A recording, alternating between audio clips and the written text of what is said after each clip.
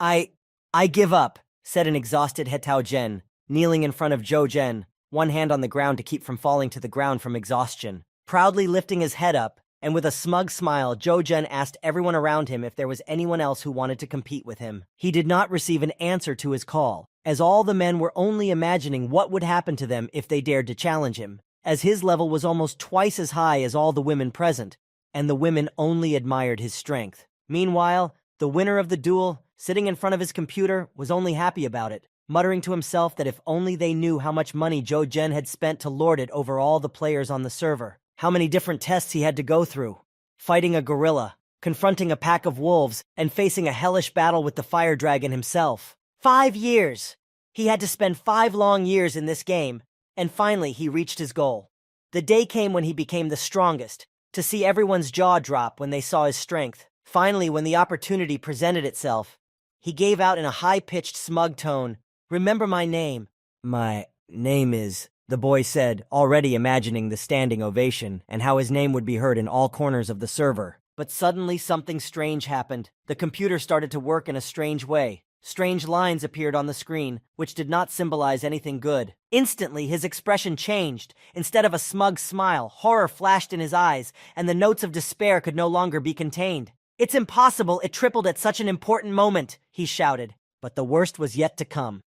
In the middle of the game's trotting, a system window appeared on the screen, warning him that his account was blocked due to the use of illegal software. He could not contain his emotions. His anger knew no bounds.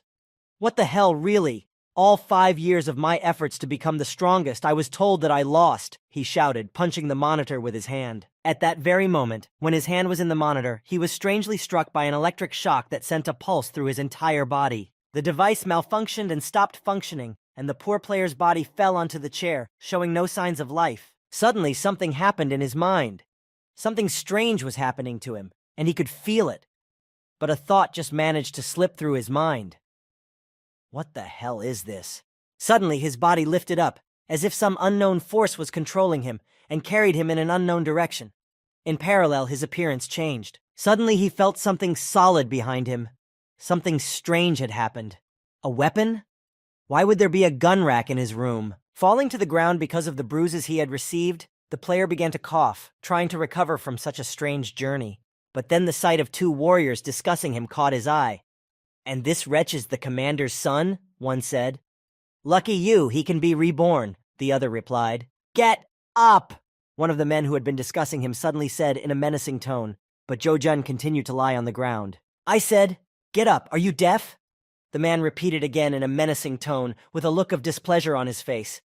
It was easy to see the displeasure in his eyes. Raising his head slightly, the boy said whether he was dreaming or in a dream, trying to understand what was happening around him. At that moment, many people had already gathered around him, expressing their dissatisfaction, condemning Zheng for his weakness, and repeating that he was not worthy of respect. Standing up, the exhausted man said that it would not be difficult for him to slaughter everyone here without breaking local laws, even though he was in a dream. A sinister smirk appeared on the face of the burly man who ordered him to stand up, and he said, "Have you decided to turn on the man mode?" as he prepared for a possible fight. But their argument was suddenly interrupted by a blue-haired boy who called him master and asked Jen to follow him home. Grabbing his master by the collar, he dragged him toward the exit, and the latter only managed to shout out in an embarrassed tone, "Wait!"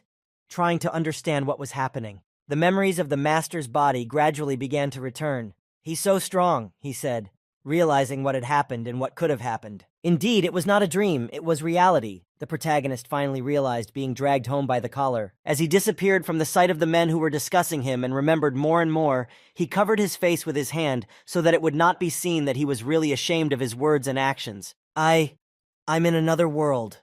Jen finally fully realized when all the memories came back to him, and he analyzed everything that had happened to him recently. He had been hesitant at first, but now he was absolutely sure that he had indeed entered another world, having received the final memories of this body.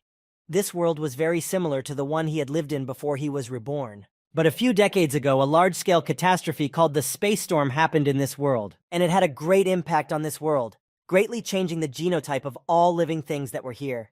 And it changed life here. Many people turned into bloodthirsty and cruel zombies as a result of the storm. But thanks to this catastrophe, many people awoke to extraordinary abilities. which were eventually nicknamed in this world as star power. People with star power have explosive potential and abilities that are 100 times greater than the fighting power of ordinary people. Luckily, Zheng's father is a 5th-level Star Force master in this world, and he is also the leader of the city he is currently in. A father who is a leader is a good start, the boy said, but his voice didn't sound like a bit of joy, just heavy sighs. But despite his father's outstanding abilities, his son was still considered by everyone to be a junk who was incapable of progressing and improving. Suddenly, the door to the room began to move. It opened and the father stood on the threshold and said, "Little Zheng, I'm back." Zheng's eyes showed surprise and incomprehension, wondering if this man was the incredible master, but in his memories he seemed like a very ordinary man. "I heard everything," said the father, patting his son on the head. "Don't blame your uncle." Zheng's face showed dissatisfaction. Of course, if it weren't for his uncle, he might not have come to this world. The father suggested that he repeat the technique again, hoping that maybe this time his son would have star power, and he should definitely try, because there is always hope. The father instructed his son to follow the breathing exercises he had taught him to direct his star power in the right direction, as this should help his training. "It seems that even if I don't succeed in training, this dad of mine is helping me a lot, which is really very touching," Zheng thought as he performed the breathing techniques during his training and tried to awaken that power within himself. But then hope suddenly appeared on his face, because just because the previous Zheng couldn't awaken this power, it didn't mean that the current Zheng couldn't do it either, and he had to make every effort to achieve the goal. The training continued. Time passed, but the training continued. And now 2 hours have passed since it started. 2 hours of training had passed, but no changes had occurred. The guy was very confused and no less disappointed, because so much time had passed and he had not felt that star power. At the end of the training process, Zheng was already lying on the floor, disappointed that he hadn't succeeded, and apologizing to his dad. "I'm sorry, I didn't reach star power. I'm a jerk." With his nose down, he could do nothing but stare at the floor, but his dad did not lose hope and tried to encourage him with words of support that it was not so bad, it was nothing to be afraid of, and there was no need to be humiliated. "Even if you don't succeed in your training, there is nothing wrong with that. No one will dare to tell you off with me," his father continued. When he was finished, his father left his room and added that the training was over for the day, and now it was time to get some rest and recuperate. As soon as the door closed, a system window appeared in front of Zheng, asking him to log into the game, which surprised him, because how could this be? "Am I the same level 200 thief from the game?" he wondered, looking at his reflection, trying to understand if this was real. Without hesitation, he decided to log in by selecting the Yes button in the context menu of the system window. After pressing the button and confirming the action, a strange sound was heard, confirming the character's authorization. Seeing such a beautiful girl in front of him, Zheng was very confused and did not know where to look so as not to give away his confusion. Meanwhile, the girl was looking at him, not realizing what was going on. Finally, Zheng stood up abruptly and turned to her. "Guess what I'm going to do," he said, reaching his hand to the girl's cleavage. After training, Zheng stood up, taking his weapon with him, and let it out to guess what he was going to say now. But his friend was only glad that the master was in a good mood. Also, his physical skills table looked like this. Level 1, Class Robber, Strength -29. Physique 10, Resistance 10, Agility 35, Experience 0.05. If these are indeed the characteristics of a robber, then Zheng is only at the first level. After selecting this item, a menu with skills, a weapon shop, horseback riding. Where does horseback riding come from? That button to quit the game. Zheng was very interested in the section labeled skills, so he prioritized looking at that section first. He could only bring up the skill tree with his level and ability. After bringing up this menu, he began to look through it. One of his skills sounded like he could see a target's weaknesses, but this skill only worked on creatures below level 10. He thought about it. It seems that this system only has his skills and the characteristics of his previous game character, but only the first level. Well, am I not a nobody? And this isn't a game at all. How can I raise my characteristics and level? Said Zheng, with an aura of frustration covering his entire body. Suddenly, there was a knock on the door, and a woman's voice said, "Sir, dinner is ready," to which he replied that he was not in the mood and would not be going to the table. The door opened, and a girl entered his room, insisting that this would not do, as he knew that most people outside did not even have the opportunity to feed themselves. Zheng repeated himself in an angry voice. "I already said," raising the back of his head up towards the girl, "I'm not in." Before he could finish, he saw the beautiful girl in front of him, and his tone changed, and he could see her characteristic window. A blush immediately appeared on his face, and a thought flashed through his mind. Is it true that I have such a beautiful woman living in my house? She abruptly waved him away, ashamed, and asked him in confusion what he was doing, what his motives were, and what he wanted to achieve. But Zheng answered her with a childish smile and curiosity, saying that he wanted to check if they were real, pointing at her with his finger. The girl angrily replied that it was none of his business, turned around, and left the room. Zheng only wanted to know if her parameters matched the written ones, but he was misunderstood. When he arrived in the kitchen, he saw the window with his dad's characteristics. He could see his characteristics, but the level was too high for him to recognize them. If everything was as he thought it was, it meant only one thing. There were monsters outside the city, but his characteristics were only slightly higher than those of all other ordinary people, so he couldn't face them on his own, so he needed to raise his level. It seems that to raise his level, Zheng would need something that could protect him. So he went to the city to find armor and analyzed the characteristics of other people. While walking, he met Lan Shi, the blue-haired guy who had saved him on the first day. He told him that the master had told the young master not to participate in the training, but he had come here anyway. Zhen, ignoring everything Lan Shi said, only asked him if there were any weapons here. Weapons? He asked in surprise. Arriving at a certain location, Lan said that they were now at a shooting range and, "You, young sir." But he was not allowed to finish. He was immediately interrupted by someone who was already present at the shooting range. It was a somewhat exaggerated tone, mocking. "Wow, what a rare guest." It was Yan Baishun who was training here. He continued, "Does young Mr. Zhou have some free time?" he said mockingly. Behind Yan, his friend began to mock him. "Don't you understand what's going on here at all? Are you refusing to be a soldier so you can practice shooting?" But Yan waved his words away, denying it. "Mr. Zhou, don't pay attention. He's just joking," as if he didn't really feel the same way. But Zhen didn't take his words seriously, and in a joyful tone he said, "He's right, I really came here to shoot," which surprised the bully. He took a prone position and began to practice, while behind him people began to discuss that no matter how good a weapon is, it is no match for a warrior's skill, and that he should have fun while he can. "Mr. Yan, I really enjoyed shooting. I think I'll take this weapon and play with it later." And his friend thought, "The owner liked it, that's good." "Captain, this guy took not only the gun but also a lot of ammunition," said one of the bullies. "So what? He's just a jerk. Let him have a few days of fun," came the reply. Walking along the broken road, surrounded by an endless field, Lan Shi told his host that the exit from the city was ahead, and he was told that he knew about it. But then his friend stopped Zhen, explaining that it was very dangerous to leave the city with only a rifle, so maybe he shouldn't do it. "Don't worry, I just want to kill a few zombies to see if my level goes up," said the owner. "Level up?" said Lan, surprised. "This wall protects us from various beasts and zombies. The other side is hell," said she. Zhen was so impressed by its size that he only expressed surprise at how tall it was. Suddenly someone jumped from the top of the wall. It was a burly man holding a machine gun. Landing in front of the boys, the man kicked up a spectacular wall of dust around him, through which he was barely visible. It was Shu Li. He asked the boys what they were doing here and who allowed them to come here because it was dangerous. In response, he heard from his nephew that they had come here to help their uncle kill various monsters and zombies. With a big smile on his face, his uncle began to pat him on the head, laughing and saying, "Did you come to kill zombies, little one?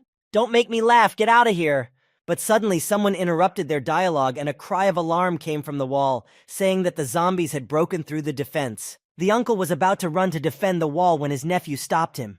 He was serious, and his eyes showed confidence and a desire to achieve more. "Uncle Shu, I know that you all are looking down on me, but could you please let me demonstrate my shooting skills just once?" Zheng said in a pleading tone, trying to persuade his uncle. His uncle's face showed interest, but also a premonition that something incomprehensible was about to happen, and a thought flashed through his mind. Is this guy really? As he watched his nephew's actions, Zhen took a comfortable shooting position, adjusted his sights to make it easier to hit the targets, and held his breath and began to aim at the targets, squinting one eye. Meanwhile, my uncle did not take his eyes off him for a second. Looking through the sights, the boy began to search for the best place to hit the target, the most appropriate place to neutralize it. The sights were in many places on the victim's body, and it seemed as if the place of the shot had already been chosen. Yes, are these the zombies? I can see their standard of living, but will I get experience points for killing them? This question bothered the boy the most, because that's why he decided to do this. After aiming for a long time, Zheng finally fired, but his first shot hit the zombie in the arm, and this hit took very few health points off the monster. proving that this location was ineffective for destroying the target. "I believe in you, Master Zombie Killer," the uncle shouted, encouraging his nephew. The arm shot takes too few health points," the nephew said, embarrassed, as he fired his first shot. Jen started to aim for the second time, exhaling and holding his breath. He decided to use the skill of scanning the opponent's vulnerabilities to find a really effective place to hit the target. And instantly, red rings appeared on the monsters, indicating the monster's weaknesses. They were located on the joints of the arms and legs, and accordingly, on the most important part of the body, without which it could not function, the head. After hitting and neutralizing the enemy, the guy was pleasantly surprised to see a notification flashing above him that he had been awarded 100 experience points for destroying the monster. Opening the window of his characteristics, he saw that his data had changed. He was not mistaken. He could indeed gain experience to level up his level by destroying monsters. Knowing that the level is raised for a kill, he immediately decided not to stop there and continue to follow his goal. And so, the next zombie was already destroyed by a direct hit to the head. After entering the effect state, he destroyed enemies non-stop, one by one, and now the next target was brought down by a shot to the torso, tearing the target in half, for which he received another 100 experience points. Eventually, after a series of destructions, a level-up icon appeared above the boy, and a flaming aura appeared around him. "So this is what it feels like to level up," the boy said, once again experiencing what he had been trying to get for so long, and what he had been working hard to achieve for so long. "This is even cooler than a spa," he said, feeling with every cell of his body these incredible impressions, and the feelings that permeated and enveloped his entire body, which he enjoyed with joy and pride, because he really deserved it. Seeing his nephew's skills, his uncle praised him, saying that he saw potential in him, although he still needed to practice, and he received a thank you from his nephew for the compliment. "It seems that when I get to the next level, I start glowing with a blue flame, but others don't notice. My stats have also gone up," Jen said as he looked at his stats window. "As you level up, not only do your skills increase evenly, but you also have free points to upgrade what you need most, so he decided to take advantage of that. I'll add 3 points to my agility and 2 points to my strength." Suddenly, one of Zhu Li's squad called out to his commander to report a find. It was a star crystal that was found in one of the destroyed zombies during the examination of the monsters' bodies. Zheng immediately rushed to the body. When he arrived, he asked if he could get this crystal out of the poisoned zombie body, and was told that he was very lucky, because finding a crystal in monsters is very rare. Star crystals are divided into white, blue, green, purple, orange, and red. If we take white crystals, for example, they are divided into 3 ranks: low, medium, and high. These crystals are the currency among warriors. They are much more valuable than ordinary money. 1 crystal of the lowest rank is enough to feed 1 person for a whole week, said the uncle. The crystals are also classified according to a hierarchy. 10 lowest equal sign 1 medium, 10 medium equal sign 1 highest, 10 highest white equal sign 1 colored lower crystal. "Uncle Shu, exchange this crystal for a few packs of cigarettes for your team," Zheng said, throwing the crystal into his uncle's hands, surprising him greatly. On the way back, Jen decided to postpone the shooting practice for a while, and his uncle's teammates were only surprised because they did not expect that his nephew, whom everyone considered to be worthless, would actually turn out to be such a good person. Half a month has passed since Jen first came to the wall. The story begins again in the same place where it ended last time. After this period of time, the boy has improved his level quite a bit. It has doubled, and his stats are as follows. Level 4, Strength 45, Physique 26, Resistance 81, Agility 55. After spending half a month at the wall, the uncle asked his nephew if he had really given up on his self-improvement and decided to spend his time here, and he received the answer that no matter what the fighting skills, everyone is still full of bullets. "That's all nonsense. We're just lower-level warriors. They say that 6th-level warriors aren't even afraid of bullets," said my uncle, looking thoughtfully at the sky and exhaling cigarette smoke. "Well, that's something to think about," Jen said, and was told not to take it personally. Watching what was happening outside the wall, Jen suddenly stood up when he saw the patrol car his father had taken to scout the area outside the city that morning.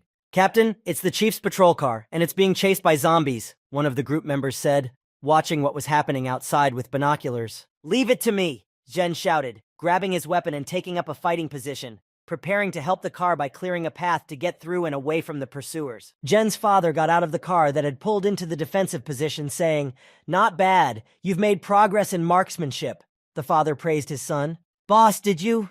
Shu Li asked in a confused tone, lowering his head, watching the boss's dejected look and realizing that something bad might happen next.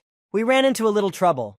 The zombies outside have been a little more active lately, and we need to beef up security, the boss said, standing in front of the car, looking down at the ground. That's not true. My father is definitely hiding something, Jen thought, looking at him with a worried look. I remember well that the car body wasn't that badly damaged this morning when I left home, Jen said as he inspected the car. Besides, is it possible that a second-degree warrior was suddenly scratched like that by an ordinary zombie? Jen said in a worried voice, trying to find out what really happened. Dad, in the end. The boy continued to bombard his father with questions without stopping, and finally his father had to tell him everything that had happened to them outside the wall, what they had experienced, and what decisions he had to make as he ordered the car to stop. Chen Chi, you know what happens after a zombie attacks? As he tried to explain all his actions and decisions to his injured comrade. Boss, As the victim tried to accept his fate when the virus had not yet reached its peak. I'm sorry, the boss said, shooting his wounded comrade who was already infected, to ease his suffering and not put the rest of the team at risk. It was only then that I realized how low the price of human life is in this world. A thought suddenly flashed through Jung's mind, standing out among all the others. As he sat at the table, moving the food around on his plate, Jen reflected, trying to understand how low the value of human life is in the world he had come to. Why aren't you eating again? Asked Su Junwen in a sad voice, lowering her head. Huh? I'm not hungry, Jen suddenly replied, coming to his senses after being in thought. You should get used to the things that are happening today, otherwise you won't be able to inherit my place in the future, his father said at dinner. But wasn't that man your friend? The son shouted anxiously, trying to find a reasonable solution to everything that had happened without killing. In order for as many people as possible to survive, sometimes you have to sacrifice someone or something to achieve the goal, the father said, looking at his son with a stern look. Also, starting tomorrow, you are not allowed to leave the house. Housekeeper Sue, keep an eye on him, the father said in an angry tone as he headed out of the room. Day gave way to evening, and then night. The next morning came. Su Junwen noticed a note on the table that the young master had left behind, which said that no one should know what had happened. Catching up with the master, Lan Shi said that he had agreed to run away with the master and disobey the order. But the forest was too dangerous, and they would be better off going zombie hunting. I'm tired of killing them, but the level of the monsters in the forest is too high. I get too few experience points from zombies. I need to level up as soon as possible. After blocking the way, Lan Shi said that it was his duty to protect the young master. He could not let him get into trouble, and he kept answering, So I should always live under your protection and be a second-rate nobody? I can defend myself, Jen said, pulling out his weapon and putting it into combat mode. He fired a sharp shot, causing his defender to scramble, but the shot was fired at the monster behind him. A gray shadow snake? It's very toxic. I didn't even realize it was hovering over me. The defender, who hadn't noticed the threat, scrambled to protect his master. But he's not even a warrior. How could he track the snake? Lan Shi thought in surprise, trying to understand what had happened. After performing an autopsy on the monster and examining it for crystals, Zheng found out that the snake didn't seem to have any. Yes! Zheng shouted joyfully, which was followed by a bewildered reaction from Lan Su, who could not understand what was going on here, and what caused such a strange behavior of the master. Here, Zheng Zhou said, holding his weapon in his hand and looking into the forest, imagining what he would be doing in the near future. La Su scolded him in an angry tone. Sir, stop joking. There are gray shadow snakes hiding here. Even a third-degree warrior has trouble dealing with them. No, this is just a paradise for me, Jen shouted, seeing how many lifelines hang from every tree in front of him, because there is a chance that each of these monsters can contain crystals. On his way back home, while climbing the wall, the watchman noticed Joe, greeted him, and said that the master was returning early today, approaching him. Early?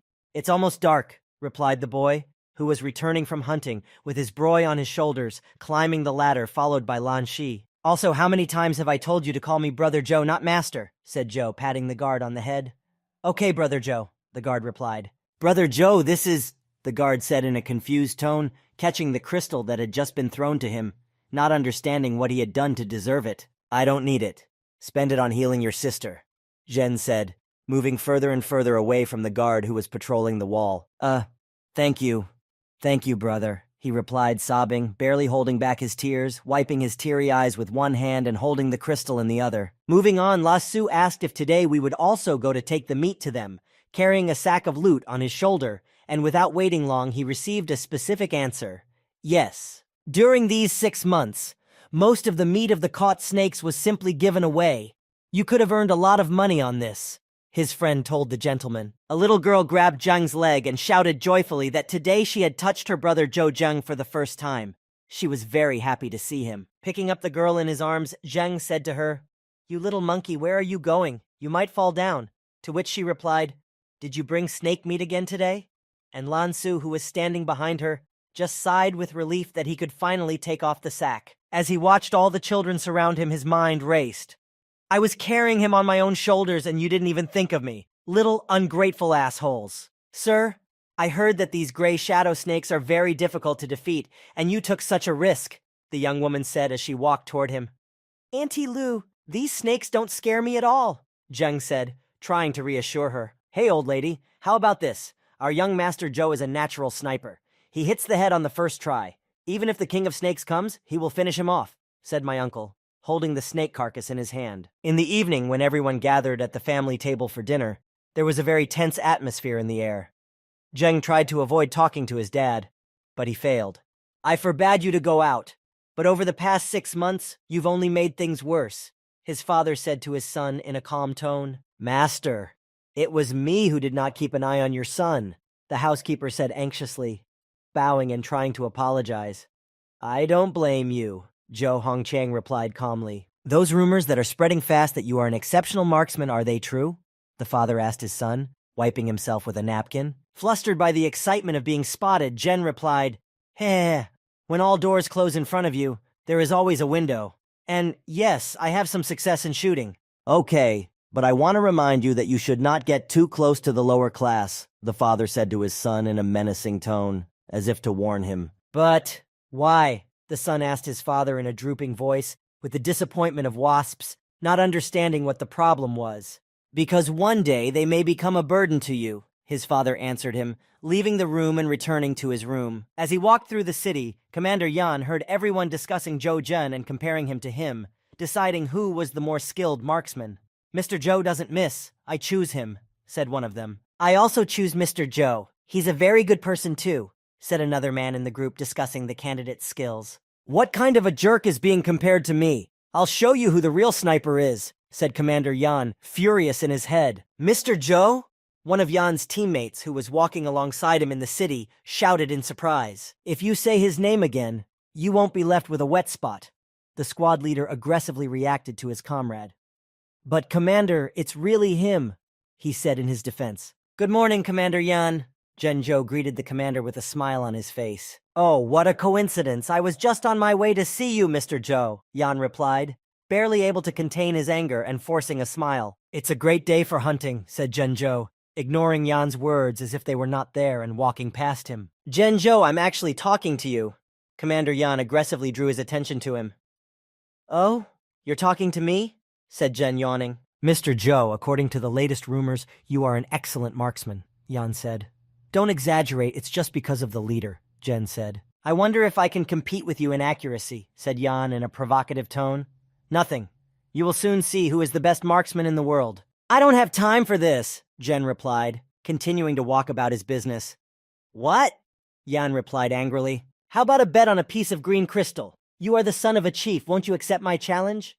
said Commander Yan, trying to provoke. "And what is the competition?" said Zhen with a pronounced seriousness. "Well, how about shooting at moving targets?" suggested Yan. "That might be too boring," Zhen replied, shrugging his shoulders. "Then what do you suggest?"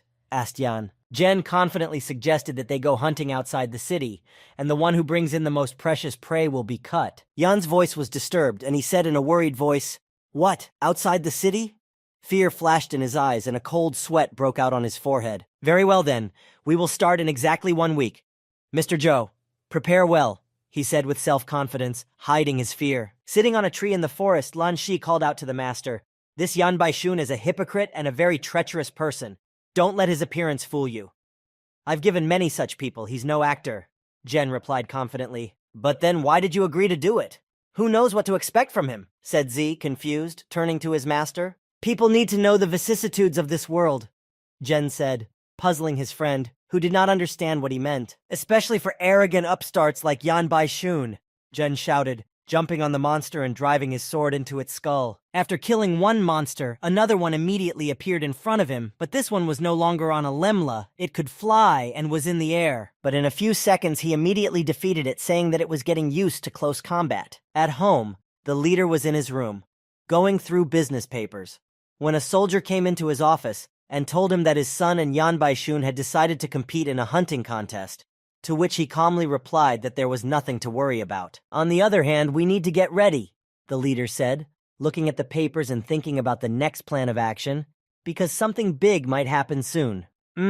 Scenery like this is rare, said an elderly man, smoking a cigarette as he watched the scene around him. The fun is about to begin, he continued, watching a huge number of zombies move toward the wall. In the morning, when he went to practice, everyone in town already knew about the competition and supported Zheng in every way possible. Good morning, Mr. Zhou. Do well in tomorrow's competition. We believe you will win. Mr. Zhou, it seems to me that over the past month you have been able to change the way people think about you. You have become a famous person, Lan Shi said, and received a joyful short answer. Yes. If you are too worried about what might happen, we can cancel the competition, one of the soldiers said to the leader. But in response, in a calm tone, he heard from him confidently, No, we don't need to. He knows what he's doing, the leader said confidently, smoking a cigarette and exhaling the smoke as he watched into the distance. Let's go and take care of some business, he suggested to the soldier to prevent unnecessary worries and to get on with what was really necessary. Standing in front of the gun shop, Zheng shouted out, I hope this is where I need to be, imagining what might be there. Mr. Zhou, what do you want? The shopkeeper said, looking at the gentleman in alarm. Do you have a very powerful bow? He asked happily. Taking a thoughtful pose, the shopkeeper began to recall the entire range of his weapons. A powerful bow? I do have one, but, he said thoughtfully. But this bow cannot be pulled without 300 jin, he said, digging through a chest of various weapons to find the powerful bow. Nowadays, few people use such a thing. If you like it, I'll give it to you, the shopkeeper said, holding out his hands with the bow to the young man. Looking inside the shop, Lan Shi argued that if the young man wanted a weapon with his aunt's name on it, wouldn't he be better off with a crossbow? Don't you think a bow looks much more beautiful? Said Zhen, pulling the bowstring on his bow and aiming at a tree. If you want to train your arm strength and accuracy, there is nothing more suitable than a bow, Zhen thought as he took a comfortable shooting position. But he's not even a warrior. Will he be able to pull the string? Thought Lan Shi, watching his young master's actions in confusion. Grandma, you have a thing over your head, the boy cried out in confusion, seeing that an arrow was stuck in his grandmother's hair. What? She cried out in confusion. Not bad, that's what I wanted, Zhen said happily. Mister, should we still train outside the city? Said Shu, worried, imagining what might happen if they continued to train here. Approaching the grandmother he had hit, Zhen apologized for scaring the old woman, but her grandson said that there was no need to worry. Nothing was wrong. Taking the arrow out of his grandmother's hair, the boy started circling around, shouting, Grandma has arrows growing out of her hair. Arrows grow out of my grandmother's head. Suddenly, the owner of the armory grabbed the boy by the skin of his teeth, taking the arrow from his hands, saying, Kid, don't run around with that dangerous thing in your hands. After getting out of town, Zhen continued his training. His next hit really hurt Shi because he hit a fly. Are you kidding me? He exclaimed in surprise. Sir, you did hit it, Lan Shi said, marveling at his master's abilities, and the latter just sighed in relief. Opening the ability window, Zhen said happily, Finally, the 15th level. Now I guess I can unlock 2 new skills. Oh, these abilities were very effective in the game, but I don't know how effective they will be now, Zhen thought, wondering which one he should choose. Lan Shi, are there any monsters that are older than flies? Asked Zhen, tossing the knife in his hand. Sir, what are you trying to do? He said anxiously. I didn't realize there was a bamboo forest here. What a beautiful view, Zhen said, walking straight into the forest. Sir, the 2nd level sword boars here. Even 4th and 5th ranked warriors don't mess with them. You've had your fun, and it's time to go home. Lan Shi was embarrassed to dissuade his master from his plans. Suddenly, Zhen stopped abruptly.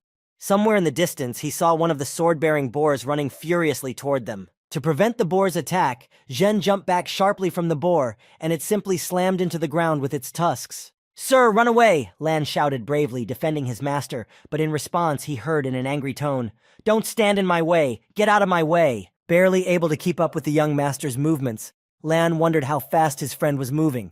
having seen his movements. Using his new ability and surrounding the boar on two sides, Jen shouted, "Double attack!" Stab in the back followed immediately after, and the aggressive monster's life level immediately began to rapidly decrease to the minimum level, and then dropped to 0. Having lost all of its health, the monster's carcass fell to the ground with a loud crash. After defeating the enemy, Jen proudly walked toward his trophy. "Well, that's it," said Jen, thinking.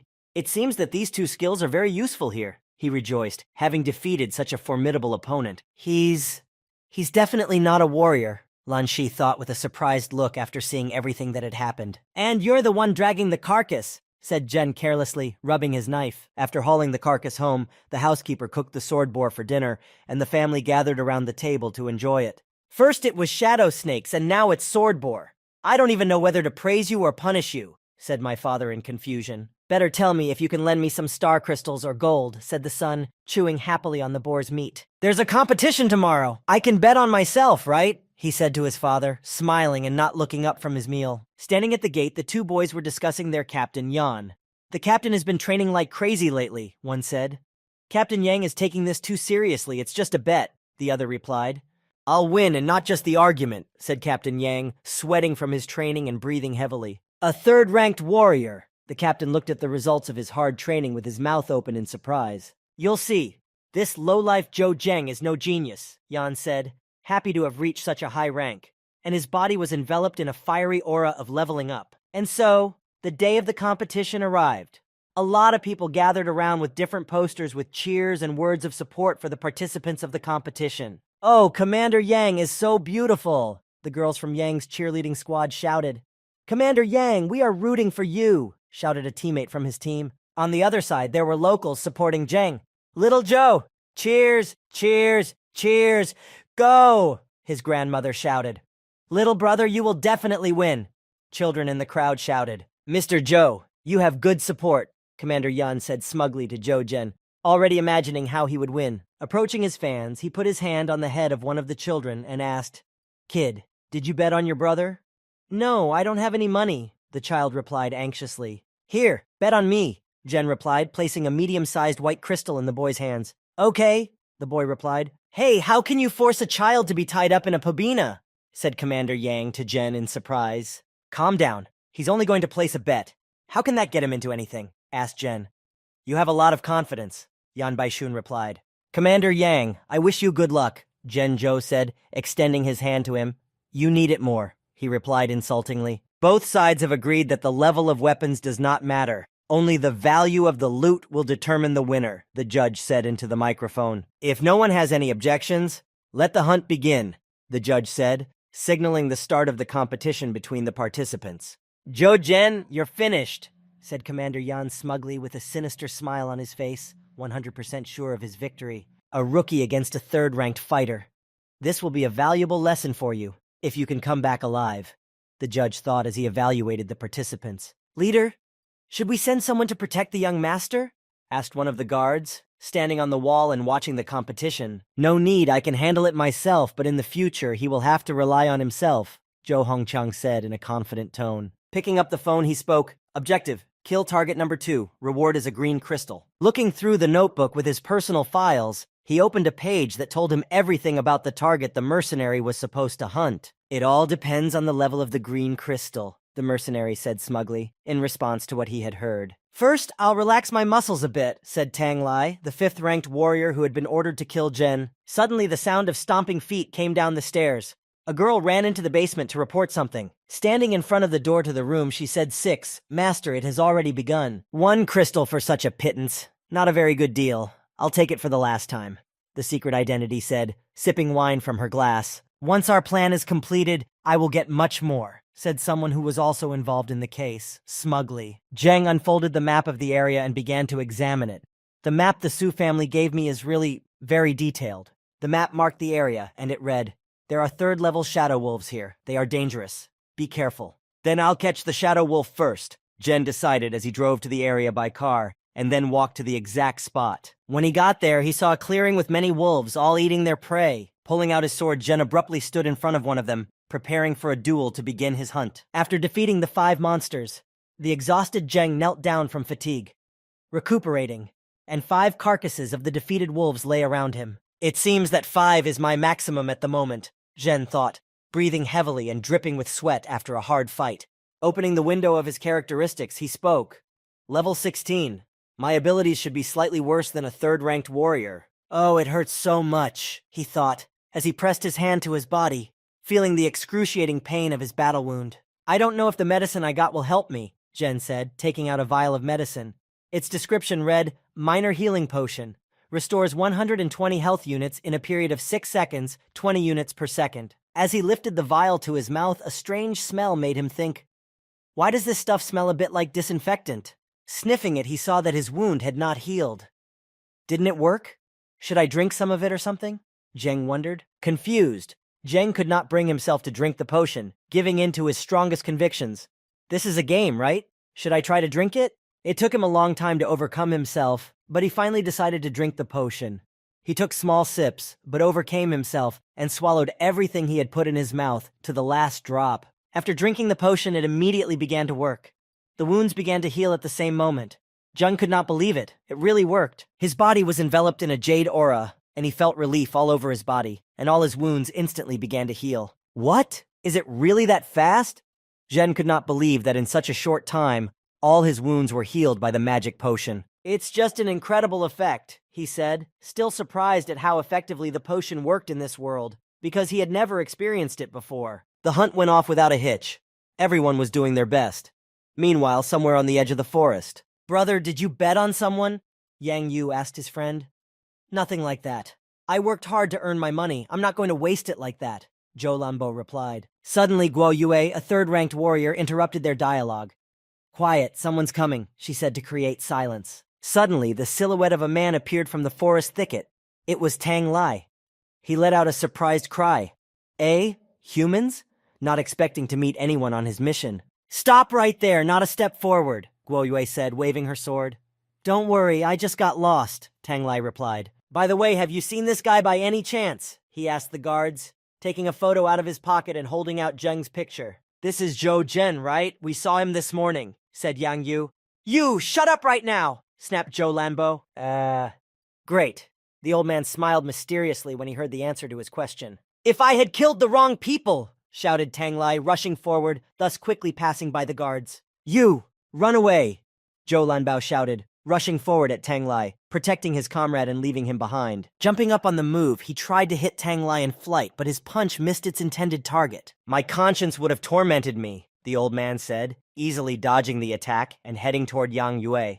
But why? He asked in a frightened tone. Because I don't like to leave any witnesses or traces behind, said Tan Lai, about to slap Yang Yue, who was already trembling with fear. When did I catch a cold? Zheng wondered as he sat on a branch of a tall tree, tracking down his next target. I think it's the boss, he said happily when he saw a large predatory animal come into view. But my equipment is broken. I can't take on the boss, he said in disappointment, looking at the weapon he had recently used to fight the Shadow Wolves. It's already 1 o'clock in the afternoon. If I don't find some valuable prey, I'll really be considered a nobody, he thought, deciding to look at his watch to see how much time he had left. As he looked around, he suddenly saw someone moving in his direction. What is it? A man? He wondered. His life scale is red. Has he come to kill me? Zheng wondered, watching him from a safe distance. He's not here. Did I imagine it?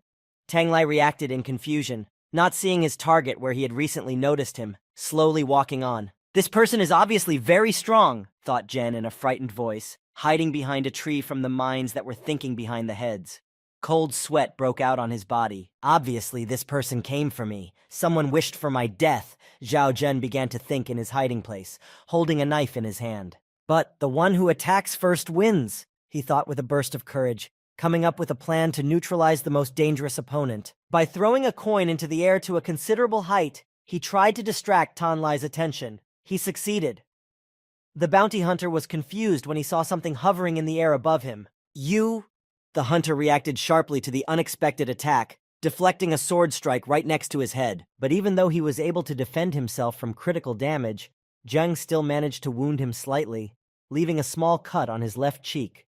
And Tai Lai could only wonder at his speed. I can't hold out much longer. It's time for my trump card, Zhen thought through gritted teeth as he faced off against the 5th-ranked opponent. Double attack!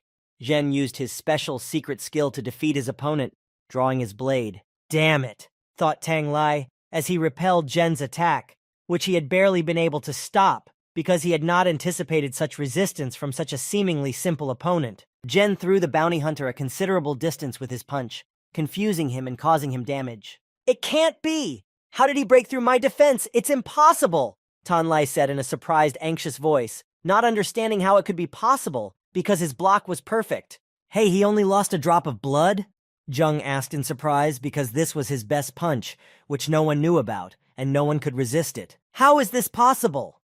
Tang Lai frantically began to think about his plan of action, because he could no longer use the previous plan, because the enemy was much stronger than expected. A rookie? A lowlife? Bastards from the intelligence department. Are they sure they were talking about him? I almost died just now, Tang Lai thought, boiling with anger after the repelled attack. Did Yang Baishun send you to kill me? Asked Zhen, trying to get in touch with his opponent to find out who ordered him. You're much stronger than I expected, but a man who is about to die doesn't need to know that much, Tang Lai said as he applied a martial skill to his sword. With a single swing of his sword, the bounty hunter only cut through a thick tree, which would require considerable strength to repeat, but he was unable to reach Zhen, who managed to dodge the attack. Having dodged the blow, the boy jumped back, thinking that he could not win this fight, so he needed to at least hide from it now. You hide well, but you can't escape, said Tan Lai, tracking his opponent's whereabouts, looking around him. Peeking out from his hiding place, Zheng decided to scan his opponent's weaknesses to see where he could attack most effectively. After scanning, the results showed that the most effective places to target were the knees, hands, heart, and directly to the head. Without hesitation, Zhen decided to try his luck and hit the head from the enemy's blind spot. But it was in vain. The enemy repelled this attack from the back. With a slight swing of his sword, the bounty hunter easily deflected the attack, thus pinpointing the direction of the gunfire and locating Zheng. Obviously, you have no idea how high the physical fitness level of a 6th-ranked martial artist is. I can dodge this bullet with my eyes closed, said Tang Lai. Seeing how different his opponent was, Zhen didn't want to take any chances, and decided it was time to call in the helper. Jumping out of his hiding place, he started shooting in Tan Lai's direction to distract him and prevent him from getting close to him quickly. When he noticed Zheng, the hunter immediately decided to go for the kill, because he is a swordsman, and fighting at a distance makes no sense for him. So he needs to get as close to his opponent as possible. When Zheng finished shooting, he immediately decided to run away. But Tang rushed after him, shouting, "You can't run from me!" Running away from the Avenger, Zheng reached the edge of the cliff and immediately jumped off it without even thinking for a minute. It seems he had a plan. As he reached the cliff, Tang Lei shouted after him, "Goodbye!" and rushed off the cliff right after him. Again, he used his deadly technique. He took up the sword with both hands to make the force of the blow even stronger. When Zheng landed, he was surrounded by 3rd-level shadow wolves, but he didn't seem to be bothered by this. Everything was going according to his plan. Double attack! Zheng used his strongest technique, slashing the monsters one after the other. Stab in the back! He continued to slash his enemies, sparing no effort to break through the crowd of angry monsters to the exit of this hellish circle. Are you crazy? We're both going to die here! Tang Lai shouted at him, marveling at his crazy actions as he stood in front of the crowd of angry shadow wolves and looked death in the eye. Let's see who dies first, the bounty hunter shouted in a calm tone, swinging his devastating sword in different directions, crushing his enemies. Suddenly, all this noise reached the leader of the pack, who was lying quietly away from everyone else. Their actions disturbed his majestic sleep, and he could not accept it. Rising up and bristling with anger at being awakened, the majestic pack leader walked toward Zheng and Tan Lai. As he approached the murderers, they immediately cleared the way so that he could get closer to the impudent strangers to teach them a deadly lesson about not waking him. Noticing that the leader of the pack was getting closer and closer to them, Zheng noticed a small gap between the wolves through which he could try to break through. You've cut off your own escape route, but it won't be difficult for me to get out of here, said Tang Lai, realizing what Zheng was trying to do. Is that so? Said Zheng with a crazy smile on his face, holding a grenade in each hand to open the way for him to retreat. Shall I make it harder for you? The boy said, detonating the grenades. They were not live ammunition, but smoke grenades that would allow him to retreat. Zhou Zheng, you, the bounty hunter said, waving his arms and coughing, trying to get rid of the smoke that was blocking his entire view. When the smoke cleared a little, Tan was surprised to see that Zheng was gone. He was gone. He had disappeared somewhere. Suddenly, from behind the smoke, Tan felt a threat, and he jumped back. At the same second, in his place was a huge paw of the wolf leader, which left a small crater. The smoke dissipated a little, and only Tang Lai remained on the battlefield, along with the gray wolves and their leader, whom he had to deal with or escape from. Meanwhile, Jung Jo was sitting in a tree nearby, drinking a healing potion to restore his strength after a hard battle, watching what was happening below. "Here, have fun," Jen whispered as he watched the wolves and Tan fight each other while drinking the potion. "Get out of here," the hunter shouted, swinging his sword in different directions, killing the wolves one by one for a long time. "Finally, silence. It seems he's already dead," Jung said when the sounds of the brutal slaughter between Tan and the pack of gray wolves finally subsided. The scene on the battlefield looked something like this. The corpses of wolves lay everywhere around the bounty hunter, his sword sticking out of the neck of the leader, who had his teeth in Tan's shoulder. As Zheng approached the leader and Lai, he let out a surprised gasp. Really, how could one person slaughter the entire pack? Such skills of a 5th-ranked warrior? "I'm not to be trifled with," the boy said as he approached Tan's dead body to search it. "He's rich!" Jung shouted, opening a pouch attached to his belt and looking at how many crystals Tan had in his wallet. While sorting through the crystals, the boy came across a strange cylindrical object. "What is this?" he said. What? Is he still alive?" Jung thought, hearing the leader's breathing as he looked at everything in Tan's bag. "Now, I'll put an end to your suffering," the boy said, picking up the blade and slowly approaching the pack leader to finish him off. Meanwhile, everyone in the square was waiting for the competition to end. "Why aren't they coming back?" one asked. "Who did you bet on?" another answered. "Of course on Commander Jan. The winnings may not be big, but they are guaranteed," one of the guys who were talking calmly replied. "Mr. Yan, your son's chances of winning are almost 90%, right? Congratulations in advance," someone from the crowd addressed Bai Yun's father. "Don't rush. They haven't come back yet. Don't rush, don't rush." "Sir, What if something went wrong?" said Su Junwen. "Don't worry, he'll be fine," Lan Shi reassured her. "Commander Yang has returned victorious. Just look at the amount of game he has in his car," the crowd shouted joyfully, already convinced of Bai Yun's victory. "Are you injured?" Yan asked his son. "The main thing is to defeat a nobody. The rest doesn't really matter," Bai Yun replied smugly. "Take him out, let him rest," Yan the elder said to the girl standing next to him. "Yes," she replied. "The results will be announced when Zhou Zheng returns," Yang Sr. said, looking at Zhou Hongqiang. Suddenly the crowd shouted again. "Mr. Zhou Zheng has returned!" They all greeted him with loud shouts and rejoiced that they would finally know the results of the fight soon. An enraged Zhou Zheng was driving the car and muttering angrily under his breath, "What a bastard to choose my car," without holding back his emotions. "You came back pretty fast. I thought I'd have time to rest," Yang Baishun said to Zheng in a cheeky tone. "You'll have plenty of time to rest," Zheng replied. "Ladies and gentlemen, I have a suggestion. Let's not count the booty of both participants together, but do it separately, don't you think?" suggested Bai Yun. "Does this kid want to embarrass little Zheng?" sighed Zhou Hongqiang sadly, watching from the crowd. "I don't care, we'll do it if you want," Zheng replied smugly, shrugging his shoulders and smiling at Bai Yun. "Okay then, let's count my booty and then Mr. Zhou Zheng's booty," suggested Yang. "Let's see how this trash reacts," he thought arrogantly. The host approached Mr. Yang's car with a microphone and said, "And now, we will estimate the value of Captain Yan's game." At once Nalup held his breath, and at the same moment he was stunned by what he saw. The people watching opened their mouths in amazement. Walking over to Zhang and putting his hand on his shoulder, Yang said, "Mr. Zhou Zheng, what do you think? Who will win this competition?" Meanwhile, as they were evaluating the spoils, everyone came closer to look at the trophy on Mr. Yang's car. "Isn't it just me?" said one of Mr. Yang's teammates. "Commander Yang caught it himself," exclaimed his comrade next to him in amazement. "A level 2 sword bore worth," the judge announced into the microphone, getting as close to the prey as he could to get a better look at it. "I think we need to check if there are any star crystals inside it, and then calculate the final value. After all, this is almost level 3 game, not some ordinary prey," Bai Yun said. Previously, the judges were confused because it would take a long time to find out if there were crystals inside, as if it was a mandatory point in the rules. "Nachadi, count as fast as you can. I still need to go home and take a bath," Jen said in an indifferent voice, waiting for his earring. "Yes, there is indeed something.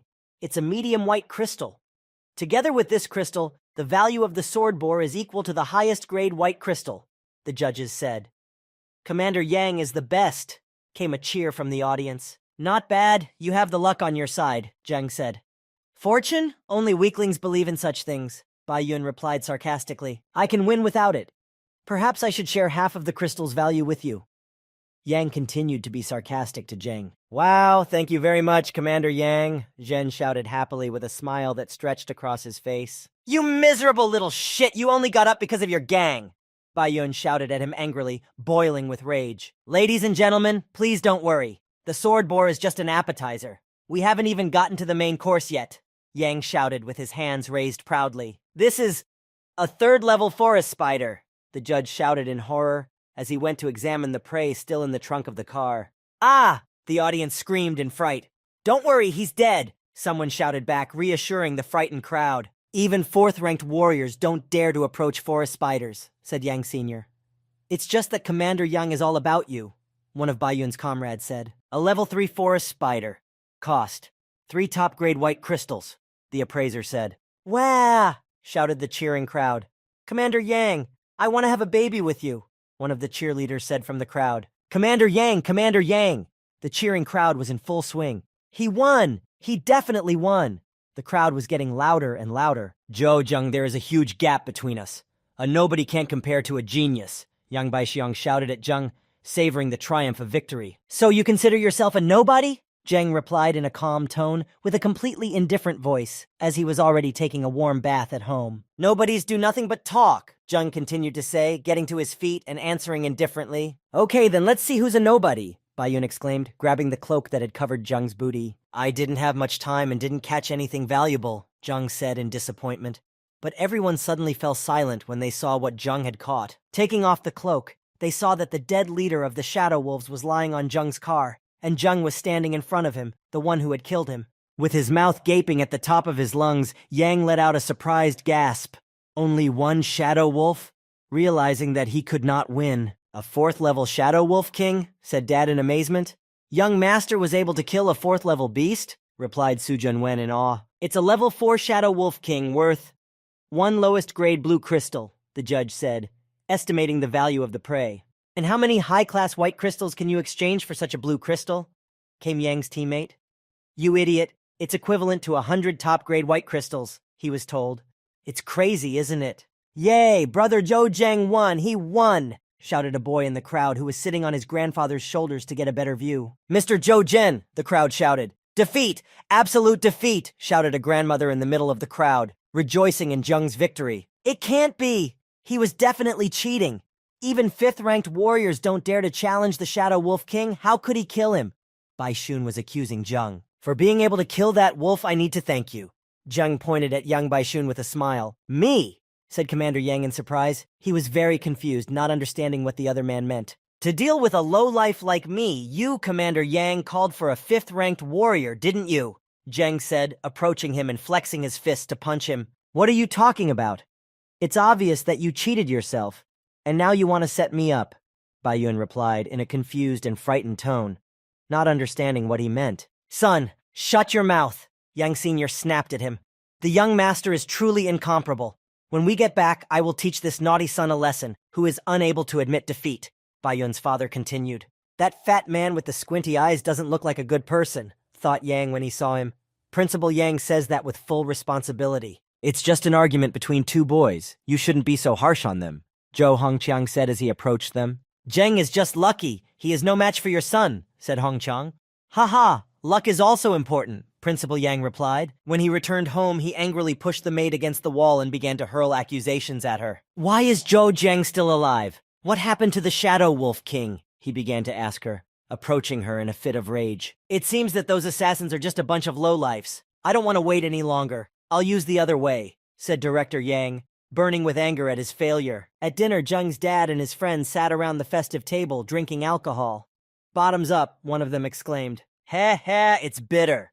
Zheng coughed as he tasted the beer, but his father, smiling, just tapped him on the shoulder. I'd rather have some meat, Zheng said, taking a shin in each hand and holding it over both cheeks. Obviously, it doesn't matter what world I'm in, but alcohol is not my thing, he thought as he chewed on the meat. Congratulations on your victory, his father exclaimed, raising his glass of drink, congratulating his son on the end of the competition and his victory. Dad, Yang Baishun, and that Yang Chuan. Zhen was about to say something when he wiped his mouth with his food, but suddenly stopped. Dad, Yang Baishun, and that Yang Chuan. Zhen was about to say, but suddenly stopped. Wait, I don't know who was behind that killer yet. Any rash word on this topic could cause a lot of problems, he thought, deciding not to continue. Don't take what Yang Baishun said to heart, as if you were being sly. This boy has talent, but he has a terrible temper, and your harsh uncle is raising him, his father said to him. Okay, I'll deal with this on my own for now, Jung decided. This thing, is it a bomb? The boy wondered, looking at the strange thing he had found in Tang Lai's room when he examined his bag of crystals. I think I've been thinking of all sorts of things, Jung said, dropping the thing and hiding when it began to smoke. Maybe it's some kind of communication device. Zheng walked over and picked it up and began to examine it again. Suddenly, the door to his room opened, and Su Junwen walked in, dragging a sack behind her. Huh, you were sent crystals for your bet in the competition, she said. I have to help you. Where do I put it? She asked her master, holding the sack in her hands in a shy tone. No, just put it down. Zheng Zhao answered her in an embarrassed tone as he watched her. Abruptly approaching her, he tried to grab the heavy bag from her hands, but only touched his hands on top of hers, creating an awkward situation. After snatching the bag from her hands, Zheng said, I will carry this heavy sack by myself. But as a domestic worker, I should... She hesitantly objected to Zheng. To me, you're just a girl. You shouldn't limit yourself to your position as a housemaid, Zheng said, smiling at her, trying to ease the tension. But suddenly their pleasantries were interrupted by his father, who appeared out of nowhere in his room. He asked, Xiao Zheng, are you busy? No, not busy, he replied with some disappointment in his voice. Su Kunwen had already left the room as soon as she saw Zheng's father in the room. Today you won the competition and many people stopped doubting you, so it's time to teach you how to run the administrative affairs of our campus. Zhou Hongchang said in a serious tone. I don't want to become a leader, but I would like to ask you for something, Zheng said in a disappointed, lowered voice.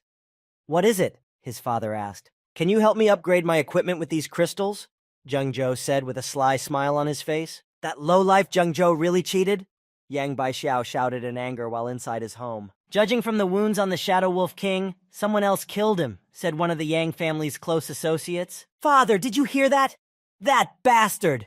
Yang Baishun shouted angrily to his father after hearing that his suspicions were correct. I know. Forget about it, Yang's father said in a calm tone to his son, holding his cigarette. Father, it's my reputation! That bastard! Baiyun started up again, slamming his hands on the table and standing in front of his father. I said, I know, the father said, raising his voice to his son. Go away, he continued, looking at his son with a stern look who could not calm down. Angry, Baishun turned and headed for the exit of the room, furiously repeating only one name. Zhou Zhen! Do not think that because your father is the head, you are allowed to do whatever you want, Baiyun continued to mutter under his breath as he walked down the hall. After upgrading his weapon, Zhen went hunting again, but this time for level 20 zombies. Finally, the 20th level. Zhou Zhen rejoiced as he killed the last monster to reach the new level. With the cool gear, my upgrade speed is really different, he said, feeling a huge change after upgrading his equipment. After reaching the new level, Zhen Yu unlocked a new unique skill called Attack Jump. Jumping directly at the target, launching a triple attack, each strike dealing 200 points of damage. Suddenly, the silence was interrupted by someone's loud growl. Zheng Zhou saw a giant zombie not far from him heading towards the city. Wow, that's a giant, Zhen thought as he watched it from afar with binoculars, studying its movements and behavior. This will be a good test, Zhen said with fervor in his eyes, planning to attack and kill this giant. The zombie was heading for a building with a man standing on it, and a radio receiver next to it, which most likely attracted the giant. Continuing to scream loudly, the huge zombie continued to walk toward that building. Its eyes glowed red and its scream became even louder. The last attempt of the mission. Regeneration. A man on the roof of the building with the wave receiver radioed. Scanning for weaknesses. Applying this skill, Zheng Zhou shot at the giant, hoping to inflict critical damage on him, but after being hit in the head with an arrow, it seemed that the monster was not harmed at all, because it simply took it out of its head as if nothing had happened, just shrunk even more. He took out the arrow and broke it in half in his hand, becoming even more enraged. His eyes glowed the color of blood, and his body was enveloped in a sinister aura of the same color, as if signaling danger. Huh? This is truly an elite creature. Even a shot to the head couldn't kill it, Zhen thought, surprised that his attack didn't work. As Zhen stood on the roof of the building, thinking about his next move, the giant he had shot at noticed him. It looks like I've annoyed the big guy, Zhen said in disappointment when he saw him looking in his direction and approaching him. So, without wasting any time, Zhen decided to attack it with a new technique called Jump Attack, jumping off the building in the direction of the monster. After landing on it and slightly injuring the giant's neck, he jumped up again to use his other skill. Zhen used backstab after jumping attack, and with this combo, he took off half of the giant's available health points. Huh? What a strange obstacle. What's going on?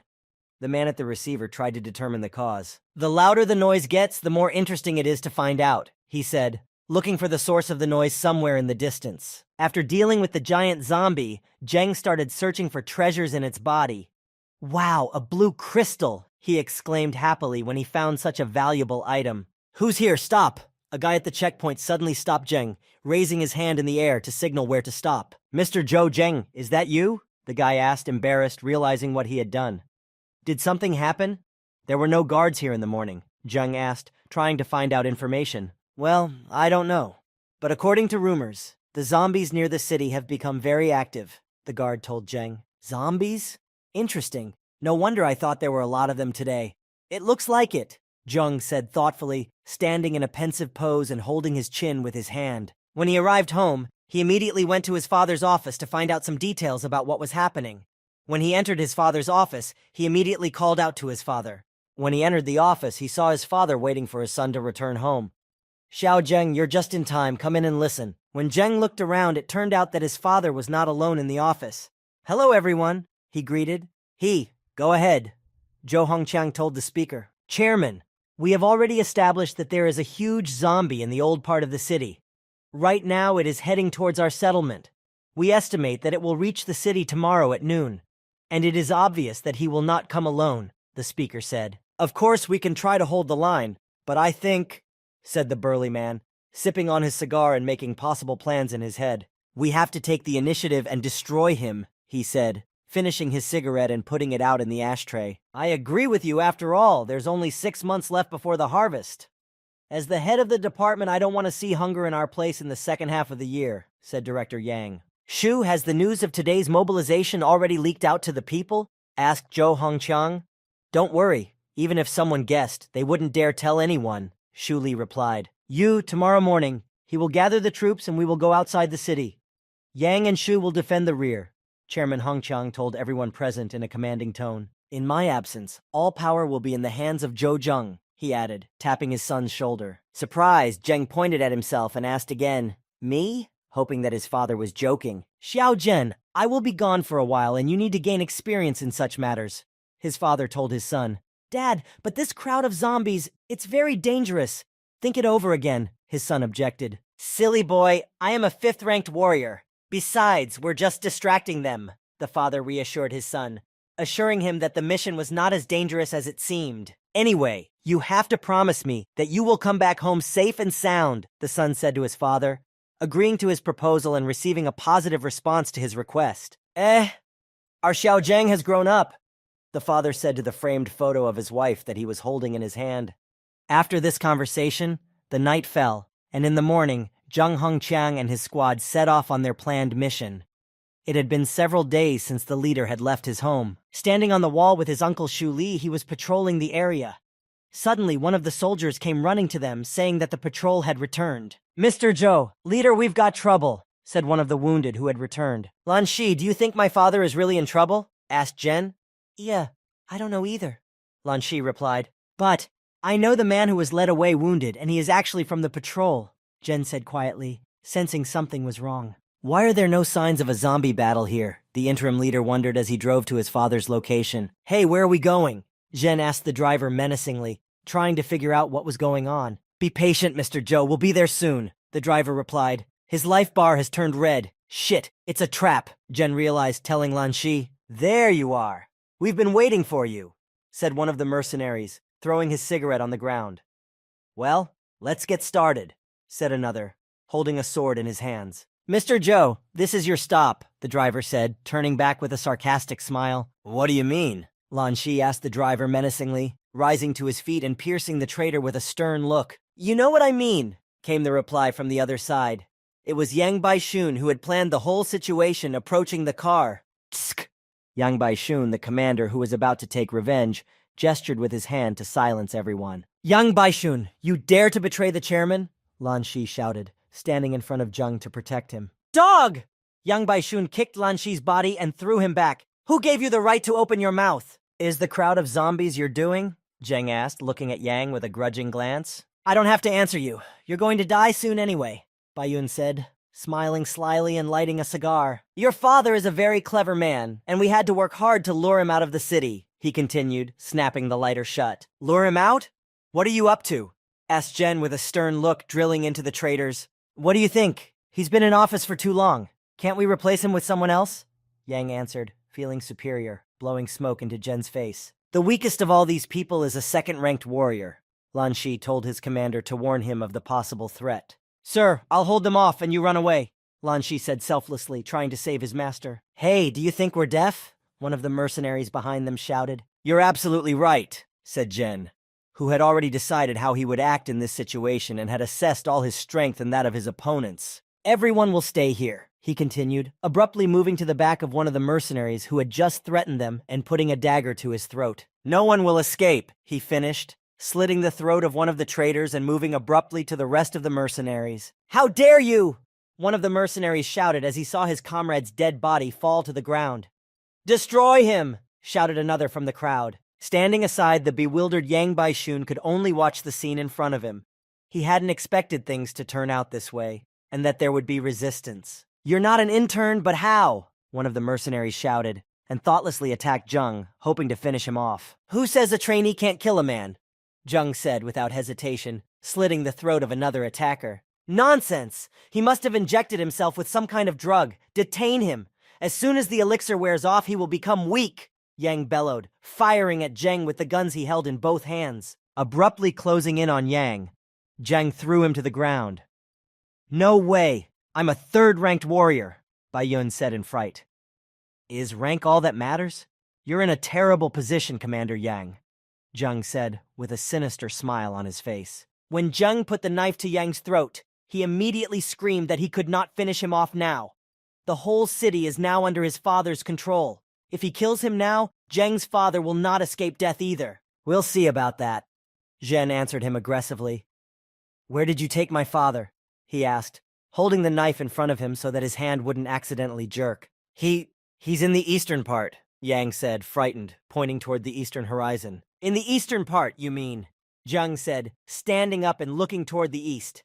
At that moment, Yang was already standing up and took a knife out of his inner pocket to kill Zheng. Noticing that Zheng had dropped his guard, Yang Baishun tried to attack him, but his attempt was in vain. As soon as he tried to attack, Zheng had already used his jump attack ability. The defeated Yang Baishun, lying on the ground, unconscious, could only mutter softly, I'm downstairs. I'll wait for you. When Lan Shi regained consciousness, he asked, Sir, what are we going to do with all of them? As he looked at all the defeated soldiers lying on the ground. Of course, we'll kill these traitors and save my father, Lan Zhen replied sharply as he headed east. There were a lot of zombies, but they all moved in a strange way. Rather, even strangely, their behavior was not like what it usually was.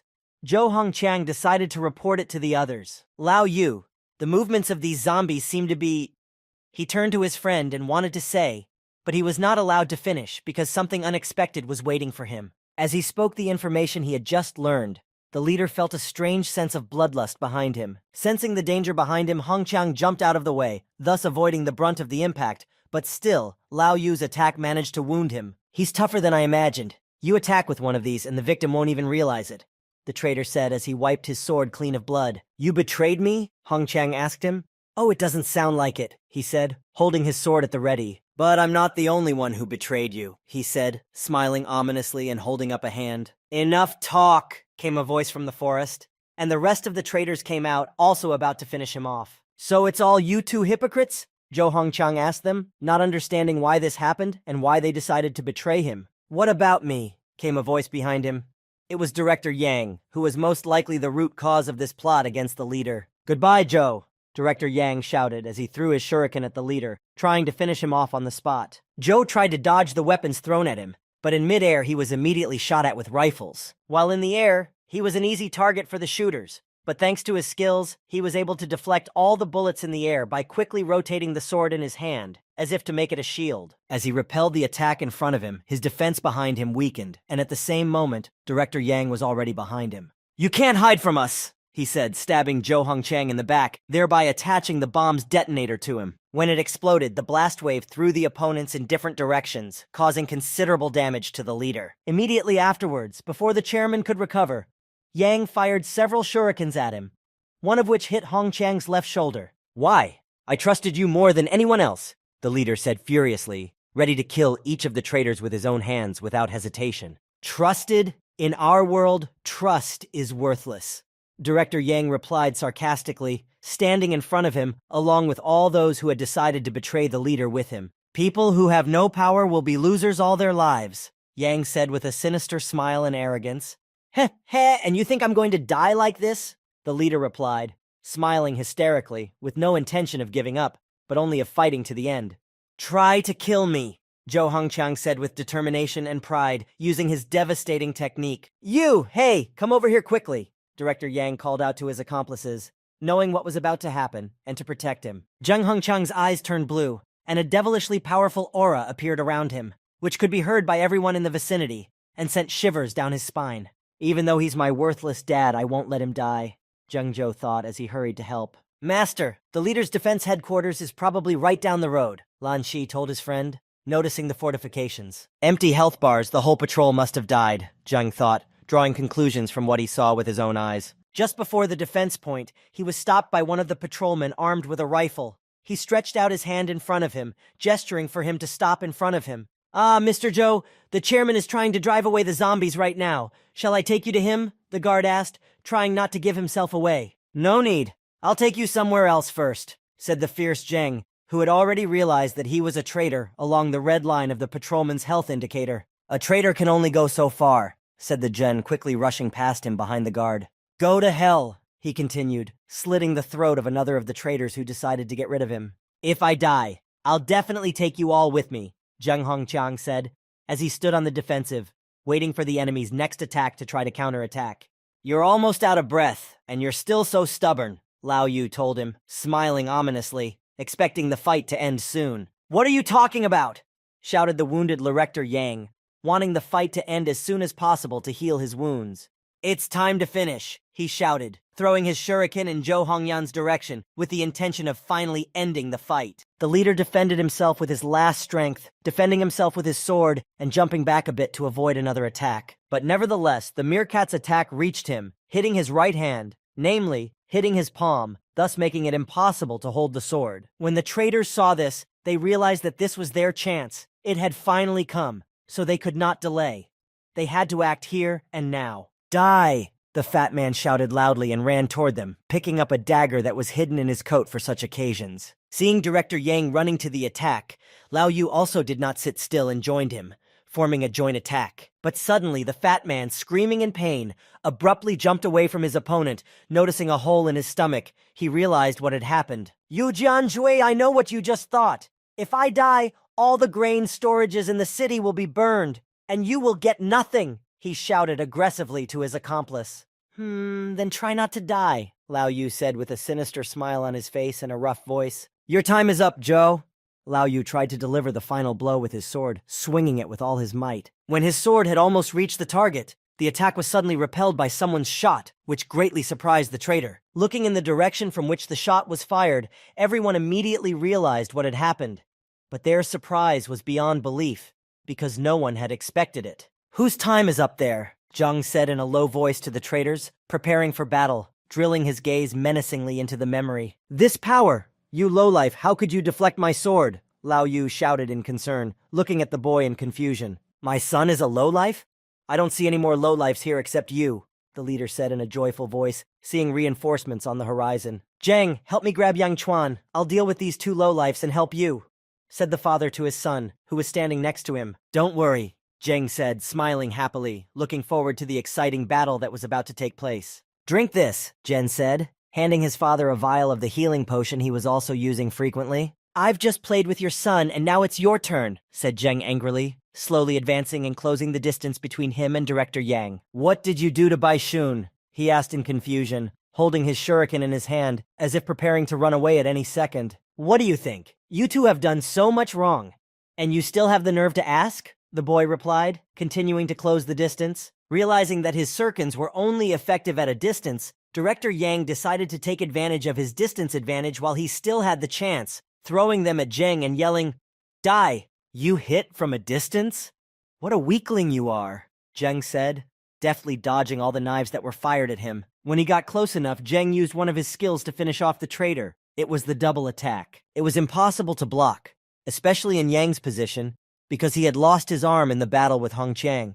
He was able to block the attack from above, but the attack on the body was clear, causing a lot of damage. After Zheng completed the attack, Director Yang was able to close the distance between himself and his opponent a bit, and he had a free second to call for help from one of his accomplices, He Yanqing. He Yanqing immediately joined the fight after the call for help, and immediately drew his sword and stabbed Zhen. But it seemed so only to him. His attack missed its target. His speed was too slow, and Zhen was able to dodge it easily. Immediately after Zheng dodged, he launched a serious counterattack that took half of his opponent's health points. When He Yanqing regained his senses, he swung his sword to try to wound the boy, but only raised a column of dust around him, and he was confused because he had lost sight of his opponent. "Farewell, traitor!" came from behind He Yanqing. Zheng had already swung his blade, holding it with both hands, and was ready to deliver a crushing, decisive blow to the enemy. "Brother, what's really going on? Why are you forcing us to go inside?" asked the old man, who was being evacuated to a safer area. "They say a large crowd of Zomi is coming. It will be safer if you stay in the city for these 2 days. "Don't worry, everything will be fine," the soldier told him. "Gather around. While the chairman is sacrificing his own life outside, we have to protect our homeland," said Shuli's uncle, commanding the whole evacuation process. "I hope old man Zhou is okay," Shuli thought as he continued to do his job. Meanwhile, in the Zheng's house was their domestic worker Su Junwen, who was as worried about her owners as anyone else and was waiting for them to return, looking out of the window. Clutching something tightly in her hand, she kept hoping that Mr. Zheng Zhou and Mr. Zhou Hongqiang would definitely return and that it could happen at any moment. In her mouth was the key to the helicopter that the leader had once given her, in case something dangerous happened. It was an emergency retreat plan. "Junwen, you've been taking care of little Zheng for so many years, like a little brother. I've long considered you my own daughter," Hongqiang said, as he looked at the photo. Su reminisced. "If our city doesn't survive this time, I'll pour baby Zheng on you," the leader said, handing her the helicopter key. "But don't worry, this is not my dying wish," he said, reassuring Junwen that he was not going to die on this mission. "In the end," he said quietly, smiling gently, a fatherly smile that was reassuring. "In the end," he repeated again, sighing heavily on the battlefield, remembering his words and the promise he had made to Su. "I'm not ready to die yet," he shouted loudly to give himself the courage to continue fighting and keep his promise to Su. Seeing that his comrades in arms were being defeated, Lai Yu was distracted for a second to check on He Yanqing. But, at the same moment, as soon as he let his guard down, Zhou Hongqiang was already in front of him, and he was determined. "No, no, no, no!" he shouted, realizing what was about to happen because of his little mistake and slight lapse in vigilance. Jumping up, the leader grabbed his sword with both hands and was ready to deliver the decisive blow to his opponent. He drove the sword into his chest and cut his opponent almost in half. The results of the battle were obvious. Lao Yu was defeated. His dead body was thrown back several meters by the force of the last attack, and the leader only watched the demise of the traitor whom he had long considered his loyal comrade. "Zhou," he finally said, reaching out to his former comrade, taking his last breaths. "Do you want revenge? Then go to hell and wait for me there." Hongqiang replied to him in a rude tone, sending him off with a stern look on his last journey. Lao Yu's body fell dead on the cold ground. This was the end of him, and the end of his atrocities. Noticing that his father was done with his rival, Zheng said, "6. The appetizers are over. Time for the main course." "You can't kill me! If I die, all the other residents of the captured city will be buried with me," Yang exclaimed, writhing in pain, trying to prevent death. "I had heard rumors about Yu Jianjui's treachery, but I didn't think you were involved in it too," the leader said menacingly, approaching the last traitor. "What's the point of what you're saying here? I haven't done anything significant for the city, but I've worked hard. Why should I let your son step over me?" said Yang enviously. "As soon as I press this button, all the city's grain stores will turn to dust. Zhou Zheng, tell me where Yang Baishun is now." Director Yang began to dictate the rules, threatening with the detonator. "I'll tell you. Right now, he is in the safest place. But if you press this thing," Zheng answered him, trying to dissuade the crazy fat man from his plans. I'll make you both pray for a quick death, he said, drilling the director with his eyes in an angry tone, hinting that he would regret it more than once. Hearing this, the fat man fidgeted, and cold sweat broke out on his face. But suddenly he heard someone speaking to him. "Official Yang, this kind of indecision is not characteristic of you. I'll give you a gift. I'll tell you some news," came a voice from the tree. It was the man who was on the roof near the radio receiver. "I swear on my honor that," the man from the tree said, startling Director Yang with his remark. "Your son, Yang Baishun, has already cooled down," he continued. After hearing this, Yang Sr. was preparing to push the button with furious anger, but suddenly the detonator was knocked out of his hands with a precise blow and flew away from the director at a certain distance. At the same moment, Zheng grabbed him by the collar and was ready to kill him, putting a knife to his throat and saying, "Go to Yang Baishun." But he felt a threat that was approaching him very quickly from the left.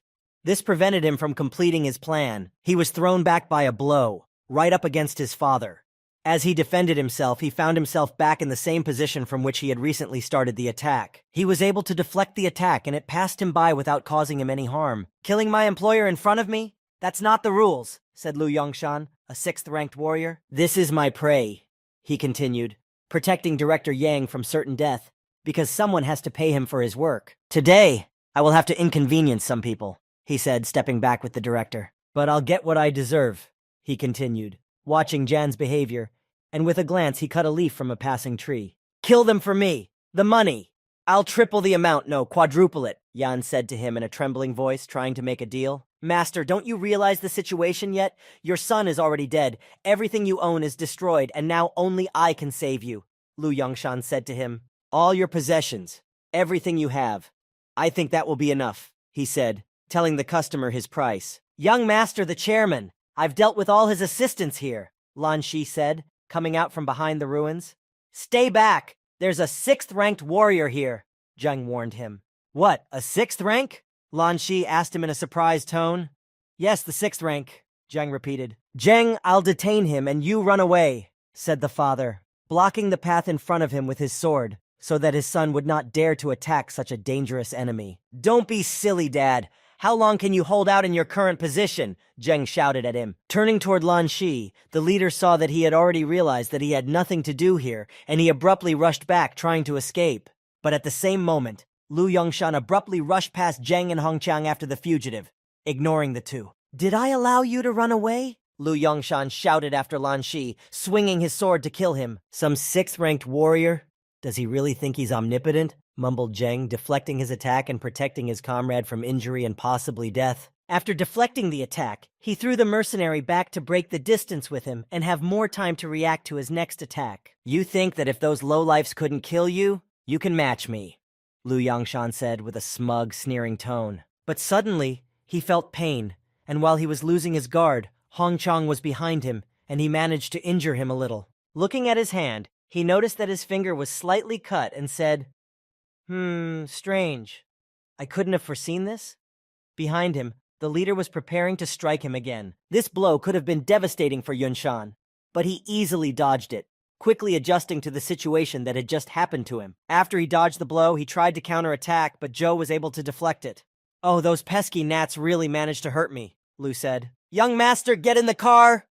Lan Su shouted at them, who was ready to leave and had prepared the car for them. Hearing the signal, Zheng immediately grabbed his father and ran to the car to escape from the enemy, who they could not defeat at the moment. Jumping into the trunk, he signaled for retreat. "Let's go!" And Lan Shi took off running, along with his comrades.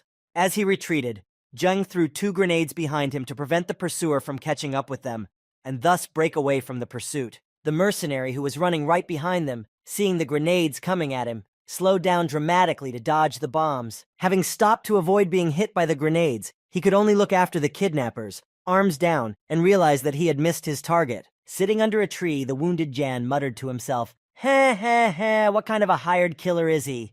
In the end, he's just a bunch of useless people. If I can't get something, then don't even dream about it," he said with a devilish laugh, holding a grain storage detonator in his hand. Hearing what the director was saying, Yunshan realized what he was about to do and took action. Rushing over to him, he nailed his hand with the detonator to a tree with his sword to prevent him from pressing the button. "Ungrateful bastard! I don't mind sending you to your son either," Lu's mercenary thundered in an angry voice at Yan. But he just kept laughing hysterically, shedding tears and looking into the mercenary's eyes. Even though his hand was nailed to a tree, he still managed to keep the detonator in place and press the button. Meanwhile, all the granaries in the place exploded and started to burn. Everyone who was defending them was confused, not understanding what had happened. All they could do was watch everything that was happening, shedding tears and wondering how they would survive without food. Standing at the entrance to the city, Shu Li heard strange sounds. What is it? Are those explosions? Commander, there's a problem, a soldier who was running to him with a message shouted. The granaries. The granaries have been blown up. The granaries have been blown up? Is it really the chairman, that official Yang? He thought in confusion when he heard what had happened. Commander, zombies. Before he could recover from the previous bad news, he was told another, equally bad news. The zombies are coming, he heard, seeing a large crowd of zombies of various sizes nearby. From giants to man-sized, they were heading straight for the gate, until the people are completely evacuated. Even if you have to sacrifice your lives, you must hold on to the last, the commander shouted, as he unloaded a clip of ammunition at the advancing zombies from his minigun. Hearing the screams, Shu Li saw that the zombies were very close, and one of them had already attacked his subordinate, knocking him to the ground. But he shouldn't relax, as one of the zombies also attacked him, trying to grab him with its teeth. But the commander managed to react by shoving his sword into its mouth. After the commander was knocked to the ground, he was surrounded by zombies on all sides, hungry for their blood and flesh. Having defended himself against one with his sword, he could do nothing to the other zombie, which was about to bite him on the hand he was using to cover his head to reduce the damage the monster could do. But suddenly the monster fell to the ground from a surprise attack in the back of the head, which was inflicted by someone to save the commander. It was Zhou Zheng, who arrived just in time, having returned with the leader from a difficult patrol. It's the chairman! Shu Li shouted joyfully, unable to contain his emotions. The chairman is back! Commander, all the citizens have already entered the city, said one of the soldiers who was guarding the gate. Hey, attention everyone, Shu Li said in a commanding tone when he heard this information. Everyone hold the line, we're closing the city. He ordered everyone to retreat a little bit and hold back the monsters. I never thought it was all because of Yang Chuan, said Zhou Hongqiang, standing on the wall near the monster resistance point. The granaries have been blown up, and the casualties among the soldiers are too heavy, Shu Li told the leader. This many zombies. Even if we have a few fifth-ranked soldiers, it will still be very difficult to hold them off, the leader said. That's why we shouldn't fight back fiercely at the moment, but rather evacuate the people and then come back after this wave of zombies, Zheng suggested. Just look. This kid still has a knack for running a city. He's got the right idea, Hongqiang said, addressing the troop commander. Suddenly, Su Junwen approached them, brought a tray with 2 glasses of drinks, and offered them to the leader, saying, Chairman, here, take this, drink it. Zheng took the drink in his hands and immediately began to drink, while the leader spoke to him. Zheng, you said it right, holding the glass in his hand. Okay, then I'll go and help with the evacuation, he said, drinking every last drop from the glass in a joyful voice. But suddenly he got an unbearable headache and started to feel dizzy. Holding his head with one hand, he said, Why do I feel so dizzy? But unfortunately, without granaries, we cannot evacuate so many people, Hongqiang said sadly. Chairman, are you sure? Su Junwen said to him, holding Zheng's body, who had fallen asleep due to the sleeping pills mixed into the drink. This is my first and last drink as a leader, he said, laughing loudly to lighten the sad atmosphere. After dragging the sleeping Zheng to the helicopter, Su Junwen loaded him inside, and they took off. Lan Shi? Su Junwen? Why am I in a helicopter? Zhen asked his comrades when he woke up, not realizing what was happening. Sir, the chairman insisted on staying, Lan Shi answered him, telling him what had happened. Realizing what had happened, Zheng abruptly got up from his seat to go back to the battlefield. But when he opened the door, he realized that he was at too high an altitude to jump. As he watched his father and Master Shu Li move further and further away from him, tears welled up in his eyes that he could not hold back. Shu, try to survive, Zhao Hongqiang said to his friend, watching the zombie invasion coming at them. It's not funny, Shu Li replied, realizing what awaited them and knowing that the probability of survival in this situation was almost zero. From the moment I became the garrison commander, my life no longer belongs to me alone, Shu Li continued with a smile on his face. Pass on my order. Let the soldiers who want to leave protect the people who do not have fighting skills while the evacuation continues, the leader said. And the brothers who want to stay here with me, he continued, beginning to repel the zombie invasion. Let's make some noise in this purgatory, he said, as if he were giving a battle cry that raised the morale of all his comrades to repel the invasion. Zheng, even when all the people doubted you, Dad always believed in you, Hongqiang said under his breath. trying to justify his actions in leaving his son and staying on the front line, knowing that he might not see him again. "And I believe that one day, in this apocalypse, you will be," he continued, as he faced the monster invasion. Rushing into the battle, he immediately chose the monster that was the largest, because he was most likely to be able to deal with it. A fierce battle against the zombie invasion began. Meanwhile, the helicopter with Zheng, Lan Shi, and Su Junwen was moving further and further away from the contact line. While in the plane, holding his head, Zhen regretted that he could not stay with his father to help him in the battle. "Sir, I understand your feelings, but the leader did what he did to protect you." Lan Shi tried to calm him down. "Lan Shi," Zhen said to him, holding his head, regretting everything he had done and everything he hadn't said to his father in the end. "You know, we're just deserters," Zhen said, holding his head and shedding tears. "My dad," he said, remembering everything he had done for him, his support, and the faith he had always had in Zhen.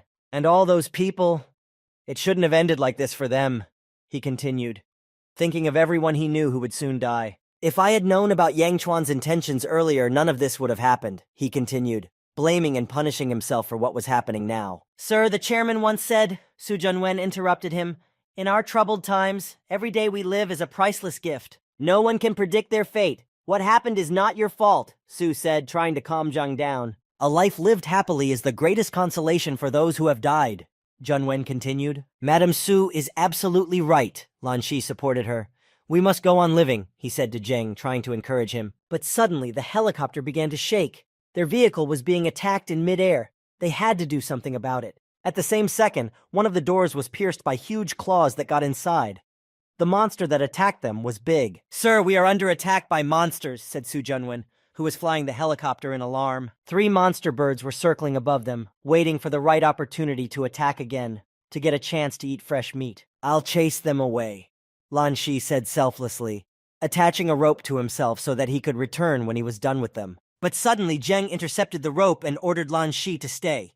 The order read, "Stay and protect Su better." "Sir, but I—" Lan tried to argue with him, but no one was listening. "Not an order," Zheng Yu repeated to him again, jumping out of the helicopter and preparing for battle. "Jump attack!" Zheng immediately used his unique skill to inflict critical damage on the enemy. Landing on the enemy's back, he continued to pummel him until he was able to throw him off. "Ha! You guys are really stubborn," Zheng thought as he wounded one of the monsters and noticed that the rest of them were not afraid and did not run away, but continued to try to attack him. Suddenly he heard a very loud sound that struck fear into the eyes and souls of people. Upon hearing it, the monsters who were attacking the helicopter immediately fled. A giant dragon appeared in front of them, looking very threatening, and could have destroyed the helicopter with everyone inside. But they were lucky. The dragon did not care about them. It simply turned around and flew in the other direction, where it needed to go. "Phew, it's good that this giant doesn't care about us," said Su Junwen, breathing a sigh of relief. "This is the first time I've seen such a giant monster," Lan Shi added. "Madam Su, I didn't expect you to be able to fly a helicopter so well."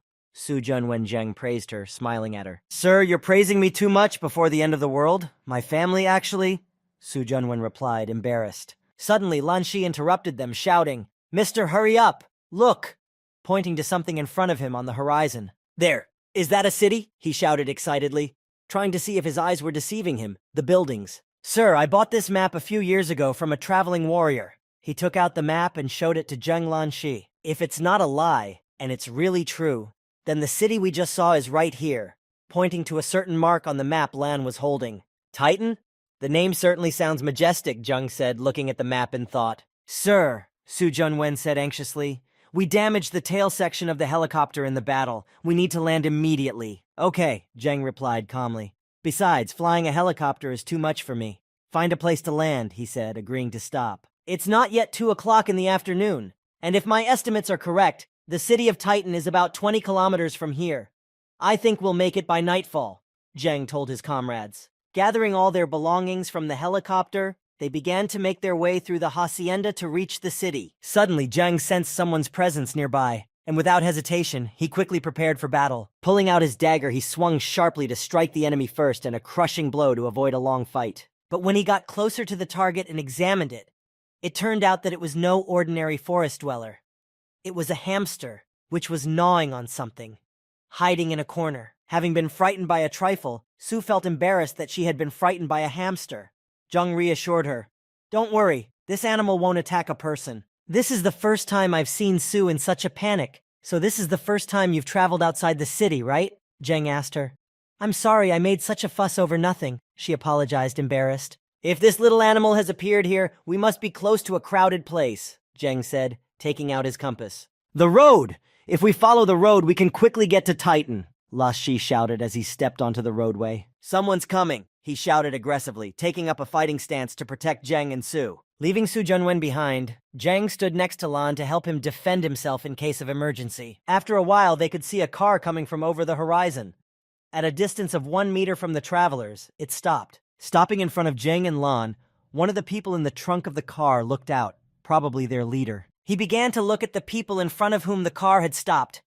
There were 2 guys with things in front of them, but he was not interested in them. His eyes fell on the girl behind him. He was immediately interested in her, appreciating her physique, and could not tear his lustful gaze away from her, only after a few words. Not bad. Seeing that his girlfriend was being stared at with a devouring gaze, Zheng shot his bow, firing 3 arrows in the direction of that lustful guy. The arrows flashed millimeters away from the stalker's face, but flew past without hitting him. Zheng was not aiming at the guy, but at the shadowy snakes behind him. All of his arrows hit their targets in a flash. He's really good with his bow, said one of those in the car, noticing Zheng's accurate shots. Friends, be careful. This is a wild place. There could be danger everywhere, Zheng said in a rough voice, as if to say that they should not mess with them. You, the stalker shouted from the trunk of the car, pulling out his sword, wanting to teach the bully a lesson. But he was interrupted by a voice from the car's interior. Ah, Chen, don't do anything stupid. We have to hurry, the voice said. If those bastards dare to do anything to us, I will fight with all my might, Lan shouted after the guys in the car who had already left. I'm sorry. I did it again. Sue began to apologize to Jen, but he reassured her that it was nothing to worry about, that she was not to blame for anything, and that she should not blame herself for growing up to be so beautiful. You can't beat them now. You need to train hard, Zheng said to Lan Shi. Yes, he replied with a sigh, walking with Zheng in front. How? It should be much easier now, Su Junwen exclaimed happily as she looked at Zheng. Boss, why did you stop me? Didn't you see that girl? Said Ah Chen with a sinister smile to his boss. It's best not to mess with that guy with the bow. We have more important things to do, so we shouldn't waste time. While they are in Titan, we'll meet again, the boss explained to his friend in a reserved manner. Meanwhile, our heroes had already reached the city. Looking at the city's outskirts, it was clear that the city was living peacefully. As soon as they entered the city, they saw a strange creature in front of them. It looked like a horse, but it had deer horns. It was a deer calf. Next to this strange animal was a man who immediately asked Zheng, Young man, do you need a cart?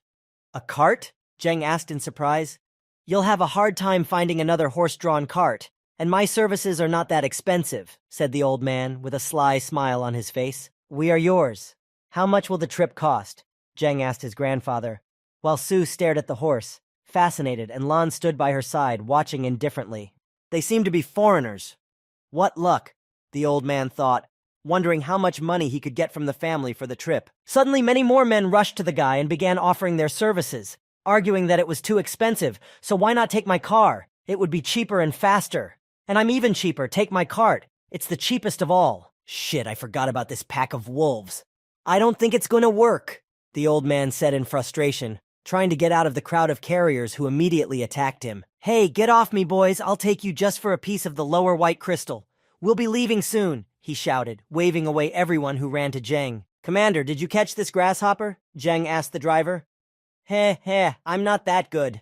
I paid a medium blue crystal for this handsome fellow. I bought him from a trainer, the man replied. Trainers? Jen asked again, not sure what he meant by trainers. Actually, they're all warriors too. They just have the ability to tame animals, Grandpa explained, telling him about them. They use them for battles or sell them, so they are often called trainers, the grandfather explained in more detail. They use them for fighting or sell them, so they are often called trainers, the grandfather explained in more detail. Judging by your appearance, the 3 of you came to Titan from far away, right?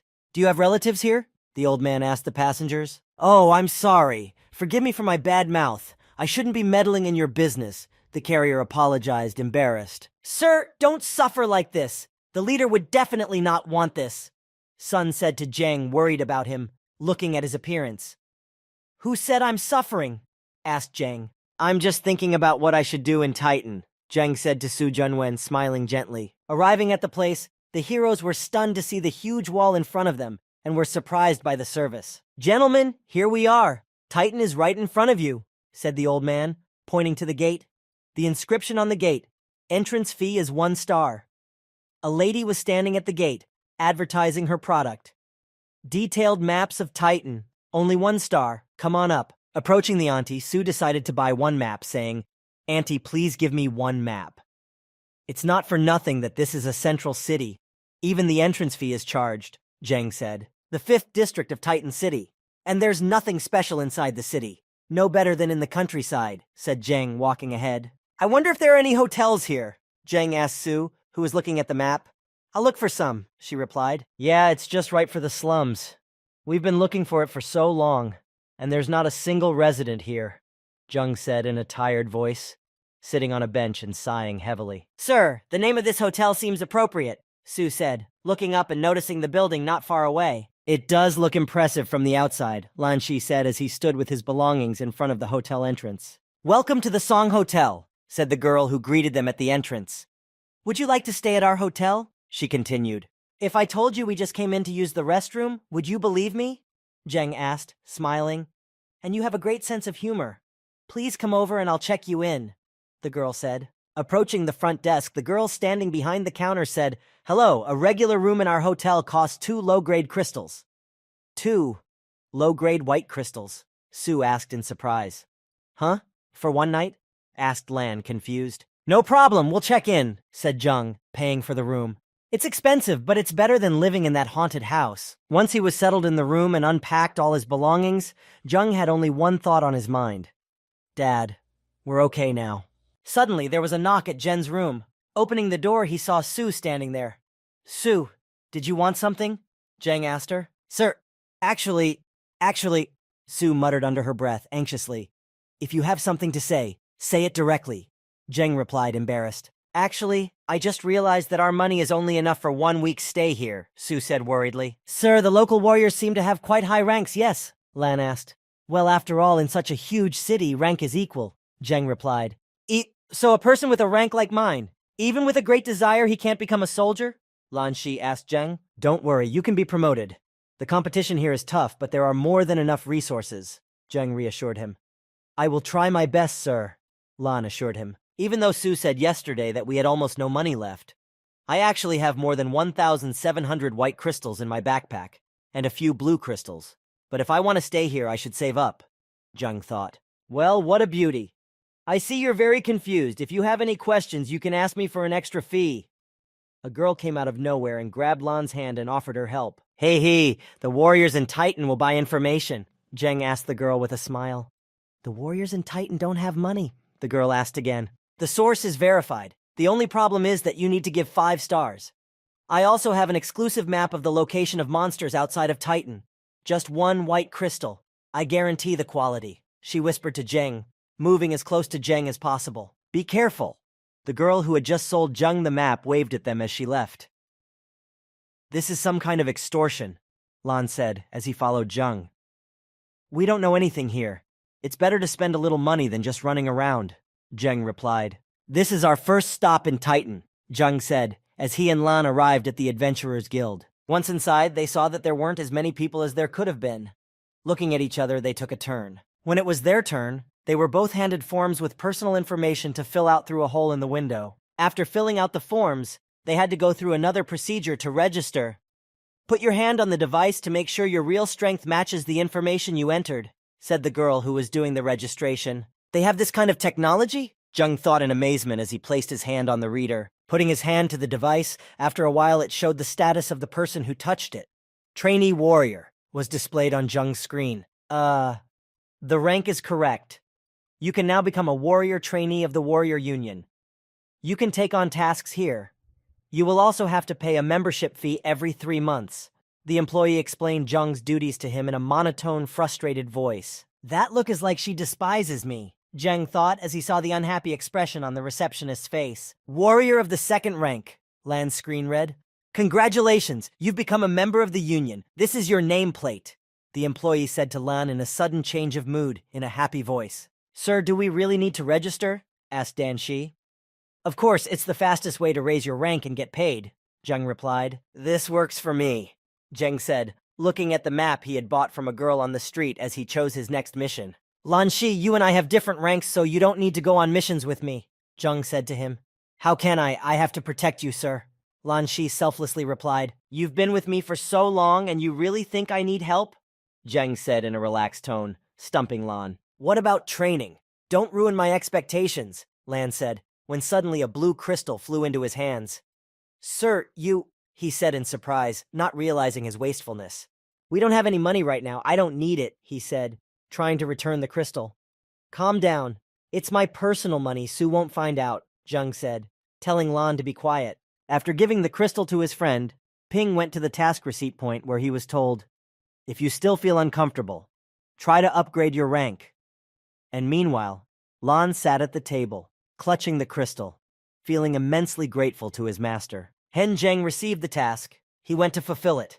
As he entered the bus, he heard many people who were unhappy about something. Don't push me. I'm going to throw up, said a girl. Brother, it's been days since you took a bath, said a guy next to Zheng. Hey, I need a separate car, said the guy in front. When they arrived at their destination, the bus announced, Let's go. We've arrived at the Sun Market. Those who want to hunt can rent a car right at the entrance. I didn't expect there to be such a lively place so far from the city, Zhen thought, as he traveled through the Sun Market. Young man, do you need a car? I'll give you the lowest price, asked a man who was renting Zhen's vehicle. How much is this motorcycle? Asked Zheng, approaching the two-wheeler. The deposit is 2 white crystals, 5 stars a day, and there is an extra charge for gasoline, the man replied. I need to go here. How much gasoline does it take to get there? Asked Zheng, pointing to the place on the map. Huh? Even 5th-ranked soldiers don't dare to go into that area, are you sure? You're going to get yourself killed, the landlord replied. Yes, I am sure. I want to give them a present like this, Zheng replied boldly, smiling at the worried man. Arriving at the place, it was clear that it was mealtime. The wolves were tearing up the prey they had caught, the caught deer. Suddenly, one of the wolves fell to the ground dead. An arrow hit his head. The other predators were frightened and hid nearby. As they began to track down where they could have been attacked, they became very angry and were ready to tear to pieces anyone who came into their sight. For killing the wolf, Zheng received 1,600 experience points. Wow, so many, he shouted happily. Bare rocks and a swamp. It looks like this place will be my training ground for a while, Zheng said enthusiastically. Vulnerability Finder peeked out of the net and used his hunter skill to find the best place to hit his targets. I didn't buy any arrows, and these are completely worn out, so I can't use them, Zheng muttered in frustration as he looked at his weapon. But it's a great opportunity to practice hand-to-hand combat, Zheng said, pulling out his daggers and jumping toward the angry wolves. Caught between the wild beasts, he was surrounded on all sides. Suddenly, one of the predators attacked Zheng, slightly tearing his equipment, but was unable to do any damage. They've arrived, Zheng thought as he saw the number of enemies growing. Well, let's train, he said to the predators, preparing for a long and exhausting battle. During the battle, the boy trained not only to fight, but also practiced gymnastics. Dodging enemies using various methods, he repeatedly stood on the bridge to dodge a jumping attack. Okay, that's enough for today. It's time to go back, he said, satisfied with himself and his work, having slaughtered many monsters.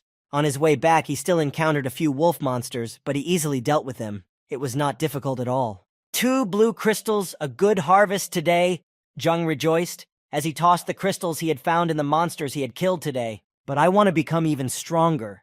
The skills of a thief alone won't be enough for me, he thought, holding the dagger in his hand and making future plans. I'll have to study the power of the stars, Zheng thought after deciding to become even stronger, because who knows what kind of opponents he will face. Commander, I'm returning the motorcycle, Zheng said to the landlord as he returned the bike. Did you fall into the lair of the beast? The man asked the young man, seeing the appearance of the motorcycle. Almost, the boy answered him hesitantly. Young man, aren't you afraid of death? The landlord asked him in an affirmative tone as he walked away. Sir, why do you look like that? Said Su Junwen anxiously. Sir, have you been attacked? Lan Shi supported her. The training was a little tough, Zheng replied, embarrassed. Lan Shi, what about you? Did your level increase after the blue crystal? The master asked him. Sir, thanks to your blue crystal, I feel that I will reach the 3rd rank in the next few days, he replied happily. Sir, we have almost no money, and you're giving him a blue crystal to train with? Su Junwen shouted at Zheng in anger. Don't worry, Su, Zheng calmly replied. Look, these are my loot from today. Showing her the 2 blue crystals he had gotten from hunting in the monsters today. Yes, Su. And you're going to have to work hard for the next few days, Zheng told her. Huh? She asked in surprise. Well, now there's no need to stay at the hotel. The 2 blue crystals should be enough to buy an apartment here, right? He asked Su Junwen. One more, Zheng said, pulling out the blue crystal he had inside another monster. I've collected almost 20 blue crystals this week. It's a really good place to train and make money, he said, holding up the blue crystal he had just taken out of the monster. But there aren't many animals nowadays. I think it's time to think of some other way, he said, holding the vial of healing potion in his hand. Really, these are very rare mushrooms, aren't they? Zheng said, noticing some glowing mushrooms in the rock nearby, remembering what that girl, the information trader, had said. By the way, I also have some free but very important information for you. If you find any plants outside the city that you have never seen before, be sure to collect them. Most of them are mutants that have absorbed star power, which is very rare, Zheng thought as he evaluated the find. This is definitely a mutated plant. Even I can feel the star power inside of them, he said as he picked up the find. He's crazy, said one of the soldiers standing nearby, seeing Zheng returning from another mission. If I didn't know his rank, I would really doubt that he goes out to fight huge monsters every day. Hey, crazy guy, did you survive again? Asked one of the soldiers Zheng greeted. You seem to be a masochist, said a girl standing next to him. Aren't you afraid that one day you won't be able to go back? Another soldier standing nearby asked him. Commander, I'm returning the motorcycle. A young man returned from hunting and told the man. You're early today, the man replied, surprised at Zheng's quick return. It's just that I was planning to go to the city market today, the boy replied, walking away. Eh? What? The commander was surprised. You're crazy. You also go shopping, the landlord said, surprised that he was interested in the activities of ordinary people. Limited edition Chanel perfume, 1 bottle for the whole Titan, only 1 white crystal of the highest grade. Don't pass by, one of the vendors shouted from the market. Sir, brother, buy some perfume for your beloved. I'll give it to you cheaper, he said to a soldier's girlfriend who was passing by, trying to sell the goods. Huh? She was surprised at the merchant's impudence. Who are you calling a brother? Open your eyes, I'm a girl, she said, grabbing the merchant's head. I'm sorry, Voin. No, beautiful warrior. He began to apologize, frightened. 1 medium white crystal, I'll take it, Zheng said, inhaling the scent of the perfume and offering his price. Sold! Sold! The merchant shouted, snatching it from the girl's hands, who still had his wig. Gee, I'm going to go bankrupt, said the merchant, flashing his bald head. After making the purchase, Jen walked on, thinking, Junwen? She'll probably like it. And behind him, he could hear the salesman again. Beauty, I have a perfume that is no longer in production. There's only 1 bottle left in the whole world, just 1 white crystal of the highest grade, and it's yours. He could be heard trying to sell the unique perfume to someone again. After moving away to a certain distance, Zheng looked around to make sure that no one was around. Yes, there is no one around me. After making sure that no one was around, Zheng began to take out the skins of the mutton jackal from his interworldly storage. After a while, a man approached him, interested in Zheng's goods. He looked at the letter that read, Mutant Jackal Skins of the 3rd rank. 1 inferior white crystal for a damaged one, and 1 medium white crystal for a good one. Master, perhaps you can give me something cheaper. A man who approached him and began to examine the goods asked. Sorry, no bargaining, Zheng replied. From the looks of him, he's only a beginner, but how did he manage to get so many 3rd rank animal skins? However, the skins are in perfect condition. Suspicious. The man who was about to buy the goods thought, well, I'll take them all. Brother, let's be friends. My name is Chang Jan, the man said to him, extending his hand with an offer. After buying all the goods from Jen, he handed him his business card, which read, Victory Equipment Store. Brother Chan, aren't you going to check the goods before you leave? Zheng asked him, confused.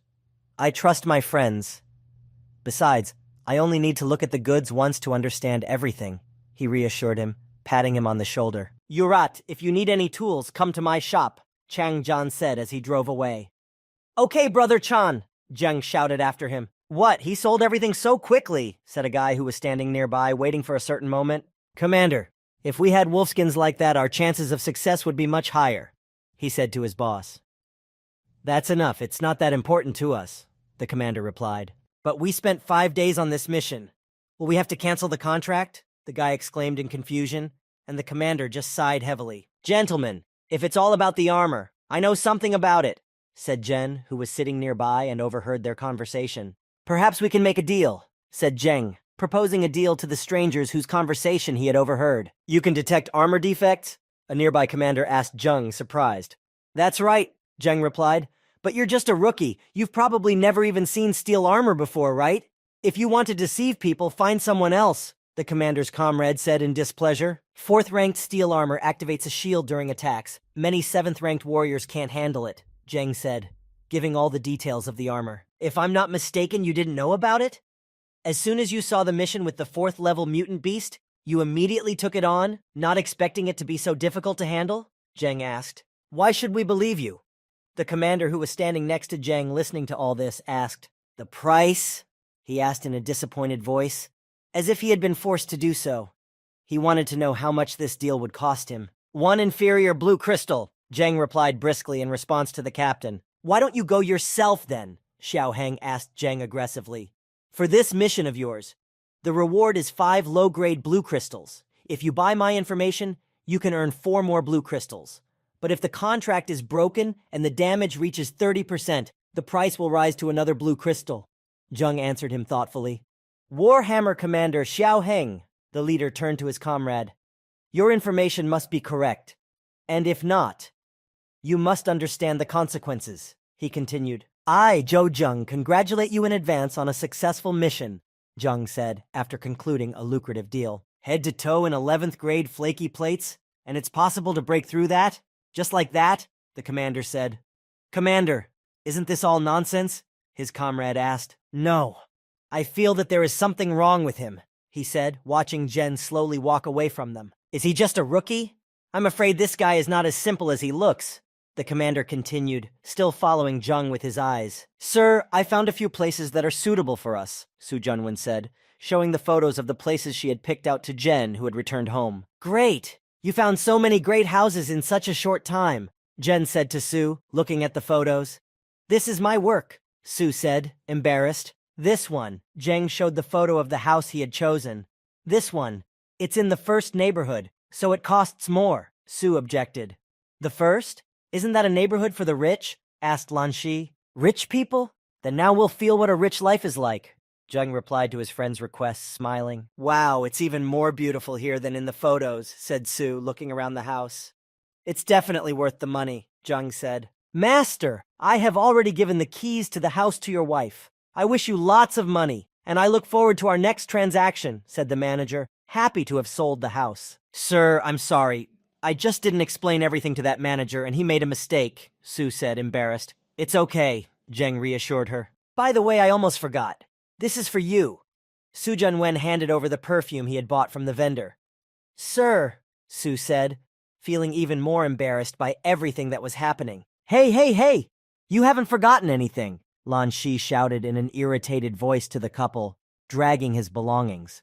But no one paid him any attention. Boss, it's that kid, said a stranger who had crossed paths with Jen and Lan on the road. You still can't get over that girl? The boss said to him, smoking his pipe. Yeah, I'm in love, he said enthusiastically, looking toward Zheng and Su. I guess it's love at first sight. I'm not going to stop you, but just wait until we're done with our business, the boss said to him, exhaling smoke. Boss, don't worry. I understand, his friend replied, waiting for the moment when they would finally finish their business. You're lucky today, the stalker said as he passed Zheng, turning around and staring after him. You held back.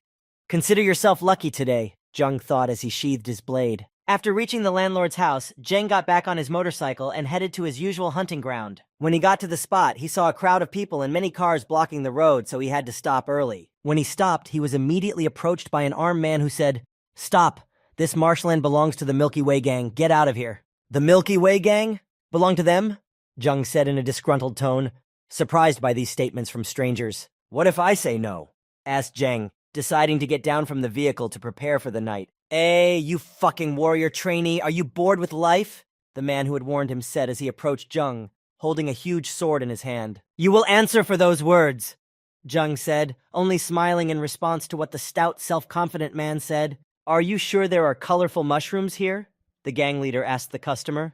Mr. Sun Tang, I wouldn't dare fool you. The problem is the mutant red wolves guarding them. I would have collected them long ago, the old man replied. Okay, brothers, shoot all the mutants in the area and look carefully, said Sun Tang, giving the order to his gang members. Mr. Sun Tang, if you really find the colorful mushrooms, then I owe you, his debtor asked in a trembling voice. Get out of here. When we find them, you'll be taken off the list, Sun Tang replied. Yes, the old man sighed with relief. No wonder he's the head of the Milky Way gang. Even I, a fourth-ranked warrior, feel like a punk in front of him. Standing on top of the cliff, Sun Tang watched as his men killed the monsters one by one, but his gang also took casualties. Suddenly, someone called Sun Tang's phone. Picking up the phone, he said, Speak.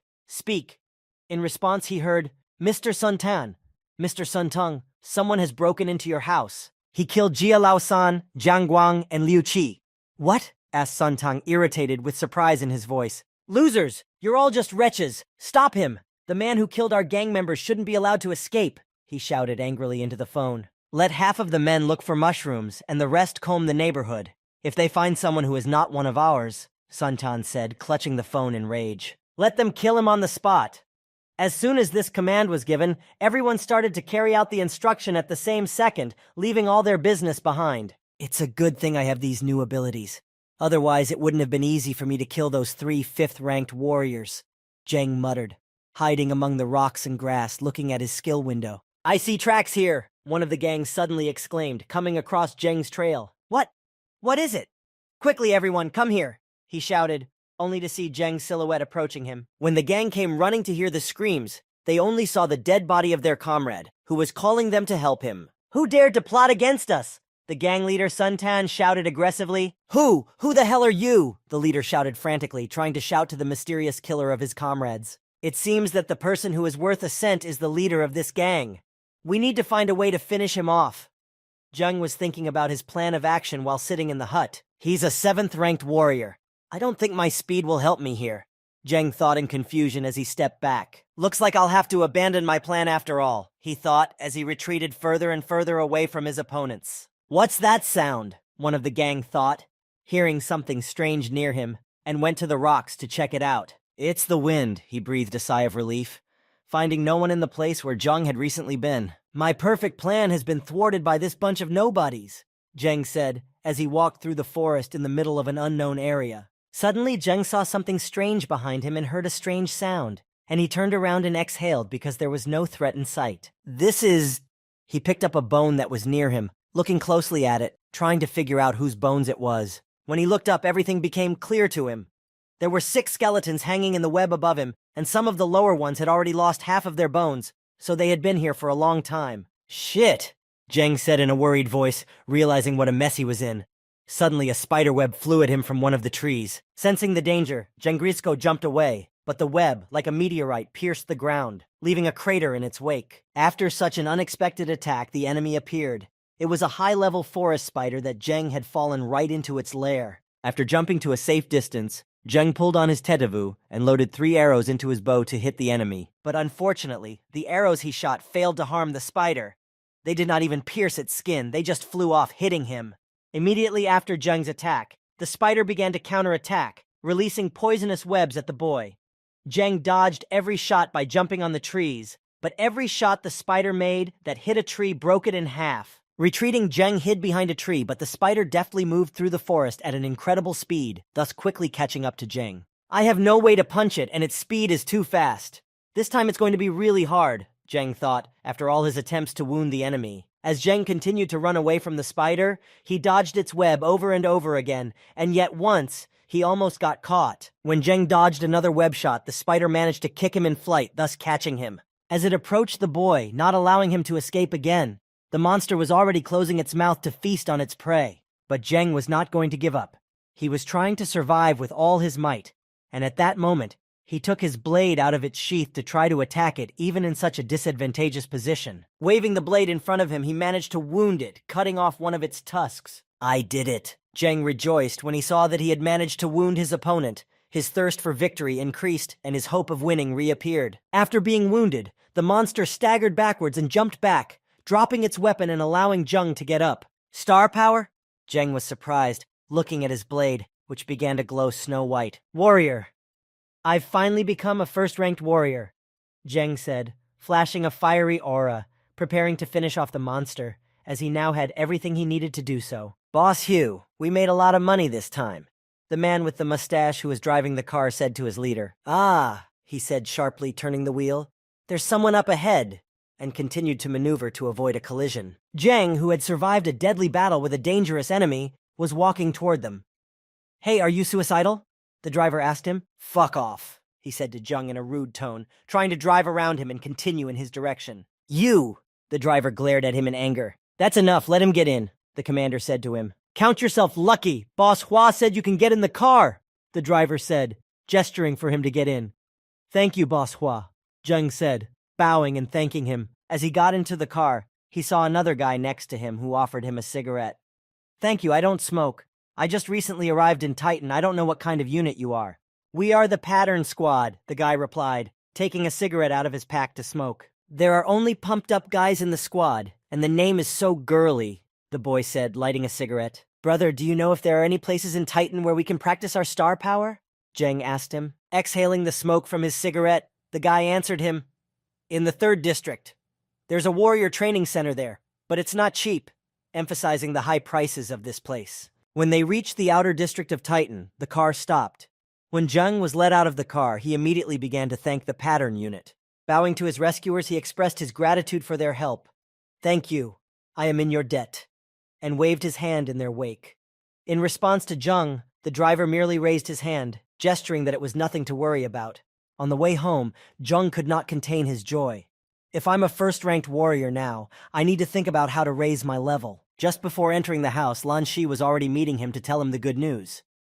When he saw his master, he said to him, "Master, I have already reached the 3rd rank," surprising Zheng with this news. He ran up to his master and hugged him tightly, unable to contain his joy, and said in a trembling voice, "It's all thanks to the blue crystals you gave me." Confused by what was happening, Zheng said to him, "Actually, I've accomplished something as well." Waiting for his turn to share his news, he nevertheless said that he had also become a warrior, but only of the 1st rank. Rejoicing at Zheng's achievement as much as he did at his own, Lan asked, "Are you a 1st-rank warrior?" And Su Junwen, unable to hold back her tears of joy, added, "Sir, at last." Sitting at the table, holding a glass of wine to celebrate the occasion, Zheng said, "I told you that your life would improve, and soon it will be even better." Raising the glasses above them, a loud clinking sound was heard, marking the beginning of the celebration of these achievements. As they pulled their glasses toward them, they said, "Bottoms up!" The next day, Zheng and Lan Shi headed to the 3rd District to reach the Warrior Training Center. When they saw the building, Lan Shi asked his master, "Sir, the training here must be very expensive, right?" He was told that the main thing was to raise the level, and the price was not important. When Lan went inside, he was so surprised by what he saw that he inadvertently spoke out. "These people have such high ranks." Zheng was also surprised by what he saw, but he refrained from saying anything, limiting himself to thinking, "Indeed. Very high, fortunately. The web of the spider I killed while hunting was sold at an auction at a sky-high price. Otherwise, I would definitely not be able to pay for my studies." Seeing the confused boys, the manager immediately approached them and offered her help, addressing them and saying, "If you two need training, please come in." When they got to the reception desk, she asked them again for some information to fill out the forms. "Excuse me, what level of training do you need?" Being nearby, Zheng answered her, "Let's open the level 3 room first." After entering all the recruits' information, she began to tell them additional information they needed to know. To open the 3rd level hall, you need to pay 1 blue crystal. This is a token to open the hall. Before you can enter it, you need to sign a contract. After completing the registration, Lan Shi was very excited and said to Zheng, "Sir, I will not let you down. Sir, I won't let you down." Trying to calm his friend down, Zheng replied, urging him to go to the training as soon as possible. "Okay, let's not get emotional. Just come in." As soon as Lan left the registration room, Zheng immediately approached the manager with a request that stunned her. "Please help me open the 5th level hall." When she recovered from the shock, she just let out a surprised gasp. "What?" Realizing how dangerous this idea was, she asked the young man again if he hadn't made a mistake with his order. "Sir, are you sure? A 5th level training room?" "Yes, open it quickly," Zheng said quickly, hurrying the girl. Realizing what might happen, she warned him in a frightened voice. "I have to warn you, this is not a virtual training room. Real monsters are fought here. Listening to all the warnings, he didn't bother to listen to anything that was said, just pointing to the screen with a fifth-ranked mutant gorilla and mumbling, "I know, let's go with this one." Impressed by Jung's choice, the manager was seriously worried. Looking after him, she had only one question in her mind. This mutant gorilla is about level 6.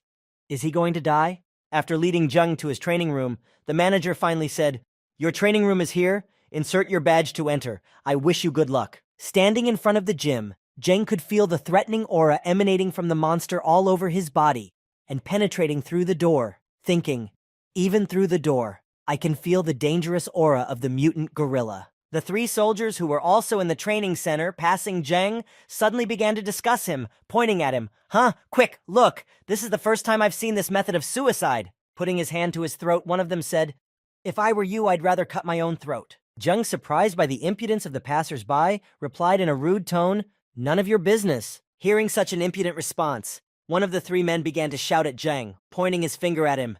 "Stop right there! Quickly apologize to our master." But Jung did not respond to their aggression, but only activated the entrance to the hall and spoke to them. "Well, do you also want to try it with me?" When they didn't answer, he asked them again, but this time in an aggressive tone and raising his voice, "Well, don't you have the courage?" When the door opened, Jung took the first step inside. Almost completely entering the hall, he spoke one last line to the bullies. "Then go back to where you came from." Left standing in front of the door, the humiliated trio boiled with anger. And behind them, a lot of onlookers had already gathered, who were already vigorously discussing what had happened. Did I hear that wrong? Did someone really get tired of living and decide to challenge this thing? I saw him enter with my own eyes, and that kid is only a first-rate warrior. Pulling out a cigarette and lighting it, one of the 3 henchmen handed it to his boss, saying, "Mr. Luo, don't be angry, this kid is just suicidal." After lighting a cigarette, the leader began to verbally vent his aggression that had been pent up because of Jung's antics. He wanted to die quickly? He's lucky I'm not the one to fulfill his dream. Upon entering the gorilla's room, an alert sounded, "The biological tranquilizer has expired. Please be ready to attack." Jumping back to increase the distance, Jung stated, "Hey, Giant, it's up to you to make sure I can advance to the 2nd rank." The mutant gorilla, who had been unconscious until recently, woke up in a flash. The tranquilizer had worn off. The monster opened its eye and began to drill Jung with its bloodthirsty gaze. As soon as the numbness from the tranquilizer passed, and the mutant gorilla was able to control his body, he immediately stood up and began pounding his chest with his fists and roaring loudly, trying to intimidate his opponent. Meanwhile, outside the door, the number of onlookers only grew to discuss the fate of the guy who had entered the room. "I've never seen anything like this," said one of the 3 bullies. The commander of the trio gleefully declared with a sarcastic smile on his face, "Ha ha, he's probably dead by now." Turning to his comrades, holding a cigarette in his mouth, smiling ear to ear, he said happily, "Shall we go in to pick up the corpse?" And the anxious onlookers only became even more frantic upon hearing this. Suddenly, a loud bang came from the hall, which hit the door. It seriously frightened everyone behind it. Scared to death, Luo continued to boast, "Heh heh, I guess I won't have to, because there aren't even any bones left." Rapidly turning around, Luo held out the green crystal to the manager standing behind him, offering a bribe to get something for himself. "Let me get you a video of the death. Give me a video of what happened in the hall. I want to watch it later." Refusing the offer, the confused manager replied, "Mr. Luo, you can't do that. We can't show our guests training." Moving even closer to the manager, looking at the poor man with an ominous look, he said, "What can a dead man have that is personal?" Suddenly, a noise and the sound of blows came from the hall. The anxious people outside the door began to fuss again. "What? What's going on? Is that guy still alive?" 30 minutes passed. Noise was heard again and again from behind the door. Suddenly, it became very quiet. Everyone was staring at the door with wide eyes. "Is this a dream?" Instantly, Luo turned to one of his henchmen and slapped him with all his might to test his feelings. Irritated by the slap, the henchman who received the slap immediately screamed, "Mr. Luo, why did you hit me?" The latter, looking at his hand, said, "It must have hurt, but it's not a dream." Looking at the crowd behind him, he said in confusion, "A first-ranked warrior defeated a 5th-ranked mutant gorilla? How the hell did that kid survive half an hour?" Exhausted from the battle, Jung knelt down on one knee in front of his rather strong opponent to rest for a while, but keeping his weapon at the ready, so that he could react quickly if necessary. The mutant gorilla was also exhausted from the long fight, having also lost most of his health. But then, gathering the last of its strength into a fist, the gorilla tried to strike Jung, dramatically closing the distance between them. Gathering all the strength in one punch, the gorilla hit only the ground, leaving another crater. Zheng, having dodged the attack, sharply launched a counteroffensive as soon as he had the chance. By jumping up, he was able to reach the monster's belly while it was making its attack, and by slicing it with his dagger, he inflicted more damage on his opponent. After the successful attack, Zheng suddenly felt the same familiar sensation and immediately shouted, "It worked!" Looking at his dagger, which was flickering just like the first time he had achieved the rank of first-rank warrior, he said, "Yes, second-rank warrior." With his newfound strength, Zheng performed a series of attacks with renewed vigor, and then jumped high to perform a falling attack. After dealing critical damage to the monster with his last attack, he jumped back to regroup and see if he could win. Instantly, the monster's body collapsed to the ground, and Zheng boldly walked over its carcass. After defeating it, a notification immediately appeared. 7,200 experience points have been gained. Meanwhile, outside the training room, onlookers were already boiling with anticipation to find out the results of the fight, and one of Luo's henchmen leaned against the door to better hear what was happening inside. "Mr. Luo, nothing seems to be happening. He's definitely dead now." Suddenly, after the noise in the hall stopped, the door opened abruptly, and Zheng, who had defeated the monster in the hall, stood there, flaunting himself in front of everyone. The fat man who had been leaning against the door immediately fell to the ground, screaming in fright, "What the hell? Do I see a ghost?" Although everyone who saw Zheng had a similar reaction. As Zheng left the hall, he calmly spoke to the manager standing nearby. "We need someone to clean this room." Luo's eyes widened in surprise. He just stared at Zheng in fright, and the crowd of onlookers began to discuss him even more lively. "He came in with the first rank, right? This is his first time training, and he's already raised his level to second. Who is he?" Zheng walked slowly through the training center as the crowd moved around him, and everyone parted to form a lively road in front of him, discussing his fight. "That's him. He defeated a 6th-rank monster." As Zheng approached the front desk, he once again approached the girl manager who had taken his first training session with a request. "Please open up another 6th-level training room." She was very embarrassed by this request, but she was equally embarrassed that the guy who had recently taken a task that was too much for her to handle was now standing in front of her. But despite everything that had happened, she continued her work, starting to fill out a new application for training. Jen, who was standing behind her, pointed at the screen and said, "Give me that." Pulling out a green crystal, he held it out to her to pay for the entrance. As she held the payment, she whispered to herself in confusion, "The 6th level." Upon learning of the boy's choice, the onlookers made a fuss again, marveling at his courage. A 6th-level mutant viper? He wants to fight a level 6 mutant viper? While some people were shouting about how crazy he was, others were already placing bets on whether he would survive this time. "Crazy! This guy is definitely crazy. Come on, I'm betting on you. Let's see if you can survive this time," they were saying. But these were not the only shouts at his back. There were also mournful speeches, but Zheng confidently walked into the hall to achieve his goal, not hiding his smile of impatience. "So young, and he decided to die," someone said behind him. Watching this whole spectacle from his office, Jiang Chen, a 7th-ranked warrior and the owner of the center, was only burning with curiosity. "Heh, interesting. Suddenly standing up, he asked his employee standing in his office, "Zhou Zhen, are you sure he's a 2nd-ranked warrior?" The man stood in his office, as if at attention, and replied anxiously, "I'm sure, and he was a 1st-ranked warrior before the battle with the mutant gorilla." Then, the owner of the training center, adjusting his glasses, said slyly, "Turn on the hall's camera and live stream Zhou Zhen's training. Let the image be broadcast to the main hall's screens." Worried that this instruction might violate privacy rules, the worker spoke up, "But we need the other party's permission."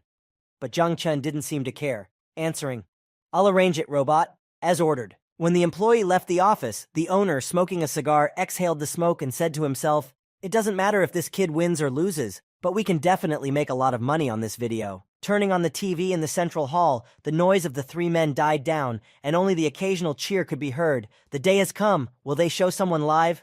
I heard that a 2nd-ranked warrior challenged a 6th-level mutant viper." "Are you kidding? Even a 7th-ranked warrior can't handle a venomous mutant viper." When I turned it on, I could hardly see anything on the screen. A poisonous fog covered everything, and only surprised exclamations could be heard. "Poisonous fog? What happened to the broadcast? Is it dead?" Trapped in the poisonous fog, Zheng was slowly losing his health, as the fog dealt long-lasting damage as long as the target was inside it. Taking the antidote potion out of his pocket, Zhang opened it to use it. Surely the antidote from the game can be used here without any problems. Tipping the vial, he poured every last drop into himself to prevent the negative effects of the fog. Drinking the potion, it immediately took effect, relieving the effects of the long-lasting poisoning and restoring Zhang's full life. And then he shouted to the monster, "Come on, show me how tough you are." Suddenly a huge image appeared through the fog, in which one could see ruby-colored eyes glowing. This look terrified everyone who saw it, and the TV screen still showed nothing at all because of the pile of fog. "I can't see anything. Is there a problem with the picture? How could that kid have survived so long in that poisonous fog?" His speed, just by seeing the fog shuddering as Zhang moved through it. One could get a rough idea of where he was and where he was going. But the observers were interested in something else. Can people move so visibly? Suddenly, the broadcast was interrupted because the camera inside the hall was broken. What happened? Was it a mutant viper? Being very tired from the long duration of the fight and the strength of the monster, Zhang broke off and decided to take a break. Huh. 6th level. This is harder than I thought. However, his body began to overflow with energy again as he achieved his goal again, saying, "However, I have raised my level again. I am now at the 3rd rank." Noticing the broken camera behind him, Zhang was angry that his training could be seen and said, "I think I need to go talk to someone about this broadcast." Meanwhile, in the central hall, the TV screen showed only interference and a picture of the interrupted broadcast due to camera damage, and there were dissatisfied shouts. So who won in the end?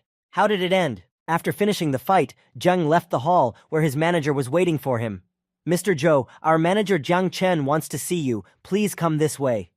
In a disgruntled voice, Zhang replied, "I want to see him too." Entering the manager's office, he immediately spoke in a stern tone.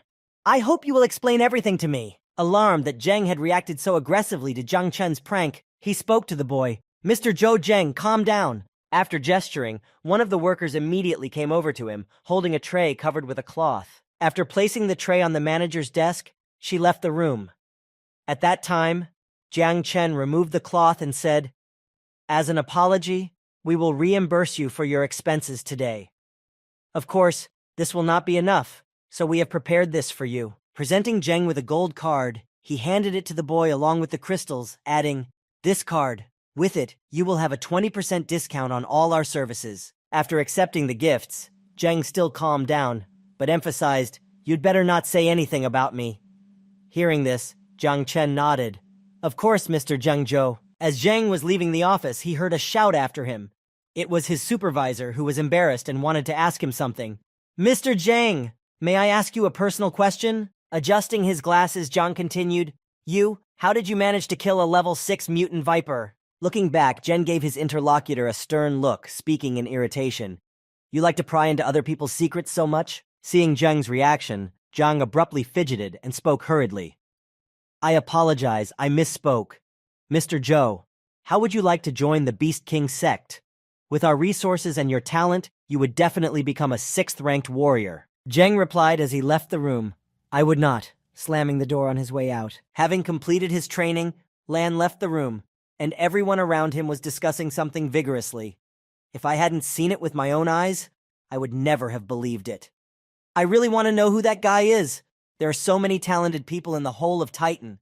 The confused Doe, unable to find his master, thought, "Where is the master? He could not have left me here alone and run away." Meanwhile, in his office, the boss was having a dialogue with a warrior. "That guy is only a 3rd-ranked warrior.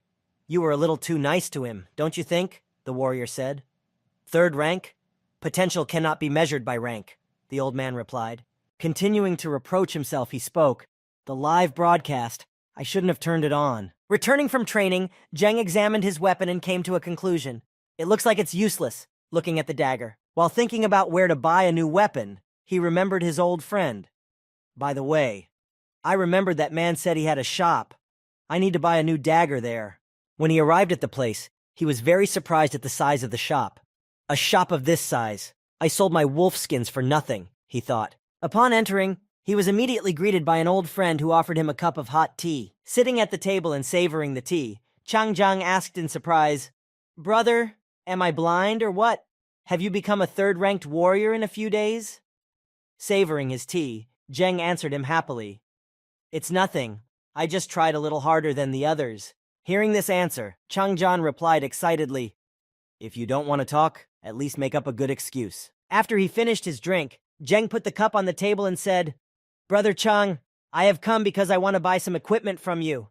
The other man answered him immediately, "No problem, I can offer you several options." "And one more thing," he added, taking out a monster's web from his belt pouch. "Brother Chang, will you take this?" Without restraining his emotions, he let out a stingy shouza of joy and said, "The web of a blue spider that glows. This is the best material for making equipment." Examining the web under a magnifying glass, he added, "Such a rare material. It can only be obtained from a ghost spider."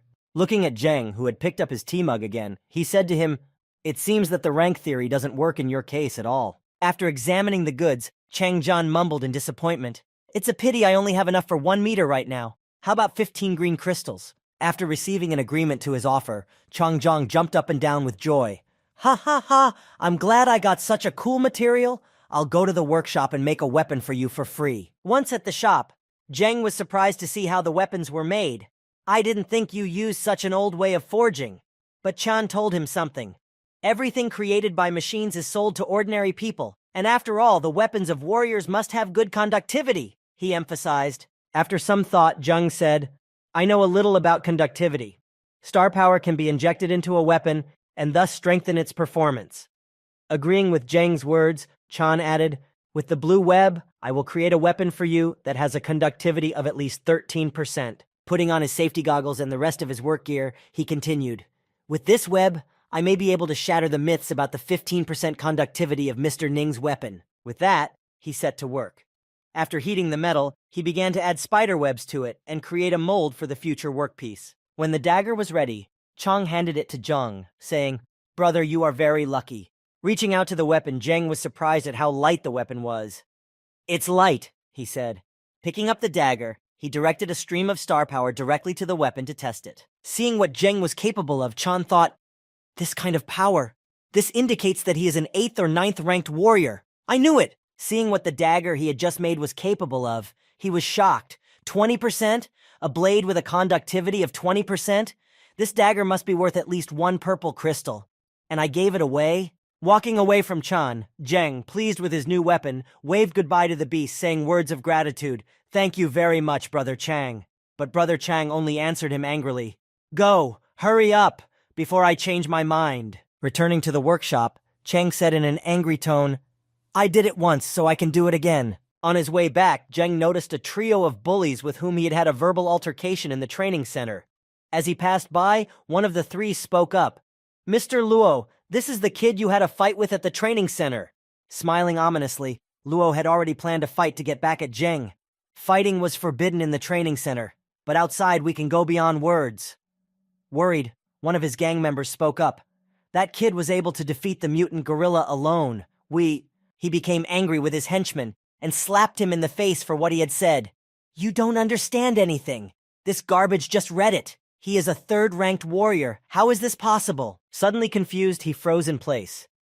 "A 3rd-ranked warrior? Didn't he have a 1st rank when he came out?" asked Luo. "That's right. And then he leveled up another 2, said the second of his henchmen. Angered even more, he kicked his second comrade. "Do you want me to say it again? I don't care what rank he has now. Just kill him." As Zheng approached the girl selling flowers, he was choosing which ones to buy when he heard a voice behind him. "Well, kid, we finally meet again." Hearing a familiar voice behind him, Zheng realized who it could be. Meanwhile, the 3 bullies were already standing behind him. "Let's see if you're going to be rude to us this time." Turning to face Luo, Zheng asked him in surprise, "Who are you?" thus greatly confusing the bully. Enraged by this insolence, Luo ordered his henchmen to break both his legs. Trying to fulfill their master's order, the henchmen did not even have time to react as both were defeated. Frightened by the sight of one of his servants lying on the ground and the other flying into a pillar, he simply froze in place. As a result of this fight, the girl who was selling flowers was in danger of ending her life right then and there. The pole that Zheng hit with one of his henchmen broke and flew straight at the girl, and she just stood there, frozen with fright. As Jung retreated to prevent the fight from dragging on, he saw that the girl might get hurt because of his actions, and he could not stand aside. Turning around, he ran to her and pulled her down, saving her from the column that was about to land on the poor girl. He also ran past Luo, leaving him standing on the sidelines. Running with the rescued girl, Jung kicked him so that he would not go unpunished. As a result of the kick, Luo lost his balance and flew right under the wooden column from under which Jung rescued the girl. After rescuing the poor girl from danger and carrying her to safety, he asked her, "Are you okay?" and received only a frightened, "Uh-huh." Luo, on whose head the column had landed, stood up and began to threaten Jung.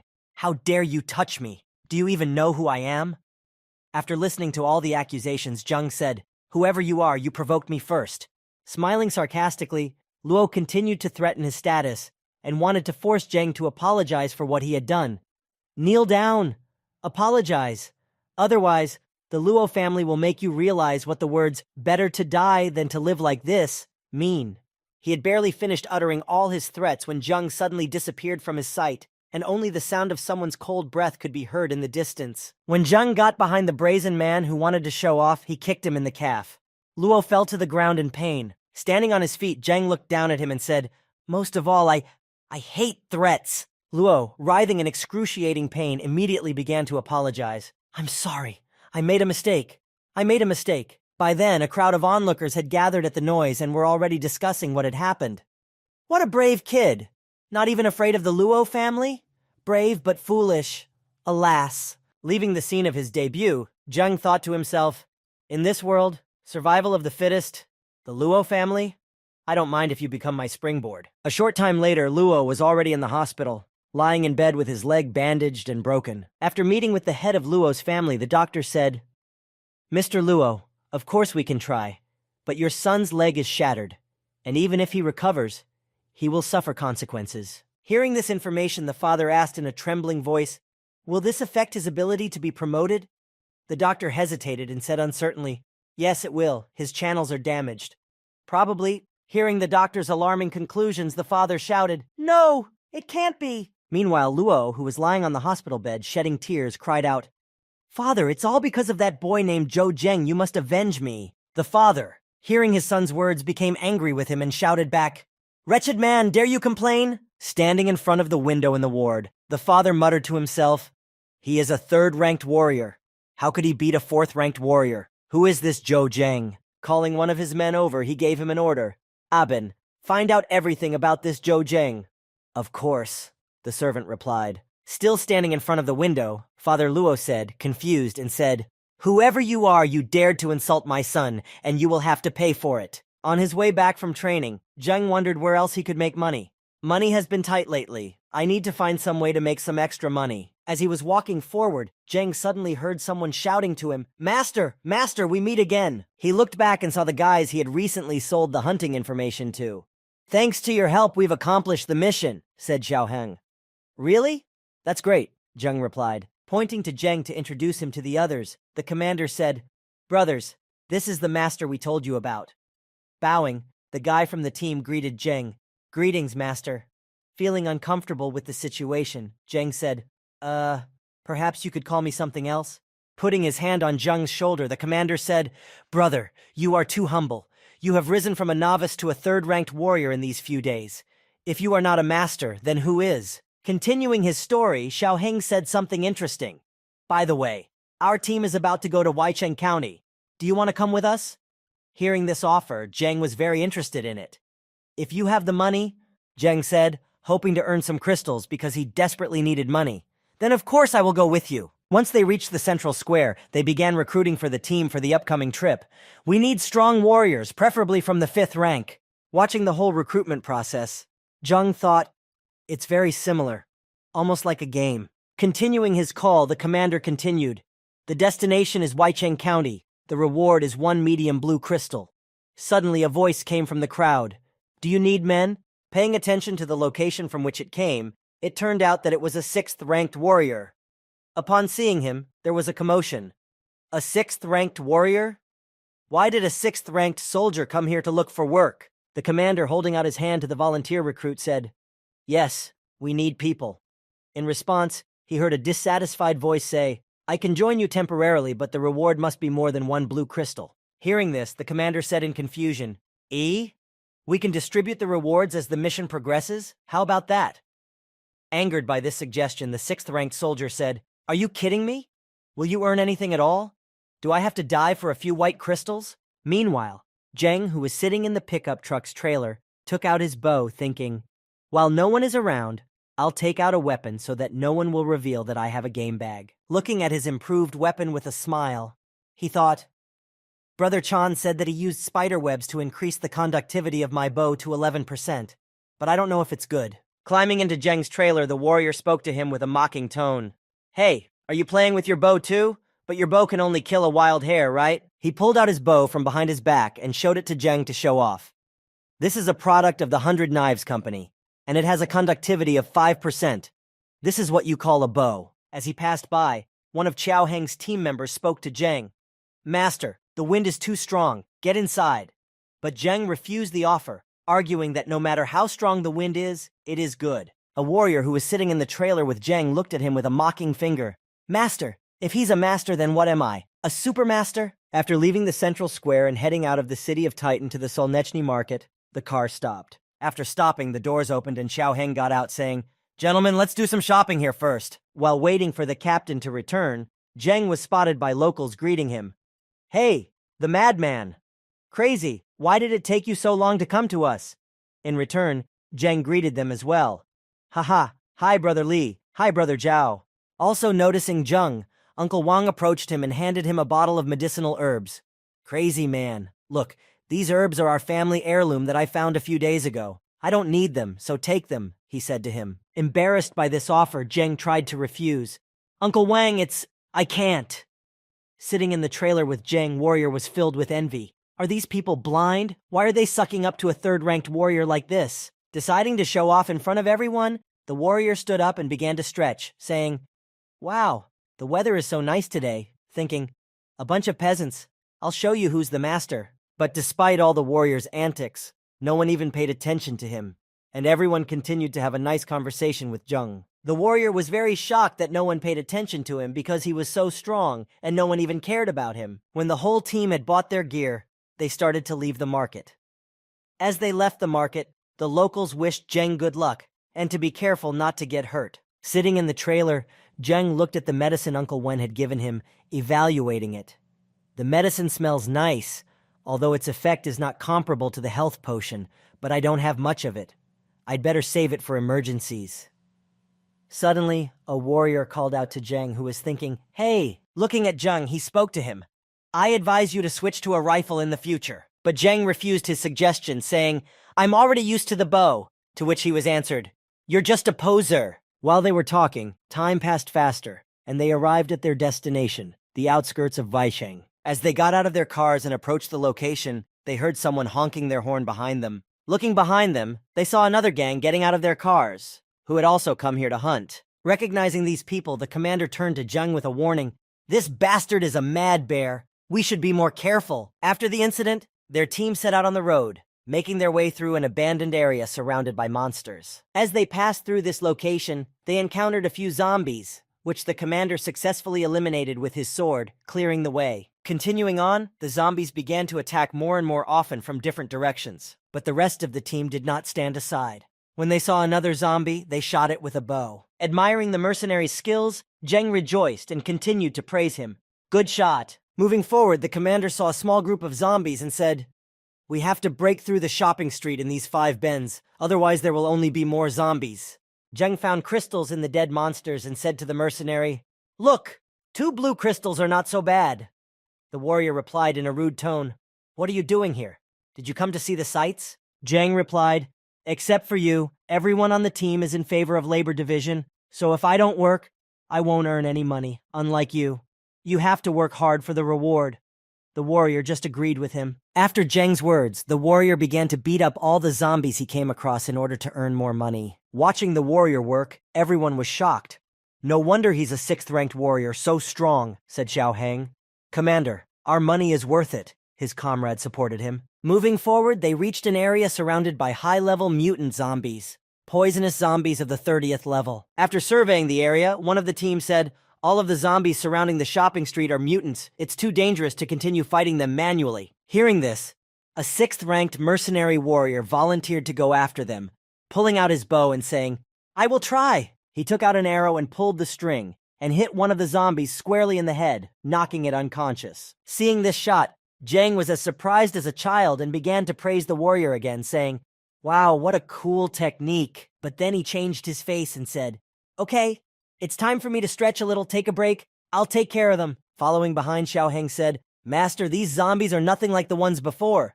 The mercenary just started screaming in panic. "Do you really think you're a master? If you want to die, leave us out of this." Holding his bow in his hands, Jang abruptly rushed into the crowd of zombies to overcome them. Taking 3 arrows in his hand and pulling on the bowstring, he prepared to shoot, thinking only one thing: "I can't let this much experience go to waste." Jumping from one zombie to another, he hit each of his targets with precision and neutralized them. Running away, the warrior spoke to the commander. "Commander Xiao, I don't understand why you hired him. Disorganized, undisciplined, arrogant." When he didn't hear an answer to his question, he got angry and again addressed the commander in a rude tone. "Commander Xiao, I'm talking to you." But the commander would not have been able to pay attention to the warrior because he was mesmerized by what he saw in front of him. He was overcome by a mute agony that would not end. As he got closer, he also fell into a stupor, only managing to shout out one word that described the entire situation before him. In front of him, he saw Jang, who had defeated almost all the enemies and cleared the way further, easily breaking through the zombie lines. Killing zombies gave him 700 experience points for each monster he defeated. When he noticed that there were no more enemies left, he finally stopped. Standing still, he thought, "Finally, everything is clear. It seems that I'm going to be promoted to level 30 today. I can learn a new technique." Standing there, his mouth wide open, the mercenary could only say, 3 minutes. Is he even human? Turning to his team, Jeng called out to them, "It's over. Help me collect the arrows. Some of them can still be used." To which he only heard an unintelligible, "You? Good, good." Everyone started shouting, "Cool! Master! Supermaster!" Continuing to admire what they saw, the discussions continued, some saying, "I told you that there are devils in the quiet," while others exclaimed, "You are my idol." Meanwhile, a mercenary warrior of the 6th rank went to collect crystals from the prey to speed up the collection process. As he approached the zombie corpse, he swung his knife and stabbed at the place where the crystal might be. Having hit the right spot, a blue crystal immediately fell out. Seeing this, his friend immediately ran up to him. Taking the crystal in his hands, he said, "Brother, you are lucky. I got the blue crystal by striking it once." Pulling an arrow from a zombie lying nearby, the boy said, "By the way, the master said that the arrows can be used again." Listening to all this, the mercenary thought, "I am a warrior of the 6th rank and I can handle corpses. Why do I have to help a 3rd-ranked warrior collect arrows?" Pointing to a place nearby, at the end of the road, the commander said, "6. Brothers, the main part of the shopping street is nearby." As he continued to give orders, he called his 2 comrades over and said to them, "Luchu, Mengman, go back for the pickup truck. When you start the car, the sound will definitely attract a new batch of poisonous zombies." After saying this, he turned his attention to the mercenary and Zheng. "So, soon, gentlemen, we will have to disturb you again." Suddenly, Zheng stood up and held out his bow to one of his comrades in arms, asking, "Please hold this." Pulling out his dagger, Zheng offered the mercenary a bet. "Shall we fight?" Pulling out his spear and striking the ground with it, the warrior accepted his offer with the words, "So be it. Let's see who is who." Hearing the answer, Zheng suddenly rushed off at breakneck speed, saying, "Then I will be the first!" Deftly sidestepping the enemies, he attacked them from behind, thus easily hitting their weak points and immediately neutralizing them. During the battle, he used his skills and had a great feeling. The system of a thief combined with the star power of a warrior? My God, what a wonderful feeling. As he stood there and watched Zheng deftly destroy his enemies, he sighed, "I've lost." Standing behind him, one of the team members said to the leader 6, "Commander, take a look at Brother Master's weapon." Zhang Shun, hearing his comrade's words, looked at Zheng's dagger and was surprised. This is a high-conductivity weapon. As he saw this amazing weapon reflected in his eyes, a thought entered his mind. If I am not mistaken, the conductivity of this dagger is higher than any weapon I have ever seen. If I can take it from him. But then he realized how disgusting his thoughts were, and slapped his hands over his face to collect himself. "Calm down. I'd rather go kill a 7th-level mutant." After he regained his composure and prepared for the fight, he continued, "Besides, for me, Zhang Shun, this is a dirty job." As he began to fight, destroying one enemy after another, he struck another monster, shouting, "Die!" Standing in the middle of the battlefield, having killed all the enemies, Zhang said joyfully, "One more level. Suddenly, hearing footsteps behind him, he turned around and saw a mercenary who was stretching out his hand to him and said, "Master, my name is Zhang Shun. It is a pleasure to meet you." Shaking hands, Zheng replied, "Zhou Zheng, and I am not a master at all." To which he heard, "Don't be so lowly. You absolutely deserve this. I dare say that even our commander, a 7th-ranked warrior, is not as strong as Wang." Hearing the sound of the engine, everyone realized that the pickup truck had reached the gathering place, and the guys ran out shouting with joy. "We made it! Brothers, this time we are going to make a lot of money." Standing aside, Zhang Shun could only think about what he had heard. "I wish I was dead. What nerve. What a bunch of simpletons. Why do I have to pretend? I want a fixed reward." Suddenly, one of the team members who was running toward them started calling for the captain to warn him of the danger. "Commander, Commander, there's a huge zombie." Pointing behind him, where the giant was, he continued to approach his comrades. And behind him, at some distance, the giant walked. Seeing the critical threat, the commander gave an order. "Everyone to the car, immediately retreat." As he was retreating to the cars, he saw Zheng standing still and called out to him, "Brother Zhou, get in the car." Drawing his dagger and preparing to defend himself, he replied, "You go. His speed is much faster than the trucks, and someone has to stop him. Otherwise, we will lose everything we have gathered today." As everyone packed into the cars, Zheng watched the crowd of zombies coming closer and closer to him, along with the giant. Watching this spectacle, Zheng just sighed heavily, preparing for another fight. When the giant got to a certain distance from the team, he took an old, broken-down car that was standing next to him and lifted it up. The next moment, he threw it at the people who were nearby. Finally, he hit a pickup truck in front of him, missing none of the team. Preparing for the attack, Zheng took a fighting stance and said to his comrades, "Hurry up! If you stay here, you will only be in the way." Watching Zheng stay behind to cover the team's retreat, Zhang Shun thought, "It seems I underestimated this guy after all," as he sat in the pickup truck trailer. The next moment, he shouted out to the captain, "He's right, I believe him. We have to get out of here." After getting into the trunk of the mercenary's truck, the commander, moving away from Zheng, shouted to him one last time, "Brother Zhou, we will be waiting for you on the highway." Hearing this, Zheng gestured to them with an OK sign. When the giant saw the cars driving away, he immediately jumped at Zheng to strike him. But Zheng reacted quickly, and also rushed at the giant to try to counterattack it in the air. "Hey giant, I'm here," he shouted. Watching Zheng fight, Zhang Shun could only wonder how a 3rd-ranked warrior could have such a powerful strength. When Zheng exchanged a few blows with the giant and ended up on the ground, he used his weakness scanning ability. After analyzing the weaknesses, he smiled and charged at the giant, exclaiming, "You don't have as many weaknesses as I thought." But having discovered the weaknesses, he decided not to waste time and to finish the fight as soon as possible, and used one of his techniques, jumping attack. 10 minutes passed after the start of the fight. The whole team was waiting for Zheng to return to the highway, looking for him through binoculars. Suddenly, one of the team members asked the commander, "The master hasn't returned yet, has he?" To which a rude reply followed, "Shut up!" But Zhang Shun, who was sitting in the trailer, calmly replied, "This madman has enough power that we don't have to worry about him." Suddenly, one of the observers looking through his binoculars exclaimed in a joyful voice, "He's back! The master is coming back!" As they watched him walk slowly back down the road, they all began to cheer. "He is indeed the master." "He's okay, right?" As Zheng approached his team, he threw a blue crystal into the hands of one of them, saying, "If we're all on the same team, then of course we have to share the spoils." This was followed by a surprised response. "You fought that giant zombie by yourself?" Meanwhile, Zhang Shun, who was sitting in the car, was only marveling at the boy's skills 6. He was able to get that blue crystal by himself? His strength, his energy? Approaching Zheng, the commander immediately said with a smile on his face, "Brother Zhou, from now on, I will serve only you." There was dead silence, surprising everyone, but then it was interrupted by an appeal. "Brother Zhou!" Zhang Shun addressed him. "You're very strong, I surrender," he said, showing him the class gesture with his hand. Suddenly, the Mad Bear gang rode up to them, and one of them exclaimed, "Huh?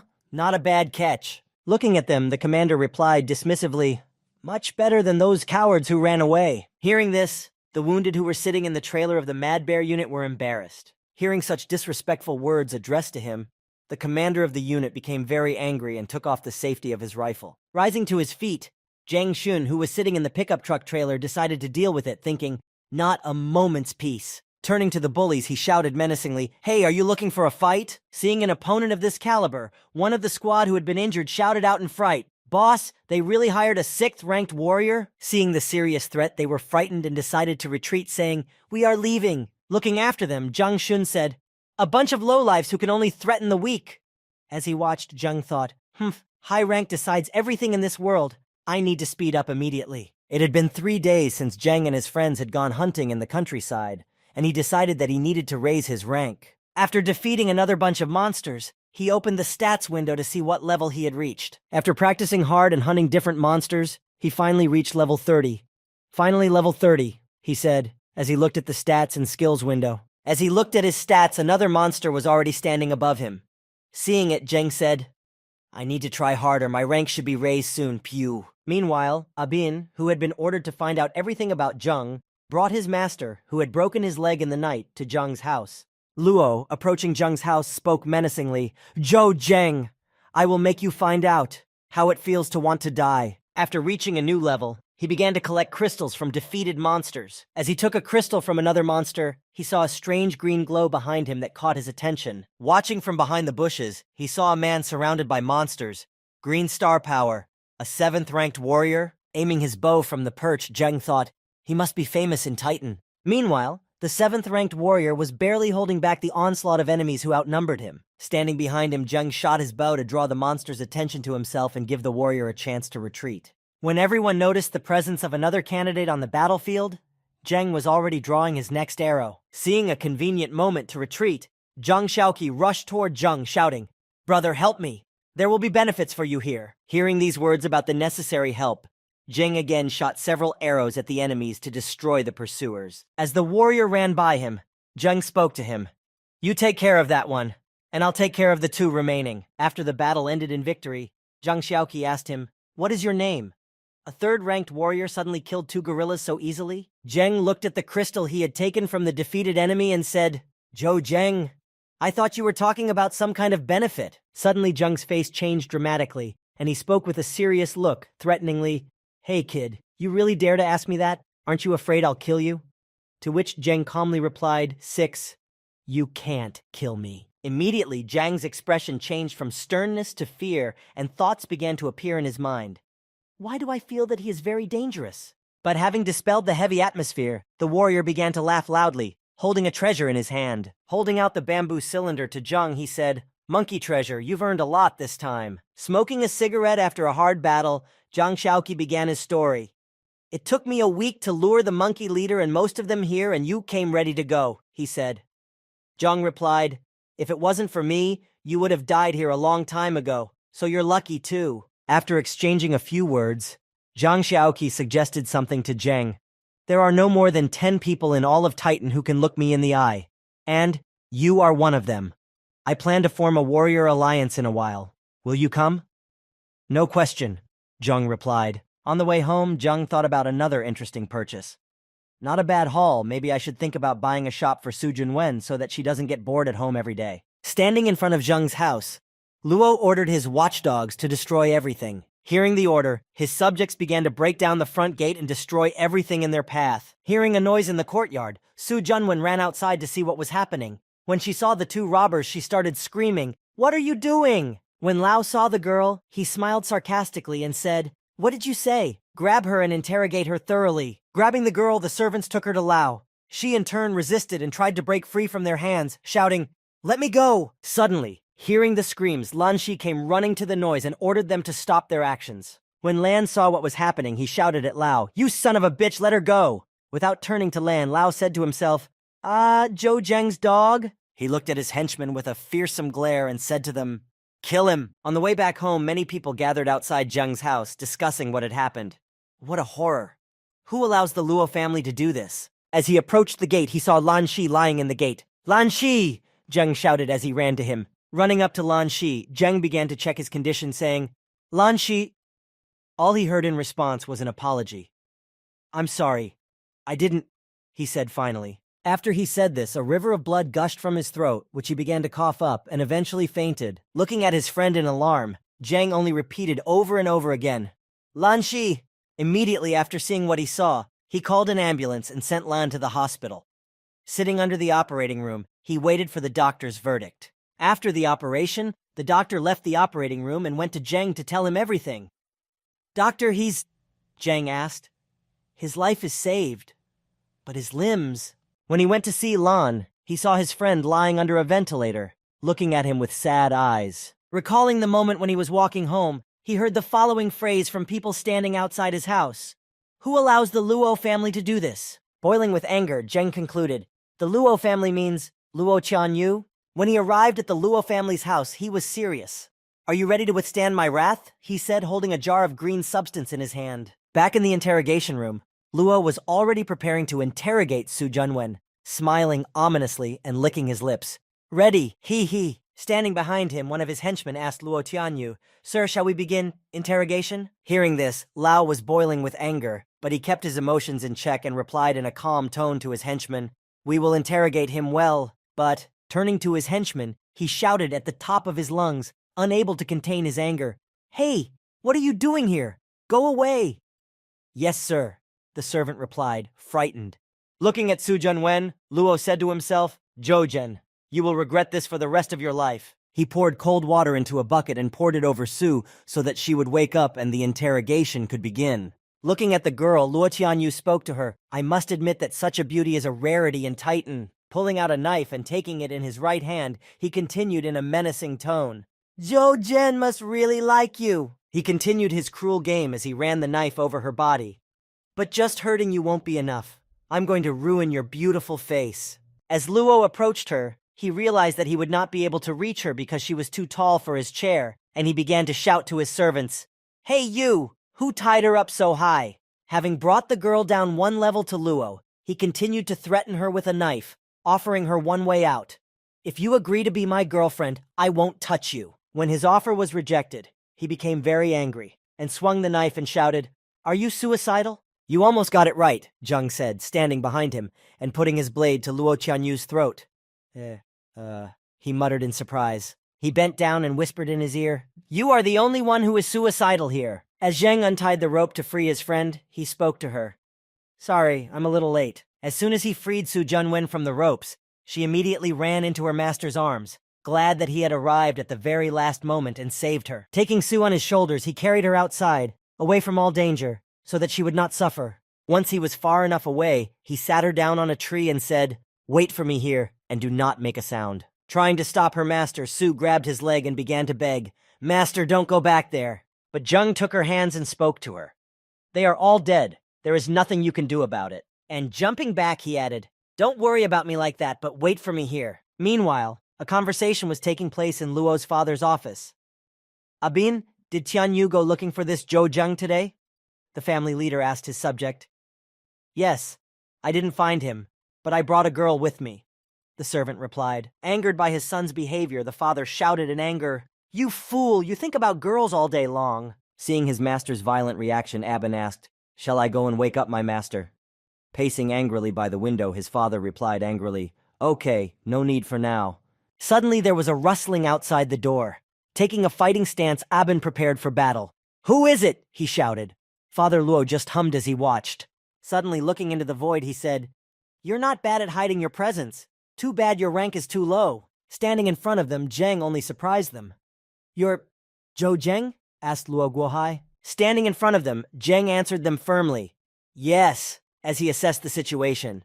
Is that the aura of an 8th-ranked warrior? It's a good thing I did a little research before coming here. Taking a seat in his chair and lighting a cigar, Luo Guohai said, Excellent, kill him. It will be done, Abin replied. Having received the order, Abin rushed into the fight with Zheng, hoping to deal with him quickly since he was only the 3rd rank. However, Zheng deftly dodged Abin's attack and stabbed him in the back while he was opening up for an attack. Watching the fight, Luo Guohai began to comment, he's fast. But your attacks are nothing but a tickle to Abin. Feeling nothing, Abin abruptly rose to attack again, only laughing at Zheng's attacks. But he immediately felt a pain in his back, in the place where Zheng had hit him. This was an unexpected turn of events for him. Seeing that the enemy was startled by the surprise, Zheng said to himself, System skills are too strong. Even for a thick-skinned bastard like you, there's no point in resisting. Angry that Zheng was able to harm him, Abin mindlessly rushed at him, screaming, Die! However, his attack was easily repelled, and Zheng dealt him critical damage, thus defeating Abin with a single blow. Then, approaching Luo Guohai, Zheng said to him, Now it's your turn. Rising from his chair, Guohai said, Young man, You certainly have some extraordinary talent. Flashing with anger and destroying the table in front of him, he continued, "But you're getting too carried away." Suddenly, outside, the guards heard a strange noise coming from the building. "It's coming from the boss's office," said one of the guards. After gathering all the guards in front of the building, an order was given. Full alert, watching everything that was happening outside and hearing everything that was coming from inside and outside, Su sat in a tree waiting for her master, only able to pray and hope. When Su Junwen heard the order to go inside, she spoke up. "Things are getting worse." Standing opposite each other, Luo Guohai said to Zheng, "There are at least 34th-ranked warriors here, you can't escape." But Zheng was not at a loss, and he shouted back, "Did I say I was going to escape?" Running into Luo Guohai's room, the guards brought him the terrible news. "Boss, there's trouble. Master, he's—" Confused by what the guards said, Guohai let his guard down and asked again, "Tianyu, what's wrong with him?" Hearing the head of the family's question, Zheng answered him, "I killed him first to have fun with you." When the father heard about his son's death, he went into a rage, shouting back, "What did you say?" Meanwhile, the frightened guards confirmed Zheng's words, continuing to speak, "Boss, he really is." Guohai lowered his hands, frozen in place at the news. "No, it can't be," he repeated. And Zheng, having noticed a weakness in the opponent's defense, could not miss such a convenient opportunity. As Zheng launched his attack, Luo Guohai glared at him with his big eyes and roared, "I will tear you to pieces!" But while he was saying this, Zheng had already used his instant attack skill and stabbed Guohai in the stomach. Realizing that he was unable to pierce his opponent, Zheng immediately froze, thinking, "An 8th-ranked warrior is that strong?" Recovering from the unexpected attack, Guohai waved his hand and shouted at Zheng, "Die!" Punching with all his might, his attack missed Zheng. He in turn was able to dodge the deadly attack. Swinging his sword in all directions, Luo Guohai tried to hit Zheng with his flurry of blows, but he failed. Observing the enemy's movements, Zheng saw a certain pattern of which blow followed which, and began to wait for the right opportunity. After waiting for the right moment to attack, the guy rushed to the enemy, shouting, "Now!" He couldn't let this opportunity pass him by, so he used his instant attack skill again to strike in the midst of the barrage of attacks. Getting as close as he could, Zheng again hit the same spot as last time, but this time, the dagger was unable to harm the enemy because of its high level. Without feeling any pain, Luo said to Zheng, "I am neither cold nor hot from your attack." But seizing the opportunity, while the boy was standing at point-blank range, the family leader struck him a serious blow. Kicking the boy, he flew into the wall, leaving a dent in it. After the blow, the boy said to his opponent, "Haha, did you really think I couldn't dodge your knife?" Wiping his face of blood, he continued to speak.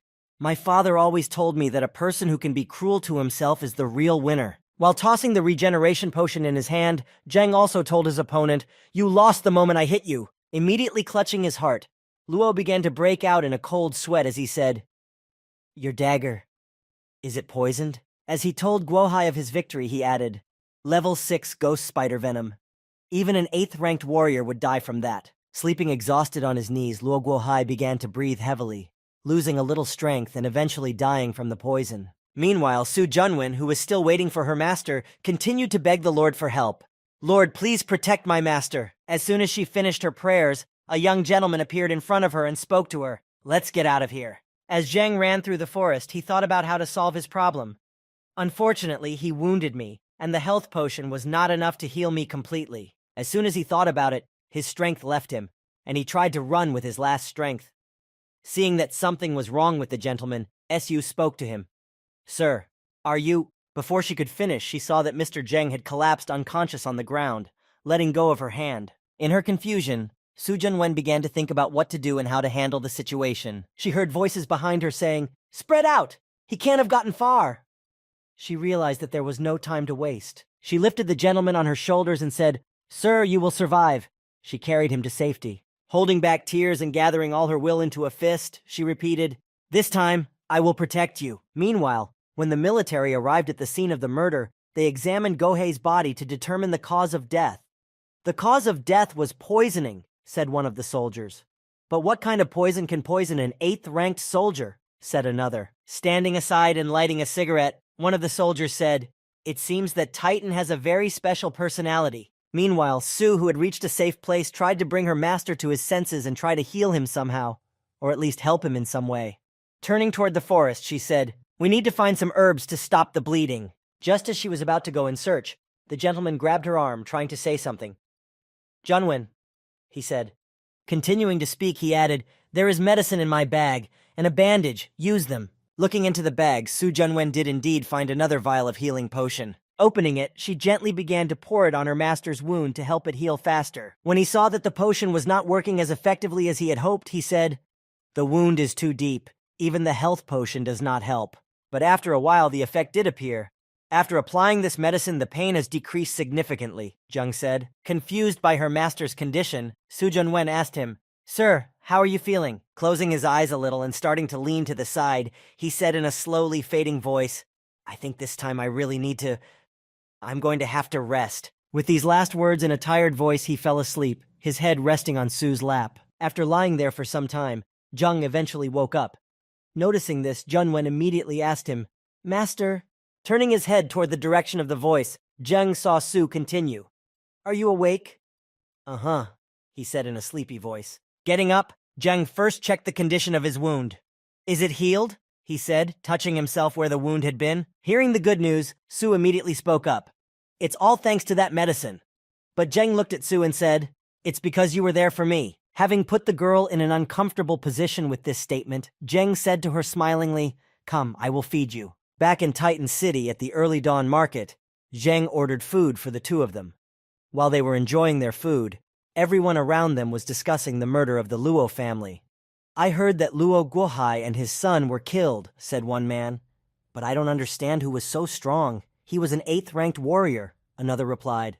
As he continued to eat, Zheng listened intently to the conversation between the two boys about the murder of the Luo family. "This event has scared all the guards of Titan," one of them said again.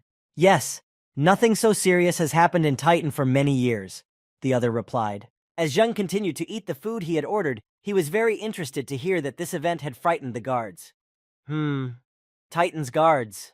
Sitting in his office, the head of the guards, smoking a cigarette, was looking closely at a document. It turned out to be Zhou Zheng's personal file, which contained all of his information. Suddenly opening the door, another guard came in and said, "Commander, I have thoroughly interrogated everyone." Showing Zheng's photo, he continued, "I dare say that the case is definitely connected to this young man." Taking the photo in his hands, the commander said in astonishment, "Zhou Zhen, a 3rd-ranked warrior. How is this even possible?" Meanwhile, Zheng and Su came to the hospital to visit Lan in his room. Junwen couldn't hold back her tears and blushed. "It's all because of me. It's because of me that you got hurt like that." "Come on, it has nothing to do with you," Lan said, trying to calm Su down. Suddenly his smile changed to a sad expression. "If there is anyone to blame, it is me. I am useless. And now, I have become nothing." Feeling guilty for what had happened, Zheng said to Lan, "Don't worry. I will definitely find a way to cure you." Lan could barely hold back tears at what he had heard and at his miserable situation. "Sir, please don't do this for me." Before he could finish, Lan Shi was interrupted by guards who entered the room with a question. "Is Zhou Zhen here?" "We are the Titan's guards," said the second man who followed the commander. Hearing his name called, Zheng immediately responded, "It's me." Holding out a tablet with photos of Luo Tianyu and Luo Guohai, the junior commander mumbled, "Then you must have seen them." Zheng replied, "Let's go outside and talk about it." Seeing what had happened and Zheng leave the room, Lan spoke anxiously after him. "Miss, sir?" To which Su answered, "No, it's okay. The master said everything will be fine." Hearing this answer, Lan said in a frightened, high-pitched voice, "What? Everything is fine?" Meanwhile, Junwen, who was the most frightened by what was happening, said under her breath, "No, it's nothing. I won't say anything." Looking at the soldiers and waving goodbye, Zheng shouted, "Good luck! If you want to know anything else, you can knock on any door and find me there. I'm ready to cooperate." Meanwhile, the guards, sulking, headed for the exit. On their way out of the hospital, the junior commander turned to the captain. "Commander, it's obvious that all the evidence leads to him, but why haven't we arrested him?" Smoking a cigarette, the commander explained to him in a sighing voice, "On what grounds? A 3rd-rate soldier killed an 8th-rate soldier? Do you even believe what you are saying?" The younger man replied, "Perhaps someone helped him." Furious at his subject's words, the commander repeated himself, "Luo Guohai is already dead, and the dead don't care about all this." Heading to the headquarters, the subject asked the captain, "Then what will we write in the report?" The commander replied, "We will write that Luo Guohai died because he accidentally ate a poisonous plant." A little while later, Zheng met up with his friend Chang Jiang to sell him goods from the monsters he had killed. "So many whole skins from a rank 6 poisonous viper. After carefully examining the goods, Chang let out a cheer. This batch of snakeskins can solve all my problems. To which Zheng replied, "It would be great if I could help Brother Chang." Calling his assistant over, Chang gave him the material and added, "Take the material downstairs and pay my brother the highest price for it." "It will be done," the assistant replied. Zheng immediately changed the subject and asked Chan, "Brother Chan, do you know any good doctor in Titan?" Hearing this question, Chan was seriously frightened. "Are you hurt?" he asked. Looking down, Zheng said sadly, "My friend, his arms and legs were broken." In a fit of rage, Chang shook the teapot he had just picked up, saying, "What kind of blind bastard dared to harm my brother's friend? I will find people to help you teach him a lesson." Seeing such an aggressive reaction to what he had said, Zheng began to calm the vat, saying, "Thank you very much, Brother Chang, but I have already taken revenge on him. But my friend's wounds..." Thinking about Zheng's request, Chang began to ponder. As for the best doctor in Titan, only one person comes to mind, the King of Healing. After Chan told him about this famous doctor, they immediately went to see him. They arrived at the hospital of the King of Healing. Looking around, Zheng saw countless people gathered around him. "So many people," he said. "I see it won't be easy to get through," Chan replied. Almost waiting for his turn, Chan told his friend something before entering. "This man named Wang is a disciple of the King of Healing, Mr. Fan, and he knows both Chinese and Western medicine." When Wang had healed his previous guest, it was time for Chan and Zheng to come to him. Seeing them, Wang asked, "Hey, you two, do you have any questions?" Coming closer, Zheng began to tell him about his problem. "Mr. Wang, my friend has a health problem and we are looking for Mr. Fan." Hearing the request and looking up at Zheng, the student replied, "It will be very expensive to make my teacher go to the sick person's home." As Zheng continued to talk about his friend's injury, he said, "Please tell Mr. Fan that my friend's injury is really very..." But before he could finish, Fan interrupted him. "Get out of here. You are a third-ranked warrior. You cannot get the herbs that my teacher needs." Angry at the way he treated his customers, Zheng spoke anxiously. "For Mr. Fang to come to the sick person's home, do I need to find medicinal herbs?" Holding the cup of tea in his hands and looking at Zheng again with a supercilious glance, Wang repeated, "The herbs the teacher needs grow in the area where monsters of the 5th rank and above live. Do you think you can handle it?" Watching this verbal exchange, Chan spoke to Zheng. "Listen, brother, I know a few other doctors. Let's go find them." Leaving the hospital, on the way out of the gate, Chang said, "Brother, there is another famous doctor who lives..." Hearing this, Zheng answered him, "Brother Chang, I want to walk around here for a while. You are already busy, so don't bother with me." Hearing this from Zheng, Brother Chang shook hands with him and finally said, "Okay, brother, if you need anything, you can always come to me." After walking around the hospital, Zheng reached the backyard of the hospital. This must be the backyard of the hospital. Realizing that he had reached the right place, the boy stepped back a little to pick up speed. Having accelerated enough, Zheng jumped up and jumped over a high wall. Having accomplished such a difficult maneuver, he landed gently on the ground without making too much noise. As soon as he was in the backyard, he looked around and saw an old man standing in front of him. This old man was Fan Yi, an 8th-ranked warrior who was the one Zheng needed. When Zheng saw Fan Yi, he was very surprised. "This healing king is an 8th-ranked warrior?" The doctor who was tending to his plants in the backyard stood up and said, "He's become quite old, just sitting down, and his back is breaking." Approaching the table, Fan spoke without looking back. "You have been standing for so long. Do you have a request?" Zheng bowed his head and spoke to him. "Mr. Fang, my friend has a broken bone." The old man replied, "If you have come here, you must already know my conditions, right?" Turning to the boy, the old man continued, "If you can find the herbs that I need, I may be able to help you." Approaching Zheng, Fan Yi spoke to him. "You say your friend has comminuted fractures? Then you must find me 2 roots of bone grass." Looking at his grandfather, Zheng repeated, "Bone grass?" Turning around to start searching, the boy finally said, "Okay, I got it." After receiving the task, Zheng headed to the Warrior Union, where he began to search for information on the plant. Bone grass. Searching for information on the computer, he found something. Bone grass. Cost, 1 lower purple crystal. Habitat, Poison Mists Valley. After finding the information he needed, Zheng immediately headed to the right place, the Forest of Poisonous Mists. Renting a motorcycle, he quickly reached his destination. Once there, he was spotted by other researchers, who were very surprised that someone with no protection had come to such a dangerous place. Dismounting from his steel horse, Zheng took out a poison-resistant potion and headed into the forest. When he entered the poisonous fog, he drank the potion, thereby gaining immunity to the poisonous fog. Seeing this, The researchers who were nearby were very surprised by what they saw. Standing behind him, wearing respirators and protective suits, one of them said, "Did this guy come in here of his own free will?" "Suicide," came the reply from his comrade. As Zheng wandered through the forest, he noticed a lot of monsters, but he held back. So many experience points. Too bad I'm only here for herbs this time. As Zheng wandered through the poisonous forest, he heard a noise from somewhere. "Look out! There's a 6th-rank viper!" Suddenly, Zheng froze in one position, as if he had seen something unusual, staring at a single point. His gaze fell on a strange cave that was hidden by vines, leaves of trees and bushes. Getting closer and looking inside, Zheng thought, "My intuition tells me that there are many good things here." He went further into the cave and saw the enemy. "Only one?" he said in surprise. But this was no ordinary enemy. This viper had not 1 but 5 heads.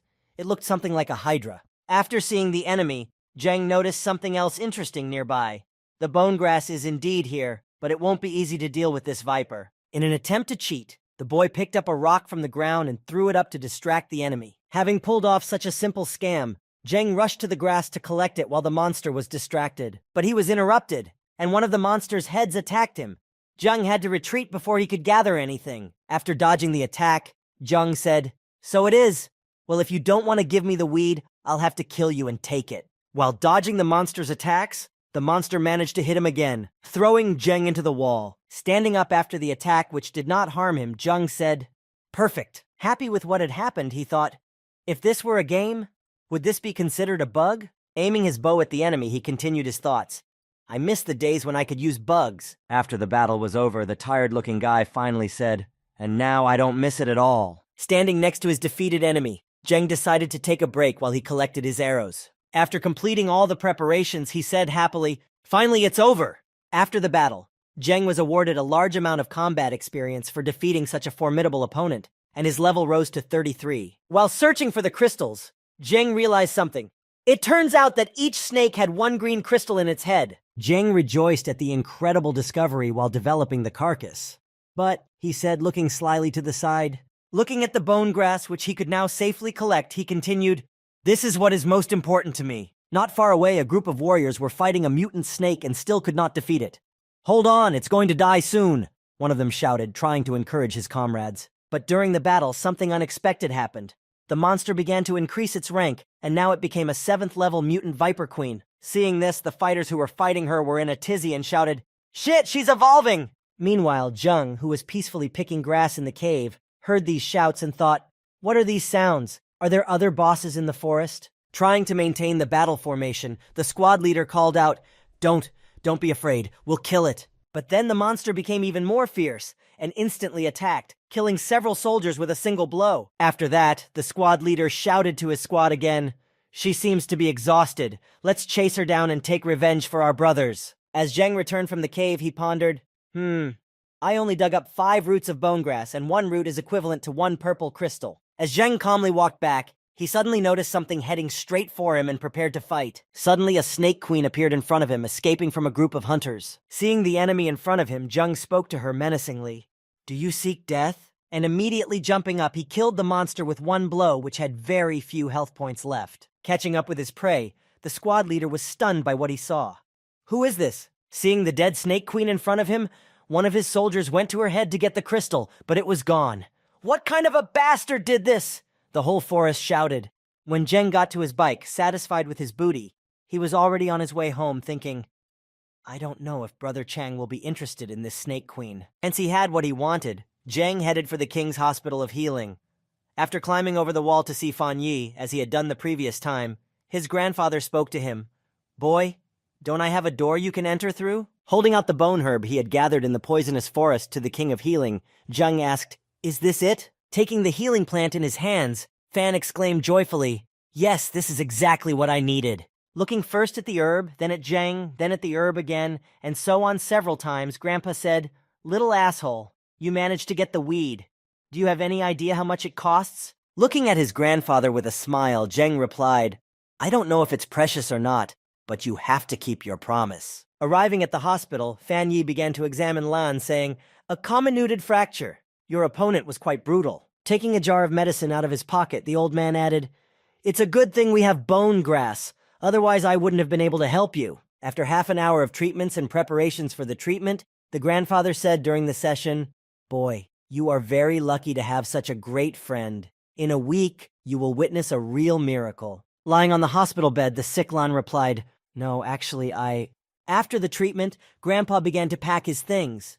When he saw that everything was finished, Jung said, "Elder Fan, thank you very much. Old Man Fan, thank you so much for saving Lan Shi." Hearing himself addressed in such a way, Fan replied insultingly, "Oh, you're already calling me an old man." Smiling and waving his hand in the doctor's wake, Jeng added, "I've paid enough for your services. I think we're settled." Fang, in turn, left the room and let out an insulted sigh. Don't come looking for me next time." As soon as Fan Yi left the room, Lan Shi turned to his master. "Sir, this time I have really caused you a big pile of trouble." Sitting down in the chair next to Lan, Jeng asked him, "If a person were to injure me, would you find a way to save me?" Alarmed by this question, Lan answered him immediately, "Even if I were to die, I would still save you, sir." Smiling when he heard such a response to his question, Jeng said to him, "Well, that's why it was also perfectly natural for me to save you. After all, you are a member of my family." Tearing up with joy at hearing such warm words from his master, Lan said, "Yeah, now I will definitely train very hard. I will never let this happen again." Sitting in the hospital room, talking to the deer, Jeng suddenly received a call on his cell phone. After receiving it, Jeng said, "Hey, I think this thing is the communicator I was given when I joined the Warrior Union. Did someone really decide to call me?" He picked up the phone and heard the message. "Zhou Zhang, this is Zhang Xiaoqi." Hearing the familiar voice, Zhang answered, "Brother Zhang?" The voice on the phone continued, "The mission I mentioned last time, are you coming? I'll tell you in advance that it will be very dangerous, so think carefully." After receiving the offer, Zhang immediately ran to Chan's gear store. Standing in front of the shop window, he looked at the goods in it. "Shurikens?" Poking his finger into the display case, fascinated by these weapons like a child, Zhang asked, "Brother Chan, how much do they cost?" Looking at Zhang, Chan said with a smile, 100 apiece. Hearing the price, Zhang said, "Bring them all, and please have some ordinary daggers ready." After taking the order, Chang nodded to his friend and said happily, "Okay, I got it." Meanwhile, the scene shifts to the 9th ring, the Emperor's Star Inn. Sitting in the room where the entire team was gathered, John Hu, an 8th-ranked warrior, said, "I heard that a 3rd-ranked boy will be joining us." Another team member, Wei Qianjun, who was also in the room polishing his spear, said, "I would like to believe in Zhang Xiaoqi. I hope his man will not be a nobody." During the conversation, they were suddenly joined by Zhang Xiaoqi, who immediately apologized for being late. "Sorry for keeping you waiting." "Brother Zhang," came Hu's greeting. With his hands folded in front of him, Lu Chuangcheng, who was also in his squad, spoke. "You have reached the 8th rank?" To which Zhang Xiaoqi replied to his comrade in embarrassment, "I was able to get it just recently." Hearing this news, Hu said happily, "Then in this mission we have more chances for success," to which he received a positive response. Suddenly, Zhang Hu asked Xiaoqi in a worried voice, "Brother Zhang, that 3rd-ranked warrior, is he all right? It's been over 8 hours and he hasn't arrived yet." Smiling at Zhang and pointing behind him, Xiaoqi said, "How come he hasn't come?" Continuing his dialogue with his friend, he continued, "But we will soon find out whether he is suitable for us or not." Walking over to Zhang, Xiaoqi introduced him. "Friends, this is our new team member." Hearing that Zhang had finished speaking, he greeted everyone. "Hello, everyone. My name is Zhou Zhang." Standing up abruptly, Zhang Hu extended his hand to him, saying, "My name is Zhang Hu. Brother Zhang has been praising you so much." After passing Hu, Zhang walked to an empty seat and said, "In the future, please be more careful." Embarrassed at being ignored, Hu said, "Are you avoiding me, boy?" Turning to Zhang Hu, Zhang said, apologizing, "Brother Zhang Hu, come on. I'm not avoiding you at all." Seeing that the entire team was already in the room, Xiao Qiu announced, "Everyone is here. Let's go to the upstairs room to discuss the plan of action." Taking a seat on the fur-covered couch, Zhang began to marvel at its softness. Passing by Zheng, one of the warriors mentally thought about his behavior. What a peasant! But his attention was immediately intercepted by Hu was standing by the table and shouting loudly, "Wow, haha, cool." Looking at him, he thought again, "Redneck number 2." Sitting at the conference table, Xiaoqi said, "I'll say it again. The reward for this mission is very great, but the risk is also very high, except that it's too late to back out." All of the team members around Zhang were listening intently, but some were doing their own thing. Raising his hand in the air, Xiaoqi continued, "As for the reward, each team member will receive 10%, and the remaining 40% will be distributed according to contribution." Hearing this, John Hu stood up abruptly and shouted, "I think this is unfair. Why does he also get 10%? He said, pointing his finger at Zheng. After listening to Hu's criticism, Zhang asked him, "Then how do you propose to divide the reward?" Embarrassed, Hu said in confusion, "Me? I hadn't thought of that." Overhearing the discussion about division, one of the team members said, "Not quite. Each person will be assigned 5%, and the remaining 70 will be distributed according to contribution." Hearing this proposal, Zheng supported it, saying, "I don't mind. I like this distribution." Hearing everyone's support for the idea, Hu also spoke up. Then I don't mind either." Xiao Qi looked at Zheng, who was enjoying the softness of the couch, and asked Zheng, "Kid, do you agree with this division?" After a moment of thought, a thought occurred to Zhang. Does he really think he can earn more than us 8th-ranked warriors? After agreeing on the division, Xiaoqi clapped his hands and said, "Since that's the case, I'll give you a small bonus." Looking at his team, he said, "You can take any equipment from the warrior shop, but no more expensive than an average green crystal. I will pay for everything." Zheng abruptly stood up from the couch in surprise and asked, "A warrior shop?" He was answered, "It's an online store set up by the Warrior Union and the Titan Guardians, but it's open to warriors of at least rank 7. Hearing this answer, Zheng asked, "So I'm not qualified for it?" To which Zheng replied, "You are not qualified, but you have access to the computers in this hotel." Sitting at the computer, choosing something for himself, Zheng thought, "This is very similar to the treasure site that existed before I traveled through time. Except everything here is much more expensive." Looking through the catalog of goods, Zheng was surprised. "There are so many toms. It seems that Titan is not as simple as I thought. What? This is..." Flipping through the catalog, he came across one interesting item. Elven bow, conductivity, 30% price, 2 high-end purple crystals. Thinking about how much it would be in other currencies, Zheng realized, 2 high-end purple crystals? I'm not able to buy it. I can only hope that I can earn money from them. Looking through the catalog further, Zheng saw something else interesting. The Phantom Cat shoes. That's right up my alley. A short time later, there was a knock at the door, and a courier came in saying, "The goods have been delivered. Thank you very much for choosing the Warrior Store." Leaving all the goods on the table, the team gathered to sort out each of their orders. Putting his hand on Zheng's shoulder, Hu spoke to him. "The best part, kid, is that you haven't even gone anywhere yet and you've already earned a green crystal." Watching Hu's behavior, Xiaoqi thought, what's he happy about? Those bottles of monkey wine I gave him are worth several purple crystals. When Hu opened his order, he saw that Zheng had ordered shoes and asked in surprise, "What the hell? What kind of luxury? You bought shoes for a medium green crystal?" After putting on the new shoes, Zheng began to feel completely different. He described his feelings as follows. "I thought I would feel completely different in these shoes." After trying out the new equipment, he thought with a smile, "Now I am even more confident that, after the mission is over, I'm going to get that elf bow." As the whole team gathered and set off on their journey, Hu suddenly asked his brother Zhang to stop the car in the middle of the road. When the car stopped, Zhang spoke to Zheng. "Boy, come with me." Looking in the rearview mirror, Zhang explained, "Zhou Zheng, they want to test your strength. I believe in you, but they need to see for themselves." Hearing this, Zheng replied, "Commander, I understand." Getting out of the car, Hu pointed to the 2 monsters who were feasting on the prey and said, "Zhou Zheng, how about you take care of these 2? "No problem," he replied. As he went out to the others to watch the spectacle, Lu Chuangcheng lit a cigarette and said, "A 3rd-ranked warrior is going to fight 2 4th-level earth wolves? Are we that cruel?"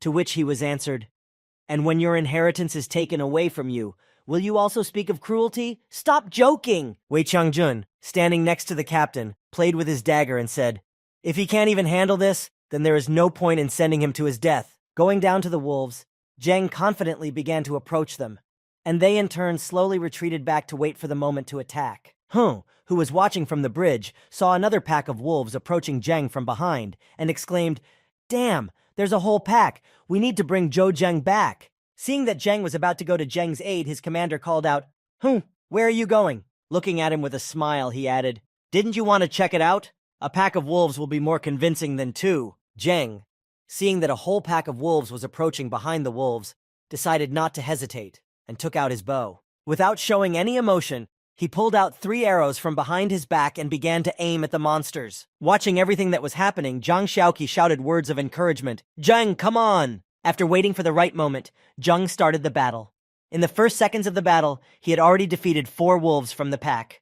There was only 1 more to go. After killing the rest, he said, Well, I have not yet learned to shoot the bow. Watching such a fast and incredibly spectacular fight, everyone was incredibly impressed by Zheng's skills and strength. When everyone was getting into the car, Zheng was sitting next to Hu again. He started asking him questions. Boy, what did you eat to grow so strong? As they approached the mission site, Kapitak said, We are already in the red zone, Hu, get ready. Got it, he replied. Pulling out his machine gun, Hu began firing it at the enemies who were chasing them through the air. As he opened fire, a flurry of bullets hit the mutant crow that was chasing them. Taking out his radio, the monodrite reported, Attention, we are entering the red mutation zone.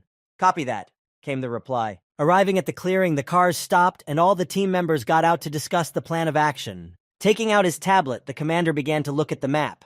After a while, he reported, The target is more than 50 kilometers away. Heading to the target on a dangerous road, the commander reported, Crossing the red zone, we must be as focused as possible. Walking along the path, Zheng suddenly signaled with his hand and said, Everyone stop! There are mutants here. The captain asked, Where exactly? And Hu exclaimed, We didn't feel anything, don't be silly. Taking out a bow and arrow from behind his back, Zheng repeated, Trust me, be ready to fight. Inserting the arrow into the bow and pulling the string, he shot into the foliage of the tree. Immediately after the shot, a monster appeared in front of them. Seeing it, the commander said, Friends, be careful. It is a level 8 forest leopard. As soon as it appeared in front of the team, the beast immediately began to attack the squad.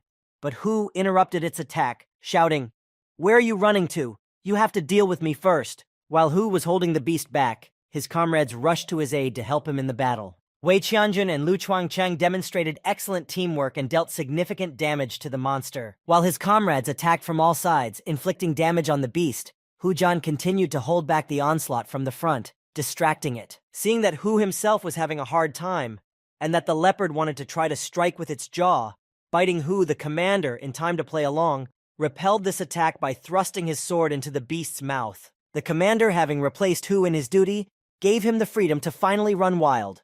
The latter, in turn, put the beast on the ground with a single blow, saying, I will repay you in the same coin. Take it. Watching the fight from the sidelines, Zheng thought, Cool. No wonder he's an 8th-ranked warrior. If these people attacked me, I would definitely not be able to escape. After defeating the enemy, Hu began to check him for crystals. Hee, what luck, 1 green crystal. When the fight was over and everyone was about to move on, Zheng asked, Brother Hu, don't you want his corpse? He scratched his head and said, I do not take such things with me. It is heavy and dirty, and the smell of blood will only attract other beasts. Seeing that no one wanted the monster's corpse, Zheng emphasized, If no one wants it, I'll take it. The remains of a level 8 animal can be sold for a lot of money. As he packed the leopard into his game backpack, Zheng said to himself, For the sake of my elf bow, I'm ready to become a scavenger. Looking at the map, the commander told the team, 17 more kilometers, everyone stay together. A joyful Zhang Hu, marching in formation, said, As soon as we finish this mission, I will drink for a week. Hearing his words, his comrade replied, You survive first and then speak. This time we have to defeat a level 9 Royal Divine Pterosaur. Hu continued to talk and said to him, What's the big deal? The last time it invaded Titan, wasn't it chased away by the same 9th-ranked warriors? Walking behind him, Zheng suddenly felt a sense of danger. What is it? Where did this strange bad feeling come from? When he saw the skeletons hanging from the vines of the trees next to him, he understood. Rushing to his comrades, trying to prevent a catastrophe, he shouted, Shit! As he approached the commander and Lu Chuan, he shouted to them, Watch out, beware. They just looked at him in surprise, not understanding what the problem was. No sooner had Zheng spoken than they were suddenly attacked by vines and grabbed, suspended several meters above the ground, unable to move. Seeing what was happening, one of their comrades jumped to dodge the vines, shouting, What the hell is this? Grabbing John Hu's cue, the vines tried to wrestle it from Hu's hands, but he just held it tightly and shouted, What is this thing? Why is it so strong? Suddenly, Wei Chunjun's voice was heard from behind him saying, Give it to me! He struck at the vines and barely managed to cut 2 of them, unable to free Hu's cue from its captivity. Realizing that this was not going to work, Wei used his star power, saying, Is it that hard? Then, by striking at the vines with his star power, he was able to cut them with ease and help John Hu escape from the vine attack. Standing behind Hu, Wei spoke to him while holding the sword in his hand. This thing is not easy to deal with. Seeing that the plant began to act even more aggressively, Hu said, The vine has begun to shrink even faster. Quickly save the captain and the others. Meanwhile, Zheng stood back and thought, While this tree is attacking, I can see its health bar. And if it has a health bar, it must have some weaknesses. While looking at the trees, Zheng used his thief skill, vulnerability scan, to effectively disarm his opponent. After scanning the trees, he found several weaknesses in each of them and realized where to attack. Pulling an arrow from behind his back, Zheng thought, I don't understand why these vines are so difficult to deal with, but the tree itself has a lot of weaknesses. After coming up with a plan to effectively counter the vines, Zheng heard his comrades behind him say, We'll fight too. To which he replied, Go away and leave it to me. Looking at Zheng, his comrades wanted to argue with him, but he didn't let them finish and ordered them to retreat. Pulling out an arrow, Zheng once again told them to retreat and said to them, Trust me, I can do it. After destroying one tree, Zheng was very surprised because he was awarded 5,000 experience points for destroying just one tree. No sooner had Zheng rescued his friends than they were attacked almost immediately by the creature they were hunting. It turned out to be a huge dragon. Shielding himself from its fiery breath, Hu also covered his comrade, who at the time was saying to his commander, Commander, we can't get any closer. Watching this scene, Xiaoqi said in confusion, Are we really going to have to surrender? Looking at the dragon, Zheng thought, If I understand correctly, the fire breath is draining a lot of its life force. As Zheng scanned for weaknesses, he noticed a small pothole in the dragon's scales and decided, This spot, I think we should strike there. It's worth the risk. Deciding that all was lost, and they were unable to defeat the dragon, the commander gave the order, There is nothing to be done. We must retreat. While he was saying this, he noticed only the silhouette of a boy in front of him, and he said in confusion, Zhou. While the dragon was attacking Zheng Hu, Zheng used his ability to instantly approach the enemy while the latter was focused on something else. Once he got close enough to the fire, he attacked the enemy's weak point to inflict damage. After striking the monster, the dragon immediately turned its attention to Zheng, who was able to wound it. Standing on the ground, the commander and the others could only watch.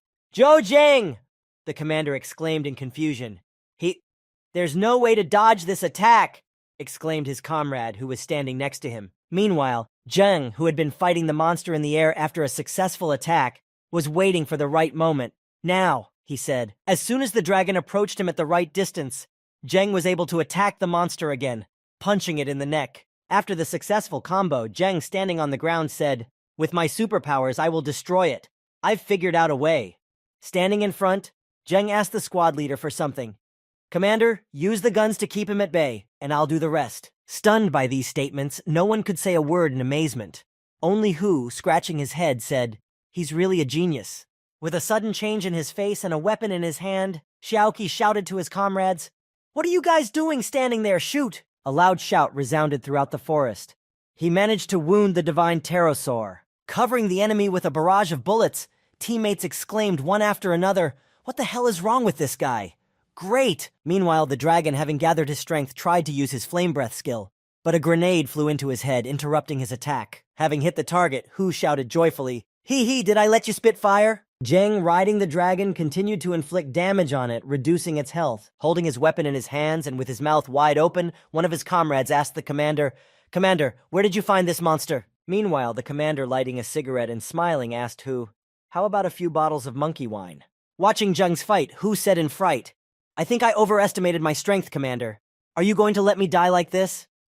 Lu Chen, who was staring, only added, Just look at his attacks. Watching the fight, the comrades continued to discuss Zheng. I've never seen anyone use star power like that before. Having done enough damage, Zheng began to run away from the dragon, shouting, Hurry up, scatter, it's going crazy! Raising its head up, the dragon tried to destroy its opponents with its last strength. Watching from a hiding place, the commander said, This. Zheng answered him, I think I've done enough damage. Now I just have to wait for the cart to bleed out and die. As the monster tried to make its last attack, it exhausted all its strength and fell to the ground dead, its health bar almost at 0. After the monster was defeated, Zheng raised his level again. This time he was the 35th level, and as he felt the effect of the leveling up, Zheng thought, I've advanced again! Unable to contain the smile on his face, Zheng opened the window with his skills, thinking, Level 35. Now I can learn a new skill. Opening the skills section, he saw, The new thief skill is stealth. Allows you to hide. The effect disappears after being shot at or attacked. Recovery time is 2 minutes. Standing next to the dead dragon, the boss gave everyone a task. Lin Xuan, take care of the corpse. Hu, prepare everything for the slaughter. We need to hurry. Picking up his dagger, Zheng Hu approached the dragon. With a swing, he stabbed at the monster's scales. Immediately, the dagger broke on the scales. Looking at the broken blade, Hu said, This cursed creature can't even pierce me now. Standing next to Hu, Lu Chuangcheng cut the scales with his sword like a hot knife through butter and gave Zhang some advice. Just use star power. After applying star power to the next dagger, he was able to easily cut off the scales as he spoke. It worked. One of these scales can probably be exchanged for a green crystal. Hearing this, Wei Qianjun stood on the monster's head and took out the crystal, saying, "Who cares about the green one? There's a whole purple one here." The commander, sitting on the dragon's wing and watching Zheng cut the scales off the dragon, said, "If I hadn't seen this with my own eyes, I would never have thought that an ordinary third-ranked warrior could kill a dragon." Zheng just laughed and replied, "Just my luck." Hearing the commander and Zheng's conversation, Hu added something of his own. "You're a talent. Why are you ashamed? Even if I had all the luck in the world, I couldn't do it." When they returned to the hotel and took their places in the room, they all sat around the table and discussed the trip. The commander said, "This time we got a lot of trophies, so let's discuss how we will divide them." Zhan Hu was the first to make a suggestion, saying, "Let's exchange everything for star crystals." He was followed by Zheng's suggestion, "Or shall we divide everything among ourselves and then each decide how to dispose of it?" Captain Xiaoqi was the next to speak. He said, "Zheng's contribution was enormous, let him decide." Embarrassed by the praise, Zheng said, "I think everyone can do as they please. If someone wants the star crystals, let's exchange the trophies for them. Otherwise, let's leave it at that." After saying that, Zhou added, "But I think that the flying pterosaur's scales are worth much more than a single green crystal. After all, we don't know all of its characteristics yet." Hearing this, the leader agreed with him. Hu also added, "Then I'll take the scales too. I have faith in Zhou Zheng." Approaching the trophies, Zhang Xiaoqi announced, "According to our agreement, each of us will receive 5%, and the remaining 70%. We'll give half to Zhou Zhen.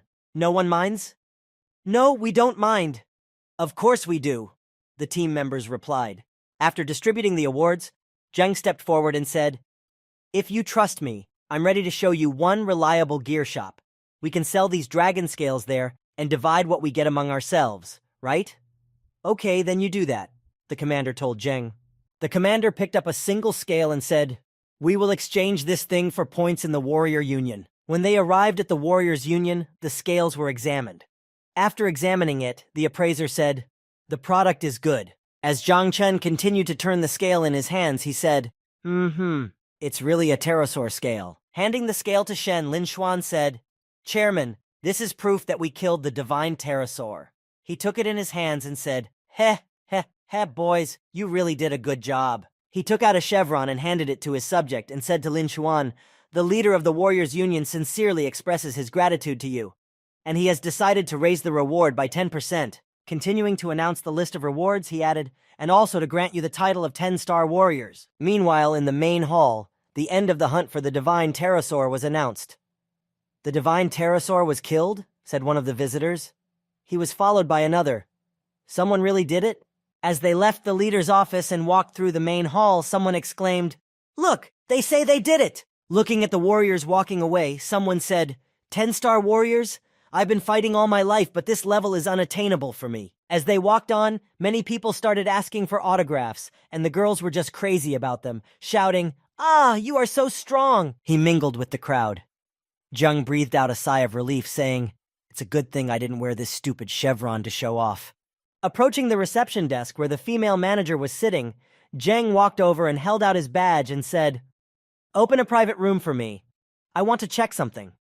"Okay, just a second," the girl said, looking at the monitor before she could see the badge. When she saw the badge, she jumped up and blushed and said, Mr. Zhou Zheng, wait a second. I'll tell you everything right now." As she left the cash register, the girl waved happily at him and said, "Good luck, Mr. Zhou Zheng. Come back again." And Zheng, as he left, thought, "It seems that this badge has more power than I had imagined." Meanwhile, somewhere in the hotel room, a puffball was sitting and saying, Hee, I'm about to hold a weapon with the best conductivity in all of titanium." Still drooling and breathing heavily with frantic anticipation, he continued, I haven't eaten or drunk, risked my life, saved up money for so long, just for this day." Hovering over an icon in a gun shop, he continued to speak. "Baby, come here." When he clicked on the buy button, his request was rejected because the item was not available. Seeing this, his anger was unbearable, and he began to scream furiously, What rascal dared to steal my elven bow?" Meanwhile, the courier was already knocking on the door labeled VIP, saying, "Mr. Zhou Zheng, this is a delivery." Upon receiving his package, Zhang took out the bow and said, "Finally, 20% conductivity for 2 purple crystals." Meanwhile, back at the equipment store, a girl with a drink was approaching the owner's office, and a voice could be heard outside the door. "Brother Chang, how many days have you been awake?" Talking to Zhang, Chan replied, "Hee, it doesn't matter. Honestly, brother, I've created a lot of cool things with the materials you sent me." Raising his drink, he continued, "I'm planning to organize an auction in the near future, so if you have some free time, you should definitely come." Raising his glass, Zhang added something. "An auction? That's great. I just have something that could improve your equipment a bit more." Eyes bulging, Chang asked in surprise, "You have new materials?" With a sly smile, Zhang said, "Divine pterosaur scales." Confused, Chang asked him again, Are you serious?" Meanwhile, outside the city, somewhere in the wild forest, a shout came from the forest. "Are you kidding? We found that boar first!" Someone picked his ear and said, "What? If it weren't for us, that boar would have killed you long ago." The leader of the group was furious at this blatant lie. "We do not need your help." Zhang Shun came out of the forest behind them, yawning and saying, "What ungrateful fools. I guess you want to take away the boar I killed?" Seeing the high-ranking warrior, the bullies immediately began to apologize. No, I was just joking." Looking at the bullies with a haughty look, he just smiled slyly, feeling superior. Hearing laughter behind him, Zhang Shun turned around, angrily asking, "What's so funny?" Coming out of the forest, Zheng spoke to Shun. "What kind of manners?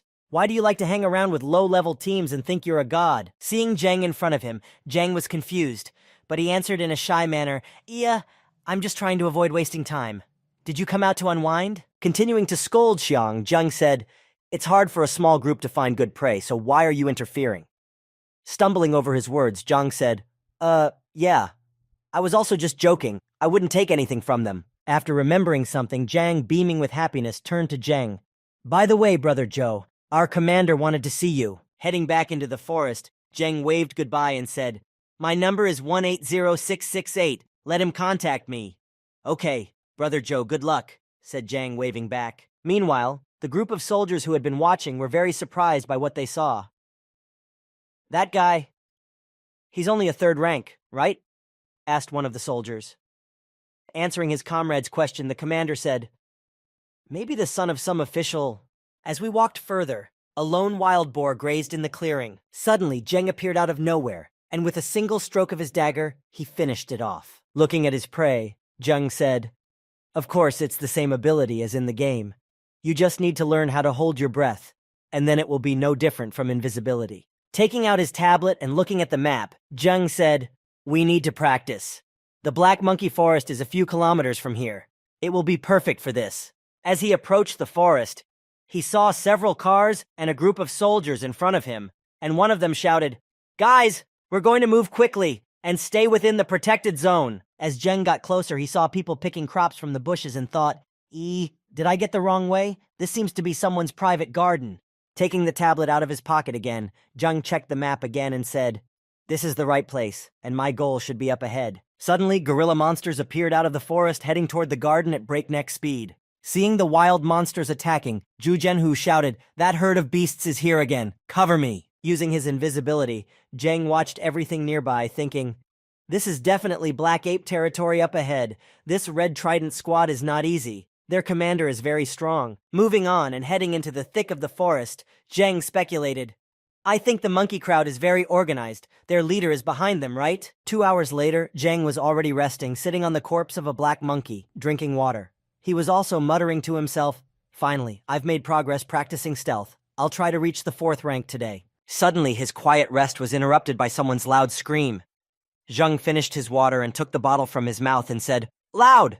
Looking to the side, he saw the leader of a herd of monkeys sitting on a tree branch near him. Using the skill of stealth, Zheng slowly began to approach the monkey, concluding, "Indeed, leader." Sitting on a branch nearby, Zheng pondered, "But there are too many monkeys around. It will be difficult to kill the leader." When he noticed something strange that was bothering him, he finally realized what it was. Seeing the flowers on the tree near the leader, Zheng said, "I think I know why the monkeys are trying their best to stop those people." Sitting on a branch, the leader held a strange black fruit in his hand that looked like an apple, but it was black. Continuing to be invisible, Zheng slowly began to move past the crowd of merry-making apes. As he continued on, he saw 2 monkeys running toward him, playing. With barely time to react, Zheng instantly ducked to avoid hitting one of the monkeys. But as he dodged one, he saw another monkey flying at him from above. As he barely dodged that one, he realized that this monkey was chasing the one that had just run straight at him. Almost reaching the leader, Zheng said to himself, "The time has come. Battle." Deftly moving past the crowd of monkeys, he carefully avoided each of them, running at high speed so that they would not notice him. But he did not have time to stop. Running past, he did not notice a tree in front of him and stopped right in it. As he got closer, Zheng began to count the flowers. 1, 2, 3. There are 7 flowers in total. Wonderful. Seeing the leader sleeping in the tree, Zheng thought, "Yes, I must find a way to lure the leader out." Seeing a fruit nearby, Zheng climbed up the tree to get it. With the bait in hand, Zheng dropped the fruit to the ground to attract the leader's attention. When the leader saw the fruit fall to the ground, he followed it, and Zheng waited for the right moment to speak.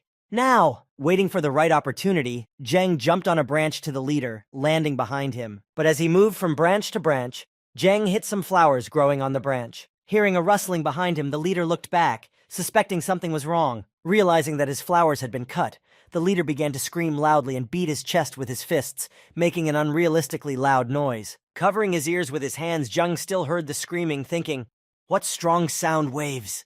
Because of the noise, the monkeys began to run chaotically, running toward the sound, and Zheng tried to escape. Running against the crowd of monkeys, Zheng could barely dodge each monkey that came toward him. But suddenly, after dodging another crowd, he lost his invisibility. Noticing a stranger among his group, the leader shouted loudly and prepared for battle, taking a fighting stance. Realizing that he had been spotted, Zheng picked up his pace to make a safe retreat. To get out of there as quickly as possible, Zheng used his agility skill to avoid getting caught by the little guy who was trying to catch him. But suddenly, a pile of dust rose up in front of him, and this surprise made Zheng stop. The leader of the black monkeys stood before him, furious that someone had disturbed his peace, and he swung both hands to strike. Zheng continued to retreat and ran right into the ape leader's path, wondering what to do next. Meanwhile, the Red Trident squad was seriously agitated, and the soldiers repeated one after another, "What a terrible roar! What are those sounds?" Hearing the roar of the ape leader, the squad leader, Zhu Zhenghu, said, "Damn, that giant has really come out." Running out of the forest, Zheng spoke to the people who were harvesting the crops.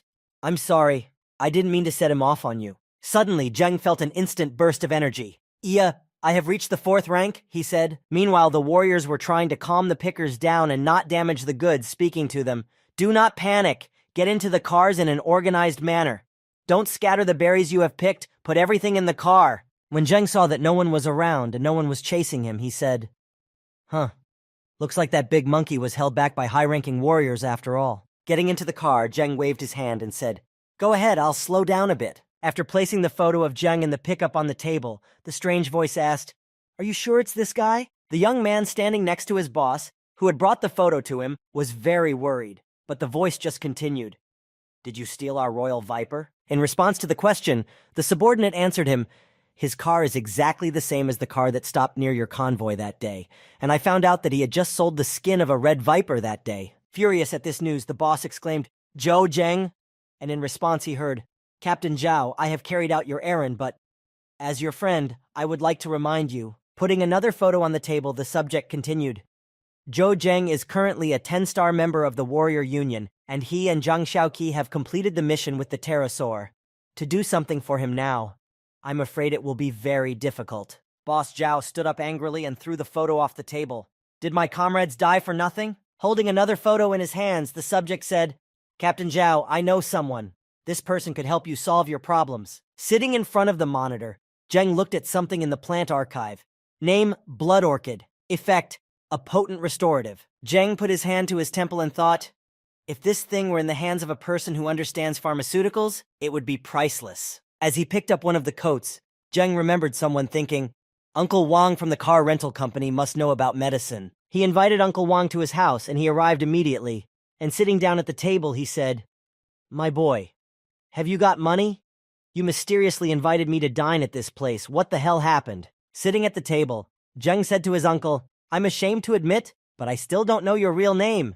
To which Uncle Wang replied, "Ha ha ha, well, then I only know that your name is Crazy." Standing up and extending his hand to his uncle, Zheng said, "Let me introduce myself formally. My name is Zhou Zheng. Wang Jikun, but you can call me what you used to call me," said Uncle Wang to him. After getting to know him better, Zheng got right to the point. "Uncle Wang, I was actually looking for you today for something." He took out some flowers from his backpack and said, "Do you know what this is?" Seeing such a rare plant in front of him, Uncle Wang nervously asked, "A blood orchid? A blood orchid?" Taking it in his hands, he could hardly contain his emotions and said, "This is the first time I've ever touched a real blood orchid?" Handing the plant back to Zheng, the uncle said, "Hurry up and hide it. This thing is worth about 1 purple crystal in the warrior union. If anyone sees it, it will be a disaster." Uncle Wang sighed heavily. If I were still working as the chairman of the pharmaceutical corporation, no matter what the price, I would definitely buy such a rare thing. But unfortunately now Continuing his sad story, he said, "For a warrior of my rank, this plant is useless." As Zheng refilled his wine glass, he said to Jiekun, "Uncle Wang, I did not come to you to judge this plant." Taking the glass in his hands, Zheng offered him a deal. "Perhaps you would like to work with me. We'll combine your pharmaceutical knowledge with my orchid." "Work?" my uncle exclaimed in surprise. Raising his wine glass, Uncle Zheng replied, "Look at me. How can I refuse? But will we have the strength to keep our secret? And yet, my medicine, they cost a lot of money." Happy that the deal was almost done, Zheng said, "Don't worry. I'll take care of this problem myself. Everything will be fine." The next day, when Zheng decided to discuss everything with his family, he heard a call from his house. "A.D. store manager?" Sitting on the couch, Zheng said, "Yes, I want to open a shop. Sell medicines, equipment, and so on." As Sue tried to argue with Zheng, she said, But I've never run a store before." Standing next to Su Junwen, Lan Shi said confidently, "Don't worry, as long as I'm here, no one will dare to cause a riot." Having settled these issues, Zheng continued to discuss other important things. "To sell medicine, to open a store, I need to buy a computer, right?" Taking out his receiver, he said, "Well, if we're going to open a store, we need to get our act together." 5 days passed. Zheng's family and Uncle Wang were standing in front of the building when Uncle Wang asked, "Hey, crazy, is this your new store?" Zheng pointed to Su and introduced her to Wang. "This is Director Su Yunwen, and Lan Shi is in charge of security." Bowing, Su greeted him, saying, "Hello, Uncle Wang." Seeing who was in charge of security, Uncle Wang thought, "Come on, a warrior of this rank would be in charge of security? I think the madman is too young. We need to talk to him when we get a chance." Just then, a pickup truck stopped outside the store, and Xiaoheng and his companions got out saying, "Ha ha, Brother Zhou, are we not too late?" Zheng replied, "Just in time, come in." Looking at the people who had arrived, Uncle sipped his tea and thought, These guys look pretty good, but they are not good enough to protect the blood orchid." Nearby, the bandits were already discussing whether they would go rob a newly opened shop. "Brother, when are we going to go and shake them down?" asked one. The other answered, "Don't be in a hurry. When these cloaked men leave, we will take everything." But then the smile on their faces suddenly changed to shock at what they saw. "How? What?" one of them could only say. The next to arrive at the store were Zhang Xiaoqi, Zhang Hu, and Lu Chuangcheng. Upon their arrival, Zhang asked, "Hey guy, aren't we late?" When Uncle Wang saw the three, he dropped his cup of tea in surprise, thinking, 8th-ranked warriors. Are they that cheap nowadays? Without stopping, Wang continued his thought. No wonder he had the courage to open his shop here. He's really crazy. He's so young. When everyone arrived at the store, the celebration and opening ceremony began. Everyone was congratulating the Zheng family, and the crowd was chanting, "Congratulations, Boss Joe! Congratulations on your opening day!" Meanwhile, 2 guys were standing on the roof of a building near the store, and one of them said to the other, "Brother Shang, just a 4th-ranked fighter, worthy of your attention?" Shan replied rudely, 6, last time I let him escape. But this time, looking at Zheng with eyes full of rage and hatred, he continued, "I'd like to finish this worthless person off with my own hands." After a while, after gathering Xiaoheng's team, Zheng went hunting.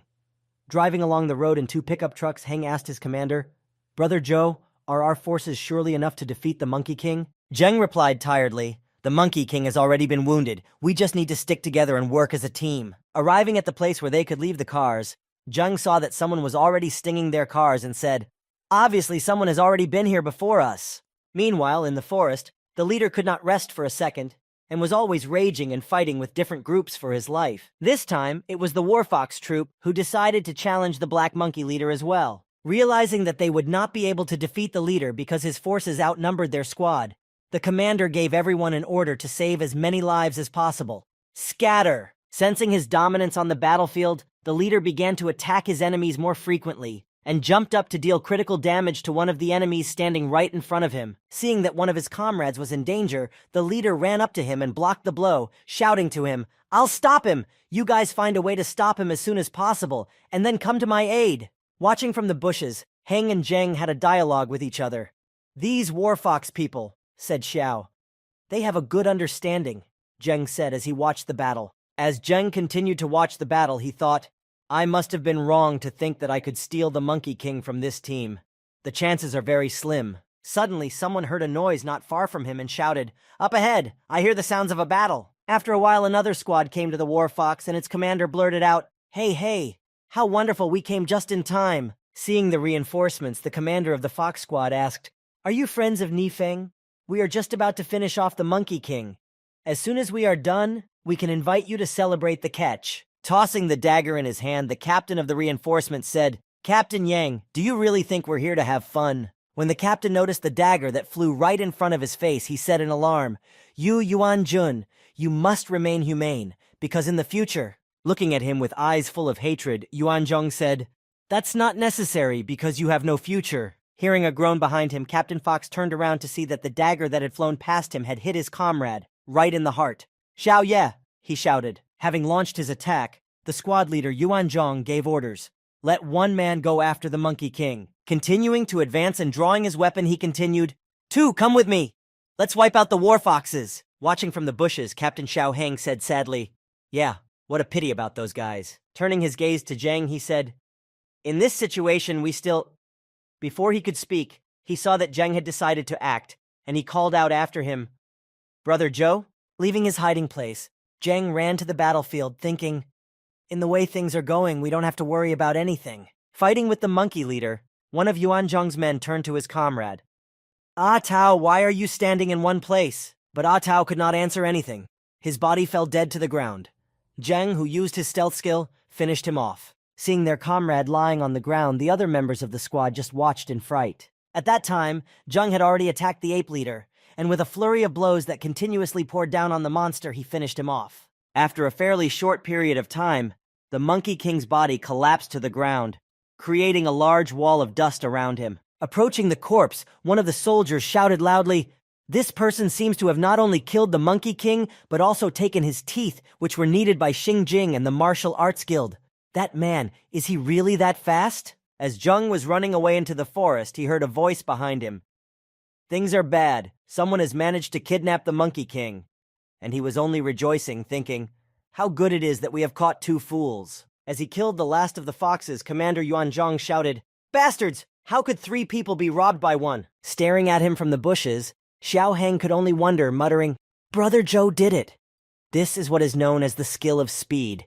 He did it instantly. Hiding in a tree from the pursuers, Zheng thought, "I shouldn't run away this time to prevent a similar incident like the one with Luo Tian." Looking at the pursuers, Zheng decided, "Those who have seen me, no one can be left alive." Walking along with his comrades on the trail, the boss asked, "Are you sure this is where the kid ran to?"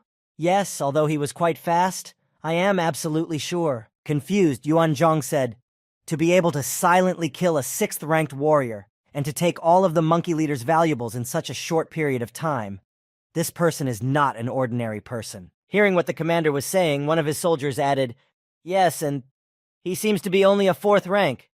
"4th rank?" the commander asked in confusion. Raising his hand up, gesturing for everyone to stop, Commander Yuan Zhong said, "Quiet!" Putting his hand to his ear to better hear everything around him, Yuan Zhong said, "I can't hear anything at all. A 4th-ranked warrior.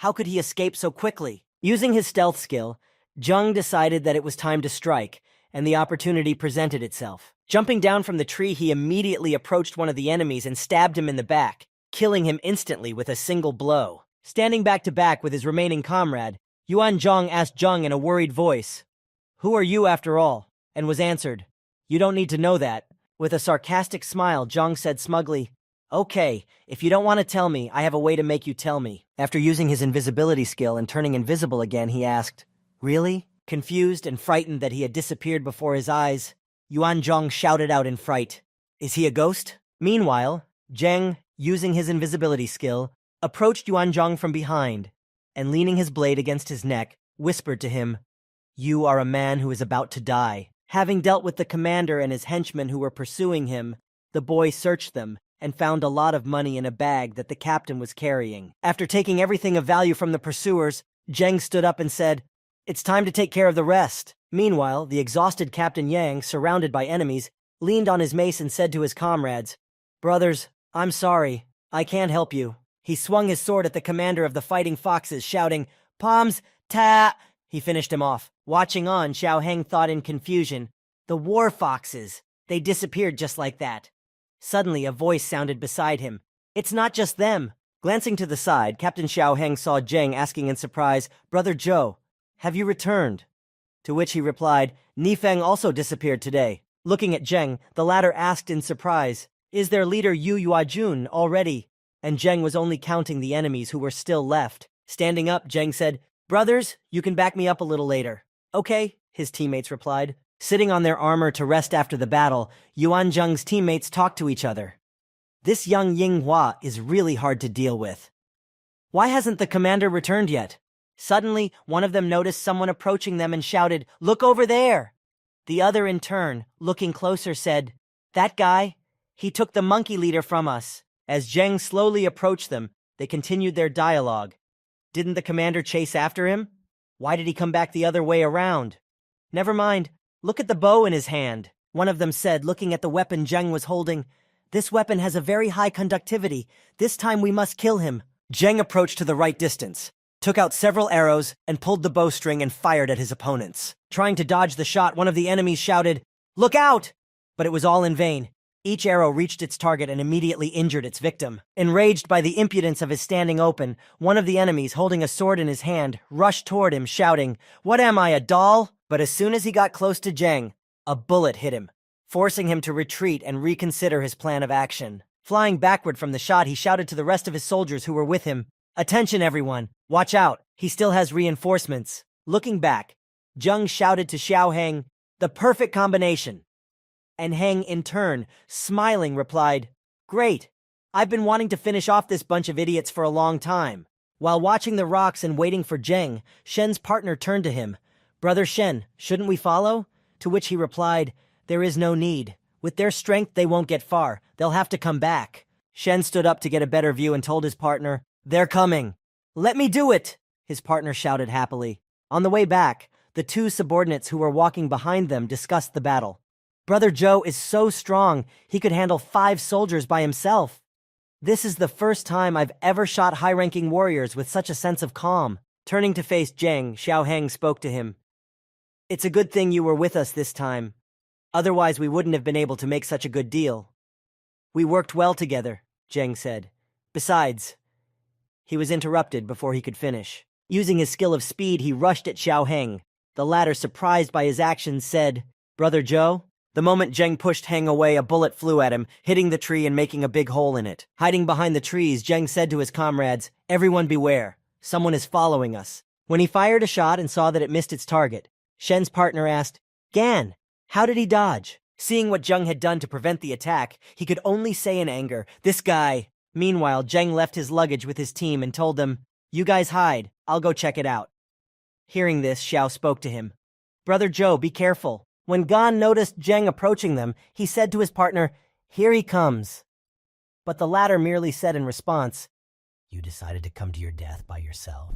With a disgruntled expression, Shen's partner spoke arrogantly, "He is only a 4th-ranked warrior, nothing to be afraid of. Today I'll show you who's fit to kill." Sitting under a tree, Shen said to his partner, "If you are so fond of showing off, then I'll give you the initiative of the attack." Slowly sneaking up on the enemies, Zheng climbed up the tree and said in surprise, "Only 2?" Cautiously walking through the forest, Gan's partner looked back and forth, muttering under his breath, "He should be here. Why is there no one here?" Standing right behind his enemy, Zheng, under his invisibility skill, pondered. "Xiao Zhang is a 6th-ranked warrior? No wonder he's so self-confident. But unfortunately, you have met me." Standing behind Xiao Jian, he suddenly noticed his other comrade in the sky, thinking, Lu Yongshan, recalling the past, how he had wanted to kill him and his father, threatening him, "Today you don't even think about running away." Recalling how his father stayed in the city to hold back the crowd of zombies that came there because of their fault, Zheng became very angry. Standing behind the enemy, he thought, "For the siege of the city, you will pay tenfold." Feeling a strange sensation, Xiaojian became agitated and lost his vigilance, not realizing what had happened. Looking back, he thought, why did I get this strange, pervasive feeling? Was I hallucinating? Observing Xiao's behavior, Zheng made up his mind. It will be too easy to kill you like this if you want to play. Seeing Zheng's sweat, Xiaojian said to himself in his mind, come on, even closer. Clutching his sword, he waited for the moment. One more step, one more. I'll kill you in one blow. Suddenly, he noticed Zheng standing in front of him, not moving, and he started to fuss. Why isn't he moving? Xiaojian thought in confusion. Did he notice me? Darting out of the net and using his star power, he charged toward Zheng, shouting, then I will kill you for nothing! When he got within striking distance of Zheng, he swung his sword, but Zheng easily dodged it, and the blow missed. As soon as Xiaojian missed and fell to the ground, Zheng immediately counter-stabbed him in the back with his blade. After Zheng had stabbed Xiao, he gathered his strength and stood up. And as he stood up, he thought, did this unexpected blow knock so much blood out of my lifeline? Unable to hold on to his feet and feeling weak in them, he fell back to the ground. Immediately grabbing his head and rolling on the ground from side to side, Xiao began to scream loudly. Looking at Zheng, who was slowly approaching him, Xiaojian began to plead with him, no, don't kill me! Watching the fight from the net, Gansheng was very surprised as he said, with a single strike, you killed a 6th-ranked warrior? Having finished Xiaojian, Zhou Zheng looked at his dead body lying in front of him. Turning around, he spoke, Lu Yongshan, what a small world.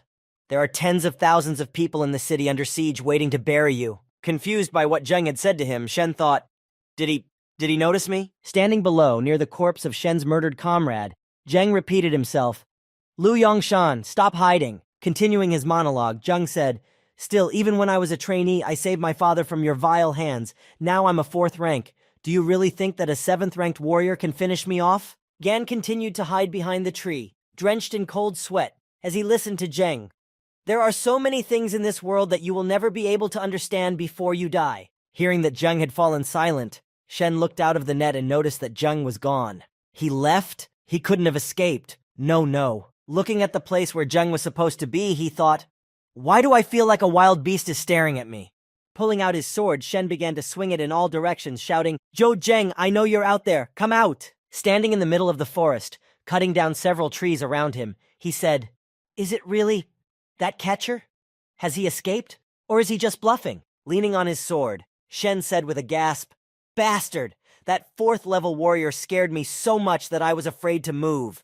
Standing nearby, Zheng said, I was waiting for you to relax and let your guard down. Behind his enemy, Zheng jumped up and prepared to strike at his distracted opponent. Regrouping, he swiftly struck with 2 daggers, leaving 2 cuts on the enemy's back. In an attempt to kill Zheng, Gan gathered his last strength and swung his sword around to reach Zheng. After dodging Gan's blow, Zheng counterattacked sharply and managed to cut his opponent, leaving a small cut on his throat. After his attack, Zheng immediately bounced away from his opponent, and the latter said to him, not a bad sneak attack, but unfortunately, it doesn't make any sense. Standing nearby, Zheng asked Shen, have you heard of ghost spiders?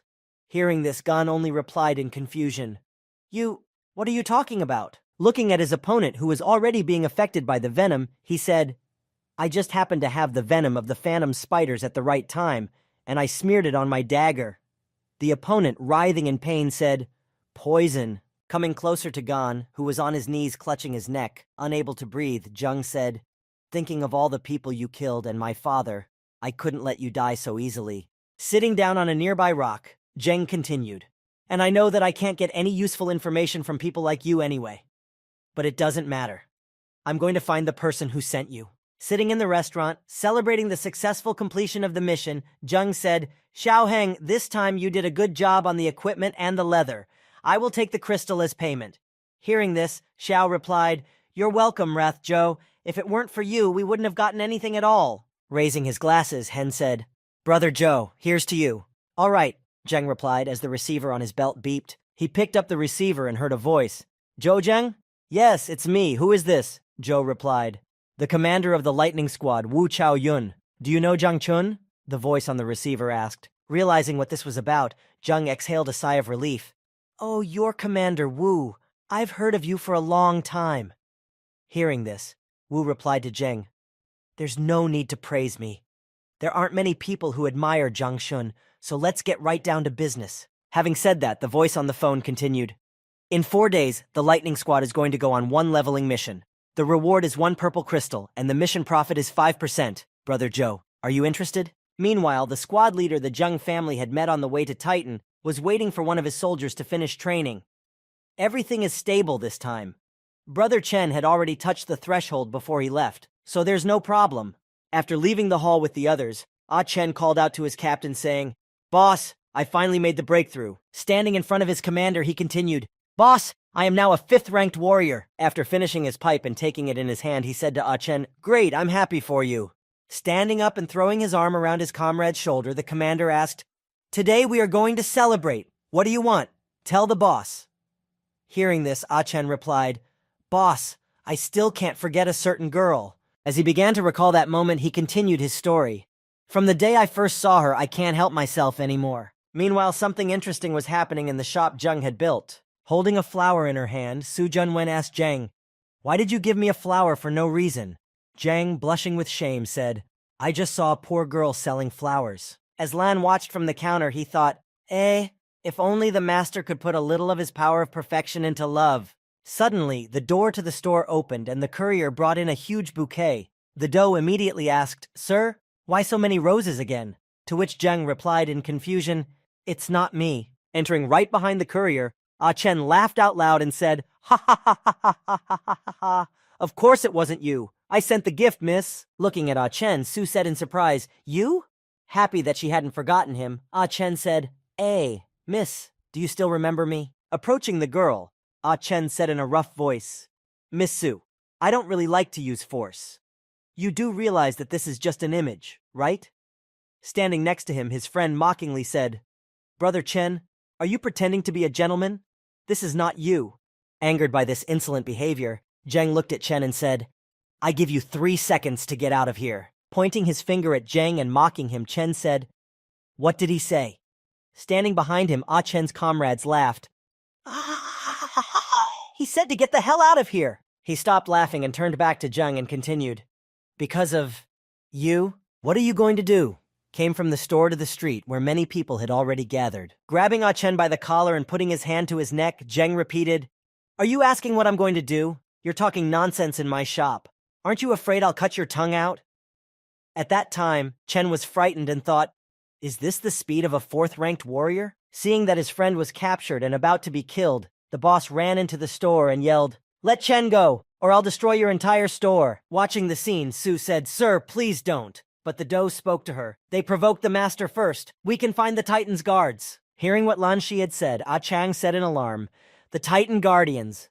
And then immediately looking at him, he continued, "Well, Zhou Zheng, if you kill me, then you will not be able to prevent the punishment of the guards either." Hearing this, Zheng only said in irritation, What did you say?" After hearing this, Zheng decided to throw the impudent man out of his shop. Taking him by the throat, Zhou Zheng headed for the exit to escort the intruder out. As he carried him to the doorstep, Zheng saw a crowd that had already gathered to hear all the noise and shouting that could be heard around him. There were also members of Chan's group watching, demanding that Zheng not harm their comrade. While still holding the brat in his left hand and holding a dagger to his throat with his right, Zheng asked, "Well, scared?" Meanwhile, the squad leader, standing on the street with the crowd, shouted at the boy, "You bastard, let go of Chen."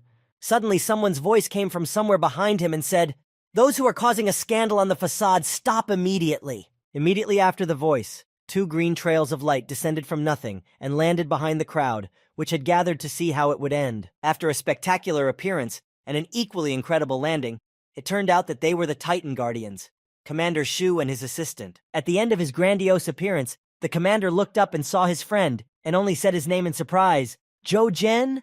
Hearing something happening behind him, and then hearing a voice addressing Zheng, Chen realized that the guards had arrived, but for some reason they did not immediately rush to rescue him, which made the poor man very worried. Not seeing any action on the part of the guards, Chen shouted out to them, "You have to protect me! He wanted to kill me right on the street!" Hearing the cry for help, the assistant captain drew his sword and shouted to Zheng, "Zhou Zheng, let him go, or do you want us to shoot you right here?" Meanwhile, Chen, who heard the guards threatening Zheng with death for not obeying them, gloated, "You idiot!" Hearing the tone of the assistant's voice and Chen's words, Zheng looked at him with contempt and said angrily, "Yeah, I hate being threatened." After saying all this, Zheng took the knife away from Chen's throat and spoke to the Titan guards and Chen's boss. "You want me to let him go? Is that how it will go? As soon as he finished his sermon, Zheng threw Chen with all his might at his commander, shouting, "Here, take this!" And he flew over the entire crowd. After flying for a considerable distance, it fell into the hands of his commander, who was able to grab it. But immediately afterward, Chen grabbed his neck and groaned, "Oh, ooh." Hearing his comrades moan, the commander shouted out to him in fright, Chen." Suddenly, the moaning stopped abruptly, followed by the body of his subordinate, which immediately sank to the ground. Alarmed by this development, the commander looked at him and realized that he was no longer breathing. While throwing, Zheng broke the insolent's neck, which guaranteed a very visible death. Holding the body of his dead comrade, who had been his pride and had recently achieved a breakthrough, the commander shouted loudly in an angry voice at Zheng, "Bastard!" Looking at what had happened, Zheng was in no mood to admit his guilt, but instead smiled and calmly replied to the angry commander, "He died in your hands. I had nothing to do with it." Hearing this brazen answer, the commander of Chen's unit, who had been killed in front of him and died in his arms, was furious and immediately drew his sword to punish the boy who had done it. But he was interrupted. Commander Shu shouted, "Everyone stay in your places!" He also grabbed the hands of his subordinate, who was also determined and had already drawn his sword to punish the offender, and said, "There is no need to overextend yourself so much with Zheng. We don't need any more murders, even with your position. You can't ignore the rules of Order of Titan." Hearing this response from Commander Shu, the commander of the squad of his recently deceased comrade was not at all satisfied with this development. Turning to the head of the guards, he asked in confusion, Did I hear something wrong?" Meanwhile, Zheng, rejoicing as no one else at this outcome and how easily everything had ended, twirled his dagger in his left hand and said with a sly smile, "Commander Shu, seriously, I'm not some kind of devil either. If they stop looking for trouble, I certainly won't kill anyone." Hearing what Zheng said to the captain, he immediately took precautions and loudly shouted to the rest of the bully squad, "Hurry up, are you waiting to be killed?" Hearing that the captain was very angry because of the situation, but realizing that this was the best thing that could have happened in this situation, the commander of the squad, Chen, shouted out in fright, Yes, we obey!" and began to run away from the scene as fast as he could. Having resolved all the disputes, and happy that everything had already been resolved, Zheng spoke to Commander Shu as a courtesy. "Commander Shu, would you like to come to my shop for a cup of tea?" Zheng went out to meet him, stretched out his hand to Captain Shu and smiled sincerely. But the captain did not even want to listen to him. He just spat on the ground and turned around and left the scene. Meanwhile, the crowd watching the whole spectacle began to discuss the events vigorously. "This is the first time I've ever seen Titan's guards deal with things like this. This store is controlled by the guards? Well, that means the items here are absolutely good quality," they said one after another. After finishing their conversations, they ran to the store one after the other, shouting, "I'm first, I want to buy first." And they heard back from the others, "No queue, no respect." Running into the store one after the other, the visitors began to greedily buy everything they saw, pushing each other around and shouting, "You bastards! You all have to stand behind me in line." And Sue, anxiously taking the goods off the counter and shelves, tried to calm them down, saying, "Gentlemen, take your time. We have enough goods for all of you." Standing at the exit and seeing that the trade was going well, Zheng shouted out to Sue, "Miss Sue, I'm leaving. I leave the trade to you." Hearing this, the overjoyed Sue thought, "I didn't expect that Mr. has already become so cool. I shouldn't have worried so much." After the scandalous affair was over, the commander and his subordinate guard went to the forest where he could let off his steam. While chopping down a tree, he turned to his captain. "Commander, I don't understand at what point did our squad of Titan guards turn into cowards?" Hearing this, the captain calmly answered him, "You don't understand. Then tell me, what is written in the 16th article of the Code of Laws?" Recalling what exactly was written in that section and its subparagraphs, the captain's subject replied in confusion, How is that possible?" Meanwhile, the captain, heading to the city to return to patrol, said, "For a 4th-ranked warrior to have already become a 10-star member of a warrior union is truly incredible. But it is a fact." Continuing to talk about the laws and their nuances, the commander added, 10-star, he is above all laws." On the way back from Zheng's shop, a teammate of the deceased, Chen, asked his commander, "Boss, are we really going to leave it like this?"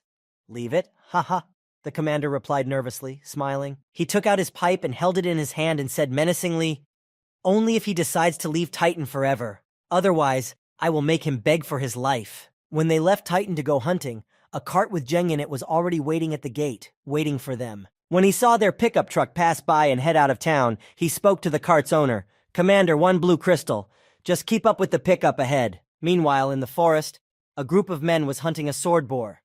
Surrounding it, the group waited for the right moment. Suddenly, the monster fell to the ground dead. "Commander, what happened?" asked one of the men. The commander replied, "I don't know." Suddenly, they heard a voice behind them. "Hey, you." Slowly approaching, the commander of the bullies, smoking a pipe, said, "You killed the boar I raised. How are you going to pay for it?" Hearing such a brazen lie, one of the hunters could not help but exclaim, "How can you say that it was yours? You—" But then the commander of the group interrupted him, shouting in fright, "Shut up!" Having calmed his comrade down, the commander of the hunting party approached the captain of the bullies and began to apologize to him. "Brother, I'm sorry, we didn't know. Perhaps you would be interested in these white crystals." Looking at the number of crystals he was offered, the commander of the brats said irritably, How few. You can't even buy a pig's skin for them." Looking down on the poor man, he spoke to him menacingly, "If that's the case, then perhaps you will pay with your lives." Watching everything happen from his hiding place, sitting in a tree, Jung said, "They go out into the countryside to kill innocents whenever they're in a bad mood. A bunch of scoundrels." Pulling out his sword, the bandit commander headed toward the frightened poor man, but suddenly he heard a strange noise behind him. Someone started shooting at their cars, which were parked nearby. Turning back and seeing that the cars had already caught fire from the shots, the commander asked, "What happened? Who started shooting?" A confused member of his team immediately shouted, "It wasn't me." Meanwhile, while everyone was confused about what was happening, the second car was also shot at and burst into flames like the first. Watching what was happening, the commander of the bandits, almost dropping his pipe from his mouth, said, "Is there a sniper here?" A member of his team, watching the poor guys seize the moment and decide to give the others a run for their money, shouted, "Boss, they're running away!" But the boss didn't pay any attention because he saw something that interested him more than that bunch of weak soldiers. Watching with a hungry look, he said, "Never mind. There is someone more interesting here." Zheng, coming closer and closer to the brawlers, twirling his dagger in his hand, smiling sarcastically, asked the bully, "I'm not interested in insulting the weak. Maybe you'll have some fun with me?" And the commander of the bullies was throwing up with happiness. He could not believe his eyes that this was really happening. Here was the one he wanted to take revenge on. So he said, "Ha ha ha, you came to me." But while the boss was talking to Zheng, his teammates had already attacked Zheng to take revenge for the death of their comrade. Rushing into the fight, one of them pulled out a sword and attacked him, shouting, "Die!" But then the pain began to spread rapidly through his body, and then he lost consciousness. Zheng had already killed the attacker with one stroke and moved on to the next one, who was running right behind him. The second attacker was also not particularly distinguished by outstanding fighting skills, so Zheng was able to finish him off easily, dodging his attack and striking back. Seeing the bodies of the two fighters fall to the ground abruptly dead, a loud cry resounded throughout the forest, "Boss, save me!" Standing back to back, the boss and his only remaining comrade began to discuss what they had just seen. The subordinate spoke in anxiety, "Boss, I don't see him." And the boss answered him immediately, in a nervous voice, "How can this be? People are not capable of using such combat techniques." Looking at his pickup trucks, which were completely destroyed, the boss exclaimed in alarm, "This guy set our car on fire. Is he trying to cut off our escape route? Where the hell is he hiding?" Meanwhile, he was called out by his comrade, who noticed something strange on the ground around him and asked, "Boss, these are leaves. Were they here?" Seeing the ring of leaves around him, he immediately ordered a quick retreat. "No, quick! Get out of the circle!" As soon as he said this, the pile of leaves suddenly flew into the air, blocking their view. Zheng wasted no time in attacking the last of the boss's team, and eventually finished off all of his men. Standing face to face, Zheng looked at the lone commander, whom he had left behind to enjoy the last fight, and he just stood there, smiling hysterically. He immediately calmed down and looked at Zheng with a piercing gaze and said, "A fourth-ranked warrior has killed my entire team, and you are quite strong." Looking directly at the enemy with his stern gaze, it seemed as if Zheng was piercing through him. Without showing any emotion, he replied, "You're not the first person to tell me that." Trying to snatch at least some chance of victory, the commander pointed his sword at Zheng and said to him, "Aren't you afraid to fight me in a fair fight?" Hearing this proposal, the boy replied, "As you wish." As soon as Zheng finished speaking, the two fighters immediately rushed into battle, sparing no effort, and were ready to finish off their opponent without hesitation. Zheng was returning back with the same old man on the same cart. On the way, the old man asked him, "Well, boy, did you manage to earn anything today?" He replied, "So-so." Recalling the last fight with the commander of the Insolents, who turned out to be quite weak and did not have to make much effort to win, he added, "There was absolutely nothing of value." Suddenly, Zheng's transmitter vibrated and began to make ringing sounds. When he picked up the phone, he heard a familiar voice telling him that the auction was about to start and where it was. Zheng replied, "Brother Chang, an auction? Don't worry, I'll be there on time." Meanwhile, at Zhang Chang's house, everything was ready for the auction, and everyone was just waiting for all the guests to arrive, who would soon be there. Upon entering, the Zhou family saw the incredible luxury that surrounded them. Seeing this, and holding his number in his hands, Zheng said, "I didn't expect Brother Chang to live so richly." And Lan Shi only added, "Mr. Zheng, what god do you know?" While Zheng and his friends were looking around the room, the manager came up to them and led them to a private room. Before entering, she pointed to the door and said, "Dear guests, welcome. This is your room number 9. Once inside, they saw that it wasn't just the main hall that was luxurious, but the rest of the rooms were equally well decorated. Seeing this, Su said in amazement, "What a luxurious room." Lan Shi was also impressed by the decoration, but he limited himself to only one thing. Wow. When everyone had taken their seats, the girl who had been assigned to host the auction said, "Ladies and gentlemen, the auction is about to begin. The starting price of the first lot is..." Watching the auction through the panoramic window from his private guest room, Lan Shi asked Zheng, "Sir, will you not participate?" Meanwhile, Zheng, sipping tea, answered him in a calm tone, "There is nothing interesting yet." Lifting the tablecloth from the next box, the auctioneer said, "Next up is lot number 37, a dagger with a conductivity of 35%, an unbeatable weapon." Hearing the announcement of the lot and what was in it, the buyers began to say one after another, "Wow! A conductivity of 35%? I wish I could use this dagger." Hearing about lot number 37 and its contents, Zheng immediately jumped up and down and called Brother Chang, saying to him in astonishment, "Brother Chang, this dagger, I need it." After announcing the item and its contents, the girl presenter spoke into the microphone. "Let's start the bidding. The starting price is 1 lower purple crystal." Sitting among the other ordinary buyers, one of them said in surprise, "Even cheaper than I thought." Another man sitting next to him replied, "After all, this is an exclusive weapon, but it's a pity that it's only 35% conductive." Holding up his number plate, one of the buyers started the bidding saying, "1 lower purple crystal." And so the bidding for this exclusive item began. Immediately, taking the initiative, the rest of the bidders joined in, raising their bids one by one.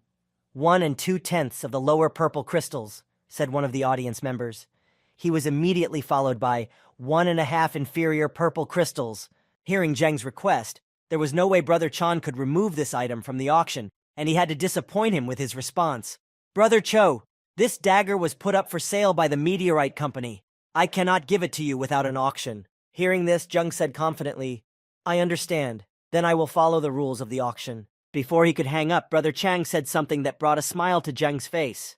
Zheng said, "But I have a way to help you get it." Continuing the auction bidding for the exclusive item, the girl host said, "At the moment, the bid is 1 top-grade purple crystal. Is there any honored guest who wishes to raise the price?" As soon as she finished, someone shouted back, 1 7/10 of a top-grade purple crystal. Hearing such an incredibly high price, the buyers began to discuss the person who had called out such a high price. 1 7/10 of a top-grade crystal?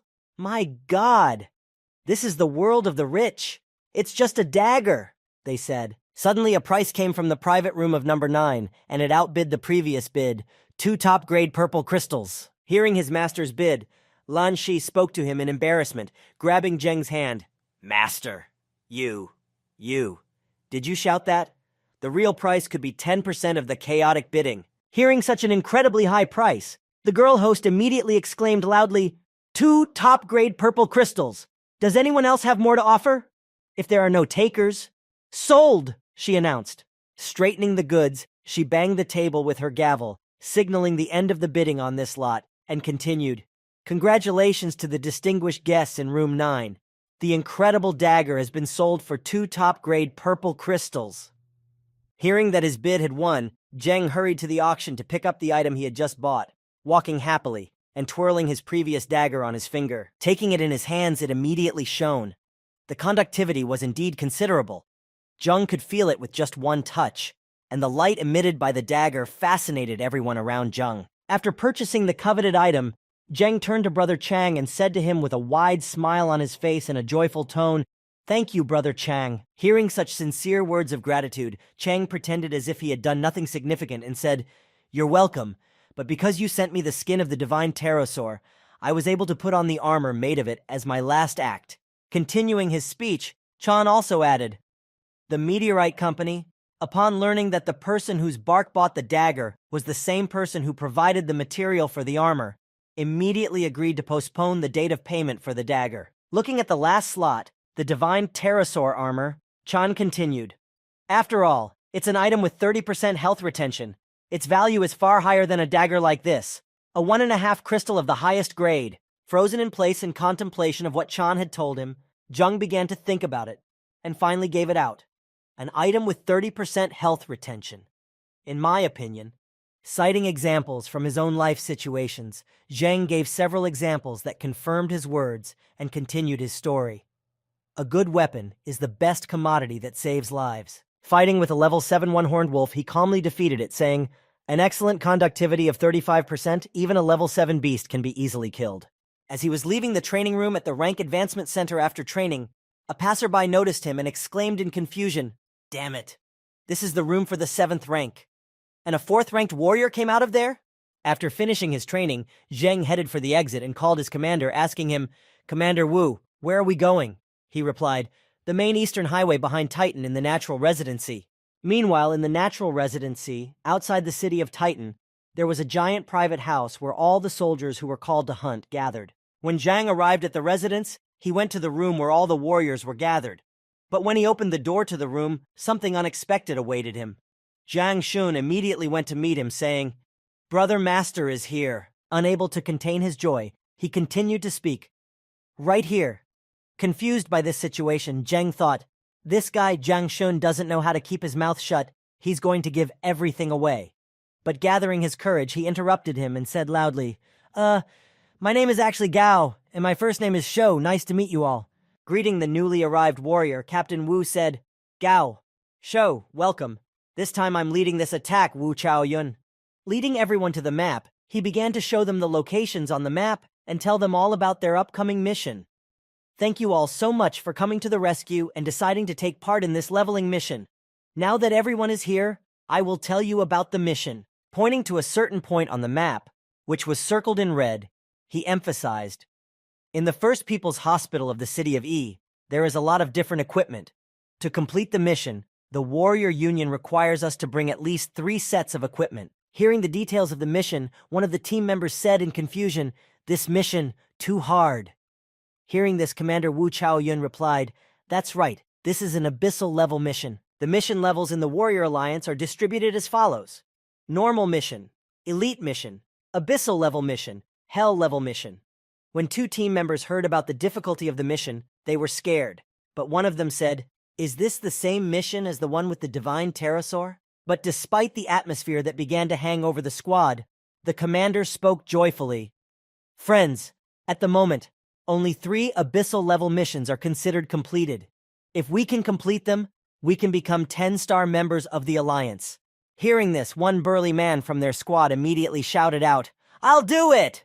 I'm ready to fight for the title of 10-star member of the Union." After this courageous statement, he also turned to the 2 team members who were afraid when they learned about the difficulty of the mission. "And you cowardly rags, go home to sleep." Hearing such words addressed to him, the boy aggressively spoke to the burly man. "Butcher, can you repeat that?" The man immediately replied, "You are using Commander Wu, and as soon as you saw the difficulties, you immediately decided to run away? What's the point?" But the captain broke into their argument, saying, "All right, calm down. I respect everyone's choice." In the midst of this verbal tussle, after the captain interrupted them, the butcher went to Zheng to ask him if he had changed his mind. "Gao Shou, do you dare to go?" Meanwhile, Zheng, who had been calmly drinking a drink from his glass, almost choking on it and spitting it out of his mouth, replied awkwardly, "Of course I'll go. I've already agreed with Commander Wu.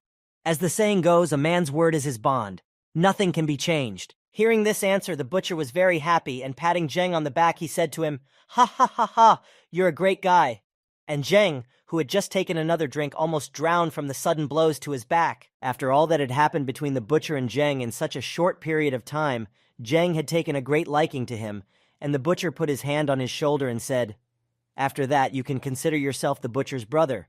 If anyone in Titan dares to offend you, I will immediately split his head open." Smiling at the butcher, either out of politeness or just reflexively to avoid appearing hostile, Zheng thought, why do I always meet people who like to beat people up? Standing up, Zhang Shun spoke in front of everyone, making his own little request. "The one who said he wouldn't go is a sucker." Hearing this, the team member who had previously tried to avoid this mission somehow spoke up. "Yes, I was never afraid of anything."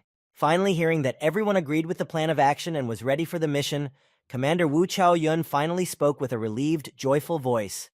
"Thank you, gentlemen." Having loaded the necessary equipment into the vehicles to make the road less difficult and thorny, and sitting down in the pickup trucks, the commander said, "We are leaving immediately." Having reached a certain area, after which it was impossible to drive, the captain got out of the vehicles and looked at the map and said, "From here, we will go on foot. First, we need to put things in order in the city's land department and make a stronghold here. Be careful."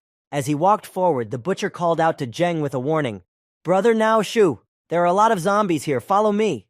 Meanwhile, Zheng, who was following him, rubbing his head and feeling embarrassed, said, sure. Walking ahead of them, they were attacked by a zombie, but the butcher easily dealt with it with one swing of his giant hammer, sending the monster flying somewhere high in the sky. As Zheng watched all this happen and the butcher make his way to move on, he spoke to him. "Brother Xing, my name is not actually Gao, my real name is Zhou Zheng." Meanwhile, while the butcher was making his way onward, Zheng told him a startling piece of information about himself that surprised him. He let his guard down and was almost attacked by a zombie, and he only looked up at Zheng and said, "Huh? Boy, you..." Seeing that the zombie was very close, Zheng took out his bow and quickly neutralized the monster. Seeing the arrow fly almost next to him, the butcher said to Zheng, "Okay, I forgive you for this attack." And Zheng just giggled happily. When they reached a certain place, most likely the hospital they needed, the commander gave everyone an order to get ready. 10 minutes to rest and equip your weapons, and then we're off. Once inside, Wei Heng, who had fought off several zombie attacks, sat down and wiped his sword from the zombie blood and spoke brazenly to Zheng. "Gao Shu, the poisonous zombies inside aren't as simple as these. You're not going to go in there, are you?" While the comrades behind him only smiled at his words, he continued to say, "Fourth-rank warrior. It would be suicide. Don't drag us down. We can't make all the money anyway." After polishing his sword and swinging it a few times, Wei Heng began to sheath it, when suddenly a large shadow covered him. His companion behind him was seriously frightened by what had happened. Standing in front of Wei Heng, the butcher spoke to him in an irritated tone. "If he can't earn all the money, do you think you can? People like you are just ordinary weaklings." Abruptly standing up, Wei aggressively replied, "You."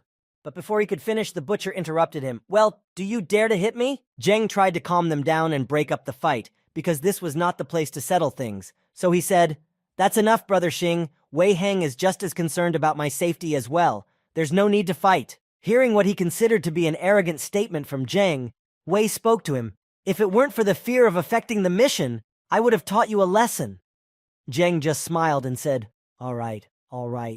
10 minutes later, when everyone had gathered and finalized their preparations for the mission, they set off. Using their star power skill, they quickly moved from one rooftop to the next, and everyone kept in line, no one lagging behind. Watching Zheng's speed, Xing thought, "Good.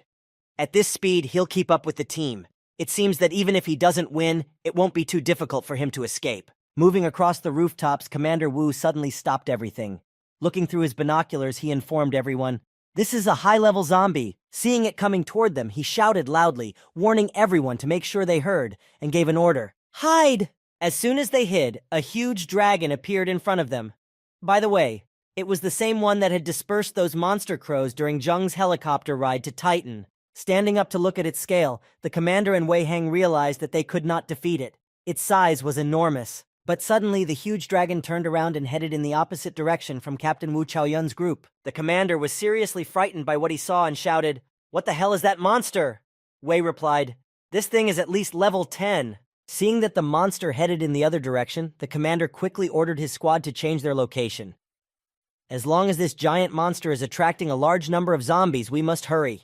After moving to another location, a new serious opponent appeared on their way. It was a big blue scaly zombie. Seeing him, a member of his team said, "It's going to be a little difficult. There's also a blue scaly zombie down there.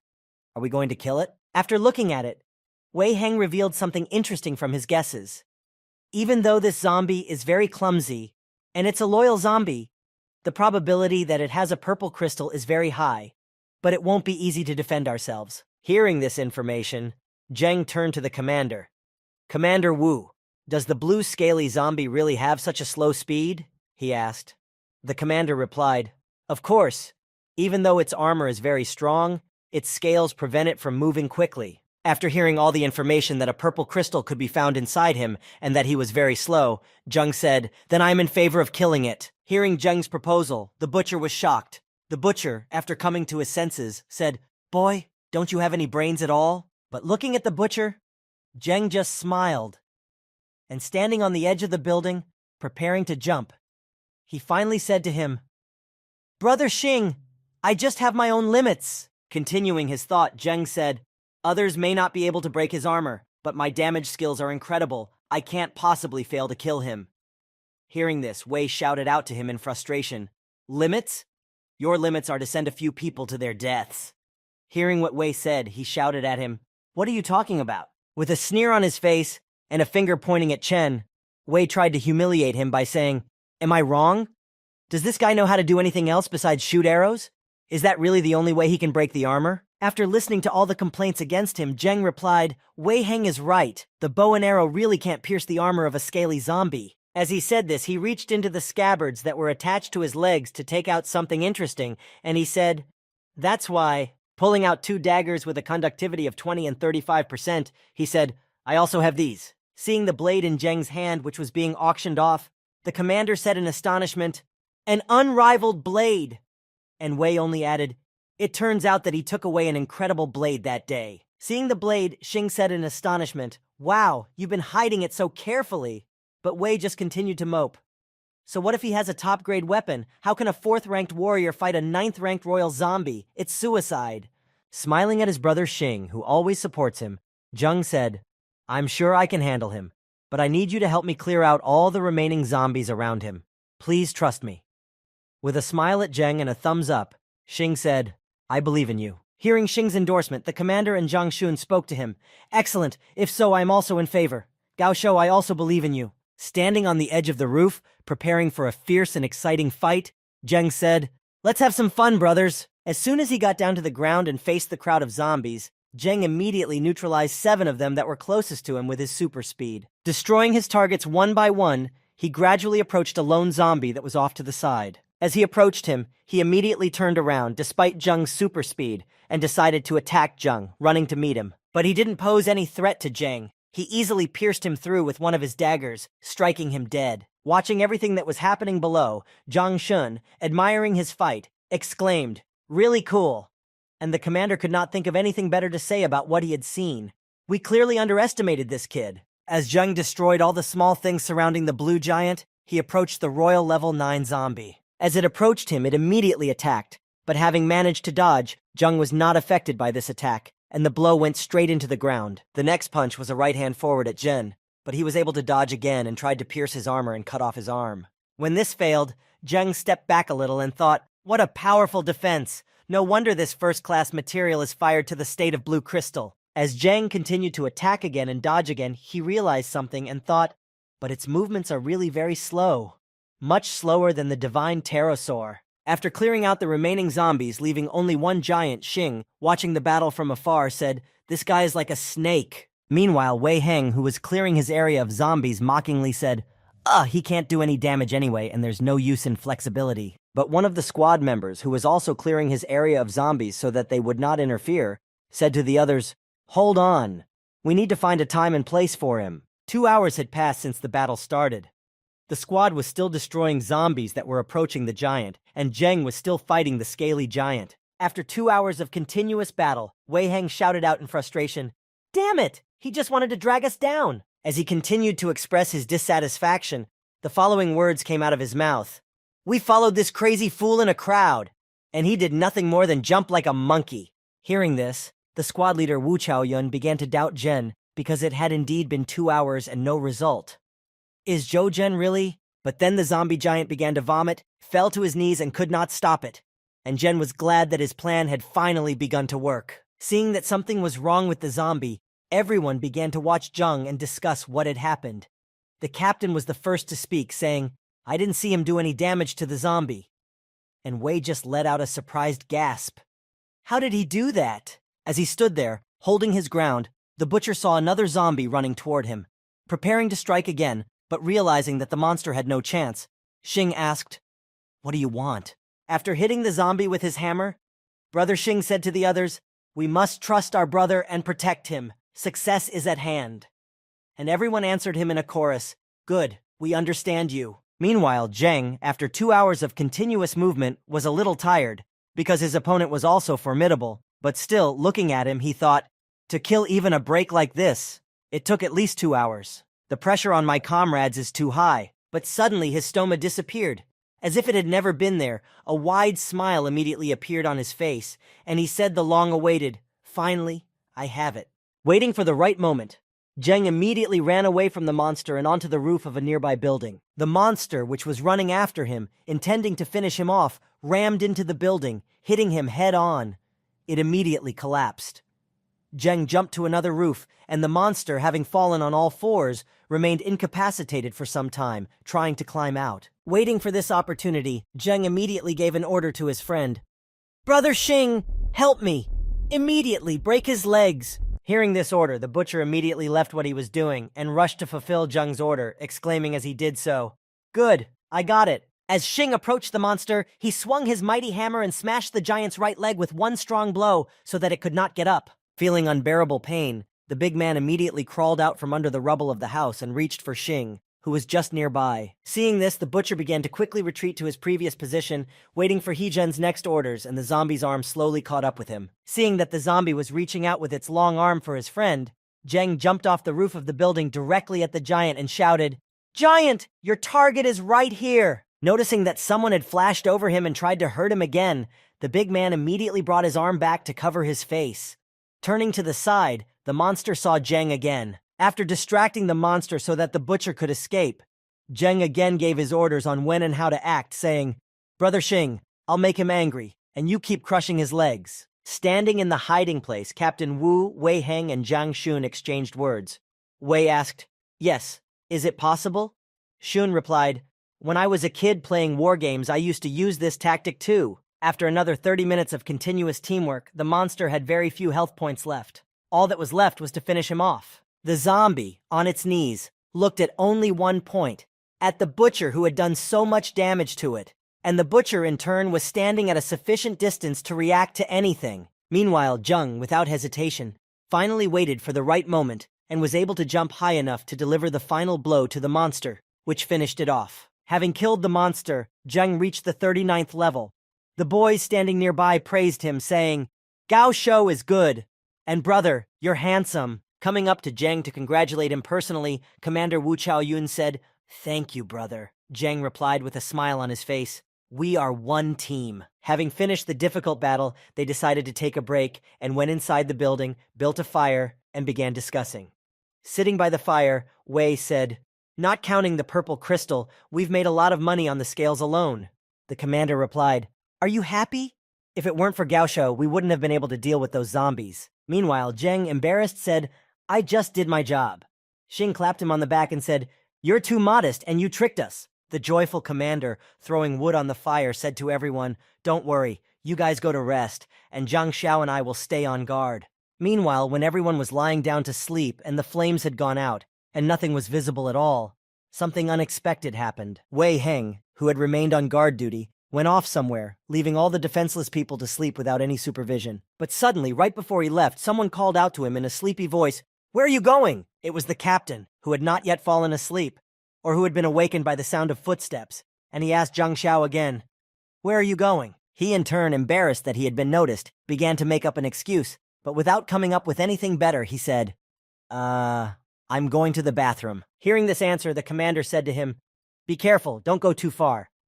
To which he replied, "Okay, I understand you. As Zhang Xiao walked toward the place where he had originally intended to go, he wore a serious expression and thought. Taking out a test tube from his pocket, he reached out to leave it somewhere in the room and spoke to himself, smiling wryly. Zhou Zheng, those two idiots, Lu Yongshan and Xiao Jian, can't kill you. Leaving the test tube in a corner of the building, he continued to gloat and mutter to himself, but that doesn't mean I can't! The next morning, when the sun was already rising in the sky, the building was gradually filled with zombies. They slowly moved down the corridor one by one. Suddenly, the zombies heard something behind them, some strange noise that interrupted their quiet walks.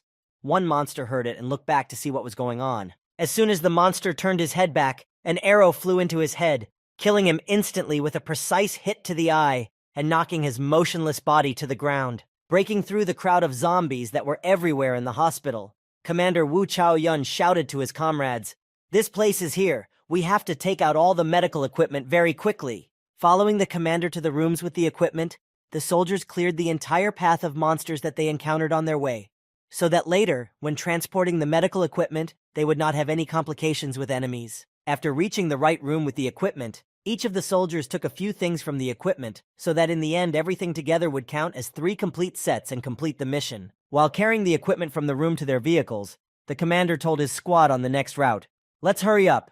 If everything goes well, we can be back in the afternoon." However, their calm lugging of things was interrupted by strange sounds. While transporting the medical equipment, Zhang Shun spoke in a worried tone. "What is that sound?" His comrades answered him. "It sounds like zombies?" Watching from the rooftop, the guard who had been watching from above on the roof of the building took out his radio and said, "Commander, no, damn it." Continuing his report to the commander, the observer continued to report in a frightened voice.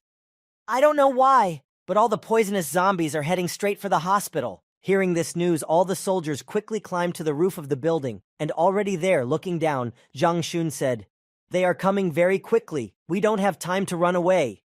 Hearing such disappointing news, the commander said, "It's all my fault." Continuing to punish himself, Captain Wu said, reproaching himself, "It was I who made the decision that will cause everyone to suffer." But the butcher did not agree with him, and trying to calm him down, he said to him, "We also all took the money. We all decided to come here, so there is no need to apologize now.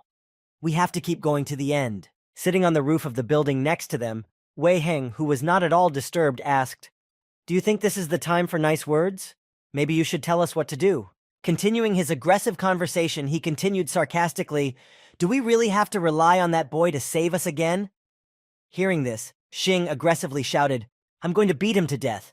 Don't stop me." Looking off to the side, toward the runway that was near the building that was relatively close to them, Zheng let out, "I have an idea." Hearing that Zheng had come up with something, the butcher immediately calmed down, and turning to Zheng, he asked in surprise, "What? Tell me as soon as possible." Looking at Xing and the rest of the team, he told them his plan and strategy, saying, "I can get out of here and get the helicopter back." As he hesitantly said his proposal, he was still thinking about what to do. Suddenly, a few minutes later, he spoke again. "Yes, but you have to trust me again." Hearing such a crazy and risky plan, the commander said, "Even though the distance to the plane is only 5 kilometers, the road is already occupied by a crowd of zombies. And besides, flying a helicopter is not like driving a car. Can you handle it?" But Zheng said to Wu's second-in-command Chao Shu without a trace of uncertainty as he looked at the map, "Don't worry, I'll make it. I learned how to fly a helicopter at home." Hearing Zheng's crazy plan, Xing put his hand on Zheng's shoulder and spoke to him happily. "Brother, are you sure?" To which Zheng replied, "Of course I am 70% sure." Standing nearby, looking at the map, the commander said to Zheng, who was preparing for a difficult mission, "If you need anything, just say the word." Jumping off the building, he said, "I only need you to hold out until I get back." Landing on the ground, he made his way with lightning speed through the crowd of zombies to the desired location. Standing on the roof, watching their comrade freak out, he said, "From now on, he is my brother." Hearing this, Zhang Shun also added, "I also consider him my brother." Walking away from his team to the other side of the roof, Wei Heng shrugged and said, "That's it. Can anyone guarantee that he hasn't abandoned us and run away?" Hearing such a cruel slander, Zhang Shun called out to him, "Wei Heng, shut your mouth." The commander himself could not help but react to this, speaking to him in an angry tone. "Wei Heng, after completing this mission, you will immediately leave our team." To which he replied, "Okay, no problem." I'll leave right now. As he walked away, Wei Heng, smiling ominously, muttered something unexpected under his breath. Unfortunately, you won't be able to wait for the mission to be completed. Leaving them and heading in an unknown direction, he found himself on the roof of another building and headed for the ventilation shaft. Having removed the grate from the vent, he took out a bag containing what he had hidden there last night. It was an air glider for escape. After taking it out of the bag, unfolding it, and putting it back together so that he could use it, Wyan said to his now former comrades, "You stay here and wait for death, and I have no time to keep you company." While Zheng was trying to get to the helicopter, a door suddenly opened on the roof where his comrades were, and the living dead rushed out and directly at the soldiers.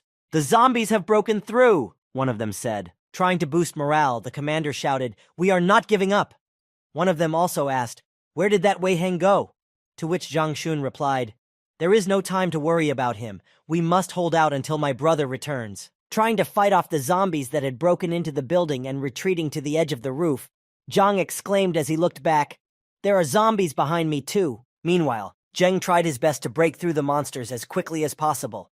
Using his invisibility skill, he quickly passed the enemies one by one. As he continued on his way, the enemies became fewer and fewer. Their ranks thinned out, and no more enemies arrived behind him. When he saw only a few zombies walking in his direction, he said happily, "Great, the number of zombies has begun to decrease." When he finally got out of the zombie infestation, he ran a little further and saw a building with a large disc attached to the side and thought, "That must be the helipad." Seeing that he was very close to his target, Zheng accelerated his pace to make sure he didn't waste any time and rescue his comrades as soon as possible. But then something interesting happened in front of him. A zombie heading in his direction was suddenly cut in half by someone. When he took a closer look at what had happened, he saw a 7th-level black rat in front of him, which had killed the zombie. The other zombies who were following the dead man, seeing that the monster had finished him, immediately changed their trajectory and ran at the rat to kill it. But as soon as it approached it, the rat used its 2 tails, which had sharp blades at their tips, to cut the zombies into small pieces. Seeing how easily the rat dealt with the attackers who approached it, Zheng thought, "This little thing is really a real enemy for zombies." Trying to pass by, he thought, "I'm in a big hurry. I'd better not provoke them." He tried to avoid the killer rat, but something unexpected happened. Passing by under the invisibility skill, the rat still attacked Zheng, even though he gave no reason for it, and it did not see him. Barely dodging the attack, he quickly drew his dagger and his invisibility dissipated. "What's going on? How did they notice me because of my stealth?" Looking at the enemy, Zheng came up with a very possible thought. Did the rat smell my body? The guess was close, but the truth was a little different. Seeing his hand, he said, "Did I get grease when I killed the blue scaly zombie? No wonder I smelled this strange foul odor the whole time." The next moment, when Zheng realized the reason for the rat's aggression, it instantly attacked him, but he was able to dodge it with ease. He jumped up to prevent harm, found himself in the air and pulled out his daggers and struck back at the monster. However, his attack did not penetrate the defense on the monster's back. Seeing that he had only angered the rat, Zheng said, "What a high level of defense. It will take at least 10 minutes to kill it." Tearing off his sleeve, which still had blood on it from the zombie, he said, "I wish they had something of value, but I don't have time to play with you now." As he said this, he saw that the rat was trying to attack him again, but this time the attack was not a slashing attack, but something like a hammer blow. Throwing a torn piece of zombie-scented cloth at the monster, Zheng backed away from the monster because he had very little time, and the rats shouldn't be chasing him now. The very next moment, he ran desperately toward the building with the airfield, killing any zombies he encountered along the way. When he got close to the building, he said, "I finally made it," and immediately began to look for a way to get to the top. When he got to the runway, he saw a helicopter. Seeing it refueling, he had only one thought that worried him.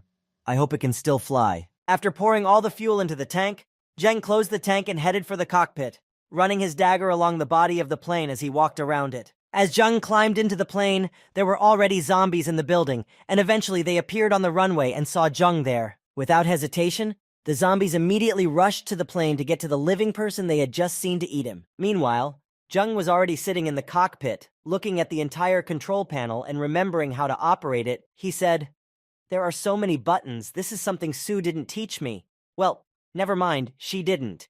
And with that, he pressed the switch. As soon as he pressed the switch, the helicopter started up, and the propellers on the plane began to spin, creating a strong wind stream that blew everything in its vicinity away. Meanwhile, the zombies running toward Zheng ran into the propellers of the newly started airplane and instantly turned into small cubes that were simply swept away with the rest. At the same time, on the roof of the building, Captain WU's team was barely hanging on when one of them spoke up. "It's been 20 minutes. Could my brother..." While speculating about whether Brother Zheng would help them or whether he had betrayed them and escaped, the soldiers remained hopeful and continued to fight bravely against the enemy. Hearing that the team was losing faith in salvation, Commander Wu Chaoyun shouted out to everyone in hopes of raising their morale, "Hold on, we must trust our brother." Meanwhile, Wei Heng, appearing out of nowhere, spoke in a sarcastic voice with a sinister expression, gloating, "A bunch of undersized people. I'm afraid that this Zhou Zheng has already been eaten by zombies." Standing with his hang glider in hand on the water tower, he continued his sinister gloating. "Do you really think he is God? Ha ha ha." Hearing such mockery from the traitor, the butcher shouted angrily at him, fending off the zombie onslaught. "You fucking bastard!" To which Wei Heng said calmly, revealing another of his secrets. "I can tell you another secret of mine. I didn't come here because of some purple crystals." As he continued his story, he started laughing like a madman inside and then continued, "I wanted to kill Zhou Zheng and at the same time get 2 medium purple crystals. Well, you will just die with him." Having finished his speech, and having told all of his intentions, Wei Heng pressed the button that triggered the mechanism on the hang glider to finally escape from this place. As he flew away in his aircraft, Wei Heng shouted disdainfully at his former comrades, "Farewell, you idiots!" Not long after flying away, he saw something in the air slowly approaching him, and as he looked at the flying object, he said, "Eh, what is that?" As he flew closer, he could make out the silhouette of a helicopter, and as it flew by, he saw that a person he knew all too well was sitting in the cockpit.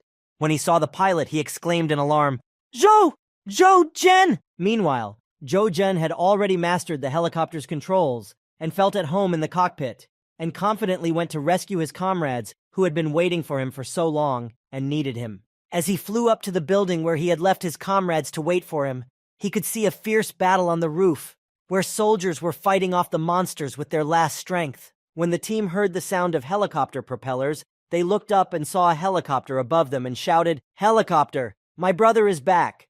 exclaimed Shun. So did Xing. "It's my brother, I knew he would make it." Hearing that salvation was at hand, the commander gave his last order before retreating. "Brothers, chase away these zombies. We are going home." After keeping the helicopter in the air, Zheng threw down the ropes to his comrades and said, "Grab the ropes, we need to get the medical equipment." Hearing Zheng's request, everyone said they understood and grabbed the hooks and went down to the pickup trucks with the equipment so they could hook it to the helicopter. As they began to hook the vehicle with the equipment, they secured all the boxes in it for transportation so that nothing would be lost on the way, and the commander spoke to Zheng. "The crates are secure. Everything is fine." Upon hearing this information, Zheng began to lift the helicopter into the air and pointed it toward the Titan, exclaiming joyfully, "Brothers, we're going home." Hearing the news of the return, his teammates were also happy to hear it and shouted back, "We are coming back!" Flying so high over the entire route, the loud laughter of the cheerful and joyful team members who managed to complete the abyssal mission was heard on the trailer of the vehicle. Looking out of the car into the distance and at the scenery around them, which was even better seen from a bird's eye view, Sin said, "Holy shit, it's amazing." Looking forward and looking back, contemplating that it was all behind him, the butcher said, "I thought that today was my last day in this world." Meanwhile, the outraged commander Wu Chaoyun was boiling with anger as he remembered the traitor. These zombies were definitely brought by Wei Heng. "When we return to Titan, I will chop him into small pieces, I promise you." Suddenly, Zhang Shun abruptly jumped up and pointing to the distance, he said, "Quickly everyone, look over there. Isn't that bastard a traitor?" And indeed, flying at the speed of a helicopter, they were able to catch up with Wei Heng on a hang glider, which was moving many times slower. So they were able to catch up with him, and could already see him in their field of vision. The whole team immediately changed their mood from joy to anger and hatred, and began shouting one after another. The butcher was the first to speak up. "Come here, you're dead." He was immediately followed by Zhang Shun. "Let's kill him." But Zhang, who was in the cockpit and heard all these aggressive statements, spoke to them. "Guys, this is not the best time. Let's drive it to the wall." Almost catching up with the traitor, the whole team stood up to hit him with something and shoot down his aircraft. Almost flying toward Wei Heng, the butcher, holding his hammer with both hands, shouted loudly to Heng, as if his hunter's instinct had awakened, "Run! You'd better run!" When Wei Heng saw that a helicopter was chasing him, and that it was a car carrying medical equipment, he was surprised to see them, and exclaimed, "You..." Catching up with Wei Heng and flying past him, The butcher drilled through the traitor with a gloomy look and finally said, "We will be waiting for you up ahead." After saying that, he swung his hammer and managed to hit the traitor's airplane just slightly.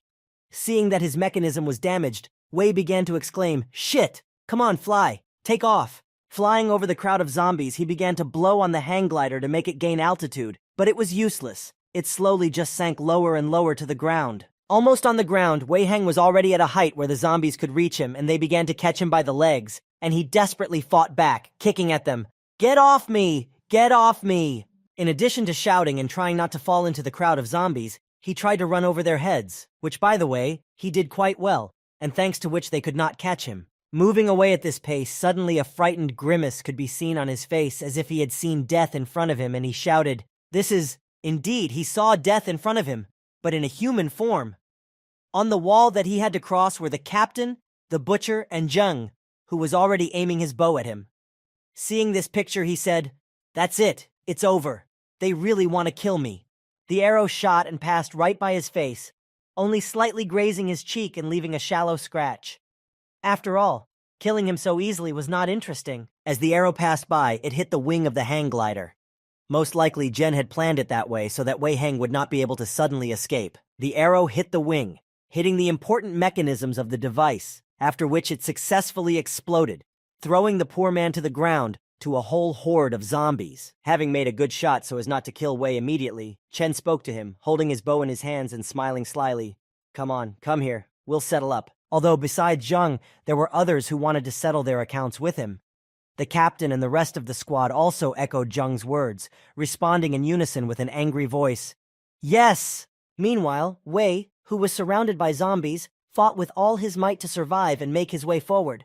But there were many enemies, so he had a hard time making his way to retreat. After destroying all the monsters, he cleared a path to a passage in the wall so that he could escape and head back to the city, but as soon as he cleared the way, his former comrades who wanted to settle their scores with him were heading straight for him, and the butcher shouted out to make sure he got there. "Wei Heng, how do you want to die?" Looking at them with eyes full of fear, he spoke to his former comrades in a squeaky voice that had changed so much from his condition. "You cannot kill me."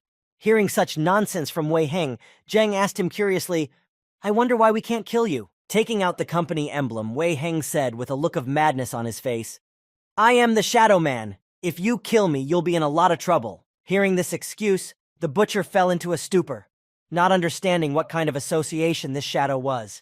He just stood there and thought, repeating to himself as if remembering, "A shadow?" And then he suddenly shouted, "I'll take care of your shadow!" And after him, Commander Wu shouted, "Right, the shadow is nothing." And then Zheng added his word, "A shadow?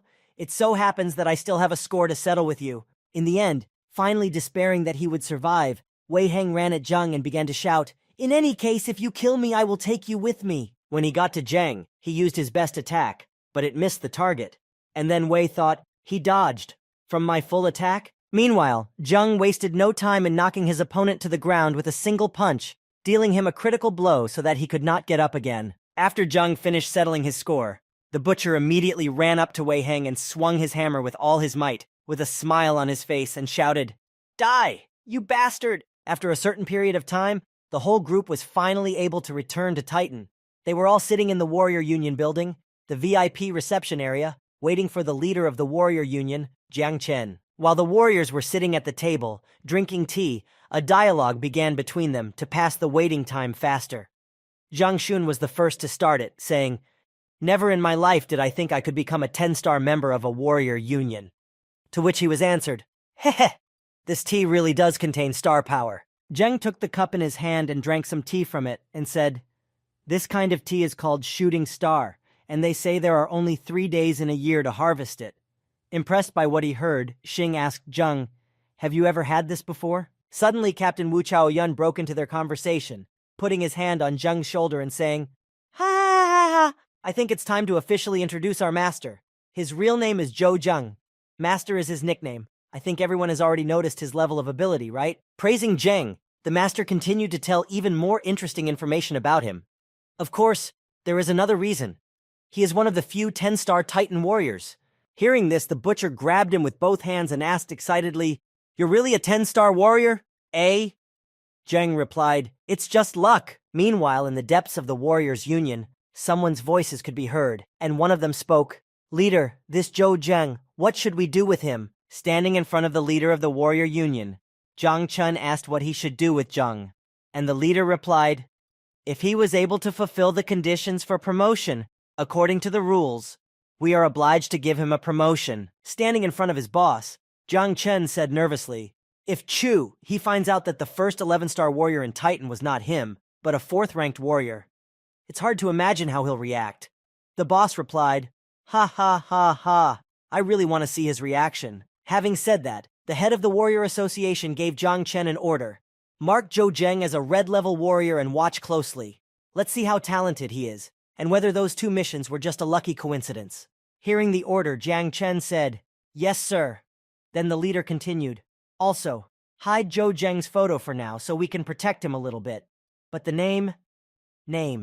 Don't hide his name." After finishing their conversation with the leader and returning to the training building, the soldiers had been waiting for Jiang Chen for a long time, and when they saw him arrive, they immediately asked him, "Director Shen, how much is our mission estimated to cost?"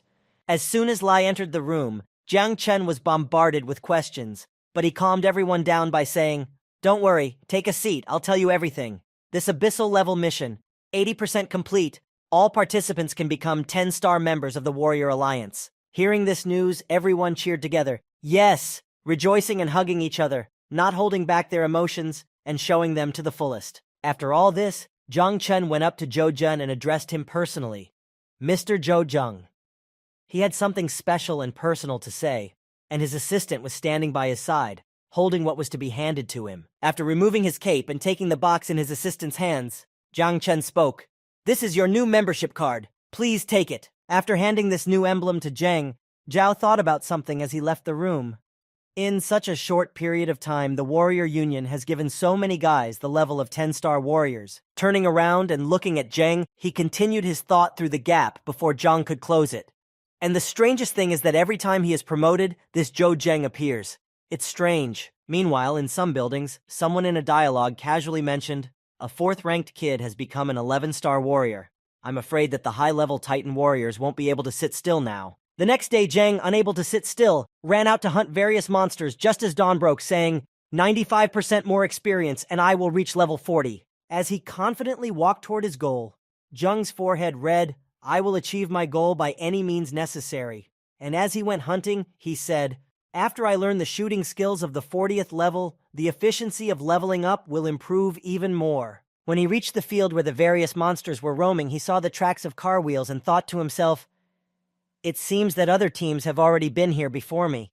As he continued on, he saw tents in the middle of the field. Approaching them, Zheng saw an interesting flag, thinking, "This is the flag of the King of Beasts Union?" As Zheng watched the people handling and caring for the various tamed animals, he said to himself, "I've heard of these tamers before, but this is the first time I've met them. Interesting." After observing them, Zheng decided to leave, because he didn't know how they would react to him, let alone himself. So he made a decision. Let's not provoke them. Suddenly, Zheng heard the sound of engines coming from somewhere far away, but getting louder and louder over time. Someone was approaching them and clearly not alone. It was most likely a group of soldiers. Suddenly, he heard the roar of motors in front of him, and he saw several bikers on motorcycles heading for the field where the animals were. Behind them was a girl who stood out from the rest because of the color of her motorcycle, the fact that she was carrying a sidecar, and the fact that she was the only one with an animal. Seeing this sight, Zheng changed his mind about running away, but his curiosity overcame him and he decided, "I'll go and watch them catch and tame the animals." Watching the gang of tamers, he could see that they were heading to the pasture where the reindeer were chewing on the grass in peace, but the noise of the engines frightened them and they started to run away. The girl with the stroller and the dog, catching up with the reindeer, reached into her purse, which was on her belt, to take something out of it. After catching up with the fleeing animals and overtaking them, the girl sprayed some strange pink powder in front of them, which she held in both hands, so that it would fall on the entire herd of reindeer. Immediately, inhaling this powder, the reindeer, one by one, stopped in their tracks, and after a while they all fell asleep. And so, after a short period of time, the whole herd was already lying on the ground, unable to move because of that strange pink powder. Having slowed down a bit, the dog that was riding with her jumped off the girl's stroller.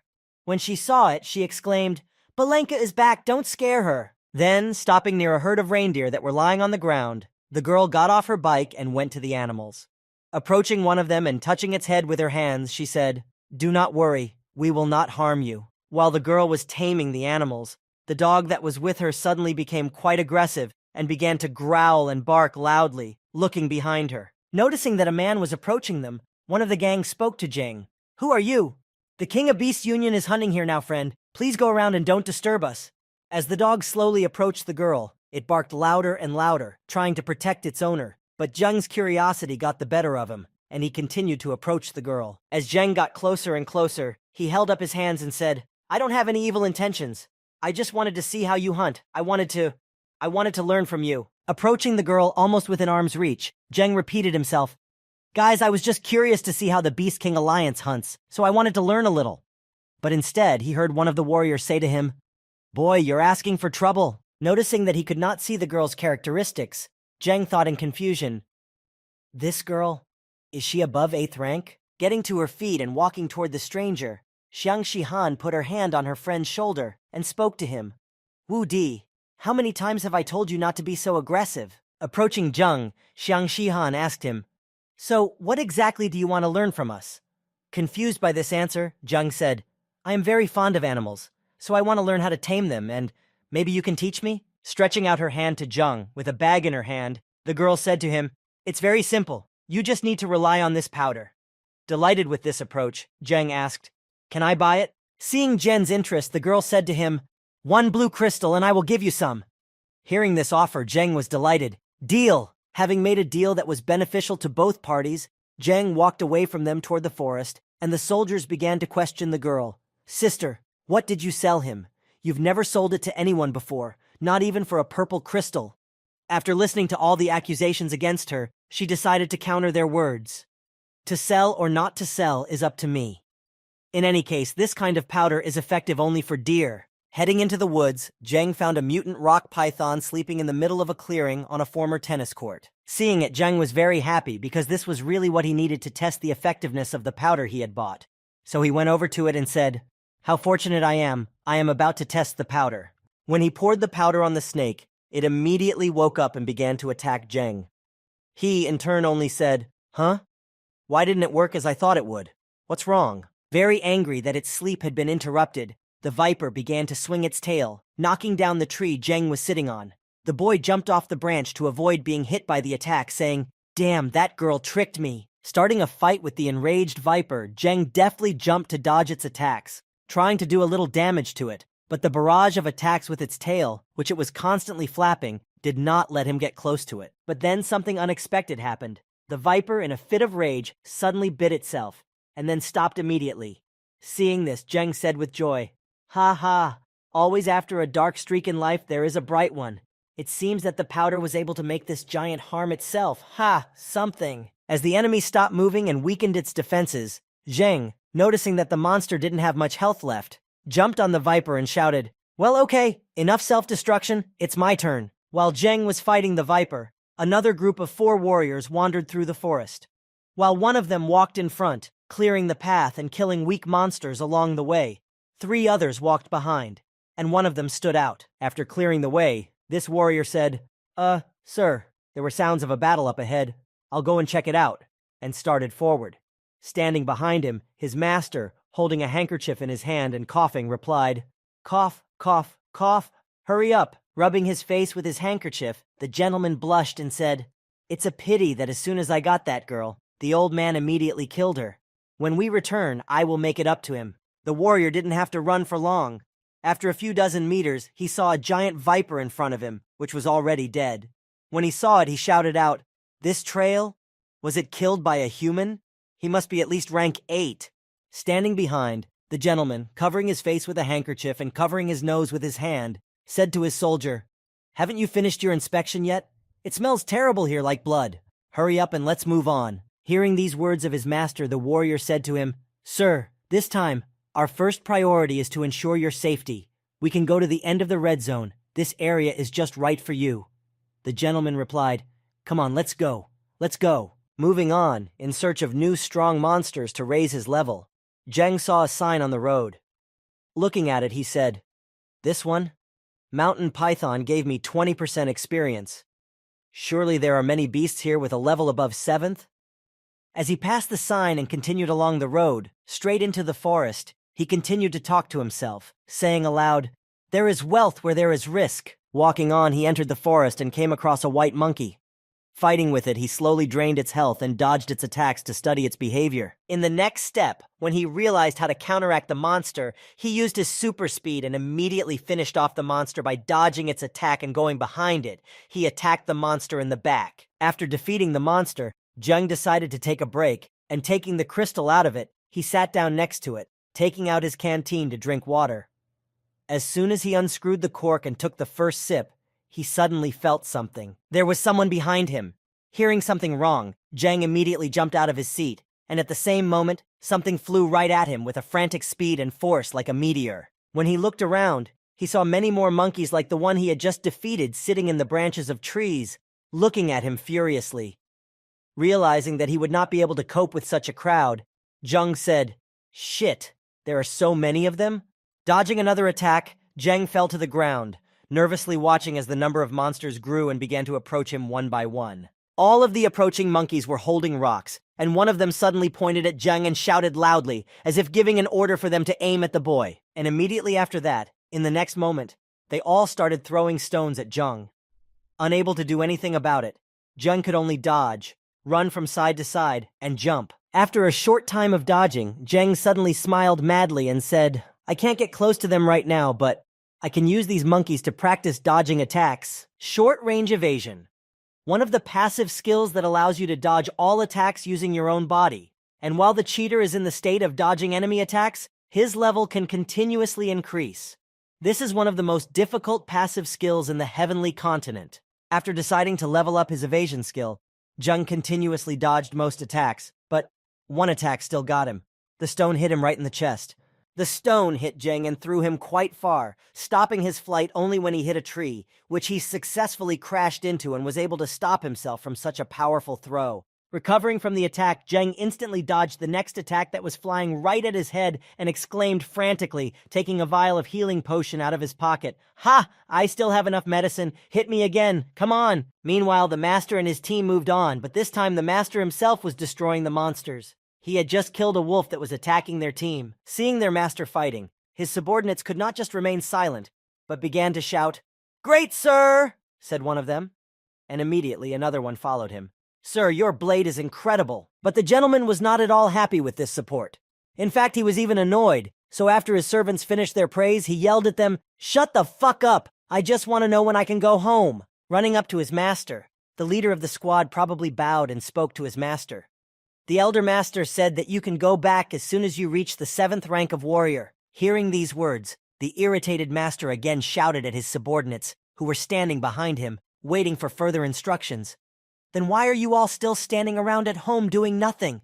Quickly find me some half-dead animals so that I can cut them up." Standing under the monkey's fire of stones, Jung continued to dodge every stone thrown at him. Suddenly he felt something unusual and said, "This feeling." As he continued to dodge even more effectively the barrage of stones that the monkeys were throwing at Jeng, he said happily, "Intermediate level dodging. I have finally reached the medium level of dodging." Overjoyed that he had achieved his goal, Jung's face suddenly changed. A crazy smile appeared on his face, and he pulled out his daggers and shouted, "Now I need to level up!" Deftly dodging all the monkeys' attacks, Jung began to get closer and closer to them so that he could reach the monsters. And then, jumping up, he reached the first monster, jumping from one monster to another and simultaneously killing them one by one. The boy reached another monkey, which had just picked up a stone and was aiming to throw it at Jung, but he did not let the monster do so. After killing the lion's share of the monsters, he sat down in a tree, hiding on one of the branches in the crown of leaves, and said, "Finally, the 40th level." Looking back, one could see how many dead monster bodies were lying on the ground. They practically covered a small area of land nearby. Opening his skill window, Jeng looked at the characteristics and description of the new skill, and this is what he read and understood.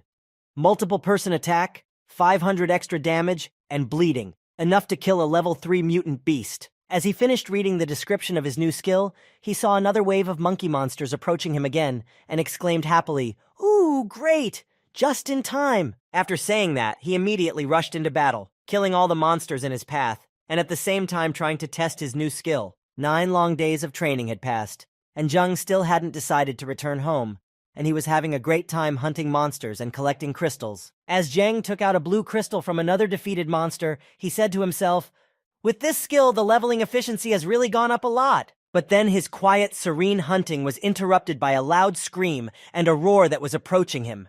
Jung tried to cover his ears so that he wouldn't accidentally go deaf from the scream. Looking around, he saw movements near him. Soon, breaking everything in his path, trampling his way, the Monkey King appeared in front of him, looking very angry. As soon as he approached the boy, the monster immediately tried to attack him. Putting his 2 hands together, he struck at the place where Jung was standing with a hammer-like gesture. But his attack missed him and left a large crater at the place of impact. When Jung saw such a formidable opponent, he was very happy and shouted out in emotion, "Well, you finally come! Go ahead and attack!" Meanwhile, the master's troops were heading toward the sound. But one of his men said to his master, "Sir, I think you're about to raise your level." To which he replied, "Ugh, I wish it were already. I don't want to stay in this place for another second." Suddenly, the squad leader, raising his hand in the air, stopped abruptly and stopped everyone, saying, "Stop! Something is happening up ahead!" Hiding behind the trees, the warriors saw Jeng fighting the mutant ape king, and one of them said, "A 5th-ranked warrior dares to come here to kill the mutant monkey king. Am I hallucinating?" The gentleman added, "Are 5th-ranked warriors so strong now?" Then, watching from the hiding place, the master said something terrible, giving an order to the leader of the squad. "Kong Sen, kill this guy. We need the Monkey King. If I kill the mutant, I will immediately level up." "Yes, sir," Khan said, hearing his master's order. After continuing to give out orders to everyone, the master turned to his 2 other 7th-ranked warriors. "Fang Kang, Tang Jinghe, you also go and deal with that warrior, and the rest of you help me kill the White King." Following the order, the 2 warriors rushed to Jeng to finish him off. Meanwhile, Jeng, seeing 2 soldiers running toward him with the intention of killing him, thought, "This bunch of warriors have been wandering around for half a day, and now they decide to attack me?" He could no longer continue his fight with the monster because he was being interrupted, so he was now dodging rather than attacking. Meanwhile, Fang and Tan took up their crossbows and began to aim at Jung. After shooting at Jeng, he felt the danger from behind and decided to change his target because those annoying warriors were bothering him too much. Dodging the arrows in the air, he looked at them sternly. Seeing that the boy could dodge arrows in mid-air, Fan and Tang were very surprised at how this was possible and said, "Eh, what's going on?" Looking at Jeng, they noticed that he immediately rushed toward them at breakneck speed, holding his weapon at the ready in both hands. Trying to calm himself down and pretend that there was nothing to be afraid of, Fan said in a confused voice, "It's just a small, broken dagger." Standing there, just watching what would happen, because they simply could not keep up with Jung's speed, both warriors felt the pain of a wound in their chests. After such a blow, Jung's assassins had half their health left. They stood there trying to figure out where he had gone, and finally heard a voice coming from above. "If you have any more questions, stay here and let us think about it." In the meantime, everyone who remained was doing a little damage to the Monkey King to save the last blow for the master. Seeing them attacking the monster, Khan called out, "Be careful! In the end, the master must kill it." Suddenly, Khan Sen heard a loud crash behind him, and he looked back to see the following scene. Behind him were fallen trees, and on one of the fallen trees were the 2 bodies of his soldiers. Having defeated the 2 assassins, Jeng had no choice but to watch the master finish off his monster, for he would not have been able to do anything. So Jeng spoke up. "It turns out that it has armor made of divine pterosaur. They must be quite good as well." Meanwhile, the exhausted Monkey King was lying on the ground, head bowed, waiting for his end to come, for his suffering to be over. Standing in front of the monster, the gentleman triumphantly swung his sword and killed him with 1 blow. Meanwhile, Jung contemplated this and said, "But they dared to steal my monster. Then I will pay them back 10-fold. Your life and the pterosaur armor will be mine." Having finished the monster, the gentleman stood in front of it and laughed out loud, soaking up the triumph of his new rank. Holding his sword in his hand, he looked at his hands and repeated loudly over and over again, "Ha ha ha ha ha ha, 7th rank. I'm at the 7th rank." Continuing to laugh loudly, the master began to swing his sword and enjoy the new sensations of having reached a new rank as a warrior. Standing behind their master, his subjects also decided to congratulate him. Kan Shun was the first to speak. "Congratulations, sir." And after him, the others continued. "Sir, you have finally reached the 7th rank." Deciding to celebrate his victory, the master made a promise to his soldiers. When we get back to Titan, we'll go to the Hongyang Club. I'll pay for it, he said. Hearing this, one of the soldiers exclaimed, "Wow, thank you, sir," to which he replied, "You're welcome." Nervously looking at the two bodies that did not move, Commander Kongshen said, "Let's quickly collect all the loot, and then go check on Fang Kang and Tang Qinghe." After finding the bodies of his comrades, Khan said, "Two 7th-ranked warriors were killed by a 5th-ranked warrior? Something is wrong here. We need to protect the master. We will evacuate immediately." Looking at the bodies of the dead soldiers, the gentleman said with disappointment and contempt, "Are you so scared of a 5th-ranked soldier? Perhaps these two simply underestimated their opponent and were killed by some beast." Standing near the bodies, the gentleman continued, "Besides, who does our Tianhe gang have to fear? Kong Sen, come on, cheer up." And Zheng, sitting nearby, listened to everything and thought about what he had heard. So it's the Tianhe unit. No wonder they were doing all kinds of stupid things. On his way home, Pan began to scold Kong.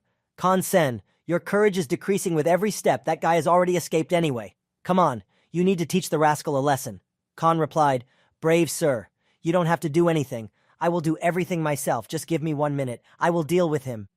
To which the gentleman said, "Half a minute is enough for me." After the conversation, Khan Sen thought about his master's words and decided, "When I think about it, I really do worry too much. What a shame.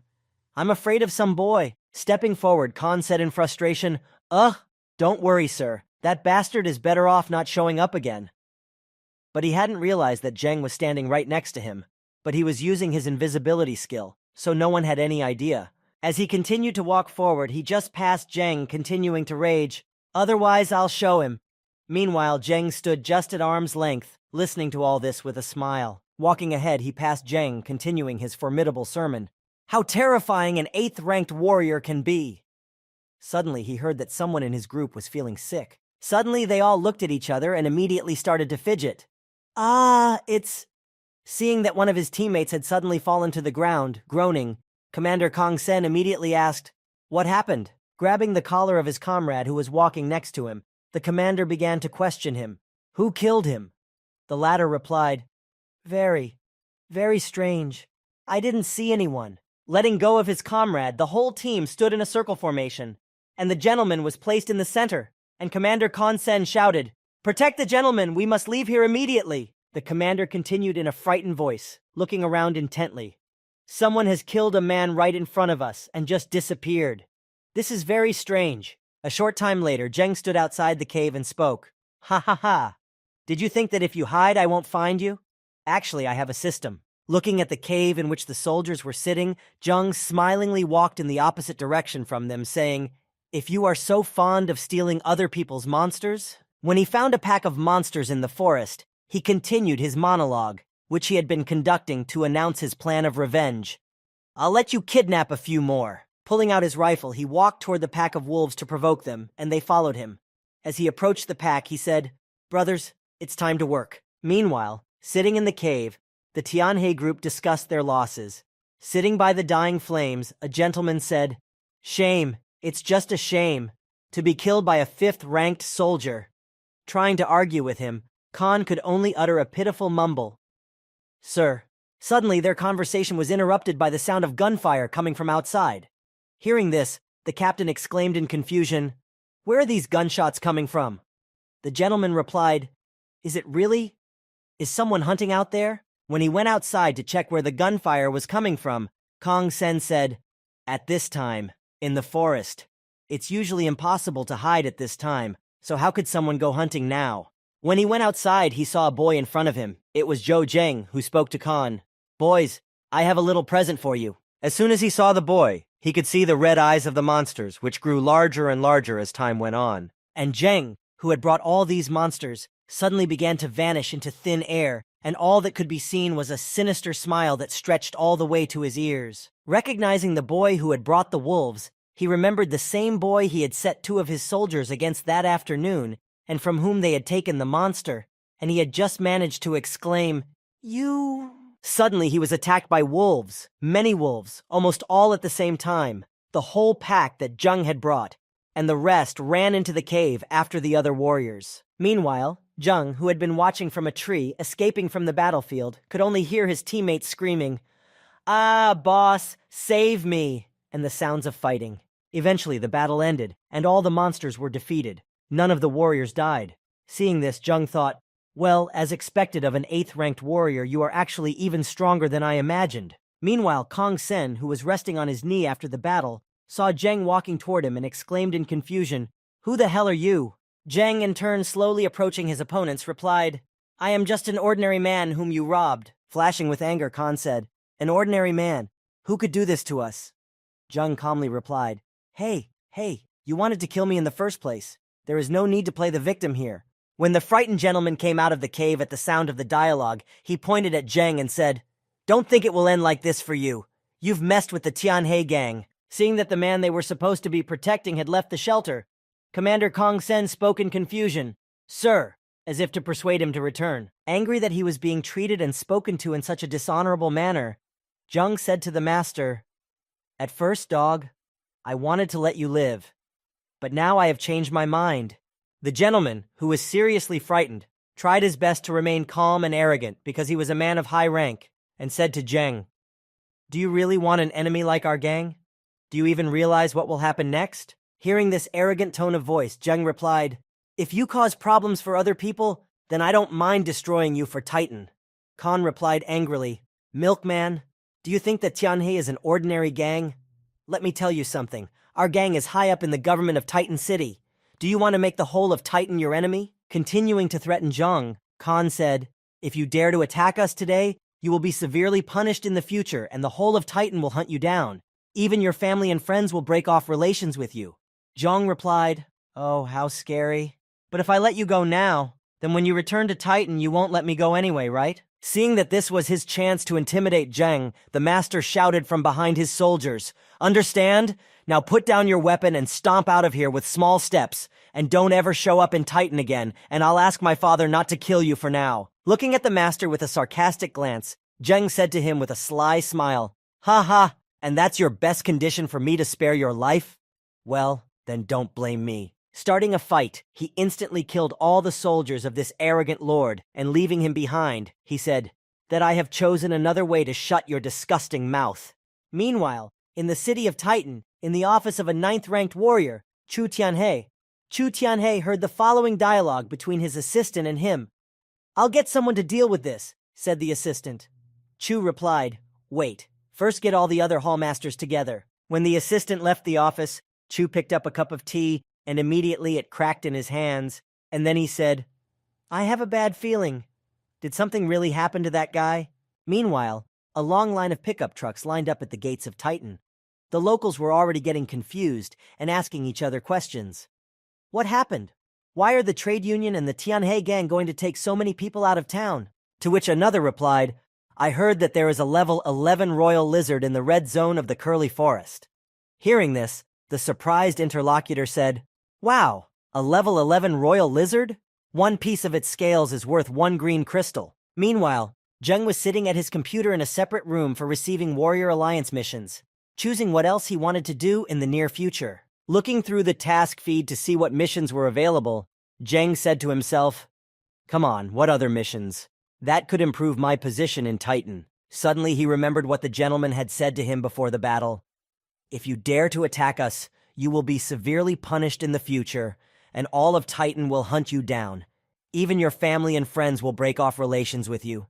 Remembering what the man had said to him, Zheng was a little upset, because as he thought, that person was right. Now my strength is only enough to protect myself. Remembering all his comrades, friends, and family, he continued his thought, "And I still have family and friends.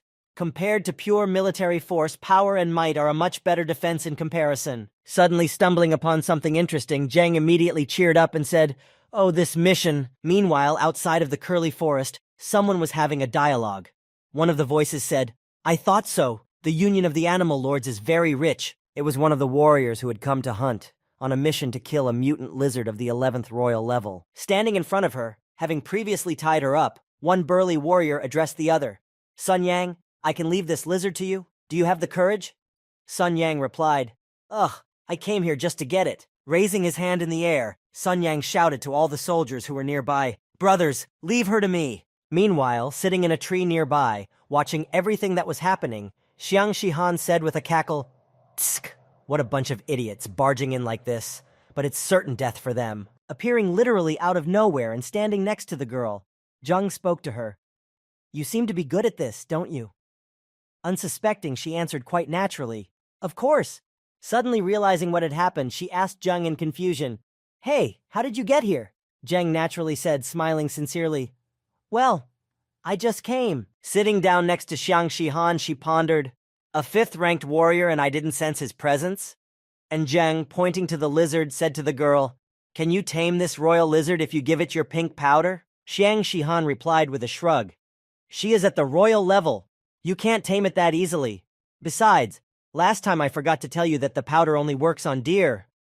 Disappointed by what he heard, Jeng muttered unhappily, "You black soul merchant, give me back my blue crystal." Hearing that Jung wanted a refund for the goods, Xiang Shihan exclaimed in displeasure, "The goods sold are not refundable." Meanwhile, on the battlefield, a level 11 royal lizard broke free of its bonds and began to make a mess of the soldiers, trampling them over and under. Seeing what was happening on the battlefield, the squad leader gave an order, get back immediately." He chopped down the vines that began to attack him and his comrades. At that time, sitting nearby, Xiang Shihan, talking to Jung, said, "What a bunch of fools! If the leader of our alliance hadn't gone to the tomb, he would have figured out how to tame that lizard."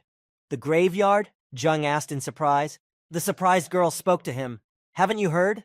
It's a giant city in the north, and it's just as powerful as Titan." Hearing about this city, Jeng fell into thought. What an interesting name. It doesn't sound like the name of an ordinary city at all. At that time, someone called Xiang on the receiver, and when she answered, she said, "What? Did you say that someone has taken on our hell-level mission?" She took off running, leaving Jeng alone, talking on the phone on the way. "I'm coming back immediately. I have to tell the chairman about this." Jeng stood up, trying to call her back, shouting after her, "Hey, you!" But he could not stop her. As he stood up, he said to himself in embarrassment, "How fast she ran away, and I wanted to ask her about the details of the hellish mission." Meanwhile, down on the battlefield, Jeng heard the squad leader say, "Everyone retreat. Tomorrow we will gather more men and try to take it again." Hearing them leave, Jeng said, "Ha ha. Well, if you're retreating, then excuse me, I'll take this lizard." Jumping up from his seat, Jeng immediately found himself right in front of the lizard, preparing to finish it off. The lizard in turn gave Jeng a stern look. Jumping up, he climbed onto its back and began to make cuts in its scales to quickly finish the job. Moving quickly along the lizard's back, he freed it from the vines so that he could take its carcass and sell it at a profit. Suddenly, all the retreating soldiers froze in silent agony, not realizing what had just happened. The next moment, some unknown boy landed in front of the lizard, started cutting vines on it, and then suddenly disappeared with the monster, leaving nothing behind. Meanwhile, Jeng was already in the ruins of the city, looking at the material he had managed to get from the lizard and said, "It is indeed a top-grade material." However, as he looked at his inventory and saw how much of this material he had, he thought, "But there are so many other materials. No one can take them all at once. I can only sell them off slowly." Looking at his talent chart, he also noticed something interesting. "Yesterday's harvest allowed me to reach the 45th level. I finally learned this skill." Pulling out his poison dagger, which he had gained through the 45th level skill, he said, "I'll practice on a zombie first." Going to the location where the zombies lived, Jeng began to test his poison dagger. After swinging it several times, he said, 3-second stun. It's great. With this skill, it will be much easier to defend myself on hellish missions." Watching Jeng train through the scope, someone who had been following him spoke up, "This Zhou Jeng is really good." It turned out that it was some strange group that was probably hunting him as well. One of them was also watching Jung with binoculars and said, "His speed is very fast, but he's only a 5th-ranked warrior." As he continued to watch Jeng, the boy with the binoculars said, "What a shame. Let's just get this over with." Meanwhile, Jeng didn't even realize that someone was spying on him, and he continued to practice, killing zombies one by one. As he continued to train, he jumped up and decided to kill one zombie with a falling attack while he had the opportunity, and the enemy opened up, so he had to seize the moment. But then something flashed in front of his face. It ruined his entire combination and prevented him from completing his training. It also caught his attention, confusing him. Looking to the side, he saw a giant zombie heading straight for him.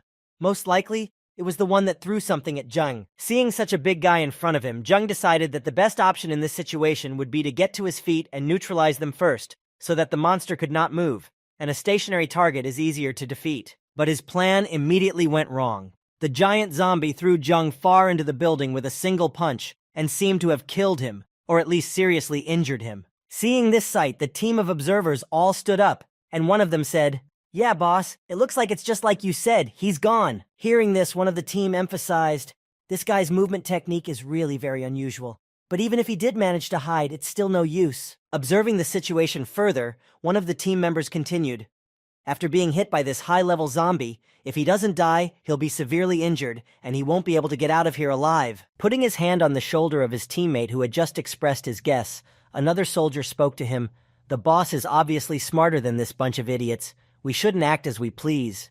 When he finished watching, one of the men said to the others, "Let's get out of here. It's not going to be easy to get out, and we need to find a place where we can get some good training." As soon as they left, there was a roar from the rubble, and Jojen emerged from the pile of stones, concrete and metal. But he looked quite bad. There were many wounds that were visible, and even more wounds inside. Fractures, bruises, contusions, and other things that could be told from his appearance. Still at a critical point, Jo Jung's health stopped declining, but he supported his head with his hand and pounded his chest with his other hand to cough and said, "Yeah, am I dying?" But, without losing hope, he remembered that he had a healing potion, and without hesitation, he quickly took it out of his bag that was on his belt, trying to ignore the excruciating pain of moving his limbs. Getting the potion was half the battle, but now he had to open it and drink it. Grimacing in pain, he managed to drink it somehow to help himself a little in his condition. Sitting still, waiting for the effect, he said, "Even though I have the health potion, the recovery speed is still too slow. Someone clearly just wanted to kill me with that shot. I need to get out of here as soon as possible." Looking around, he saw that he was surrounded by zombies, not only the small ones, but also the big guy who had thrown him into the wall, and said, "But in this state, I will definitely not be able to hide from the crowd of zombies and that sniper." Suddenly, one of the zombies, approaching Jung, picked up his pace and ran at Jeng with his arm raised, swinging at him. The latter, all wounded and crippled, trying to defend himself, shouted at him, "Go ahead, keep going if you can." But all of a sudden, all the zombies froze in place, as if they saw something incredibly horrible in front of them, which made them stop and not continue their attack. As he began to realize that the pain was disappearing and he was feeling better, Jung looked at himself, his hands and his body, which was burning with blue flames, and said, "And at this moment, I have advanced to the 6th rank?" Overjoyed that he was so lucky and his wounds were healing, Jung shouted, "Lord, thank you. The star power was able to strengthen my muscles and speed up my recovery, but it will still take some time for my bones to grow back. I need to find a cozy place." Thanks to this unexpected turn of events, Jang was able to use his invisibility skill and escape the certain death that would have befallen him if not for this lucky break. Sitting somewhere in a building where there was no one else and where zombies could not reach, Jang waited for his body to fully recover. Taking out some monkey wine from his inventory, he said, "If I want my wounds to heal faster, I need to absorb more star power. Even though I don't really want to, I still need to drink this." Tipping the flask of drink, he swallowed every last drop, then spoke, "Although the amount of star power in the monkey wine is more suitable for 7th-ranked warriors, it's not really a good time to be doing this." After drinking all the wine, Jeng immediately became drunk. As soon as he took the last sip and the wine took effect, a blush appeared on his cheeks, and he said, This wine, it's so good. It's very strong." After saying this, he began to fall asleep immediately after drinking the flask of wine. As he drifted off to sleep, he said, "When I wake up, all those who attacked me don't even think about running away." Meanwhile, the team of warriors who tried to kill Jeng were already training hard, killing zombies around them, and working well together as a team, supporting each other. Suddenly, one of them let his guard down, and one of the zombies got too close to him to react, but the next moment his life was no longer in danger. The sniper, who was standing on the roof of the building, shot the zombie that attacked the soldier from the rear and added, "Hey, pay attention to what's going on behind you. I'm under too much pressure as it is. Still, I'm worried about no zombies come near the boss." Meanwhile, the boss proudly walked towards his team, destroying everything in his path, not even feeling threatened at all. He walked confidently, chopping all the zombies to pieces. After a bit of training, the whole team gathered for lunch, and everyone started talking about their experiences. One said, "This place is a paradise for training." Another, "I think I'll be able to reach the peak of rank 8 in a week." And the third person at the table voiced his problem. "For some reason, I'm not lucky at all. Why is it my turn to watch the zombies again? I want to train too." Sitting at the table, the boss said, Let's rest for 2 more hours and then change streets." After giving this order, everyone answered him in a chorus, "We understand." When Jang woke up from his guilty sleep, he saw his completely healthy body and said, "In one evening I have reached the middle of the 6th rank. Monkey wine is really good stuff." Then, looking at his equipment, he said, "The royal snakeskin armor couldn't withstand the attack of a high-level zombie.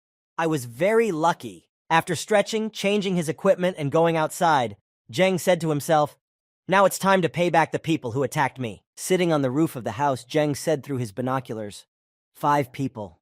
All of them are rank 8. It seems that their leader has already reached the peak of the 8th rank." For the next few days, Jung simply observed the training, movements, habits, weaknesses, and everything else that could be used in a battle against such formidable opponents. Meanwhile, the enemies were not sitting still either. They went hunting every day and killed many zombies. 3 days later, Jeng went to the building where the group of soldiers were staying for the night and heard a voice coming from their door. "Abin, are you jealous or what? I feel like I'm going to make a big breakthrough in my promotion again today." Looking through the door, he saw that the whole team was sitting around the fire, discussing something. This time it was the lookout who spoke. "Do you think I envy your turtle-like speed? If it wasn't my turn, I would surpass you in one day." His friend replied, "Ha ha ha ha ha, you're just showing off." Suddenly, one of them stood up suddenly, feeling a strange presence near him. He got goosebumps from this strange sensation. Seeing that one of their comrades had jumped up and started looking at the door as if he saw someone there, the others asked him, "Woo, what's wrong?" He realized that there was no one behind the door and replied, "Strange. Why do I have the feeling that someone is there? Am I hallucinating?" Grabbing the hand of his friend who sees ghosts, they said to him, "Are you all so nervous? Are you afraid that Zhou Zheng has turned into a ghost and come after you?" Hearing this, another of his teammates mockingly said, "Ha ha ha ha. Even if he found us, he also found Abin, just one shot and he's dead." Meanwhile, standing outside their door, listening to all this with the invisibility skill, Zheng thought, "When you all go off on your own, that will be the end of you." The next day, leaving Abin alone on the roof, he was given an order as they were leaving. "Abin, guard the roof and we will come down." To which he replied offended, "I know." Sitting alone on the roof, surveying the situation, Zheng was already getting closer to finishing off the first of them. Abin, feeling some kind of danger, kept looking back from time to check if everything was clear, because this feeling of someone's presence kept bothering him. Looking through the sights of his rifle, Abin said to himself, "It's strange. Why do I feel like someone is watching me?" Looking through the scope at the situation on the battlefield, Abin said irritably, "What are you doing? They've all scattered. How can I defend them?" Lowering his weapon, he repeated again, "You're all too far apart. How the fuck am I supposed to protect you? Idiots!" Meanwhile, Zheng was already standing behind him with the perfect moment to attack. Immediately feeling a pain in his back, he could barely shout anything due to the painful shock he had experienced and Zheng's new skill. Falling to his knees, he saw Zheng in front of him, who had already taken his weapon and left him completely unarmed. Unable to move because of the poison on the dagger, the guard asked him, "What is it? Oh, is it you? Are you still alive?" Watching Zheng rapidly close the distance between them, the warrior wanted to try to resist him, but he only said, "No, why can't I move?" Looking up to see where Zheng was, he saw a dagger flash across his throat, only to have to shout out one last word, "Damn." While fighting the monsters, the two fighters who were working in pairs started a dialogue with each other, and one of them asked, "Lao Zhang, we will soon destroy all the zombies here. Should we go deeper?" Hearing this suggestion, Lao Zhang replied, "Okay, but be careful. There shouldn't be any problems." Walking right behind the two who had left their main group, Zhang said, "Do you want a harder level? Well, then I'll help you with that." Climbing up to the roof of the building, Zheng took out his bow and began to aim at the zombies that were not far from him.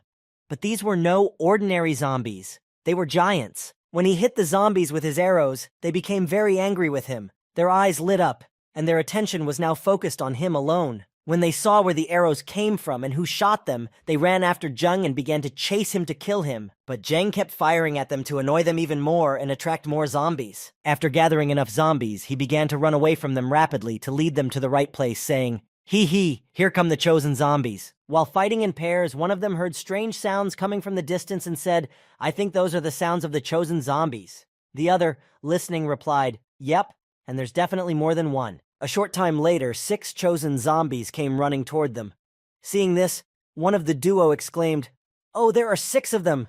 The other one replied, "It's going to be tough, do you dare?" Rushing into the battle, the two divided up the targets and announced, 3 zombies for each of us. Let's see who can handle them first and kill them all. Meanwhile, Zheng watched everything from the roof of a nearby building, talking to himself. No wonder the 8th-ranked warriors took on 3 selected zombies each. After he had admired them, Zheng jumped down from the roof and walked toward them, saying, "But I gave you these zombies, and you must pay for it." Sneaking up on his opponent from behind, Zheng thought, "Now!" and prepared to strike him to avenge his attempted murder. Standing behind his opponent, he waited for the zombie to launch its attack to stun his opponent. When he saw that the zombie was about to strike, he immediately struck from behind, thus preventing his enemy from defending himself or running away. In the next moment, the zombie sent the 8th-ranked warrior flying with one clear blow, just as it had done to Zheng. With the last of his strength, the soldier shouted a cry for help and an alert to make everyone aware of the danger. "Boss, we're under attack!" Seeing his friend Zhou Zheng behind him, his friend shouted furiously at the guy who had taken the hostage. "You're dead!" Seeing Zheng pull out his bow and take aim, the hostage's partner tried to block his attack when he saw an arrow already flying toward him. In the next moment, the arrow hit the handle of his spear and was successfully deflected. But not everything was as good as it would seem at first glance. After the arrow was deflected, the effect of the inability to move from the poison on it dissipated and entered the enemy's body, so he could only speak. "Why am I can't move." Immediately standing next to the enemy who had just been struck by the poison arrow and was unable to move, Zheng put his dagger to his neck and said, "You must pay for trying to kill me." Meanwhile, the commander and his partner were slashing zombies left and right, feeling no resistance or heaviness at all. Looking into the distance at the ruins and destroyed buildings, the commander thought in his head, "I don't know when we will be qualified enough to do this." Closing his eyes, he continued to float in his thoughts, continuing to kill zombies one by one, thinking, "Even the best master in all of Titan, Chu He, can't do this, and I'm even worse." After beating his intended commander, his partner asked, "Boss, what are you thinking?" Hearing the question from his teammate, the boss did not hesitate to answer and immediately replied, "I am thinking about our military border." Suddenly, hearing a familiar voice in the distance, the commander's comrade told him what he had heard, exclaiming, "That voice, it's Gao." Running toward the cries, the comrade saw their squad member holding his throat and surrounded by a select few zombies. Running close enough, the commander's comrade shouted, "Gao!" Running up to Gao, he took him in his arms to help him somehow. He didn't know what to do with him, and he was only slowly suffocating. "Gao, hold on!" his friend shouted, but it was no use. Holding his throat, Gao began to say only one thing on his deathbed. Zhou Zhen. Hearing this, his comrade asked in surprise, "Zhou Zhen? No way. Isn't he dead?" Seeing that almost his entire team was dead, the boss could only watch one of his troops die right in front of him. Meanwhile, Zhou Zheng was frantically rejoicing that he had already managed to get rid of 3 of his offenders, and he gestured with his hand that the rest would not be long in coming. Looking at Gao's corpse, the boss said, "Abin died before Lao Jiang and Lao Gao." Hearing this from the boss, his comrade said, "This Zhou Zheng, he has it all figured out." Looking into the distance and wondering what to do next, the boss said, "It is obvious that we have now become his prey. He will not rest until he has slaughtered everyone." After changing their vantage point, they could not rest. The boss said, "We have already changed our location. He won't be able to find us so quickly." Hearing this, his partner said, "Boss, get some rest. I'll keep watch today." Sitting down on the couch and concentrating all his star power around him, the boss began to think, "You want to howl me down? Even Chu. He didn't dare to say such a thing. Zhou Zheng, I'm waiting for you." Meanwhile, Zheng was already sitting on the roof of the building opposite the one where the boss and his friend were hiding, watching them. Looking at them and their futile attempts to escape from him, Zheng said, "Idiots, do you really think you can get rid of me like this?" Meanwhile, it was getting dark outside, and there were more and more zombies around. A kind of oppressive atmosphere surrounded us from all sides. And on the roof of one of the buildings sat a huge dragon, waiting for his time to go somewhere, or perhaps to leave his post. Standing somewhere between the buildings, Zheng was watching all this time to see when the dragon would finally fly away. And finally, that time came, and Zheng spoke. "Finally, it has flown away to get food. I guess I'll start acting then." Moving quickly across the rooftops, Zheng muttered to himself, "He'll be gone for about half an hour, and then he'll be back. We have to hurry." As Zheng approached the dragon's nest, he exclaimed to himself, This is not a hell-raising mission for nothing." Once inside, he quickly rushed to the nest where the dragon's eggs were located, so as not to waste time because there was already quite a bit of it. When he reached the nest where the eggs were, Jung said in a choked voice, "Great. Only 10 more minutes to go." Coming closer to the mutant dragon egg and realizing its colossal size, he said, "No wonder no one wanted to take this mission. This testicle weighs a ton." Touching one of the eggs with his hand, it quickly moved to Jung's inventory, even though it was so big and heavy, but there in his backpack, as Jung said, "But I have a system backpack, so there will be no problem." Standing in front of the rest of the eggs, he looked at them and thought about what he should do, and then he decided, saying, "In order not to make the bird angry and not to make it destroy the Titan, I will leave 2 eggs." After getting out of the mutant dragon's lair, Jeng ran to the roof of a nearby building, and having thought about something, took out a small box with an unclear content and put it in front of him. Looking at the building where his murderers were, he put his hands to his sides, smiled slyly, and said, "Well, the final touches are up to you two." Meanwhile, the mutant dragon had already returned to his lair after a short absence and noticed something strange.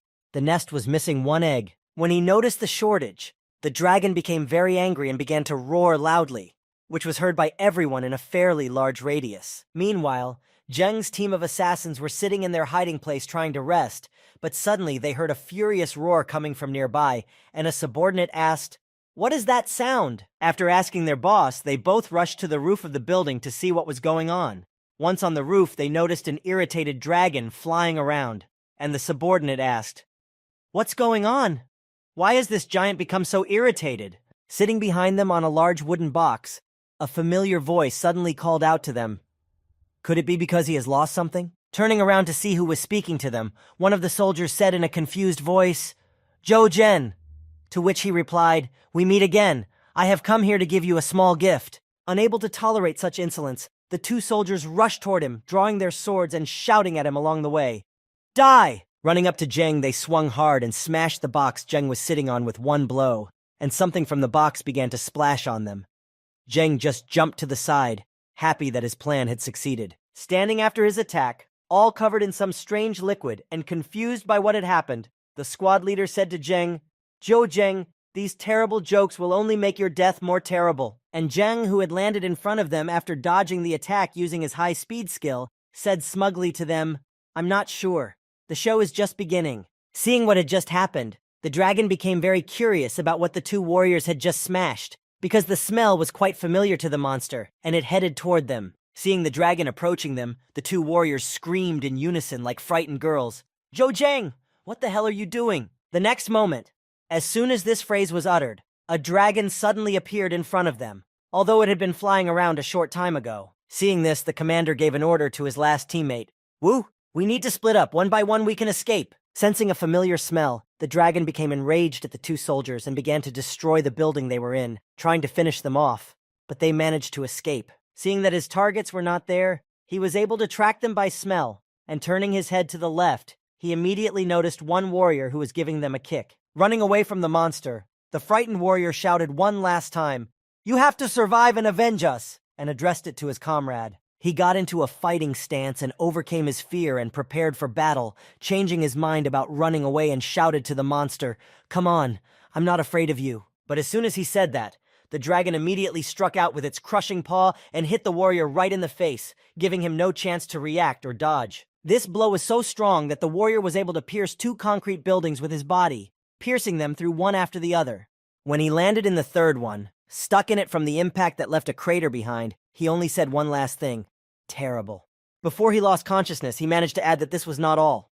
A giant paw was approaching him with lightning speed, and at the same moment, the dragon caught up with its victim, which it had just launched, and after finishing him off, it destroyed another building, because once it gained speed, it could not stop so quickly. Having defeated 1 enemy, the dragon roared in triumph, signaling that he had won. But this was not enough for him. Meanwhile, Wu was running along the road that stretched into the distance, saying to himself as he went, "I must escape." As he ran past a body of water that he could see from the road, Wu exclaimed, "Water! It will wash everything off me." Meanwhile, Zheng, watching everything that was happening before his eyes, just sighed heavily and said, "It is a pity that it ended like this." Having caught up with the second fugitive, the dragon immediately attacked him, raising a large wall of dust and debris, destroying the road. And Wu, who had already tasted a little of the feeling that he would be able to escape, exhausted, living out his last seconds, said with a sigh, "No."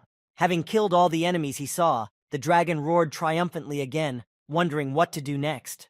Suddenly climbing the mountain, the dragon noticed an interesting place where he could go.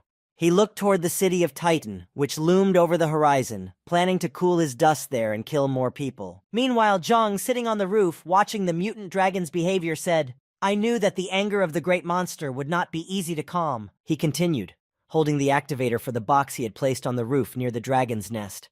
"But this firework will definitely not allow it to run around, so now it will calmly protect the remaining eggs." Pressing a button, fireworks started shooting off one after another nearby, attracting the monster's attention, and it quickly headed back to its nest. Seeing that his plan had worked successfully, Zheng said, "How beautiful. It must be a long time since anyone has set off fireworks here." When they came out of the cave, the people who had decided to spend the night in it were surprised. "Who decided to set off fireworks in the middle of the night?" He was answered, "I think it's the guy who accepted the infernal mission from the Beast King's Union." Coming out of the cave, the leader of the squad, Chu He, surprised by the sight, said, "But launching fireworks during a mission? I've never seen anything like this before." The next morning, Chu He's squad headed straight for the town where the fireworks had been launched to find out who had done it and why. As they approached a certain location, they saw Zheng walking toward them with a yawn. "Wake up!" one of Chu Hei's men shouted loudly, but Zheng calmly ignored them and went about his business. The soldiers began to whisper in surprise, "There is a warrior in the Titan who is not afraid to meet us? He is only the 6th rank, and he dares to come here?" Hearing all this, Chu He said, "I think this person is very unusual." Fascinated by Zheng's boldness and indifference, Chu He exclaimed happily, "If it's possible, I'd like to meet him personally." Meanwhile, Zheng loaded the egg onto his truck and said, "Finally we can go back, Apchi. Does anyone remember me?" Covering the egg with a cloth to make it less visible, he said, "This egg is too big. If I put it in my backpack right away, it won't close, so I need to think of something and do something." When he got to the Warriors' Union, he covered the egg and said with relief that he had already completed the mission. "Okay, I'm going to turn in the mission." Leaving the egg on the trailer of his car, Zhang confidently headed to the Warrior Union Association to report the mission. But suddenly someone pushed him. A big man walked with his shoulders wide open, looking down on everyone around him. When he pushed Zheng, the thug not only didn't apologize, he was rude to him. "Get out of the way! We're going to hand over the Abyssal level mission." Once inside the building, the soldiers who saw them immediately started shouting, "You can get a lot of experience for the Abyss." It seems to be the Martial Spirit team. They say they are all 8th ranked warriors. Martial Spirit? I can see why they have the Abyss as their mission. Approaching the registration office, the commander smiled sarcastically and spoke to the manager. "After passing this mission, we will definitely be able to become 10-star members of the Union, right?" As she handed the team a gold card, the manager said timidly, "Okay, please wait 1 second." After entering the crowd of those arrogant warriors, Zheng held out his 11-star warrior card and said, "Accept the mission." When the manager saw the token, she exclaimed in confusion, "This is... I'll do it right away." Seeing Zheng get in front of them, the morale commander said to him, "You bastard! How dare you come here with a fake card? I'm in a good mood today, so get out of my sight." As soon as she finished speaking, the manager called out to Zheng in concern, "Mr. Zhou, on your card. There is only one mission of the rank of hell." Hearing this from the manager, the entire morale group immediately swallowed their tongues and watched in silence as to what would happen next. Then the manager continued, "Excuse me, would you like to present this mission?" Only when he heard that the hell-level mission had been completed did Jiang Chen run to the leader's office and exclaim, "Leader, the mission! Mission!" Opening the door, breaking the natural silence and interrupting the calligraphy of the head, Jiang Chen called out to the leader, "That mission!" Angry at his impudent visit, the chairman scolded him, "Director Shen," the frightened director said, "forgive me for my rudeness." After calming down and tending to the flower pot, the chairman said, "Tell me what happened." The director immediately answered, "That Zhou Zhen. He was actually able to complete the hell-level mission from the Beast Union." Hearing this, the chairman also succumbed to the same emotions that the director had until recently, and he exclaimed to the director with his mouth wide open, "What?" Meanwhile, in the office of the Warriors Union, the head of the union, who had just returned from a trip, was hoping to rest when he was suddenly called. When he opened the door, one of his subjects ran into the office and told him the amazing news that surprised the leader of the Animal Union, who immediately stood up and exclaimed, "Are you serious?" Hearing the question, the fussy subject replied, "Yes, the head of the Warrior Union, Shen Lihua, personally informed us by phone, and he ordered us to go and accept the case." To which the head of the Beast King's Union replied, "I never thought that I would return and receive such shocking news." He stood up and said to his subject, Come, let's go together and see the man who was able to fulfill this mission. Meanwhile, all the paths were blocked near the Soldiers' Union, and people passing by whispered, "It's the Sharp Sword Squad from the Warrior Union. What are they doing here?" Blocking the road, the leader of the union said, "The Warrior Union has temporarily taken control of this area, gentlemen. Please do not get too close." Approaching his commander, the subordinate reported to him, "Commander, the target is secured." Standing near Zhou Zheng's truck, the men began to discuss what they had seen. "What is this?" said one of the passers-by, to which another answered, "It's so big." Meanwhile, Zheng was already sitting in the VIP hall of the Warrior Union with Jiang Chen, and the latter spoke to him. "Zhou Zheng, you are really very cool." Picking up a cup of tea, Zheng spoke with gratitude as he savored this amazing tea. "Thank you very much, Principal Shen." Standing up immediately, the director asked, "Well, have you thought about my previous proposal? If you are not satisfied with it, we can discuss it." Zheng replied, "Thank you, Director Shen. I'll think about it." As he sipped his tea, Zheng thought about the offer. Joining the Warrior Alliance. It means being under someone's control. I can only protect the people around me if I climb to the very top. Remembering the mission he had completed and was now waiting to be accepted, Zheng thought, "This mission is the cornerstone on my way to the top." Meanwhile, the number of onlookers at the Warrior Union grew larger and larger. When they saw that the Beast King's alliance had arrived, they began to speculate, and one of them spoke up, "Is this the egg from that hell-level mission?" When the leader of the Beast King Union left the car, everyone suddenly started whispering, "It's the leader of the Beast Union, Han Zhengdong. Did he personally come here? It seems like it's really because of that mission." Suddenly, one of the guards called out to them, "Hey, you three idiots, quickly return to the city." "What are you doing here?" Walking over to the egg to check it, Han Zhengdong said, "That's right. This is the egg of a giant beast." Hearing this, the manager said, "Now that you are sure, we can transfer the money to the artist's account." Looking at the manager, Han Zhendong asked, "Can I meet with this team myself?" The manager replied in confusion, "The team?" Smiling at the leader of the Beast Union, the manager said, "I'm sorry, Mr. Han, but this mission was carried out by a single person from the Warrior Union. Mr. Zhou Zheng did it himself, but he has already left." Looking at the manager with square eyes, the leader of the Beast King Union asked, "You did it yourself?" Looking at the manager, the commander said, "This egg weighs at least several tons, and it had to be lowered from a building more than 200 meters high. How could one person do it?" The manager replied, "We are not interested in the process. We are only interested in the result." Meanwhile, Zheng, offended that he had to walk home, muttered under his breath, "What cheapskates! Even my car was used for the assignment. Couldn't they have taken their own?" When Zheng got to his store, he shouted from the doorway, jumping up and down with joy, "Hey, I'm back!" Hearing Zheng's voice, Su Junwen and Lan Shi saw him and exclaimed in a joyful tone and surprised voice, "Master!" Su threw her arms around him and exclaimed joyfully, "It's been more than 2 weeks since you left. I was already thinking." To which Zheng replied, don't worry, I'm not that easy to kill."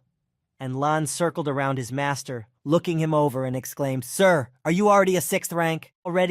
After hugging Su, who could not hold back her tears and cried, finally waiting for her master after all this time, Zheng said to his family, "Go back to cleaning. We are moving soon." Hearing this, Lan asked in a surprised voice, "Moving?" He took out a map, pointed to one place on it, and said, "This time we will live here. The 3rd traffic ring in the main part of the city. Only very rich people live there." Taking a red crystal out of his pocket, Zheng said with a smile on his face, "Don't worry.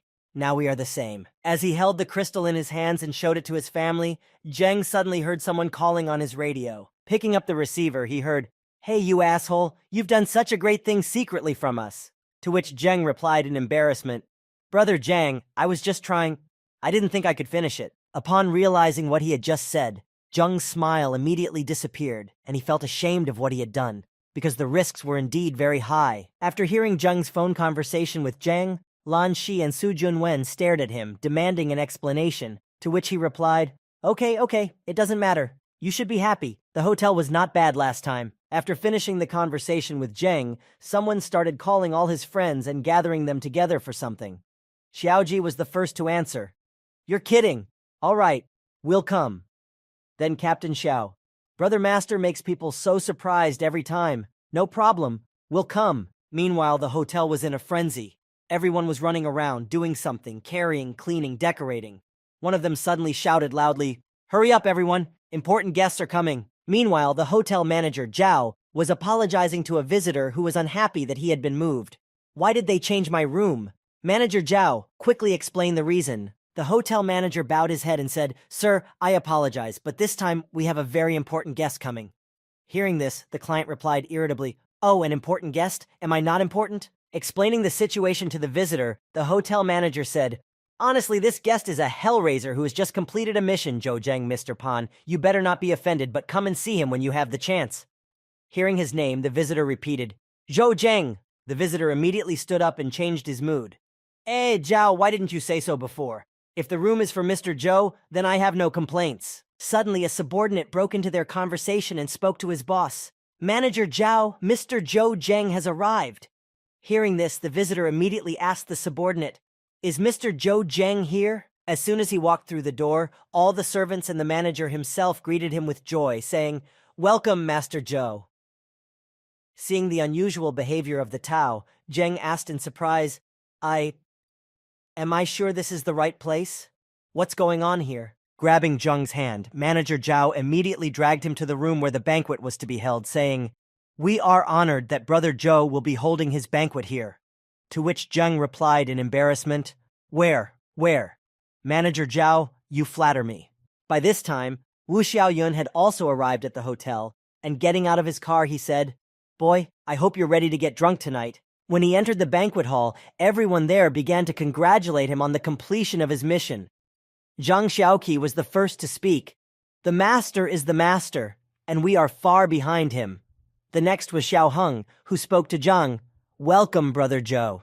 When everyone gathered around the table, they all said together, "You may be a robber who is used to being alone, but you also need trustworthy friends." Continuing their welcome speech, they continued to speak words of support. "Like the moonlight, you can light up this dark, cold night." Meanwhile, an unknown person sat in his office and looked at Zheng's personnel file and said, "What an interesting young man." After putting down the file, his butler, who was in the same room with him, bowed and said, "Understood, I will go right away and organize everything." The next day, many helicopters suddenly took off over the city.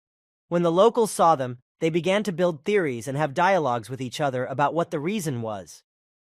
"Aren't these the mayor's special helicopters?" one asked. To which another replied, "Yes, I haven't seen them for a long time. Has something serious happened again?" When the helicopter landed on the terrace of Zhou Zhen's house, a girl came out and saw Zhou Zhen and asked him, "Hello, Mr. Zhou Zhen. The mayor of the city invites you to breakfast. Are you free?" Contemplating this scene that had taken place in the morning, Zhou Zhen, who had decided to go out to the terrace in his bathrobe to have breakfast in the morning, was quite shocked and said uncertainly, "I'm free." And Su, who was standing next to him, could not even say a word because of the level of surprise. After getting on the helicopter and arriving at the mayor's house, the girl led him to the entrance, where the butler was already waiting for them. When he saw Zheng, he bowed and said, "Mr. Zhou, the mayor is waiting for you. Please follow me." Without hesitation, Zheng saw that the butler was heading off and decided to keep up and follow him to find out the reason for the visit. After leading Zheng to the banquet hall, the butler held out his hand to show him where to go next and said to him, "Mr. Zhou, please come this way." Upon entering, Zheng saw an incredibly luxurious and gorgeous table ready for the meal, with the mayor of the city sitting at the end of it and a maid standing by his side. Seeing that the guest had already arrived, Mo Wu, the mayor, gestured to Zheng to sit in the empty seat in front of him. "Zhou Zheng, please sit down." When Zheng took his seat, the mayor spoke to him. "First, I wanted to invite you last night, but you were celebrating with your friends, so I didn't want to disturb you, but I congratulate you anyway. You have completed such an incredible mission." Zheng replied in embarrassment, "Thank you." Looking out of the panoramic window in the banquet hall, the mayor continued his dialogue with the young man. "I really enjoy eating and admiring the scenery at the same time. Zhou Zheng, relax, don't be shy." Looking at the mayor, Zheng tried his best not to do anything unnecessary to anger him, and replied in a calm tone, "Very well." Wiping himself with a napkin after the meal, the mayor looked at Zheng and asked him, "What is it? Are you full?" Hearing this question, Zheng replied, "Look at all these plates in front of me. You are a real mayor of the city. Even your breakfast is so sumptuous. Only an idiot would refuse this food." Smiling at Zheng's successful joke, the mayor said, "Ha ha ha, you're still very young. You need to eat well." While the maid was pouring the mayor's morning tea into a cup, Mo Wu said to Zheng, "You probably can't understand why I invited you to breakfast, can you?" First of all, I wanted to get to know you. And secondly, I wanted to discuss the issue of money in Titan with you. When the maid came over to Zheng to pour him some tea, the mayor began his story. In a sense, the warrior union represents the class interests of all warriors. When you became a member of the union with a 1-star purple level, you were able to enjoy all the privileges of a Titan from that moment on. Moreover, you are now a 5-star purple level. You're currently ranked 27th in the Titan rankings. And not counting me, you can share the Titan's profits with the 25 highest-ranked warriors. Walking over to the projector and turning it on, the mayor continued, "But now there is another more interesting scheme that you can choose." Walking over to a map that appeared on the wall and pointing to a specific area, the mayor continued, "You can get 10% of the new city's profits, and you can also get the right to manage the streets of Titan, except for the first 5. Hearing about the city, Zheng asked, "A new city? We have another new city?" Pointing to an undeveloped area on the map, the mayor said, "Not now, but there will be one very soon." Pointing to a single highlighted piece of land on the map, Mo Wu said, "Very soon, we are going to restore Yanhei County, 150 kilometers from Titan, and set up a new location there. It will be a resting place for the soldiers who have gone on training." Stepping away from the map and sitting back in his chair, the mayor continued, "If everything is well organized, it will not be difficult to take over Yanhei. And in a few months, we will be able to start construction. This place is bound to become a thriving transit station, and the income will definitely be high." After listening to the mayor's story, Zheng said, "It's really tempting." But he thought about it. "I knew he didn't just invite me to breakfast for no reason. It would obviously take a lot of effort." Looking back at the mayor, Zheng spoke to him with curiosity and a smile. "Mayor, I was thinking, I'll accept 10% of the new city's profits, and the right to Titan's 6th Street. When Zheng boarded the helicopter and was taken back to his home, the butler asked the mayor, "Mr. Mayor, isn't this too much?" To which Mo Wu replied, "No, not too much, because his hidden powers are worth the money. Titan is just a small corner of the apocalypse." Continuing his thought, the mayor, remembering Zheng, continued, "And a warrior this talented, no matter what, should stay here." After Zheng returned home, word quickly spread through the city that construction of a new city was about to begin. Residents running through the streets shouted, "The transit station plan will finally be realized." Meanwhile, passers-by who heard this were surprised and expressed their questions and opinions. "What? Has it started to be implemented?" said one man on the street. A soldier who heard this said, "Ha! Now we don't have to sleep in the open when we go to training." Meanwhile, Commander Shu was walking down the street with his comrade and had a dialogue. Commander Shu was the first to speak to his friend. "Chi-Han, the new city is coming soon. Why are you so sad?" His subject said, "Commander, will the vice-captain of the opening of the city be the same Zhou Zheng?" Shu answered him joyfully, "That's right, didn't I say so?" Suddenly, the commander's comrade sat down on the ground, grabbed his head with his hands, and rolled into a ball. "That's it! Now I'm definitely screwed." The commander replied, "Don't think about it, Zhou Zheng is not that kind of person." Meanwhile, Zheng was on his way to his squad in his old car. When the guards saw him, they said, "Does Zhou Zheng drive such a humble car?" To which another replied, "I heard that he is only a 6th rank. I don't even know if he can handle everything." When Zheng arrived at his squad, which was training, he got out of the car and greeted everyone. "Hello, everyone. I'm looking forward to working with you." When the soldiers saw Zheng, they started whispering, "He's really a 6th rank. He's still so young and small. A 6th-ranked warrior is going to lead us? Is this a joke?" But Zheng didn't care what they were saying about him, and after hearing all the whispers, he spoke up. "Actually, I compromise very easily. I realize that you all are not very happy about all this." With this startling statement, he gave everyone a chance to try their hand at leadership, but on one condition. Those who disagree can step forward. If even one of you defeats me, I will give up my seat without complaint. Seeing that everyone was stunned, Zheng decided to repeat his offer one more time, in case anyone didn't believe his words. "If anyone can beat me, I will give him my seat." Suddenly a hand appeared from the crowd, followed by a voice. It was Commander Shu's comrade. Seeing this, the commander grabbed his comrade's shoulder and said only one name when he tried to dissuade him, "Luo Guohai." Hearing this name, the commander's comrade thought about it, but suddenly realized, that's right, this Zhou Zheng, when he was a 3rd rank, was easily able to kill Luo Guohai, who was an 8th rank. Looking at Zhou Zheng, Comrade Commander Shuya pondered, "And now he's already at rank 6. How strong is he now? Suddenly, a single 8th-ranked warrior emerged from the crowd. It was Li Fangxing who spoke to Zheng. Deputy Zhou, it is a pleasure to meet you. My name is Li Fangxing, but people usually call me crazy. Looking at the fellow who came out of the crowd, Zheng held back a laugh and thought, "Be madman," and then spoke to the others. "All right. Is there anyone else who disagrees?" Interrupting Zheng and throwing away his sword, Li Fangxing spoke to him in a dismissive manner. "You deal with me first, and then call the others." Hearing this suggestion, Zheng put his bow in his inventory and said to the volunteer, "Very well then." After placing all his weapons in the box, Zheng went to a nearby tree to break off a branch. After breaking one, he broke off another for Li. After tossing the branch to Li, Zheng spoke to him. "With your bare hands, you will hardly be able to show your true strength. We will use this." Catching the stick, Li replied, "Deputy, I am certainly impressed with you, but I will not give in to you."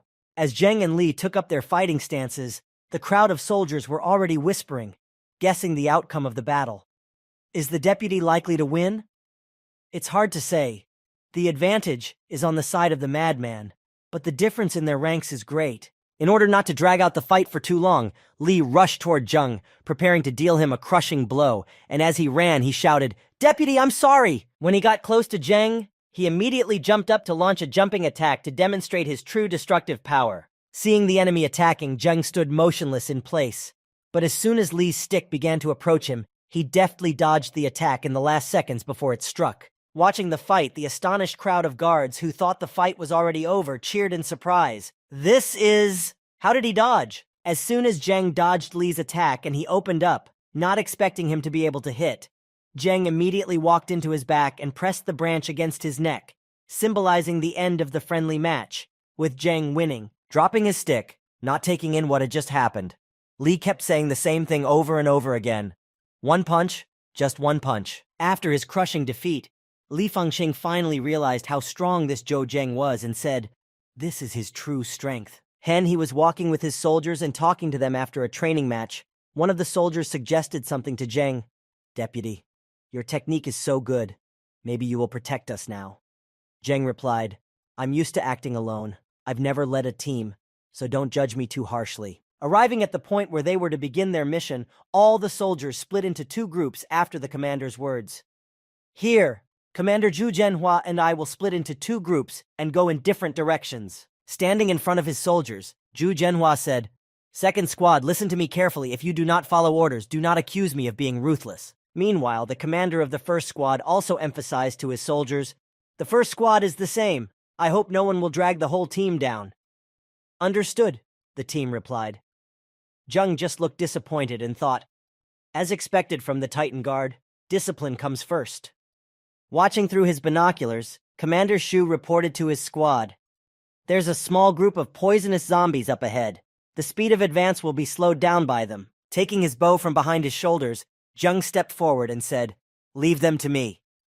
Hearing this, the commander asked Zheng in surprise, "You're going to do it yourself?" Using his skills, Zheng jumped down from the platform on a hill, moving away from the squad, and said, "Don't worry, everything will be resolved soon." Breaking through, Zheng destroyed the zombies one by one, moving further and further, keeping his opponents at a distance and killing them with his bow. As Zheng broke through further and further, he seemed not to stop, but only moved on with incredible enthusiasm and accuracy, destroying the small stuff. Watching Zheng fight, the entire squad froze, mouths agape, and only Chihan spoke. His limit is always renewed. As Zheng continued to destroy the monsters, he heard a call on his receiver, and then the commander addressed him, saying, "Deputy, hurry back. There's a top-level elite zombie heading straight for you." No sooner had the commander finished speaking than a large zombie giant appeared in front of Zheng, making its way through piles of rocks and rubble. When Zheng saw his target, he calmly spoke to the commander into the receiver. "I've come for him. Support me from afar, and I'll take care of this big guy." Hearing this, Chihan shouted out, "Looks like his limit has been updated again." Commander Shu just gave the others an order. "Everyone, support Deputy Zhou from a distance." Meanwhile, the second squad, which had gone in the other direction, was watching a pile of dust that had risen nearby, and one of the men spoke up. "Commander, it seems that the first squad is in trouble. They have encountered an elite zombie." Seeing this sight, the commander of the second squad sharpened his axe and exclaimed, "Let's bet. How long before they start begging for our help?" Meanwhile, Zheng was having a blast with the giant zombie, destroying it bit by bit. At the moment, the enemy had only half of its health left. The next moment, Zheng was already sitting on the monster's head, trying to punch through its skull to finish it off quickly. And at that moment, one of the soldiers of the second squad, watching through binoculars, suddenly called out to his commander in alarm. "Commander, they've already finished him off." Hearing this, the commander exclaimed in surprise, "What, so fast?" Meanwhile, Zhou Zheng, who had won from the defeated monster, had already reached the 48th level and had become even stronger thanks to that opponent. Night came, and the first group entered the building and made a fire and took shelter there. Sitting by the fire, Commander Shu took out his radio and spoke to Zhu Zhenhua. "Zhu, our unit has already cleared the city center. Where are you?" He received a reply. "We're almost there too, 7 more elite zombies." Hearing this answer, the commander replied, "Okay, then we'll have a good rest tonight. When the main forces arrive tomorrow, our mission will be accomplished." Sitting by the campfire with the receiver hidden, Commander Shu put his hand on Zheng's shoulder and said, "It seems that we have far outperformed the second squad, and it is all thanks to Deputy Zhou." Hearing this, Zheng replied, "It was all done by everyone's efforts." At the same time, one of the guards raised the mug he was holding up in the air and said, "Ha ha ha! The next time we meet the second group, I will definitely ask them how the backward ones feel." The next day, when morning came, the first squad went back to their work, clearing the city center. Zhou Zheng was effectively killing all the enemies, but something was wrong. While killing enemies, Zheng thought about efficiency. "Killing them like this will be too slow. I need to think of a way to get them all together." Returning to his squad, Zheng asked Captain Shu, "Where are the grenades we brought with us?" The commander replied, "They are in the box over there." In the meantime, the second squad was fighting with the old methods, destroying all the zombies one by one, cutting down each one with their weapons in turn, each monster separately. Suddenly, Commander Zhu Chenghua heard strange sounds to his left, coming from the first squad. Turning in their direction, he shouted, "What is the first squad doing?" After this question, he received a message from his subordinate. "Commander, the first squad is using grenades to kill the zombies." Hearing this, the commander exclaimed in surprise, "What?" While the second squad was chopping down each zombie individually, Zheng got tired of running from one zombie after another, picked up a grenade, and ran through the crowd of monsters, throwing grenades at them. Gracefully moving among the crowd of zombies, he effectively destroyed them in whole packs, which was much faster and more efficient than killing each one with daggers. Watching the actions of the first squad, Zhu Chenghua opened his mouth and said angrily, "Are these morons out of their minds? Do they want to bring all the zombies here?" His friend replied, "I heard that Zhou Zhen was called crazy, but I didn't think it was true." While the first and second squads were fighting on the front lines, the main force had already approached the desired piece of land and was waiting for the order to advance. Standing on the roof in front of a large number of soldiers, the old commander said, "The vanguard troops have already cleared the way. Gentlemen, we will kill them." Immediately after these words, the large number of soldiers rushed forward to help the brave men in front, doing the lion's share of the work. Seeing that the reinforcements had already arrived, Zhang, standing on top of a tall building, heaved a sigh of relief and said, I finally got this place." As Zheng approached his squad, he decided to say goodbye to them for the last time after the mission was over and head home. He said, "Guys, I'm heading back to the city. If you need anything, you can contact me anytime." Seeing the deputy returning home, one of his team members said, "The deputy's coming home so quickly. Does he really miss his wife so much?" To which Chi-Han replied, "To be honest, I know that the deputy once went into a rage over a beautiful woman. Do you want to hear about it?" As Zhang walked home, he heard them talking about themselves, and they continued, "Ha ha ha ha, right? The deputy has time for that? I don't understand it myself," Zhang said to himself in frustration. "I'll deal with you when I get back." After getting into his car, Zheng drove home along the highway thinking, the transfer station has been built. Finally, there will be a foothold for me and Titan. As he continued on, he saw a strange car ahead of him and thought, That's a transport unit vehicle. Standing by their broken-down vehicle, the soldiers gathered in a bunch to organize a defensive formation, waiting for a fight, and one of them shouted, "Did that SOS signal go out or not?" Looking out of the vehicle's cab, one of the members of the squad who had transmitted the distress call shouted, It has. Titan's patrols have already sent rescuers, but they will arrive in half an hour." Hearing this answer, the group leader exclaimed, "An hour and a half? Then they will only be able to collect our corpses." Looking out of the vehicle's cab, the frightened soldier who had sent the signal for help pitifully exclaimed, But Seeing a car behind him that had just pulled up to them, one of the squad shouted, "Commander, a car! A car is coming!" Seeing this, the team was very excited and hopeful and exclaimed, "Great, it's the guards. We are saved." But their hopes were dashed. Looking out the window, Jeng asked, "Guys, do you need help?" They answered in disappointment. Only one person, and he's a 6th ranked? Standing in front of the monster and preparing to fight. The squad leader shouted to it, "Have you lost your mind? Why did you come here to die? Get out of here." When Jeng got out of the car, he saw that they were being attacked by monsters and said irritably, "Okay, it seems like you really need help." After saying this, Jeng walked straight toward the monsters. Watching this, the soldiers in danger were only more frightened, and their commander said, "It's over. We've met a suicidal madman." Meanwhile, Jeng did not pay attention to what the guys behind him were saying. He walked confidently toward the monsters. When he reached them, Jeng stood in one place and prepared to fight. In the next moment, he instantly killed all the mutant wolves in front of him without exerting much effort, thus saving the injured soldiers. Seeing what had just happened, the soldiers were speechless. They just stood there staring at Jeng, their mouths wide open. After the commander recovered a bit, he spoke to himself. "Is this a 6th-ranked warrior? Are 6th-ranked guards that tough?" Meanwhile, Jeng stood among the corpses of the monsters, breathing a sigh of relief. But a moment later, he began to collect the crystals that were inside them. Suddenly, he heard a loud sound on his receiver. He picked up the receiver and heard someone's voice. It was his friend's voice, saying something. In disbelief, Jeng asked the person again, "Uncle Wang?" Suddenly, after hearing this, Jeng's expression changed from a thoughtful look to an incredibly joyful one, and Jeng said, "What? They have developed a healing medicine?" Meanwhile, in the laboratory at Jeng's villa, the research was going on as usual. Thanks to the modern equipment, many different experiments could be conducted there. When Jeng returned home, he immediately went to the laboratory, and when he entered, he saw Uncle Wang holding a test tube. He approached him and asked, "Is this it?" To which Uncle Wang confidently replied, "Yes!" Taking the test tube in his hands, Jeng began to examine the potion carefully. The color was similar to the usual potion Jeng used. Examining it from the outside, Jeng thought, "It seems to be no different from the health potions in the game." But Jeng's uncle, who was standing nearby, spoke to Jeng. "The effect of this healing potion that I have developed is very effective. The effect of the healing potion is nothing compared to this." But Uncle Wang immediately sighed and said, "It's a pity that blood orchids are very rare, because we won't be able to make much of this potion.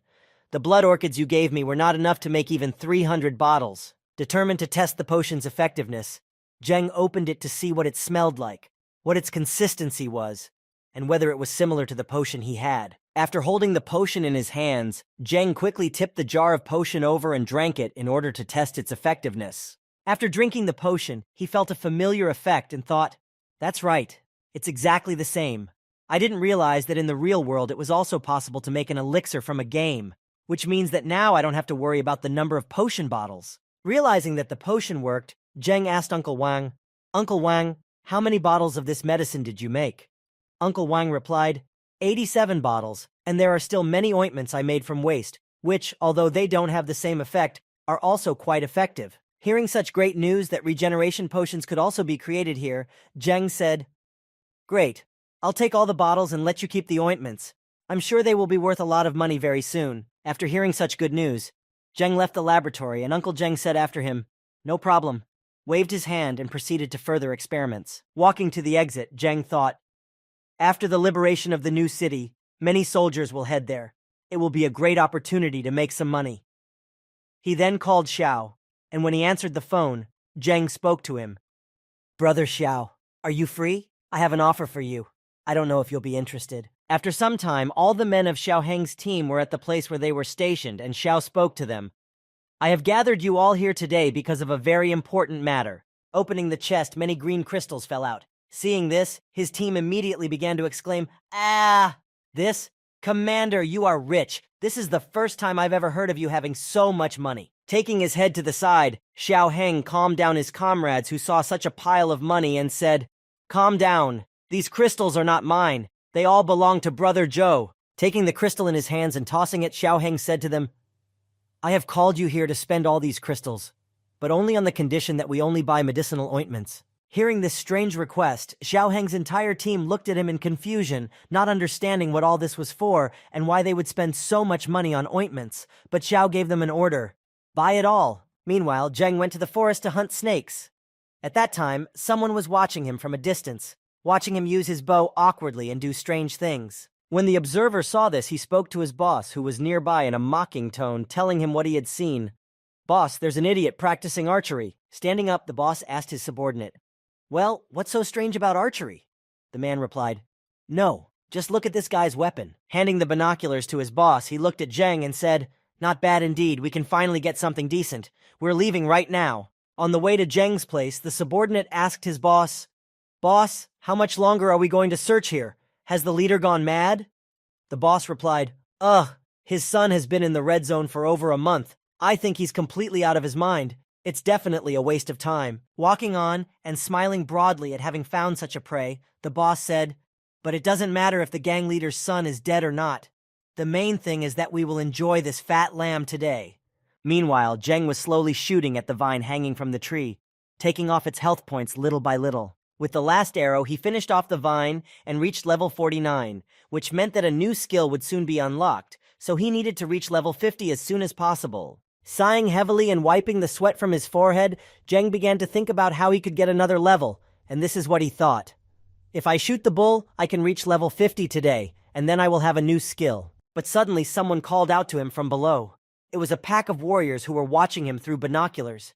As he approached, one of them said, "Hey you, our boss wants to talk to you about something." Looking down at them from a tree branch, Zheng simply ignored them, thinking they would leave him alone and go on where they were going. But it wasn't that simple. Zheng continued his training to reach the 50th level, and as he pulled on his tetavu, aiming at the bindweed, he heard, "Are you an idiot?" Suddenly, one of his subordinates jumped at Zheng with a sword to punish the insolent man and shouted, "Our boss told you to come down. Are you deaf?" But Zheng merely dodged his attack, and continuing to ignore those soldiers, he continued to shoot at the vines to get his 50th level. After dodging another attack and continuing to dodge all of the enemy's attacks, Zheng continued to try to ignore his opponents and shoot at the vines. Watching all this madness, the boss couldn't understand what was happening in front of him and said, "This guy? What is he doing?" And finally, continuing to dodge and shoot at the vines, he finally destroyed the last vine and reached his 50th level. Nothing else was holding him back. Dodging another attack, he instantly finished off one of the gang, who had been trying to hit him for some time and wouldn't let him finish his work. Then going down, as this bunch of warriors demanded of him, he finished off another one of them with a backhanded kick, using his super speed. Watching Zheng deal with his warriors one by one and immediately kill them, the boss said in fright, Who is he?" After killing half of his troops, Zheng stood in front of the boss and spoke to him. "What is it? Didn't you call for me? What are you afraid of?" Trying to intimidate Zheng, because he knew that he was no match for Zheng, the boss said, "We are from the gang. Tianhe, do you realize what will happen after you attack us?" Looking at them with frantic excitement, Zheng spoke to them joyfully. "The Tianhe gangs? Great, I was worried that I wouldn't have anyone to practice on." Realizing that intimidation didn't work on Zheng, the boss decided to use other methods, so he shouted, "Go ahead! Whoever kills him, I'll pay a low-grade purple crystal." Happy with this development, Zheng took out his daggers and used the poison skill on them to fight his opponents even more effectively. The next moment, when his enemies surrounded him, Zheng used his invisibility skill and vanished into thin air, confusing his enemies. With Zheng out of sight, all of the enemies lost their guard, as they couldn't see where they were coming from or how to defend themselves. Suddenly appearing out of nowhere in front of his opponent, Zheng dealt him a fatal blow, which seriously confused everyone else, because how can you resist what you can't see? And then Zheng used his acceleration skill, and thanks to his speed, he instantly neutralized two more enemies who were standing close to him. Noticing that Zheng had stopped, and this was probably his only chance to strike, the boss attacked him from behind, shouting before he struck, "I'll kill you!" But when Zheng got close enough, he not only deftly dodged the punch, but with one left hand, he hit the boss in midair while he was flying and lowered his confidence. The next moment, the boss fell to the ground on his knees, clutching his chest, and doubled over in excruciating pain. Approaching the exhausted boss, Zheng stood behind him, put a dagger to his throat and said, "Your gang still has a lot to learn. There's still room to grow." After he had finished with the Tianhe gang members, Zheng began to look at the items they were carrying and said, "This equipment can be sold for a lot of money, so you can't just leave it behind." While looking at the items, Zheng suddenly heard a strange noise in front of him, and then a level 8 monster appeared in front of him. It was an armored bull that was charging straight at him. After dodging a direct attack, the bull ran past, and then turned sharply to the side toward Zheng to continue the battle. Zheng also took a fighting stance and drew his daggers. The next moment, the bull, standing in front of Zheng, became very angry, and while pounding the ground with his hoof, exhaled loudly through his nose. The bull was also drilling Zheng with his eyes, thinking about how to defeat him. Standing in a boxer's stance, Zheng looked directly into the monster's eyes and shouted bravely to him, "Do you think I will be afraid?" The next moment, the bull ran at Zheng again and began to swing its head, trying to hit Zheng with its horns. But Zheng, having narrowed his eyes, tried to strike the monster back. Gaining great speed, the bull rushed through so quickly that its silhouette was barely visible. It was obvious that his strength was diminishing a little bit, and soon the limit was going to come. When the bull was completely exhausted and fell to the ground after the attack, Zheng immediately attacked it, trying to punch it. To make it more effective in piercing the monster's skin, he jumped up. While the monster was lying on the ground, Zheng stabbed the monster in the neck with a single eyeball, hoping that he had finally won, but it was not that simple. A few seconds later, the bull got up and Zheng mounted him and rode him, saying, "It's crazy, I beat him so much, but his health is not over. Here's a healthy cow." Sitting on the bull further, Zheng came up with a new plan to defeat this strong bull. "I guess I'll have to ride him to death." Saddled up, Zheng continued to ride the bull, holding on to his dagger, and gradually inflicted damage. 6 hours had passed since this fight with the bull began. Neither of them wanted to give up, and they fought to the end. Zheng was still sitting on top of the bull, and the bull was running from one side to the other, trying to throw him off his back. While riding the bull, Zheng noticed that the bull's health was already very low and said, "After 6 hours of torment, it's almost over." As he drove his dagger even deeper, he noticed that the bull's health level began to slowly decrease, and suddenly it fell to the ground, exhausted. Approaching the monster that Zheng had spent 6 hours trying to finish off, Zheng looked at it with his stern gaze and said, "It's time to finish." But then he stopped when he saw the bull's pitiful face lying helplessly on the ground, begging him not to kill it. As he approached the bull, he stood up and gently rubbed against Zheng, and the latter said, "Ooh, what a pitiful look." To which the bull replied, "Moo."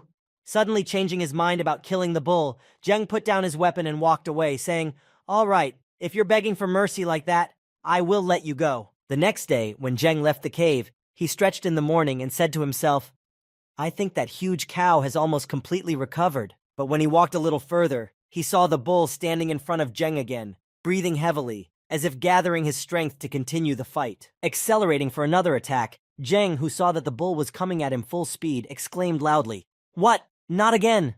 Preparing to continue the fight, Zheng took out his dagger and clutched it tightly in his hand.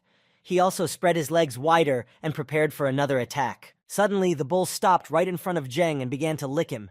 He was quite surprised by this, because he had just been ready to fight for life and death, and here was such a show of affection. On the way back home in their trucks, some unknown group began to discuss what they had just seen, and one of them said, "Brother, that arrogant bastard that just rode off, was he riding a 7th level animal?"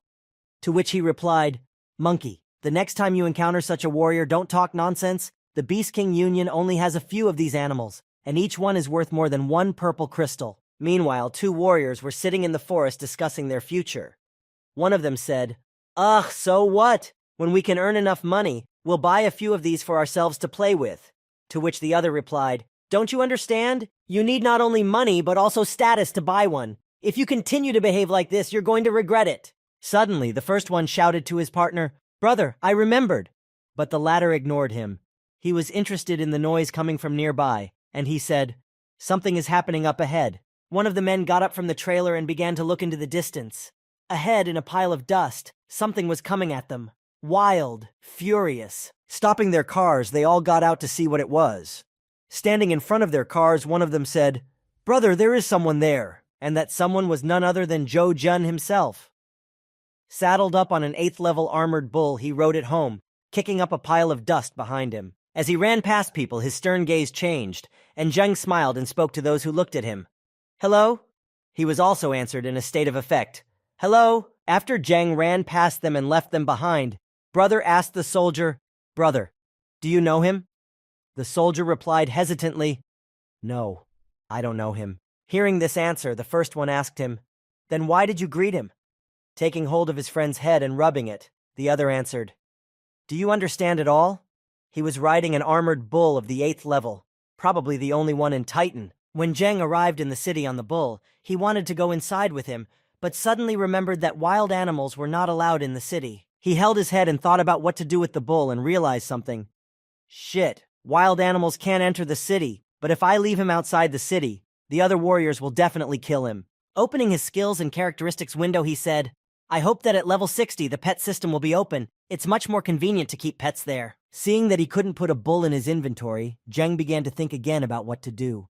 Putting his hand to his chin, he said, but what should I do now? Suddenly remembering the Beast King Alliance, Zheng had a brilliant idea and exclaimed, that's right, we need to find those people. Meanwhile, the warriors of the Alliance were in the endless meadows, where the landscape was simply beautiful, the breeze was blowing lightly, and the weather was simply wonderful that day. Walking behind her captain, her assistant said, Shihan, this place is really very beautiful. Why didn't you tell me about it before? With her arms up in the air, admiring the view and stretching, Shihan replied, I only recently learned about it myself, and we were just passing by, so I decided to show you this beauty. Standing in the middle of a field with beautiful views, feeling like goddesses in this wonderful place, one of the girls suddenly called out, Qin Yun! She turned around to see who was calling her, and saw a gang of people riding tame animals near her, and one of them was waving and shouting, Have you forgotten me already?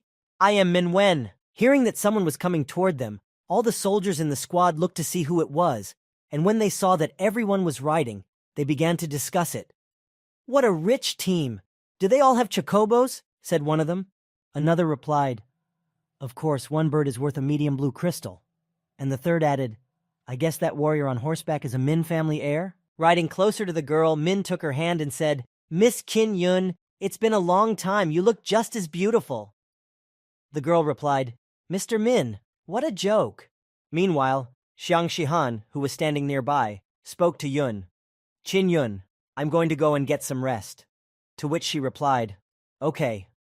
And Min, who was watching, thought, the character of this beautiful woman, it's incredible. Suddenly running up to Xiang Shihan, Min blocked her path and got down from his animal and said, Miss, it's nice to meet you.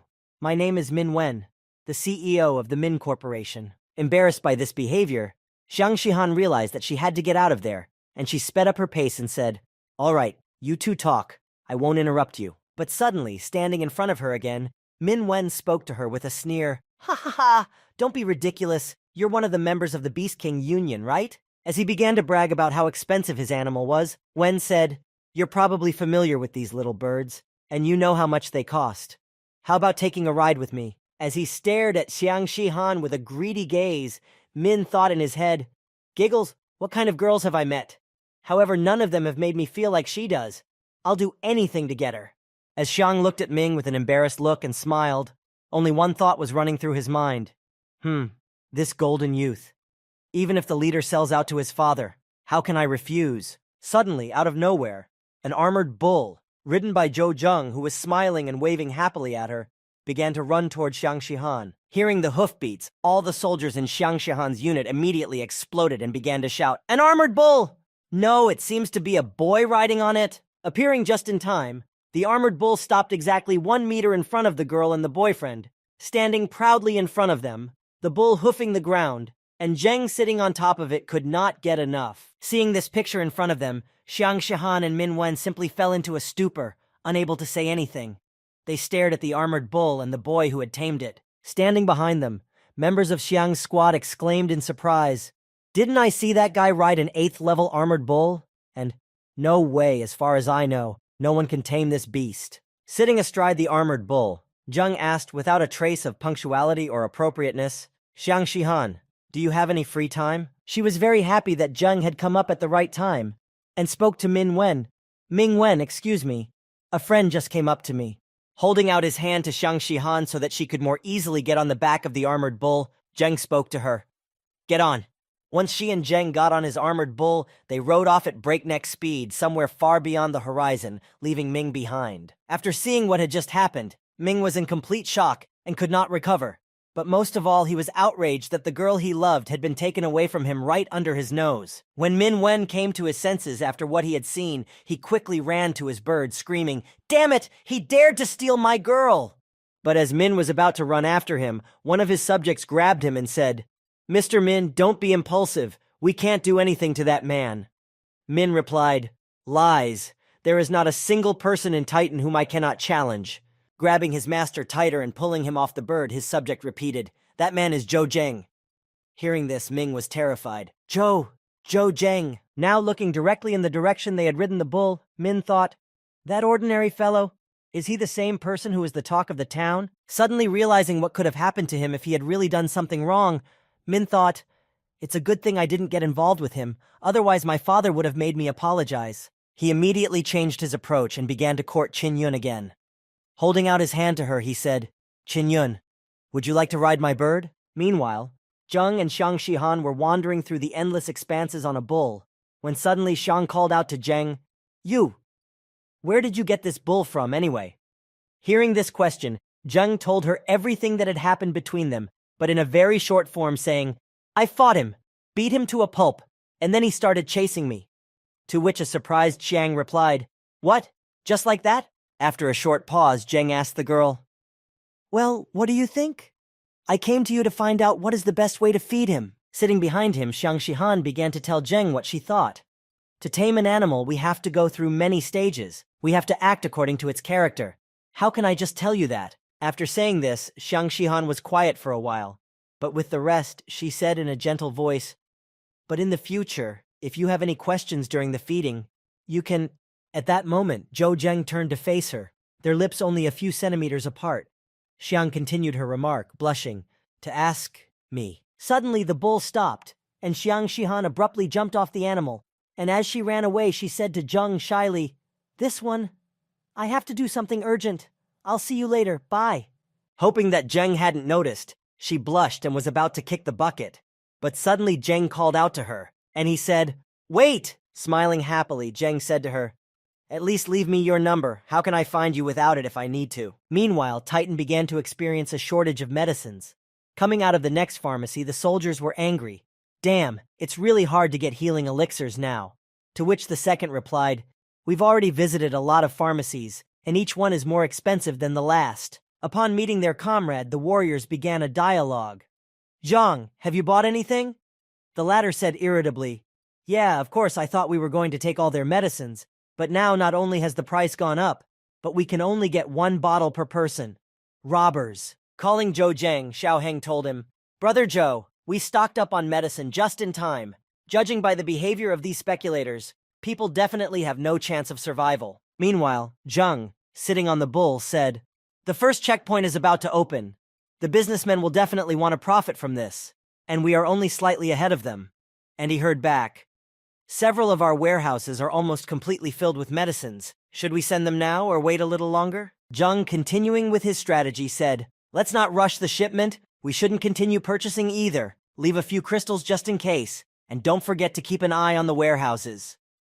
To which I heard the answer, "Don't worry, everything will be fine." Closing the phone, Zheng sighed heavily and said, "After the pharmacy crisis is over, will I be the richest man in Titan?" Meanwhile, back in Titan, at the street construction site, Wu Chaoyun was on the phone with someone and he ordered, "Hey, not a bit of rest. I'm too tired to rebuild the streets here." After saying this, Wu Xiaoyun said, "I have solved the main problems. Please send the best designer to design this street. Let there be a place to eat, drink, and have fun." Covering one ear with his hand to hear better, he continued, The budget is very high. You don't know the prices of the materials anyway, but after this street is finished, it should be the best view in all of Titan." Standing in front of the bull, Zheng thought about how he could make some extra money being a bit tight right now, saying, "Hey, the crystals are flowing like a river.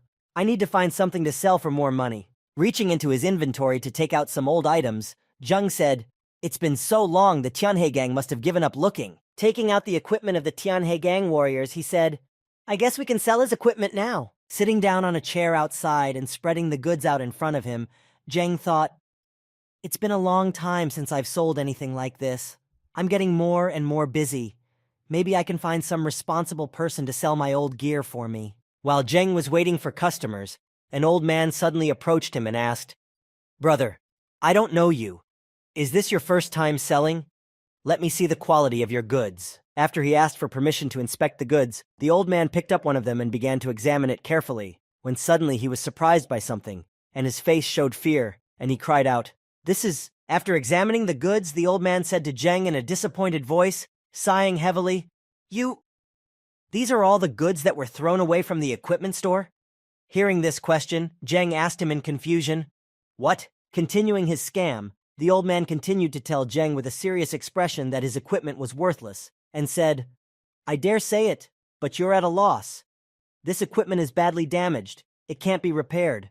Who would want to buy it?" Curious as to what would happen next, Zheng replied, "Huh? Then tell me what I should do."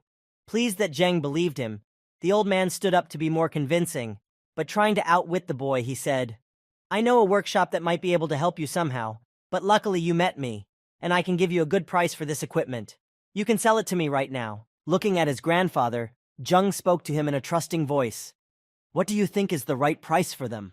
While he was thinking about something else in his head. His thoughts were full of curiosity about how far this would go. "I'll keep pretending. Let's see how long this circus will go on." Happy that he had fooled the naive boy and could make good money on him, the old man rubbed his hands together and spoke to him, naming his price. "1 white crystal of the highest grade for each piece of equipment, and I take everything." When Zheng heard what the old man said and the price he gave, he was immediately surprised. He had expected many things, but not such an obvious lie.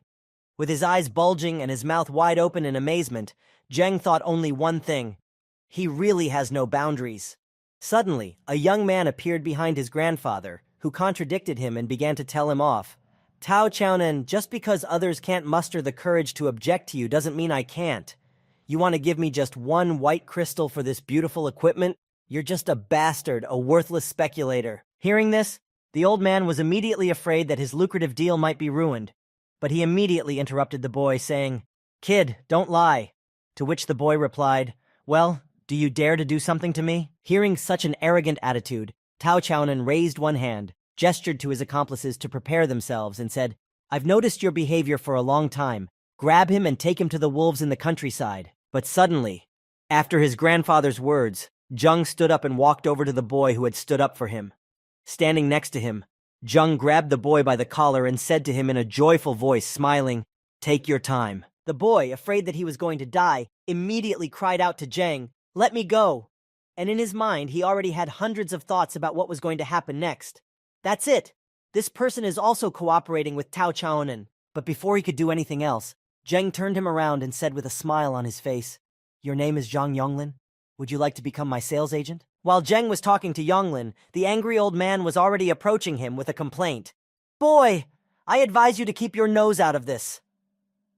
Seeing this threat, Zheng grabbed a sword from the weapon rack that was right at his side. Without hesitation, and in order to avoid a big fight, Zheng immediately moved behind Tao Chaonan, and with the blade to his throat, he said, "I'm not going to listen to your bickering. If you're not a complete idiot, you'll leave here immediately." Not expecting this turn of events, the old man shouted at Zheng in confusion, "You!" Looking back at Zheng, the old man spoke confidently to him. "Do you have the courage to threaten me in the middle of the street?" Zheng calmly replied, "We can certainly test it." While all this was happening, when Zheng took Tao Chaonan hostage to calm him down, suddenly, out of nowhere, the Titan guards appeared on the horizon, and as they ran toward them, they shouted, "Make way! Make way!" Feeling completely safe with the Titan guardians already standing in front of Tao Chaonan, he spoke brazenly to Zheng, "Continue if you have the courage." And a guard standing nearby asked Zheng, "Brother, let go of the knife." As he continued to approach Zheng with the hostage, the guard suddenly called out to the boy, holding out his hand to stop him from committing the lynching, "Leave him to me." Running up to Zheng and Tao Chaonan, the guard not only did not grab Zheng, he did not even have any complaints against him, but instead grabbed Tao Chaonan by the collar and pulled him toward him. Seeing such strange actions of the guard, my grandfather did not understand what was happening and why it was happening to him. While one of the guards was apologizing to Zhou Zhen, he bowed and said, "Deputy Zhou." The other guard kicked the old man who was trying to deceive him and shouted to the guard, "Nah, Chief, I made a mistake. I was forced to. Don't hit me." Listening to the guard's apology, Zheng calmed him down and said, "It's nothing. Just lock them up for a few days." To which he heard a sharp reply, "Yes, sir, it will be done." The other guard continued to beat the speculator. Seeing what was being done to Tao Chaonan, Zhang Yonglin stood in a stupor watching, while people behind him were talking. Wow, he's in trouble, and that's what he needs. No one dares to be rude to them. While Zhang Yonglin was standing there in a stupor, someone suddenly grabbed him by the shoulder. It was Zheng, who was walking over to discuss something with him. When Zhang came to his senses, Zheng touched him and spoke to him. "Come, Let's talk about our business.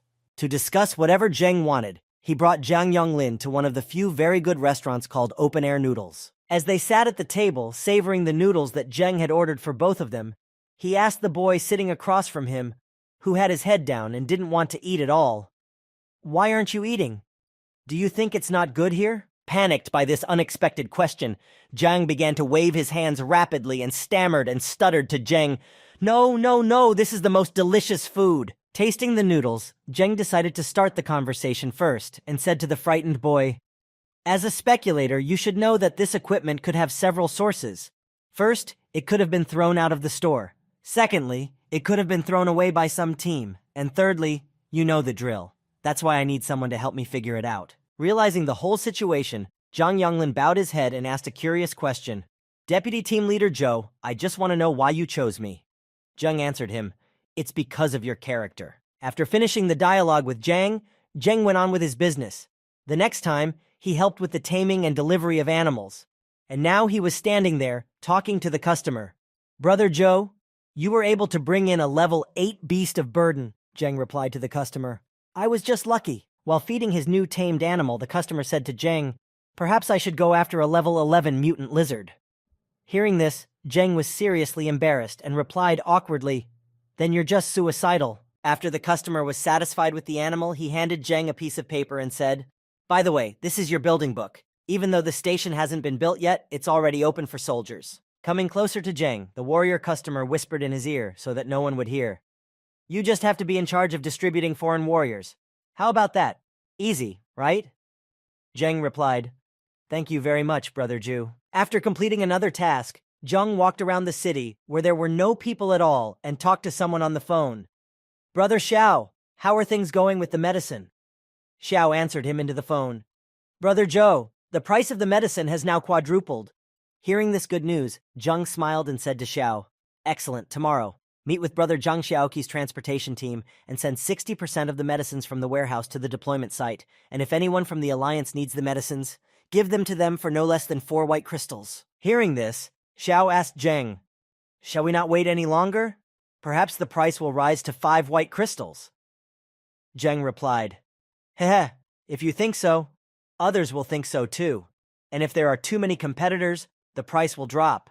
While walking down the street and talking on the phone with Xiao, Zheng suddenly became interested in a man sitting on the edge of the road with a large sack with something written on it. When Zheng noticed the man, he stopped immediately. The bag said that the man was engaged in improving the conductivity of weapons. Approaching the man, Zheng asked him, "Sir, how can I increase the conductivity?" Asking his question to Gu Zhenye, he answered him, "The higher the crystal, the higher the conductivity can be raised. It all depends on what kind of crystal you give me. A white crystal has 1 to 3%, a blue crystal has 3 to 6%, a green crystal has 6 to 9%, a purple crystal has 9 to 12%, and the rest depends on luck." After telling me all the information about the job, Gu Junyi's expression changed, and he spoke sternly. "But first, let me remind you that the higher the percentage, the greater the risk. If we fail, the weapon will be ruined, and the crystal will be impossible to return, but you will still have to pay." Hearing the suggestion, Zheng took his hand to his beard and took a thoughtful pose and said, "Let me think about it." Seeing someone standing next to Gu Zhenye, a passing warrior suddenly shouted at him in an angry voice, "You old fraud! How dare you deceive people!" Running closer to Gu and Zheng, the soldier shouted at the boy in confusion, "Brother, don't believe this old man. Yesterday I gave him my saber with 20% conductivity to upgrade it, and today he told me that my weapon is broken." Sitting beside him, Gu Zhenye said in a tired voice, "I told you this was not an easy matter." The warrior whose weapon was broken, who was very angry at hearing the inlayer's words, could barely control himself and grabbed Gu Zhenye by the collar, pulled him toward him, and looking at him with eyes full of anger shouted, "If it were not forbidden to fight here, you would have been killed long ago. Today I will stand here and guard and we'll see who else you can fool." While all this verbal exchanges were going on, Zheng had already disappeared from sight. He walked on, not wanting to attract too much attention while the two people were arguing. Afterwards, when Gu Zhenye was about to go home, the warrior said to him in closing, "Old man, tomorrow I will also keep an eye on you." The old man replied with a heavy sigh, "As you wish." When Gu Zhenye finally said goodbye to the soldier who had been following him all day, He saw a familiar face on his way home, and he was frightened by what he saw. What are you doing? Walking toward Gu Zhenye from the alleyway of a dark street, Zheng, with his hands in his pockets, said to the old man, "Don't worry, I just wanted to talk to you." Surprised that the boy was still waiting for him, hiding in the shadows of the buildings, Gu asked Zheng in fright, "Did you believe me?" Zheng said to his grandfather in a joyful voice, "Then why am I talking to you here now?" Looking at the old man standing in front of him and wondering what he could possibly gain from this meeting, Zheng smiled slyly and thought in his head, "The system couldn't have been wrong. This person definitely knows the art of inlay." When the old man and the boy finished their dialogue, the old man invited him to his house to continue the dialogue for safety. Once inside, Gu asked, "This weapon is really good. Are you sure you want to inlay it?" Sitting in the house in front of the fire, looking at the weapon in his hands, which Zheng handed over to the inlayer, the latter turned it around with admiration and said, "Judging by your weapon, you are a well-known person in the city." Hearing these words from the inlayer, Zheng spoke to him in a calm tone, trying to avoid unnecessary questions from the master. "It doesn't matter who I am. I'm more interested in how you found out that inlaying can increase the conductivity of weapons." Hearing such an interesting question, the master first thought for a while, trying to remember exactly how it happened. And then, twirling Zheng's dagger in his hands, he replied, It was an accident." After his grandfather told him about how he discovered his talent, Gu Zhenye made one request of Zheng, telling him, "It takes all night to inlay. Would you stay here to guard me?"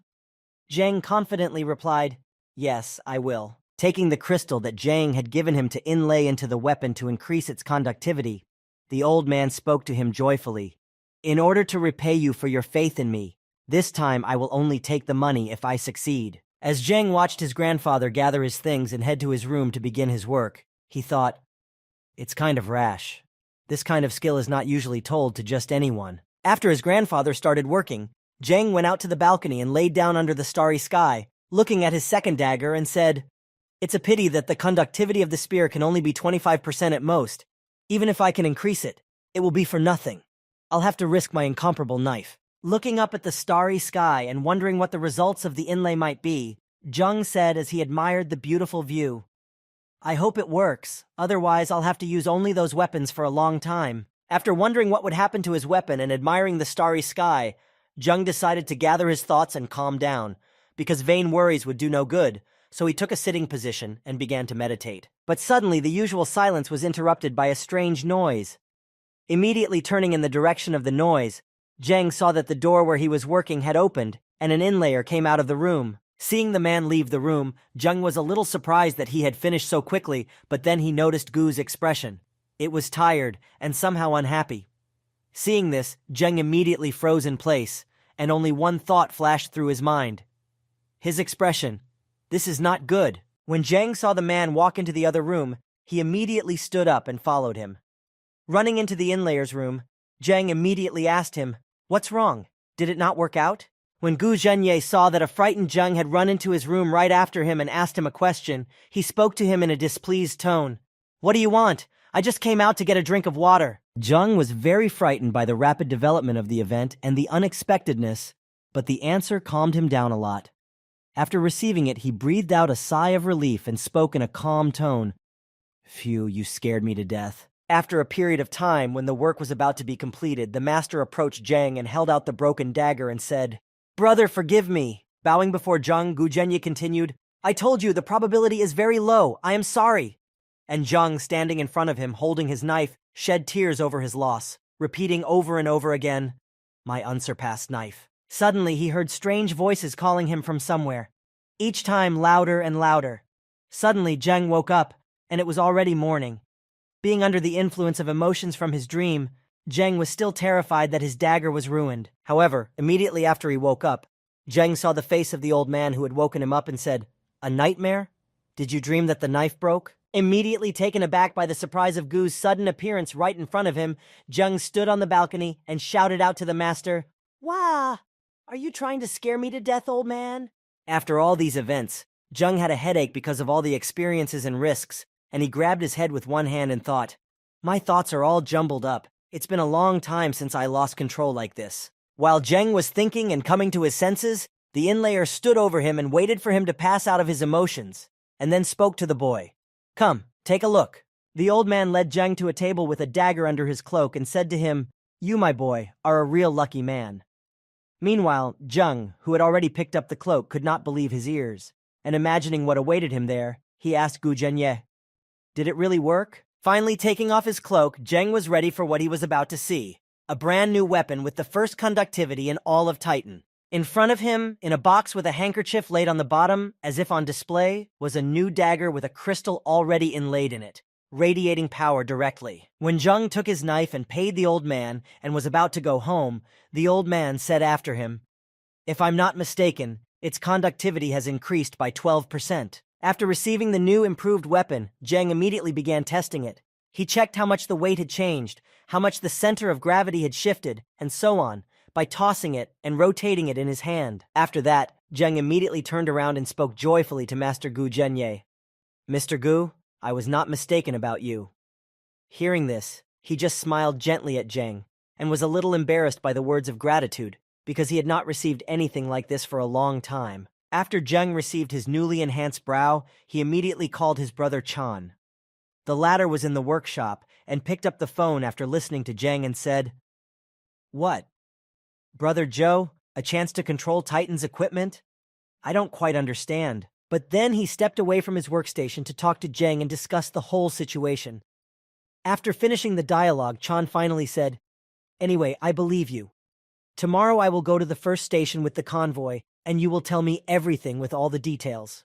After hanging up the phone, Changjan stood there for a long time, looking at his phone, wondering what amazing things had happened, and then said thoughtfully, "This guy." Walking over to the window and looking at his trucks, which were already being loaded with cargo, Changjan added, "Every time I am surprised by something." As time passed, day gave way to night.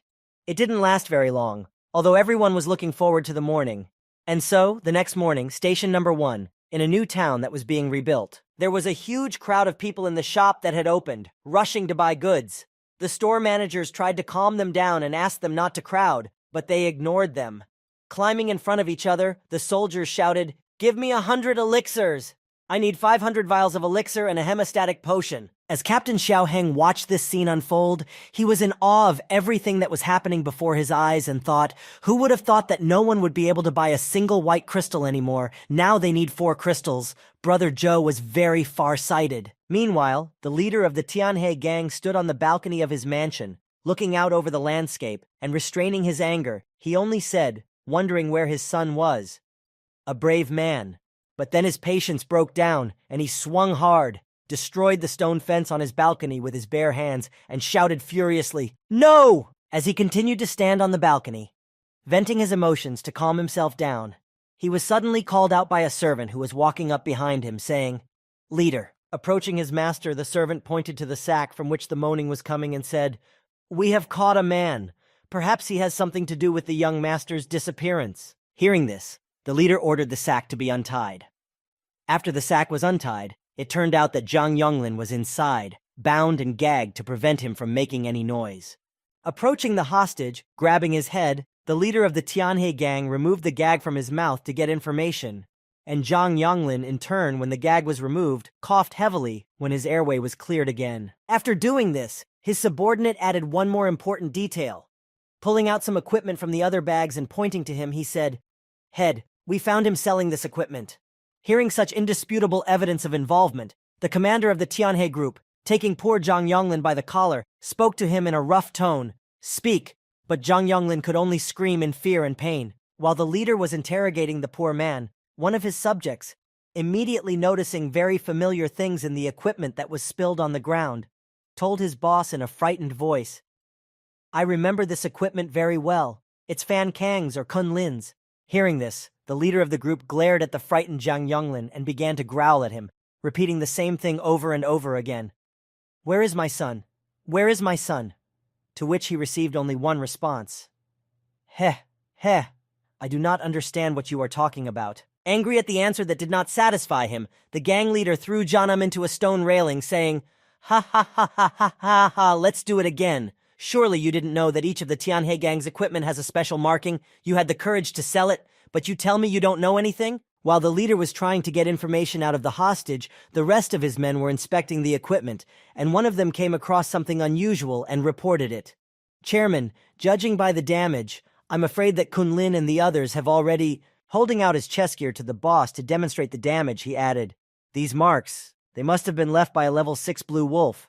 But with Kunlin's experience, a level 6 wolf shouldn't have been much of a threat to them. Hearing this from his subordinate, the squad leader began to approach him and spoke in an angry tone. You mean to say someone killed them? The subordinate replied, If Kunlin's strength could not prevent their deaths, then young master... When the gang leader heard what his subordinate had said and that something had happened to his son, he became very angry and snatched the equipment from his subordinate's hands, squeezing it in his hands, which immediately cracked and was already broken. The commander demanded to continue. Well, waving his hands away, the subject, trying to avoid consequences and calm his master, tried to change the subject, saying, We found out that this equipment was given to this person for resale, and the person who gave it to him is... As he continued his report, the subordinate was reckless and did not expect such a loud reaction and said, Zhou Zhen. Hearing this, the captain could not contain his emotions and shouted, Zhou Zhen. Unable to contain his anger, his shout echoed for a very long distance, and the vibrations from his power sent waves around him, and he shouted, I will tear you into small pieces. Meanwhile, Zhou Zheng was walking through the newly constructed place and was heading to the meeting point with his brother Chang Zhang, which they had set at the location of station number 1. As he walked forward, he suddenly heard someone behind him call out to him. Looking back, he saw Chang waving his arms and calling out to him, Brother Zhou! When Zhang saw his friend, he quickly walked toward Chan. When they were standing opposite each other, Chang said, I didn't expect you guys to make this place so amazing in such a short time. Zhou Zheng replied, This is all thanks to our joint efforts. Marveling at how fast the new town was developing, Brother Chang asked Zheng happily with a smile on his face, Is that why you didn't let me sell equipment here? Hearing this question, Zheng let it pass him by and took out his new, recently improved blade and handed it to Chang, saying, Brother Zhang, you remember my unrivaled blade, don't you? Seeing what Zhang was holding in his hands, Chang was very surprised and could only say one word. This, taking the blade in his hands, Brother Chang could not believe his eyes. How could a weapon raise its conductivity? He said, How can this be? Its conductivity is already over 40%. Zheng replied smugly, I have found someone here who can increase conductivity through his inlay technique. Hearing this information, Chang immediately became impatient and eager to find out who was doing this. He grabbed Zheng's shoulder, who was only smiling awkwardly, and said to him, I have to see him. By any means necessary, I want to meet him. Hearing his close friend's request, Zheng put his hands at his sides and happily replied, I can only introduce you, and the rest is out of my hands. After taking Chang Zhang to the inlay master Gu Zhenye, Zhou Zheng went to a restaurant where he ordered some noodles. After waiting for his order, he began to eat. But suddenly someone called out from behind him, Brother Zhou! It was Chang Zhan, who had come to tell him that he had returned. He said, We're going back to Titan for now. Zheng asked him in surprise, You're leaving at this time of day? Maybe you'll stay overnight. But Chang had no plans to waste time. Leaning on Gu Zhenye, he smiled broadly and happily announced, Time is money, just wait. Soon we will shock the whole of Titan. After saying goodbye to Chan, Zheng simply watched them go, watching him walk quickly and happily back to Titan, and only said to himself at the end, sighing, How impatient. As Zhen looked at Chang Zhang, he suddenly heard a signal coming from his pocket. Taking out his phone, he saw that he was receiving a call, but he did not know who it was. The number was unknown, and Zheng spoke as soon as he saw it. What number is this? Picking up the phone, a gruff voice immediately said, Zhou Zhen? Hearing this, Zheng wondered who it could be, especially someone who knew him, but he answered, Yes, it's me. After Zheng confirmed his identity, the unknown voice on the phone spoke to him. I'm going to tell you something very bad. An hour ago, the Tianhe gang captured a member of your family. They locked him up in the 7th District Gang Unit, and only 3 people from the Warhammer Squad are still alive. Hearing this news, Zheng immediately asked his interlocutor, Who are you? The man just laughed and replied, Ha ha ha ha, it doesn't matter who I am. You should have thought about the consequences of the feud with Tianhe long ago. I've given you everything you need, believe it or not, but if you don't hurry up, you'll soon have to collect the corpses. Hearing such disappointing news, Zheng decided to verify the truth of the information he was given, but none of his family picked up the phone when Zheng called them. Meanwhile, his shop was in ruins, and all the people who guarded it were either dead or badly injured and lying under the rubble. Determined to make sure that things were really bad, Zheng tried to call one of his bodyguards from the Battlehammer squad, but no one picked up the phone, so it must be really bad. When the ring stopped and after trying to call the guards, Zheng looked at his phone, which said that the caller was not answering, and said with a sigh, "No one is picking up. I think something really happened." Extremely angry at this audacity, Zheng headed for his armored bull to get home as soon as possible. Saddled up, he headed toward Titan, shouting, "The Tianhe gang," and the bull only picked up speed. Meanwhile, in the 7th District in the Tianhe gang department, Captain Xiaoheng and his comrade were locked in a cell with nothing but walls and a door, nothing else. But then the door to the room opened, and 2 more people were thrown into the room. Now, in addition to Captain Xiaoheng and his comrade, all the hostages who had been captured by the gang were there. Throwing Lan Shi and Su Junwen into the cell, the gang members said to them, "Go ahead and be good." Immediately afterward, the door closed behind them. Seeing his 2 other comrades, Commander Xiaoheng stood up and asked them excitedly, "Miss Su Lanxi, how are you?"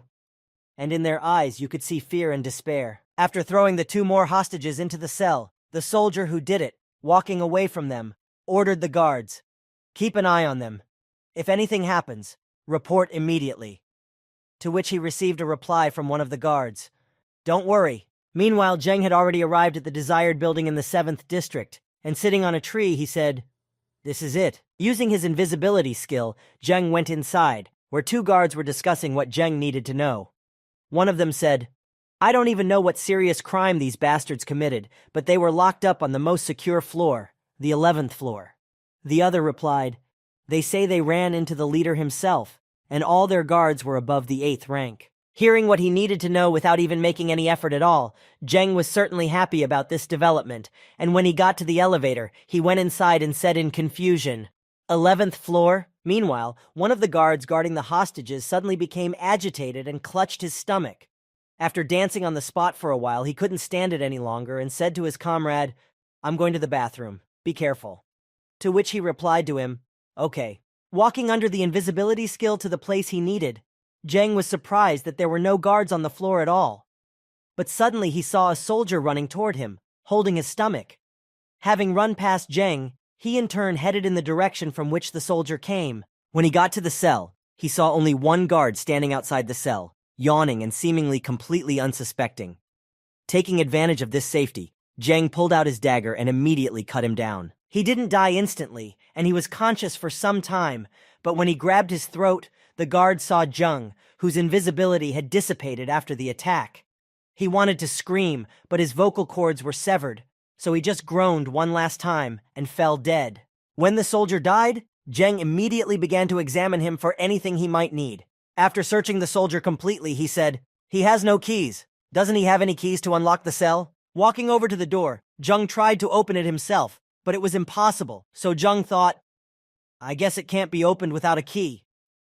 He had just finished his thought when he suddenly heard someone's footsteps coming from around the corner. Hiding the corpse so as not to raise the alarm, Zheng hid himself. At that time, the soldier who had been running to the restroom returned and left his comrade alone. When he arrived back, he didn't see his comrade, and he said in surprise, "Eh? Where is he?" But suddenly he felt something behind him. Looking back, he saw Zhou Zhen appearing out of nowhere right in front of him. He was about to sound the alarm, but he didn't have the heart to do anything. Before he could shout out anything, he was already finished. Meanwhile, everyone in the cell was sitting there, waiting for their time, when they heard the lockpick click in the door. This alarmed them greatly, because it could have been anyone, and there was no telling what would follow, because most likely nothing good awaited them. But as soon as the Chidevi opened, none other than the well-known Zhou Zheng came in, who came to rescue them from the captivity they had fallen into. Smiling gently, he walked toward them. Seeing Zhou Zheng, all the hostages immediately became animated, and their spirits quickly rose. Words cannot express how happy they were to see him. Seeing his master, Lan Shi was about to shout out, but he only managed to say a single word. "Pa!" In the middle of his words, Zheng interrupted him, gesturing with a quiet sign, and said to everyone, "Shh, let's get out of here first, and then we'll talk." Without making too much noise, Zheng, carrying Su Junwen, quickly retreated from the building, and was followed by Lan Shi and Commander Xiao Heng, who had also successfully escaped from the tower, and all together fled. Continuing his escape, Zheng suddenly asked Su Junwen in the middle of the road, "Are you scared?" She replied with a trembling voice, "No." Lan Shi was also running behind them. Sitting on Zhou Zhen's back, Su Junwen continued to speak to him. "I was not afraid because I knew you would save us." Meanwhile, the building had already noticed that the guards had been killed and the hostages had managed to escape. Examining the corpse, one of the soldiers said, "The blood has not yet cooled down, which means that they did not have time to get far. I will catch up with them." When Zheng reached the new, recently built city, he saw that the gates were closed, and one of the guards shouted to them from the top of the walls, "Are there people there? The city was forbidden to leave before dawn." As Zheng got closer so that he could see them, he spoke to the guard who was in charge of this sentry post. "It's me. I had to leave urgently. Open up quickly." When the guard saw Zhou Zheng, he became very excited to see such a high-ranking person at such a time, and said, "Deputy Zhou? Yes, of course. We will open the gate for you immediately." When everyone was inside, Commander Xiao Heng, when he learned what had happened and why it had happened, immediately spoke in anger. "The Tianhe gang. This kind of revenge is not human." While Xiao Heng was thinking about what to do, since his strength was not so great as to resist the gang, Zhou Zheng spoke to him in a calm tone, with a smile on his face. "My brothers were killed by them. I can't let them die for nothing." Continuing his remarks, Zheng said something to Commander Xiao Heng and told him that he needed to go and prepare first, saying, "First, we need to go to the first station to put everything in order, and then we will repay them in kind." Meanwhile, the pursuers from the Tianhe gang, who were heavily armed, ran to the gate to the city and shouted to the guards, "Hurry up and open the gate." The commander of the guard replied, "What do you want? Do you think we will just open the gate?" After these words, the pursuers had to give up and head back to their home. Meanwhile, the night had already ended, and a sunny morning had come at station number 1. Zhou Zheng, in his office with Captain Xiao Heng, was looking at the map that was laid out on the table in front of him when Xiao suddenly turned to him and asked, "Brother Zhou, tell me what to do. I'm listening." Circling the original location on the map, Zheng spoke to Commander Heng. "The Tianhe gang has at least tens of thousands of people, so we can't defeat them all at once." Continuing to describe his tactics, Zheng said, "But I will break them one by one, slowly destroy them all." After that, he took action. On the same day, 3 cars from the Tianhe gang went hunting. Unsuspectingly, they were driving along the highway. Suddenly, one of the drivers noticed something unexpected in front of him as he was heading to the hunting ground. Something large was running in front of them, and the squad leader said, "There is prey ahead. Get ready to fight." But suddenly one of his squad interrupted his commander, and looking through the binoculars at what was coming at them, he shouted in a frightened voice, "No, no! It's not prey, it's Zhou Zhen." Riding toward them head-on his armored bull, Zhou Zheng was overwhelmed with emotion, and from a distance he began to shout out to them, "Tianhe gang." When the bull collided with the gang's cars, it knocked them all off the road and scattered them in different directions. Meanwhile, Zheng, after this action, had just gained courage and said, "Daddy's here." After a while, one of Tianhe's gang, most likely the boss's secretary, was standing next to their leader and reported to him, "Zhou Zheng has caused a lot of trouble for our hunting party in the past few days, and we have suffered heavy losses." Hearing this disappointing news, the gang leader Tianhe became very angry and ordered his subordinate, "Keep working. Every team that goes out must be accompanied by high-ranking soldiers." Sitting in the middle of the field, admiring the scenery, Zheng and Commander Xiao Heng began to discuss their plan, and the commander suddenly noticed, "Why hasn't a single car of the Tianhe gang passed by yet?" Sitting next to him on the same rock, nibbling on the grass, Zheng spoke to him, "It seems that our attacks have finally paid off. We can return to the base." Hearing this answer, the commander was surprised and asked Zheng, "Why?" Hearing another question from Commander Xiao Heng, Zheng told him, "They probably also realize that they need to send soldiers with higher ranks, and we can't afford to do that." As he sat on his armored bull, Zhou Zheng heard someone calling him and picked up the phone to hear the voice. "Zhou Zheng, I will kill you." But when he heard this, he just smiled. After hearing everything from his interlocutor on the phone, Zhou Zheng replied, "Head Chu? Actually, I've had enough of this over the past few days, so maybe we can talk in person?" While talking about the personal meeting he had offered Chu Tianhe, Zheng added another important piece of information. It was a condition that left him speechless, and this is what he said to Chu. If you personally bring me 10 top-grade purple crystals to the first station within a period of 3 days, I will return your son to you. Hearing this, the leader of the group, Leader Chu Tianhe, immediately jumped up from his seat and asked Zheng in a frightened voice, "What did you say? My son is still alive?" Zheng replied, "But remember, you must come alone, otherwise I will kill him."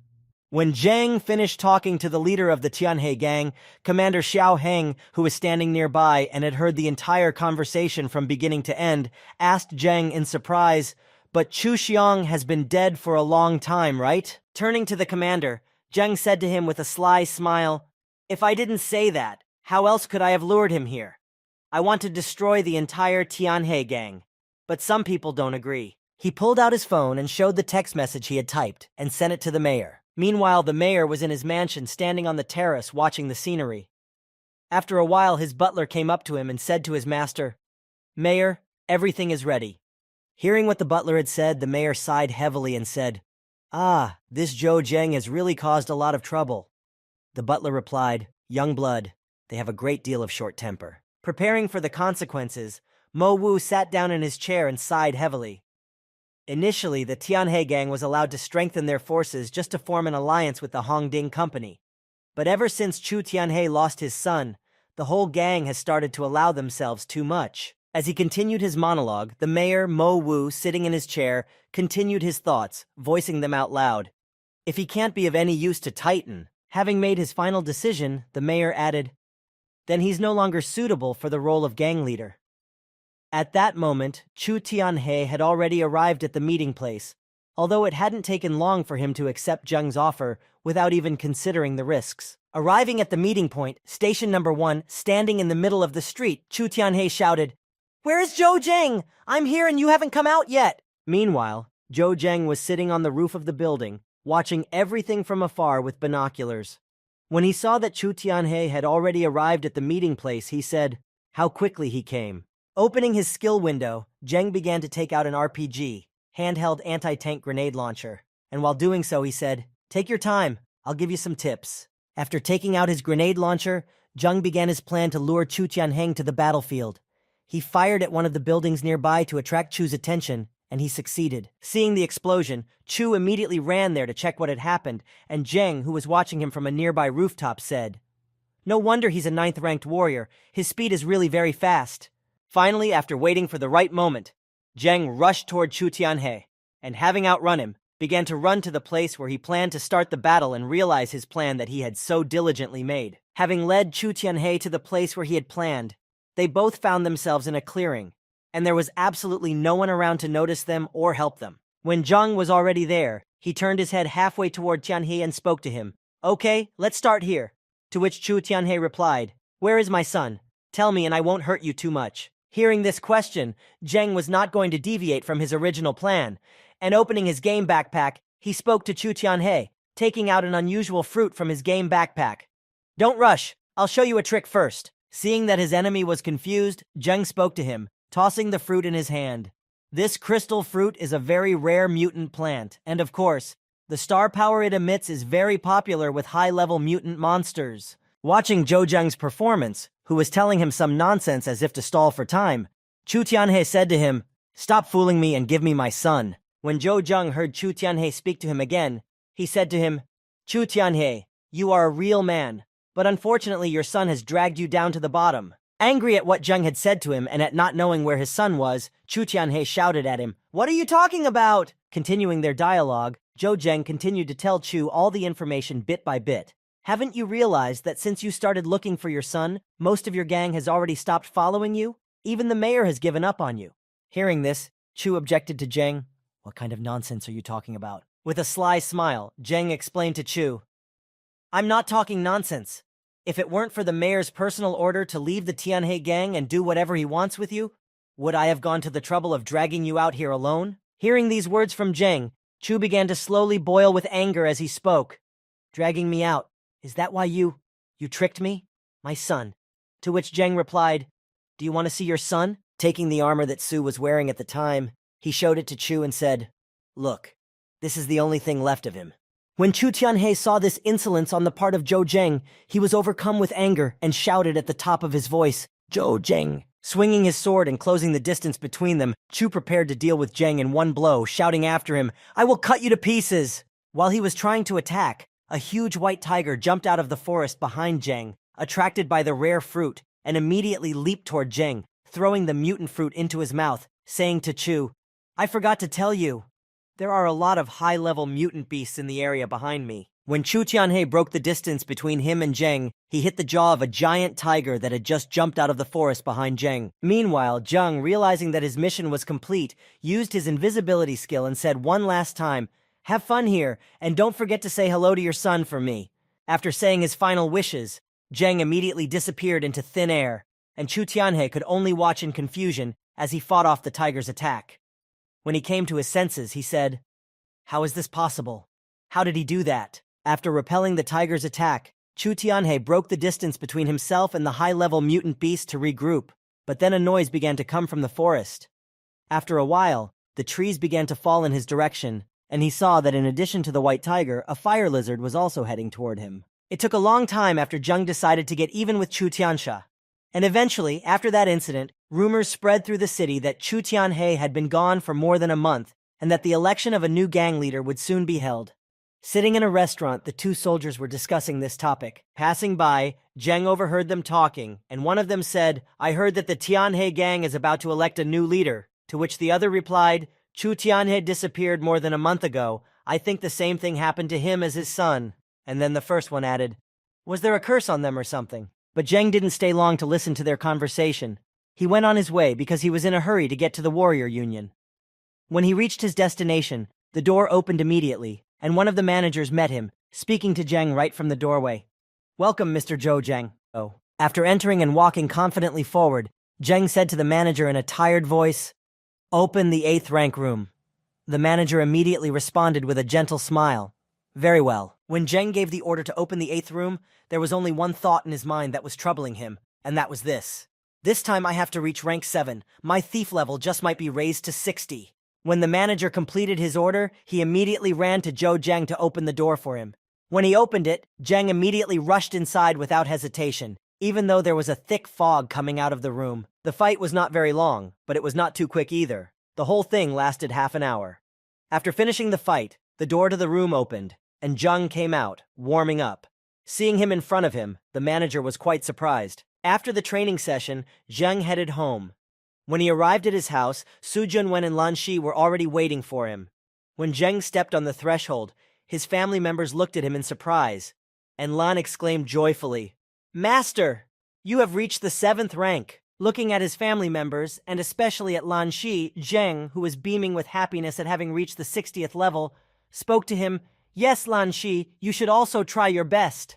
Hearing Zhou Zhen say this, Lan Shi was embarrassed and rubbing the back of his head excitedly. "I am trying my best, but I am not as talented as you, sir." Seeing Lan's agitation, Zheng calmed him down and put his hand on his shoulder and said happily, "I have to leave soon, to a place that is very far away from here. While I'm gone, you will train with Xiaoheng and the others, and the house is all yours." Hearing this, Lan exclaimed in surprise, "Huh? Good, don't worry, sir." Hearing the talk about Zheng having to go on a trip somewhere, Su Junwen, who was standing nearby, nervously said to Mr. Zhou, "Sir, you should also be careful there, please." Hearing such words of support and concern for himself, Zheng put his hand on her head and gently stroked it, saying, "Don't worry so much. Take care of yourself. Don't worry so much about me." After Zheng said goodbye to his family and left his instructions, he set off on his journey. On his way, one of his friends who was sitting in the trailer with him said to Zheng in a jovial tone, "So you've decided to run away, boy? Aren't you afraid that your little mistress will be sad?"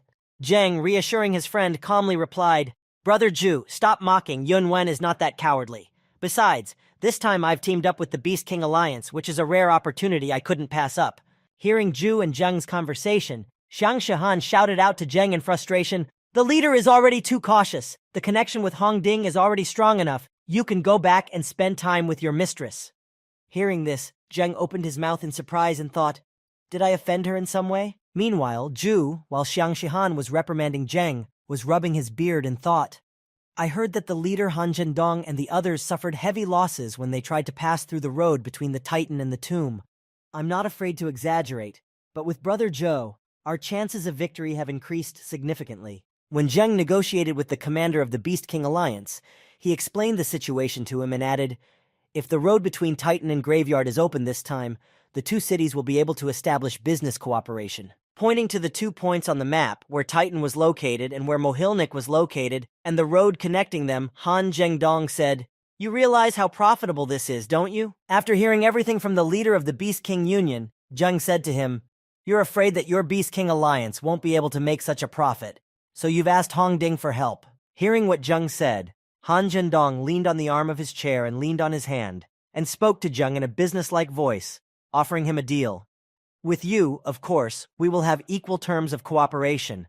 How about a 10% share of the profits for the journey?"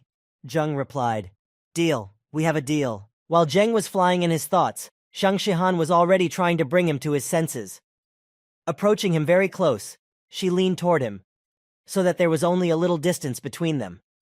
When Zheng regained consciousness, he was immediately ashamed and let out a surprised gasp.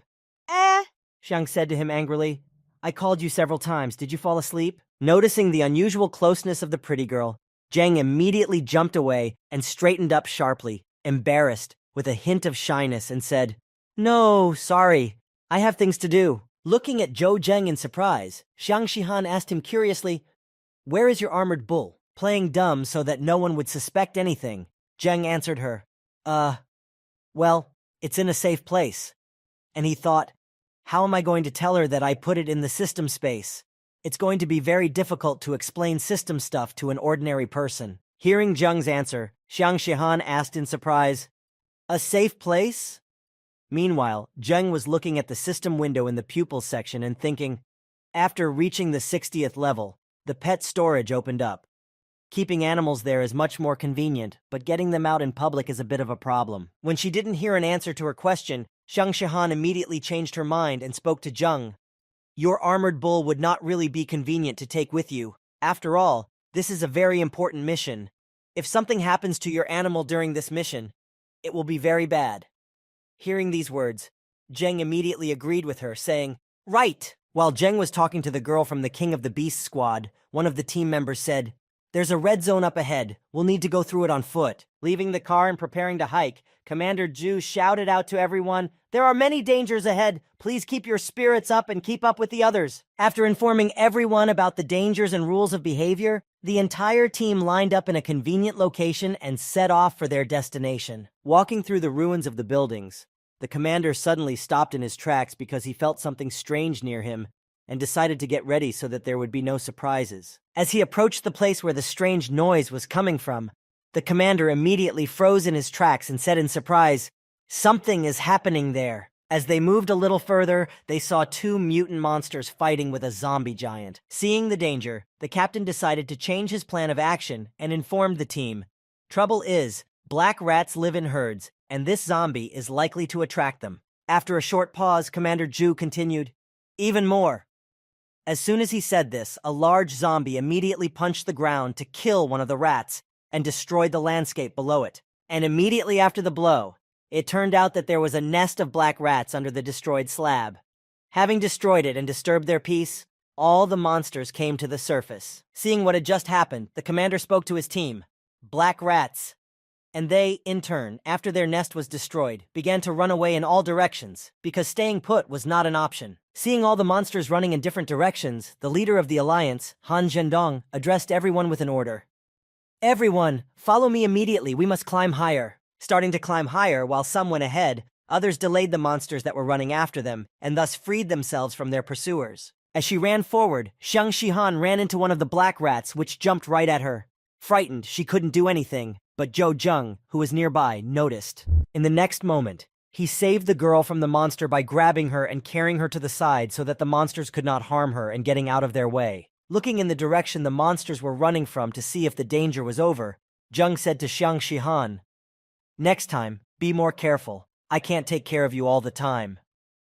In response, the girl only thanked Zheng for saving her. Having fought off the monsters, the team got to the roof of the building so that the monsters could not reach them and began to plan what to do next. Seeing a good opportunity, the team leader Han Zhendong pointed to the roof of a neighboring building and said to his team, "Let's go to the other side." Using their star power, all the team members immediately began to jump to the roof of the other building without any effort, following their leader's order. When almost everyone had jumped over, Han Zhendong followed them to continue to follow and to look for the best and safest way to move forward. But Xiang Shihan, who had seen the distance between the buildings, looked at the distance and the maneuver she would need to make, and said in a frightened voice, "It's so far.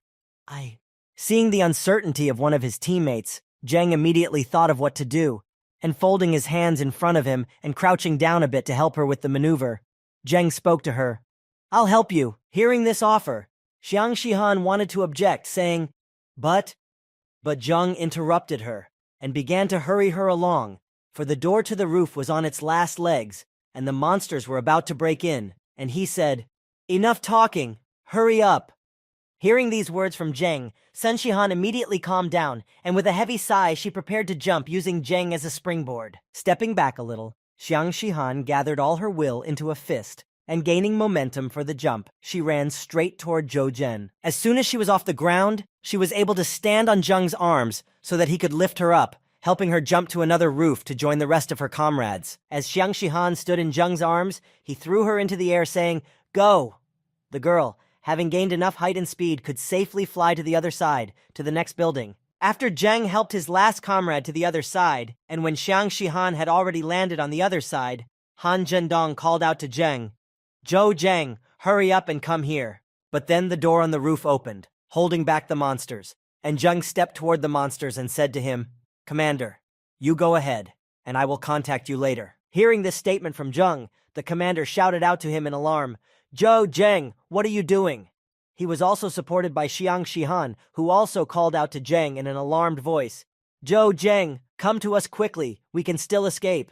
Hearing these words from his comrades, Zheng was in no hurry to abandon his plan and remained on the other side of the building, arguing as follows, "Look down. If someone doesn't take them away, no one will escape." Hearing Zheng's words, Commander Han Zhendong immediately approached the side of the roof and looked down. What he saw immediately plunged him into shock, because until then, he really didn't know what was going on down there. And down below, he saw this picture. Black rats were not just a lot. They filled everything downstairs, and the monsters were running all over the street. After not so much talking, the door finally opened, and a huge crowd of black rats ran out, which only grew over time. Zheng, seeing that the monsters had broken through the closed door, ran away from them, shouting as he went, "You little brutes! If you want meat, you have to catch up with me first!" And a huge crowd of Montres ran after him. When Zheng reached the edge of the roof, he immediately jumped off, and the monsters running after him chaotically began to change their course in order to slow down. But not all of them could do so, because some of them were pushing others. After Zheng jumped off the roof, he used the cat hook to grab onto the fire escape, and the monsters fell from the roof one by one, pushing each other. Moving briskly with the help of the cat hook from one building to another, he was able to escape from the pursuit. Commander Han Zhendong and Xiang Shihan were watching him from another rooftop, and the commander immediately said, "This guy, I can't figure him out." As the commander was walking away to continue on his way, he suddenly heard a noise behind him. Looking back, he saw that the monsters had knocked down the tower where Zhou Zheng had recently been. After that moment, Zheng immediately disappeared from the horizon, and it was unknown where he went. And all the monsters immediately ran to one place, gathering in a crowd. Hearing a very disappointing roar, Xiang Shihan shouted out to the commander in fright, "Chief, did something happen to him?" Han Zhendong, who was also worried at first, but then, in order not to create panic, replied to Xiang Shihan in a calm tone, "With his skills, he should be able to defend himself." After the commander said this, he was surprised by something. He said to Shihan, "Our flower is worried about some guy?" Hearing this question, Xiang Shihan answered the commander in embarrassment. "No, I only said that because he stayed there because of me, so I—" As she continued to justify herself, Xiang Shihan continued, "Besides, I was just worried." Hearing this answer, the commander, a little disappointed, told the girl, "Come on, it's not a bad thing to worry about other people. Let's hurry up and take advantage of the opportunity Zhou Zhen has given us." He blasted his way through the monsters with the grenades that Zheng had brought with him just in case. and continued to walk to a certain place where he could deal with all these monsters. When he reached a corner, the exit from which was blocked, Jung found himself in a dead end, but everything went according to his plan. Stopping in his tracks, he said, "It wasn't hard to lure them here." As soon as Jeng reached his destination, he turned around and took a few steps before he saw that all the monsters who had been chasing him were already in front of him, and he said, "Although you are very hot, I don't have time to play with you now." He moved his hand a little behind him and took out his play equipment and began to take out some reports, speaking as he did so. "Okay, time to work." As soon as Jung finished his sentence, his armored bull, which he had just taken out of his pet inventory, appeared next to him. As soon as his companion was near him, all the monsters immediately froze in place, and Jeng quickly mounted his four-legged companion and prepared for battle. The moment Jeng was on the back of the armored bull, the leader of the black rats, who was many times larger than the other rats, immediately appeared in front of them, and he was serious. As soon as the leader of the rats bided his time, he immediately attacked the armored bull to start the fight and defeat his opponents. Seeing the enemy attacking, Jeng and the armored bull also decided not to stand idly by, and also rushed into the battle, attacking the enemy. The next moment, the leader of the black rats was defeated. There was a huge hole in his chest from the horn of an armored bull that had pierced through the black rat. When the leader was defeated, Jung saw the rest of the black rats immediately start running away, scattering in different directions. "Well done, Bull." Meanwhile, the captain of the King of Beasts Alliance and his squad were already waiting for Jung's call from a safe area. Seeing Jeng among the ruins, Xiang Shihan asked Han Chen Zhendong, "Leader, Zhou Zheng, are you sure he's okay?" Hearing Xiang Shihan's worried voice, Zhu, who was nearby, tried to calm her down by saying cheerfully, "Don't worry, I know this guy. Nothing will happen to him." Zhu continued, "He never does anything unless he's sure." But Xiang Shihan was no longer listening to him. A light lit up in her eyes, and she looked happily into the distance, seeing Zheng there. Happy that he was okay, she watched him slowly walk toward them with a calm soul, showing no signs of injury or any other kind of trouble. When Zheng got closer to the building, Xiang Shihan exclaimed in a joyful voice, "It's Zhou Zhen!" And he, in turn, smiling gently, slowly approached his team, keeping his hands in his pockets. Running to the edge of the roof, the team leader, Han Zhendong, saw that Zheng was safe and sound and shouted joyfully, "We'll go down and meet him." After the whole team descended from the roof of the building, they rushed to meet him. When they all stood in front of Zheng, they were amazed at his strength and rejoiced to have such a warrior with them. And Zhu shouted to Zheng, "Brother, your bull!" Rejoicing that Zheng was safe and sound, the commander of the squad, Hen Zhendong, put his hand on Zheng's shoulder and said to him, "It's good that Zhou Zheng was with us this time, but the center of the red zone will be strictly ahead. We all have to be as careful as possible." While Xiang Shihan, Zhu, Han Zhendong, and Zhou Zheng were talking, one of their squad returned from reconnaissance and reported happily to the commander in a hurry while catching his breath after a run. "Leader, we found a working tank at the gas station." Hearing the information reported by the scouts from his unit, who had just returned, Han unfolded the map and said, "I remember. If I remember correctly, there's a road up ahead that's quite suitable for a car." After examining the map, the squad leader chose the best route and gathered his team together and headed for the tanker. When they arrived at the right place, the entire team loaded onto the tanker and set off. Along the way, while they were heading to their destination, they were attacked again and again by various flying monsters of relatively small size, but Zheng, who had taken up a rifle, accurately neutralized them as soon as he noticed them. Amazed at Zheng's accuracy, the commander said to him, "I didn't know you could shoot a rifle as well as a bow." Zheng replied, "Ha ha, but it's just for fun. I didn't bring my elven bow this time, so I'll just have to borrow your rifle." Having reached a certain place, the tanker stopped to set up camp and rest for the night, because the sun had almost set, and it would not be safe to travel in the dark. Leaving the vehicle with the tanker, the whole team went inside the building. Han Zhendong made a fire while the others rested, and then looked at the map and said, "If nothing else happens, we will enter the burial ground tomorrow." Having finished looking at the map and planning the route, the squad leader told everyone, putting his hand on Zhu Zhenhua's shoulder, "Today, I and Jie Zhenghua will be on guard duty, and you guys should rest for now."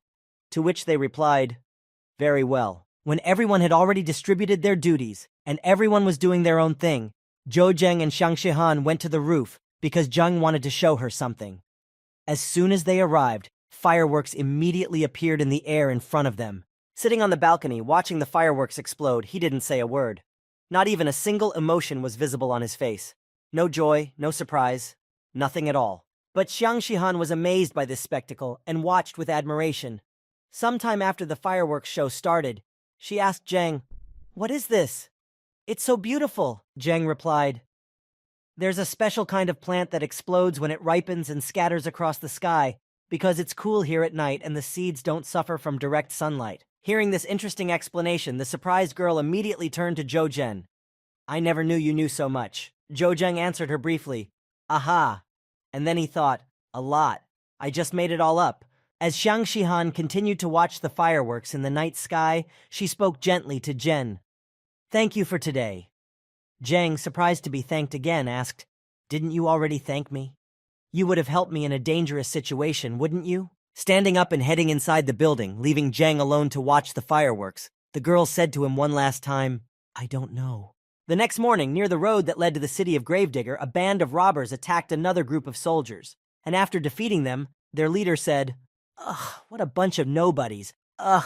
After he had defeated his opponent, the leader of the robbers finished him off and then gave an order to his men. "Check everything here. If there is anyone left alive, kill them." While he stood in front of him, thinking and watching the road, his men went to check all the remaining victorious soldiers to see if they had missed anyone, or if anyone was hiding somewhere nearby. Suddenly, the leader saw a tanker truck pass by in front of him, and the people in it noticed them walking by the dead soldiers. Realizing what had happened, one of the gang members ran up to his commander and spoke to him in alarm. "Boss, that convoy probably saw what we did. Should we catch up with them?" Hearing the worried voice of his subject, the leader of the bandit group spoke to him. "Tell your brothers in the city to keep an eye on them." Meanwhile, Heng's group was already at the entrance to the city, and seeing that it was only a short distance away, Commander Heng Zhendong said to his team, "Guys, the southern settlement is already ahead. It is one of the 4 stations of the graveyard." As they approached the town, Zheng immediately saw an interesting scene. Li Qin, a 6th-ranked warrior, was fighting a 7th-level mutant wolf. When the wolf attacked the warrior, he deftly dodged its attack, but then jumped up, which confused the monster and it froze in place. And the next moment, Li Qin was already behind the mutant monster, and finished off the wolf with a single blow of his sword. Watching this, Zheng was very surprised that a 6th-ranked warrior could defeat a monster stronger than him, and he thought, how is this possible? As he watched the hunters begin to dismember the carcass and take out the crystal, Zheng had another thought. A 6th-ranked warrior was able to kill a 7th-level mutant beast without even using star power? Seeing that warrior and his friend sharing the materials they had gotten from the wolf were very cheerful and surprisingly calm, Zheng thought, it seems that he did not fight with his full strength at all. When Zheng arrived at the stronghold in the north and saw how large it was, he thought, a burial ground. It's really not as simple as it looked. After getting out of the car, the entire team stood at the entrance, and only Zhu Zhenhua broke the silence of the tomb by saying, Is this just the location? In terms of scale, it's even bigger than Titan. Walking along the street and looking around, everyone was amazed by the scale, and in general by everything they saw. Zheng, walking along the northern stronghold, just looked at everything in silence and thought, I used to think that this place was almost the same as Titan, but now I see that I was wrong. Walking behind Commander He Zhendong, Xiang Shihan, happily looking at everything, suddenly asked him, Are we going to reach the burial ground today? He replied, Of course. Turning to his comrades, the commander stopped abruptly and said to his comrades, But now we do not need to hurry. I will show you something very interesting. Immediately drawing the attention of his comrades to the side, he showed them something grandiose. Xiang Shihan, marveling at what she had just seen, exclaimed in amazement, Wow! Seeing everyone's mouths agape in amazement and Xiang Shihan's eyes light up with happiness, He Zhendong asked them, Well, have you ever flown on one of these? When everyone went inside, the commander bought a ticket for everyone. And when everyone took their seats, Zheng, who was sitting next to Zhu, started a dialogue with him. Brother Zhu, I have heard that there are not only such airships in the northern settlement, but there are also many in other stations. He replied, Yes, the tickets are expensive. After saying this, Zhu Zhenhua immediately became quiet. And then he continued his story. But if there is only a station this huge, can you imagine what the graveyard itself is like? Suddenly there was a noise and all the passengers were warned to fasten their seatbelts and take their seats. The airship is taking off. Have a good trip, and please do not make any noise. Sitting in the airship, Xiang Shihan could not contain her emotions. She was amazed by everything she saw in the cemetery. Her emotions were overflowing, and she exclaimed joyfully, Wow, let's go, let's go. Unable to contain her emotions and wanting to share them with everyone, Xiang Shihan grabbed Zheng and spoke to him in a joyful voice. Wow, are we flying through the air? Zheng, can you feel it? Zheng, trying to remain calm and not get emotional so that he could be ready in case of emergency, just smiled as he watched Xiang's sincere reaction. Flying above the clouds, Xiang Shihan suddenly became active again, actively looking at the visa in the window and speaking to her comrades. Quick, look at this beautiful view. As Zheng looked out the window, he immediately said something that really bothered him. It's beautiful, but I don't know what if this thing collides with a mutant. No sooner had Zheng said this than a strange sound suddenly echoed through the airship's cabin. Hearing that something was wrong, Zheng immediately prepared himself for the most unexpected development of events. It was as if he had put a jinx on it. It turned out that the blimp had switched to emergency maneuvering mode, and the pilot reported, "The herd of mutants at 3 o'clock, according to the first impression, is a level 5 flamingo." Hearing this, 2 of the guard soldiers climbed onto the balloon that carried the airship in the air and spoke to the navigator. Copy that. Zheng, hearing this information, immediately took hold of his head, imagining what might be happening now and what the consequences might be, and said in disappointment, "Damn, is it really that bad?" The next moment, the guards who were on the surface of the balloon and defending it from the attackers saw that the monsters were almost there and were about to attack, just a few seconds away. But they didn't panic at all, as if it posed no threat at all.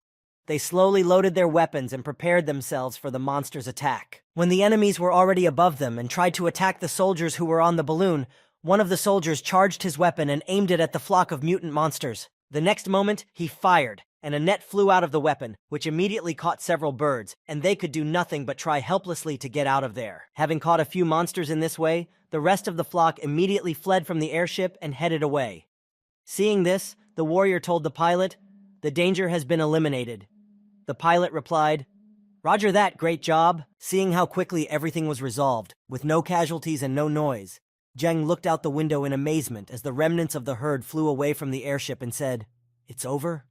Just like that?" Zheng, wondering how it was possible, immediately remembered the guy who had fought a wolf above his level and thought, there seems to be a connection between them. Sitting in his seat, Zheng immediately saw that the soldiers who had been defending the airship from attack had entered the cabin, holding their weapons. Noticing what it was made of, its appearance and its size, Zheng thought in his head and said to himself, "I think the secret is in the metal." Deciding to unwind a bit and find out some information, Zheng got up from his seat and put his hands in his pockets and walked over to one of the soldiers who had recently repelled the monster's attack. Pulling out a pack of cigarettes, Zheng pulled one up a little to make it easier to reach and held it out to the soldier standing at the entrance. After treating his rescuer to a cigarette, Zheng looked at him mysteriously and tried to flatter him, saying to the soldier, "Brother, you did a great job.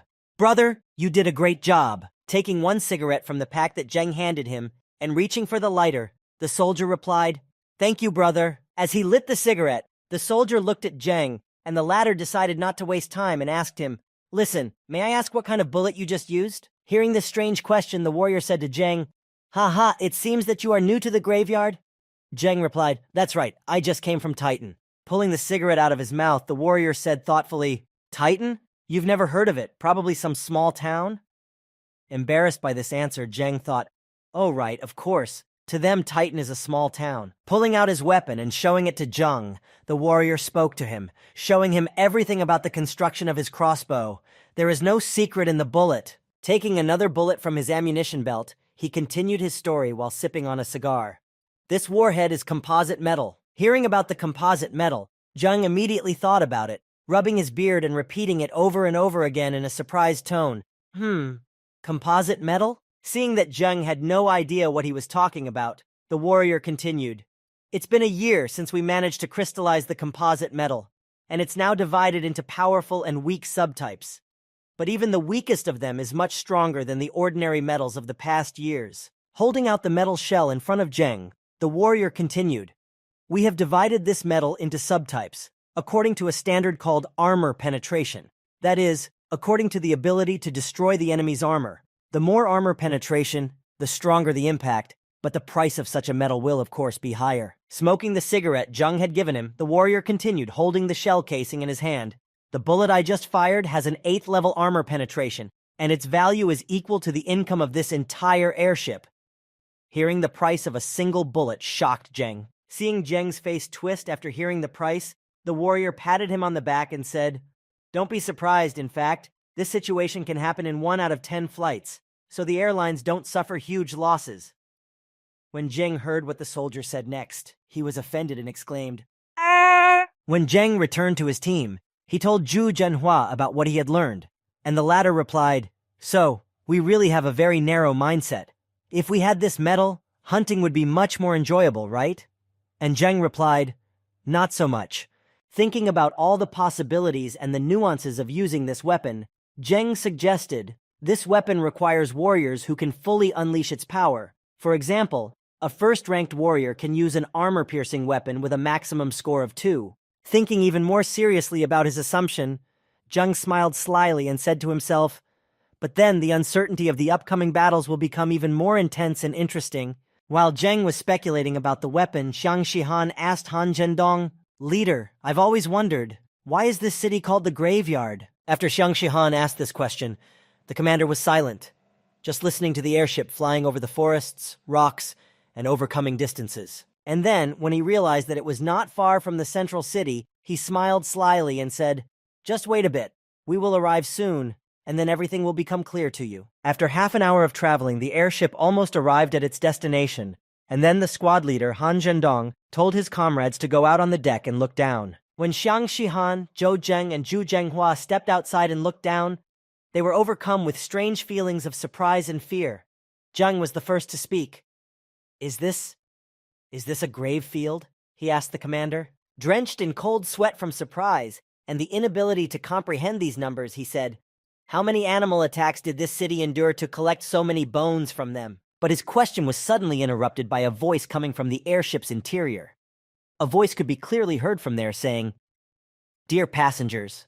Flying over the wall and into the city, which was bustling with life, the pilot's voice continued to inform the passengers, "We have arrived in the city of Mohilnik." Hearing this news, Zheng smiled slyly, and barely restraining his sinister smile, he said, "Here it is, Gravedigger." After getting off the airship, the first thing to do was to find a place to spend the night. After wandering around the city for a while, the commander led everyone to a hotel, where they were greeted right from the doorstep. "Welcome to the Triumph Hotel." As soon as they entered the hotel, they were greeted by beautiful young women workers who offered to help them in many ways. Seeing such a beautiful young staff, Zhu Zhenhua exclaimed happily, "This is awesome!" Zheng just coughed discreetly, as if he wasn't interested, and Xiang Shihan huffed in offense. While the comrades stood at the entrance, each experiencing different emotions, the commander turned to them and held up 3 room cards and spoke to them.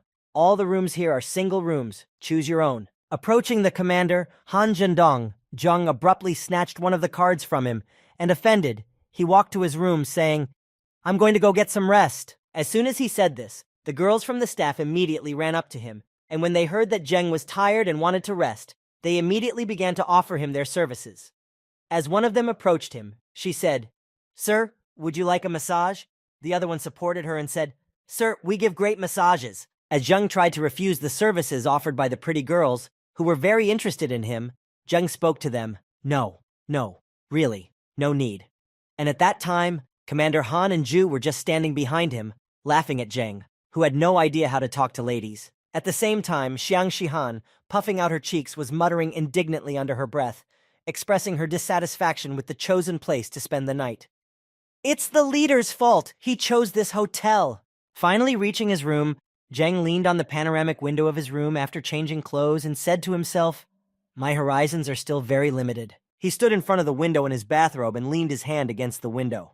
"I have to reset my cards just like in a game. I have to start from the beginning." Smiling evilly, with a premonition that he would find many more interesting things here, even beyond composite metal itself, Zheng spoke in a promising tone.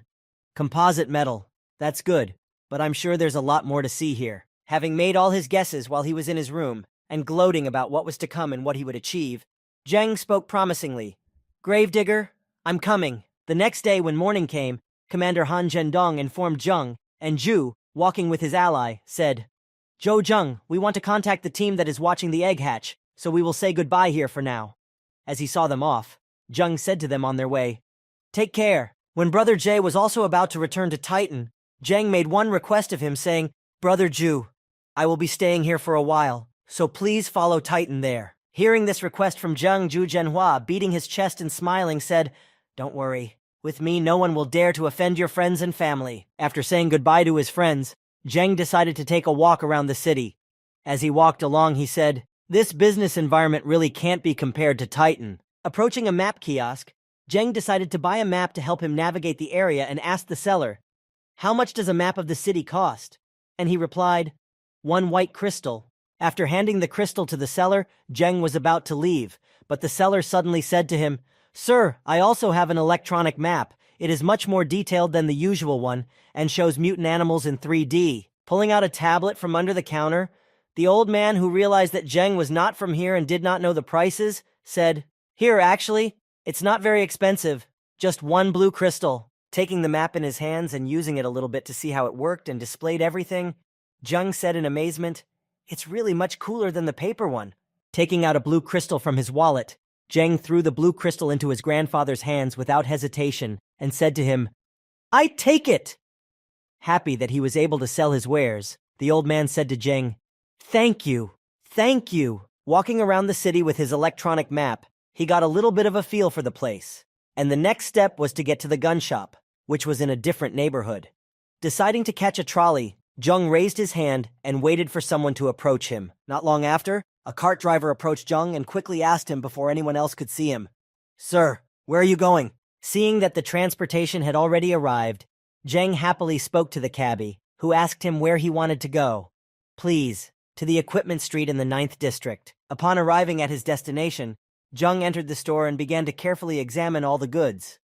Seeing that someone had entered the store, the consultant spoke to Zheng, "Sir, all of our equipment is clearly marked with a price. Would you like to get some to show me?" But Zheng didn't say anything in response to the consultant's question. He continued to look at the items on the display. When he saw something interesting, he walked over to one of the knives on display and said thoughtfully, "What is its armor resistance?" Hearing the customer's question, the manager quickly pulled the dagger out of the display to answer the customer's question. Putting the measuring device to the dagger, the measuring device showed the following characteristics: 27% conductivity, 5% armor penetration. After examining the product, Zheng was, to be honest, a little disappointed. A dagger with an armor penetration of 5 and it costs a whole 1.5 purple crystals. After handing the item back to the manager, Zheng thanked her and said to her, "Thank you, I'll look elsewhere." After taking the dagger, the manager said to Zheng, "Okay, thank you for coming in." After wandering around the city for 6 hours and going all over the city of Mahilnik, Zheng could not find a suitable weapon, and the sun was already setting. Walking down the street outside a large building, Zheng muttered to himself in frustration, "Of course, all armor-piercing weapons start with a purple crystal. In Titan, I'm considered a rich man, and in Graveyard, I'm barely a middle-class man." But suddenly, while he was muttering under his breath, the sounds of an auction came from a nearby building, and the disappointed Zheng immediately decided to go in. Maybe he would find something worthwhile. Once inside, Zheng heard the auctioneer announcing the last item for the day and said, "Dear friends, this is the final item of our first show." Trying to build up the intrigue, the host began to stir up the audience and stretch the suspense to make as much money as possible by saying, "A mysterious person has just given us a piece of composite metal." The frenzied audience, hearing this announcement, began shouting to each other, "I came here for a reason." One of the audience members shouted. Another shouted, "What is its armor resistance?" And the third answered, "If it was brought to the auction, it must be at least 5. Opening the cloth and slowly removing it from the lot, the host said, "This is a piece of composite metal with a diameter of 10 centimeters and a thickness of 2 centimeters. So what is its armor resistance?" Hearing the dimensions, the disappointed audience began to express their dissatisfaction. "What? Such a small piece? I'm used to using big knives, and this piece is not even half as good." Sitting in the middle of the crowd, watching the auction, frustrated by his unsuccessful walks around the city in search of weapons but finding nothing, Zheng thought, "Perhaps this piece will be enough to create 1 dagger after all." Hearing the audience's dissatisfaction, the host began to take measurements and announced to the whole room, "Its armor resistance is 11, which is only 2 less than the highest metal's 13. Hearing this, the audience immediately changed their chatter to a chaotic banter, with everyone shouting their surprise. "What? So many!" Hearing the specifications, Zheng was immediately very surprised by this turn of events and thought, "Armor strength 11. And at that moment, the host said, "The starting price is 1 top-quality purple crystal." Wondering if he had enough money to buy this item, Zheng was lost in thought. "Whether I can do it or not, I know for sure now that I don't have enough money for my weapon. When the bidding began, Zheng was deep in thought, and suddenly the price reached a significant mark, and the host said, "Okay, at the moment, the highest bid is 6.5 purple crystals. Who can give more?" 10, 9, 8, 7, 6, 5, 4, 3, 2, 1. When the auction was almost over, the final bid was suddenly outbid. It was Zheng who, after hesitating for a long time, finally decided to place a bid and said, 6 6/10 purple crystals. He was very nervous, because he had just put a very large amount of money on his bet, and whether it would pay off or someone would outbid him. But Zheng was determined. I have to go all the way. The auction ended with Zheng's last bid, which was not outbid in the end. When he arrived at the pickup point, the manager said, "Mr. Zhou, this is the medal you won. Please accept it." As Zheng was picking up his winnings, a strange man sat next to him and spoke to him. "I've been forging for so many years, but I've never seen a medal with an armor strength of 11. It's a pity it's too small. Otherwise the price would be much higher." Looking at the mysterious man, Zheng said to him with a sly smile, "Do you think this piece is enough to create one dagger?" Proudly seated in front of Zheng, and assuming a business-like posture, the mysterious man spoke to him. "I don't know about others, but for me, Luo Tianshan, it would be enough." Hearing that this man could make a dagger out of his metal, Zheng agreed to his offer and went with him to the workshop. Once inside, Luo said, "Mr. Zhou Zheng, the creation is about to begin." After half an hour of work, and the hard work that went into creating the dagger, Luo Tianshan spoke to Zheng, wiping the sweat from his face. "That's it!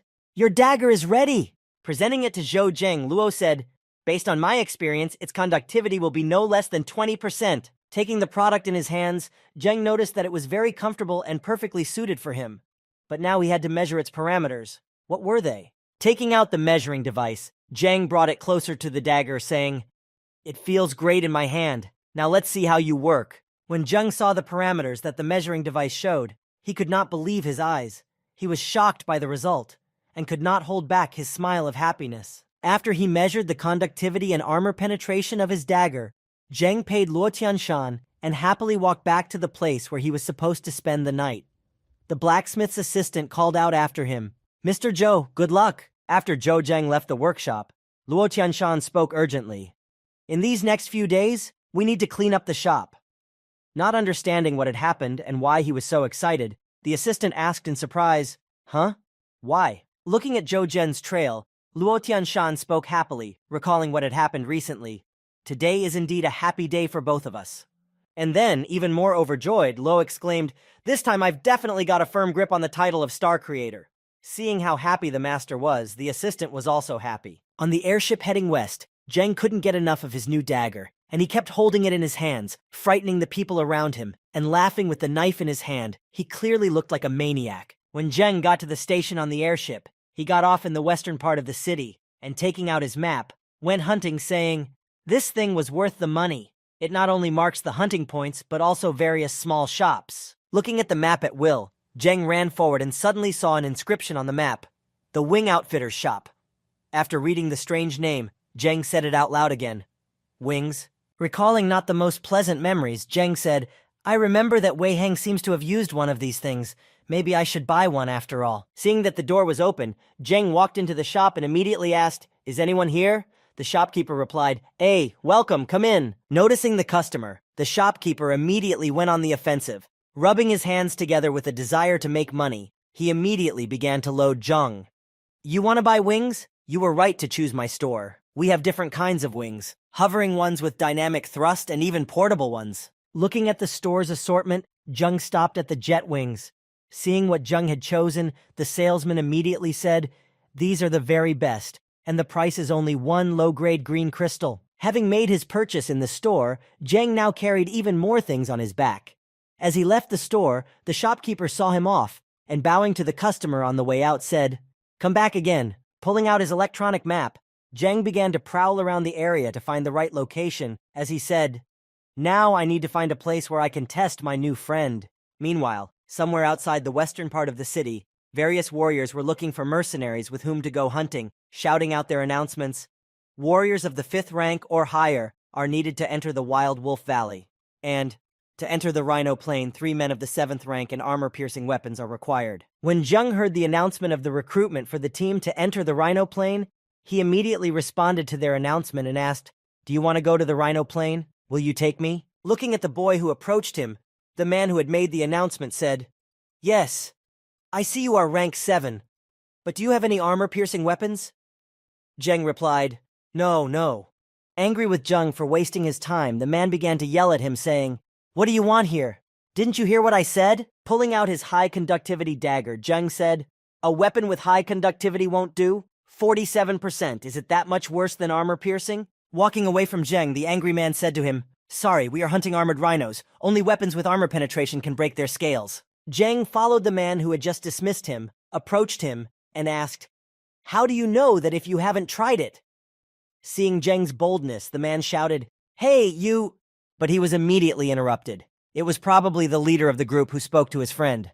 "Enough, Aguan, just add it. Brother, come here." When all the volunteers were assembled, the commander decided to give an introduction to the newcomers and said, "Greetings, brothers. I am the commander of the Wolf's Claw Squad, and this time we have a reward for the recruits." Pointing to the machine gun attached to the vehicle, the commander said, "Your task is to attract the attention of the armored rhinos, and the attack will be ours. If no one minds, let's go." When the entire group gathered and piled into the vehicles, the squad set off on the hunt. Driving in the middle of the forest, having already covered half the distance, the squad leader said, "You are very lucky to have joined our team. If we work hard, the reward will be considerable." Sitting in the pickup truck trailer with the other newly recruited recruits, Jung asked his new comrades, "This squad, is it that powerful?" To which one of them replied, "Did you just get here? Wolf Clique is the best team." While the team was heading to the hunting ground, Jung and the recruits continued their conversation, and one of them said, "Weren't you surprised that the 3 of us don't have armor-piercing weapons?" Just as he said this, one of the team suddenly exclaimed, "Commander, this is a herd of huge level 6 wolves." Hearing the report of the predator's pursuit, the commander became excited and immediately ran to his machine gun, which was mounted in the roof of his vehicle. After taking the safety off the weapon, the commander began shooting at the predators, shouting joyfully, "Come here!" Shooting at the wolves and killing them one by one, the herd soon was completely empty, and the commander, entering the stream, immediately shouted, destroying the enemies, "We will sacrifice them to the flag." Watching the commander destroy the enemies without sparing any bullets, Jung was incredibly surprised by such wastefulness, thinking, "Holy shit, if I'm not mistaken, all their bullets are made of composite metal." While everyone was watching the commander shoot the pack of pursuers, suddenly one wolf appeared among them, which was different from all the others. Seeing him, one of the team immediately shouted, "This is the leader of the pack. Be careful." Slowly catching up with the car, which was moving at the very end, the leader was able to overtake them to try to attack the fugitives. When he got close enough, the leader jumped to get at anyone in the trailer. Seeing that they were almost caught up, and the leader had jumped, Jung stood up and looked at the huge monster approaching him, about to get him with its huge claws. Jung was already preparing to confront the fierce enemy. His eyes were eager to fight, and he was eager to test his newfound strength with his new weapon. His pupils dilated, and they reflected the leader, who was getting closer and closer with each passing moment. When the leader was almost in front of Jen, he was ready to confront him, but his stellar timing was instantly destroyed. He heard the sound of a gunshot and the bullet that had just hit the wolf's head. The next moment, Jung could see the wolf's dead body flying backwards and blood gushing from his head. As he watched this scene in disappointment, he heard a voice behind him. I don't even know if that leader was worth an armor-piercing bullet with an 8. Hearing this from a member of the squad, one of the recruits was frightened. The Wolfang squad shoots bullets with an armor rating of 8. The other teams might not be able to get their money back. After finishing their fight with the pursuers, whom they had successfully eliminated, the team finally reached their destination, where they were to hunt rhinos. After a bit of walking, they reached the rhino plain, where the animals they were hunting were living, and they had come to hunt them. Spotting the target ahead of them, the team began to sneak up on them quietly so as not to spook the prey. When they got close enough, the commander gave an order to his recruits. "You 3, go to 3 sides and lure the armored rhinos. Just remember that you cannot lure more than 2 individuals." Standing in the ambush and discussing the plan of action, Jung and the other recruits who had been given the order spoke to the squad leader. "Understood." After hearing from the recruits that they understood their task and all aspects of the mission, the commander shouted to them, "Then let's go." As soon as the order was given, The three boys immediately took off in different directions to lure the prey into the trap. Scattering in different directions, they all began to do their jobs as best they could. When Zheng noticed a couple of rhinos near him, he decided to take action, so he took out an arrow and shot at the rhino with his bow to make it come closer. Angry and frightened that someone was shooting at them, the pair of rhinos immediately started moving toward the thicket where they planned to hide. But Zheng was there, sitting in a tree, just waiting for the animals to get close to him. Seeing that the beasts were getting closer and closer to him, Zheng decided to open his game backpack and take out his weapon so that he could confront the armored enemies that were already in range. He took out his new dagger, which read, Mark, Infinite Grief, Armor Penetration, 11, Conductivity, 53%. Zheng, holding this incredible weapon in his hand, smiled ominously and said, Come, let's test your strength. As soon as he said this, he had to jump down from the tree he was sitting on, not waiting for the right moment, because the armored rhinoceros had spotted him, and accelerating, he crashed into the tree with all his might, knocking it to the ground and throwing Zheng down. Once on the ground, Zheng was eager to try out his new weapon. He was so anxious to try it out that as soon as he landed, he rushed to attack the monster, using his skill, saying, Sudden Strike! As soon as Zheng approached the monster, he immediately stabbed it in the stomach with his dagger, slipping the knife through its gut. Feeling incredible pain, the animal immediately screamed, and its health level dropped below the middle. Seeing how effective his new dagger was, Zheng got to his feet after this intricate maneuver and said, Unbelievable! I cut through the armored rhinoceros shell as if it were tofu. Furious with their offender, the two rhinos ran at Zheng as soon as they spotted him. Pressing against each other, they created a kind of wall that moved very quickly and was incredibly deadly. But Zheng easily dodged this attack by deftly jumping up in front of them. During his evasive maneuver, while in the air, he opened his game backpack, hid his dagger so that no one would notice it, and said to himself, The test is over. It's time to get down to business. When Zheng landed on the ground, he found himself behind the angry animals. Seeing that their offender was behind them, they immediately stopped and turned around and ran after him. And Zheng, running away from the animals, was heading to his pen and shouted provocatively to them to pay attention to him.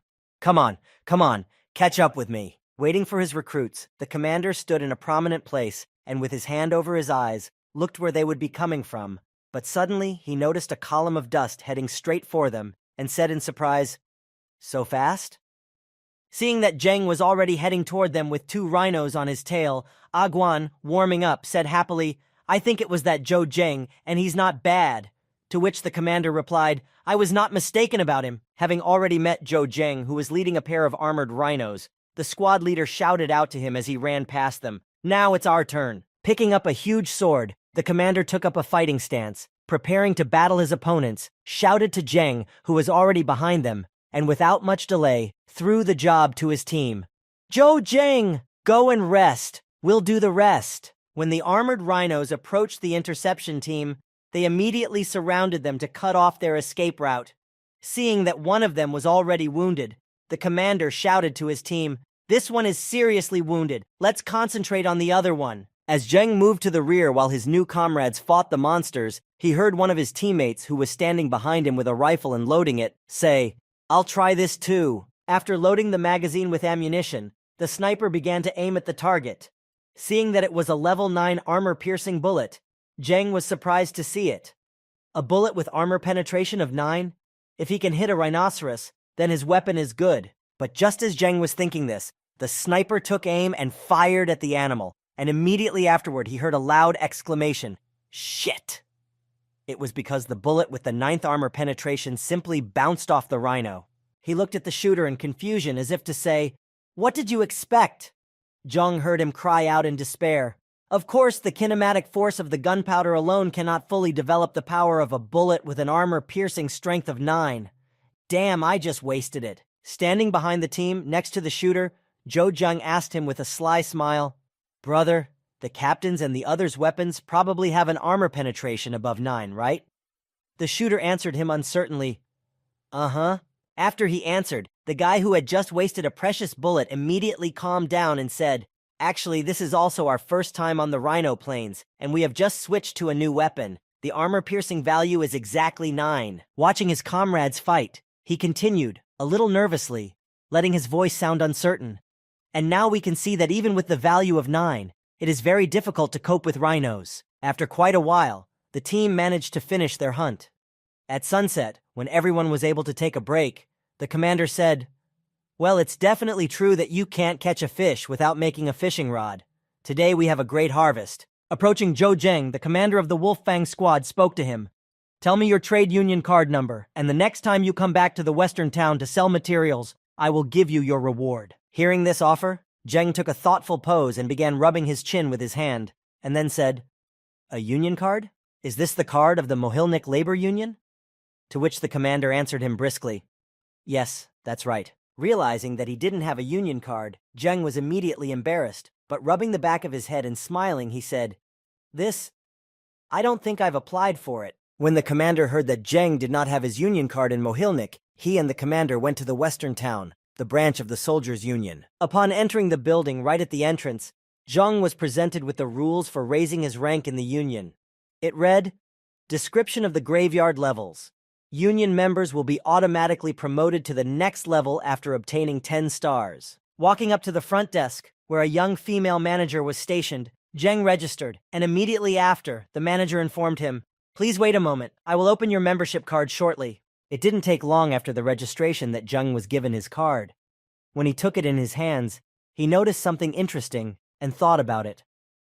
"Thanks to the mission of the Wolf Fang squad, I was able to rise to 7 stars. Seeing his rank and having some plans he had recently made, Zheng suddenly decided, "I think I'm going to stay in the graveyard." Returning to the same place where they had gathered before the mission, the squad's pickup truck was heading through the forest toward the city. Suddenly, Zheng asked for a stop, saying, "I'll get off here, thank you." After dropping Zheng off, the commander said to him, "Good luck, rookie." When Zheng got out of the car and started walking down the road, a car suddenly rushed in front of him, and when someone inside saw Zheng, he did not immediately shout, "Don't kill!" Seeing that there was no one nearby and that the car had stopped very far away, Zheng decided that he was definitely not going to walk. So he opened his play pack to call his pet out of it and said, "Bull, come on!" As soon as his animal appeared in front of him, Zheng immediately climbed on his back and headed in the opposite direction from where his friends had gone to hunt rhinos himself. Saddled with his pet, Zheng ran headlong toward the rhino plain, ignoring everything in his path, almost knocking over 2 soldiers who were walking along the path. The 2 warriors who saw Zheng rushing toward them on the road cried out in surprise, "What? Really? A bull?" Regardless, Zheng headed straight for the Valley of the Armored Rhinos to begin his hunt and put his weapons to the test. Upon arriving at the hunting grounds, Zheng immediately put his pet back into his inventory and immediately jumped up and down, shouting out frantically, "Here we go!" Moving deftly between the rhinos, he killed them one by one without wasting any effort. So, within a short period of time, he was easily able to cut down half of the herd that was near him. Standing somewhere relatively close to Zheng, watching him through binoculars, one of the observers said, marveling at the skills of the boy he was spying on, "Ha ha ha, not bad, really not bad." Handing the binoculars to his friend, one of the elders said, "Lao Li, look quickly, there is a very interesting fellow." Not knowing what he was talking about, Lao Li reached for the binoculars and exclaimed in surprise, "Huh?" Taking the binoculars and watching Zheng's skillful hunting through them, Lao Li said, "What? He's so young and he can already practice dodging at micro ranges. He's only rank 7? Putting the binoculars aside, Lao Li spoke to his comrade. "He should at least have rank 10 strength," his friend countered. "Take a closer look. This fellow has extraordinary strength. I think he has at least 11th rank." Looking at his comrade with a worried look, Lao Li said to his comrade standing next to him, "Leader Shen, if he grows up a bit, he will definitely become super strong." Hearing this from his friend with whom he was dialoguing, Leader Shen said to him in a stern voice, "Is that why we should turn a blind eye?" Smiling and breaking the tense atmosphere, Li Chengming walked toward Zhou Zhen and said, "Let's go check out this genius." Meanwhile, Zheng, having successfully hunted and raised his level to 62nd, sighed heavily and said, Indeed, Treasureland, I was able to reach the 2nd level so quickly. I also collected 13 green crystals." Sitting in a clearing surrounded by the carcasses of the armored rhinos he had killed, Zheng said thoughtfully, "I don't know if it's okay to eat their meat, especially since it seems like the last time the Wolf Fang squad didn't take the meat." Without much hesitation, Zheng decided to take the meat with him, giving the following reasoning. "Okay, these days a lot of people can't afford a single piece of meat, so we can't waste it." After deciding that he would take the meat with him, Zheng put all the carcasses in his backpack and said, laughing, "Ha ha, my backpack can hold anything anyway." Looking at his watch, Zheng noticed that there was still a lot of time before sunset and said to himself, "It's too early. We can go deeper into the forest to search."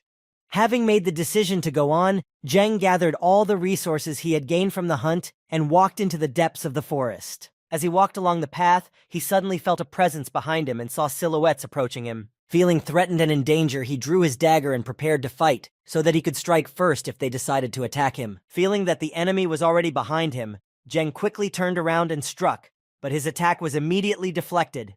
Having easily deflected Zheng's attack, Junshi said, "Brother, don't worry, we won't harm you." Realizing that he was at a disadvantage, Zheng immediately calmed down, realizing that he could not defeat them in any case, and lowering his weapon, he asked them, "Who are you?" Seeing that the boy had calmed down, the two men introduced themselves to him in turn.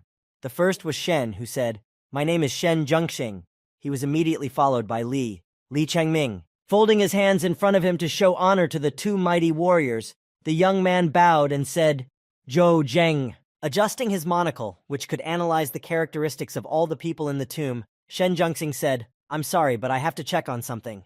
Directing his gaze at Zhou Zheng to check his characteristics, Shen Zhengxing was very surprised by his characteristics because despite his skills, it read the following: Zhou Zheng, white level, 7 stars. When Shen Zhengxing finished his scan, he shouted out to the boy in surprise, "You only have 7 stars? It appears that you only registered yesterday. Well, then it's no surprise." Reaching out to his friend who was standing next to him, Shen Zhengxing spoke to him. "Lao Li, give me your communicator." The latter in turn was surprised by this request from the leader. Pulling out his communicator, Lao Li handed it to Shen Zhengxing and said with a grudging smile, "You're not going to change his registration, are you? Don't use me for that." To which he replied, "I'll pay you back later. Why are you so stingy?" After receiving the communicator from his friend, Shen Zhengxing immediately handed it to Zheng and said to him, "Here, I've already replaced your data in it." Zheng took the device Shen Zhengxing had just handed him, turned it on, and began to examine what it was and what it did, and asked in surprise, "What is this?" Hearing that Zheng was so ignorant about this device, Lao Li spoke sternly to him, gesturing with his hand. "Boy, this is called a satellite communicator. Its range covers half the country. There are no more than 100 people in the whole of Mohilnik with these." Holding the communicator he had just been given in his hand, Zheng said in a disappointed voice, "How much does it cost? It's too expensive for me to afford." But another thought crept into his head. Are these two hucksters? Hearing this pity in Zheng's voice, Shen Zhengxing reassured him that he didn't need to buy it, and Zheng didn't owe anything for it, saying, "Please take it. It's our gift to you." Hearing these words from his friend, Lao Li muttered in displeasure, "What a joke." After giving Zhou Zhen the communicator, the two elderly men were about to leave. Finally, after saying goodbye to Zheng, Shen Zhengxing said to him happily, "We're going. It already has my number on it." And Li Chengming only added sternly, "You'll figure out how to use it yourself." Zheng looked at the two elderly men and wondered as he examined the gift. Is it an original or a fake? Are the traders now traveling to the hunting areas to give samples? Leaving Zhou Zheng alone in the middle of the forest, he felt strange after meeting the two elders and said in confusion, "What the hell does this mean? Why am I a little scared?" Sitting down on the ground, Zheng decided to look into the communicator, what it was, and how it worked. As he began to understand it, he said, "This is really a very cool thing. We need to study it in more detail." As he was switching programs and looking at all the interesting things about this new device he had recently been given, Zheng suddenly saw that someone was calling him on his device.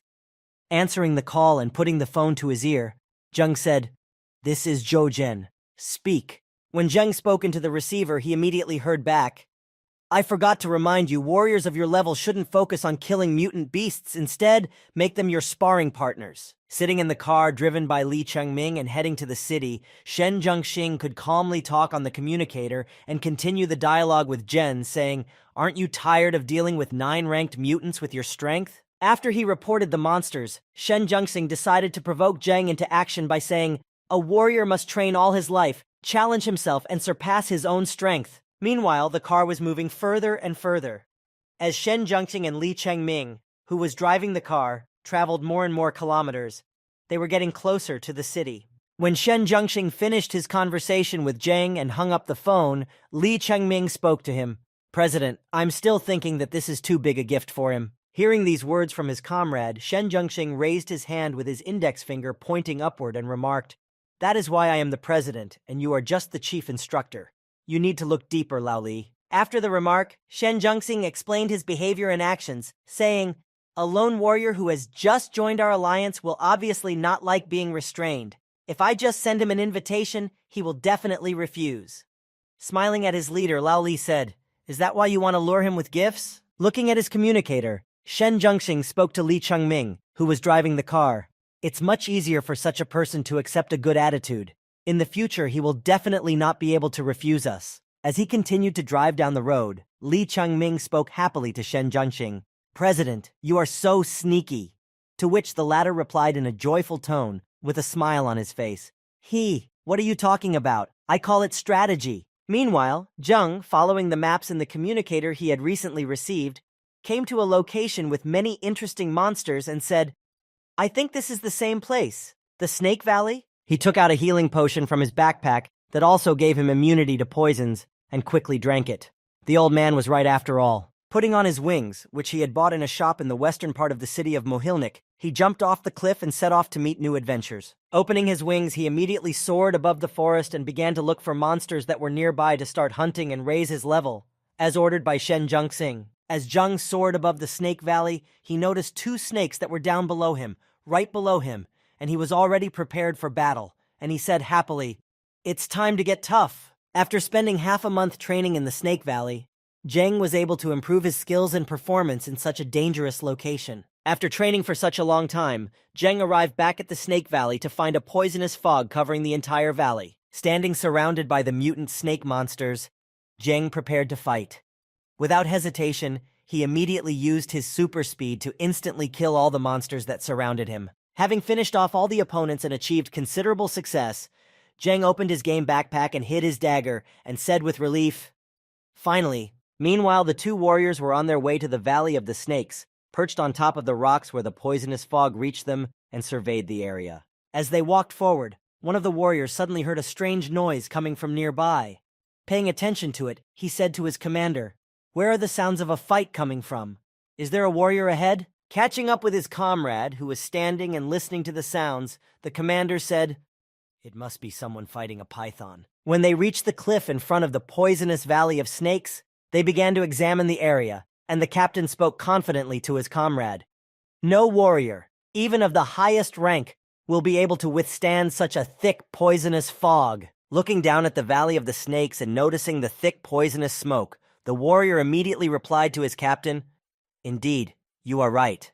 Suddenly, a boy who had just come up from the Valley of Poisonous Snakes climbed up on the rock on the edge of which they were standing and smiled slyly.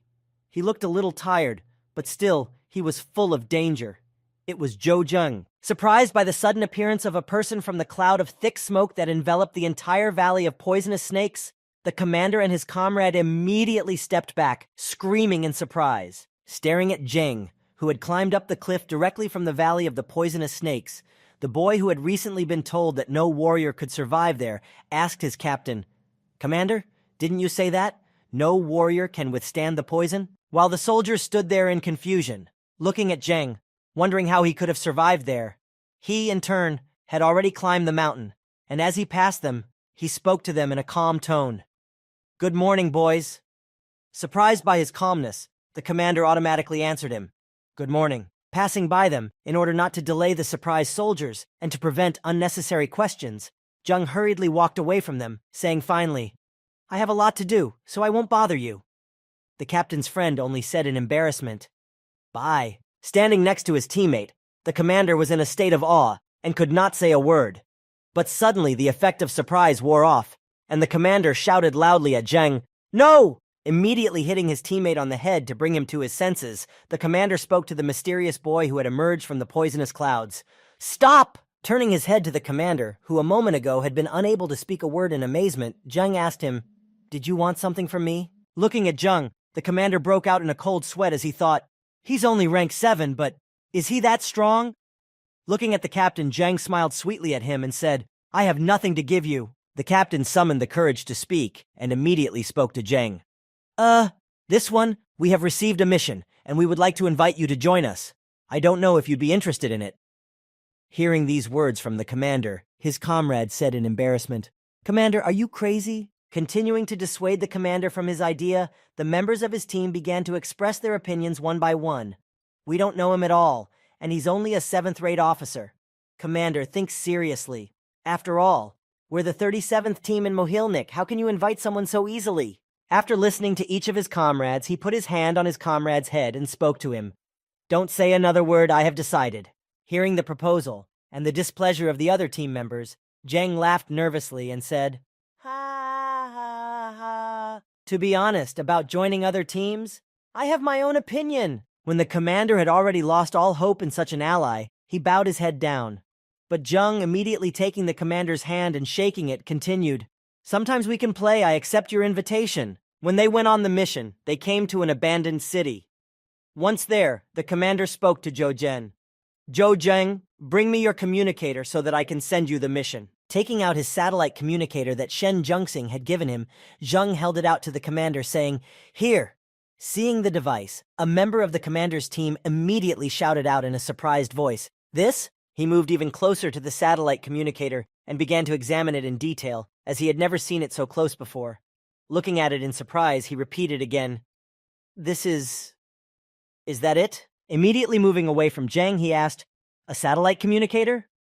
Hearing this, the rest of the team also started asking Zheng for information in surprise. "I heard that there were just over 60 of them made in the entire tombstone." A third added, "Brother, where did you get it?" Seeing the surprised reaction of the young man who had recently spoken out against Zheng joining the squad, he smugly asked him, "What is it? Do you have any complaints?" To which the boy hesitantly began to answer him, No. Watching Zhou Zhen and seeing his communicator, the commander finally made a decision in his head. "I was right. This guy is really not easy." Folding his arms in front of him, the commander began to tell the details of the mission they were to accomplish. Area C-118 is located on the border in the area of the 12th level mutants. If we are not lucky, we can meet the 13th level there, but the reward for this mission is worth the risk. To which the commander's comrade then added, "This bastard actually made us do such a hopeless mission?" Taking all the blame, the commander apologized to his soldiers and said to them in a disappointed voice, "It's my fault. I lost the bet. Brothers, you are at risk because of me." Hearing these words from the commander, the members of his team immediately rushed to calm and comfort their commander, saying encouraging words to him. "Commander, it's not your fault. And, besides, if we finish it, we will earn good money." Looking at his satellite communicator and considering all the nuances of the mission, Zheng said happily, "Pioneers, I like this mission." After everyone had settled their questions and decided to move on, the team reached a river that stretched in front of the path the squad was on. When they stopped, they saw 2 white leopards fighting with each other and blocking their way to the right place. Watching them through his binoculars, the commander spoke to his troops, trying to think of an alternative way to reach their destination. "They are so strong." Standing behind the commander, his comrade spoke to him in a sad tone. "Commander, there's no way to get around them. If we want to enter the C-118 area, we'll have to go through the lair of these mutants." While the commander was trying to figure out what to do in this case, Zhou Zheng, who was standing behind them, spoke confidently. "There's no need to go around them." Zhou Zheng stepped forward, warming up, and had already headed toward the leopards, saying, "I'll distract these white leopards and you guys go through quickly." Hearing this, his teammates exclaimed in surprise, "What? You?" As Zheng approached the river to cross to the other side, the commander turned to him. "Zhou Zheng, don't show off, it's dangerous." Zheng replied in a calm tone, "Don't worry about me." Immediately jumping into the water after he said that, preparing to execute his plan to divert attention, he finally said, "I am not a complete fool to go to my own death." Seeing this strange behavior and Zheng's even stranger actions, a comrade of the commander said, "Commander, are you sure he's sane? This is just a lot of fooling around." The commander replied, "Have you forgotten how we met him?" Recalling where he first saw Zhou Zheng, the commander's comrade immediately said, "In the Valley of the Snakes?" The commander replied, "How do you think a person with no powers could get out of there unharmed and without any problems?" Using his invisibility skill, Zheng made his way behind a rock that was close to the leopards blocking their path. Standing behind it, Zheng began to implement his plan to distract the monsters. Looking out from behind the rock, Zheng noticed that there were more monsters than just 1 or 2, so it would be a little more difficult than expected. Looking at them under his invisibility skill, he said, "and there are many." Taking fireworks out of his backpack to use them to draw the white leopard's attention to him, Jung thought, "It seems that the only way to lure the cats out is with a great fireworks show." Meanwhile, while Jeng was implementing his plan and developing all possible strategies for its successful execution, the whole team stood across the river, waiting for Zhou Zheng's signal. Standing on the other side of the river, Zheng's teammates, the captain and his mate to be exact, were watching Zheng through binoculars and suddenly saw his plan. Surprised by what he saw, the commander's comrade immediately shouted out in surprise, "Fireworks?" The commander only added, "This guy, what is he doing?" Having drawn the attention of the white leopards to himself, Zheng immediately took off running, shouting to his team, "Faster!" Watching Zheng through his binoculars, the commander noticed that Zheng's plan had worked 100% effectively, and the road was clear, and immediately exclaimed, "He really did it!" And then he immediately shouted to his team, who were waiting for the moment to cross to the other side of the river and quickly cross that dangerous area. "Let's not waste any time. Let's go!" Moving as fast as they had ever moved before, the entire team of the commander of the 27th Detachment successfully overcame the dangerous section of the road, and when they reached a safe area, they stopped to rest. Lying down on the ground, one of the team members said, "I am tired to death." The commander's comrade just asked, "Commander, is Zhou Zhen okay?" To which he mumbled in confusion, Suddenly on their feet, when they heard the roar of white leopards, the team was frightened and began to worry about Zheng. And the commander said, "That roar? They are clearly more than level 12. Hearing these words, the commander's comrade was frightened. Then is he. After hearing these terrible sounds, the commander became very upset. With his head down, the commander said to his comrades in disappointment, "Brothers, I must apologize to you." Standing with his arms down and having lost all hope of a successful completion of the mission, the commander said sadly to his comrades who were watching him, "Perhaps in this mission we—" Before he could finish his sad speech, he suddenly heard a voice behind him that was quite familiar. Turning around, the commander saw Zheng behind him, smiling and saying, "I'm back." Seeing that all the team members were not cheerful and depressed, Zheng pointed at himself and immediately became upset and said, "What's wrong? Aren't you happy to see me?" Without changing his face, the commander's comrade slowly walked over to Zhou Zhen and spoke to him in a sad voice. "Zhou Zheng." Approaching Zheng, he immediately grabbed his hands, and immediately changing his expression from depressed to very happy and joyful, he exclaimed joyfully, "I got it! You are an absolute master!" After the commander's friend, the commander himself went to Zheng. As he approached Zhou, he spoke, putting his hand on his shoulder. "Zhou Zheng, we have come here only because of you. Your speed and agility are much higher than ours." Hearing the commander's words, his comrade only added, "Yes, that's right." Recognizing the boy's skills, the leader decided to entrust the rest of the mission to him. Holding out his hand to Zhou Zheng, which contained a device, the commander said to him, "Take this detector!" When Zhou took the device in his hands, he began to examine it carefully, turning it in his hands and turning it in different directions.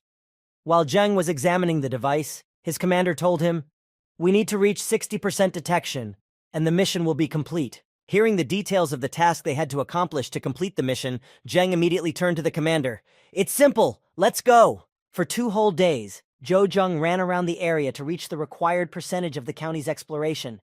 And finally, after 48 hours, the mission was completed. Returning back to his squad, Zheng, holding the reconnaissance device he had raised in the air, said to his comrades in joy, "Brothers, the mission is complete." Hearing such good news, the team members could not contain their feelings and joy.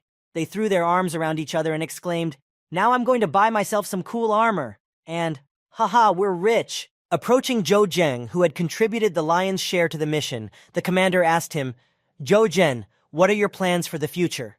He replied, "I've been tired lately. I need to take some time off." Hearing about Zheng's planned vacation, the squad leader shook his hand and said, "Well, if you need anything, you can find us at any time. It's a pleasure to work with you." Zheng replied, "Okay, we can get in touch any time." When the commander said goodbye to Zheng, his friend came up to him and asked, "Commander, why didn't you just invite him to join our team?" He replied, "Our squad is too insignificant for such a strong warrior. Instead of annoying him, it's better to part ways on a friendly note." After telling his comrade this, the commander was not disappointed because he remembered something else interesting and said, "Don't forget, we still have a harvest to come." Returning back to Mohilnik, the captain arrived at the office of the man who had given him the task. Seeing him return, the client, smoking a cigar, said, "I didn't think you'd really come back alive, and you've completed the mission?" Standing in front of the customer with the suitcase, the commander looked menacingly at his customer, who was treating the captain of the 27th Squad with superiority, and finally added, "Lei Hu." After examining the suitcase, Lei Hu noticed that its contents were not what they had agreed upon at the beginning and said, "I told you that you owe us." After receiving his fee, the commander headed for the exit. Leaving the office, the commander of the 27th Detachment added, "And I will be able to make you give it all back." The customer just huffed in surprise. When Lei Hu left the office and closed the door behind him, the irritated customer immediately shouted out to his servant, "Did you find out? Who the fuck helped them?" Taking a photo out of his jacket, the butler held it out to Hai and said, "Brother Hai, this is what we managed to photograph. There was another person on the mission with them that day." Holding Zhou photo in his hands and looking at it carefully, Hai said to his butler with a wicked smile, "Ha ha ha. Great, Millet is great." Meanwhile, Zheng, who was unsuspecting, was driving his car somewhere, saying to himself, "I have to admit that the only good thing about the apocalypse is cheap transportation." While Zheng was going about his business, he was being followed. Not far from the East Gate, where he was passing, a guy was sitting in a tree, looking for him with binoculars. When he noticed Zhou Zheng driving in front of him in a car, he immediately took out his transmitter and quickly reported the information. This Zhou Zheng appeared at the East Gate, and he must be heading toward the graveyard. Passing this information down the line to her accomplices, she reached the killer, who was nearby, waiting for his victim to approach, sitting in a tree with his katana, saying, "Brother Hai overestimates this Zheng." Sitting in the tree, waiting for the moment, the killer, very confident in his abilities, said confidently, "A lowly 7th-ranked warrior, anyone can solve this problem." Waiting for reinforcements, the killer got into one of his gang's cars, and they took off after Zhou Zheng. Catching up with Zheng, the killer shouted, "Don't let him get away." Meanwhile, Zheng was driving calmly in his car. But when he saw several cars following him, which did not look good, he prepared himself for a sudden development. Catching up with Zhou Zheng and catching up with him on the hoods of the cars, the killer, convinced that he was definitely his target, smiled ominously and gave a ruthless order to his men. "Fire!" Immediately after this command, all the machine guns that were equipped on all the cars chasing Zhou Zheng opened fire on the car in which Zhou was traveling. After such heavy fire, the car began to look like a sieve. It was battered and full of holes. There was no chance of survival in such conditions if someone was inside. When the fire stopped, the killer looked at the car and said with a sneer, mocking Zheng, "Heh, what a pity, such a nice car." After the mission was completed, the killer turned to the cameraman who had been filming the whole thing to provide the customer with video evidence of the work done and said, "Did you take pictures of everything?" The cameraman replied, "Yes, everything." Already savoring his victory and the easy fulfillment of the mission, the killer raised his hand and said to everyone, "General Assembly."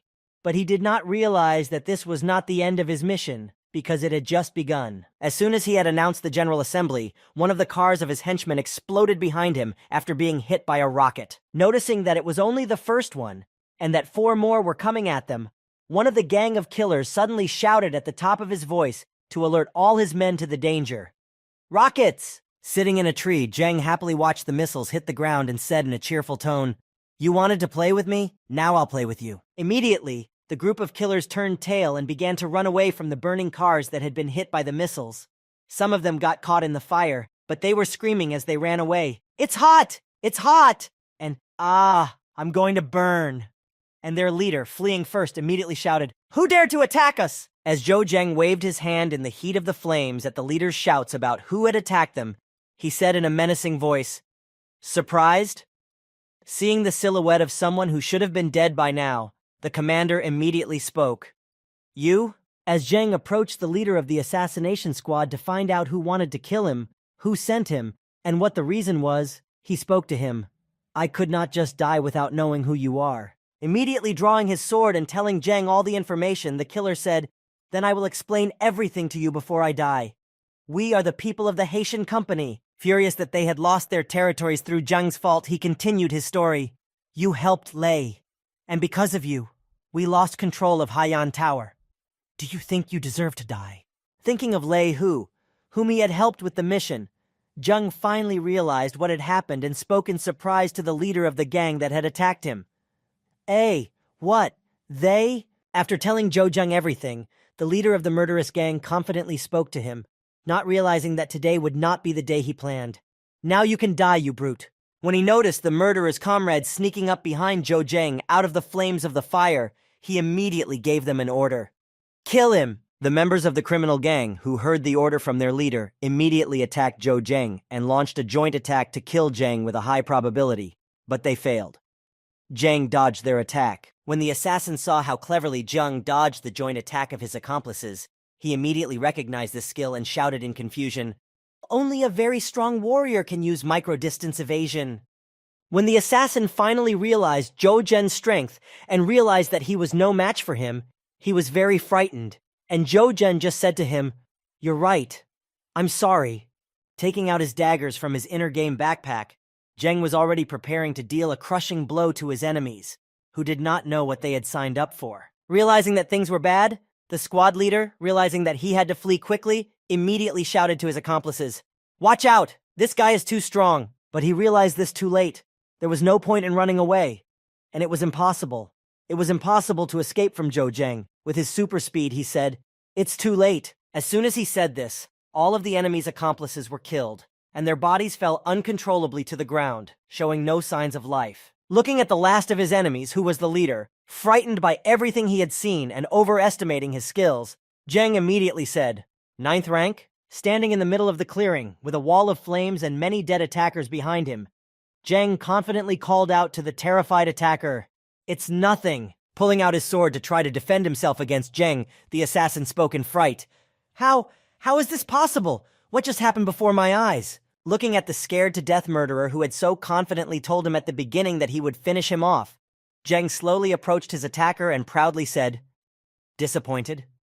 You prepared so well, but you couldn't kill me." Trying to provoke his opponent and have some fun with him, because it's boring to kill a scared puppy cornered in a corner, Zheng said to him, "Come on, show your strength. Fight like a real warrior." The commander of the killers, unable to stand this mockery of himself, suddenly became angry, under the influence of adrenaline and emotions that came over him, and exclaimed in irritation, "Fuck." And then he stood up and immediately rushed at Zheng mindlessly with an overwhelming desire to finish him off, shouting, "Go to hell!" But Zheng didn't care at all, because he had already reached his 70th level, and he had unlocked a new skill that read, Level 70 skill, 2 virtual daggers, deal secondary damage. The first time the attack power is increased by 300%, the second time by 200%, and the value of additional damage is 1,000 units. The recovery time is 1 minute. Riding back to the tombstone on his armored bull, Zheng called Lei Hu and spoke to him. "Hey, Commander Lei, you have not been very sincere with me." Not knowing what Zheng was talking about or why he had called him, Commander Lei Hu asked him, "Brother Zhou, what happened?" When Zheng told him about the situation, Commander Lei Hu immediately boiled over and said in an angry voice, "Did those high dogs find you? Where are you? I'll send people to help you right away." Zheng, not expecting such a reaction, replied in embarrassment, "Hush, it's okay, I can handle it myself." Hearing that Zheng was fine and did not need help, Commander Lei Hu calmed down and continued the dialogue with Zheng in a calm voice, saying, "This gang are shameless bastards, and you especially need to be careful with a man named Lin Haotian." Hearing this name, Zheng replied, "Lin Haotian? I think I've heard of him." As an apology for Zheng being attacked, Commander Lei Hu decided to invite Zheng to visit, saying, "By the way, Brother Zhou, when you have time, come to Haiyang Tower and see me." Zheng replied, "All right, I'm hanging up now." As soon as the commander hung up, his assistant ran into his office shouting, "Boss, something's wrong. Trouble." The commander replied menacingly, "What the hell? Aren't you the only one left in your family? Has someone died again?" His aide anxiously informed him of the information he had recently learned and decided to report it to Lei Hu. "Lin Haotian and the others have been killed, and all of them together." Hearing this information, Lei Hu immediately felt shivers all over his body, and his voice was so strangely silent that he could neither move nor say anything. Seeing this, the assistant asked him, "Boss, what's wrong with you?" When the trembling in his voice had subsided and the fear had subsided a little, and Lei Hu was able to speak normally, he spoke mentioning Zhou Zhen. "I need a comrade like him." And at that time, Zhou Zheng was somewhere in the middle of an endless field, lying on his grazing bull, and Zheng was resting, speaking. "Sometimes you can bask in the sun like this." Stretching his hand up to block the sun from blinding him, He looked at the clouds in the sky and thought about his own and his friends' lives, saying, I don't even know how Lan Shi and Yun Wen are doing, and how Xiang Shihan is doing. Immediately realizing that something was wrong and why he was thinking about his colleague, Zheng stood up and said, Why did I suddenly think of her? There is only friendship at work. As soon as he said her name, he suddenly heard a familiar voice behind him saying, Here. He turned his head and saw Xiang Shihan standing in front of him. Spotting Zheng in the middle of the field, Xiang Shihan waved at Zheng and called out to him, I'm here! And a thought entered Zheng's mind. Just when I thought of her, she's here. When she saw that Zheng was indeed not far away, she ran toward him joyfully, sincerely happy to have met Zheng, and said to him, You are really here. After shaking hands with the girl who had approached him, Zheng spoke to Xiang Shihan, Get on, helping her to climb on his armored bull. After climbing on the back of Zheng's armored bull, she greeted him sweetly, saying to him, Hello, bull. And Zheng just asked her a question that was bothering him.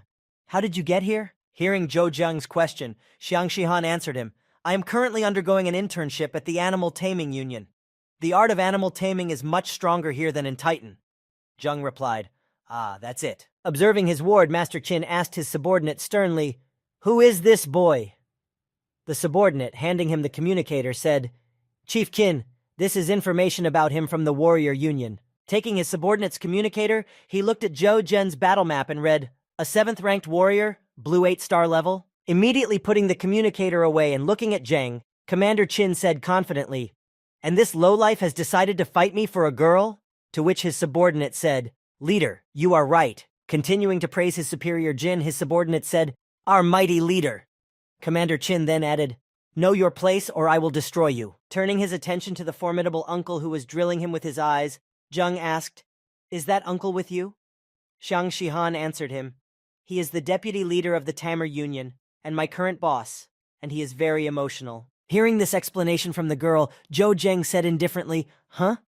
While a thought was running through his mind. A jealous man who thinks he can kill me with a single glance? Immediately interrupting the date between Zhou Zheng and Xiang Shihan, someone's voice sounded somewhere nearby, telling her, Shihan, it's time to go. Zheng dismounted from the armored bull and then helped the girl down as well, and she watched him go, and as she walked toward her leader, she said, Hey, I'm going back. Immediately stopping Xiang Shihan before she left, Zhou Zheng allowed himself to ask her something and said, By the way, Shihan, could you please give me your number? She replied, Sure. After they exchanged phone numbers, Zheng said goodbye to Xiang Shihan, waving goodbye to her, and exclaimed, Thank you. And she, in turn, also exclaimed to Zheng, Good luck. As soon as the girl returned to her group, the two boys immediately surrounded her and started asking questions. Your friend has an armored bull. He must be very rich. And, Shihan, are you close? Is he your boyfriend?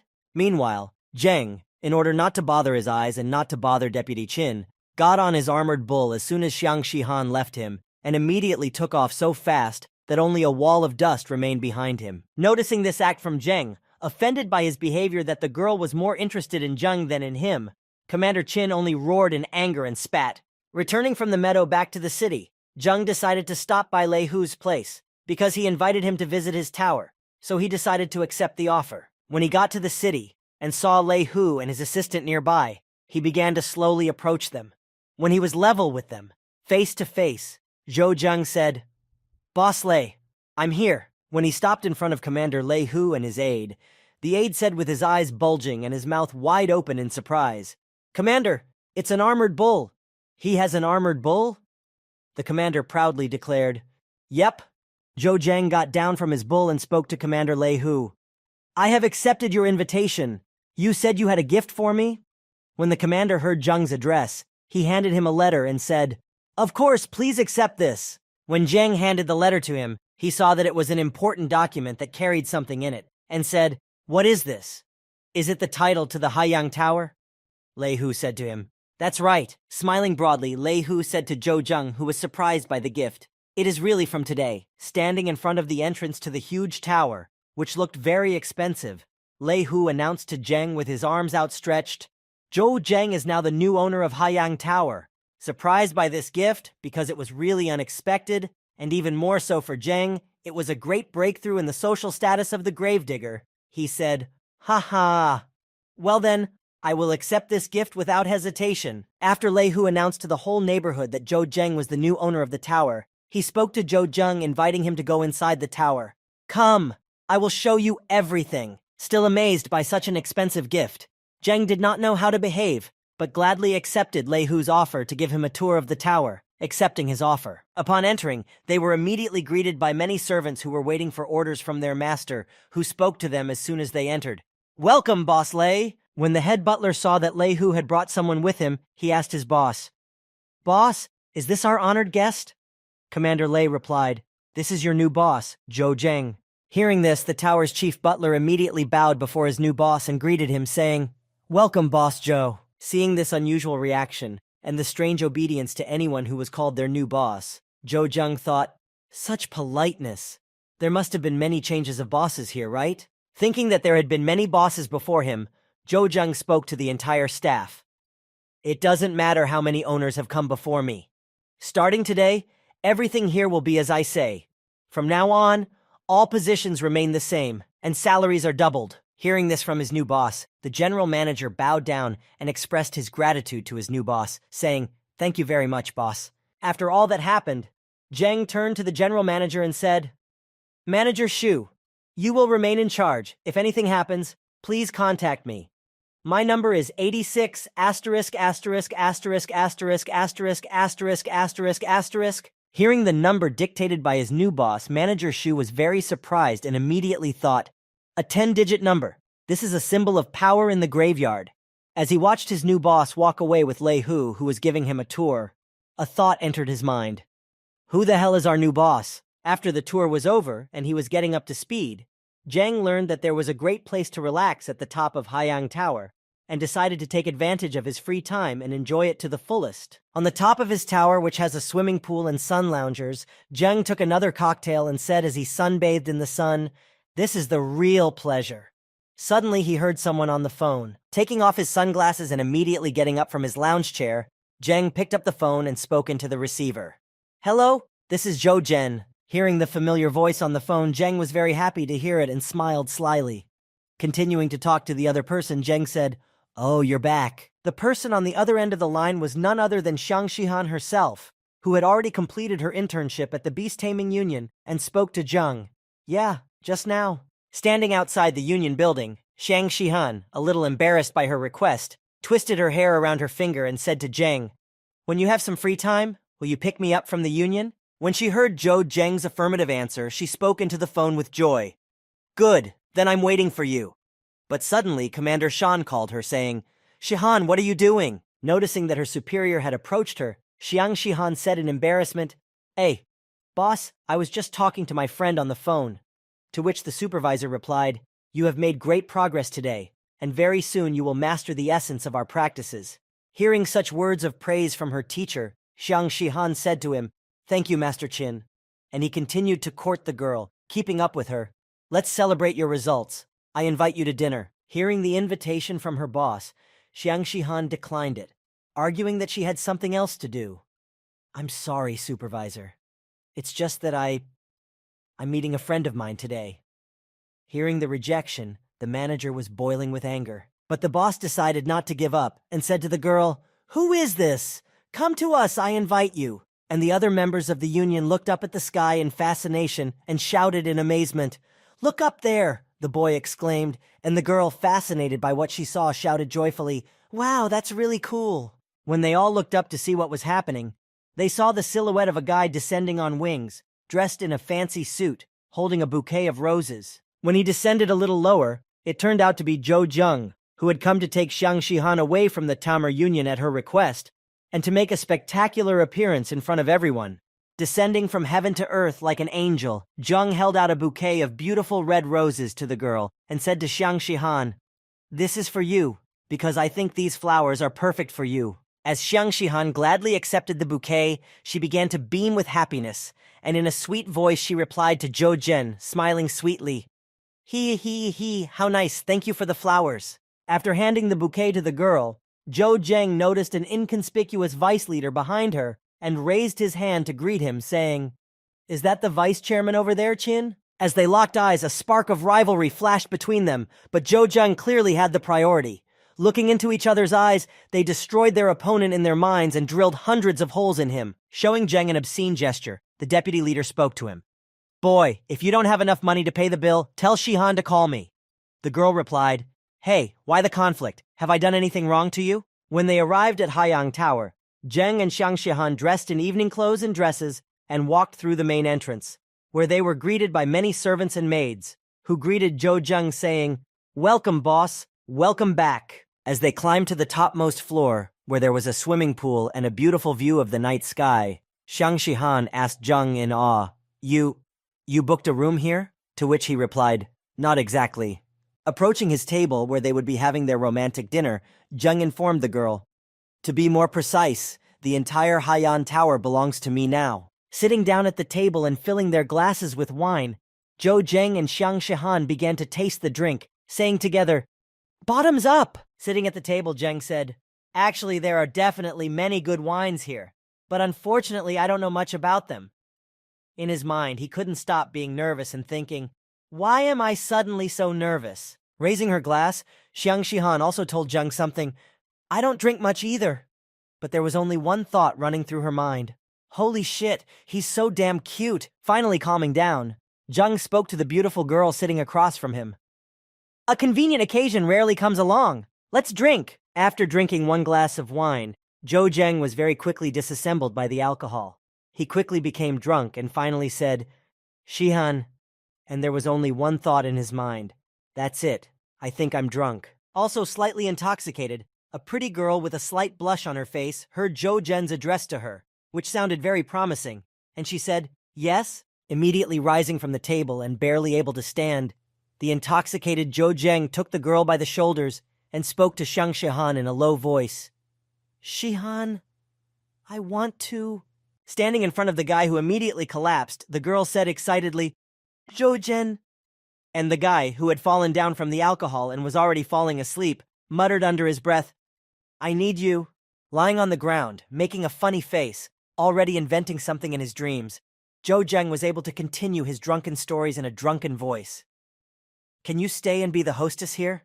Embarrassed by the cuteness and ridiculous behavior of the drunken Zheng, who was normally so impenetrable and unsentimental, Xiang Shihan, watching his behavior, covered herself with her hand and said in a sweet voice, "Hee, silly." Observing how sweet and frank he was when he was drunk, Xiang Shihan also saw the sweet and innocent side of Zhou Zheng, and she said to him, "If I didn't like you, would I have come to my place at night to drink wine?" The next day, after the grand evening was over, the Beast Tamers Union was as crowded as ever, when suddenly a gentle, girlish voice rang out among the crowd.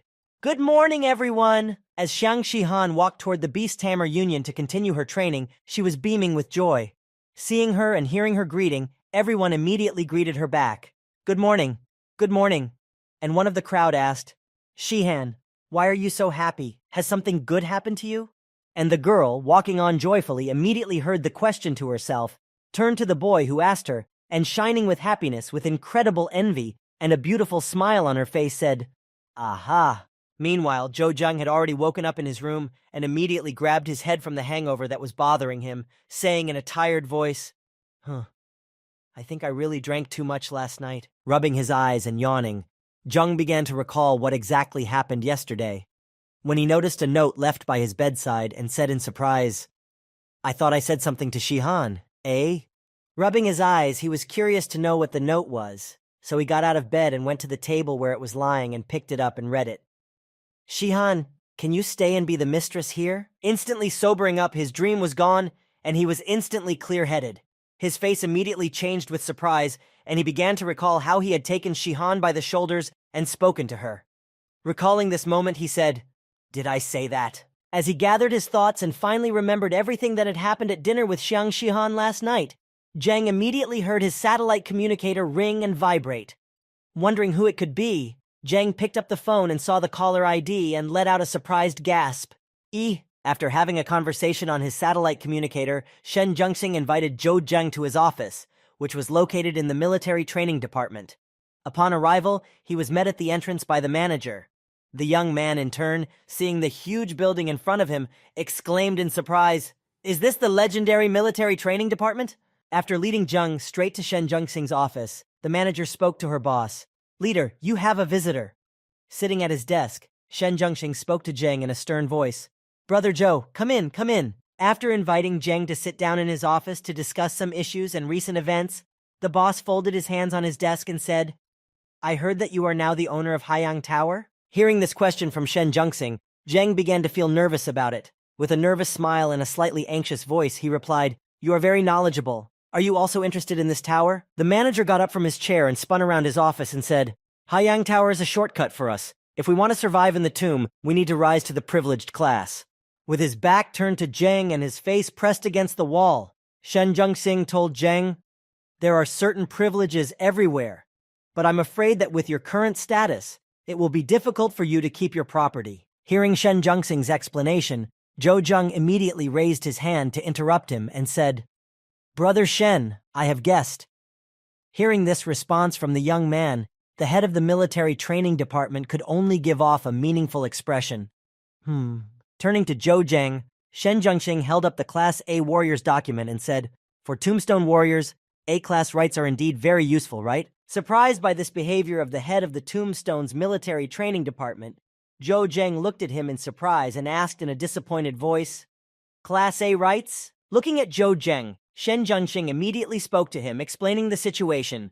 Young man, don't be offended. This is the most I can give you. You can imagine, there are only 3 S-class warriors in the entire graveyard, including me.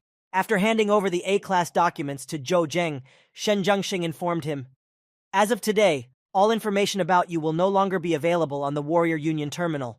It is being moved to a server that only S-class warriors can read. Opening his satellite communicator, Zheng saw the new information about himself that he had just received and read from it.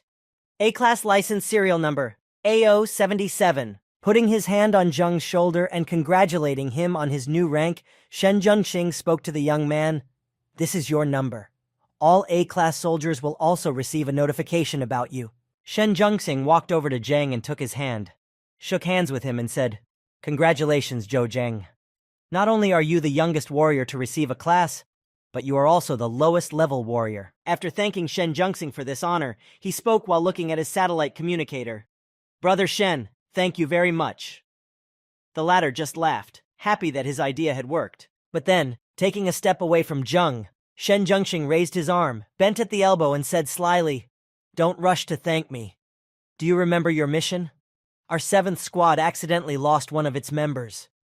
Hearing this, Zhou Zhen immediately had a strange feeling and he thought, Why do I have the feeling that I have sold out to him? Turning to face Zhou Zhen, Shen Zhengxing smiled slyly and said to him in an impartial voice, Are you okay? Do you want to take his place? Zheng, having no choice, smiled slyly in response and said, Duty calls. When Zhou Zheng left the office of the head of the Tombstone Military Training Department, Shen Zhengxing called someone, and this unknown someone asked him, Is it even worth it? To which he replied, Brother, I trust my feelings. As he watched Zhou Zhen leave the military training department of the graveyard, Shen Zhengxing heard a voice in his office from his interlocutor. You must be more persistent, otherwise I will become a laughingstock. Walking through the city of Graveyard, Zhou Zheng took out his satellite communicator, began to search for the geolocation of the 7th Detachment's base, and said, The base of the 7th Squad, Hotel Batkiv's China, in the 11th District. As he continued to walk toward his destination, Zhou Zheng, smiling to himself at this development, said, I just got the courage to confess my feelings, and now it seems I won't be able to come back for a while. Meanwhile, at the Batkiv's China Hotel, which was the headquarters of the 7th Detachment, everyone was waiting for the new member of their team.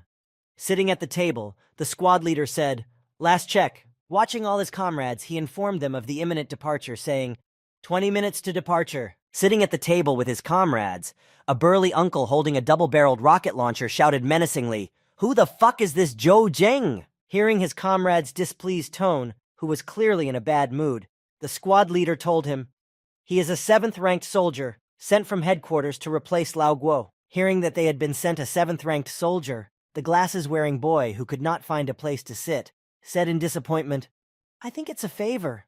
They want us to babysit him. Standing up, the 3rd member of the 7th squad, who was very bulky and had a shield in his hands, shouted, If his strength does not meet our requirements, I will immediately throw him out. Taking his communicator out of his pocket, someone from the 7th squad opened Zhou Zheng's personnel file and reported, The B-class soldier doesn't have access to his information, so maybe he really has some connections? While everyone was discussing the new recruit sent to them from the military training department of the graveyard, the door to their rooms suddenly opened and a young man walked in and said, "Hello, I'm Zhou Zheng. I've come to report." Seeing the weapons and armor that the newcomer was wearing, the stout uncle stood up and spoke to Zheng. "Zhou Zheng, do you think we are going on a journey? Even if you're dressed like this, you're using a short combat weapon in a fashionable way. Are you sure you're not joking?" Zheng replied indifferently. "It's just that I haven't found the right armor for me yet." As Zheng said this to the burly uncle, he suddenly remembered something that made him feel a little ashamed and thought, unfortunately the few pieces I had were destroyed when I leveled up. When the commander heard from Zheng that he hadn't found any suitable armor, he said to his comrade, "Time is short, lend him some from your stock." Hearing this generous offer, Zheng replied, "Thank you." After the boss's order, his subordinate, who wore glasses, looked at Zheng ominously and spoke to him arrogantly. "We don't need your thanks, just don't drag us down when the time comes." On their way to the mission, the elite 7th squad was heading through the city, where they were suddenly spotted by several guys, and one of them shouted, pointing ahead of them, "Look over there!" When the boys saw the 7th squad in front of them, they all gathered in a group and began to discuss. The first of them said, "That's the elite 7th squad." The second one added, "No wonder they're elite. They all have 12th rank strength." And the third, noticing Zheng, shouted out in surprise, "That's right, even the one with the 7th rank." All of them suddenly began to exclaim in surprise, and the first one let out a gasp. 7th rank? Am I right?" The second one added, "It's not a hallucination. I can see it too." And the third one said after them, "This is definitely an assistant who was sent to them as an apprentice." Passing by the guys who were discussing Zheng, who had been promoted to the elite squad with his 7th rank, the commander spoke to him. "Zhou Zheng, don't pay attention to these people. Since you were invited to our squad, you must have such strength." To which Zheng calmly replied, "I don't take it personally, Captain." Entering the transport boat, the commander told his squad, "We can get to our destination on this boat." Standing in front of his squad and telling them about the mission to boost the morale of his comrades, the squad captain added, "Perhaps all of the above affects our mood, and this is a C-class mission." Therefore, after calming himself down and calming his comrades, the team leader told all his comrades, "Just like that, Zhou Zheng will be able to adapt to our squad." Hearing these words from the squad captain, the chubby man with the shield spoke to Zheng. "Boy, it seems like they really care about you." And the guy with the glasses added with a mockery, "Ha ha ha, don't worry, I'm here for you." After listening to all the worries of his teammates, the team captain spoke to Zhou Zheng in a calm tone. "Don't worry, it's just a C-class desert exploration mission. It's nothing for us to worry about." After hearing all the details of the mission, Zheng looked down and immediately thought, and his mind was filled with familiar thoughts of what to do. Another desert exploration mission? After explaining the main tasks of the mission and how they should act, the squad leader spoke. "Our military training unit, like the Special Forces, has a wide range of responsibilities. As long as it does not contradict the rules of Mohilnik, we can interfere in any case." Arriving at the destination and getting all the materials to prepare for the reconnaissance mission, the commander continued, "We are also responsible for dispersing large mutant beasts and preventing their accumulation." Opening a chest with provisions and various equipment, the commander began to hand out tracking beacons to each of his team, saying, "Everyone, take your communicators. We have 1 hour to enter the compound." When Zheng received his communicator, he was so surprised at what it looked like. It looked something like a wristwatch, so Zheng thought about it. "I haven't seen any communicators like this on the market. It must be a special standard equipment." After distributing the mission equipment to everyone, the commander and the rest of the team were walking to the departure point when he heard one of his soldiers who had gone ahead of him call out to him, shouting, "Commander!" Having watched Zheng until that moment, who was worried for some reason, the commander quickly began to move toward his comrade, who spoke to the commander. "I think there is something up ahead." As the subordinate approached the observation tower, he told his commander what he saw. "It's a 10th level fighting white tiger." The commander, meanwhile, picked up his binoculars and began to examine the target, which surrounded the 3 soldiers who were about to say goodbye to their lives, and said, "Where did he come from?" Meanwhile, while the team was deciding what to do, the soldiers who had been caught off guard by the predator repeated over and over again, holding their weapons in their hands, "That's it, we're definitely finished." Having already accepted their fate, the warriors who had been captured by the predator were preparing to die, when suddenly one of them shouted joyfully, "Patrol! It's a patrol!" When one of the trapped warriors reported that he had seen a patrol ship in the sky, all his comrades began waving their hands and shouting, "Help! Help! We are here!" As the patrol approached the warriors trapped by wild animals, they began to prepare for a rescue operation, taking out and equipping their rifles and shields to move in to rescue them as soon as possible. But before they could react, one of their team members had already jumped to the rescue. Hearing the airlock open, the commander had only one word to say, "Hey!" Meanwhile, a stout man with a rocket launcher who had jumped out of the shuttle and rushed toward the formidable enemy exclaimed joyfully, "Handsome!" Seeing these crazy actions performed by a member of the elite 7th Squad, Zheng was very surprised that their team could have such amateurishness without a plan of action. While Zheng was marveling at his madness and recklessness, the burly man had already landed and shouted to the surrounded soldiers, "Quickly, everyone to me!" Seeing that a 12th-ranked soldier had rushed to their rescue, the commander of the frightened soldiers hurried to him, and his comrades exclaimed, "Thank God! Finally we will be rescued!" And, "We have lost our distress signal, so," also rushed headlong to the rescuer. And while the soldiers were making excuses about how this happened to them, a burly man shouted out to them, "You like to joke with death? Then don't explain anything to me. This time you are lucky to meet me." While the 12th-ranked warrior was bragging to the frightened soldiers, the predators did not retreat from their victims, and again charged to attack their prey. Seeing the monsters advancing, the strong man used his rocket launcher to destroy the enemy, and pulling the trigger, fired a volley at the tiger that was rushing towards them. Unfortunately, his attack was hopeless. All the shells he fired simply bounced off the predator without causing any damage. Seeing that his attacks were ineffective, the burly man froze in place in surprise that he was powerless against such an enemy, and just stood there watching what would happen next. After landing the shuttle on the ground and getting out of it, the rest of the team stood nearby, watching the battle, when suddenly the team leader spoke to Zheng. "Go and try to deal with the tiger. It doesn't matter if you can't defeat it. It's a great chance to improve your skills." Hearing the commander's order for Zheng to go and help his friend, he replied to his boss, smiling slyly at the chance to demonstrate his strength, "Got it." Noticing that a 7th-ranked warrior from the patrol team was approaching them, one of the soldiers who had been cornered suddenly let out a surprised cry. "Hey! Why is there a 7th-ranked warrior on patrol?" Hearing this order from his commander, Zheng walked toward the mutant monster. When he was far enough away, the chubby man asked his commander a question. "Commander, isn't this too dangerous for him?" Hearing such a question from his teammate, the commander answered him in a stern tone. "If he can't even handle it, then he has no place in our squad, and this will be my argument when I come to the department and ask for his expulsion."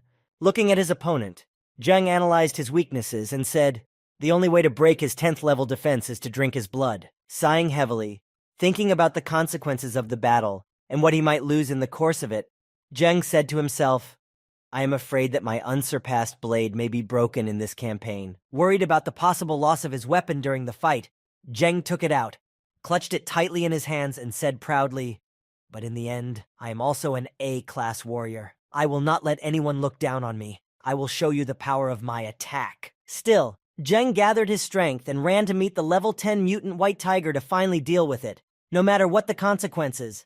As soon as he approached the predator, he immediately used his speed to run into its back, and with a single swing of his blades, he killed this terrible monster.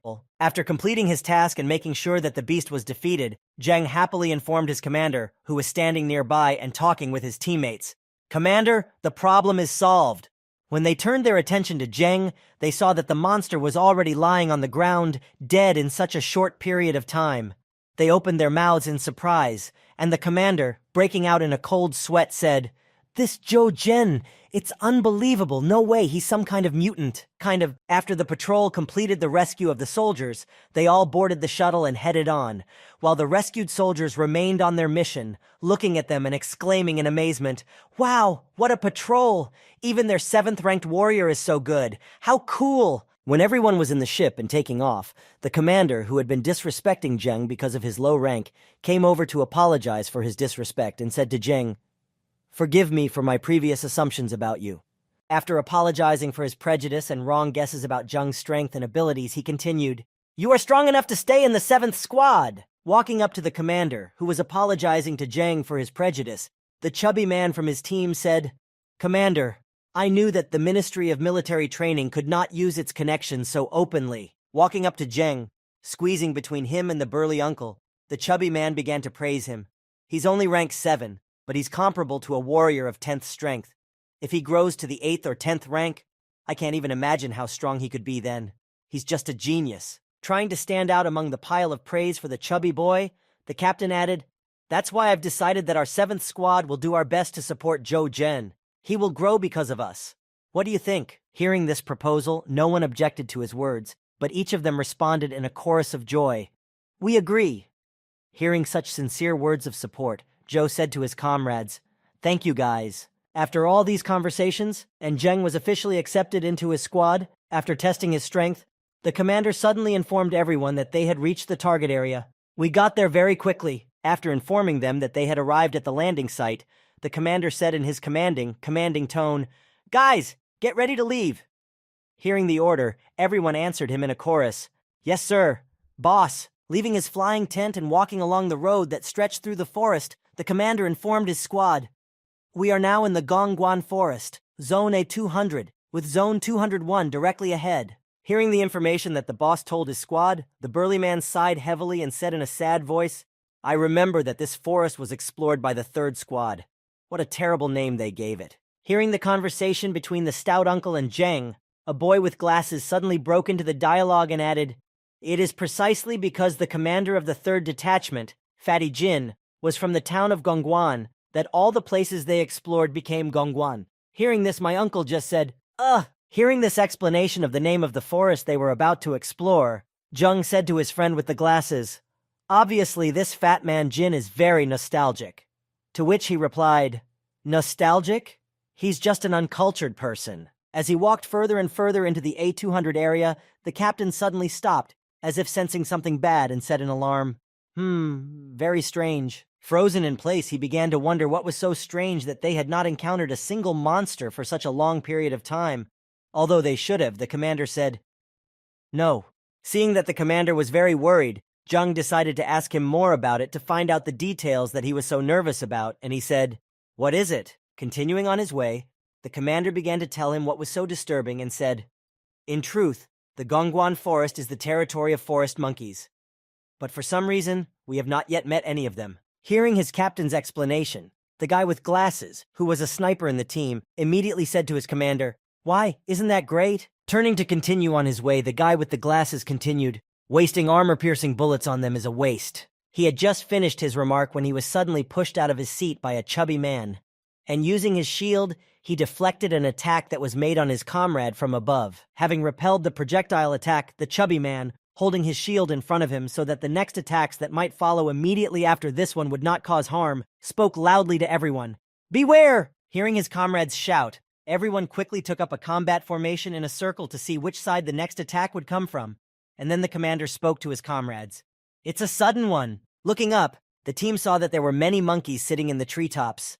Noticing such a large crowd of animals, one of them suddenly began to shout, "Monkeys! It's monkeys!" Looking up at the treetops, the commander said to his comrades in a calm tone, with a kind of murderous aura in his eyes, "Just a herd of monkeys. Brothers, let's go forward boldly." Moving forward, the unit had to accept the fight with the monkeys. When the fight was over, the commander said to the big man, "The job is done. Chen Hao, you have wasted too much ammunition." To which he replied, I'm sorry. It was an accident. I'll be more careful next time." While the two were talking to each other, the chubby man reported, "The other monkeys have run away." After Zheng had participated in the battle with the 7th squad, he said to himself in amazement at the end, "These people can really understand each other without words." While all the members of the squad were standing below, the guy with the glasses climbed a tree to get a better shooting position, but suddenly he shouted, "Something is happening." Hearing this news, the commander asked him, "What is it?" Looking into the distance where the ruins of the city were located, the boy with glasses sitting on a tree said, "There seem to be zombie tracks in those ruins up ahead." Slowly approaching the city, the team carefully examined the entire area. When they reached the ruins, they saw a giant zombie standing in the middle of the ruins. Hiding in different corners, all the soldiers of the 7th squad quietly watched him so as not to suddenly attract his attention, because a monster of this magnitude was really dangerous. Sitting next to the commander who was watching the zombie giant, Zheng asked him, "Do you want something?" The commander replied, "He's even more dangerous than the level 13 mutant beasts. Okay, let's go around them." After going around the ruins so as not to attract the attention of the slicing monster, the team stopped near the cave where they decided to make their stop. The commander, who was keeping a research log, said, "Let's record. There is a 6-meter high-level zombie in Area A-201. Pulling out his communicator, the squad leader dialed the help desk to report the new information. When the phone was answered on the other end, he spoke. "Set up a red zone signal," as Zheng sat next to the commander who was reporting the research to the top.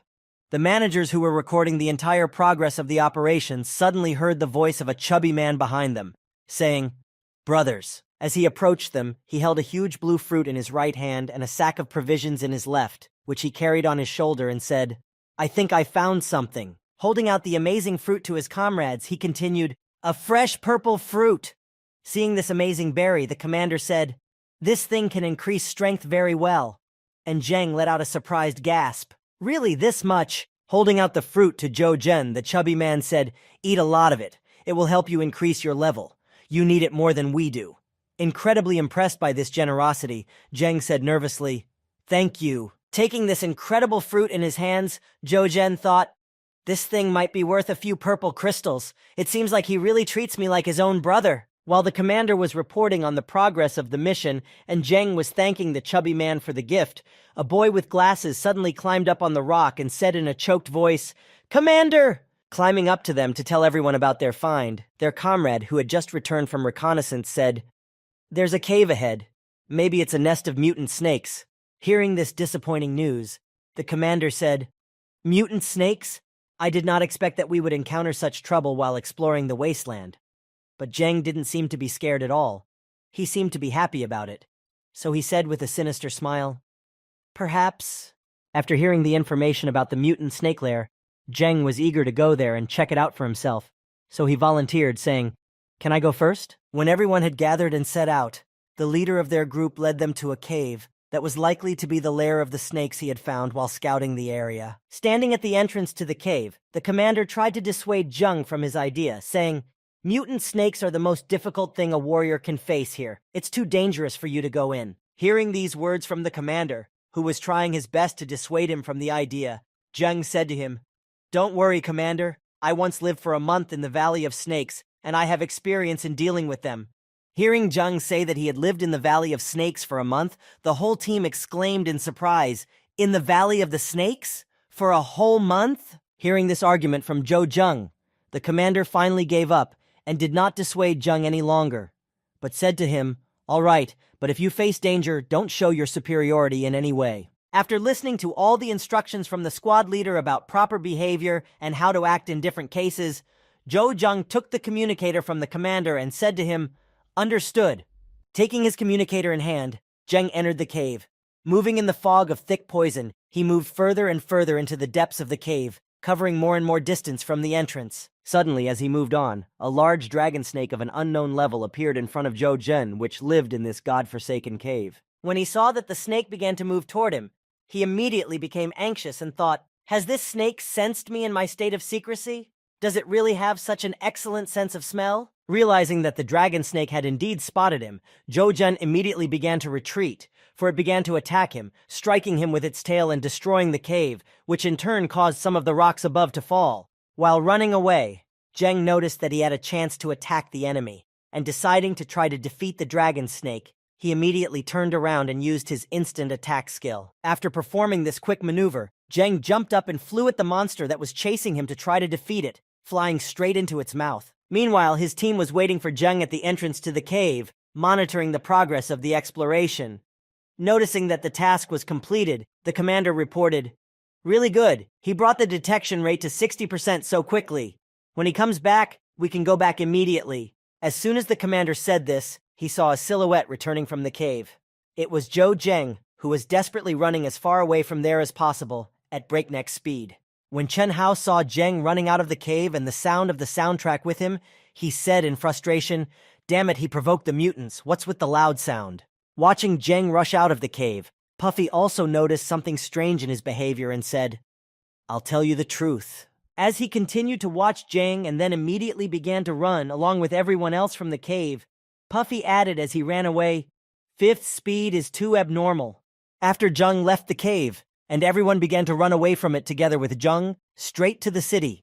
They were followed after a period of time by a big bang from the cave entrance. Hiding on the edge of the ruins in one of the buildings, the commander began to ask Zheng what exactly happened in the cave, saying, "Fifth, what kind of monster did you provoke?" Pulling out his communicator to add information, Zheng answered the captain's question by saying, "A dragon snake with an unknown level." Sitting next to Zheng and the rest of his team, Chen Hao smoked a cigarette and said, "No wonder. The Ministry of Military Training has rated the dragon snake as a level 15 beast. We can say that we have now passed through the gates of hell." Meanwhile, the glasses-wearing boy sitting next to Chen Hao added, "Luckily, nothing happened, so in any case, our mission is complete." After the comrade finished his speech, the commander turned to Zhou Zheng and said, "After the exploration of this area is completed, you will have the right to name it. What would you like to call this place?" Hearing this question from his commander, that Zheng would be able to choose the name of this area, Zheng replied, "Perhaps. Dragon Snake Cave. Let's warn the other soldiers." Hearing Zheng's answer, the commander said, "That's a great name. Ha ha ha ha ha. Even though our mission is complete, can we stay here nearby to practice? I think we can." Meanwhile, in the city of Mohilnik, at the airship station, where goods were being loaded for transportation to another place, on the roof of a house there was an airship that was just being packed with boxes of goods. Carrying the goods inside, the commander of the loaders began to hurry them up. "Guys, hurry up, don't delay the goods." One of the loaders, who was standing near the airship, was talking to someone on the phone, possibly preparing a terrorist attack. Given their conversation, he said, "Take off tomorrow at 7:30 in the morning, 6th cargo blimp." The mysterious man, who was dialoguing with the loader, from whom he learned the time of departure and the number of the airship, replied, "Very well, good luck." After lighting a cigar, the same mysterious man called someone else and said, "Number 3, tomorrow at 7:30 in the eastern town, the 6th cargo airship." The next day, the airship's pilots entered the cockpit and had a conversation with each other. "The weather is nice today," said one of them. The other replied, "The weather is great. We will succeed today anyway." When the airship took off from the station, the robbers, who had been waiting for this moment from the ground and watching it through binoculars, were ready, and one of them said to the other, "Oh, the target is here!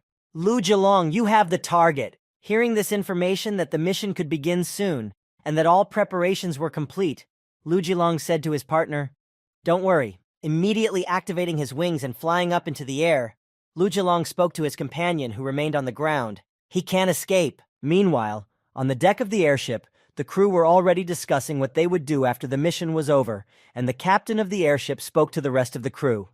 "After this mission, I invite everyone to dinner." Upon hearing the invitation, the airship's staff began to shout out to the captain, saying, "Captain, you are so generous this time, and then we must do our best today."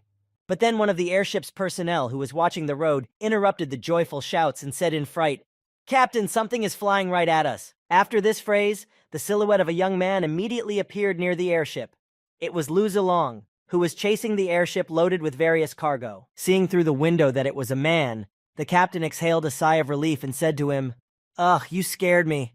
I thought it was some kind of monster." Seeing that it was one of their acquaintances, the airship staff began to greet him, shouting, "Ha! Hello! You're so handsome, you dare to fly in the sky alone." And he in turn, smiling ominously and taking something out of his backpack, answered them, "And to you, hello?" The next moment, when the staff and the captain saw what the boy was doing, they suddenly froze in fright and could not move, being so terrified by what was happening. After finishing his duel against the monster, Zheng twirled his dagger in his hand and told his comrades who were waiting behind him, "It's done." Meanwhile, Zhou Zheng, having defeated another monster, and his team, who had decided to stay in the area for training, were just in Area 201, where they stayed to train and hunt monsters. Seeing Zheng's skill and precision, the guy with the glasses exclaimed in surprise, "A level 9 spiked armored lizard killed with a single blow." The commander standing to the side only added, "Holy shit." While they were hunting wild monsters, the commander's communicator suddenly received a call. Searching for it in his suit, the commander quickly took out the communicator and accepted the call. After the commander accepted the call, an urgent order came through to return to the city. Hearing this, the commander quickly shouted to his squad, "Something happened, stop the hunt." Quickly getting into the car and heading back to the city, the commander of the squad told his team on the way back what they had told him. "News has just come in that the 6th airship with the cargo was attacked." After giving this information about what had happened, the commander explained why they were called to help, saying, "We were the closest patrol, so headquarters sent us to help." Sitting in the car, terribly resentful of having to go back, Chen Hao spoke in a disgruntled tone. What are these escorts doing? Even mutant beasts can't stop them. Hearing Chen Hao's outrageous remarks, the commander who was in the car with him said to him in a disappointed tone, No, they're not really mutants. Meanwhile, Lu Jilong, having captured the airship and reported on the work done, said to his leader, Chairman, I'm handing over the airship to you. I'm going to stop the 7th Squad. He received approval, but with one warning from the leader, who emphasized, Be careful. There are 12th ranked warriors in the 7th Squad. To which Lu Jilong replied, Don't worry, I know what to do. Meanwhile, the 7th Detachment was riding back to the city at top speed, under orders from the head of the Ministry of Military Training to help counter the criminals who had attacked the airship. Zhang, who was riding behind on his motorcycle, suddenly heard a strange noise behind him, and he also felt a sense of danger. When he decided to look back, he realized why he had such feelings. Looking back, he saw a fellow flying above him on wings, and he launched a barrage of knives at Zhou Zheng, which almost hit him. When he found the 7th Squad returning along the highway to the city of the Gravedigger, Lu Zilong let loose a barrage of knives at them, saying, 7th Squad? I don't know if you will like this meeting. Noticing the sudden attack, Zheng jumped off his bike in an attempt to dodge the rain of knives and shouted to his comrades as he tried to evade, Look out, everyone! While trying to dodge, Zheng could not prevent each attack from hitting him, saying, Damn, with this intensity and range of attack, there's no way I can dodge. Realizing that he could not avoid the attack, nor could he get out of this barrage, Zheng did his best. The next moment, when the attack hit his bike, it exploded along with Zheng, creating a grand fireworks show. Zheng, who was standing near the bike, was fortunately unharmed by the explosion, but several knives stuck out of his armor. After surviving this terrible attack, he thought, Fortunately, I can change my gear right from the system backpack. Standing up after this deadly attack, Zheng shouted out to the rest of his friends to make sure everyone was alive and unharmed, exclaiming, Is everyone okay? Meanwhile, the chubby man, standing with his shield in hand, and the commander who was next to him, amidst the wall of dust and smoke, spoke to Zheng. It's okay, this knife didn't hurt us.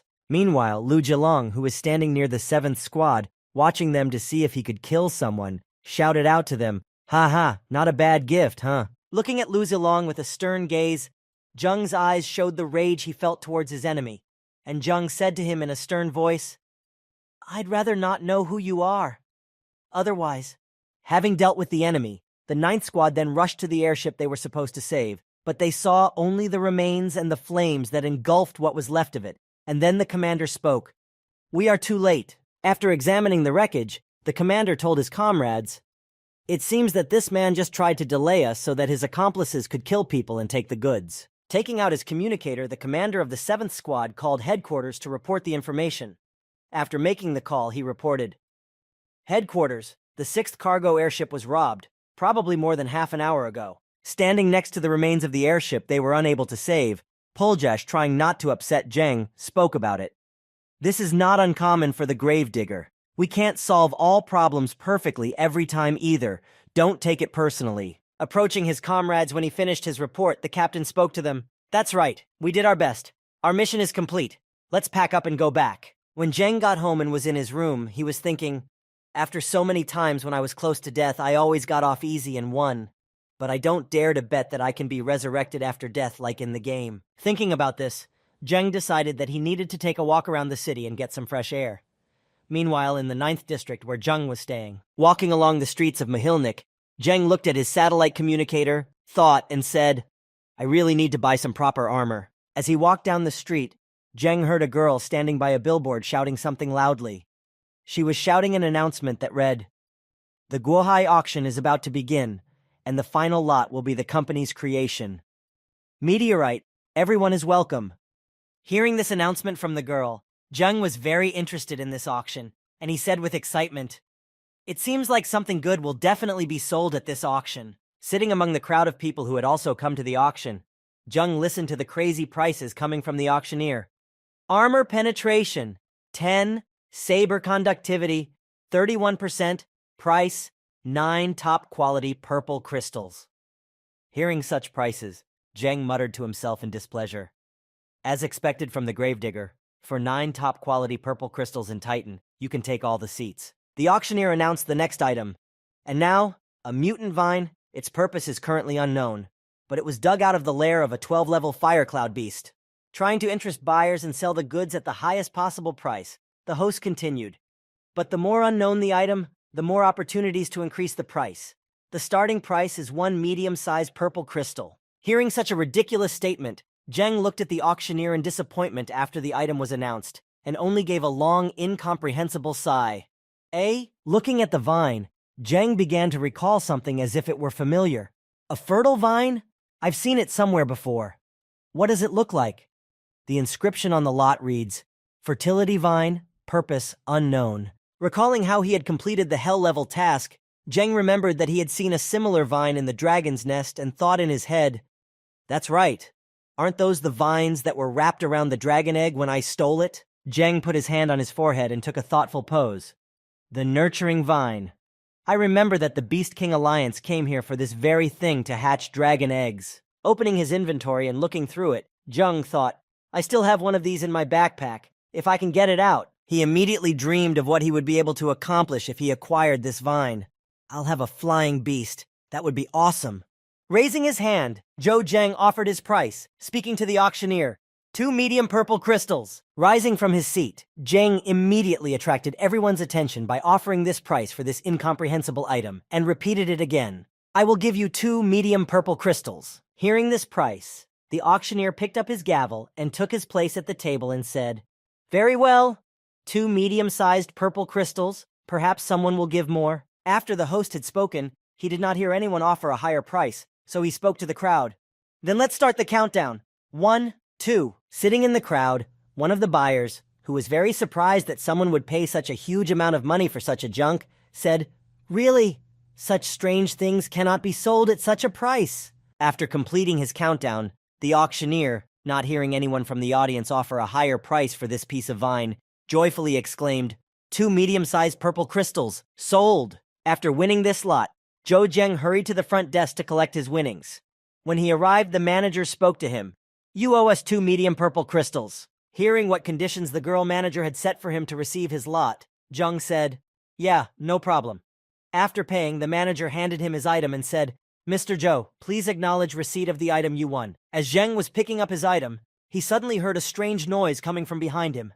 Hey, over there!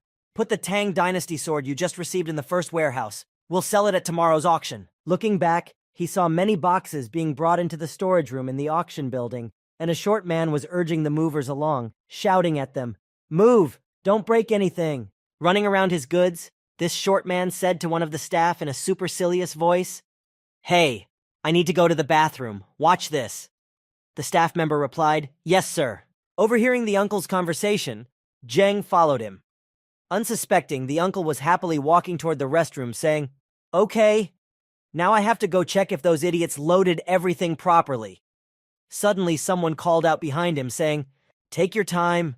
Pulling out his dagger, Zheng grabbed that little uncle and put the blade to his throat and spoke ominously, Perhaps we can talk before you return? After entering the restroom with the short man so that fewer people could see them, Zheng pushed him against the wall, held out his communicator, and asked, Tell me, who brought this? The uncle, surprised by this indecent situation, immediately blushed, and with wide eyes looked at Zheng, who had taken him hostage and pinned him to the wall. But then, when he noticed the communicator Zheng handed him, with a picture of a vine on it, he immediately looked at it and said, Isn't this the unusual vine? I remember it being brought by a small warrior. When Zheng and his short uncle saw the vine, they went to look for the warrior who had brought it. When he saw him sitting in the middle of the street, sitting at a table, his uncle said, I found him. He pointed to the warrior sitting at a table near them and said, That's the little guy. Zheng replied, Don't call people short. You're not very tall yourself. As a thank you for the information and help in the search, Zheng gave the short man a purple crystal, saying, Here, do you know what to do next? But the man, dumbfounded by the money, just kept repeating, Purple crystal. A purple crystal. Thank you very much, sir. When he regained consciousness, Uncle Shorty looked over to Zheng and said, By the way, sir, if there's anything else you want to know, sir? But Zheng was long gone. Sitting at the table, a warrior waiting for his order shouted, Hey, too slow! Zheng walked over to him and addressed him, Brother. Holding out his satellite communicator, which had a picture of a vine on it, Zheng spoke to him. Tell me, where did you get this thing? Surprised that a young boy had come up to him with such an expensive and rare item, he asked, "A satellite communicator? Who are you?" Immediately breaking out in a cold sweat and beginning to worry a bit about who he was, the warrior asked, "Where did a 7th-ranked warrior get it?" Smiling at this warrior who had brought the vine to the auction, Zheng decided to make a joke, saying, "I stole it. Can you believe it?" The warrior suddenly changed his voice and said to Zheng, "Are you bored with life to steal such things in the graveyard?" Zheng replied, "So, will you tell me the location?" Smiling at Zhou Zheng, the warrior offered him an interesting deal to exchange information, and he said, "Tell me why you need it, and then I'll tell you where I found it. How about that?" Waving his hand, rejecting the trickster's offer, Zheng said as he walked away from him, "Whatever, it's from the fire beast's lair, right? I'll find it myself." Hearing Zheng say this, the warrior immediately called out to him, "Wait, wait." The warrior suddenly became serious in his face and decided to get something for his information, so he said to Zhou Zheng, "If I tell you, what do I get out of it?" Hearing this offer from the short warrior, Zheng answered him with a sinister smile, "Your benefit is that you will have a great friend like me, and if you don't tell me, you'll have a terrible enemy like me." After such powerful negotiations with the cunning warrior, Zheng managed to get information from him. Afterwards, he called Xiang Shihan to tell her that he was going to go on a journey of gratitude, and she replied, "Okay." On the phone with Zhou Zhen, she was all shy and blushing as she sat on a huge elephant with her team, doing an internship at the graveyard. When Xiang Shihan finished her phone conversation and hung up, Mentor Qin immediately began to court her again, saying, "Well, Shihan, are you going to refuse me again? Or shall we go out to dinner?" The girl answered him in a gentle voice, again refusing his offer. "Master Qin, I'm sorry, but I already have a boyfriend." Hearing Xiang Shihan talk about her boyfriend, whom she had not mentioned before, Commander Qin said thoughtfully with a hint of uncertainty, "Boyfriend? Is it really that boy? You didn't say he was your boyfriend?"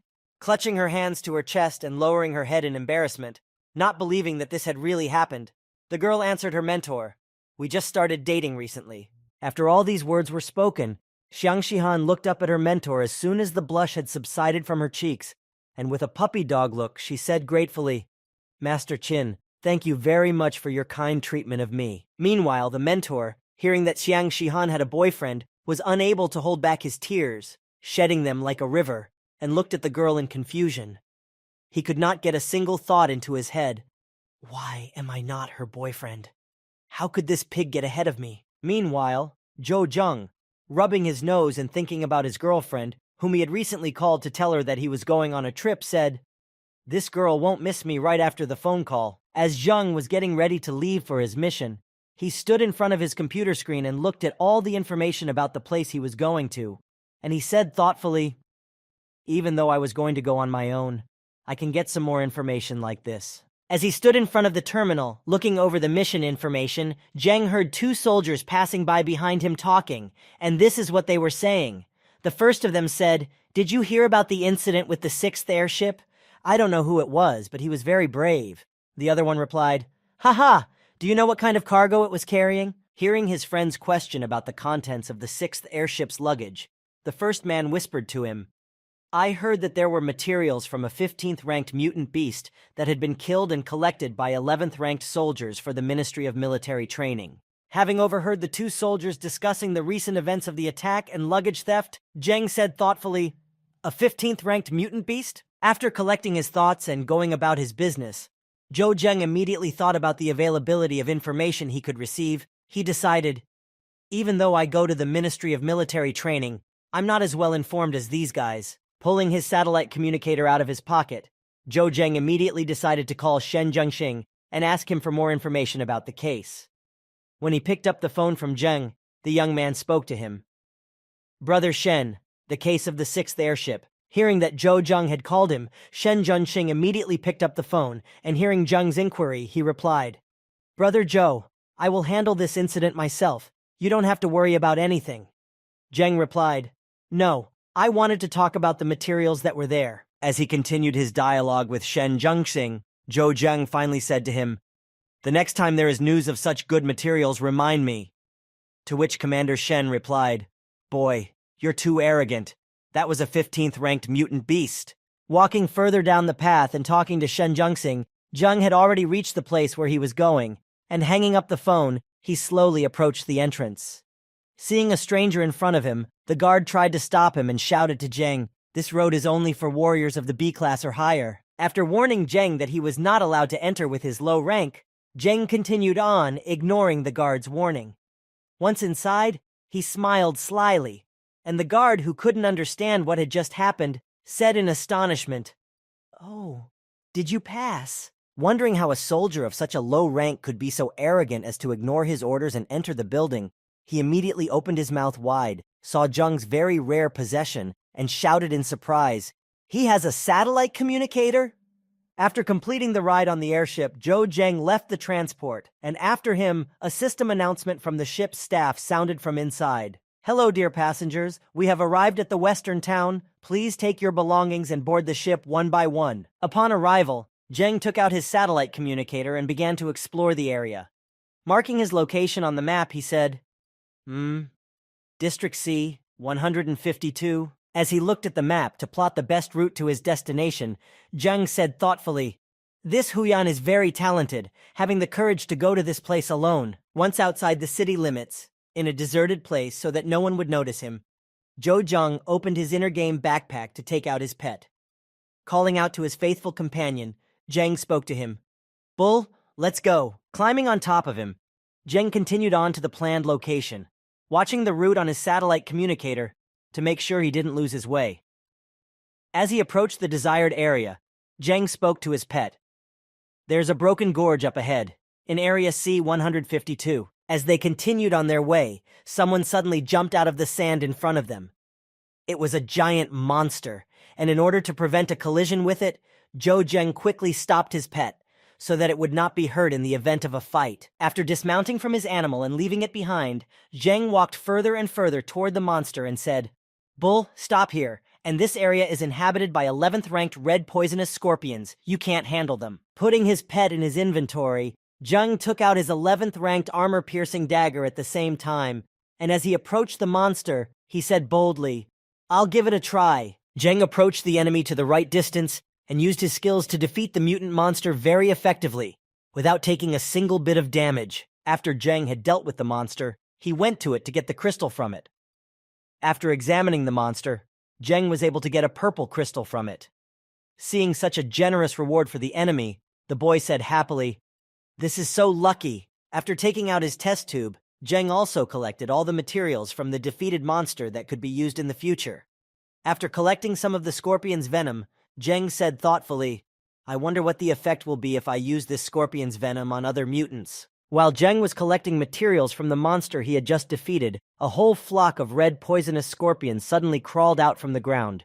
When Zheng noticed them, he said happily, "Oh, a whole flock has come. This place can be used to level up in the future." But despite this great training opportunity, Zheng used his stealth skill to continue on his way to find the nurturing vine, saying as he left the scorpion location, "But I have to hurry now. I don't have time to play with you." As Zheng walked farther away from the flock of red scorpions, they became confused and froze in place as the victim, who was right in front of them, vanished into thin air. And while Zheng was walking toward his goal, somewhere along the way, the warrior he wanted to find out information from was already waiting for him behind a huge stone.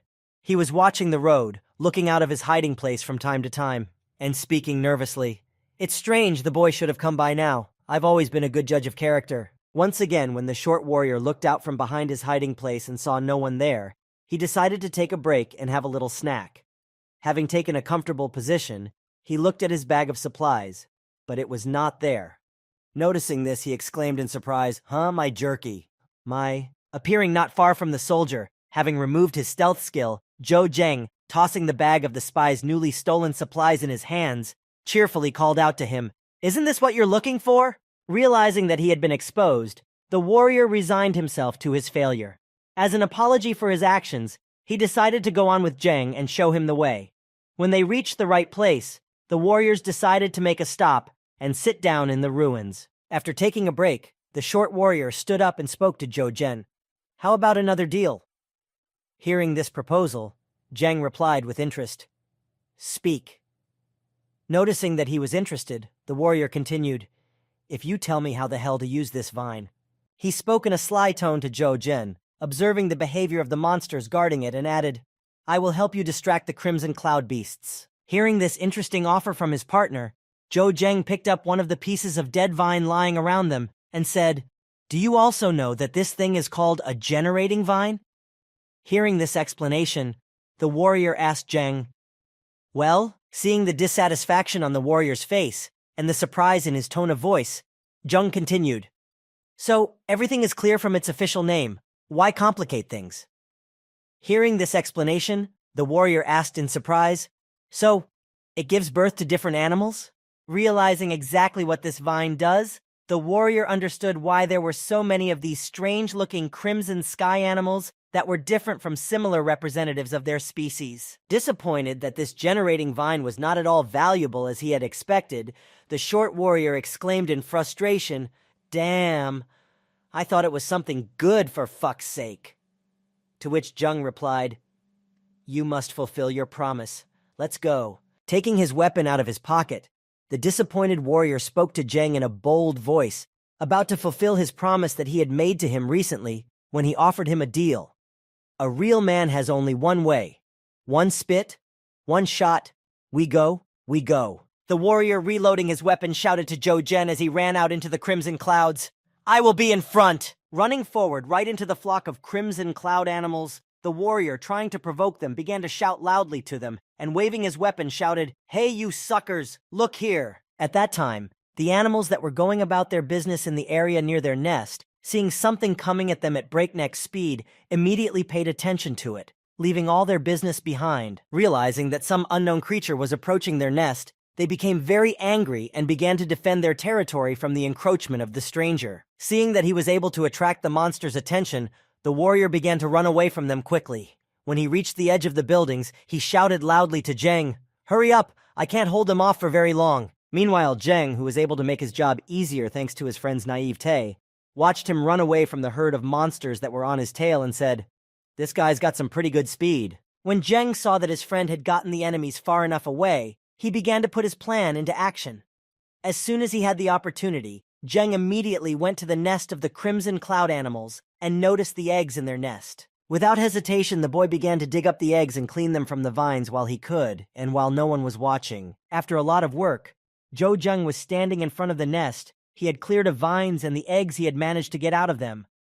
Looking at the work he had done, Zheng said, "Not bad.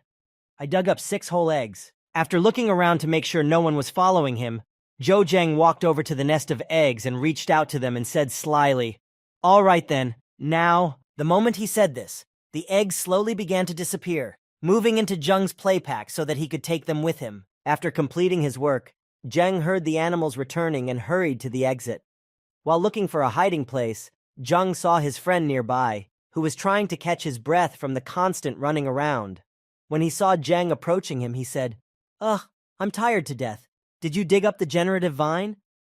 Zheng replied, "You didn't lure out all of them. You didn't wait for me to finish digging, and those animals came back." Hearing such claims from Zheng, the short warrior, who was tired to death, said to him in a disgruntled voice, "I've worked myself to death." Sitting down on a nearby column and looking up, the warrior asked Zhou Zhen, "Why are they so angry? Did you do something to their nest?" Hearing the question from his partner, who did not understand why the animals were so angry, Zheng explained to him, saying in a smug voice, "I only stirred their eggs out of curiosity." To which the warrior exclaimed, "Well done." Not entirely satisfied with the work he had done, Zheng stood up and said to his friend, "Since we didn't get any prey this time, let's go to another place and try there." Hearing this suggestion, his friend exclaimed in fright, "More?" Moving a little further along the terrain, Zheng pointed to the nearest ruins not far from them and said to the warrior, "This way." Seeing the huge ruins Zheng pointed to, his companion became worried and said in a frightened voice, "Are you trying to kill me? No ordinary crimson cloud animal will live in a lair of this size." Zheng asked in a curious voice, smiling slyly, "Is that really where their king is?" Hearing Zhou Zheng's strange question, the warrior immediately changed his face, and glaring at Zhou Zheng said angrily, "Actually, no." Moving a little further away from the boy, the warrior pointed to the hills in the middle of the desert and said to Zheng, "There can only be one crimson cloud beast king in this area, and right now, their king is most likely in those hills." Hearing this information from his friend, Zheng, surprised at his knowledge, asked him with a sly smile, "Did you live here? How do you know this?" The warrior replied in a disgruntled tone. I could not have lived in this cursed place. Stepping forward and expressing his dissatisfaction, the warrior nevertheless decided to fulfill his part of the bargain, which he had not fulfilled completely the previous time.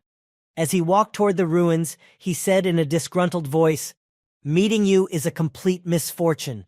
This is the last time. If it doesn't work out, I won't do anything else. As he continued to walk forward and come up with a plan of action, one could easily read a great reluctance to do this work in his face. As he approached the target, the warrior muttered to himself, I can't use my weapon this time. If I make another mistake, we're finished. As he slowly approached the crimson cloud animals, the warrior tried to move forward as quietly as possible and tried not to provoke them to anger.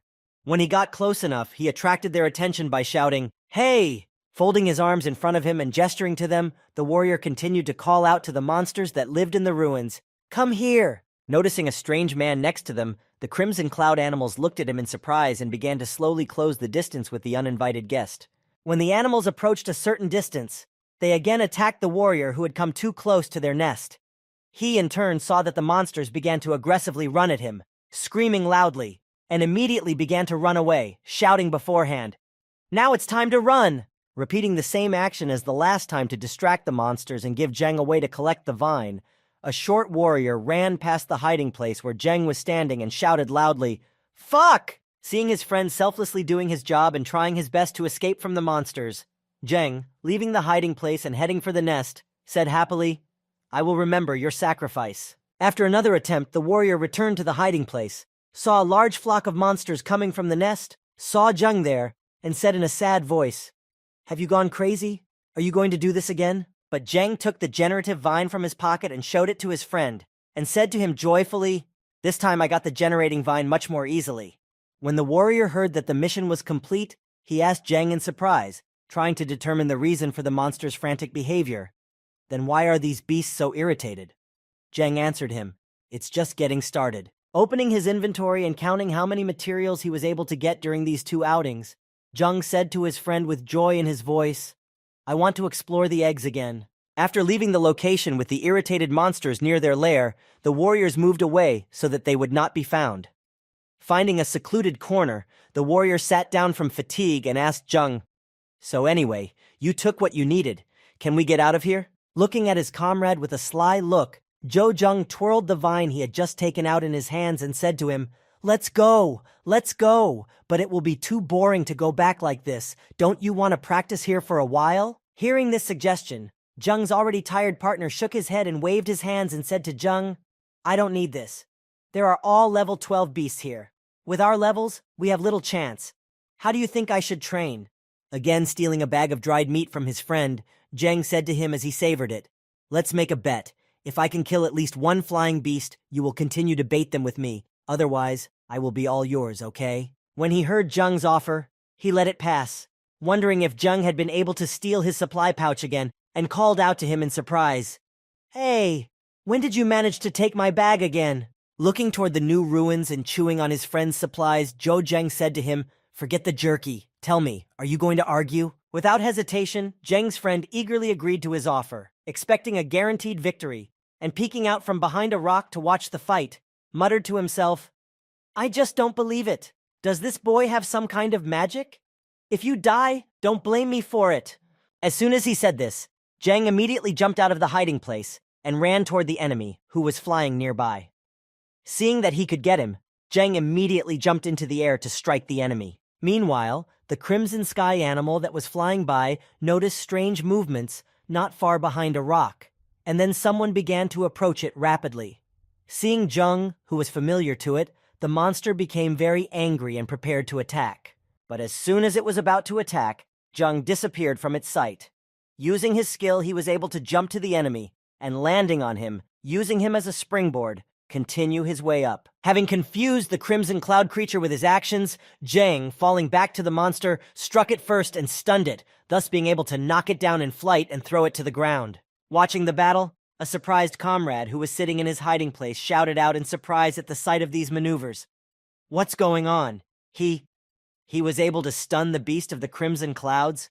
As soon as the crimson cloud beast's body fell to the ground and landed in front of his companion's hiding place, Zheng immediately rushed after it. Landing gracefully beside the monster, Zhang slowly began to approach it. As he walked toward the monster, he simultaneously took out the poison from his pocket that he had previously been able to get in the battle with the red scorpion. Taking the test tube in his hands, Zhang opened it and began to bring it to the monster. Turning the stunned monster's face toward him, he poured all the poison from the test tube into the monster's mouth. The monster, feeling strange sensations, immediately came to his senses and swallowed what was poured into his mouth. The next moment, the monster, not realizing what had happened, stood up and tried to chase Zhang, who was running away from him, growling in his wake. But suddenly his strength left him, and his body was filled with strange sensations. The poison began to act very quickly and had already spread throughout the body, thus killing the monster very quickly. Falling to the ground, the monster no longer showed signs of life. Its journey ended here, and Zhang, hearing that his enemy had fallen to the ground, immediately stopped to make sure that the poison had worked, because something strange had happened. Looking back at the monster, which was dead on the ground, Zhang said in surprise as he gazed at it, "I haven't had this experience before. It seems that killing enemies like this is an unconventional method of the system." When he was sure that the enemy was completely dead, he turned his attention to the observer who was watching the battle and quickly walked over to him.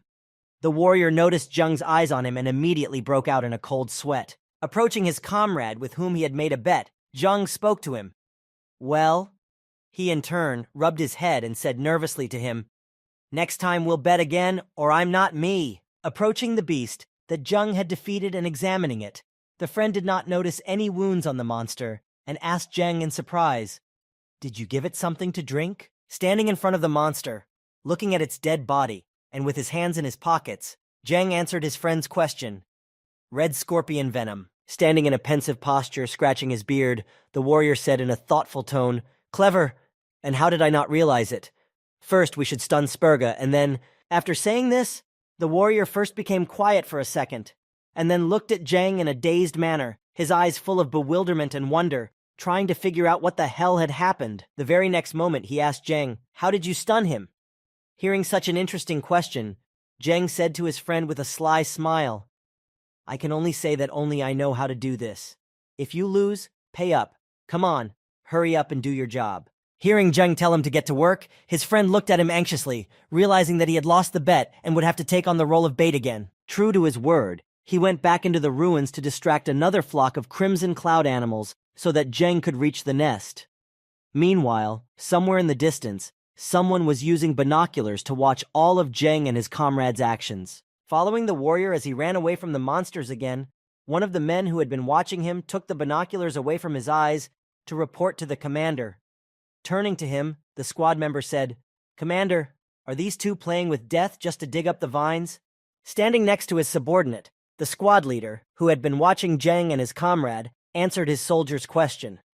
"In any case, we'll have to pass by them, so let's watch." Meanwhile, Zhang, who was waiting for a signal from his comrade that the road to the nest was clear and they could move, suddenly heard a notification signal from his satellite communicator. Taking it out of his pocket and turning it on, he saw that there were 4 other marks on the map, all slowly approaching him. Surprised by what he saw, namely that they were not alone in such a wild place, Zhou Zheng looked back and saw some people approaching him. Meanwhile, his companion continued to distract the crimson cloud animals, unaware of anything, and continued to do his job, which he had sworn he would never do again.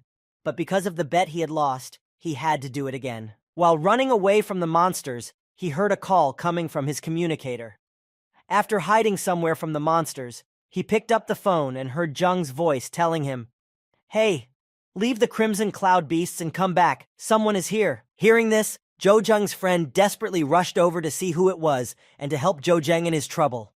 As soon as he arrived, he saw the squad already standing in front of Zhang. The commander, who was smoking a cigarette and was surprisingly calm, was looking at the 2 soldiers he had recently watched. Immediately upon their arrival, one of his subordinates spoke to him. "Commander, one of them is a 12th rank. The other is a 7th rank." Pulling the cigarette out of his mouth and holding it in his hand, the commander spoke to his subordinates after hearing the information about the enemy. "These 2 are not so easy. It is not profitable for us to enter into a conflict with them." When Zheng's comrade, who was on the platoon, saw the strange group in front of him and was already reaching for his sword, he asked Zheng, "What shall we do? Shall we play with them?" Zheng replied, "Calm down. They don't mean us any harm yet." The commander of the squad decided not to start a fight, but to part ways calmly, and stepped forward to meet Zhang and his friend, shrugging his shoulders and saying, "Greetings, my name is Ding Hong, and we have not come with evil intentions." Immediately preparing for battle, in case of an unexpected development, Zhang released his aura and pulled out his daggers and asked the captain, "So, what is your business?" Feeling the aura that Zhang emitted, the commander immediately froze in place, and while breaking out in a cold sweat, he thought in his head, "What a strong killing aura. It's a good thing I wasn't too impulsive." Realizing that the joke was on Zhang, Commander Ding Hong spoke to him, offering him a deal. "I want to ask you something. Would you like to join us?" In the area of C-157, taking a deep drag on his cigarette and then exhaling the thick smoke to relieve his tension, the commander continued his story. "There are black spiked ants of the 13th level living there." Hearing such an interesting suggestion, Zhang was immediately interested, because it gave him the opportunity to level up. So he just asked Ding Hong again, "13th level?"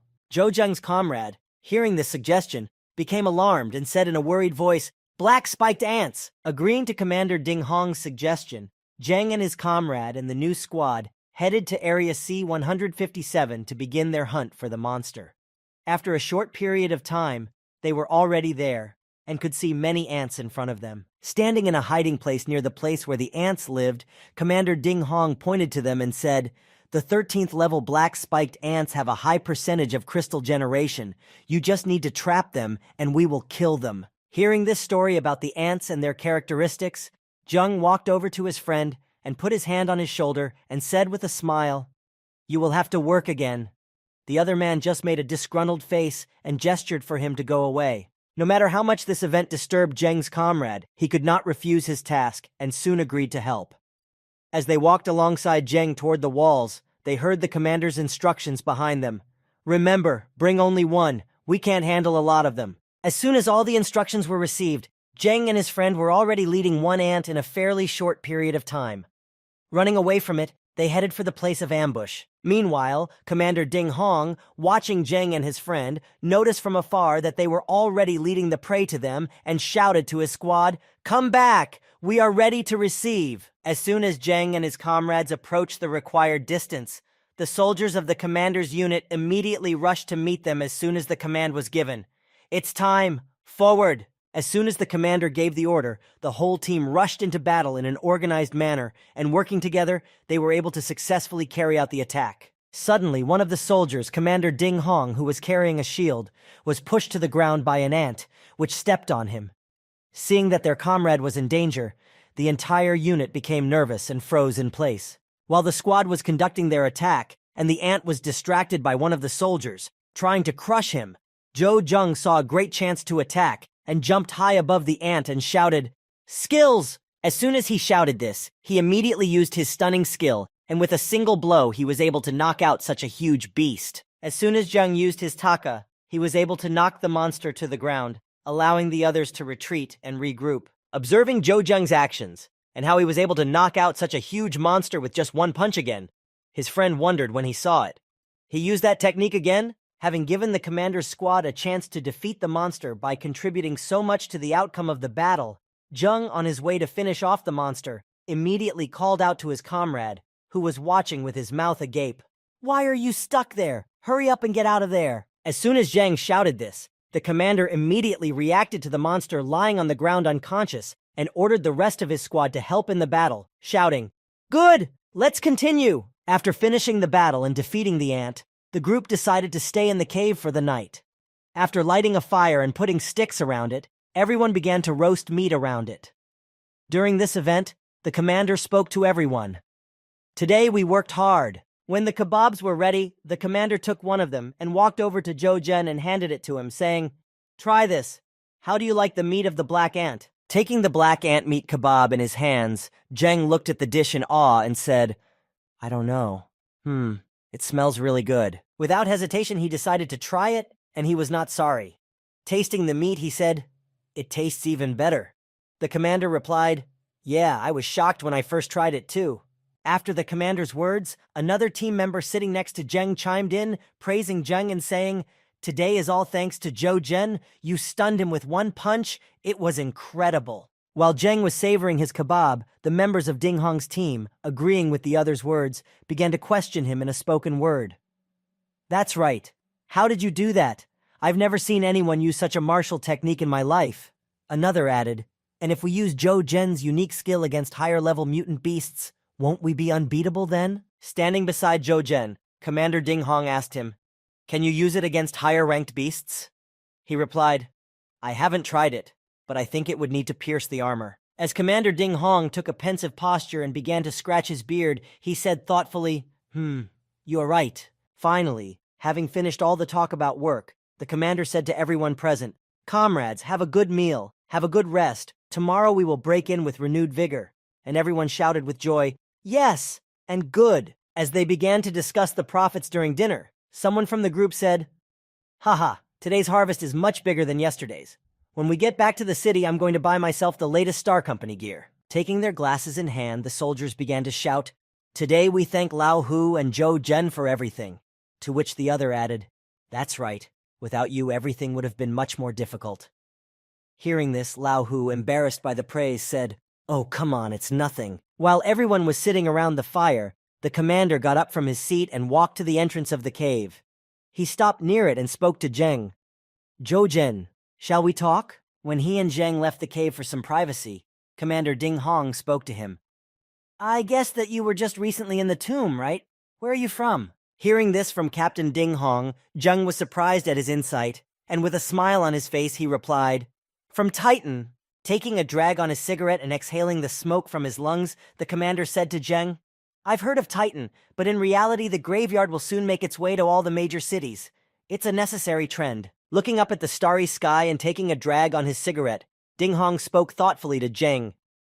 Think about it. After we get roads to the big cities, not counting our China, the warriors of America, Europe, and other places will one day be able to meet. After saying this, Commander Ding Hong suddenly fell silent for a short period of time.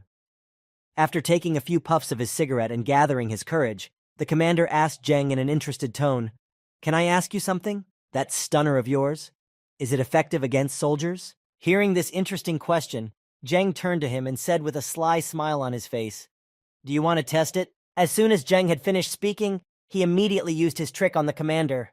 Before he could even realize what had happened, he suddenly became dizzy and fell to the ground. Sometime later, Commander Ding Hong, having regained consciousness after testing Zheng's skills, began to open his eyes. When he opened one, he saw Zheng standing next to him, speaking to him. Are you awake? Seeing Zheng in front of him, the commander looked at him in fright and immediately crawled away from the boy who had approached him, giving him a hand to help him stand up, exclaiming, you. Realizing what had happened to him, Commander Ding Hong looked at him with fearful eyes and thought, this is too cruel. Did he just knock me out?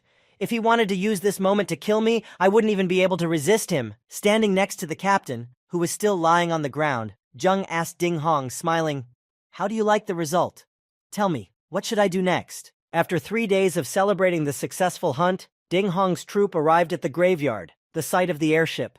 When Ding Hong's entire troop had left the airship and were about to go their separate ways, the commander spoke to Zheng and Hu. Thank you very much for your cooperation these past few days. We will part ways here, Zhou Zheng, and good luck to you. Hearing such sincere words of gratitude and farewell, Zhou Zheng waved his hand and said happily, okay. And behind him stood Lao Hu, who did not understand what was happening. As soon as the commander said goodbye to his comrades and went on his way, Lao Hu said to Zhou Zheng, why do I have the feeling that the two of you are hiding something? Turning to Lao Hu, Zheng explained the reason to him with a smile on his face, saying, actually, I just promised him to do something. Hearing this, he exclaimed in surprise, do something? After his sudden surprise, Lao Hu calmed down, immediately assumed a thoughtful posture, and with a sly smile said, hey, this Ding Hong is not so simple. Did the commander of the Light and Shadow Squad ask you to do something? Hearing this, Zheng put his hand on his shoulder and immediately interrupted his moment of glory by saying, do you think I didn't know anything before answering him? The Light and Shadow unit is the 13th unit in the top of the Gravedigger. As Zheng went about his business and waved to his friend, he spoke to him one last time before saying goodbye. It is because of their status that I agreed to cooperate. After saying this, and waving goodbye, Zheng put his hands in his pockets, and walking carefree into the city, he said to Lao Hu in closing, thank you for your efforts, and now it's time to go. If you have any business, call me. Returning home after such a long absence, Zheng was finally able to do what he had been dreaming of for so long, to allow himself to take a hot shower. After the water procedures and relaxing under the hot water jet, he put on a bathrobe and finally lay down on his soft bed, saying with satisfaction, "Huh, I finally got to take a shower." As soon as he relaxed, the memory of Xiang Shihan, whom he hadn't seen for so long, immediately appeared in his mind, and he stood up and said, "I wonder what Shihan is doing now." Immediately getting out of bed, Zheng began to plan his actions for the near future, namely building a nest and meeting his girlfriend, and said, "I can't put things off."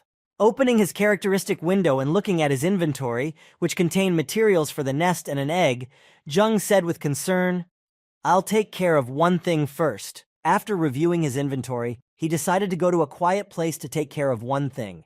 When he reached an old building, he stood in front of it and said, "Usually there is no one in the abandoned warehouse of Haiyan Tower." Without thinking twice, he immediately jumped up to the roof of the building to find a good hiding place to leave his egg there, because no one would find it. After climbing onto the roof, Zheng saw a suitable place to create suitable conditions for the nest and said, "This is where I will leave the egg to hatch." After completing all the preparations and choosing the best place to place it, Zheng laid out the vine and placed the egg in the center.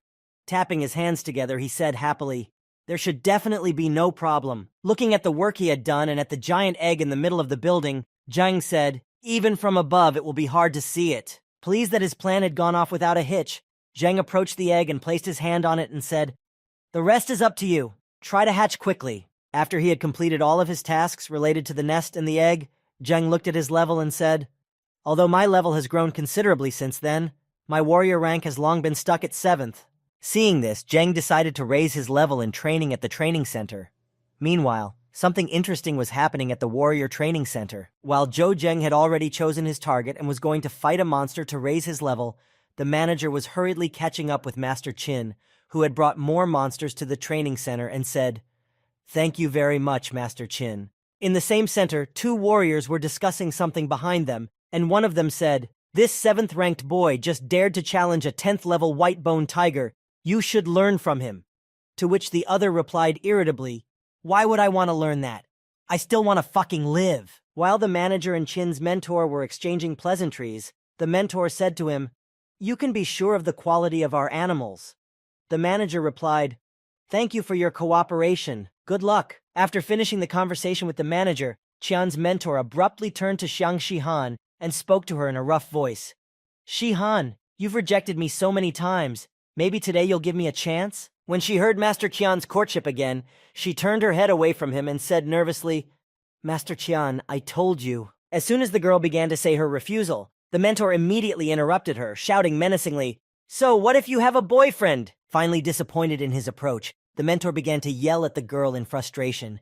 "Xiang Shihan, I gave you a chance to get away with it. I just wanted to have fun with you, and you disappointed me again." Hearing such loud words in a threatening tone from her mentor, Xiang Shihan looked at him in alarm and said, "You're not a man. Master, are you—" Before she could finish speaking, she felt her arms being grabbed from behind, preventing her from escaping. It was one of Qian's men who spoke. "Chief, I told you not to waste time. It's better to take action right away." Hearing the words of support from his comrade, the leader decided to take radical measures, grabbed the girl, and smiling ominously said, "It's not too late." Watching from the sidelines, the manager tried to stop it, and said to Qian, frightened, "Sir, please, be careful." Hearing the manager's request, the mentor turned his head toward her, looked at her ominously, and said in an angry tone, "Get out! Even your director bows down respectfully at the sight of me, and who are you?" Hearing this from Chiang's mentor, the young manager froze in place in fear, realizing that she was powerless in this situation and had no choice but to turn a blind eye. Holding Xiang Shihan's arm, who was struggling and trying to get away, Chiang stepped forward and pulled her along, saying, "Come with me." One of the soldiers who had been discussing Zhang immediately noticed that the room with the tiger had opened, and said, "This is the room that the 7th-ranked fellow entered?" Another replied, "There won't be any corpses left in this battle." After opening the door and leaving the training room, Zhang had already reached the 8th rank in this battle. The manager, seeing Zhang leave the room, spoke to him. "Are you okay, mister?" Hearing this question from the manager's concerned girlfriend, Zhang said to her, "Bring me a few bottles of blood-restoring medicine."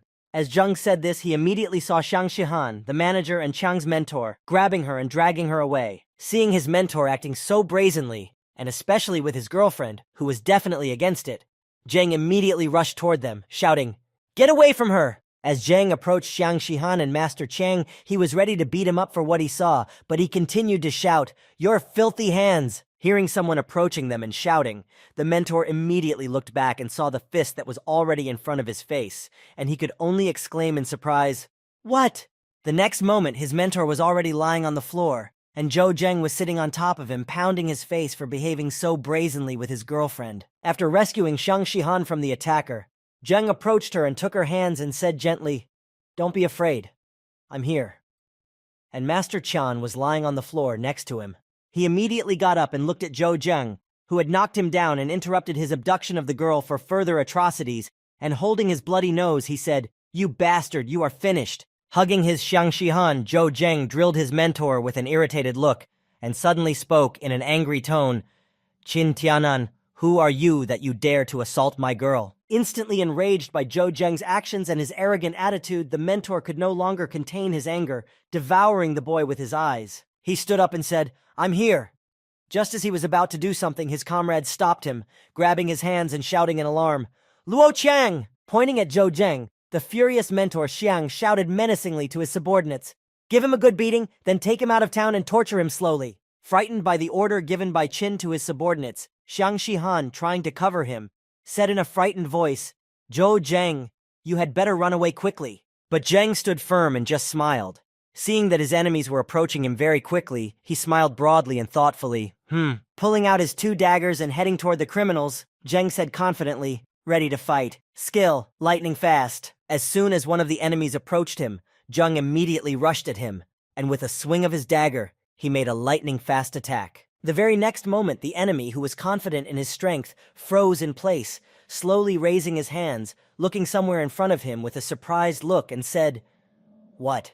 Immediately after he exchanged attacks with Zheng, or rather received an attack, the enemy immediately fell to his knees and clutched his neck, coughing loudly. Seeing what had happened to their comrade, the squad leader stepped back in fright, and the crowd of onlookers began to shout in surprise, He killed!" and "The system will never let go of a man who dared to kill someone right on the street."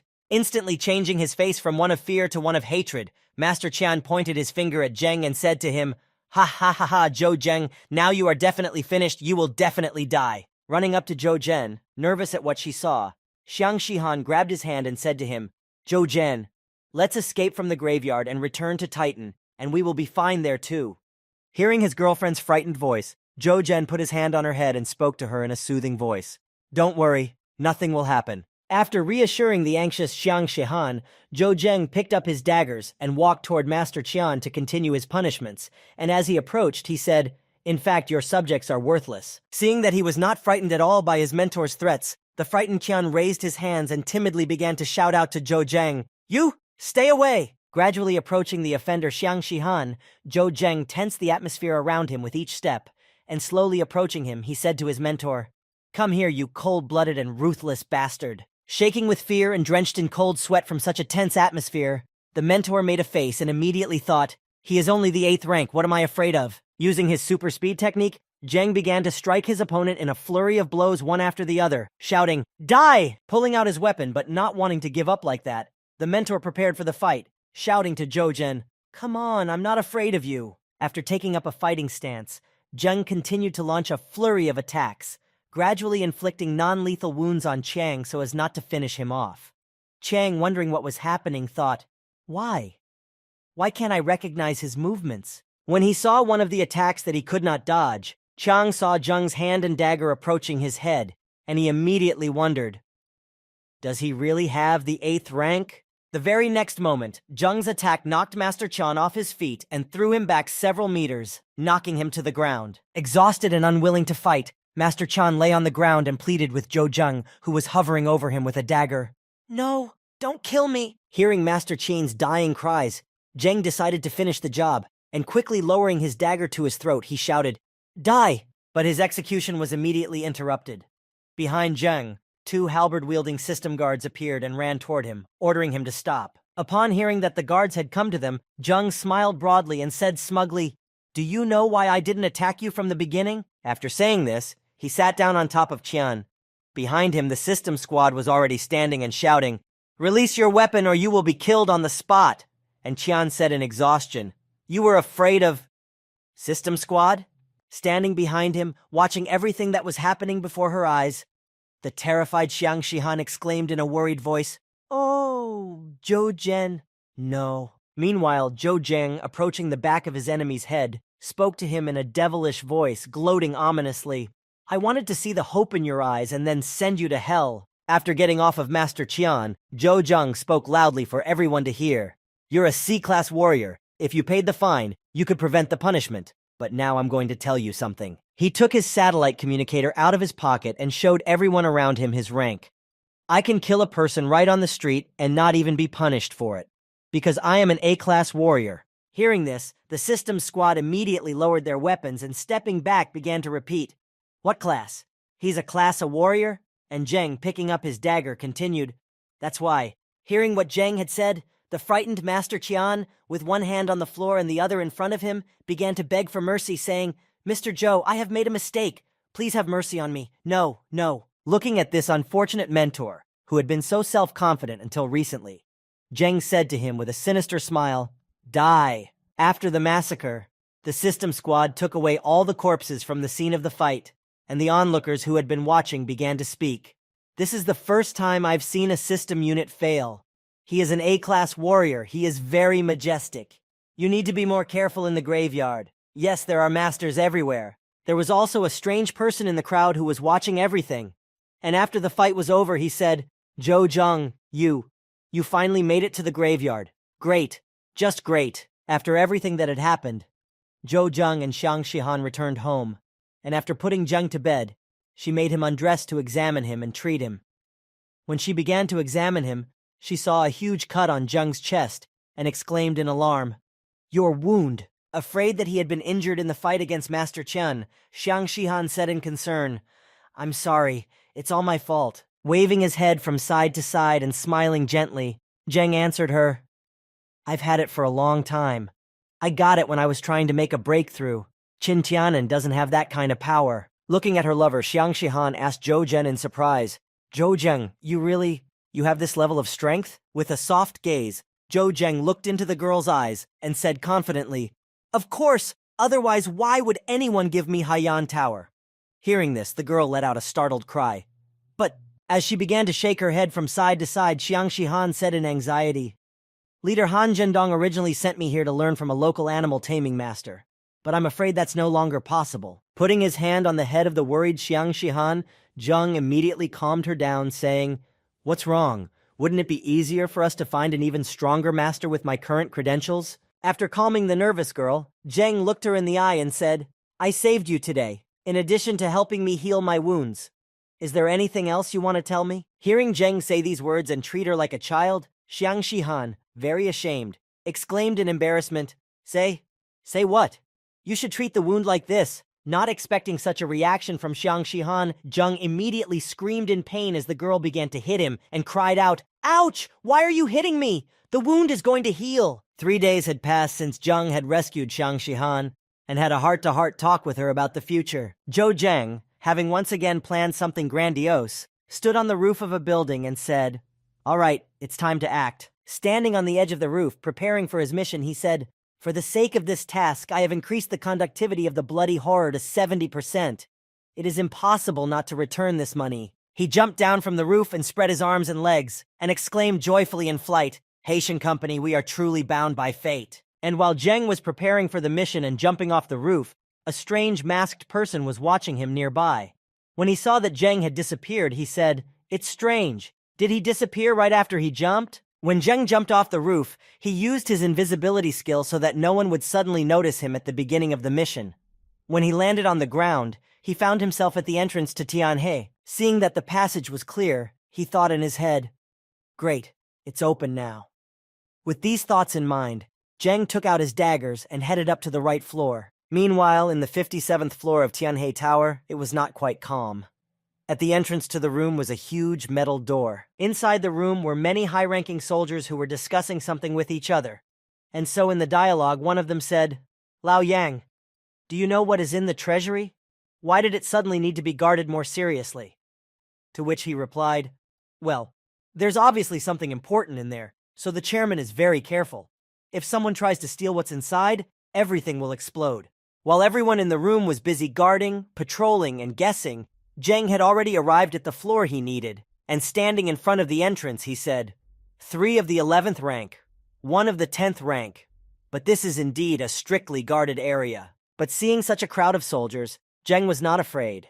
This was not his first time here, so nothing new would happen, he thought, and said, let's do it the old-fashioned way. As he began to put his plan into action, which was to lure out the enemies one by one and deal with them easily, he made a noise in the corridor, which was empty. Hearing the noise, the guards immediately shouted, "Who?" Hearing this noise, the squad leader pointed to the corridor around the corner from where the noise had come and gave an order. "Lao Yang, Xiangji, go check it out," they answered the commander.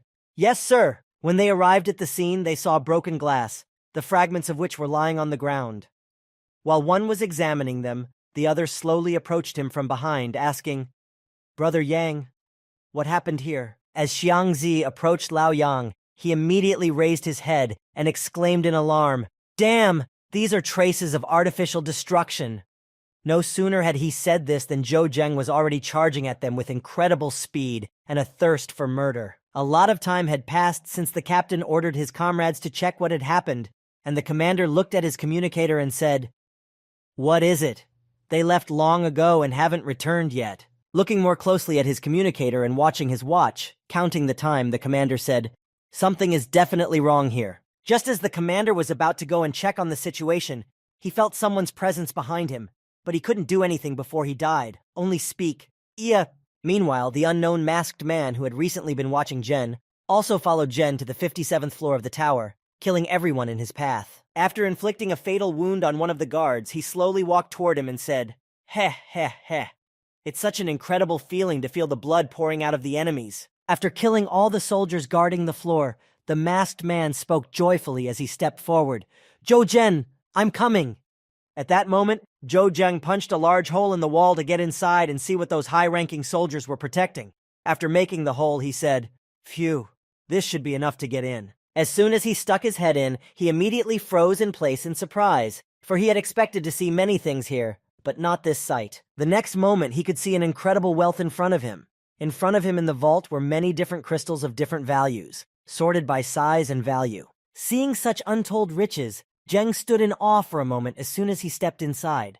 Looking at the crystals, he said in awe, "Holy moly." Looking at the huge number of red crystals lying on the shelves right in front of him, Zheng said, "The Haitian company has considerable wealth at its disposal." Immediately reaching out for the crystals, Zheng began to quickly gather them into his backpack, saying, "Then I will not hold back." Meanwhile, as Zhou Zhen was quietly collecting the crystals from the treasury, a strange masked man had also reached the door of the hiding place and, standing in front of it, said, "You are really here, Zhou Zheng." Immediately lighting up from his warrior aura, which enveloped his body in flames, this strange warrior said with a smile on his face, "Looks like we need to add some fire." Swinging with all his might, the masked warrior who was chasing Zheng began kicking the wall, trying to either destroy the vault or lure Zheng to him. Zheng, who had already cleared out the entire vault, suddenly heard a strange noise that vibrated through the walls and created a very loud sound. Walking toward the exit through the hole he had made in the wall, Zheng said to himself as he climbed out, "Is there really someone else here?" But regardless of whether there was indeed someone else here besides Zhou Zhen, or whether it was something else was bothering him. As he left the vault, he thought, "These sounds will definitely attract the attention of the guards." Realizing that things were bad and time was running out, Zheng used his super speed skill to quickly run away from the tower, saying, "Therefore we must get out of here." Moving quickly through the corridors, Zhou Zheng was heading with a full backpack of riches to the exit to complete the mission, looking around. But suddenly, someone interrupted his escape, getting in his way and blocking the exit, attacking Zheng as he moved, trying to finish him off before he noticed him. Noticing his opponent in front of him, Zheng immediately jumped away from his attack, shouting, "Yang Liu!" Recalling everything he knew about him.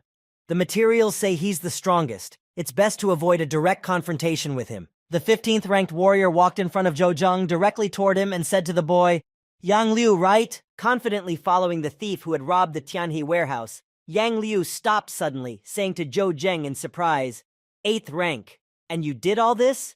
You're amazing." Watching Zhou Zheng approach him very quickly, with a serious expression on his face, and prepare to attack, Yang Liu spoke to him. "I seem to have gotten the wrong impression. Seeing what might be his only chance to attack, Zhou Zheng could not let it go, and immediately tried to attack his 15th ranked opponent. But the 15th ranked warrior was easily able to repel his attack, defending himself against Zhou Zheng's dagger with his sword. And speaking after the boy's failed attack, "Do you want to die?" Zheng immediately froze in surprise that such a fast attack and at such a distance could be repelled, and said in astonishment, "It's..." Before he could finish speaking, he saw that a fist punch from the 15th ranked warrior he had to fight was already flying at him. In an attempt to defend himself against this attack, Zheng tried to put up a block, but the punch reached him before it did, and landed right on Zheng, causing him a lot of damage. Coughing up a breath after being attacked by a high-level warrior whose attack was right on target, Zheng tried to regain his breathing rhythm as he flew backwards from the blow. After hitting the target with his punch and throwing Zhou Zheng into the wall, Yang Liu spoke to the boy, "You're quite fast, but don't underestimate a specialist ranked higher than you." After flying a considerable distance, Zhou Zheng found himself in the middle of a large pile of dust that had risen around him after he had hit the wall. As he began to disperse the dust around him to improve his visibility, and coughed up the dust and the impact, Zhou Zheng slowly came to. As he approached Zhou Zheng, Yang Liu looked at him with a menacing gaze and said, "Do you know why the Haitian company chose this particular place to store this good?" His expression changed immediately, and he said with a menacing look, trying to intimidate Zheng, "It's because I'm here." Picking up his sword and preparing to attack with his star power, Yang Liu said, "No matter who you are." Jumping up and rushing at Zheng at high speed to finish him off, the high-level warrior shouted to him, "Today, you will be finished." Yang Liu swung his sword and was ready to kill Zheng, but his blade was already flying straight at Zhou Zheng. But he was able to dodge at the last moment and do something. After Yang Liu's attack went through and cut through the very strong concrete wall that Zhou Zheng was sitting against, he thought it was over. But it wasn't that simple. After his strike, the high-level warrior saw only the aftermath of his blow, but not the corpse of the crystal thief. He was astonished at what he saw and said in astonishment, "How is this possible?" Zheng dodged his attack at the last moment and used his invisibility skill to hide from his opponent's eyes. And the latter stood there in confusion, repeating, "How could he escape so quickly?" When everything was over and the owner of the vault arrived, he and Yang Liu went to the door of the treasury, examining how the robbery had taken place. Looking at the broken door, the vault owner said to Yang Liu in displeasure, "You mean to tell me that he just vaporized?" Hearing such a displeased tone from the old man, the warrior turned his head to him and angrily asked, "Do you not believe me?" The old man replied, "This, Mr. Liu, you have misunderstood." Breaking out in a cold sweat because the warrior had looked at him so displeased at his own rudeness, the old man said, "I mean, this is very strange. Who would be able to escape right out of Mr. Liu's hands after all?" Hearing this question, Mr. Liu lowered his head and said thoughtfully, "He may be an 8th-ranked man, but he is definitely not an ordinary person." Immediately thinking of everyone he had ever met, Yang Liu hesitated to speak about his memory. "I feel like I've met him before." Suddenly remembering something, the 15th-ranked high-level warrior said thoughtfully, "Wait, but..." Pulling out his communicator, Pang Liu began to scroll through all the soldiers, looking for the one, and then he exclaimed loudly, "I'm not even surprised." Showing Zhou Zheng's photo, he said, "He was ranked 7th last week. The speed of his improvement is incredible." Seeing Zheng's photo on Liu's communicator, the old man immediately burst into flames of anger and angrily shouted, "You bastard, I couldn't find you last time, and now you've shown up." Meanwhile, the soldiers who had survived the attack began to search for and rescue the survivors, running down the corridor and shouting, "Look over there! There are 2 more of ours!" While the guards were running and looking for their comrades, Zheng, being under the effect of invisibility, sat in the same place, and feeling unwell, thought, "The situation is unstable. We can't delay any longer." With the last of his strength, Zhou Zheng stood up and held his chest, and slowly walked toward the exit, the same hole in the wall that had brought him here in the first place. After passing by the guards who were running around looking for their comrades, Zhou Zheng successfully passed them, and seeing that the exit was close, he thought, "Yes, it's good." Realizing that he had almost reached his goal, Zhou Zheng looked happily at the end of the corridor and thought, "Around that corner is the room I entered from." Continuing to walk slowly down the corridor, Zhou Zheng felt very sick when he reached the corner, and he groaned heavily in pain. Ah! Unable to hold back from the sudden influx, Zhou Zheng was unable to hold back the blood that gushed out of his mouth, and some of it fell to the floor, giving him away. Hearing a strange cough from around the corner, the guards immediately reacted to it and exclaimed loudly, "What was that sound?" After walking a little further, one of the guards running through the corridors noticed something on the floor and immediately rushed to report it to Yang Liu and the owner. Arriving at the spot mentioned by one of the guards who had discovered the bloody trail, Yang Liu looked at it carefully. Afterwards, the high-level warrior, who had been staring at the blood trail for a long time, suddenly had a flash of insight and realized what had happened. Happy that Zhou Zheng hadn't run away too far from them, Yang Liu suddenly became more cheerful and said, "Ha, I've cornered myself." Immediately heading toward the room with the hole in the wall, the old man saw Zhou Zheng and angrily called out to him, "Zhou Zheng, return what you took, and I will spare your life." Standing in front of the hole in the wall, Zheng looked back to see his pursuers, who had already caught up with him. Seeing Zheng in front of him, Yang Liu spoke to him, "You have no way out." As he approached the edge of the wall and stepped out into the hole, Zhou Zheng spoke to them. "Do you really think you can catch me like this?" Standing behind him, the angry old man shouted at Zhou Zheng, who was standing at the 57th floor hole in the wall.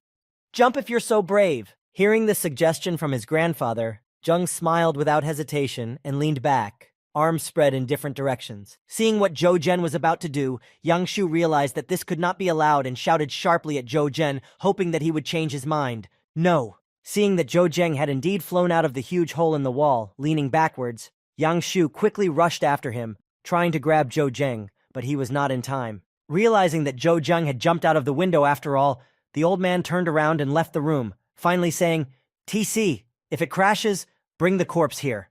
Walking to the edge of the building to watch what would happen to Zhou Zheng, Yang Shu peered out of a hole in the wall. Looking down, he saw only Zhou Zheng, who was swinging his arms and legs rapidly downward and was very likely to have fallen to his death. But at the last moment, jet wings appeared on his back, and he was able to avoid falling and immediately fly away from the scene. Having escaped from the danger and taken refuge in a safe place, Zhou Zheng dialed his friend on a satellite communicator.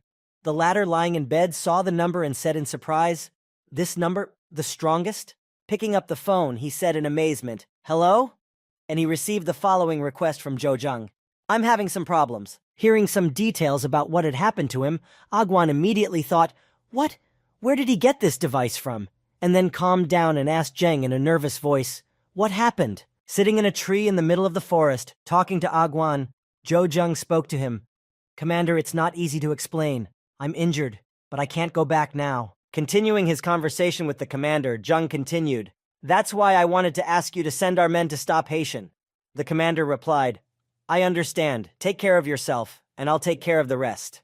After explaining everything he could to his commander, Zhou Zheng added in conclusion, "Also, I need to call Brother Shen." Meanwhile, Haiyan was already standing outside the tower, shouting to the soldiers guarding the building, "Do you think you can stop us? Get out!" To which Agwan replied, "The Ministry of Military Forces has imposed martial law on this area. Anyone who disobeys will be shot on the spot." Approaching behind the old man, Yang Shu spoke to Agwan in a menacing voice.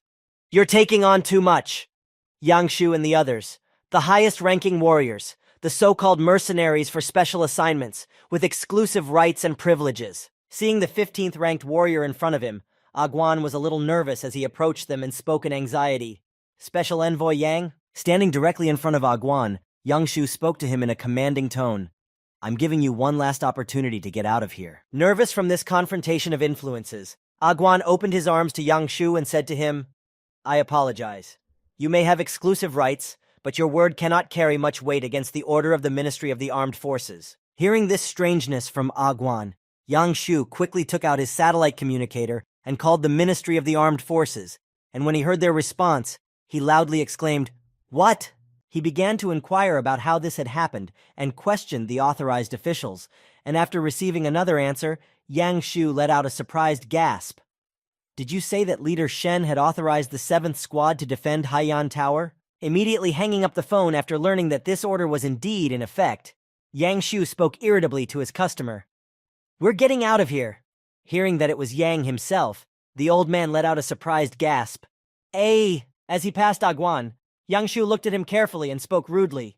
"I'd like to see how your Ministry of Military Training would protect you in the wild." While the 7th Squad was defending Haiyang Tower from intruders, and doing a pretty good job at that, Zheng was hiding somewhere in the abandoned storage room of the tower. Taking out some bandages, Zhou Zheng began to wrap them around himself to cover the wounds he had received in the battle with the high-level warrior in Tianhe Tower. Groaning in pain, Zheng tightened the bandages on his torso to secure it to the injured part of his body and moaned heavily. Rewinding the wounds and assessing the severity of the damage, Zheng said, "As expected from a high-ranked warrior.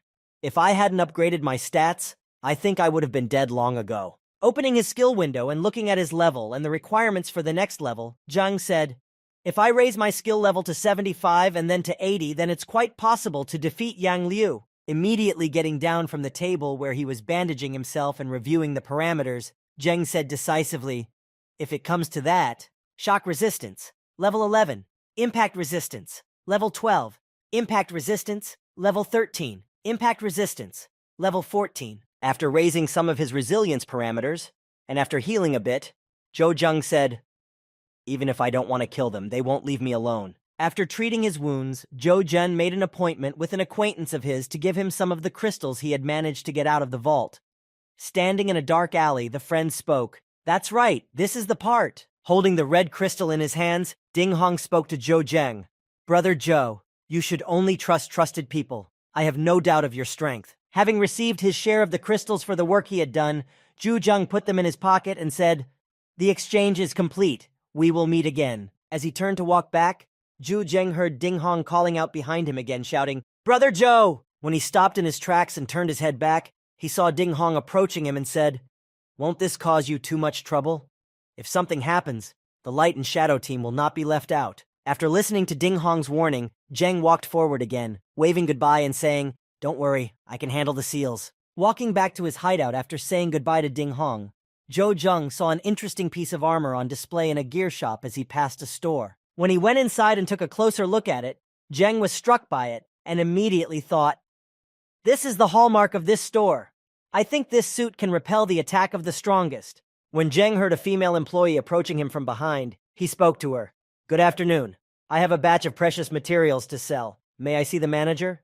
To which he heard back, "Yes, of course." Meanwhile, in the Tianhe Tower, subordinates were being brutally beaten by an angry boss who was dissatisfied with the performance of his soldiers. After kicking his subordinate, who flew back several meters, the angry boss yelled at him, "Idiots! It's been so many days and you can't find one damn person!" Realizing that his anger would not be of much use, the evil boss turned behind him to where Yang Shu was and spoke to him. "Mr. Liu, all of this is useless. Perhaps you and your abilities could help?" Taking a cigarette out of his pack, Yang Shu lit it and spoke to his boss in a rough voice. "I don't have that kind of authority, but I know a warrior who could help us with this matter." Taking the cigarette out of his mouth and holding it in his hand, Yang Liu immediately cheered up and spoke animatedly to the customer. "However, I think you can imagine the price of his services." 3 more days passed after this incident, but nothing stood still. Everyone did what they could, and now there was a giant zombie outside the city again, and for some reason, it was very angry. Standing in front of this giant zombie, Zhou Zheng, already wearing the new gear he had recently bought at the store when he returned from a transaction, stood there waiting for the moment. Continuing the fight, the giant zombie swung his arm and decided to throw a punch that flew straight at Zhou Zheng, who did not even think to dodge. Having taken the full brunt of the attack, Zhou Zheng did not feel any damage from the attack and said happily, "Not bad. An attack of this level is no longer a threat at all." Confident in his new equipment and his resilience, Zheng decided to end the fight and immediately jumped to the enemy's head level. Jumping up to the monster, Zheng was quickly able to finish it off with a single punch, and the system gave him a new notification. Level 75. Seeing this, Zheng said, "Great, finally level 85. After jumping off the slain monster, Zhou Zheng jumped straight to the roof of the house to examine the new parameters of his new skill. Opening his skill system window, he saw his updated parameters and a description of the ability. While Zhou Zheng was looking at what kind of skill he had, another huge zombie suddenly appeared on the horizon, roaring loudly as it walked around. Deciding to test his new skill on it, Zheng launched his new skill to cast the subdue effect on the target. After the effect was cast, an eye mark appeared above the huge zombie, visible only to Zhou Zheng, which was above the puppet's head. Seeing that everything was working as described, Zhou Zheng ordered his puppets to clear a path and destroy several zombies nearby. As the puppet began to destroy everything around him, Zheng began to receive experience points for destroyed targets. Surprised by this, he said, "Huh? Why am I getting experience points for the zombies I killed?" As the zombie continued to kill all the small monsters nearby, Zheng began his thoughts while watching him. Does the system consider him a puppet controlled by me? Happy to have such a good bonus, Zhou Zheng continued to give orders to the puppet and said happily, "If this is the case, It shouldn't be too difficult to reach the 80th level in no time. It had been 4 days since Zhou Zheng had reached level 75 and mastered the new skill, but now he had 2 puppets. Watching his puppets work from the roof of the building, Zheng could only enjoy the sight, and the notification that experience was steadily flowing into his balance. After gaining countless experience for such simple manipulations, Zhou Zheng had already reached level 79 and decided to call his girlfriend. Hearing her pick up the phone, Zheng spoke. "Shihan? I'm sorry it took me so long to get in touch. How are you?" Hearing her lover's voice, Xiang Shihan spoke to him in concern. "Zhou Zhen, where are you now?" He replied, "I'm outside. I'll be back in a few days." Hearing his voice and the news of his imminent return, Xiang Shihan shed tears and said joyfully, "Very well then. Don't worry about me. I'm fine. Your friends. They protected us in Haiyan Tower." Standing on the roof, still talking on the satellite communicator, Zheng spoke to Shihan. "They're very reliable guys. You'd better listen to them." To which he replied, "What if I find you and we go back to Titan?" In the meantime, the old man decided to call the man Yang Shu had told him about.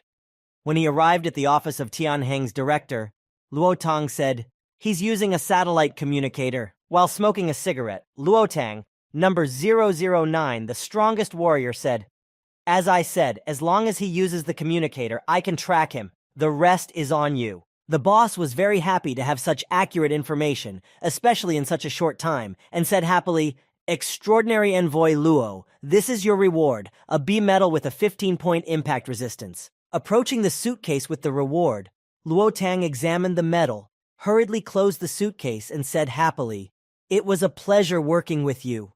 I have provided you with the information with his exact location. The rest is no longer my concern." As he stood up to thank him for the information and was about to leave, the boss of the company, Tianheng, said nervously, Of course, of course." As Luo Tang was leaving his office, the director bowed to him and said one last time, "Take care." As soon as the majestic warrior left his office, the old man suddenly burst into anger and shouted, "Call for the Flaming Stone, Heavenly Sword, Split Beast, and Heavenly Hammer squads. I want not even a speck of dust left of him." In the meantime, Zheng continued to slowly train and reached his long-awaited level 80 by shooting arrows at targets. Holding up his elven bow, which he had just hit the target with, Zhou Zheng said, "Old man, you're still full of energy." Reaching for another arrow, Zhou Zheng said, "This elven bow and arrows with 5 points of penetration will make you use all your strength." And somewhere near Zhou Zheng, while he was practicing with the bow, some warriors were recording his training on a video camera saying, "Excellent archery." Hiding behind a column of a nearby building,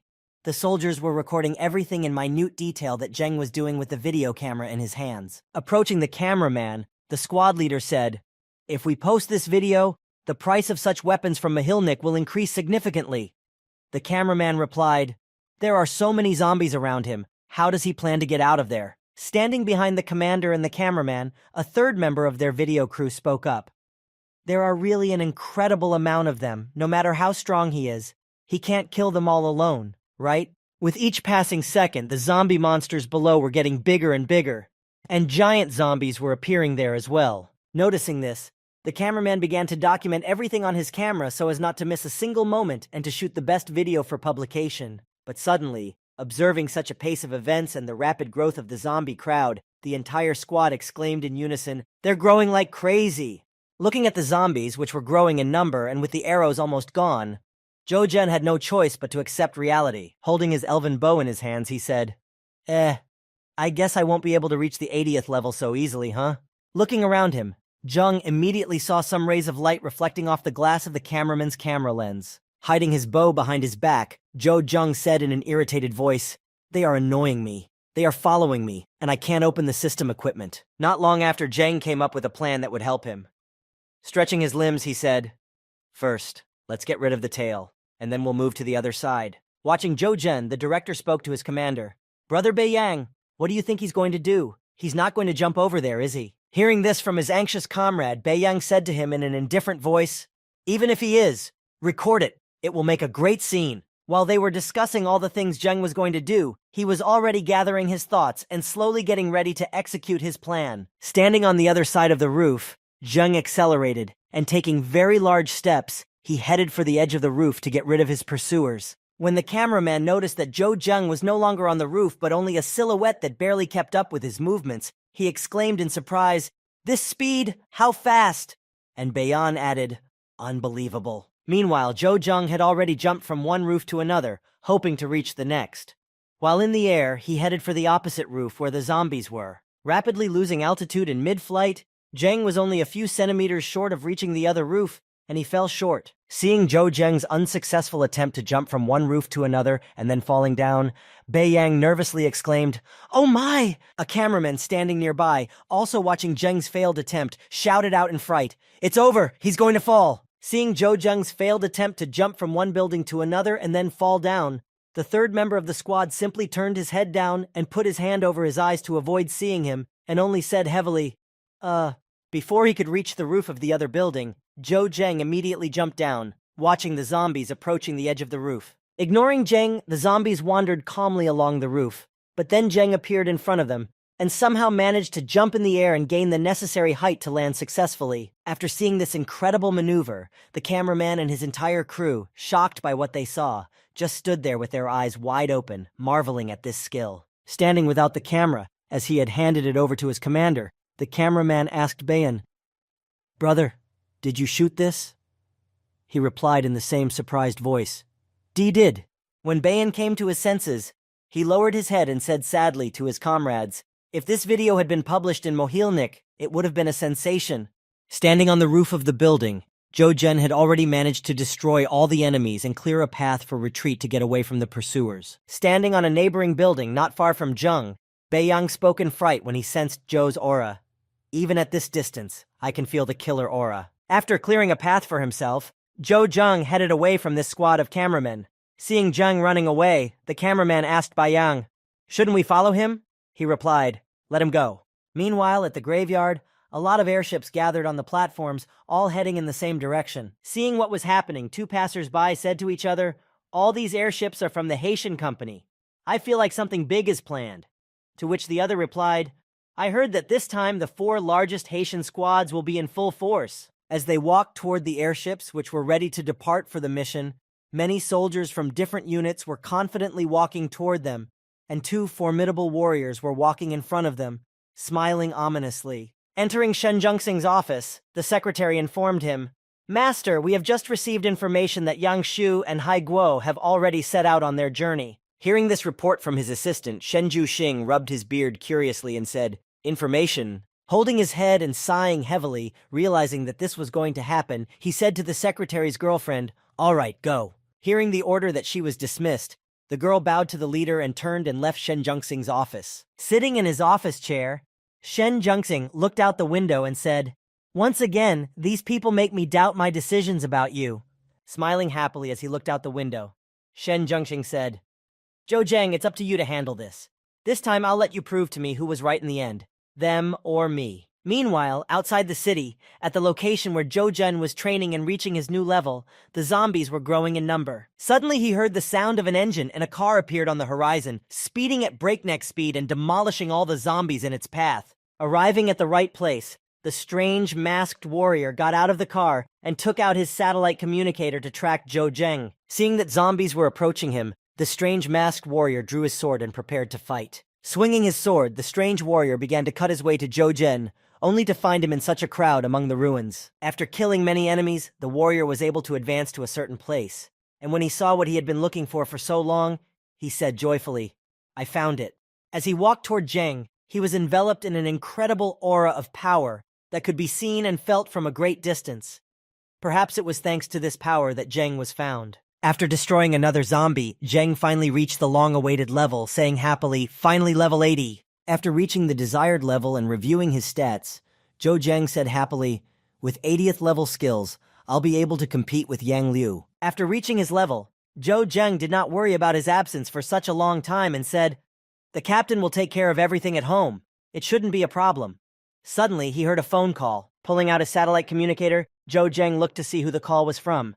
The screen showed a C-rank soldier calling him. When he saw who was calling him, Zhou Zheng said in surprise, "Lei Hu? He's been calling me too often lately." Picking up the phone, Zheng heard, "Thank goodness, Brother Zhou, you finally picked up the phone." Hearing his comrade's worried voice, Zheng asked him, "Captain Luo, what's wrong?" He replied, "The Navy SEALs and Yang Liu seem to know where you are. They have gathered the people and have already taken them out of the city. This time, the 4 largest Haitian units have been called up. You better find a safe place to wait it out. Hearing such bad news, Zheng immediately thought of something. How could they know exactly where I am? As soon as he thought about it, he saw a crew of airships not far from him, heading straight for him. Noticing the danger, Zhou Zheng said in concern, "It looks like I don't have time to find a safe place." The captain replied in confusion, "What do you mean? Are they—" Looking through his binoculars, one of the soldiers on the airship shouted to the entire crew, "Target location successfully identified. Everything is ready for capture." Sitting behind the soldier in his chair directing the operation, Hai Guo said to him, "Then go down and turn on all the cameras." Looking out of the panoramic window of the airship at Zhou Zheng standing below, the boss shouted, "I want everyone to see the death of the man who dared to provoke us." Standing beside his commander, the captain of the Firestone Squad, Hao Lei, spoke to him. "President, let us go first." Having received permission to be the first to launch the operation to destroy Zheng, Captain Lei, taking his men and one missile in each hand, spoke to his men as he headed for the door of the airship. "What do you think? A warrior of the 8th rank." Opening the door and taking aim at Zhou Zheng, he continued, "Can he survive the impact of a warhead with 10 points of armor penetration?" As soon as Captain Luo Lei spoke, all the warheads were immediately released and flew toward the target. Hearing a strange sound above him, Zheng looked up at the sky and noticed that missiles had been fired at him.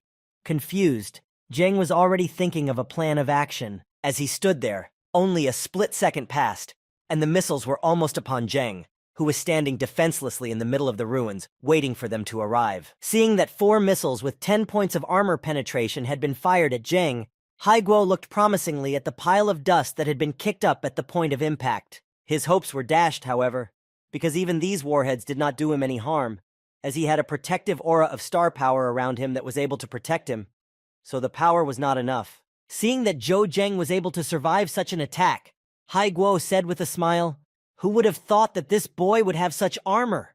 Well, let's make him move around a bit." Having survived such an attack without any injuries, Zhou Zheng realized that this was not the end of it, and he looked up to see that the airship crew was carrying something on deck again. The next moment, some balls began to fall from the deck.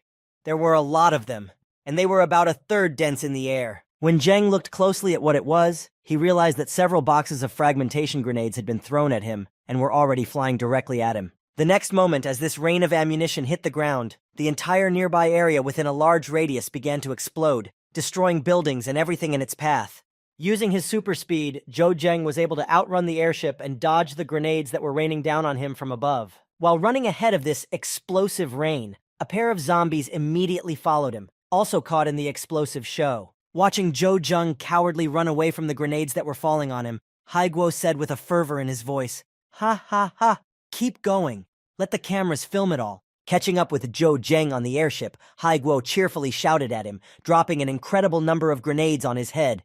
"Zhou Zheng, what, are you scared? Why are you running away?" Taking out another grenade, which was not a fragmentation grenade but a more serious one, Hai Guo shouted at Zheng, "Let's see how you can dodge this time." Throwing this grenade at Zheng, it sent a huge mushroom of explosion overhead, which hit the airship and gave it a serious dent. After the grenade exploded on Zheng, the entire crew, after the blast wave threw the airship back and knocked everyone down, began to get up to see what was wrong with Zheng. After getting to his feet, Hai Guo was the first to run to the window to see what was left of Zhou Zheng after such an explosion. But what he saw plunged him into chaos. He saw Zheng downstairs holding an impressive-sized gun. Realizing that he smelled something fried, Hai Guo shouted in fright, "Where did he get that gun?" Striking back, Zhou Zheng fired several warheads at the airship, and a terrified voice came from the airship. "Why are you standing there? Hurry up and take off. Faster!" The next moment, the missiles hit their target, and the airship was shot down. As it fell down, it was engulfed in flames, and everyone in it began to jump out. After getting out of the downed airship, Commander Hai Guo noticed that it would not be the end of the story, and they would have to try a little harder, because zombies were coming at them from all sides. Heading towards the airship crew, the zombies gathered in small groups, and one of the dead pointed at the soldiers, as if giving the others the order to attack, and growled loudly. Seeing that the enemies were advancing, Commander Hai Guo gave orders to all those who were with him, saying, "Prepare all equipment for battle." Meanwhile, Zhou Zheng, who was enjoying the beautiful sight of the airship slowly descending, burning to ashes, was preparing for the next stage of his plan. Looking at the work he had done, Zhou Zheng said happily, "Don't be in a hurry to relax. The most interesting things are yet to come." At the very moment when Zheng shot down the airship, a group of cameramen were following Zhang, and one of them shouted, "I got it! I got it!" Holding the video camera in his hands, Bai Yang exclaimed joyfully, marveling at the incredible content.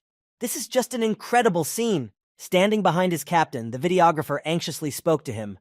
"Brother Bai Yang, it will soon be dusk. Are we going back to Beba or staying here?" Hearing his friend's question, Bai Yang with a serious attitude said to them, "It's been a long time since we've been able to record something so amazing." Holding the camera with one hand and gesturing with the other, Bai Yang spoke joyfully to his comrades. "Brothers, we are staying here tonight. Fighting off the zombie invasion and protecting Haiguo," Yang Shu said, "We need to get out of here. These sounds will attract more zombies." Hearing the advice from his mercenary soldier, who warned him of the dangers of staying put, the commander replied, "Yes."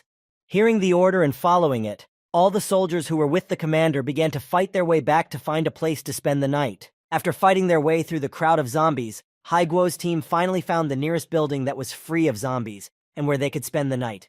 As soon as they set up camp, the boss angrily punched the wall. After the commander hit the wall with his fist, it was covered with cracks, and his comrades immediately turned their attention to him, afraid to say a word. But immediately after, the boss said, "Damn, how did this happen?" Seeing that Captain Haiguo was furious at the failure, Yang Shu spoke to him.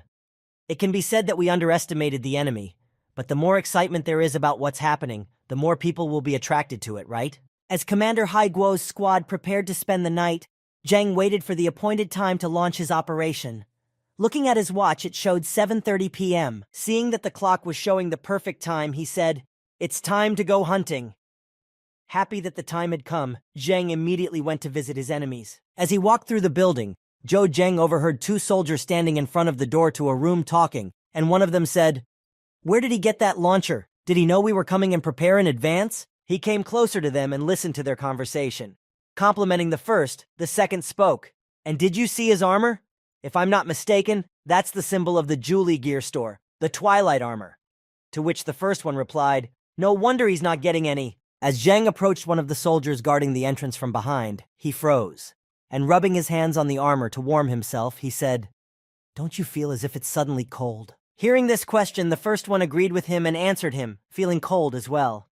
"Yes, I do, especially in the neck area." When the warriors finished talking, Zhang whispered in one of their ears, "Bye-bye." After that, he immediately killed them both without any noise or witnesses. As Yang Shu and Haiguo passed by the posts, they noticed two corpses of soldiers. As they approached them and checked their pulses, Yang said, "Two soldiers, one of rank 11 and the other of rank 10, were killed completely silently." Hearing this, Haiguo asked him, "Is this really the work of Zhou Zheng?" Immediately thinking about what had happened, Yang Shu said, "It is already dark outside. Even I would not dare to go out." Calling one of the soldiers who was nearby, Yang Shu gave him an order. "Clean up the corpses and assign units to patrol." As they patrolled the area, the four soldiers walking along the corridor began to talk, and one of them expressed his opinion by saying, "You mean it wasn't a ghost that killed them?" Hearing this nonsense, one of the soldiers from the patrolling squad mockingly said to him, "Hua Ji, you are like an 11th ranked warrior, but you have the brain of a small child." Continuing to ridicule his comrade for believing in ghosts, the warrior said, "I have never heard anything like this before." As soon as the warrior said this in a mocking tone, he immediately noticed that his friend was frozen in place and a cut appeared on his neck. Seeing that his comrade was already dead, the frightened warrior shouted out to him, "Hua!" Trying to bring him back to life, the warrior was already drawing his sword to defend himself. But before he could do so, he was struck in the back, neutralizing him and preventing him from saying a word to call for help. The next moment, the rest of the soldiers who were also with them also received several fatal blows and froze in place in silent agony. Trying to shout out something to warn them of the danger, the soldier repeatedly made vain attempts to make a sound, and then he thought, "Why, I could not make a sound. My body does not obey." Standing beside the poor soldiers who had stumbled upon Zhou Zheng, he looked at them with a smile on his face and said, "So unfortunate. Chaos. Available from level 80. The target loses control of their actions and remains motionless for 15 seconds. The probability that the targets will attack each other is 10%. The maximum value is 5, and the recharge takes 3 minutes." Then, noticing 4 more soldiers who had been killed without a sound, Commander Haiguo grabbed his subordinate and shook him. "Find him! Find this bastard!" After releasing his subordinate, Haiguo spoke to Mr. Yang Shu. "Mr. Liu, Why don't you ask Ambassador Extraordinary Luo to confirm his whereabouts? Immediately pondering the suggestion, Yang thought, it seems that this Zhou Zheng is much more dangerous than I could have imagined. I can't ignore this, he thought, and said, okay. Taking out his satellite communicator, Yang Shu called Luo Tian and said, Ambassador Extraordinary Luo, greetings. After overhearing this conversation, Zhou Zheng finally realized how someone had managed to track him down and thought, in that case, it's no wonder they were able to find me. It's all down to the extraordinary messenger Luo. When Shu finished speaking with the extraordinary envoy, he reported the exact location of Zheng, who was in their vicinity. When he was discovered, Zhou Zheng took off running and said in frustration, this Luo Tian, he revealed my location. Damn it. He immediately ran away, followed by several soldiers, and Yang Shu, who drew his sword and ran after Zheng, shouted to him, Zhou Zheng, you cannot escape! Running away from his pursuers, Zhou Zheng deftly dodged all the monsters he met on his way and left them behind, thus delaying his pursuers. When Yang Shu saw that Zheng was leaving behind the zombies blocking their path, he was overcome with emotion. Using his star power, which immediately enveloped his entire body, he was able to kill several zombies in one blow and clear the way for further pursuit. Watching Zheng's pursuit with binoculars from afar, the strange masked warrior who had been following them said in astonishment, quick! Lowering the binoculars from his eyes, this strange masked warrior said thoughtfully, at first I thought that Yang Shu might be a worthy opponent for him, but now, it's hard to say. As Zheng continued to run away from his pursuer, he realized that his skills would soon expire and he needed to think of something. At once confused by the fact that he could not foresee this, Zhou Zheng thought, damn, the effect will soon dissipate. Looking at the path ahead, which he had yet to overcome, Zhou Zheng said in surprise, there aren't any zombies up ahead? When the effect wore off, Zhou Zheng could not worry too much because there were no enemies on his way. Running to a building where he could hide, he said, this building, I have a bad feeling about it. But when he remembered who was chasing him and what they might expect, Zhou Zheng said in a low voice, it doesn't seem like I have much choice. As soon as Zhou Zheng entered the building, his pursuers, led by Yang Shu, arrived a few seconds later. When he reached the building, Yang Shu stretched out his arm, blocking the way for the soldiers who were with him, and said, stop! Stopping his comrades, feeling something strange inside, Yang Shu spoke to them. There is something wrong with the aura in this building. Meanwhile, Zhou Zheng, who had been walking forward because he had no other choice, felt the strange aura and immediately thought, what is this terrifying feeling? Zhou Zheng continued on his way out of curiosity, unable to stop, and kept walking until he reached a certain room. Looking around the corner, he saw something incredibly impressive, and frozen in place, he said in astonishment, this is... What he saw in front of him was an egg with a person in it? Something that looked like a human, an ogre undergoing some kind of mutation or something. Standing in front of this giant egg, watching it, Zheng's breath caught in his throat, and he said in a nervous voice, is it developing? When Zheng regained consciousness, his fear was immediately overcome, and he began to examine the egg with interest and take pictures of it, saying, once the process of development is complete, will it be a royalty? After examining the egg from all sides and taking many photos of this amazing sight from different angles, Zheng breathed out a sigh of relief, saying, phew. Meanwhile, Yang Shu had already caught up with Hai Guo, and peering into the building, he shouted in anger, bastard! Why isn't he coming out? Immediately exploding with resentment, Yang Shu, who was standing behind Hai Guo and thought that he had called him that, exclaimed in frustration, who are you calling a bastard? Realizing his mistake, Hai Guo bowed and spoke to Mr. Yang. Oh, Mr. Liu, I didn't mean it for you. Should we send people to check the situation? After considering Hai Guo's suggestion, Yang thought, we've been waiting for quite some time, and he's still not here. Then he suddenly said, all right, everyone, get ready. As they walked forward, the squad that had gone to check was very nervous, and one of them said, it's like an unpleasant chill ran down my back. To which he was answered, shut up! Stop scaring us! Standing not far away from this reconnaissance team under the effect of invisibility, Zheng smiled slyly, and the team continued their discussion. I can feel it too, said the third one. And the last one added, you all talk about it. And, before he could finish, his body suddenly froze, and then the rest of them. Zheng used his 80th level skill again. One of the squad who had managed to run out of the building, running for the exit, screamed loudly in terror. Ah! Ghosts! There are ghosts! Seeing that only one soldier had returned from the building, who was scared to death, Yang Shu decided to intercept him. After stopping the soldier and calming him down, Yang said, calm down and speak calmly. The warrior stammered and replied, all dead. I just blinked, and everyone was dead, just like yesterday. Looking inside the building where the soldier had run out of and where Zhou Zhen had entered, Yang Shu wondered if it was really ghosts or if it was Zhou Zhen. Meanwhile, Zhou Zhen stood by the nest again, looking at the egg and the developing fetus, and said with a sigh of relief, "At last, peace." Looking at the monster inside the egg, Zheng suddenly spoke with confidence. "If this creature comes out, the graveyard will be greatly harmed. We must stop it from developing."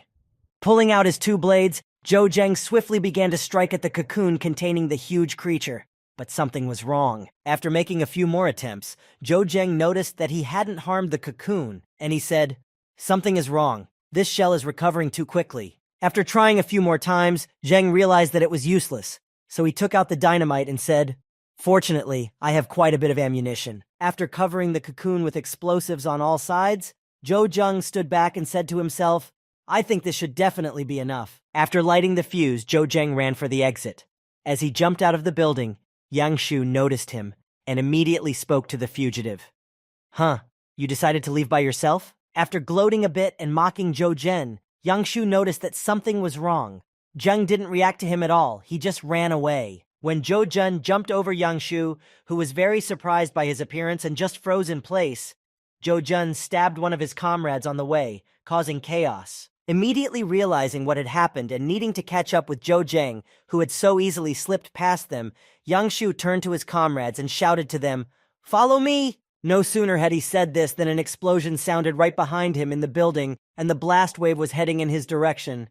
Yang Shu looked back and realized why Zhou Zhen had run out of the building so quickly and hadn't even paid attention to anyone outside. Meanwhile, the blast wave that came from the building swept away many soldiers who stood in its path, and at the same time, threw Haiguo away. Standing not far from the building where the explosion had occurred, the strange masked warrior who had been chasing Zhou Zheng saw only a wall of fire in front of him and the puff of smoke that followed. He just stood there watching what Zhou Zhen had done. He was looking at what he saw, and he couldn't believe his eyes that Zheng could do such a thing. A group of filmmakers who were also keeping up, but at a slightly greater distance, continued to record everything on camera, exclaiming, "Wow! As expected from the strongest. They are able to create something incredible." Putting his hands behind his head and relaxing, the filmmaker said to his commander, "This is just an incredible scene. Our video is sure to become popular and create a sensation throughout Mohilnik." Immediately suggesting a risky idea, the filmmaker said, "Brother Bayan, why don't we come closer?" Hearing the suggestion, he hummed thoughtfully. Without hesitation, Brother Baiyang, also eager for a sensation and quality content, said, "Okay, let's go." Gathering all his courage into a fist, Baiyang spoke an inspiring phrase, "Wealth and recognition are gained by taking risks, let's go." Meanwhile, Commander Haiguo's squad, having recovered from the explosion, immediately informed him, "Boss, such a big explosion. I'm afraid there will be a whole crowd of zombies here very soon." Hearing this warning, Commander Haigu shouted out to his subordinates in alarm, "What, zombies? Then we must—" While Commander Haigu was thinking of ways to get out of here, Yang Shu just stood there, unable to accept the fact that they had been so easily deceived. Clutching the sword tightly in his hand and boiling with anger, Yang Shu repeated the same thing over and over again. "Zhou Zheng, not bad, very good." Suddenly appearing out of the pile of dust and smoke and standing before Yang in all his glory, Zhou Zheng smiled slyly and said to him, "Thank you for your praise." Immediately lighting up with star power that enveloped his entire body and weapon, Yang Shu slowly approached Zheng and spoke to him menacingly. "You didn't run away?" Standing in front of Yang Shu in his new armor, Zhou Zheng smiled at him and asked him confidently, "Why would I run away?" Hearing Zheng's voice, Captain Haiguo asked him sarcastically, "Even if you wanted to escape, would you have the ability to do so?" Waving his hand and feeling superior to Zhou Zhen because they were outnumbered, the commander shouted, "Come here!" As soon as he said this, a giant red monster appeared right behind him. Upon seeing it, Commander Haiguo exclaimed in fright, "That's... what kind of creature is that?" Waking up from a long sleep, the giant opened its eyes, which glowed red, and immediately made the air heavier around it, causing everyone present to be afraid. Seeing such a giant, all the soldiers who were nearby were immediately frightened and began to run for their lives. The next moment, everyone who was still standing saw the huge monster jump into the air and shouted, "Holy shit!" Without hesitation, all the remaining ordinary soldiers also screamed in fright as they watched the giant approach them and shouted, "Let's run!" Trying to run away from the giant, one of the soldiers was the least fortunate. As soon as he started to run, the giant's fist followed him, and he was about to catch up with him. The next moment, there was a thud behind Zhou Zheng, and a large pile of dust was raised as a result of the giant's blow. While the latter was hunting Hai Guo's soldiers, Zheng stood face to face with Yang Shu. Rising into the air and creating a smokescreen, the smoke coming from the building that had been blown up blocked Yang Shu's entire view. Having lost sight of Zheng, he immediately became alert, and nervously looking around, began to slowly retreat backward. As Yang Shu emerged from the smokescreen, he immediately heard a voice coming from behind him. It was Zhou Zheng, who spoke to him menacingly. "Yang Liu, only one of us will make it out of this mess alive today." Not doubting himself or his strength for a second, Yang Shu pointed to himself with a smug smile and said, "It will be me." While Yang Shu was boasting of his strength and already tasting victory, a giant silhouette appeared from the smoke behind the two rivals and slowly approached them. Seeing the enraged monster behind him, Yang Shu was surprised to see it coming, and he said in a disgruntled voice, "Damn, there's this one too. There's no time to waste." Just as he was about to move to another place to formulate a plan of action and regroup, Zheng appeared in front of him and shouted, "You want to escape? Not so fast!" After striking the enemy, Zheng was able to immobilize his opponent with the paralyzing poison skill. After the job was done, he stormed out of there, and hiding behind a nearby wall, he said, 3 seconds. That's enough for you." By paralyzing the enemy, he was able to buy himself some time and escape while the monster was focused on Yang Shu. When the giant spotted the enemy, he immediately rushed to harm him, and Yang could only watch the inevitable, unable to do anything about it. The next moment after the monster approached the high-level warrior, he hit him with his palm with all his strength, launching him far away from him into the nearest house. After hitting the building, the immobilization effect dissipated and Yang Shu was able to move. Leaning on his right knee, the warrior began to cough, expelling the remnants of dust and dirt and grimacing in pain. Seeing that the enemy was still alive, the monster immediately followed him to finish off the insect. Jumping up high, it planned to land on John to crush him instantly. As soon as the giant flew at the warrior, he gathered his strength, wrapped his entire body in star power, and screamed furiously, but still managed to hold back the attack, catching the enemy's attack. Sitting in a hiding place, Zhou Zheng watched the battle, and when he saw Yang's strength, he said in concern, "A 15th ranked warrior is capable of such a thing? Fortunately, I didn't dare to fight him one-on-one." While Zhou Zheng watched quietly from his hiding place, Yang Liu fought for his life with his last strength. Screaming frantically, he held the giant's weight on his shoulders. Feeling an incredible surge of strength, Yang Shu was able to throw the monster off him, angrily shouting at it, "Get out of here!"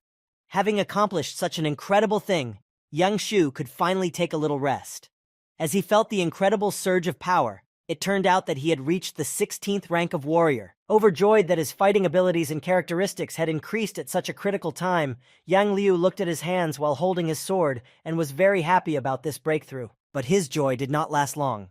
After a brief burst of happiness, Yang Shu remembered his rival who had set him up like that, and noticing him nearby, he shouted furiously, "Zhou Zheng!" Ignoring everything that was happening around him, Yang Shu immediately rushed toward Zhou Zheng to finish him off and at the same time shouted, "You're finished!" But it was very reckless of him to ignore his surroundings, because the monster he had thrown away was not defeated, and had managed to regain consciousness and get to his feet. As he flew past the giant, Yang Shu noticed that the giant's arm was flying at him again, and he was unable to dodge this attack while flying. The very next moment, the monster hit the target with its powerful attack, and launched Yang Shu back into a nearby building. After coming to a hard stop, Yang Shu stood again, leaning on his knee, and coughed up another serious blow as he watched the monster stare back at him. Having been seriously injured, despite the fact that his rank had increased, Yang Shu stood up and spoke heavily.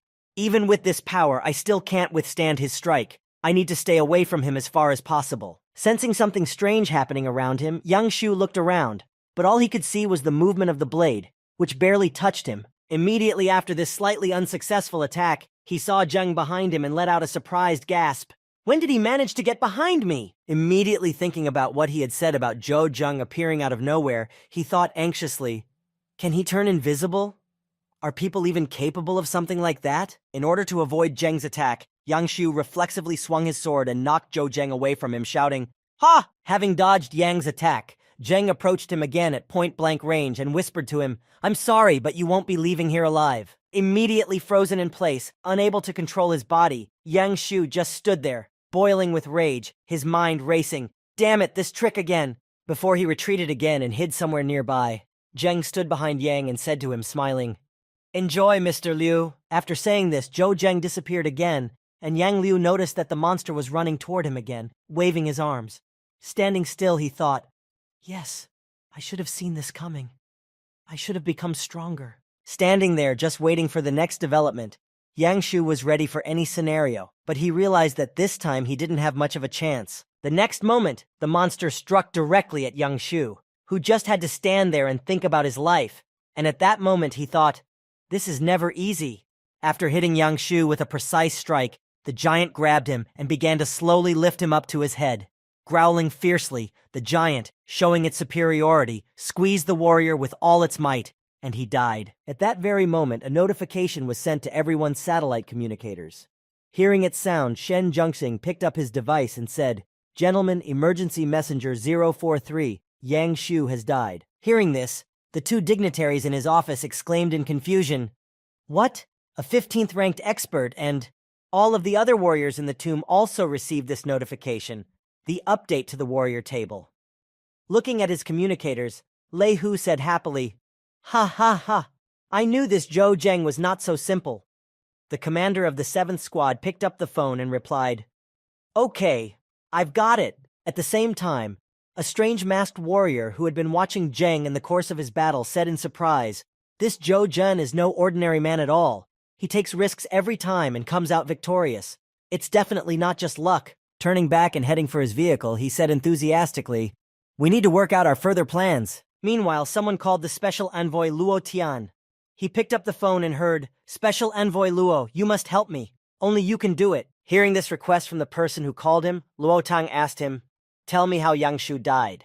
After the successful execution of his plans, Zhou Zheng returned to the burial ground, riding his bull.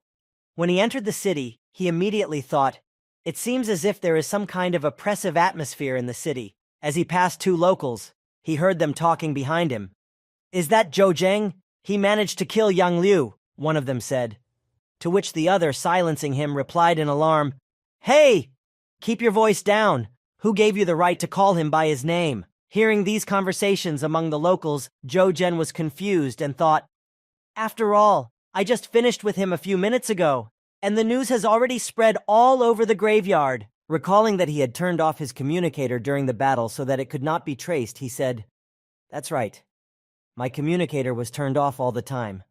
When he turned on his satellite communicator, he began to receive hundreds of notifications at once. Seeing this, Zheng said in confusion, "My God, how many unread messages are there?" After going through all the messages, Zheng saw one from Shen Zhengxing, who invited him to his house upon his return.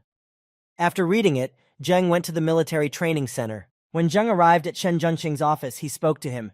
"Zhou Zheng, you have not disappointed me." Hearing such words of praise from Shen Zhengxing, Zheng replied, "Yang Liu gathered quite a few people to try to kill me.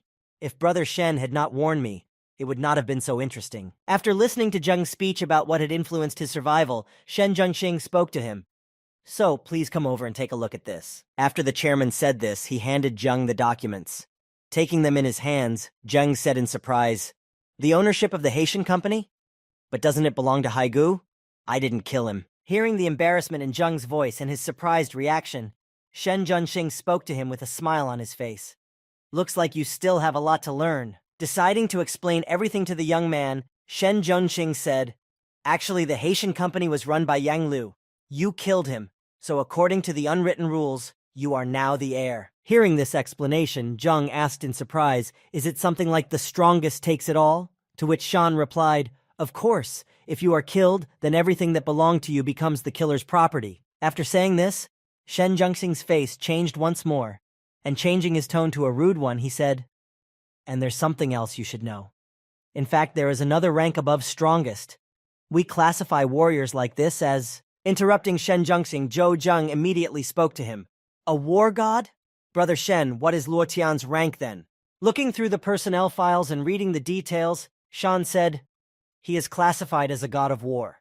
He is the 8th of the 10 strongest, and he is also the chief of the 3rd district." Hearing the information he needed about the person he wanted, Zhou Zheng said to Shen Zhengxing in surprise, "A district chief? This is the first time I've heard of such a position." After Zhou Zheng's response, Shen Zhengxing spoke to him, handing him a map.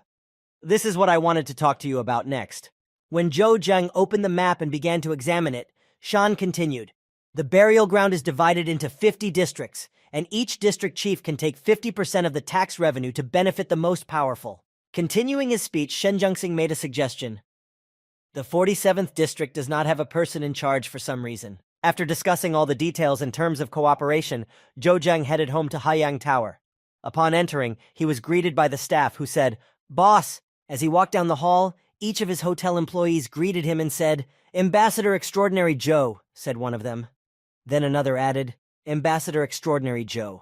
Now the Haiyang Tower will definitely become one of the best hotels in Mogilev." Accepting such sincere congratulations from his employees and basking in the glory, Zheng replied awkwardly, thank you all for your concern." After passing by all the staff and hearing sincere words of congratulations from everyone, Zheng finally reached the elevator and breathed a sigh of relief as he got on and went up. As soon as he reached the desired floor and the doors began to open, Zhou Zheng suddenly froze in place in surprise and embarrassment. The next moment, as soon as the elevator doors opened, Xiang Shihan threw herself at him and began to hug him tightly. Clutching Zhou Zheng tightly, Xiang Shihan could no longer hold back her tears, and as she shed them from the long separation, she said happily, Seeing that she was shedding tears for him, Zheng embraced her and began to stroke her head, saying, "I'm sorry." After Zheng's actions, Xiang Shihan began to pound on him with her fists, shedding tears and saying over and over again, "Fool, you fool, you fool." Having been hit by the fragile girl, Zheng twisted in pain and stepped back to get away from Xiang Shihan's barrage of blows. Noticing that she had hurt Zheng, the girl stopped beating him and looked at him in alarm.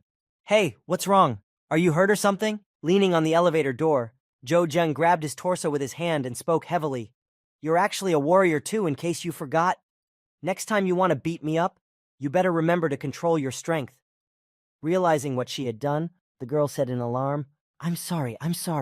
She hugged Zheng's hand and pressed herself against him, apologizing for what she had done. Zheng, looking away, said slyly, "No way. Without 10 kisses, my wounds will definitely not heal." Taking Zhou Zheng by the hand, Xiang Shihan angrily dragged him into the room, speaking menacingly, "Who allowed you to stay out of touch with me for so long?" After spending time with Xiang Shihan after such a long period of absence, the next day, he went with her to the Haitian office. After gathering all the executives, Zhou Zheng sat down in the director's chair and spoke to them. "I think everyone has already guessed why I have gathered you all here. As of today, Haitian is under my management, and today I am determined to put things in order." Hearing this statement from Zhou Zheng, one of the attendees said in surprise, "So fast?" And another department head exclaimed, "In just one day?" All of the managers began to shout out in outrage at Zheng's statement, but at one point they all fell silent as they looked at their new boss. Silence fell over the office. Raising his hand in the air, Zhou Zheng gave his first order. First, the Haitian company will henceforth be known as the Haiyang Corporation. Rising from his seat, he continued. Second, the job structures remain unchanged. Third, the security department is to be disbanded and completely reorganized. Hearing these statements from the new boss, one of the managers was confused. But the security department is the core of the company, with thousands of soldiers guaranteeing its security. To disband it now means he wants to change everything. Looking at the new boss, who was sitting in his chair and watching the employees' reactions, the manager continued his thoughts. "I have to say that he has no lack of determination. He just came in and hit the ground running." Thinking about the security structure, the manager decided, after all, in recent years the company's reputation has really left much to be desired. Perhaps radical changes will give the company a second wind. Seeing that everyone in the office was fussing, Zheng spoke to them. "But don't worry too much. All those who pass our test will be able to keep their previous positions, and even with a 20% salary increase." And in the end, Zhou Zheng added in conclusion, "And one more thing.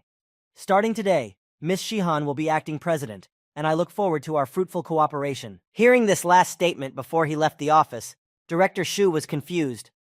"But his girlfriend, will she be able to run the company?" Seeing Shu's confusion, Xiang Shihan spoke to him.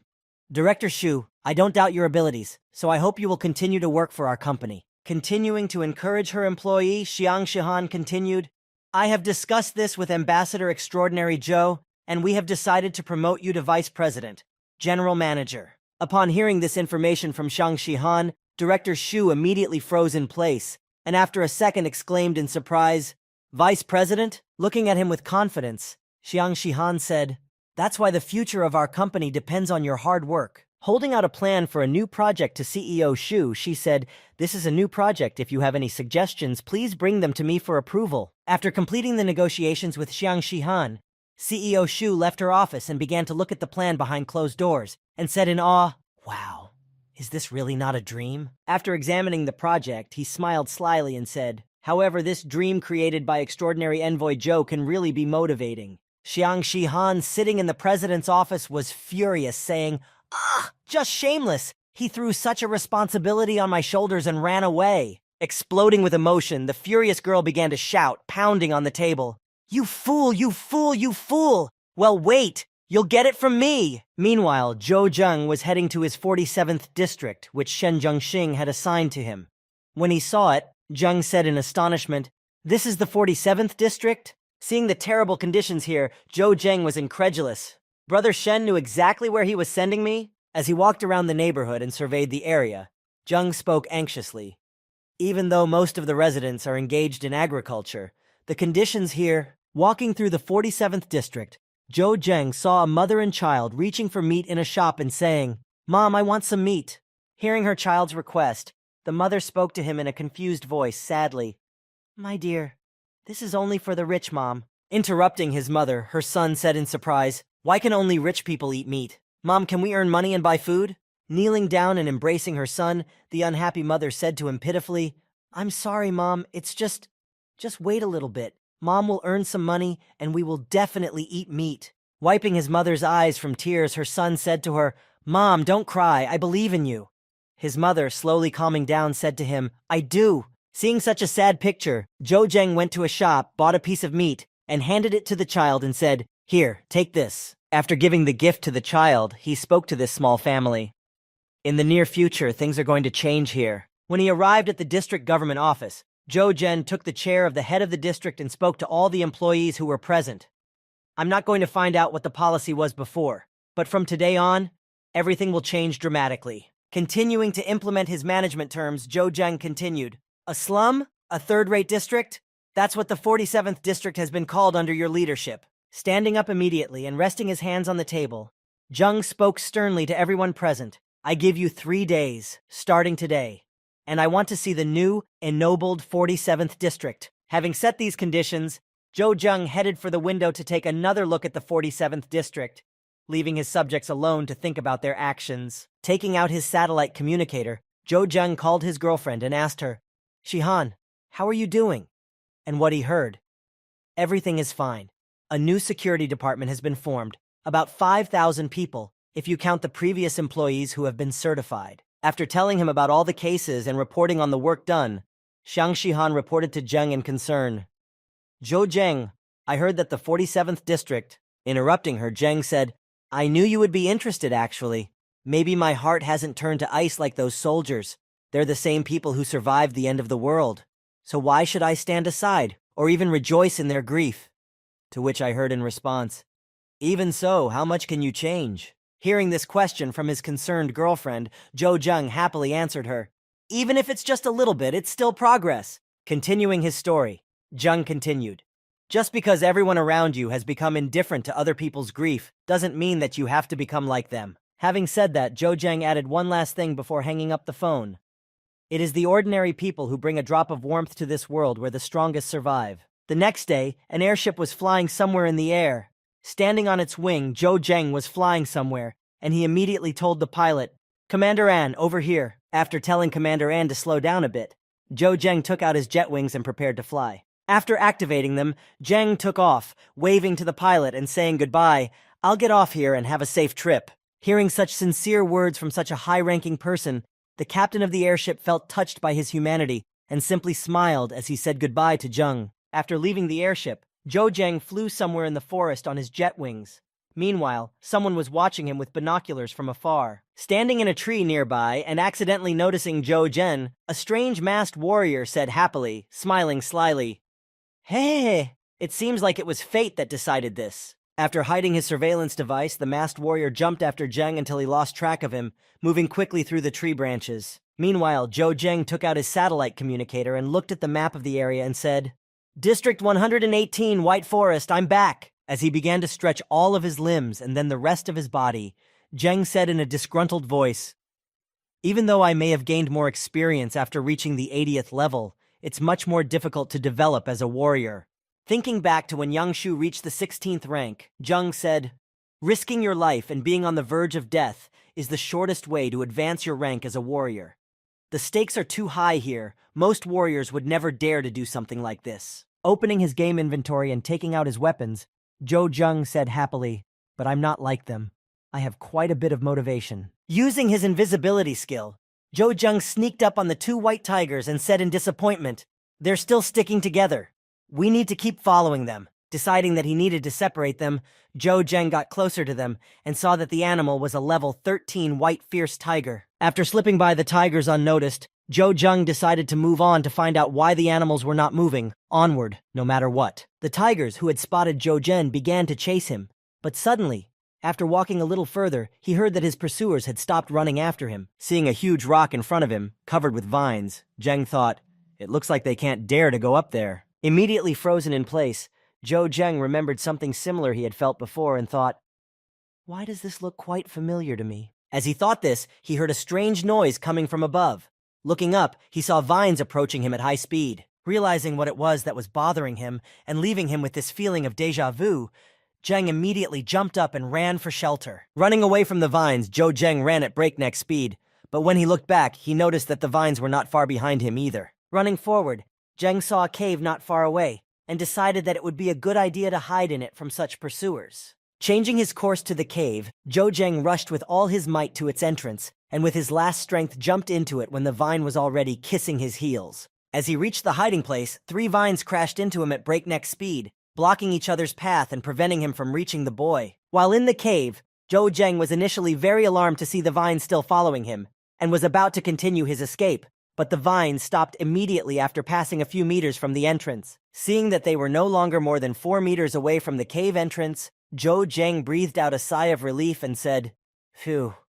Fortunately, they can't get in here. Opening his weapon inventory, Zheng took out a new weapon and said happily, since you've already missed your chance, it's my turn. Picking up his elven bow, Zheng pulled the string and took aim and loudly exclaimed, I brought quite a few arrows this time. After shooting several times at the vines, Zheng stopped and said in surprise, I definitely remember that the damage was a little less last time. Is it because of the bimetal arrows with 5 points of armor penetration? After Zheng said this, he shot at those vines for another 3 long hours, until he was very tired. Deciding to take a short break, Zheng, who was exhausted from his work, spoke heavily. By attacking these 3 vines, I have gained 60% of the experience needed to level up. Pulling the bowstring of his elven bow again, the tired boy said confidently, a little effort and no problem. Meanwhile, somewhere near the 13th level white fierce tigers, a strange masked warrior who looked like Zheng was sitting, saying, strange.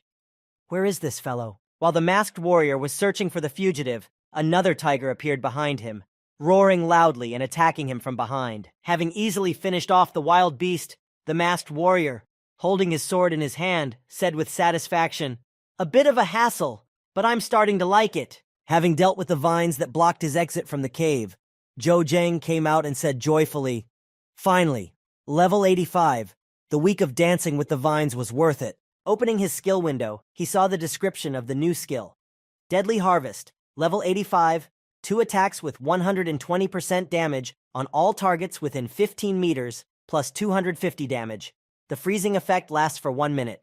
After using his invisibility skill, Zheng went looking for monsters again, thinking, now that the vines aren't giving me much experience, I need to change locations. As he approached the white ferocious tigers, Zheng said thinking, those white tigers are great opponents for honing my warrior skills. I need to find a way to lure one of them out. Deciding to go inside the group of tigers resting in the middle of the clearing, Zheng cautiously walked past all the monsters, looking back at every rustle. When he took up his position behind a rock, he saw a lone tiger, a little farther away from the others. Seeing such a great opportunity, Zheng did not dare to miss it, and preparing to implement his plan, he said, this is my chance. Taking out his bow and arrow from his play bag, Zheng quickly prepared to lure one tiger away from the rest of the herd so that he could fight it out one-on-one. Drawing the bowstring of his elven bow, Zheng left his hiding place and with good aim, shot the white tiger. Feeling an unpleasant pain, The predatory animal immediately began to look for who had harmed it and where. Noticing Zhou Zheng, the tiger immediately rushed at him, and Zheng immediately went to a lonely place, saying as he went, "There are too many of you here. I need to take you away." When Zheng saw a beautiful clearing not far from him, he set a course for it to begin his battle with the predatory beast. Arriving at the clearing in the middle of the forest, Zheng said with satisfaction, "It's quite calm here. We can try it." Looking back at the white, fierce tiger that had almost caught up with him, Zheng said confidently, ready for battle, "Let's start training." The tiger, seeing that his opponent had stopped, did not run at him headlong, but stopped a few meters away from Zheng and began to growl loudly. Having started his fight, Zhou Zheng fought the ferocious beast for a long time. Eventually, after 3 hours of fighting, he began to breathe heavily, losing his strength and showing fatigue. Looking at the monster's standard of living, Zhou Zheng said in alarm, "This guy is really hard to deal with. If it weren't for the healing health potions, I would have been in trouble." Deciding to pause the fight, Zhou Zheng fell to the ground wearily, taking a sitting position and said, "All right, I need to get some rest." Taking out his bag of supplies, Zhou Zheng decided to restore his strength and have a little snack to restore his energy for the battle. When the beast saw the pieces of meat in Zhou Zheng's hands, it immediately calmed down, and looking at Zhou Zheng's pouch with puppy eyes, it could not take its eyes off the food. It was when Zhou Zheng took one bite out of his pouch that he was surprised by the high-level beast's reaction, and he looked at it in confusion. Slowly approaching Zhou Zheng, the white tiger kept its eyes on the meat. Seeing the animal's curiosity, Zhou Zheng said in surprise, He wants this." When he dropped a piece of dried meat from his hands and threw it into the tiger's mouth, Zhou Zheng saw the tiger playfully chase after it and catch it. At this sight, Zhou Zheng froze in place in amazement, not understanding how this could possibly happen. Pulling out his cell phone, Zheng quickly dialed Shihan and asked her hastily, "Shihan, do your trainers have any other methods besides the secret potion, such as food?" Meanwhile, the strange masked warrior, looking at the radar in his satellite communicator, spoke happily when he saw Zheng's signal. "Great, you finally showed up." Stepping forward among the trees and the fog that enveloped them, the strange warrior spoke. "Zhou Zheng, let me make a spectacular appearance from the shadows this time." Meanwhile, Zhou Zheng took out a huge steak from his inventory and shared it with the white tiger, who was interested in the food. When he saw that the tiger had eaten every last morsel, the meat of an animal whose suitability for human consumption he doubted, Zheng said in surprise, "It's really good to eat." Having eaten the steak given by Zhou Zheng, the tiger quickly got up and growled loudly at his benefactor. After such a delicious meal, the tiger began to slowly approach Zhou Zheng, who was standing a few meters away, confused and unsure of what to do. But in just a few seconds, the predatory animal approached the boy and began to play with him, rubbing against him like a cat. Seeing this behavior, Zheng said in surprise, "Did it really work?" The next moment, he saw a taming icon appear over the animal, and now he could take it home and place it in his pet inventory. Clicking on the Get button, the white fierce tiger slowly began to move to Zheng's pet storage while he stroked it as it moved. After placing it in the vault to save its data, Zheng immediately took it out and hugged his new pet, exclaiming, "Ha ha ha, this is incredible!" Climbing on the back of his new pet, Zhou Zheng said to him in a joyful voice, "Little one, go." Moving quickly through the forest, Zhou Zheng could not believe his luck that he had indeed been given the opportunity to get such a wonderful pet. Stopping in the middle of a clearing, Zheng, sitting on top of the tiger, said, "I will be arriving in an hour from the Western District. Prepare a room for me." After finishing his conversation on the satellite communicator, the boy said to his pet, "We're coming back!" When Zhou Zheng noticed a person on the horizon, he hid his tiger in the shelter and stood back, watching the lifeline, and thought, "Is this person following me?" Using his invisibility skill, Zhou Zheng walked toward him, thinking, "Can he pinpoint my location?" As he continued to walk through the forest, he continued to think, "He is most likely one of the 13 people who have similar powers. Isn't he Luo Tang? No, it can't be him. A person of his status wouldn't be chasing me around to try to kill me." As Zheng continued to walk through the forest, he noticed someone sitting on a tree branch and froze in his tracks. "I found him. However, I don't know him." Watching from the tree at the spot indicated by the radar, the strange masked warrior thought, "Strange. The satellite communicator shows that it is here." As Zheng got closer to the strange man sitting in the tree, he realized, "I'm not surprised that he was able to track my location." Seeing that his level and characteristics were not displayed, Zheng continued his thought, "Another god of war." As Zhang Ning began to look closely at him, Zhou Zheng suddenly saw something that plunged him into shock, and froze in place and began to take a closer look. As he took a closer look, he noticed that there was an all-too-familiar emblem on the scabbard of this Jiang Ning's sword. Noticing it, Jiang said softly, "The shadow emblem?" Recalling all the shadow emblem warriors who had tried to kill him in the past, Jiang was overcome with emotion, but he continued, This is just wonderful." With a mixture of anger, hatred, and rage, Jiang glared at the warrior and said angrily, "We have not yet had time to settle the score." While Zhou Zheng, hiding behind a tree with the effect of invisibility and stealth, was thinking about how to deal with this Jiang Ning, he, in turn, felt someone's presence nearby. Looking back, he saw no one, but only stared at a single point with eyes full of confusion. And then, endowing his weapon with star power, he swung his sword and sent a cutting wave from his blow in the direction he had been looking. Zheng, who had immediately stepped back, saw that the man had cut through the stone with his blow and was dumbfounded. I mean, he can detect it anyway. The thicket is the most suitable hiding place. He shouldn't be able to discover my ability to become invisible. Standing in the tree, Jiang Ning said, "Very well. You're the first person so far who is within 20 meters of me and still hasn't been detected. A rank 8 peak, rapid progress. What a pity that it will all come to an end today." Running out of his net, Zhou Zheng spoke to Jiang Ning. "For someone who can't even detect my exact location, don't you think you're being a little hasty with your statements?" Jumping down from the tree and swinging his sword, Ning used a slashing attack and shouted at Jiang, "Die!" As soon as Jiang Ning approached Zhou Zheng, he deftly dodged his attack and suddenly plunged his dagger into his chest, thinking, "Now!" Having lost control of his body due to Zhou Zheng's skill, Jiang Ning immediately froze in place, unable to move, and unable to see anything at all. Having lost his sight and the ability to move, Jiang Ning shouted out to Zhou Zheng in alarm, "My eyes! What did you do?" Jiang Ning tried to strike Zhou Zheng at random, but he could not do anything either. So he was extremely frightened and said, "What's going on? My body, it's not obeying." While Jiang Ning was still under the effect, Zhou Zheng tried to finish him off. Stepping back a little, he used a cross-handed punch. When the attack hit the enemy, it failed to harm him, but only destroyed his mask that was on his face. When the mask came off, his face was completely visible and several scars could be seen, which was probably why he wore the mask. After that, Zheng struck again with his dagger. This time, the stroke was a slashing one, and it hit the enemy right on the head. Seeing that the attack only damaged his cloak, Zheng said, "Things are bad. I can't even pierce his defense." Realizing that his time was running out, Zheng decided to change his plan on reflection.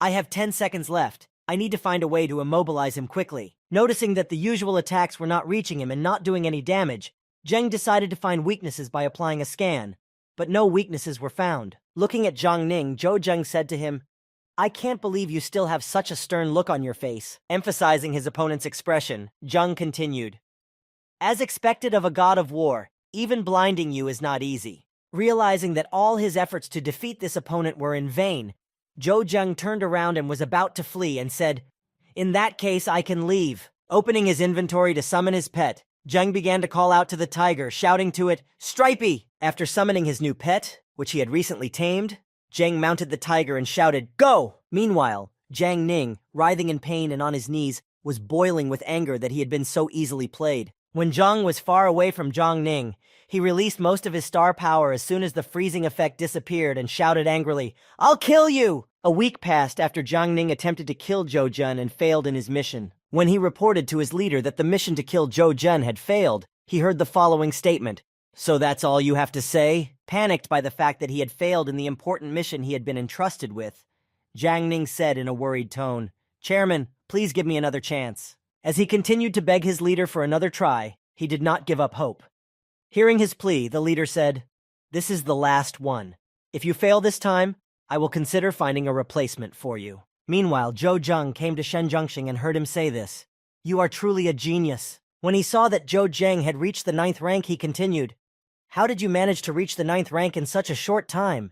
Calling one of his comrades, Shen Zhengxing made one request, and he heard back, "Should I allow Zhou Zhen to join the hunt tomorrow?" Reluctantly agreeing to this proposal, only because of Shen's request, the squad leader said, "Understood. Have him come to the #1 building of the airbase tomorrow." After hanging up the phone, the commander began to express his dissatisfaction, saying, "With such a rank, when did a brigade of hunters turn into a kindergarten?"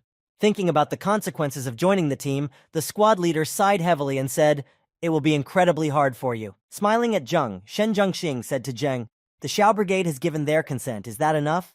It's up to you to make it there. After thanking him for fulfilling his request, Zhou Zheng said to Shen as he said goodbye, "Don't worry, Brother Shen. You don't have to blush because of me." After leaving the military training office, Zhou Zheng went to the abandoned place where he had left his dragon hatching egg. Noticing no change, Zheng approached it and spoke in frustration. "It's been so long, but for some reason nothing has changed at all." Zheng took a purple crystal from his game backpack and held it up to the egg. "Isn't there enough star power?" As he held it up to the egg, he noticed that nothing happened. Not realizing what the reason was, he raised it higher. As soon as the crystal reached a certain height, it immediately flew out of Zheng's hands and went even higher, somewhere to the top of the egg. Realizing what the reason was, Zheng took out more crystals and said happily, "Of course. I need all I have." After giving away all the crystals he had with him, Zheng saw that they had stuck to the egg, and it began to shine. Seeing that the crystals were working, Zhou Zheng decided to try another method. When he was convinced of its effectiveness, he said, "Although I have found a way, it is painful." At that time, somewhere on the streets of Mogilnik, one of the famous warriors was riding a bear, slowly moving through the streets of the city. Sitting astride such an exclusive animal, he paid no attention to anyone at all, but simply went about his business. When passers-by saw him, they started whispering, "Yun Dongwei from the hunting team," said one, to which another replied, "Shh, that animal. I heard that there are only 3 of them in the entire tomb." Hearing his friend's answer about the animal, the first warrior who passed by said, "To become a god of war at such a young age, and he is really talented." While the passers-by were discussing the hunter who was riding a rare animal through the city, Zheng was sitting in a restaurant nearby, and he also noticed the warrior. After assessing his abilities and characteristics, Zheng thought about what awaited him in the new brigade. Of course, there will be evil spirits in the hunter brigade. Realizing that his teammates would be incredibly strong, Zheng said with relief, "It looks like I won't be given a key role in this mission. That's even better. I'll have the opportunity to test the new weapons." While Zhou Zheng was enjoying lunch at the restaurant, the atmosphere in the first building of the air base was very tense. Gathered at their base, one of the squad members saw that their leader was not as usual and asked him, "Captain, you seem to be in a bad mood today. Who made you so angry?" Standing in front of his leader, Luo Tang looked at him with an ominous look and said smugly, "This rookie is really rude. It's the first training session and he dares to be late." After hearing Luo Tian's remarks, another teammate replied, "Youth is a wonderful time, of course. But when I was young, I didn't allow myself to do that." After listening to all the complaints, the guy with the scar on his eye countered, "There are still a few minutes left, so it's not too late. By the way, this Zhou Zheng is not an easy guy at all. He managed to jump from the 7th rank to the 9th in just a month." After saying this, he looked at the worried Luo Tian and added, "Who here could repeat something like that? Don't think that because he is too young, he can be underestimated." As soon as the man with the scar on his eye finished speaking, the door opened and Zheng walked into the room saying, "Hello everyone, I am Zhou Zheng." Having arrived at the last minute before the peak time, he said in embarrassment, I'm not late, am I, right?" When all the members of the squad gathered together, they boarded the airship and set off. On board, the captain said to everyone, "Once again, I repeat the rules of the hunting team. The first is cohesion, the second is cohesion." Walking past his comrades aboard the airship, Captain Xiao continued to emphasize the rules of the brigade. Third is cohesion, and once again, cohesion. Walking over to Zhou Zheng and looking at him, Captain Xiao emphasized, "Leave any insults, omissions, and misunderstandings here. Those who violate the rules will be punished to the fullest extent." After once again reiterating the rules of his squad, Captain Xiao continued to explain his instructions. "If everyone has understood, it's time to accept the task." Pressing the confirm button, Captain Xiao accepted the task and spoke to his team. "This is our assignment for the moment." After the captain confirmed the order, he sent the details to all his comrades. When they saw what was coming, they were very impressed. Seeing what awaited them, the guy with the scar said to Zheng in concern, "Brother Zhou, did you somehow offend Chairman Shen? After all, this is your first mission. Why such a difficult one at once?" With a heavy sigh, one of the team members, a man with glasses, said, 3 days ago, I did see a mutant of the 18th rank, but who would have thought that we would be sent to deal with it?" Hearing the heavy sighs of his comrades, Commander Xiao spoke to them. "Don't complain. Our rights are well exercised, so when it comes to our duties, we all have to do our best." Taking out a pile of sheets, Captain Xiao handed them to his comrades and said, "Your ranks, levels of armor and weapons. Write everything down. I want to know who is good at what." Approaching Zhou Zheng, Captain Xiao sighed heavily and said in a low voice, "Zhou Zheng, what about you?" Looking at him disdainfully, he spoke prejudicially. Your rank is too low and you won't be of much use on this mission. Just staying alive would be a good achievement. Hearing his captain speak of his uselessness, Zheng replied, embarrassed, "Thank you for your concern." While the brigade commander explained the rules, instructed all the actions, and learned more about his squad, the airship had already arrived at the right place. After making a stop, Xiao said, "Let's set up camp here." After making his shelter, the commander opened his communicator and saw a new notification and said, "Headquarters has sent us further instructions for our mission." After sending out these instructions and the rest of the mission details he had received, Yun Dongwei exclaimed in surprise, "The King of Steel Spiders?" Hearing such surprise in his comrade's voice, the commander emphasized, "I think everyone understands that if we fail in this task, there will be a lot of monsters in the graveyard." Opening the document with the details of the mission and looking at the photo of the monster, the commander said, "According to the materials, a king-ranked monster is currently roaming around Zhongcheng." Upon hearing this news, the commander immediately made a suggestion. "So I need a few volunteers to go to the city and find out its exact location." Having said that it was necessary to go on a reconnaissance mission in such a dangerous area, the commander looked at his comrades and said, "Are there any volunteers?" Noticing that everyone was somehow nervous, he said angrily, "What is it? When it is time to take action, no one has the courage?" Seeing that no one was taking the initiative to go on a reconnaissance, Zhou Zheng raised his hand and asked awkwardly, "If no one minds." After offering his candidacy for this mission, Zhou Zheng stepped forward and said to Captain Xiao, "I'll go." Surprised by such bravery from a low-ranking soldier who had volunteered, the captain said in astonishment, "You?" Hearing that Zhou Zheng had volunteered despite the difficulty and danger of the mission, Yun Dongwei exclaimed, "Captain!" And the man with the scar exclaimed in surprise, "Zhou." Realizing that due to the cowardice of all the members of the squad, this young man might die because of his bravery, Yun Dongwei added, "I'll go," setting off a chain reaction. After Zheng, Yun volunteered, and after Yun, everyone else began to shout, "Me too!" And yes, I'll go too. Exhaling a heavy breath, Commander Xiao thought about Zheng's proposal. "Ha! I really wanted to make sure that this boy came back alive and unharmed. But now it's obvious that it's not going to happen." Hearing this activity from his team, Commander Xiao told them, "Okay, you have a few minutes to get ready. Get back to me in time." After announcing that everyone was going on a reconnaissance mission, the commander walked over to Zhou Zheng and said to him, "I wish you good luck." After issuing instructions and allocating time for reconnaissance, the commander ordered everyone to go in different directions. Zhou Zheng set off in his own direction and saw a large monster eagle circling above him near the ruins. Distracted by the view around him, the bird didn't notice that there was a spider web between two buildings in front of him, and as he flew forward, he fell into it. When Zheng saw how quickly the spider came to the birds twitching in the net, he said, "No wonder we're on the way to the city. No wonder I didn't meet any monsters on the way. They are all here." Looking at how many smaller spiders were around, Zheng continued, "Besides the king, there are many more common steel spiders around. We need to tell the team as soon as possible and call them over here." Trying to escape from the web of the steel spider, which was headed for the trapped bird, the bird eventually managed to get out of it. As soon as he got out, he immediately flew to the ground and landed next to Zhou Zheng, who was watching. When he saw that a good product had landed in front of him, he thought, "This beast will be in great demand on the market."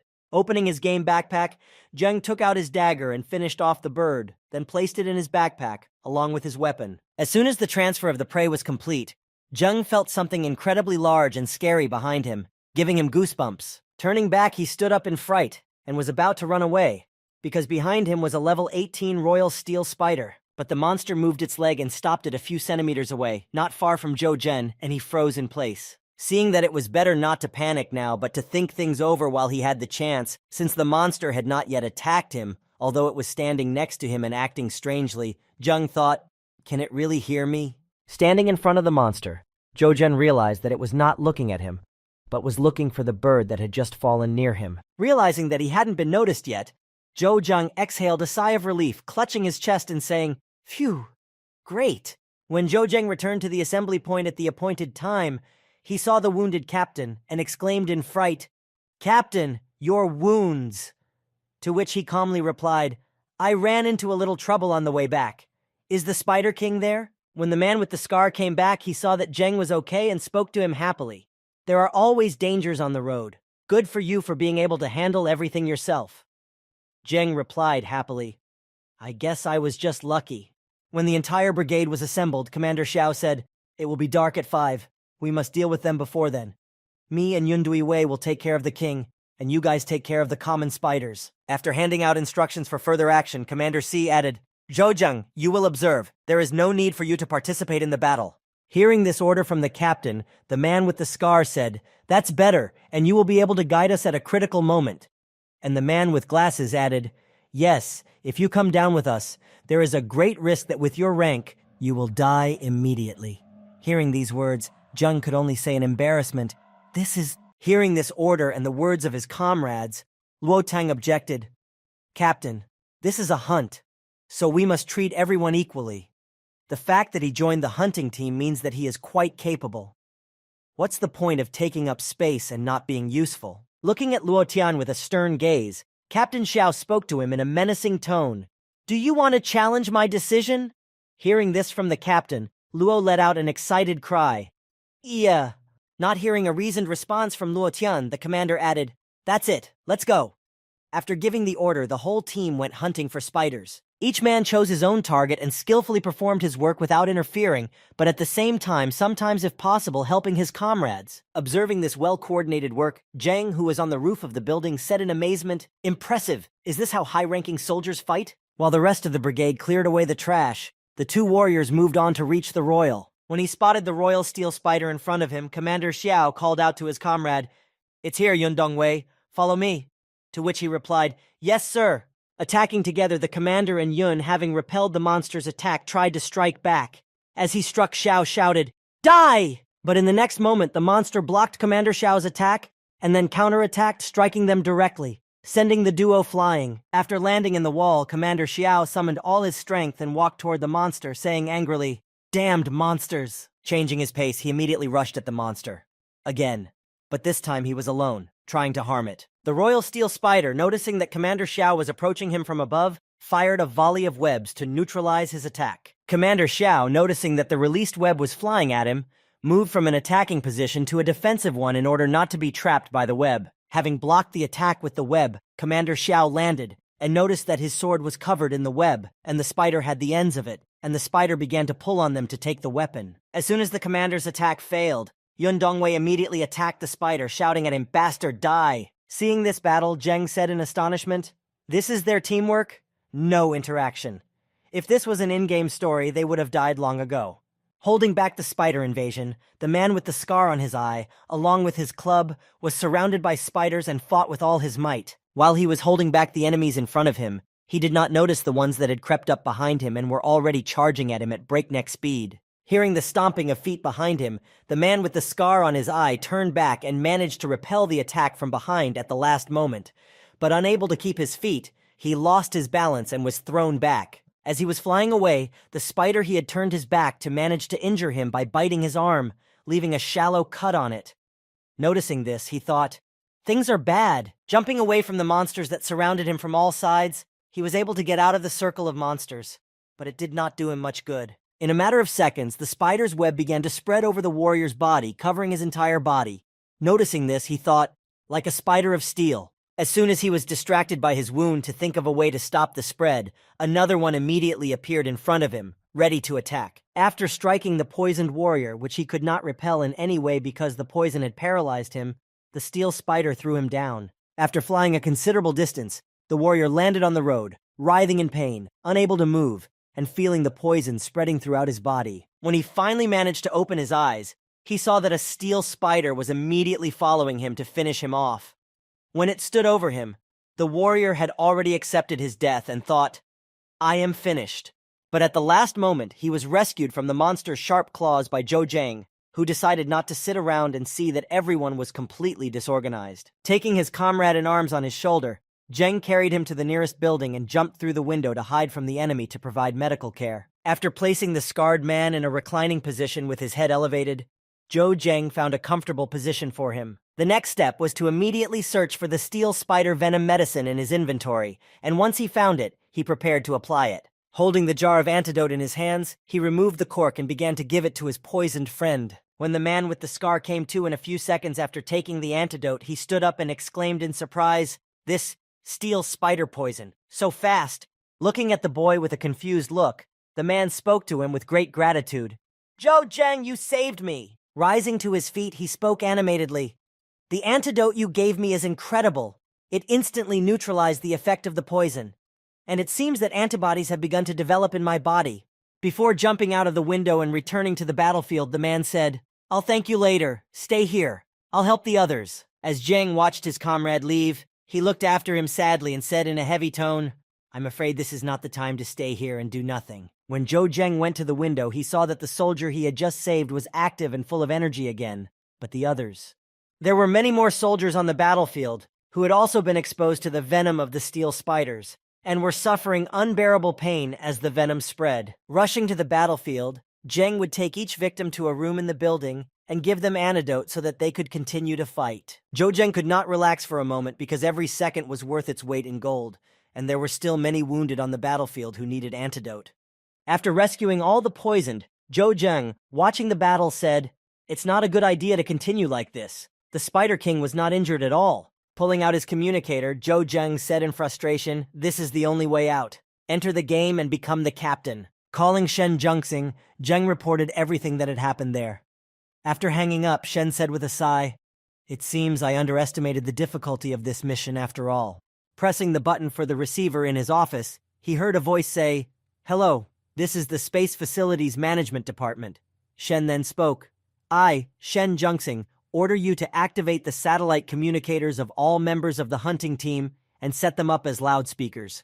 Bringing the receiver closer to his mouth, he smiled slyly and said in a calm tone, And one more thing, Zhou Zheng is to be appointed as the brigade commander. During the fierce battle, as Captain Xiao continued to fight the monster, his satellite communicator beeped, Captain Xiao! Along with Xiao's communicator, the other satellite communicators of all the members of the hunting team turned on, and reports also came out. And the other members of the brigade. Standing beside them and speaking into his radio, Zhou Zheng informed everyone, From now on, I am in charge of this battle. Continuing his announcement, Zheng said, You all have to understand.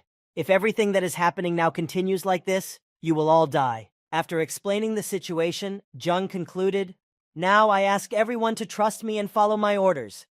Zhang Han, you are the fastest of all present, so you will replace Xiao Jianglin and Yun Dongwei. You will be responsible for restraining the Spider King. Hearing this order from the new commander, Zhang Han replied, This is indeed a dangerous task. Leaving his previous battlefield and heading toward the Spider King, he continued, But since you have the antidote, I can trust you this time. As he continued to give out instructions, Zheng said, Xiao Jianlin and Yun Dongwei, you two go back and clear the way for the common spiders. With your strength, 5 minutes should be enough time for each of you. When Zhang Han arrived at Captain Xiao and Yun Dongwei's place under Zhou Zheng's orders, he spoke to them, I will work here. Looking back at his comrade who had just arrived from his previous position to fulfill the new captain's order, he looked at him with a thoughtful look. Closing his eyes and contemplating his next steps, Commander Xiao froze in place. Leaving his position on Zhang Han and heading to destroy the remaining spiders, Xiao Zhanglin shouted, We are following the instructions received. As he continued to regroup the troops, Zheng said, Qin Han, you and Lao Li will take the spiders to surround them. The rest of you will take out the loners in groups. Having received the instructions and regrouped according to Zhou Zheng's orders, the brigade began to destroy the enemies much faster and easier. As Qin Han dealt with another spider, he exclaimed, Ha ha ha, take that! When each warrior took his position according to Zheng's instructions, the work became more coordinated, and the efficiency of killing enemies increased significantly. When Xiao Zhanglin saw another spider, he immediately attacked it, because it was much easier for him to deal with, and he could destroy them without tremendous effort. With just one swing of his sword, which was filled with star power, the former Captain Xiao easily killed another monster. Obeying Zhou Zheng's order, Yun Dongwei also effortlessly destroyed one enemy after another, cutting them down with a few swings of his sword. When he finished with the next monster, Yun Dongwei looked up at the roof of the building, where Zhou Zheng's image was visible. From the high ground, Zhou Zheng was watching the battle, able to cover the entire area where his comrades were. Looking at the boy commander, Yun Dongwei gritted his teeth and thought about something he didn't want to think about. I have to admit, after he took over, the team began to work more smoothly. Noticing that the mission was going well, Zheng told everyone, Most of the spiders are finished. Now everyone must work together to destroy the remaining ones. Kun Nanfei, take over for Zhang Han. He needs to rest. Looking down at all the monsters that had already been defeated and still had many left, one of the soldiers exclaimed, Damn, there are so many of them. Meanwhile, Zhou Zheng took out his new weapon and said, Julie has created the Red Moon using the latest inlay technique at my request. I must try it out for sure. Deciding that it was time for him to show his strength and try out the new weapon that was made especially for him, Zheng jumped onto the battlefield. When he landed on the ground, Zheng was already drawing his aunt's bow and aiming at the enemies in the vicinity. When he shot at the enemies, Zheng saw that he did very little damage, and he thought, "It's no use, of course, but even so, I'm gaining experience." While Zhou Zheng was aiming at the enemies nearby, he did not notice the monster approaching him. Looking back at the last moment, Zheng was able to see the attack. When he saw that the monster was about to finish him off, Qin Han shouted loudly to warn him of the danger. "Zhou Zheng, be careful!" Dodging the attack at the last second by jumping high above the enemy, Zheng was able to easily avoid the enemy's attack. The next moment, he landed on the spider and delivered a fatal blow directly to its head, killing it with ease. Watching from the side, his comrades were surprised by this sight, and Qin Khan said, "Oh, I was worried about him." And Latang just thought, "Incredibly fast." Seeing Zhou Zheng's frantic maneuver, even Yun Dongwei thought for a moment, saying, "If I were in your position, would I be able to slip out like that?" Having boosted the morale of his comrades and demonstrated his fighting skills, Zhou Zheng shouted to his brigade, "All of you, let's go!" As they finished off the remaining enemies, the brigade slowly approached the end of the mission, and one of them shouted, "Victory is near!" When all the small steel spiders were destroyed, Zhou Zheng said, "Finally, we can safely deal with their leader." After saying that, when Zheng turned around from Xiao Jianglin, he saw the Spider King standing right in front of him. Noticing that the King of Steel Spiders wanted to attack Zhou Zheng, Xiao Jianglin rushed to his rescue, blocking the attack with his sword. After protecting their commander, he and Zheng stepped back a bit, and the rest of the warriors attacked him in a group to divert his attention until a plan of action was developed. When one of the brigade decided to attack the King of Steel Spiders in the head, he had to jump up to strike, but a web of spider webs was released on him. Disappointed that his attack was exposed, the warrior put his hands in a block in front of him and closed himself off from this web released by the spider. But immediately after the web, the warrior was followed by a powerful laser volley, which the spider also turned out to be able to use. Noticing that his comrade was in trouble, Zhou Zheng managed to move him out of the shot's path thanks to his speed, saying, "As expected of an 18th ranked king, just powerful attacks are not enough. We need to find his weakness." Turning to Xiao Jiangling, Zhou Zheng asked him, "Captain Xiao, if I delay him, will you be able to attack him?" Hearing this question from his commander Zheng, Xiao Jianglin replied, "If you can immobilize him, then hitting him in the head will not be a problem." Looking at the royal steel spider, Zhou Zheng contradicted Xiao and said, "No, its weak point is not its head." Hearing these words from Captain Zhou Zheng, Xiao Jianglin froze in his tracks, unable to understand what his weak point was, if not his head. Analyzing the enemy with his skill, Zheng investigated all his weaknesses and where to strike most effectively and said, "Just trust me, his weak point is his neck." Pointing at the monster with his hand, Xiao Jianglin asked in surprise, "The neck? Are you sure? We might only have one shot at it, if not." Without letting Xiao Jianglin finish, Zhou Zheng confidently spoke to him in a commanding tone. "Yes, I'm sure." Rushing into the battle, Zhou Zheng headed for his position, and as he left, he said, "I'll immobilize him for 15 seconds. Let's begin." When he heard Zhou Zheng say that he could immobilize the enemy for 15 seconds, he exclaimed in surprise, "15? Are you kidding?" While Xiao Jianglin was making a fuss behind him, unable to understand how it was possible to immobilize this monster for such a long time, Zheng was already approaching the spider. As soon as he got close to the King of Steel Spiders, he was about to try to shoot a web at Zhou Zheng, but it was too late. Zheng had already made his move and struck with his chaos skill. As soon as he reached the monster with his attack, it immediately froze in place, and Zhou Zheng shouted to Xiao Jianglin, "Quickly go!" When the monster was already immobilized, immediately after Commander Zhou Zheng's command to proceed, Xiao Jianglin's sword had already struck the neck of the Steel Spider King. By striking once at the spot indicated by Commander Zhou Zheng, the monster's lifeline was significantly reduced. Overjoyed by this development, Xiao Jianglin contemplated how perfectly everything had been planned. The next moment, Yun Dongwei also joined Xiao Jianglin to finish off the monster and help his friend. Watching from the sidelines, Luo Tong couldn't believe his eyes that this had really happened, and he stared wide-eyed and thought, "What? How did he do that?" Standing in front of the spider, Zhou Zheng counted down the time the soldiers had left before the chaos effect ended, and when it was almost over, he said to them, 3 seconds left. After that, Zhou Zheng immediately shouted to all the soldiers who were near the King of Steel Spiders, "Quickly, all of you, move aside!" Hearing the order, Xiao Jianglin and Yun Dongwei, who had done considerable damage to the Spider King while he was immobilized, rushed to the side at Zheng's command, shouting, "Let's escape!" When all the allies had left the immediate area near the enemy, Zhou Zhang set out to finish off the enemy himself, and standing in front of him, he used his star power to concentrate it in front of him. The next moment, when Zheng struck the last blow, a mark of chaos appeared over the royal steel spider, and its immobilizing effect continued again. When all the soldiers gathered in one place, Commander Xiao Jiangling shouted loudly for everyone to hear, "Let's start the roll call." As he walked by each soldier on his team, checking to see if they were on the list and who else he had missed, the commander spoke. Number 3, Yun Dongwei. Number 13, Luo Tang. After the roll call, Commander Xiao Jianglin was very pleased, and smiling broadly, he said, "Excellent. All 19 men are alive." Turning his head toward Zhou Zhang, he thought, "I underestimated him. If it wasn't for him, not only would the mission have failed, but most of the Hunter Brigade would be dead." While the commander continued to rejoice that his team was all alive, Zhou Zhang watched the spider and thought, Soon. There are not many half-points left, and the bleeding status is still holding." Standing not far from the soldiers, the spider was still waiting for its death, unable to do anything about itself while it was still under the effects of Zhou Zhen's spell. It didn't take long for the bleeding status to take its toll, and the spider finally lost all of its health and made its last dying sound. The next moment, as soon as it died, its body fell dead to the ground, and Zhou Zhang finally waited for this moment to be over. After the spider was dead, all the experience for killing it was credited to Zhang, as the system counted the last hit, and Zhang immediately raised his level to 90. Turning to the other side, Zhang began to stare into the distance, and because of the noise of the fall, one of the soldiers noticed that he had fallen down and exclaimed joyfully, "He's dead! We did it!" While everyone was rejoicing in the victory, Zhou Zhang stood alone on the edge, distant from the others, and watched with a lonely gaze, thinking, finally, the 90th level. When he reached the 90th level, Zhou Zhang received another very precious artifact in addition to his new skill. When he opened the artifact's viewer, he saw its specifications, which read,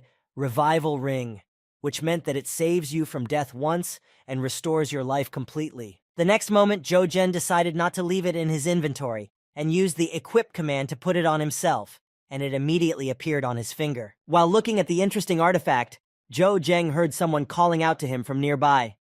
"Zhou Zhang!" Looking to the side, he saw Qin Han coming toward him, and seeing that Zhang had paid attention to him, he said, "I called you several times. Is everything okay?" Zhang replied, "Just thinking." Approaching Zhou Zhang, Qin Han, pointing to his hand behind him, said happily, "Come, let us see the trophies we have received." When Zhou Zhang arrived at the King of Steel Spiders, he saw the following trophies in front of him. The first was the blade of the Spider King and the shell of the Spider King. Next to all these trophies were poison glands, which they were also able to get from this boss. And most importantly, Captain Xiao Jianglin picked it up and said, "And this?" Noticing what was in the captain's hands, one of his comrades said in surprise, "Black quartz?" Looking at it, the commander's comrade said in amazement, "This is the first time I have ever seen it with my own eyes." After completing the mission and returning to their camp, voices were heard from there. "Do you have any complaints? Do you have any complaints about the distribution of the spoils?" The answer was, "No." Sitting by the fire, Commander Xiao Jianglin said, "This time, Zhou Zhang has made the greatest contribution, so I propose to give him the opportunity to choose more trophies. Is there any objection?" The comrade sitting next to him immediately replied, "Of course not. I just didn't expect him to pretend to be so weak, even though he is capable of something like that." Hearing such a generous offer from Captain Xiao Jianglin, Zhou Zhang hesitantly began to refuse, saying, No, let's divide it among everyone." After dividing the spoils, Zhou Zhang went to the roof of the building to view the new skill. Deadly, a level 90 active skill. Deals a lethal blow with 500% damage, additional damage of 5,000 units. Probability of use is 10%. While Zhou Zhang was looking at the description of the new skill, Luo Tang came up behind him. Noticing him, Zhang asked in surprise, "Luo Tang?" After walking a little further, Luo Tang, as if trying to squeeze the words out of his mouth, spoke to the boy. "Zhou Zhen." After saying his name, the warrior smiled and said, "Upon arrival, I will send Haigu to Haiyan to apologize." Immediately standing up at the news that he would have one less enemy, Zhou Zhang stretched out his hand toward him and said, "Great." After completing the mission, the team of hunters on the airship returned to the graveyard. At that time, many residents of this town were already waiting for them, holding flowers and posters to congratulate the fearless hunters on the completion of their mission. After landing, the doors of the airship opened and powerful warriors appeared before the public. Upon seeing them, the audience heard, "Captain Xiao is so brave! Defenders! You did so well! Our heroes!" Standing by the window of his office, Shan Zhengqing, watching the brigade return, said, "You did not disappoint," to which he received a reply from his guest. "This guy, Zhou Zheng, his abilities are really incredible." Sitting on the couch in Shan Zhengqing's office, the guest continued, "The report says that he is responsible for saving more than half of the brigade. I think he has made some strong friends now." Hearing these words from his guest, Shan said, "Newcomers are lucky," to which he received a reply, "Lucky or not, what does it matter? This Zhou Zhen is really strong. I would like to be able to train with him side by side." Hearing this statement from his brother, Shan spoke sternly to him. "Second brother, you are the head of the Graveyard Council.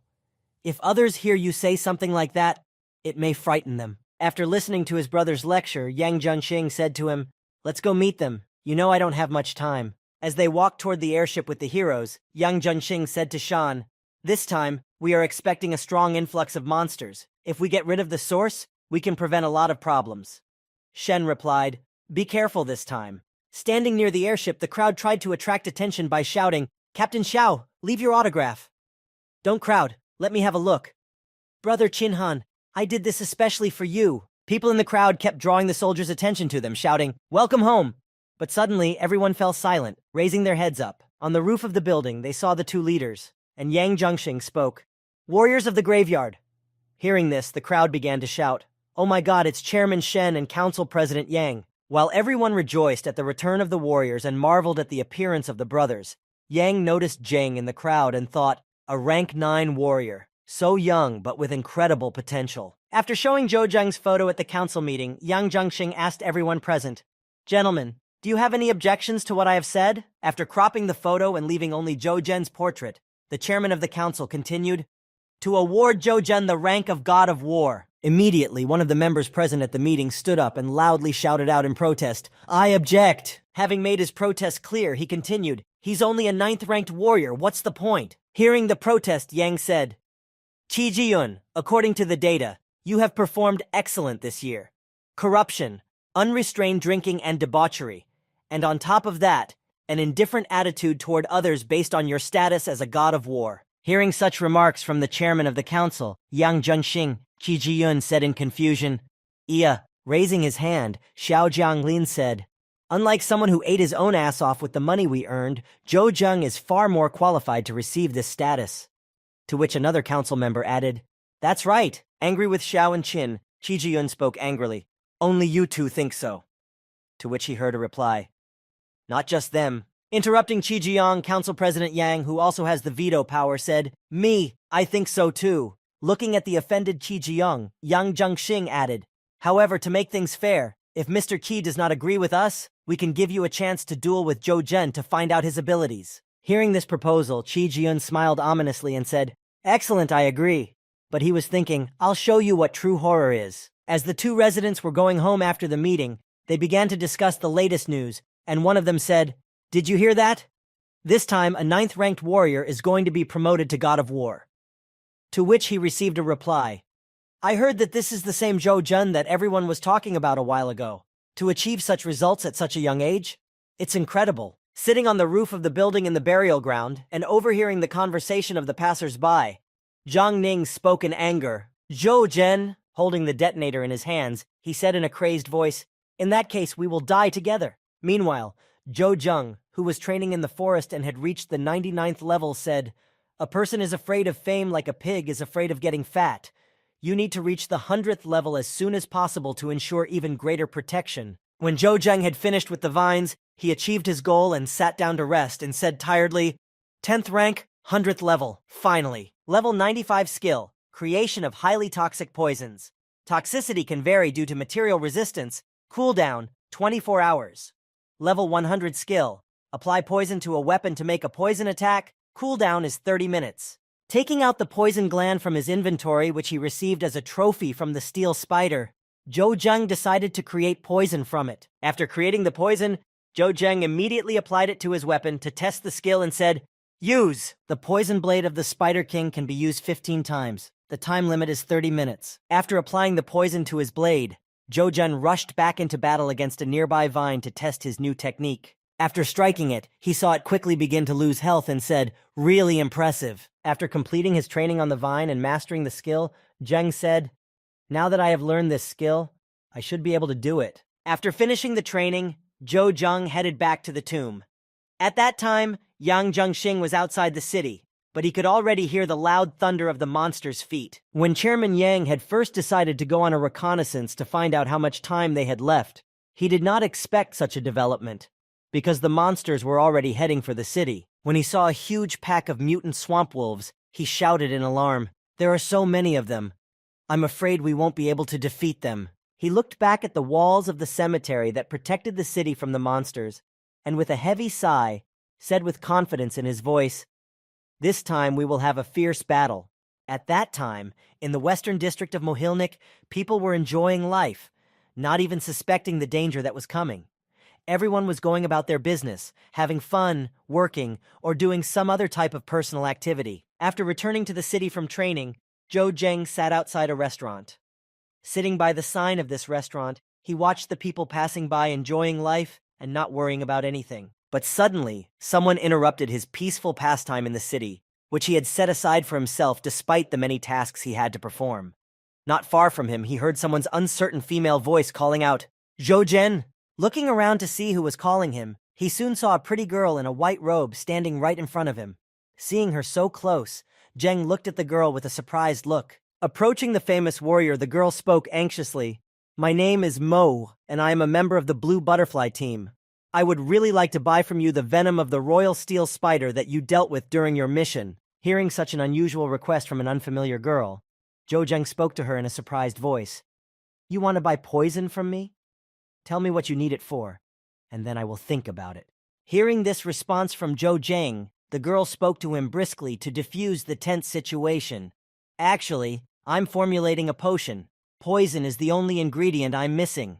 Leaning closer to Zhou Zhen and covering her hand with her arm so that no one would overhear them, she spoke softly, "Please sell it to me at a good price." Hearing this request and the offer of a good price, Zhou Zhen immediately got to his feet, putting all the information he had heard together, and immediately thought, "Is it really an alchemist?" Thinking about cooperation, he spoke to the girl, "If you're really interested in developing a potion, I can provide you with all the necessary materials for free. But you will have to share the results of your work with me after the experiment." Having offered the girl such terms of cooperation, she immediately shone with happiness that she would finally be able to complete her experiments, and having received everything she needed for her work, she happily walked back. Zhou Zheng followed her with his eyes and said thoughtfully, "I hope she can be trusted." When he had finished his dialogue with the alchemist girl and was about to return to his work, he heard a call coming from his pocket on his satellite communicator. When he took it out of his pocket and picked up the receiver to find out who was calling him and what they were talking about, he immediately heard a voice saying, "The information about Qi Jiyun has been collected. I'm sending it to you." Upon hearing this message, Zheng received the file with all the information about his opponent, reviewed everything, and, after informing the informant that he had successfully completed his work, said to him, "Great, thanks for your work." As soon as he hung up the phone, two passers-by appeared in front of him, discussing the upcoming duel, and one of them said, "Who do you think will win, the god of war, Ziyun, or the special envoy Zhou?" To which the other replied, "I think that Qi Jiyun is still stronger. No matter how talented Zhou's envoy is, he is only a 9th-ranked warrior." After passing Zhou Zheng, who was listening to their gossip, they walked away, speaking to each other. "Also true, then I will bet on the god of war Qi." And his companion said, "That will be more reliable." Hearing this gossip from the two passers-by discussing the upcoming duel, Zhou Zheng, realizing that the odds of Zhou Zheng's victory were very low, immediately called his girlfriend, and when she answered the phone, he said to her, "Shihan, I need your help." After telling her about all the gossip he had heard from passers-by, and the odds of victory for both sides, Zhou Zheng spoke to Xiang Shihan in a concerned tone. "As for the upcoming battle, put everything on my victory." Meanwhile, Qi Jiyun was relaxing in his hotel, lying on a lounge chair by the pool, indulging in debauchery, wastefulness, and having fun with another maiden. Taking a break from his amusement and relaxation, Qi Jiyun, looking at the predictions and bets on the victory of both sides in the upcoming battle, said smugly, laughing loudly, "Ha ha ha. Are there really those who hope for Zhou Zheng's victory?" After sneering at his opponent and those who truly believed in his victory, Chi Ji-yun, intent on testing Zhou Zheng and finding out his strength, said menacingly, "No matter. We must first find someone to test his strength." While Chi Ji-yun was having fun and not worrying about the upcoming fight, Zhou Zheng was in the Valley of the Snakes, and he was not wasting his time. He was preparing with all his might for the fight, which could decide a lot of things. After killing the lion's share of the monsters in the Snake Valley, which was enveloped in a poisonous fog, Zhou Zheng, having finished his training, breathed out a sigh of relief and said, "Phew, after 2 weeks I finally managed to get enough venom." After stopping for a moment to take a break from hunting for the right ingredients for so long, Zhou Zheng suddenly felt something strange that bothered him. He felt that someone was approaching him. Someone strong. Very strong. And definitely not with good intentions, because his killing aura could be felt very far away and spread in an incredibly large radius. As Zhou Zheng looked around and prepared for the fight, he saw an unfamiliar masked warrior calmly approaching him and sitting on a stone in front of him. Looking at him, Zhou Zheng saw that it was Du Lun, a warrior with a very high rank because he couldn't see his characteristics. This opponent was very strong, and he had to be careful with him. Du Lun, standing in front of Zhou Zheng, noticed that the information he had been given was slightly off, although it would not be a big deal, and thought, according to the information provided, he's a 9th-ranked warrior. How did he manage to get promoted to the 10th rank in just 2 weeks? But not doubting his abilities for a moment, and not caring at all that Zheng was already a 10th rank, he continued his train of thought. Okay, in any case he's going to die now. As he drew his sword to finish the guy off, Du Lun asked Zheng, "Zhou Zheng?" Seeing that the mercenary was drawing his weapon and preparing to fight, Zhou Zheng asked him before the fight began, "Did Chi Ji-yun send you for me?" Standing in front of the young man, the mercenary clutching his weapon tightly in his hands and preparing for battle, Duo Lun answered Zheng in an indifferent voice, "I'd rather remain anonymous." Immediately crouching down and preparing to attack, Zhou Zheng asked his opponent to distract the mercenary who had been sent to kill him. "Du Lun, why do you want to kill me?" Hearing his name, which he had not mentioned, the assassin was immediately embarrassed that his identity had been revealed, and losing his guard shouted out to Zhou Zheng in alarm, "How do you know my name?" Taking advantage of his opponent's embarrassment, he rushed at him with lightning speed and struck him at the same moment. Even though his attack was lightning fast, it still hit the enemy's defense. Having only slightly wounded his opponent's arm, Zheng moved away from him, and the latter, having not been seriously injured by such an attack, said smugly, "A boring trick with a surprise attack. Even if I were to stand still, you—" Before he could finish his sentence, the assassin dropped his sword, and while losing consciousness, he spoke in a weak voice to Zhou Zheng, "Damn, you! What did you do?" Falling to the ground, writhing in pain, the enemy was dying in hellish torment, and coughing heavily, trying to catch air in small gulps. He took one last hard breath and said, "You—" Before he could say anything else, he fell to the ground dead, and without showing any sign of life, he immediately ceased to exist. Zheng, noticing that he was already dead, said, "Death by the venom of an 18th-rank Steel Spider King cannot be called in vain." Looking at the corpse of the enemy, Zhou Zheng counted the time it would take for him to die, and when he finished his count, he said, "It takes 26 seconds for a warrior of the rank of God of War to die of poison." Inspecting the body of the dead mercenary, Zheng found his bag of jewelry, grabbed it, and pulling it toward him said, "Let's see what interesting things we've managed to get this time." Having retrieved the pouch of jewelry from the dead opponent, Zheng wasted no time in opening it, but when he examined the contents, he was disappointed. Opening the pouch, he saw a detonator and said in surprise, "This is—" As soon as he had completed his examination of the body, he heard a phone call on his satellite communicator. When he picked up the phone, he heard the caller say, "Zhou Zheng, it's Mohei. Come to the lab quickly. Everything is ready." After receiving the call and being informed that the potion was ready, Zhou Zheng arrived at the lab in no time at all. Standing next to Mohei, she handed him a test tube and heard Zheng say, "Is this the potion you managed to make from the Spider King's venom?" And he answered, "Yes, it is. I have named it the Potion of Fury." Zhou Zheng looked at the potion that Mohei had given him and saw the characteristics of it. Fury Potion. Within 15 minutes, it improves your existing stats by 3 times. Deciding to test the newly created potion, Zhou Zheng and Mohei went to the outskirts of the Western District. When they came to an open field, Zheng said, "There is no one here." Taking out the potion that Moa had prepared from his pocket, Zhou Zheng prepared to try it. Seeing that he was serious, the girl asked happily, "You really dare to try it? Looking back at Mohei with a confident gaze, Zhou Zheng spoke to her. Since I chose you, I have to trust you. As Zhou Zheng brought the vial of potion to his mouth, he spoke to the girl standing next to him. Don't get too close. We don't know what effect it might have. Hearing this warning from Zheng, Mohei cheerfully exclaimed, Yes! After a short time of adjusting, Zhou Zheng decided not to waste time and to finish testing the new potion as soon as possible so that he could get on with the rest of his work. Tipping the test tube, he quickly swallowed the entire liquid. As soon as he swallowed the potion, the effect was not long in coming. Immediately afterward, a strong aura appeared around Zhou Zheng, and he loudly exclaimed, This power! Feeling an incredible influx of power, Zhou Zheng knelt down to recover and collect his thoughts. Preparing to test the effects of the rage potion, Zheng decided to test how much his speed would increase first. Immediately, Zheng stood up and moved with such lightning speed that it was impossible to keep up with him. Seeing the incredible speed at which Zhou Zheng was moving, the alchemist girl froze in place in surprise and said in a voice that trembled with surprise, You're so fast! Is this the effect of my rage potion? Running past the frozen girl who was unable to move in surprise, Zhou Zheng stopped beside her and said, I will continue to provide you with resources.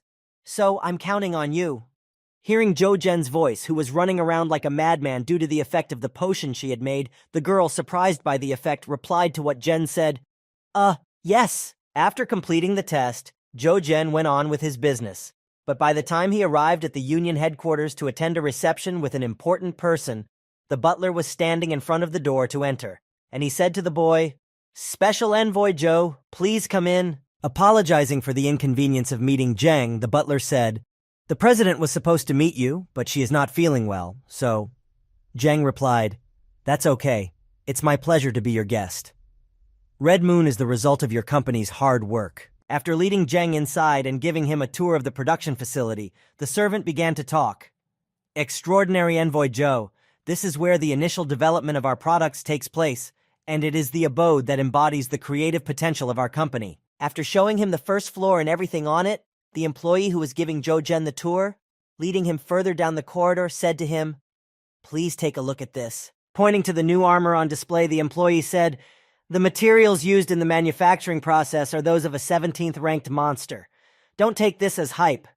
But in terms of protection, the northern armor is 3 times inferior to this. After leading Zhou Zheng further, the manager also showed Extraordinary Envoy Zheng the new weapons that were also recently made and spoke. And these 2 daggers. They are also based on materials from 17th rank monsters, and their armor-piercing ability is 16 points. After showing Zhou Zheng the new weapon, the manager happily held out the dagger to him and said, Ambassador Extraordinary Zhou, this gift is from Director Liu. Congratulations on being promoted to the rank of War God. Hearing this offer, and such a generous gift for receiving a new rank, Zhou Zheng was embarrassed, and waving his hands began to refuse immediately, saying, Oh, this is too expensive for me. While Zhou Zheng was refusing such a precious gift as a reward for achieving a new rank, a voice came from behind him. Special Envoy Zhou, don't be modest. Hearing the voice, Zhou Zheng turned around to see who was speaking. Meanwhile, the company's employees heard it and looked in the direction of the voice and said in surprise, President Liu. When the president of the company came closer to Zhou Zheng, he began to scrutinize her very carefully.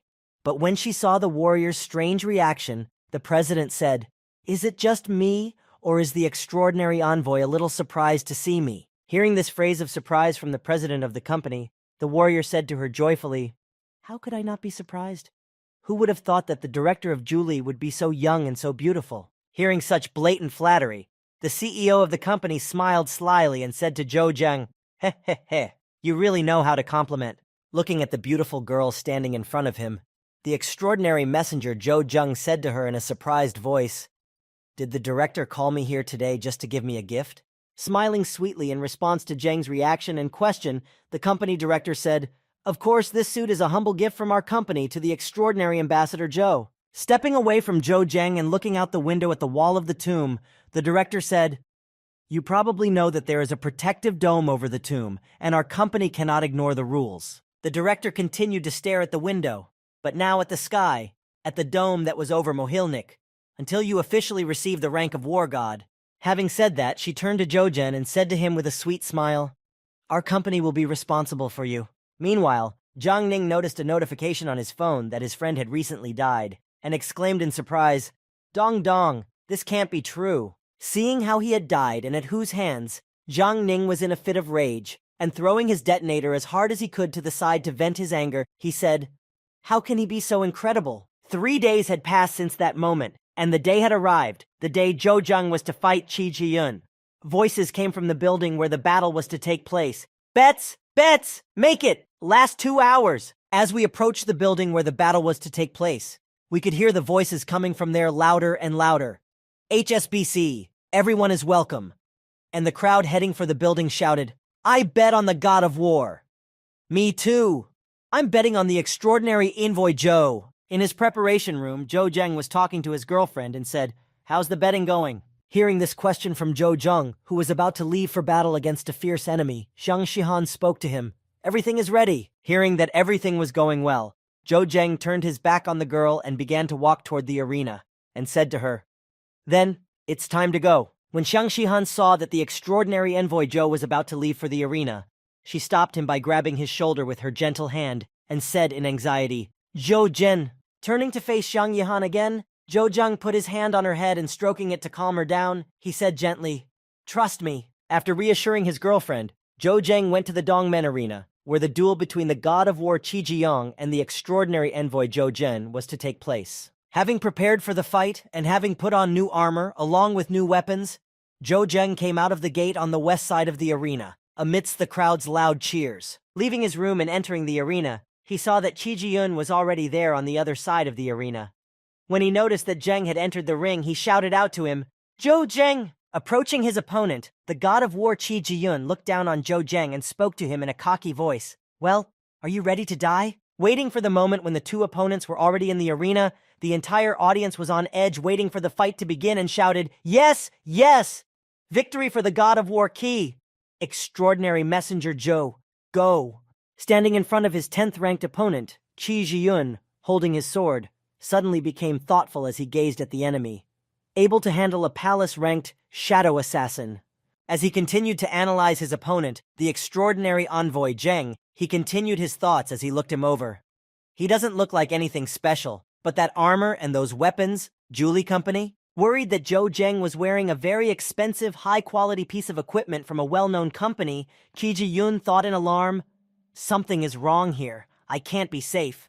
I must act quickly and deal with him as soon as possible." Standing at the very top of the arena, next to the bell that would announce the start of the battle, Shen Zhengxing stood with his hands behind his back, also waiting for this promising battle to begin. Signaling to the soldier behind the bell, he ordered him to strike it, and when the sound echoed throughout the arena, Shen Zhengxing shouted, "Let's begin!"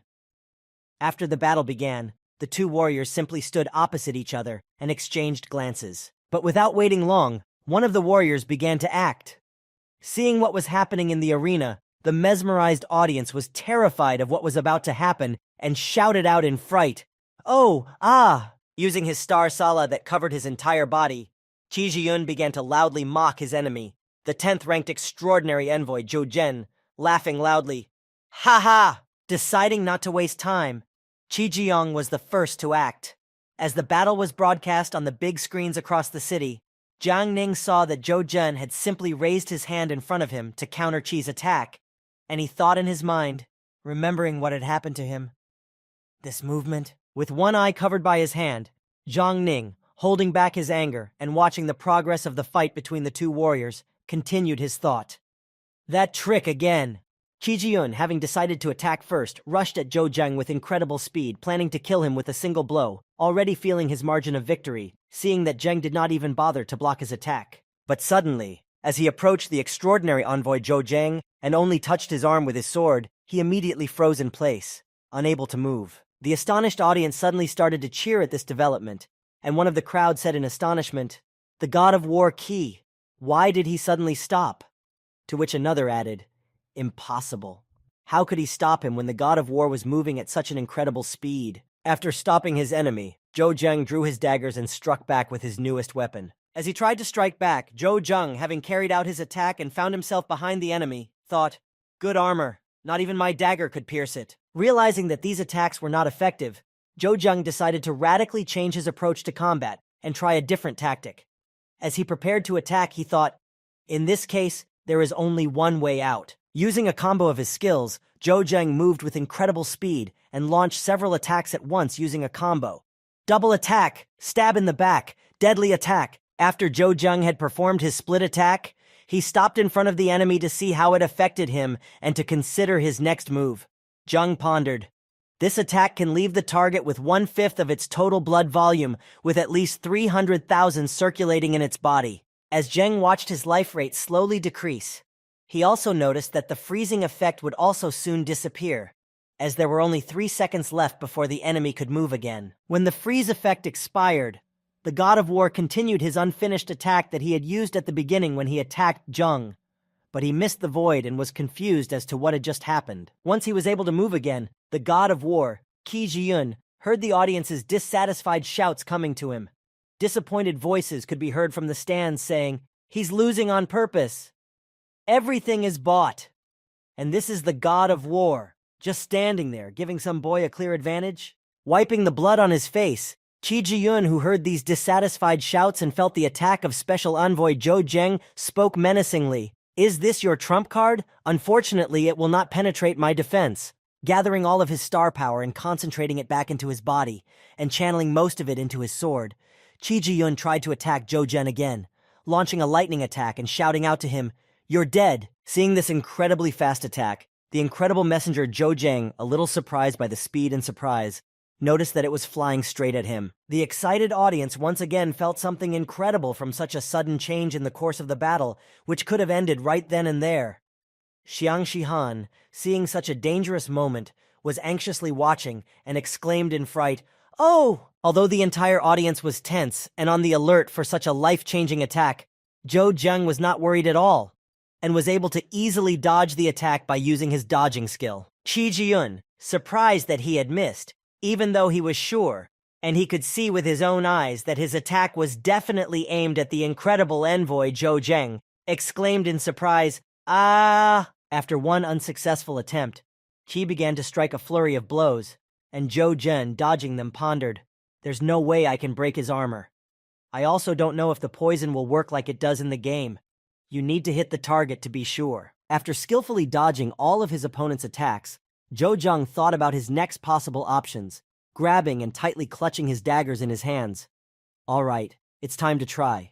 Deciding that it was time to act, Zheng decided not to continue dodging, but to wait for the enemy's next attack and try to deflect it so that he could open the way for a counterattack. With his blades crossed and folded into a scissors shape, the incredible messenger Zhou Zheng prepared for his enemy's next attack. As soon as he saw the right moment, just when Qi Jiyun jumped up and wanted to launch a powerful attack in the air, Zheng interrupted her by blocking the Vorg sword, thus giving himself a chance to attack. Seeing that Zhou Zheng had approached him and blocked his attack, Qi Jiyun, impressed by his opponent's courage, spoke to him in a rough voice. "To test your mettle in close combat, you are looking for death." As the crowd watched the fight from the stands, they became very quiet as a great wall of dust rose in the arena. Seeing this, Xiang Shihan spoke in concern. "What is it?" To which she was answered, "It's all smoke. You can't see anything."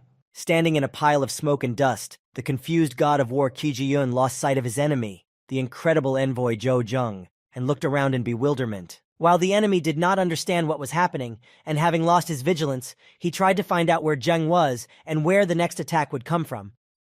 But Zheng was above him and was already preparing to strike. While the enemy was fussing and looking around, Zhou Zheng was able to carry out his wonderful attack, hitting his opponent in unprotected places and managing to damage him. As soon as the smoke cleared, the crowd saw Zhou Zheng's last attack, and he immediately broke the distance. The crowd loudly exclaimed, "10th rank warriors are so strong? It's unbelievable. Damn, if I had known before, I would have bet on Zhou Zheng." After Zhou Zheng was able to launch an attack and damage his enemy a bit, Zhou Zheng realized one truth that he would have to accept and pondered. I won't be able to poison him without breaking his armor." Even after this attack, which failed to do much damage to his opponent, Zhou Zheng was not going to give up, and as he rushed at the enemy, he decided to himself, "It's okay, let's try again." Standing at a distance from the incredible messenger Zhou Zheng, the God of War took a breath and moved away from the previous attack, keeping the guy in sight. But suddenly, he was confused when he saw Zheng in front of him, and thought, "Really? He teleported? But despite the fact that Zhou Zheng moved so quickly and shortened the distance, this did not prevent Qi Jiyun from deflecting his attack, and he was able to block Zhou's punch. After blocking his opponent's next attack, the God of War spoke to the incredible messenger Zhou Zheng. No matter how fiercely you attack, it makes no sense at all. After the block, Qi tried to counterattack Zheng, striking him with a slashing blow in return. Zhou Zheng was able to dodge this unexpected attack by listening to Qi's words. You cannot break the armor. You are only wasting your time. Realizing that his plan was ineffective and that his actions would not bring about the desired result, Zhou Zheng thought as he dodged the enemy's attack. This can't go on. We need to change our strategy. Coming up with a brilliant new plan on how he could defeat his opponent, Zhou Zheng bounced off his opponent, started picking up speed, and ran around him to limit his visibility. By running around the enemy all over the arena, Zhou Zheng kicked up a big pile of dust in the air so that he could pull off some tricks to achieve the desired result that would help him in the fight. While Zheng was running around Qi Jiyun, the audience shouted in confusion from the stands, "Hey, what's he doing? We can't see anything! And what's going on over there?" Watching the battle, Zhang Ning, sitting somewhere in the crowd smiling slyly, thought, he wants to create favorable conditions for himself. But even so, what's the point? Also watching this fight, the alchemist girl realized why Zheng was kicking up a storm of dust in the arena and exclaimed in alarm, considering this as one of the options as well. Does he really want to? Standing in the center of this storm of dust, Qi Jiyun covered his face with his hand and spoke to Zhou Zheng in a mocking tone. Childish games. Do you really think it will make a difference if you can hurt me? Meanwhile, Zhou Zheng, taking out the rage potion from his backpack and continuing to run around to kick up more dust, pondered, "No one can see me now. I need to hurry." As the enemy stood inside the dust storm, Zhou Zheng continued to run around until he drank the potion, but it did not take effect, and after that, he immediately took out his scythe of the deadly harvest and tried to attack the enemy. But his attack failed because it was aimed directly at the forehead, and the enemy was able to deflect it. While under the influence of the potion, Zhou Zheng looked down on his opponent, realizing that he now had every chance of winning. Having blocked Zhou Zhen's scythe attack, Qi Jiyun swung his sword in a single sweep, took Zhou Zhen's weapon aside, and shouted menacingly, "Are you trying to deceive me?" Gathering his thoughts, and with Zhou Zhen in his sights, the God of War Qi Jiyun, with his sword clenched tightly in his hands, tried to strike back at him, running at him quickly and shouting loudly, "Ha!" Swinging his sword and aiming at Zhou Zhen again, approaching him almost at point-blank range, the enemy was already bringing his weapon closer to Zhen. But as soon as the sword reached Zhen, that Qi exclaimed, "Farewell to life!" Shouting such loud words, Qi Jiyun charged at Zhou Zheng, and he was sure that this time his attack would definitely hit the target. But it was not as easy as it might seem. Zhou Zheng skillfully wielded the scythe and managed to block his opponent's blow. Seeing Zhou Zheng's skill and the way he skillfully wielded the new weapon, the God of War, Qi Jiyun, in a frightened voice, said in confusion, "That!" The very next moment, Special Envoy Zhou Zheng easily held off his enemy's attack and threw him back to the other end of the arena. Walking backwards after Special Envoy Zhou Zheng had knocked him back with his scythe, Qi Jiyun could not understand how it was possible that Zhou Zheng had suddenly started to dominate the arena, and exclaimed in dismay, "How is this even possible?" While the enemy was flying back, Special Envoy Zhou Zheng wasted no time, and was not going to wait for the enemy to get up and take up his fighting stance again. Zheng immediately followed him and struck him again. The God of War Qi Jiyun stopped in the wall and stared at Zhou Zheng, frightened, not understanding why his opponent's strength had suddenly changed so much that the game was now a one-way street. As he stared at Zhou Zheng, who was slowly approaching him, he thought with horror in his eyes, "This strength. He's stronger than Xiao Jiangling. Is this really a 10th rank?" When the adrenaline effect wore off and his senses became sharper again, the God of War, Qi Jiyun, immediately began to cough up blood, as his injury was serious, and it would not go away. The consequences will come. Gathering his last strength and managing to stand up, the wounded Qi Jiyun, holding his chest and continuing to spit blood, suddenly shouted, "I can't lose! I will never lose!" And after these words, he attacked the special envoy Zhou Zheng again. Gathering all his strength into a fist, Qi jumped off the wall to gain momentum and flew toward Zhou Zheng, shouting, "Die!" When he got close to Zhou Zheng, he grabbed him by the body and continued to move with him in a delightful way, breaking the possible rules of the fight and nervously shouting, "Ah!" Seeing such desperate actions of the God of War, the crowd began to shout in anger. "Is he crazy? What is he doing?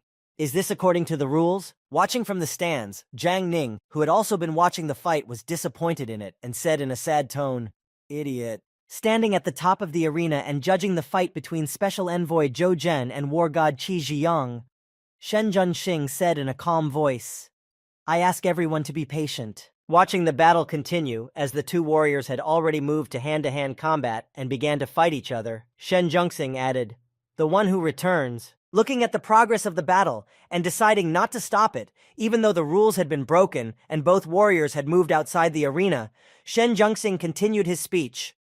"The one who does so will be the winner." When Zhou Zheng noticed that they were no longer in the arena, but outside of it, he said to Qi Zhiyang with his deadly gaze, his pupils reddened by the potion, "Since we are far away from everyone, it is time to finish." While Zhou Zheng was speaking, Qi Zhiyang wasted no time in striking out, taking Zhou Zheng by surprise. Although he managed to jump away in time, something unpleasant happened. Noticing that the enemy had gotten him with his attack, Zhou saw the effect of the poison that had entered his body through a small cut on his hand that Qi Jiyun had made during his last attack. Looking at the embarrassed Zhou Zheng, the god of war Qi Jiyun said smugly, "Well, the corpse poison has already taken effect, hasn't it?" Corpse poison. Unlike ordinary poisons, it is defined as a virus. The use of this type of toxin is against the rules of the human community and is strictly forbidden. Grabbing his injured arm, through which the poison had been injected, Zhou Zheng spoke to him in alarm. "How dare you break the rules?" Hearing these words from the special envoy Zhou Zheng, he just laughed back and said, "Ha ha ha, rules? Do you think I have reached such a high rank that I should be restricted by rules?" Gloating over special envoy Zhou Zhen, Qi Zhiyang spoke arrogantly to him. "It doesn't matter what methods I use. No one will let me go to find out why you died." Hearing such ominous words from his disgusting rival, who had no qualms about using anything to win, Zheng said to him, "All right, if you think so, I'll show you what a stalemate is." As he said this, Zhou Zheng took out a health elixir from his in-game backpack, and after removing the cork, drank every last drop, removing all the negative effects and restoring his health to the maximum. Seeing Zhou Zheng's medicine, Qi Jiyun was nervous. Where did he get this test tube? And he said out loud to Zhou Zhen in an ominous, smug voice, "Tisk, who are you trying to fool? Do you think that such nonsense can neutralize the poison in your body?" Smiling back at his enemy, Zhou Zheng spoke to him with a little mockery, "Trying to cheat or not? We'll find out in a moment." But after saying that, Zhou Zhen used his stealth skill. When Zhou Zheng disappeared into thin air before his eyes, Qi Jiyun exclaimed in confusion, "Disappeared? How is that possible? A person can't just vanish like that." While the enemy was still confused by what he had just seen, Zhou Zheng had already gained enough time to attack, and the next moment, he struck the enemy's body with his dagger, saying, "You are not the first to die because of your ignorance." Having dealt a fatal blow to his enemy with just one swing of his dagger, Special Envoy Zhou Zheng then added a final thought. "And of course, not the last." Looking out from the arena stands in the direction where the two soldiers had disappeared, the crowd in the stands began to cheer as they saw a silhouette in the distance returning. "He's coming back!" "Who is it?" Judging by the silhouette, is it? Dragging the corpse of his enemy behind him as a sign of victory, the stands immediately erupted in applause and shouts. "It's Zhou Zheng! Zhou Zhen has won!" What? How did he do it? When Judge Shan Junxing saw that the special envoy Zhou Zheng had returned with victory and the corpse of his enemy, he rejoiced in his victory and thought, "This boy really did not disappoint." After the special envoy, Zhou Zheng returned to the arena and dragged the proof of his victory with him. A voice rang out over the arena and said, "I declare Zhou Zheng the winner. In addition, he is officially promoted to the rank of God of War." And the stands shouted in unison only one thing over and over again, "Zhou Zhen! Zhou Zhen!" Seeing her lover return to the arena with victory, the anxious Xiang Shihan, barely able to hold back her tears, said joyfully, "Zhou Zhen." The director of Julie, who had provided Zhou Zhen with brand new equipment for this battle, was also there. Sitting at her desk in her office, she was as excited as anyone else and said happily, "It looks like my investment has paid off." Running into the arena, the commander of the 9th Squad, who was Zhou Zheng's boss, exclaimed, "Old man, I knew you would do well." After the boss said this, another team member echoed him and added, "Ha ha ha, our kid is now a war god." Grabbing Zhou Zheng and picking him up to toss him around in honor of his victory, they began to carry him a little further out of the arena. Realizing what was about to happen, Zhou Zheng said awkwardly, Hey, boss. There are too many people watching us. This is too childish." Ignoring Jojen's words, the Gravedigger's ninth squad continued their greeting ceremony and immediately threw Jojen high into the air. A few meters above the ground, Jojen looked down at his comrades and shouted loudly at the greeting. But this childish fun ended very quickly when no one caught Zheng after the first time he was thrown into the air. And when Zheng fell to the ground, the boss said, "We just need to avoid catching you, and this game will no longer be child's play." After making a hard landing, thanks to his team, now with the new title of God of War, Zhou Zheng just sat on the ground, looking up at the sky, sighing heavily. As he looked up at the sky, he was not thinking about his new privileges, or anything like that. He was worried about a completely different thought that was running through his mind. God of War. I have finally become a God of War. Continuing his thoughts, sighing heavily, and looking at the vast blue sky, he continued, "That is why. The greater the power, the greater the responsibility." Back at home, resting in his room with Xiang Shihan, Zhou Zheng suddenly woke up in the middle of the night. Noticing that something was wrong with him, the girl asked him, "What's wrong? Ever since you returned from the battle, is it just me, or is something bothering you?" Hearing his beloved's words of concern, Zhou Zheng looked into the dark corner and looked at the emptiness there, and said in a sad voice, "Xiang Shihan, are you homesick?" Hearing what was bothering her lover, Xiang Shihan hugged his broad back and spoke to him tenderly. "Yes, of course." As soon as Zhou Zheng heard that Shihan was also not averse to returning to Titan for a while, he spoke to her. "After a while, when I'm done here in the tomb, let's go to Titan to see how things are going." After such a warm night with his beloved and heartfelt conversations, Zhou Zheng felt much lighter at heart, and the next day, he went to the abandoned Tianhe warehouse to visit his dragon egg. When he arrived, Zhou Zheng was disappointed, because everything was the same as the last time. There were no new things at all. Standing in front of the egg, he said, "Almost no change." Putting his hand to the egg, Zhou Zheng looked at the egg and said sadly under his breath, "This little guy has absorbed so many of my amethysts, yet there is still no progress to be seen.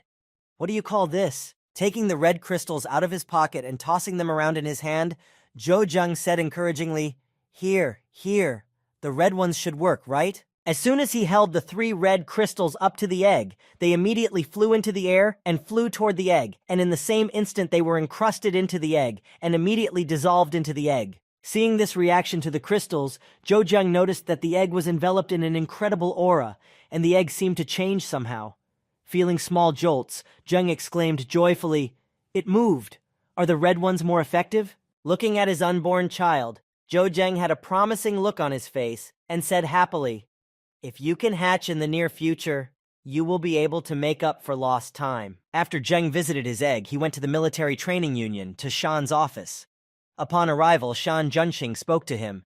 "Zhou Zheng, congratulations on your new rank as a war god, but I'm afraid we don't have much time to celebrate." Hearing this, Zheng asked in surprise, "Is something wrong?" Standing not far from Shan and Zheng, Yang Junxing, who was also in the office, spoke to Zhou Zheng. "I suspect that someone has interfered, and thus brought the time of the monster tide closer. I'm afraid that this year it will begin in the next few days." Meanwhile, the workers who were outside the graveyard, watching the number of monsters approaching the city, had a hard time speaking. "I don't even know how long the tide will continue this time." Hearing these words from his friend, another worker said to him, "Don't worry, there are a lot of soldiers from the Eastern District. They will definitely be able to deal with it.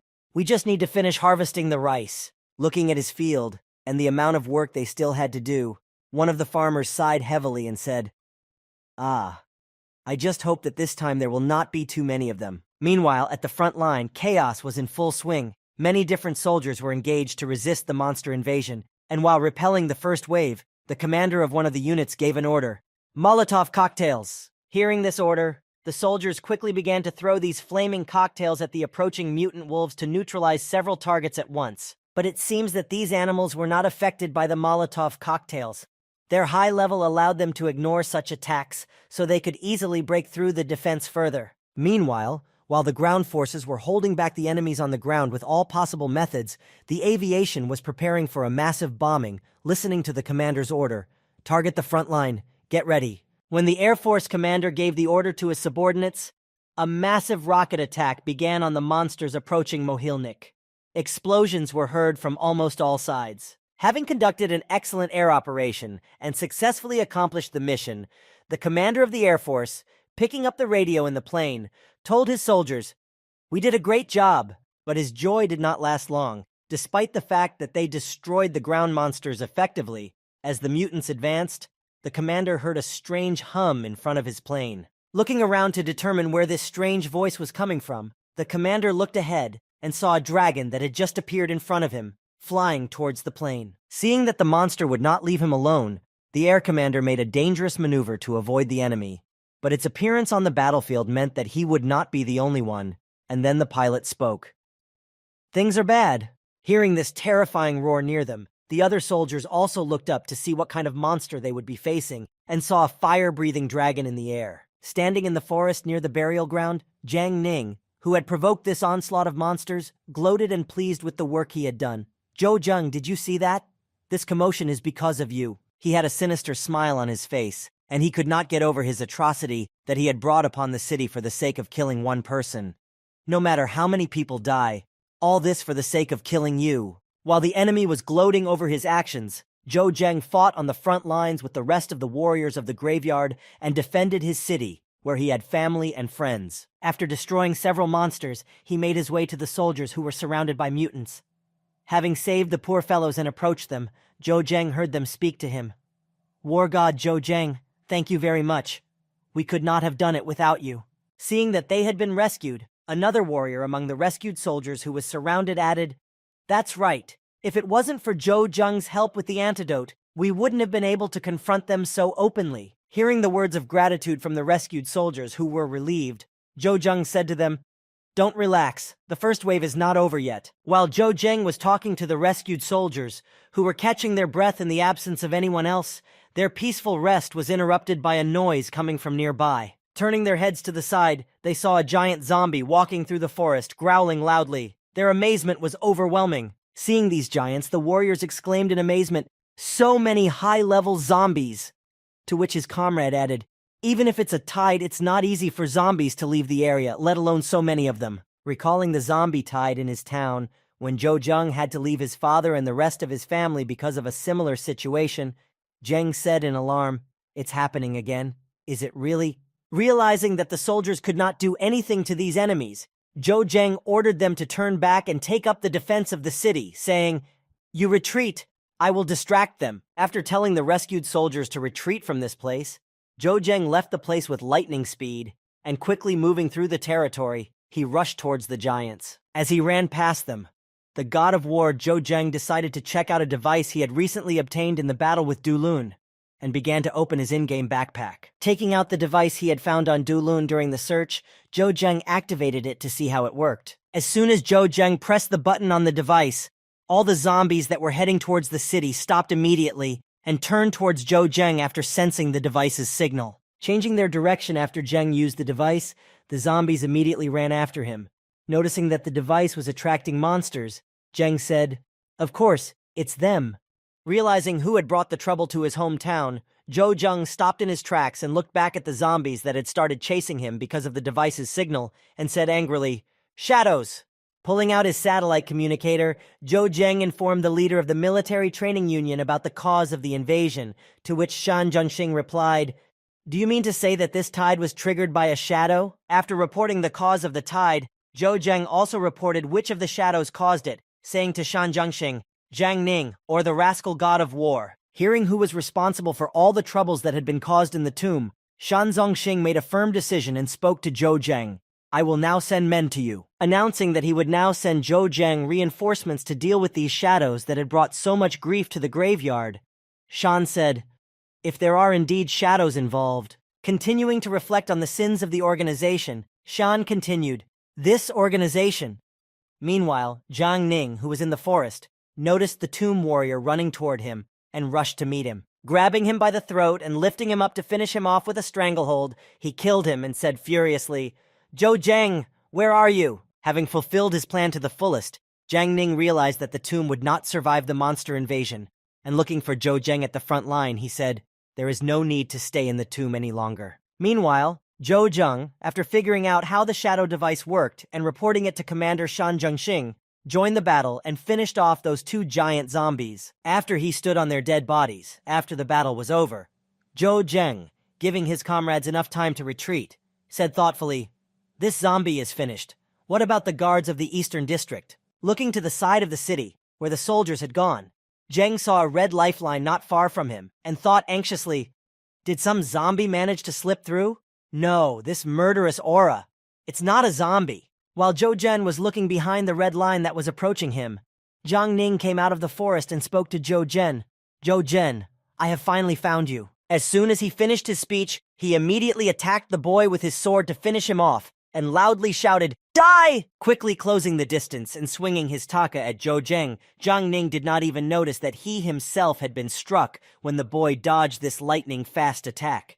Seeing that his opponent was exposed, Zhou Zheng could not miss this chance to strike back, and clutching his daggers tightly in his hands, he tried to strike back at his unprotected opponent. But as soon as Zhou Zheng began to launch his attack at the confused opponent, the latter immediately changed his face, and with a sly smile said to Zheng, "Gotcha." Hearing this from his opponent, Zhou Zheng realized what had happened and gritted his teeth and spoke in anger.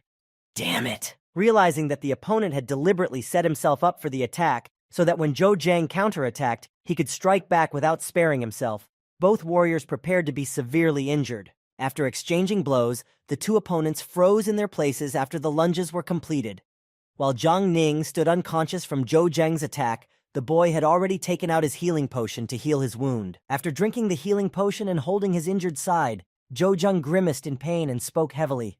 "I was inattentive, but I was unable to dodge this attack." Turning to Zhou Zheng, Jiang Ning, smiling slyly and proud of the work he had done, called out to Zhou Zheng, "In less than half an hour, you will die of blood loss with this wound." Clenching his teeth and biting his lip to block out the pain in his side, Zhou Zheng crossed his blades in front of him, smiling broadly, and said to Jiang Ning, "We'll see who dies first between us." After saying that, Zhou Zheng used his stealth skill and vanished into thin air.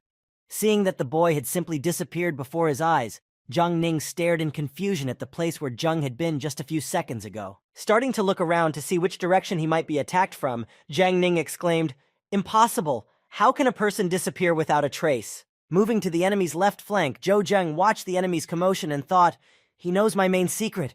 I need to get rid of him once and for all." Moving frantically across the battlefield and keeping his weapon at the ready, Jiang Ning nervously retreated back and shouted out in fright, "Zhou Zheng, stop hiding, come out, and let's settle this like men." Hearing such loud shouts from his enemy, who was looking around in fright and frantically running from one place to another, Zhou Zheng, who appeared behind him, said boldly, "All right, I'm here." Looking behind him and back at the silhouette that slowly began to appear out of nowhere, Zhao Ning looked at Zhou Zheng, who had reported his location, and thought, "Can he really turn invisible?" Surprised by his impressive skills, Jiang Ning looked at him with an angry look and gritted his teeth in anger and thought, "Even so, I'm an 18th ranked warrior. Even if he can control me for 10 seconds, he won't be able to pierce my armor." Looking at the frightened enemy who was confused by the sudden appearance of the boy from thin air, Zheng reached out and slyly said, "I know what you're thinking right now." Grabbing Jiang Ning by his cloak, Zhou Zheng spoke happily to his opponent. "If you use your armor, then I can't do anything, right?" After saying these words, Zhou Zheng immediately tore off his opponent's cloak, leaving him without any protective equipment. Pulling out his dagger and raising it in front of him, showing off his weapon, which was already coated with poison, Zhou Zheng prepared to attack. The next moment, he performed a combo of several strikes at the enemy and shouted loudly to him, "Even if I can't break through your defense, this poison will be enough to kill you." As Zhou Zheng approached the enemy to strike him a few more times and give him some effects, he thought before he attacked, "It's time to use chaos." After hitting his enemy with all of his attacks and applying the poisoning effect to him, Jiang Ning stood still for a while, unable to move. But the next moment, as soon as the effect wore off, Jiang Ning took out the antidote that Zhou Zheng had invented from his briefcase, and uncorking the bottle, drank every last drop. Wiping his lips with the remnants of the antidote, Jiang Ning said sarcastically, "Not expected, huh? They say that this antidote is all you're doing. The effect is truly incredible." Noticing that the enemy had obtained the antidote somewhere, he thought in disappointment, "Damn." After recovering from all the effects of Zhou Zheng's poisons, Jiang Ning, intent on killing his enemy again, charged at him with his sword, and while he was doing so, he shouted at him, "Die!" But Zhou Zhen was not going to give up easily either. He also had a trick up his sleeve, namely the rage potion in his inventory, which he also decided to use this time. After drinking this potion, Zhou Zhen's stats tripled, and he was able to easily dodge his opponent's attack at the last moment, as his speed now allowed him to do so. After dodging his opponent's attack, Zhou Zheng began to run away from him, leading him further and further into the crowd of zombies that were approaching the city. The enemy, furious that Zheng was running away from him, shouted, "Bastard!" Walking with heavy steps behind Zhou Zheng, Jiang Ning, and destroying all the monsters in his path, a member of the shadow group furiously followed Zhou Zheng and waved his sword at the monsters. "Take this!" Stepping forward, he destroyed both large and small zombies, as well as other monsters that came his way, thus reducing the total number of enemies that were attacking the graveyard. After a period of time, as he followed Zhou Zhen, his eyes became clearer and clearer, and Jiang Ning wiped his eyes and thought, "What? My eyesight is back?" But as soon as he wiped his eyes, he heard a terrifying roar and growl above him, and when he looked up, he saw something incredible, and he said in confusion, "This is..." Jiang Ning looked up to the sky and saw a large red zombie monster, which was a very serious opponent, approaching him. Realizing that this opponent was no match for him, Jiang Ning was about to run away, saying, "Did this noise attract them? We should run away." But Zhou Zheng, who appeared behind him, said, "Are you thinking of running away?" By reappearing in front of the enemy and taking him by surprise, Zhang was able to frighten him and use his enemy's moment of confusion to immobilize him. At the same time, the fighting was still going on nearby, and suddenly a powerful explosion sounded somewhere in the middle of the forest. Hearing it quite close to them, the warriors who were fighting against the monsters at the front line were immediately alerted by such a loud sound. And while Zheng was able to strike his enemy to stop him, Zheng cast a chaos effect on Jiang Ning, and the red giant was able to grab him with ease. The next moment, Jiang Ning, who was already in the giant red zombie's hand, was terrified that his life was about to end, and he only screamed in fright, "Zhou Zheng!" The next moment, Jiang Ning rushed toward the monster's giant jaw, and within a second, his life was cut short in the monster's mouth. After finishing his meal as an 18th ranked warrior, the giant monster began to look around for something else to eat. Suddenly, he heard a noise near him and headed toward it, in the direction where the soldiers were fighting the monsters on the front lines. Meanwhile, Zhou Zheng, who was able to deal with Jiang Ning in this way, was sitting in a tree nearby, watching the monster's behavior. When he noticed that the monster headed toward the city after eating, Zhou Zheng said nervously, "Did it head toward the eastern city?" Immediately tense because there were still soldiers there who had defended the city during the evacuation and would have to retreat afterward, Zheng said, "By now, all the soldiers should have been recalled to Mohilnik." Noticing that there were fewer enemies on the horizon, Zhou Zheng immediately jumped down from the tree and said happily, "While the tide of monsters has subsided a bit, we need to leave as soon as possible." After finishing his business on the front lines, Zhou Zheng went to the tomb, straight to the office of the military training leader, and entered Shen's office and said, "Brother Shen, did you find out anything about the metal rods?" Seeing that Zhou Zheng had arrived at his office, Shan Junxing, who had been waiting for him, spoke to him briskly. "Well, we've done a good job." Taking a metal rod in his hand that had recently returned from the research, Shan Junxing spoke to Zhou Zheng. "The way these things work is to send out signals that attract zombies." Holding the gizmo in his hands, Shan Junxing announced his conjecture. "According to our data, this strange thing attracted approximately 3 to 4 million zombies." Hearing these words, Zhou Zheng lifted his head down, sighed heavily, and said, 3 to 4 million. I think the graveyard can handle it. We need to send people to destroy these metal rods." Hearing these words from Zhou Zheng, Shan Junxing immediately objected to him, saying, "If we're talking about ordinary zombies, they really don't pose a threat." Thinking back to the entire invasion and all the enemies that the Tombstone soldiers had to fight, Shan Junxing said, "But there are also many monsters, and they are gathering in herds, and this can be a problem." After revealing more details about the problem they would have to solve, Shan put his hand on Zheng's shoulder and said, "Fortunately, thanks to your medicine, we don't have many casualties. The intensity of the monster tide will probably only increase over the course of the week, so you need to get some rest." After sending Zhou Zheng to rest to regain his strength and prepare for future challenges if necessary, Shan Junxing said to him one last time, "By the way, the Shadow Organization has been destroyed." Hearing this from his leader, Zhou Zheng left his comrade's office and said to him with great gratitude in his voice before leaving, "Thank you, Brother Shen." Arriving at the abandoned warehouse where Zhou Zheng had left the dragon egg to hatch, Zheng sat down next to it. With his head down, he said with great sadness in his voice, "Father, the shadow is gone." Raising his head and continuing to recall all the happy moments with his father, Zhou Zheng continued to speak. You can rest in peace. Thinking back to all that had happened to him, and remembering Lan Shi, Su Junwen, and many of his friends who had been affected by the organization, Zheng felt nothing but relief. Holding the emblem of this organization in his hand, Zhou Zheng said with great sadness and disappointment in his voice, I thought that with this system, I would be able to put aside all feelings and live by relying only on myself. Immediately clutching the emblem in his hand and breaking it into small pieces, Zhou Zheng said in frustration, but I was wrong. After grinding this emblem of the shadow organization into powder and throwing the small pieces of it on the floor, Zheng added, what can one person do in this world? While saying these words alone to himself, Zhou Zheng heard something happening behind him, some strange rustling and movement. Turning back, he saw that the egg had begun to move and was glowing red. Noticing this, Zhou Zheng immediately stood up and asked, do you want to get out? Taking out 3 red crystals from his stash to give the egg even more power and star energy, Zhou Zheng took them to the shell and said, I will help. As he held the red crystals up to the egg, they immediately escaped from his hand and went into the shell to give Zheng's pet, who was about to be born, the strength to do so. Seeing that the thing he had been waiting for was about to happen, Zhou Zheng spoke joyfully.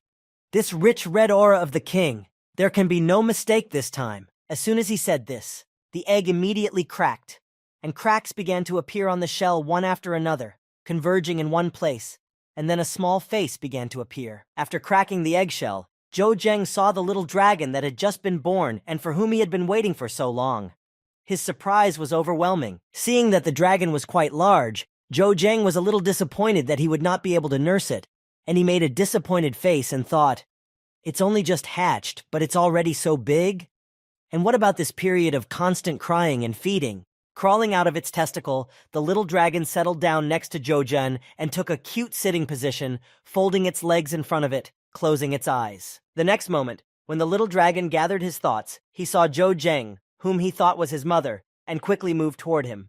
When he saw Zheng moving so quickly toward him, he panicked a little. Afraid that the dragon might accidentally eat him, Zhou Zheng put his hands around the dragon and jumped back. Closing his eyes in fright, Zheng heard gentle touches on his hands and a cute croaking sound from the dragon. When he opened his eyes, he saw that it was not going to attack him or harm him. The next moment, the dragon rested its head on Zhou Zheng's body and began to play with him and cooed like a cat. Noticing that the little dragon was not dangerous at all, Zhou Zheng decided that he needed to train it and make it a good pet. After taming this little dragon, Zhou Zheng decided to go for a walk with him, but the walk took place at night. After leaving the graveyard, he took it out of the system space for pets. When he set him free outside the city, he started running in different directions and enjoying his freedom. After a while, Zhou Zheng gave a command to the dragon, saying, Little one, come here. As soon as the dragon heard this, he immediately ran to his master, and having gained great speed, he barely managed to stop right in front of Zhou Zheng, who was sitting on a stone nearby. Seeing that the little dragon was very obedient, Zhou Zheng decided to reward him for his obedience and good manners by taking out a piece of meat and throwing it into the air. When the dragon saw the treat, he immediately ran after it, and then started running around the lawn again. Watching him, Zhou Zheng said, Fortunately, no one dares to go outside the city now. Otherwise, it would be difficult to go unnoticed. Calling the baby over to him and stroking its head, Zhou Zheng said in a gentle voice, However, after you hatched, this is no longer necessary. While playing with his pet, Zhou Zheng heard the phone ringing. Picking up the phone, he spoke. Brother Shen? Shen answered from the phone. We have just received information that a new wave is about to hit us. The next day, as residents went about their daily routine, a siren sounded in the cemetery. Hearing it, one of the residents exclaimed, A level 1 beastly tide alert? To which another added, I have a bad feeling. At that time, in the conference room of the tomb, Shan Zhongxing gathered all the strong warriors, and while showing the footage of the battle, he said, I think you all know that a new wave of the beast tide is coming. The Western District has already fallen. Continuing to tell his soldiers about the threat that was approaching them at a rapid pace, the leader of the military training union, Shen Zhongxing, said, Since the graveyard was founded, we have repelled many attacks. Contemplating what is happening now in all districts of the graveyard, how the dragons are destroying areas of this majestic city, Shen continued, However, this time we will have to face the most difficult test in all these years, broadcasting the enemies approaching the burial ground this time, including dinosaurs. Shen continued, This time the number of beasts approaching us, Standing at the front of the defense line, many soldiers who had been at the headquarters a short time earlier and listened to Shen's instructions heard what he said. This time, there are 5 times as many monsters as usual. Standing on the wall, watching the monsters approaching them, Zhang Han shouted to all the soldiers present, 50 kilometers to the flying beasts, and 40 to the ground beasts. As soon as the commander of the warriors' squad announced the distance to the enemies, several fighter jets flew right behind them, from the direction of the city, and the sound of fighter planes came from them. For Mohilnik! After some time, the monsters approached the city walls, and they had to fight them for the integrity of the city. The soldiers were able to hold them back, but somewhere in the sound of the battle they could hear, "Kill them!" This difficult battle lasted for 3 long days. For 3 days, the soldiers fought for the integrity of their hometown to prevent the monsters from destroying it. All the soldiers were very tired and exhausted from the battle. While everyone went to rest after a hard fight, Zhou Zheng had some more important things to do after the battle than rest. Using his skill of stealth, he headed out of the city in the evening. Arriving at the same place where he used to walk his child, Zhou Zheng sat down on his rock, took a small dragon from the system space for pets, and set it free. When he called out to the baby, it saw its owner and happily called out to him, "Goo!" Seeing him run off into the distance, running and scurrying, Zheng called after him, "I'm sorry, but now is the time. I can only let you out at night." Looking at his pet, Zhou Zheng saw that he had immediately taken to the sky, and to his surprise, he said in amazement, "You learned to fly so quickly?" After flying through the sky, the baby dragon made a small circle and returned to Zheng and immediately landed near him. Seeing that his pet had returned to him and was calling out happily, Zheng smiled and proudly said to him, "Good dog. You did well. We need to reward you." Taking out a piece of jerky from his system space, Zhou Zheng handed it to his pet and said, "Here you go. Eat." When the little dragon saw the meat, he turned his head away and did not want to accept Zhou Zheng's treat. Seeing what the little pet had just done, Zhou Zheng said in disappointment, "He's so cranky, just like a child." Realizing that he didn't want to eat the meat anymore, Zheng had to look for other goodies for his child to satisfy his needs. After some thought, he took out a red crystal. When he saw it, the little dragon was instantly happy, and his eyes lit up with temptation. Holding the crystal out to his child, Zheng fed it to his pet. Having pleased the baby with such a delicacy, Zhou Zheng stroked the baby's head and said to the dragon with concern, I realize that this is not enough for you." When Zhou Zheng saw that the little dragon stood up, he was surprised to see that he was asking for more. "Aren't you full?" Taking out several blue crystals, Zhou Zheng held them out to his pet and said sadly, "This is all I have." When he saw that the dragon was getting naughty again, Zheng opened his inventory and said, "Still don't want to eat low-ranked crystals? I wonder if any of the mutated plants I collected earlier contain power." As Zhou Zheng flipped through his inventory, he came across something interesting. His eyes lit up, and he said thoughtfully, let's see if this will work or not." Reaching into his inventory, he reached for that plant, saying, "I remember that I borrowed it from one of the beasts when I was leveling up." Holding a strange circular-shaped plant in his hand, Zheng said, "I was never able to figure out what it could be used for, but it definitely has incredible power." Holding out 2 balls of the strange plant to his little pet, he said to him, "Will you have these?" The next moment, as soon as Zhou Zheng held out the mutated plants to his little boy, he swallowed them all in one go. Seeing this, Zheng said in amazement, "He ate it all in one go?" After feeding these plants to his little pet, Zhou Zheng saw that it suddenly began to grow and growl loudly. Fearful that something strange was happening to his little dragon, Zhou Zheng shouted out in fright, "Hey, what's wrong?" As soon as the baby grew bigger, the next moment everything around him exploded, and Zheng was terrified. Seeing what happened to his little dragon, Zheng quickly ran to him to check on his health. Running up to his little pet, Zhou Zheng immediately called out to him in a frightened voice, "Baby!" Noticing that he was lying motionless in one of the craters and cringing in pain, the boy immediately ran to his aid. Jumping down to him, Zhou Zheng called out to him in concern, "Hey kid, come back!" As he approached him, Zhou Zheng had already activated the system's pet space to move him there. After placing his pet in the system space, he spoke in a concerned voice. "The pet system space has a containment function, so as long as I don't let him out, he should be fine." As he slapped his hand over his face, Zhou Zheng spoke in a worried voice, reproaching himself. "It's my fault. Why was I in such a hurry to give him that thing?" While he was sitting in the crater, reproaching himself, he heard a strange noise not far from him, and looking up, he saw an invasion of monsters, and said in surprise, "Is it the beast tide again?" Having received another invasion of monsters, The warriors of Mohilnik held them back for 3 days and 3 nights to prevent them from reaching the central city. Standing on the battlefield, the commander of the warrior unit that opposed them, looking at the crowd that kept coming, said excitedly, "There are no fewer of these monsters. We cannot continue at the same pace." As soon as the commander said this, Zhou Zheng arrived to reinforce them, and one by one, he killed the incoming monsters. Seeing such powerful reinforcements, the fighting soldiers immediately gained morale and began shouting one after another. "Zhou Zhen," said one. Another added, "How fortunate we have the god of war Zhou Zheng." Watching Zheng fight from the wall, Yang Zhengxing said, "I expected nothing less from him. No ordinary soldier is capable of something like this."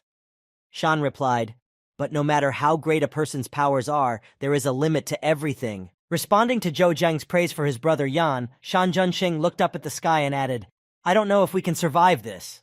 Standing on the front line, fighting with the monsters, one of the soldiers, seeing the incredible threat, cried out in fear, "These monsters, the Dragon Emperor, 2 at the same time." Seeing such a fierce threat in front of him, Shan Zhengxing immediately gave an order to all the soldiers from the front line. "All soldiers, retreat to the city and defend the border, no matter what it takes. We must repel the wave." Upon hearing this order, Zhou Zheng immediately began to retreat back from the front line, moving closer and closer to the city walls until he took up a position on top of them. As he sat on the wall and watched the Imperial-ranked dragon fly at a rapid pace, Zhou Zheng thought, "Are we going to repeat our old mistakes?" As it got closer and closer and gained more and more speed, the Emperor-ranked dragon used its head as a battering ram to pierce the wall. Seeing what the monsters were doing, all the soldiers received an order, after which they all rushed to defend the wall. "Don't let them destroy the city walls!" But it was all in vain. As soon as the soldiers tried to prevent further destruction, the wall was already destroyed, and all the soldiers were blown back by the shockwave. Seeing the huge hole in the wall, many small monsters who had been following the Emperor-ranked dragon immediately headed for that huge hole. Seeing that the wall had been breached, Shan Zhengxing took his weapons out of their sheaths and ran toward the hole in the wall, shouting to his subordinates, "You guys take care of the Dragon Emperor, and leave these guys to me." Hearing this order from Shash Zhengxing, the commander of the unit that was holding back the monsters near the city walls immediately froze in horror at what he saw and said, "The graveyard." Watching the number of monsters breaking through the walls both by land and by air, he said excitedly, "Is it really over?" And at that time, somewhere in the city of Mohilnik, one of the civilians who was waiting for this monster invasion at home was reassuring his child and his wife, saying, "It's okay, everything will be fine." Hugging them tightly, he repeated to them, "Our soldiers will be able to repel this beastly invasion, just like all the other waves of monsters that came before." Hearing his father's words, the little daughter who was in the family spoke boldly, looking at her father. "Daddy, I will also become a warrior when I grow up." Looking at his dear child, the father stroked her head and said with concern, "Well, in the future, Xiaoling, you will definitely—" As soon as he said this, a huge hole appeared in the room where they were all sitting as a family, and a large emperor-ranked dragon was looking down on them. The next moment, when he spotted his prey, he made the hole even bigger and opened his mouth and wanted to devour them. Hugging his wife and daughter tightly, the father was already preparing for the fact that these were the last moments of their lives, and soon they would be finished. But after a while, when they were about to be eaten, suddenly nothing happened. Hearing a strange noise coming from outside, Dad opened one eye to see what was wrong. Raising his head to see what was happening, all his family members followed him, looking at what was happening outside with bewildered eyes. As soon as they opened their eyes, they noticed that the dragon that wanted to eat them had been grabbed by another dragon by the throat and began to tear them apart, thus saving the poor people. Having defeated such a fierce monster, the dragon tore a piece of it out and threw the dead body of this enemy to the ground, and looked in the direction where the other monsters were coming from. Turning toward them, he took up a fighting stance, and after crouching down a bit and spreading his clawed hands, he growled loudly at them. And then he attacked the rest of the little people who were running after the Imperial Dragon, so that he could also kill these monsters who dared to attack the city. Seeing that a giant dragon had appeared in the city and was fighting on their side, Shan Zhengxing, amazed at the sight, said in a frightened voice with a hint of surprise, "Where did this monster come from?" Looking up at the sky, Yang Zhengxing said in a frightened voice, "A monster of this level. That's it. It's definitely over." The other soldiers and commanders who saw it had the same reaction. But the ordinary citizens watching from afar began to shout with joy when they saw him tearing apart the invaders. This monster is helping us! Catching one monster after another in flight and killing them, the dragon destroyed many invaders who had moved into the graveyard. After the airborne enemies, he grabbed another dragon of imperial rank, who was also in the city, and lifted it into the air. Soaring above the burial ground, the dragon tore his opponent in half, demonstrating his dominance in the place. Shan Junxing, who was alarmed and did not understand what was happening, said in surprise, What is going on here?" Xiao Jiangling looked at the dragon fighting on their side and squinted to see a silhouette and exclaimed, "On the back of that monster, a human?" Sitting on the back of his pet, which had reached its mature age, Zhou Zheng was overjoyed at the rapid progress of his child and exclaimed loudly, "Kid, let's drive those mutants out of the graveyard." After Zhou Zhen told the dragon that it was time to deal with the enemies, he flew high into the sky and roared loudly, demonstrating his superiority and dominance over all the monsters that had arrived. After such spectacular actions, Zhou Zheng, riding the dragon, rushed down from the sky to the broken wall that the monsters had breached and ran into the tomb. As he approached the crowd of various mutant monsters, Zhou Zhen's dragon used his fire breath to destroy all the mutants who had gathered near the hole in the wall to complete this wave and deal with the enemies. In one powerful blow, his flame attack fell upon the crowd of monsters, and with a pillar of fire, he destroyed them one by one as they headed toward the wall. After the dragon made his first attack, he destroyed the lion's share of the enemies, but there were still enough monsters, and the work was not finished. Seeing this majestic dragon destroying the monsters that had invaded Mohilnik, the soldiers defending the city began to shout with joy, "He's on our side! He must have been sent to us by heaven itself! And we are saved! We are saved!" After making a circle after the first attack, the dragon came back again to destroy the remaining monsters. As it approached and struck a second fireball, the monsters were already fleeing the city, terrified to death, and simply running for their lives. Fleeing from the flying dragon, which destroyed hundreds of mutant monsters with one breath, the monsters, unable to counteract such a powerful opponent, had no choice but to flee and leave Mohilnik. Watching the dragon destroy the enemies, and the fact that they began to flee the city, Shan Junxing said in surprise at this development, "Are they really retreating?" Having cleared out all the mutant monsters that remained in the city after Zhou Zheng and the dragon had driven away the incoming wave, the soldiers fell to the ground and said wearily, "Victory! Great! We did it." Sitting on the ground, rejoicing that this hellish battle was over, one of the soldiers looked up into the sky and saw a dragon flying overhead, and looking closer, he saw the silhouette of a familiar person riding a dragon. Frozen in midair, the dragon majestically rose above Mohilnik, with its master standing on its head. When the warrior saw Zheng on the dragon's head, he immediately cried out, at first uncertainly and then joyfully, "Zhou Zheng! It's Zhou Zheng! It's the war god Zhou!" All the warriors pointed to the sky and waved at the dragon rider and shouted at Zheng, "Zhou Zheng! Zhou Zheng! Zhou Zhen!" Sitting on top of the dragon, his arms outstretched to his sides, Zheng shouted out to the soldiers below, "Brothers, now is not the time to relax. We must take advantage of the fact that our enemy is now disoriented and finish them off as quickly as possible." After telling the soldiers to act now, Zheng raised his hand in the air and gave a motivating speech to boost their morale. "The graveyard has always been ours and will always be ours." Hearing these words from Zhou Zheng, all the soldiers below, who were defending the city from the mutant monsters, raised their weapons above them and shouted with enthusiasm, "Yes!" Hearing Zheng speak so vividly, and looking up at the dragon he was flying, Shan Junxing said in astonishment, "Of course it is. It is full of secrets that ordinary people cannot unravel." When he looked back and saw the inspired soldiers behind him and the civilians who were joyfully shouting his name, Shan Junxing said in astonishment, "He single-handedly saved the graveyard." As he said this, he sharply raised his sword upward, then held it out in front of him, and said confidently, "From now on, Mohilnik and his men will always remember your name. Brothers, we must fight." After the monsters were driven away and the remnants of the mutant attack were destroyed, only 1 week passed, and Mohilnik began to recover before our eyes. Houses, walls, and the rest of what had been destroyed by the monsters were being rebuilt at a frantic pace. The city was also very noisy. All the townspeople were working to restore it so that they could return to their normal lives in the new, rebuilt town of Mohilnik. And while all the townspeople, led by the soldiers, were rebuilding the destroyed city, Zhou Zhen, sitting on his dragon, was on top of a building, preparing for his journey. He hugged his Xiang Shihan tightly so that she wouldn't accidentally fall off the dragon while flying to another city, and asked her, "Are you ready?" The girl replied with a confident, happy voice, "Yes." Hearing the affirmative answer from his beloved, he was completely ready for the journey and gave the command to his pet, "Baby, go!" Upon hearing this command from his master, the dragon flapped its majestic wings and immediately took to the air, flying at breakneck speed in the direction of the destination.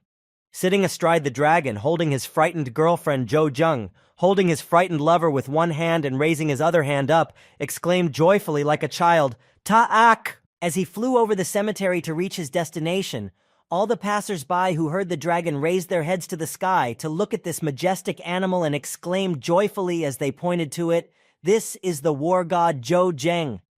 War god Jo.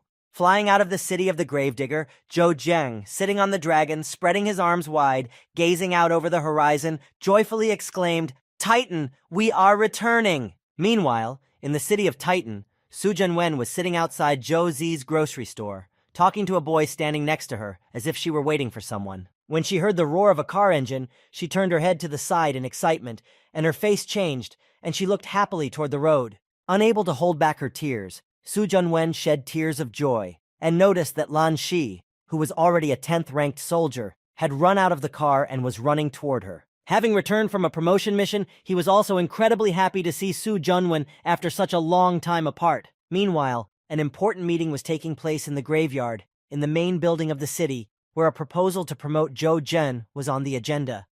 Displaying his photo on the projector, Shan Zhengxing said, "Taking into account Zhou Zheng's abilities, I propose that he be given a place in the selection of the central capital." Hearing this suggestion, Yang Zhengxing also could not help but make some suggestions of his own, and said, "With his strength, we could achieve impressive results." Meanwhile, Zhou Zheng had already returned from Titan to Mogilnik, taking his family with him to show them the new city.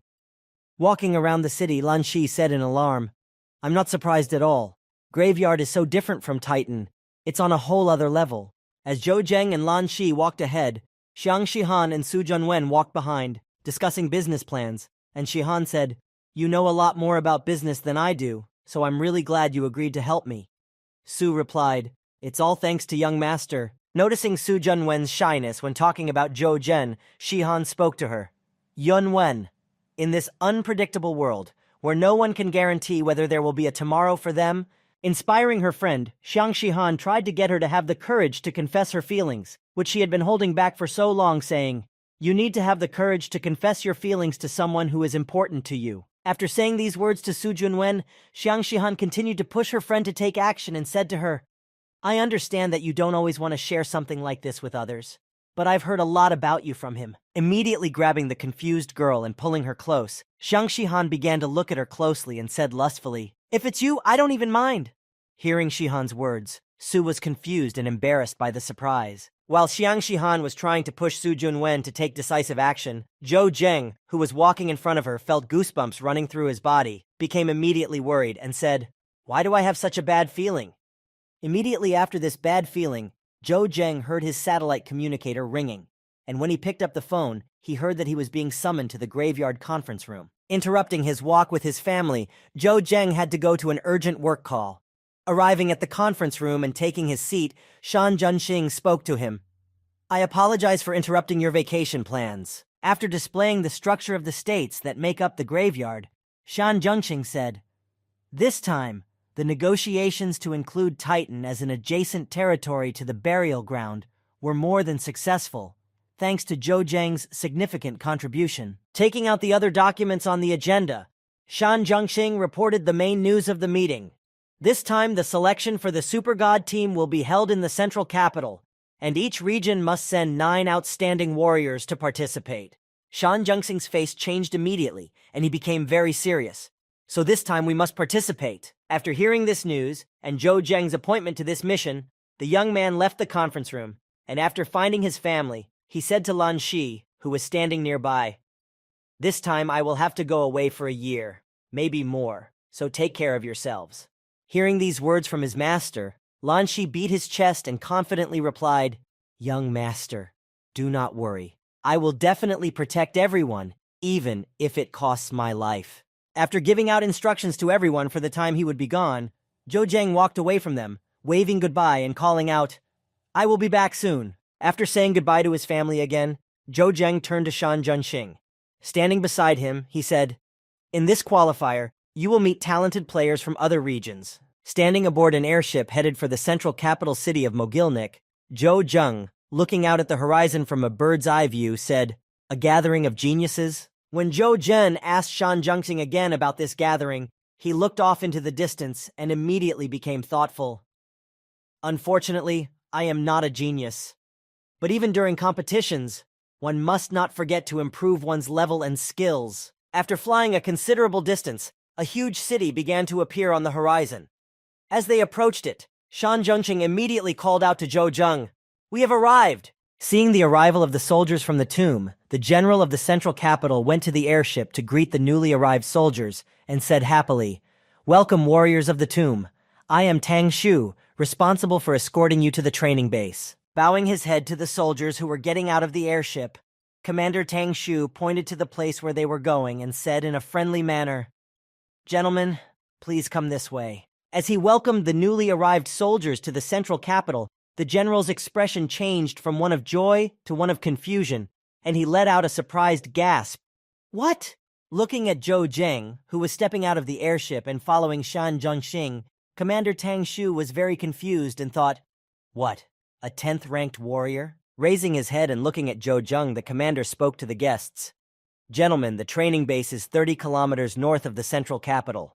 All the soldiers living there will train and gain experience." After telling the soldiers exactly where the training base was located, Commander Tang Shu continued to provide information to the newly arrived soldiers.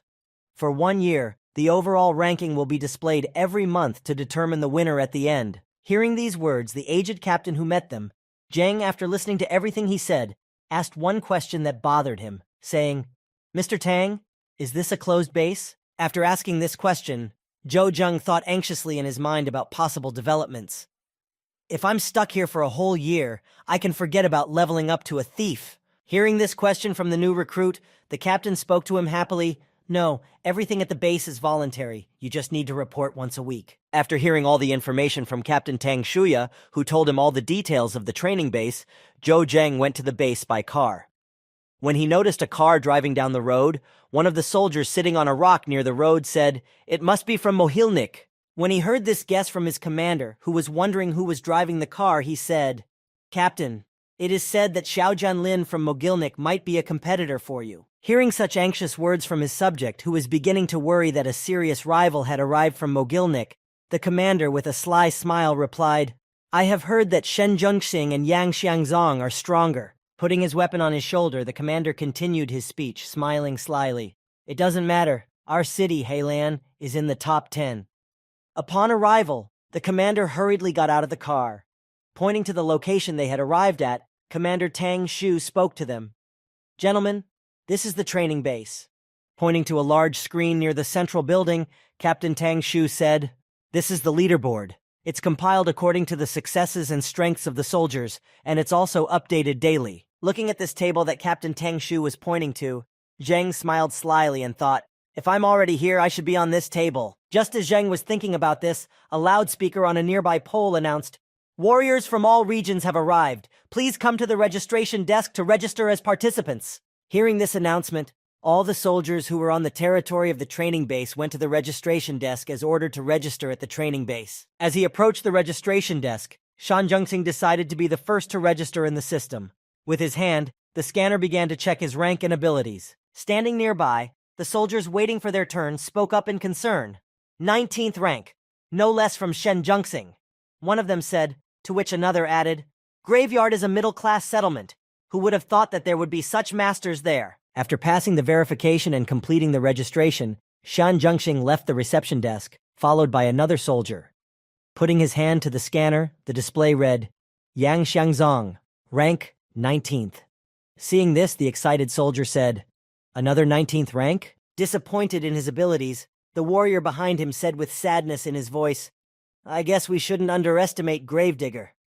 At the same time, Zhou Zheng walked up to the registration desk. As he put his hand to the scanner that was supposed to test his skills, the board read as he registered in the database, "Zhou Zheng, rank 10th. Hearing that the other warrior from Grave City was a 10th-ranked warrior, the two warriors fell into a stupor.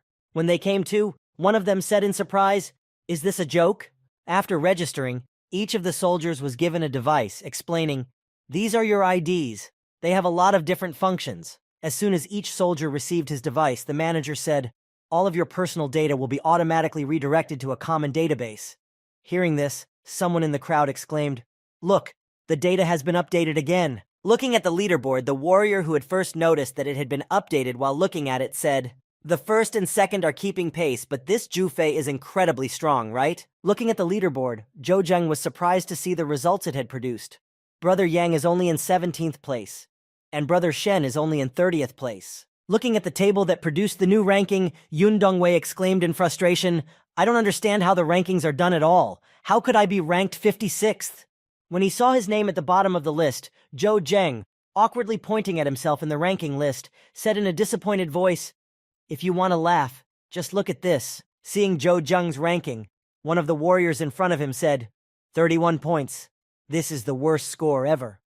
Hearing this, his comrade added, even the penultimate warrior has 2,091 points in the table. Why did he come here at all? Hearing such rude words addressed to him, Zhou Zheng became seriously angry and made a terrible face and thought, this is just the beginning. It doesn't matter what this table looks like now. Sitting on the fence, watching the other soldiers, the warrior of the city said to his boss, what are you looking at? The boss replied, some of them are even more capable than I imagined.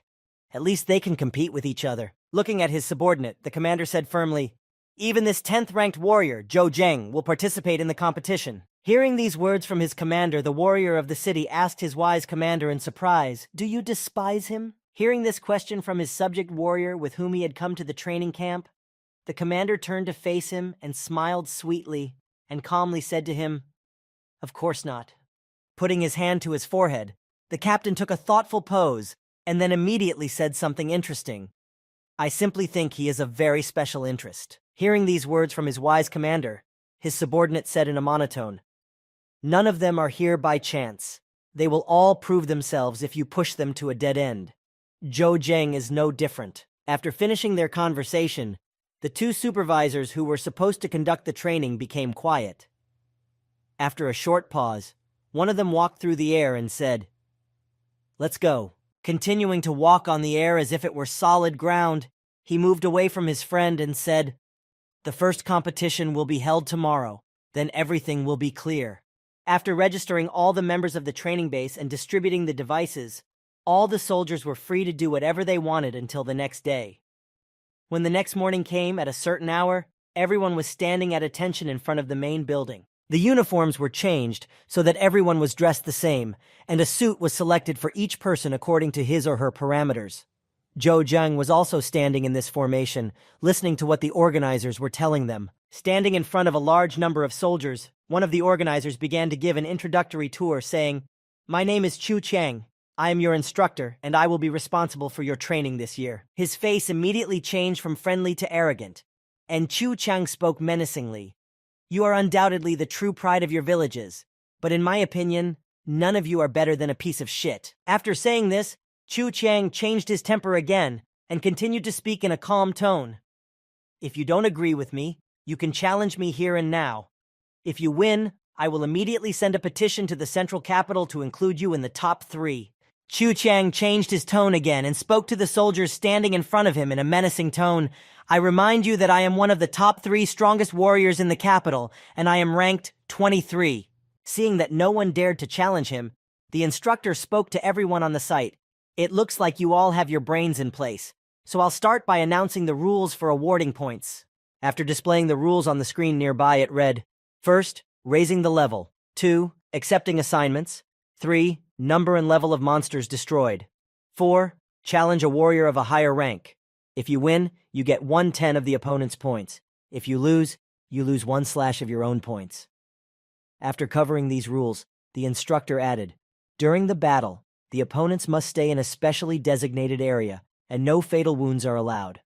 Otherwise, even if you win, you will not be awarded points. The instructor also added, points are calculated once a day, and your official position in the ranking will be announced in a year. Any other information can be viewed using your times. After conducting an introductory briefing and explaining the rules for obtaining points, the instructor left the site with the warrior in the end. We do not limit you in any way, because we hope for your self-discipline and responsibility. Leaving the training ground, the instructor looked back, looked at all the soldiers for the last time, and spoke sternly to them. Everyone is free. I wish everyone to score as many points as possible. Leaving the training ground and heading to his room, Zheng sat down on his bed. Turning on his wristwatch, Zheng said, "Who knew there were so many ways to earn points?" After reviewing the rules for earning points in more detail, Zhou Zheng smiled and said happily, "But I can't help but notice that this is very appropriate." While looking at the map of the training camp, Zhou Zheng saw one interesting place called Kyushu Island, recommended for soldiers of the 20th and higher ranks. Seeing it, Zheng said, "Huh?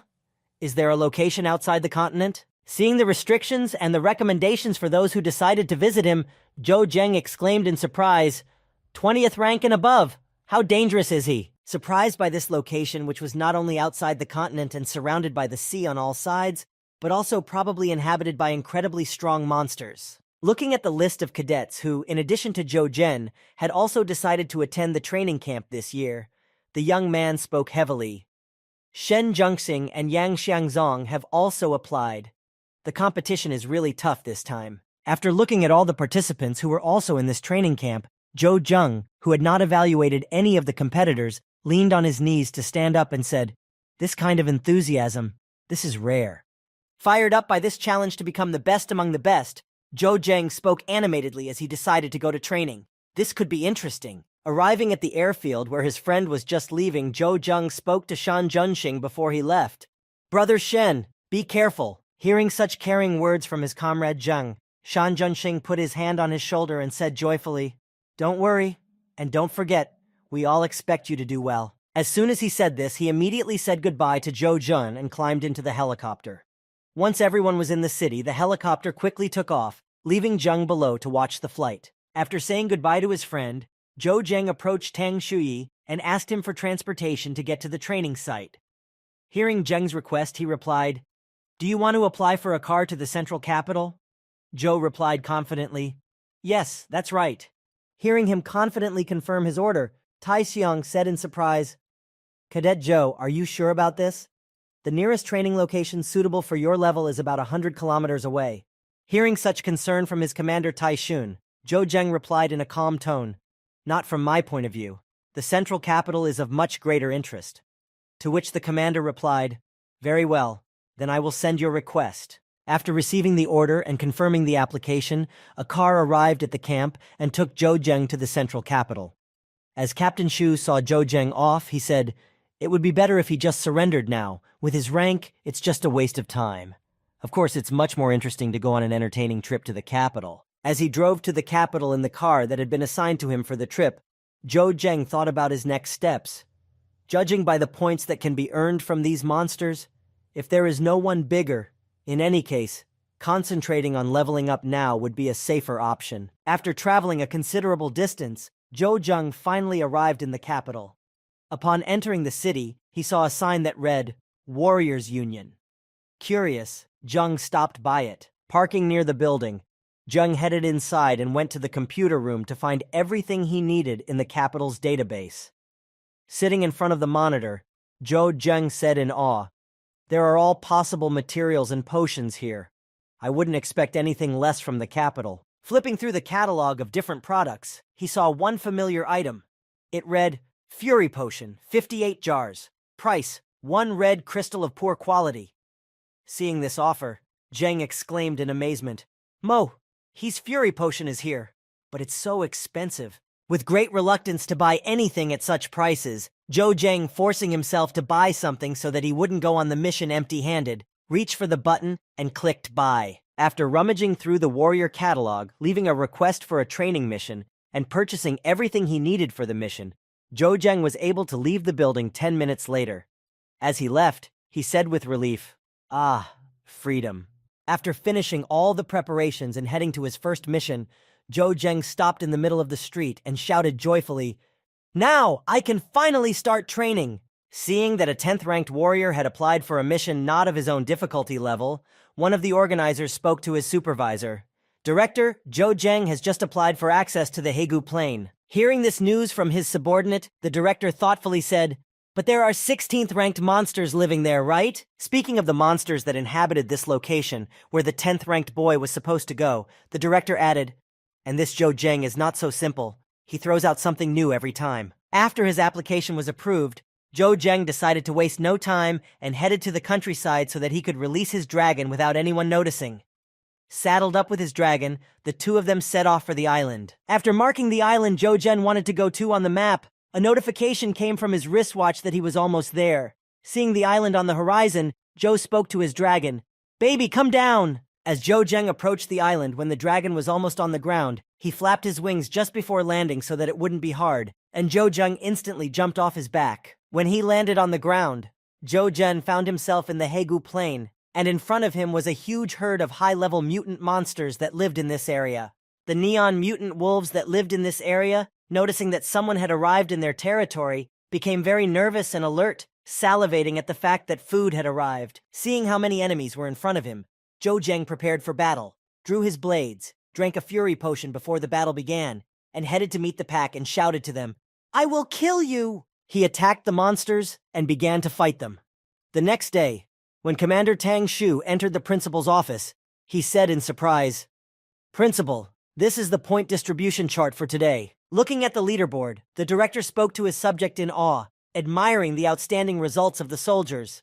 "This Zhu Fei has earned another 3,000 points?" Emphasizing the outstanding warrior who had earned a considerable amount of points in one day, the director looked up a little higher and said in astonishment, "But there is someone who has surpassed him in this regard, Zhou Zhen." Surprised by the results of a 10th-ranked warrior, he said in astonishment, "That's right, because he was heading to the Hegu Plain of the 16th rank, a 10th-ranked warrior, and he's going after 16th-ranked monsters." Hearing these words from his director, Tang Shu spoke in a calm voice, not surprised at all by the results. Of course, the Tomb Master wouldn't just send some weakling. Meanwhile, Zhou Zheng had already dealt with the entire pack of 16th-ranked neon wolves and was sitting on a mountain of their corpses, gazing into the distance. Opening Zhou Zheng's personnel file, the director saw Zhou Zheng, rank 12th, place in the standings, 138th, points, 19,780. Meanwhile, the training camp was abuzz with excitement. Many of the soldiers were impressed by Zhou Zheng's rapid growth and development, and one of them said in alarm, "Is it him?" To which another replied, "He's managed to raise his level so much in the last few days, and he's now 138th in the standings." In the dining room, we could also hear people talking about Zhou Zhen. At the table where the instructors were sitting with the boy, one of them said, "Zhou Zheng, you really know how to surprise people." Chu Qiang replied, "Don't talk nonsense. I haven't even fought any of them yet." Noticing Zhou Zheng sitting nearby next to the instructors, eating food from both cheeks, one of the warriors stood up and shouted to the entire dining room, "Zhou Zheng, I want to fight you. Will you accept this challenge?" Hearing this challenge, Zhou Zheng slowed down a bit, but he did not pay much attention to the warrior. The instructor sitting next to him spoke to Zhang Wei of Storm City, an 18th-ranked peak warrior, 197th. Hearing this challenge from Zhang Wei to Zhou Zhen, some of the warriors were surprised. A warrior of the 18th rank is challenging a warrior of the 12th rank? His comrade replied, "Indeed. You decided to choose an easy target?" One of the warriors who heard this challenge to Zhou Zhen by the 18th-ranked warrior stood up and spoke to Zhang Wei. "Zhang Wei, if you want to fight someone, go ahead. I don't mind playing with you." Hearing these words from a strong warrior who offered him a fair fight, Zhang Wei was at first confused, but then, pointing at Zhou Zheng with his hand, he said angrily, "I'm asking Zhou Zheng, stay out of our conversation." Hearing this argument in the dining room, Zhou Zheng finished his lunch and slammed his plate on the table, quieting the noise in the room and drawing everyone's attention to himself. With a sly glance at his opponent, who had offered him a duel, Zhou Zheng boldly spoke to him. Who wouldn't want to get some quick extra points? Rising from the table, Zhou Zheng opened the notification window on his wristwatch, and a prompt window immediately appeared in front of him, reading, "Zhang Wei from Stormy City wants to fight you. Accept or decline." Seeing that Zhou Zhen was about to accept the invitation to fight, one of his comrades in arms came up to him and put his hand on Zhen's shoulder and said, "Zhou Zhen, you don't have to accept the challenge. It's just pointless." Hearing this from his friend, Zhou Zhen reached out his hand to the window and pressed the accept button and replied in a calm tone, "It's okay." Having accepted the challenge of his arrogant enemy, Zhou Zheng said to his friend with a sly smile, The rules of behavior must still be observed. Hearing these words from Zhou Zheng, the instructor who had tried to dissuade Zhou Zheng from the fight turned to Jiang Wei and said, "Kid, I've done my best. I can only wish you good luck." Hearing Xiao Jianglin say this to an 18th-ranked warrior at his peak, who was about to fight a 12th-ranked warrior, Jiang Wei was stunned, not understanding what had just happened. After concluding the contract for the duel and finishing lunch, all the warriors went about their business, waiting for the day of the fight. After a long night, the next day finally began, and quite a few warriors gathered near the arena to watch the fight. As they waited for the battle to begin, one of the warriors standing at the table where the instructors were supposed to be observing shouted out, "Everyone, this is the first battle, Zhou Zheng of the Graveyard versus Jiang Weiyazi of Storm City. As the saying goes, those who take no risks drink no champagne." Hearing this speech, everyone rushed to place bets. The first to come to the betting table was a warrior who spoke confidently as he placed his crystals on the table. "I bet on Jiang Wei." After him, Yun Dongwei immediately came to the betting table and placed 3 red crystals on the table and said, "I bet on Zhou Zheng." Seeing this crazy bet on Zhou Zheng, the 2 soldiers behind him said, "Is he crazy? Mad, but he's also stubborn." Seeing that Yun Dongwei had already placed his bet, Captain Xiao hurried over to the table and shoved Wei aside and said, "If you're done, don't hold up the line. I'm not standing here for nothing either." Seeing Xiao Jianglin's impudent behavior, Yun Dongwei asked him in surprise, letting him pass to the betting table. "How much do you want to bet, old man Xiao?" Holding out his hand to Yun Dongwei, Captain Xiao gestured to the number 3 on his hand. One, but so much pride. When placing his bet, Xiao Jianlin placed 3 black crystals on the table and handed them to the bookmaker, and said confidently, "I bet 3 black crystals?" Seeing such a crazy bet, the bookmaker approached his commander and said to him in alarm, "Captain, we will not make any profit at all." Hearing such an alarmed speech from his subordinate, the bookmaker's commander put his hand on his forehead and said joyfully, "What do you know? We will make more money if we bet on Jiang Wei." Hearing these words from his commander, the worried bookie asked him, "Do you mean that Zhou Zheng will win?" The commander replied, "Hey, I didn't say anything like that." Before the fight began, all the judges had already gathered at the jury. This commission included the president, Commander Tang Shu, and another inspector who was also to judge the fight. Already feeling victorious, Jiang Wei climbed the stairs to the arena where the fight was to take place, holding his sword and smiling slyly. Standing outside the arena, Yun Dongwei spoke to Commander Xiao. "Haha, there's nothing to do here. Zhou Zheng can summon that beast, then it will be an instant victory." To which Commander Xiao replied, "There's no need for that. Have you forgotten what happened to Qi Jiong?" On his way to the arena, Zhou Zheng passed by the table where the judges were sitting. When the president noticed Zhou Zheng, who was already heading toward the stage where the fight was to take place, he called out to him, "Zhou Zheng." Hearing that he was being addressed, Zheng smiled sincerely and said to one of the judges, "Director, greetings." The director looked at Zheng and thought, "This Zhou Zheng is only a 12th-ranked warrior, yet he seems so mysterious." Thinking about why this warrior was so confident even though he was of such a low rank, the director followed the boy into the arena and said after him, "Good luck." Zhou Zheng was followed by Jiang Wei, who was passing by the jury table right behind him, but no one even paid attention to him. While the director was watching Zhou Zheng, the other judges went about their business. Passing by the table, Jiang Wei, surprised that no one even paid attention to him, thought resentfully, "Damn, why didn't they say hello to me?" Entering the arena and standing opposite each other, the director announced the rules, saying, "According to the rules, the winner will receive 10% of the loser's points. Zhou Zheng has 21,421 points. Jiang Wei has 18,940 points. After announcing all the criteria and the number of points each fighter had, the director headed out of the arena. Once outside the battlefield, he gave the command to start the fight, saying, "Here we go." As soon as the command to start the fight sounded, Jiang Wei began to throw around loud speeches, speaking to Zhou Zheng in a supercilious tone. "It's not that I have any personal scores with you, but you better not push too hard and be prepared for defeat." Hearing such rude provocations and insulting words from his opponent, Zhou Zheng, restraining his anger, said to Jiang Wei, "All right, I'll give you a chance to leave here without getting hurt." Hearing these words from Zhou Zheng, who was only 12th rank, Jiang Wei used his star power to attack the boy and shouted, "Hurt me? Are you not awake yet?" In the course of his lunge, Jiang Wei recklessly attacked Zhou Zheng and tried to strike him directly, which would have seriously injured him. But Zhou Zheng easily dodged it. Having dodged the enemy's attack, Zhou Zhang stepped back from his opponent to break the distance and draw his enemy to the right place. Continuing to mindlessly attack, Jiang Wei, after one unsuccessful attack, ran toward Zhou Zhang and angrily shouted at him, "Die! I will cut you into tiny pieces!" Swinging his sword, Jiang Wei struck the enemy squarely, but there was no effect from that attack. Zhou Zhang easily blocked it with one hand using his dagger. Seeing that the enemy was not at all tense from their fight and easily blocked Jiang Wei's blow, he thought, "This is impossible. How did he block my attack?" Watching the battle plan, the director, who was sitting at the table with the rest of the jury, smiled slyly and thought, this Zhou Zhen. Very interesting.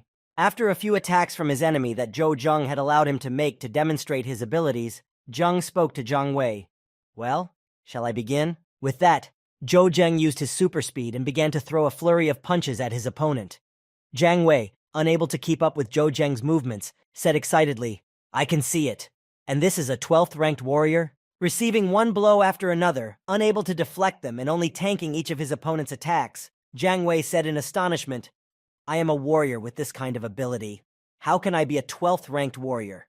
While Jiang Wei was confusedly trying to deflect at least some of Zhou Zhen's attacks, the latter was preparing to end the fight and use his last attack. With a sharp lunge, Zhou Zheng broke through his barrage of phantom attacks, which were left over from his speed, and quickly moved toward his opponent, instantly closing the distance between them. After cutting his opponent's clothes into small pieces and entering his back, Zhou Zheng put his dagger to Jiang Wei's throat and asked him, "Any more?" Watching this fight, one of the spectators who was near the arena saw Zhou Zheng's impressive speed and agility and said, "He is strong." Seeing that Zhou Zheng had his enemy in a deadly hold, Tang Shu jumped up from his seat and shouted loudly to the entire arena, "The duel is over! Zhou Zheng has won!" Having finished the duel, Zhou Zheng let his opponent go after the results were announced, and smiling slyly, headed for his room, passing by the soldiers who were surprised by his talents. After completing this difficult battle, Zhou Zhen immediately went to rest. When he got into bed, he immediately fell asleep. When Zhou Zheng woke up in the morning, he stretched several times and yawned, saying in a tired voice, "Ah." After getting out of bed and putting on his uniform, Zhou Zheng went to the dining room to have breakfast and recuperate to further raise his level and advance in the leaderboard. Waking up quite late and entering the dining hall, he saw one of his friends to whom he spoke in a kind tone. "At a time like this, everyone should be earning points." Sitting at a table in the mess hall sipping a cup of coffee, the commander, who was the bookie who had taken bets on Zheng's fight, spoke to him. "Zhou Zheng, please sit down." Hearing this from his comrade, Zhou Zhen smiled happily at him and said to him in a sleepy voice, "Brother Zhao, good morning." Hearing these words from Zhou Zheng at such a late hour, Brother Zhao, restraining his anger, spoke to him, "Good morning." But in his mind he was furiously thinking, "What a good boy, I have been waiting for you for an hour." When Zhou Zheng took the seat opposite Brother Zhao, he said to him joyfully, "Thanks to you, I made a lot of money yesterday."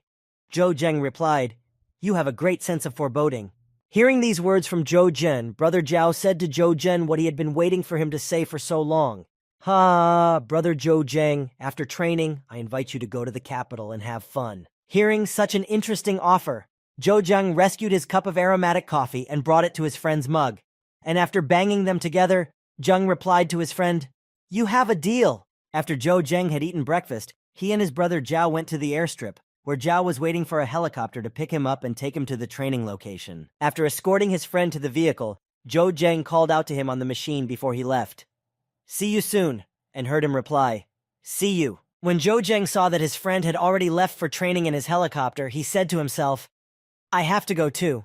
I also need to go now." Zhou Zheng looked around to see if there were any soldiers nearby and said, "This should be far enough away." Opening the system space, Zhou Zheng summoned his dragon from there to ride it to train, so that he could earn enough points today to keep up with the rankings. Climbing on his winged friend, Zhou Zheng took off, flying to the place where he was supposed to train, arguing with one excuse, "It will be much faster." While traveling on his dragon, Zhou Zheng pointed to a certain location and said to his pet, "Little one, today we are going to the desert lands." Hearing this from his master, the dragon roared with joy and headed in the direction Zhou Zheng pointed. Checking his wristwatch, one of the soldiers who had been following Zhou Zheng's movements reported to his captain, "Captain, Zhou Zheng did not apply for transportation to the capital today."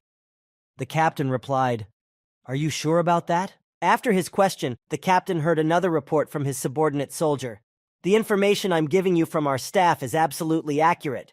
Hearing this, the captain said, "Contact those who are still there and get back to me as soon as you have any news." After saying this to his informant, the captain hung up the phone and spoke to Jiang Wei. "I don't believe he could have gone anywhere. In any case, it's like going to certain death."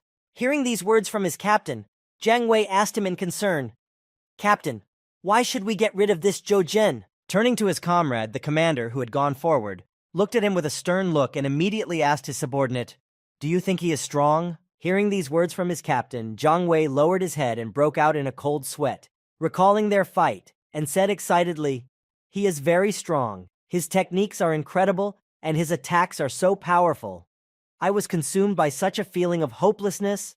After listening to his comrade speak in a frightened voice about his feelings during the fight with Zhou Zhen, the commander said, "Before a tree can become fully mature, it must complete its growth." Continuing his speech while Zhou Zhen was fighting new strong monsters in the desert lands and pumping his level up to new capabilities, the captain said, "And all we have to do before it grows is cut it down." After completing the clearing of the first location, Zhou Zhen, having collected all the trophies from the defeated enemies, opened the map on his wristwatch and said, "The territory of the 19th ranked dragon snakes is ahead, and their venom is an excellent ingredient." As Zhou Zhen walked toward the new location where the 19th ranked dragon snakes were supposed to live, he heard the sound of a fight coming from the foot of a cliff. As he got closer, he saw a helicopter from the Central Capital Trade Union and several soldiers fighting against a single dragon snake, and he said in surprise, "People from the trade union?" One of the warriors, defending himself from the poisonous breath of the monster they were fighting,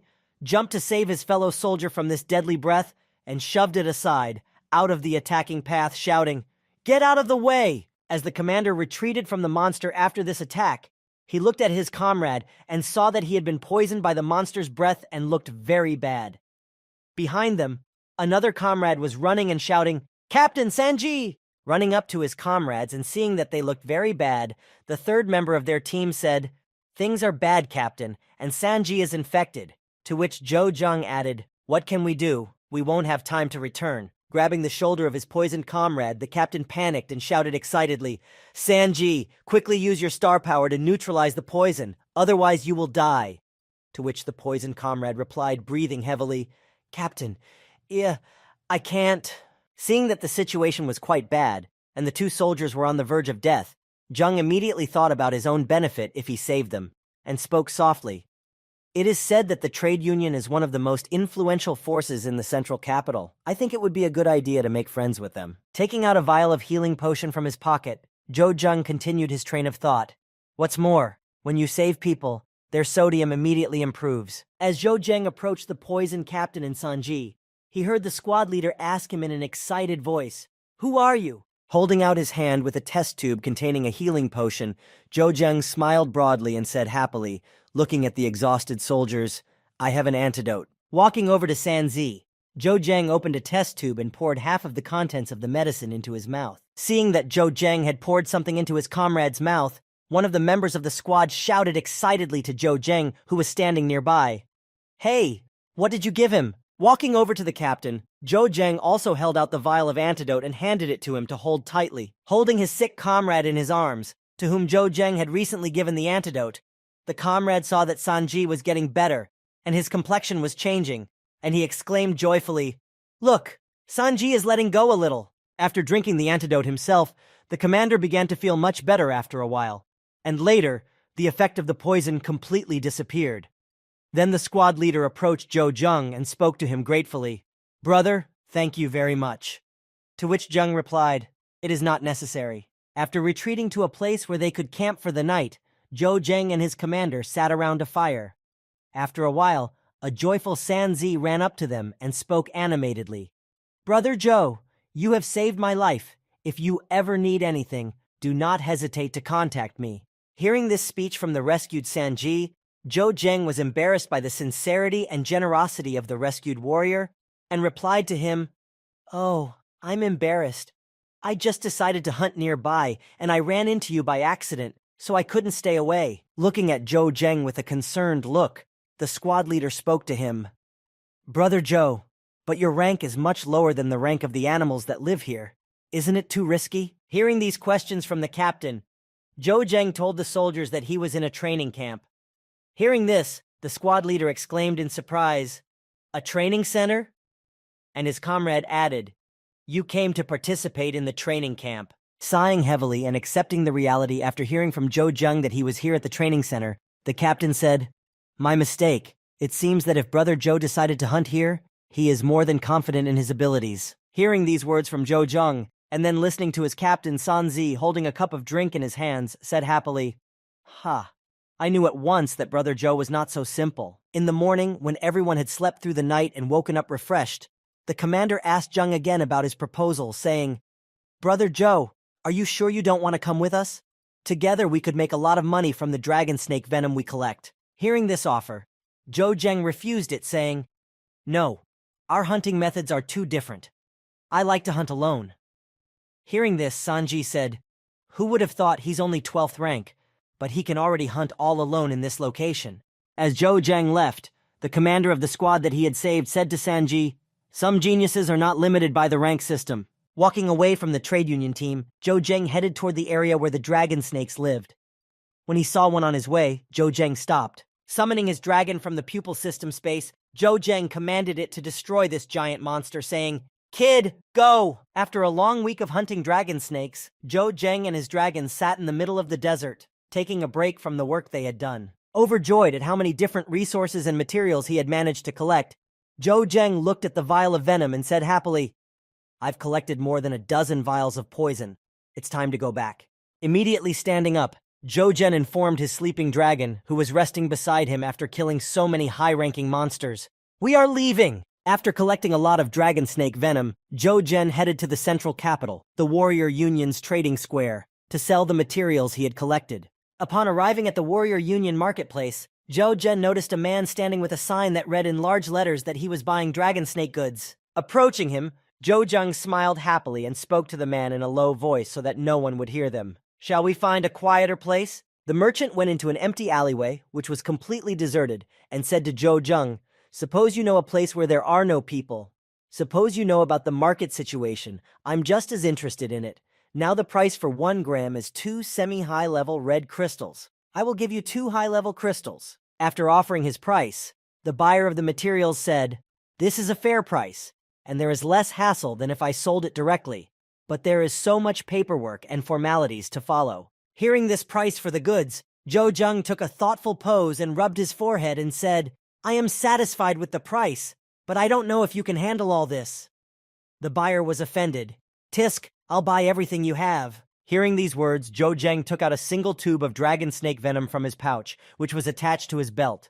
Seeing the amount of venom Jo Jung was offering, the buyer exclaimed in dismay, "So much!" Having made a good deal, Jo Jung took his crystals and gave the goods to the buyer. Bidding him goodbye, Jo Jung went on with his business, and the buyer waved after him and exclaimed, "Good talk, come back next time." As he approached the next buyer of dragon snake venom, Jo Jung confidently spoke to him, "I have the goods. Offer me a price."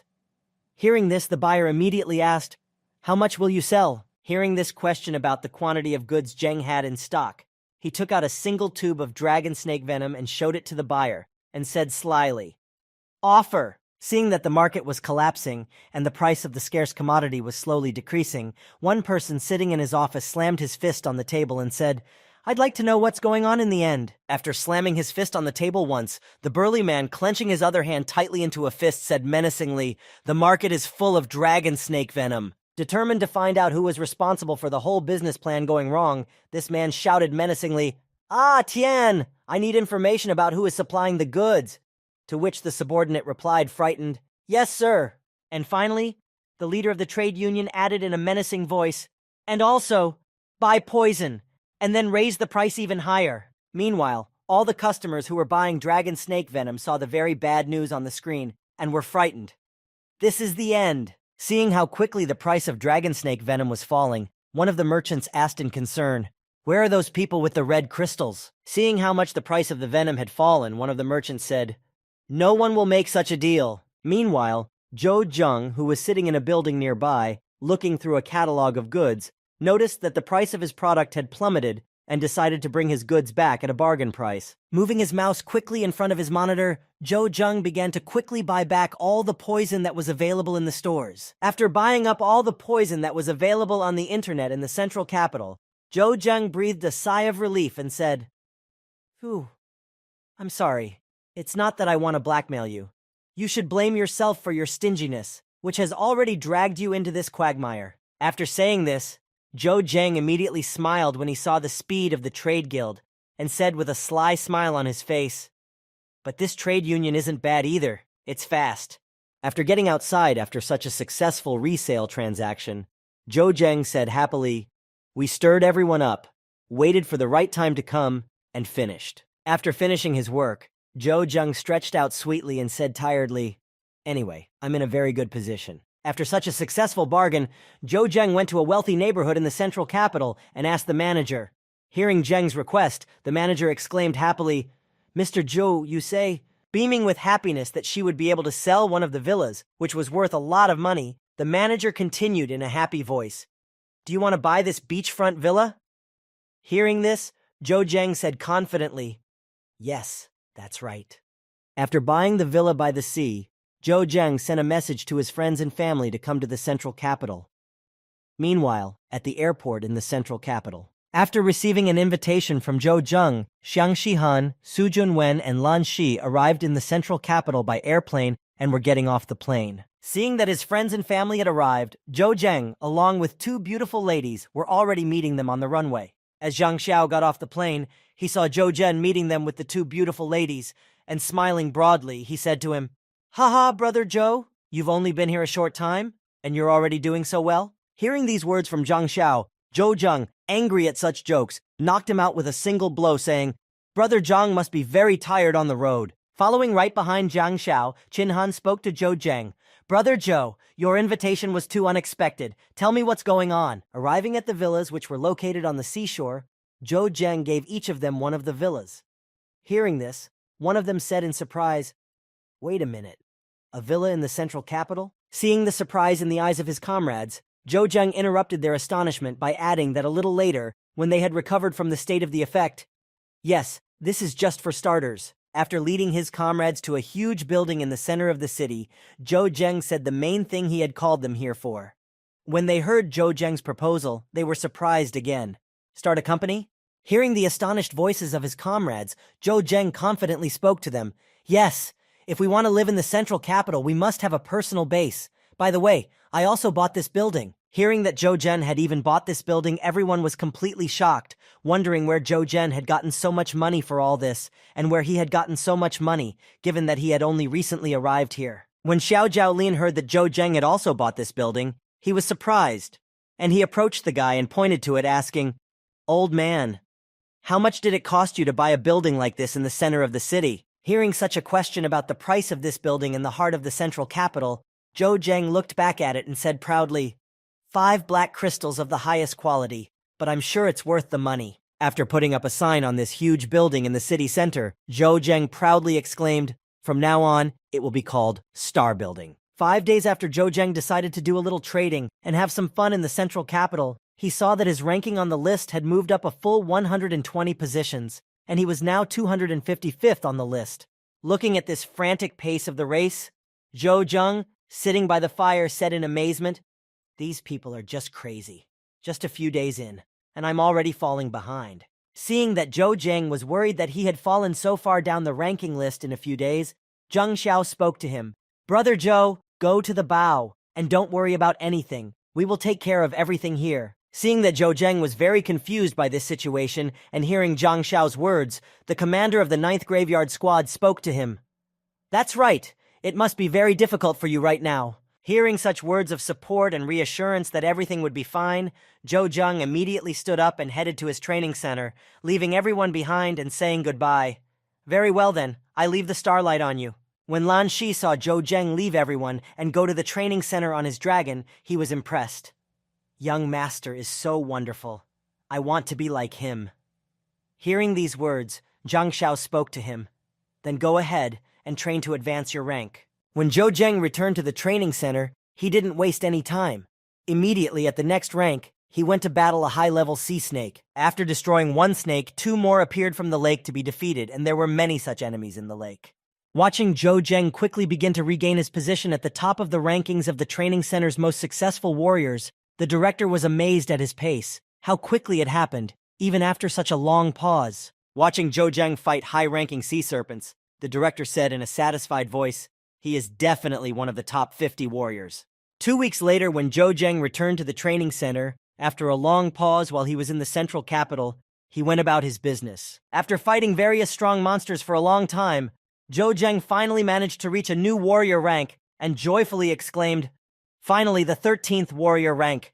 Having achieved the desired result after working for so long without interruption, Zhou Zheng said in a tired voice, "Now I can rest after working so hard." Taking a lounge chair and building a fire, Zhou Zheng made a kind of homemade resting place with a place to rest and hot food boiling in a pot on the fire. Resting at his homemade recreation center, Zhang said with satisfaction, "This system is a real godsend for traveling." But suddenly something interrupted his rest. Hearing strange noises near him, Zhou Zheng noticed that someone was near him, and he said in surprise, "Huh? People?" Arriving at a beautiful clearing, a team of several warriors began to set up a place for themselves to spend the night. While some set up a tent, others prepared everything for the fire. When they had finished setting up their place for the night and decided to take a break and eat, the captain of the squad heard a wonderful smell coming from nearby and said in amazement, "What an aroma!" Hearing these words from the astonished captain, one of his subordinates asked, "Captain, what should we do? How can this guy behave so freely in such a place?" The captain replied, "Let's follow this mouse." After conducting reconnaissance, one of the soldiers who was in the commander's unit reported the situation, saying, "Captain, there is only one person of the 13th rank nearby." When the captain heard this report from his subordinate, he became seriously angry and clutched the bun tightly in his hand and said angrily, "13th rank? What impudence! Eating from a pot and lounging on a deck chair is a vacation?" Deciding to teach this impudent 13th ranked warrior a lesson, who dared to allow himself so much in such a dangerous place, the commander said, "We are coming. We will show you what the law of the jungle is." At that time, Zhou Zheng already knew that there were people nearby, but he was still on guard while resting on the lounge chair, because he did not know what could happen at any given time. As he continued to rest, Zhou Zheng suddenly saw 3 soldiers moving toward him, laughing ominously. It was clear from their appearance that they had not come to drink tea, but were prepared for a fight. Still lying on the lounge chair, Zhou Zheng asked these people who had invaded his personal space and interfered with his rest, "What do you want?" Pulling his sword out of its sheath, one of the soldiers who had come to Zhou Zheng said ominously, "Ha ha, what do we want? We want you to realize how cruel this world is." After giving the order to his henchmen, this warrior sent his comrades to kill Zheng and destroyed his resting place, shouting, "Die!" As soon as one of the soldiers approached Zhou Zheng and swung his sword at him, he had already disappeared from the lounge chair, so the enemy only managed to destroy the lounge chair on which he was resting. The next moment, the warrior felt Zhou Zheng behind him, with the blade at his throat. Moving behind the enemy, Zheng said, "Oh, I've been running into brainless idiots everywhere. I'm tired of it." Seeing that this warrior was not as simple as he seemed at first glance, and that he had killed their comrade so easily, the other 2 panicked and thought that their situation was bad. When the commander and his 2 other soldiers came to their comrades who had been sent to deal with Zheng, they found only 3 corpses of their comrades and exclaimed in surprise, "How did this happen?" The commander grabbed his comrade by the collar and lifted him into the air. "Isn't this guy a 13th rank? And how could this happen?" Hearing the captain and his comrades arguing, Zhou Zheng came out of the forest, flexing his fists and saying, "What is it? Are 13th ranked warriors unable to kill anyone? A 13th ranked warrior came to this forest all alone. It's unbelievable, right?" Zhou Zheng pointed to the dragon circling above him. "You didn't think to reflect on the reasons for your behavior, yet you were bold enough to provoke me. Unbelievable stupidity, especially from a high-ranking person." As soon as Zhou Zheng finished his speech, the 3 warriors were immediately attacked by a dragon, using its fire breath against them. After using this skill, the dragon landed near Zhou Zheng, and he went to the remains of the enemies to see if they had anything of value. Finding some potions and a few crystals in their wallets, Zhou Zheng, expecting much more from the men, said disappointedly, "At least we managed to earn some money." Opening the leaderboard, Zhou Zheng noticed that the competition for prizes was incredible and said, "The other players are leveling up too fast. It seems I need to be more responsible." At the same time, a squad was in the Devil's Swamp, and as they were making their way through the thicket, one of the warriors in the front of the squad spoke boldly, "With the help of the captain, even horned boars of the 20th rank are no match for us." To which he heard a quick reply, "Hey, you shouldn't relax. Feeling someone's aura near them, the team that was wandering through the Devil's Swamp stopped immediately, and one of their squad immediately asked, "Another team?" Hearing these words, the captain of the team immediately rushed to the point where he felt someone's presence, and as he made his way through the thicket of the forest, he said joyfully, "We won't know until we check." While those soldiers were looking for who it was, Zhou Zheng was fighting a level 20 horned boar, which was common in this area. Noticing that someone was approaching him, Zhou Zhen became even more serious and concentrated during the fight, thinking in his head, "What? Are there people here?" As Zhou Zheng approached, Zhang Wei suddenly stopped in his tracks and spoke to his commander in concern. "Is it him?" Zhou Zheng. Taking out his weapon, Zhang Wei was already about to go to deal with Zhou Zhen to take revenge on him for the last time, saying, "Who would have thought that after all this time we would meet him here? Should we?" Seeing how determined his comrade was, the commander decided to take his time, stopping his comrade from doing something stupid and saying, "Take your time, let's watch." When Zhou Zheng felt that the observers did not want to approach him and interfere with his hunting and the fight with the boar, he thought, "These people don't seem to be going to come over, do they?" Happy that his schedule was working out so well, Zhou Zheng decided what he needed to do first and said in his head, "Okay, great, let's get rid of this pork first." By skillfully dodging each of the enemy's attacks, Zhou Zhen was able to continue fighting without being injured and continue to deal damage to the monster. After again dodging the boar monster's attack, Zhou Zheng decided to go on the attack while it lowered its snout into the ground. When the commander saw how skillfully Zhou Zheng anticipated and avoided the enemy's attack, he was excited and thought, "He's so skillful at dodging. How did he manage to achieve such mastery?" First impressed by Zheng's skills, and then enraged by his arrogance, the commander gritted his teeth in anger and thought, "He's definitely incredible, but with his rank, to hope to defeat a 20th rank." As the commander watched Zhou Zheng fight the boar and speculated, Zhou Zheng was able to launch a successful attack and inflict damage on the enemy. When he saw that he was able to harm the enemy, he opened his mouth and wondered, "He pierced the armor? How is this possible? Impossible. Absolutely impossible." After Zhou Zheng had pierced the monster's armor, he decided not to drag out the fight for a long time, but to finish the monster as soon as possible. While launching his counterattack, Zheng jumped up, and then, as if with a corkscrew, he rushed straight at the monster, piercing its skull, killing it with that blow. And then, the monster's body fell to the ground motionless. Seeing this, the commander was terrified after seeing what Zhou Zheng had done. "No! Its potential is incredible. We must deal with it before it turns into a real monster." Deciding that he had to act here and now, the squad leader suddenly stood up and pointed at Zheng with fear. "Kill! We have to kill him. Only then, I will be able to gain a foothold in the top 5. Gathering all his rage into a fist and preparing for battle, the commander of the squad he had led decided that he needed to act immediately, while he had the chance, and finish off Zhou Zhen here and now. Feeling bloodlust, Zhou Zheng saw that the observer's lifeline had turned red, and then he decided to run away, thinking, "Things are bad. We need to do something about it." After finishing off the boar, Zhou Zheng took off running and ran away to throw the enemy pursuer off his tail, who was a life-threatening threat to him. Seeing Zhou Zheng fleeing the battlefield, the captain of the arriving soldiers quickly rushed to catch up with him and shouted loudly after him, "You want to run away from me? Will you succeed?" Hearing these shouts from his enemy, Zhou Zhen looked back to assess his chances of escape and saw that his enemy's fist was about to catch up with him. Noticing the danger, Zheng thought 6. "Quick, I won't have time to dodge." Realizing that he could not avoid this attack, Zheng began to think about how he could block it. Remembering his new skill, he opened his system window and thought, "That's right, there's this skill." When the enemy had caught up with Zhou Zheng, he struck him with a crushing blow that would normally have killed anyone it hit, but, catching up with Zhou Zhen and striking him, the commander of the pursuing team shouted, "Die!" But Zheng put up a block at the last moment and was able to prevent serious injury. When the commander noticed that his attack, although it hit the target, did not cause any damage at all, he was surprised. Not a trace of blood? This blow must have done more than just shake him. Having blocked his enemy's punch, Zhou Zheng crossed his arms in front of him, setting up a block and flying backwards after the shockwave. He spoke to his opponent. "Looks like you're not as strong as you think you are." At the same time, the boy who had said this to his enemy to reduce his self-confidence looked at his wristband and thought anxiously, 6. If that blow had really hit me? Zhou Zheng used a single skill to prevent the devastating damage from the blow. Damage transfer. 125th level skill. Transfer incoming damage for 3 seconds. Cooldown 2 hours. When the captain noticed that Zhen Yi didn't have a single scratch, he said in concern, "How can that be? I'm sure I'm not."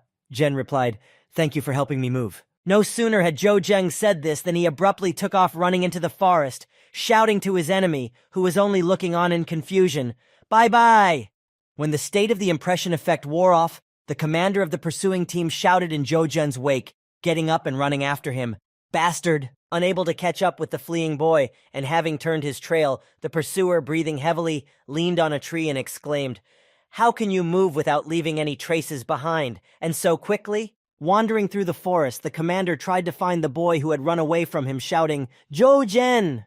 The latter in turn was sitting behind a tree nearby, under the effect of stealth, and watching the enemy until he disappeared. After some time of shouting in vain and searching for Zhou Zhen, the commander shouted in exasperation before turning to his comrades, "I'll let you escape this time, but you won't get off so easily next time." Hearing these words from his pursuer, Zhou Zhen looked out from behind his hiding place again, and noticed the enemy with a sniffle, heading back, saying in a disappointed voice, "Let's go!" Seeing that the enemy had finally left and given up his hopes of finding Zheng, he breathed out a sigh of relief and said, "Phew, finally, he's making my ears wither." Breathing out a sigh of relief after being rid of his pursuers, Zhou Zheng took off his broken bracelet and spoke menacingly, "Zhang Ruchen." After taking off the destroyed device, which had suffered all the damage from Zhang Ruchen's blow, and examining it, Zheng continued, "You started this, so don't blame me later."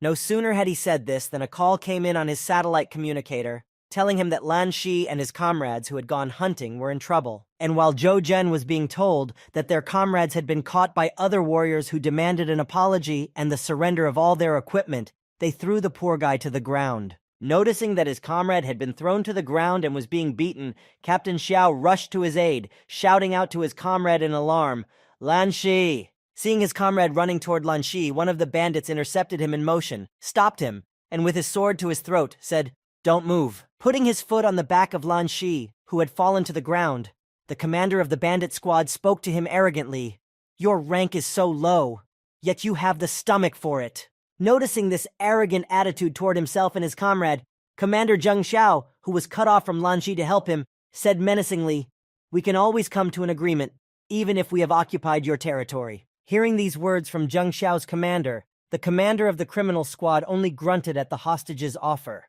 Taking Lan Shi by the head and lifting him off his knees to look into the soldier's frightened face, the commander said to him, No, it's not that I have anything against you. It is just that your armor is very good." Putting his sword to the throat of the frightened Lan Shi, the criminal commander said, "Have you ever heard of the third largest company in the central capital, the Shining Wing? If you have a brain, just hand over your weapons and armor, and I'll let you live." Hearing such a brazen offer of a deal in exchange for their lives, Commander Zheng Xiao spoke up, "We are all adults here. Stop talking nonsense like that.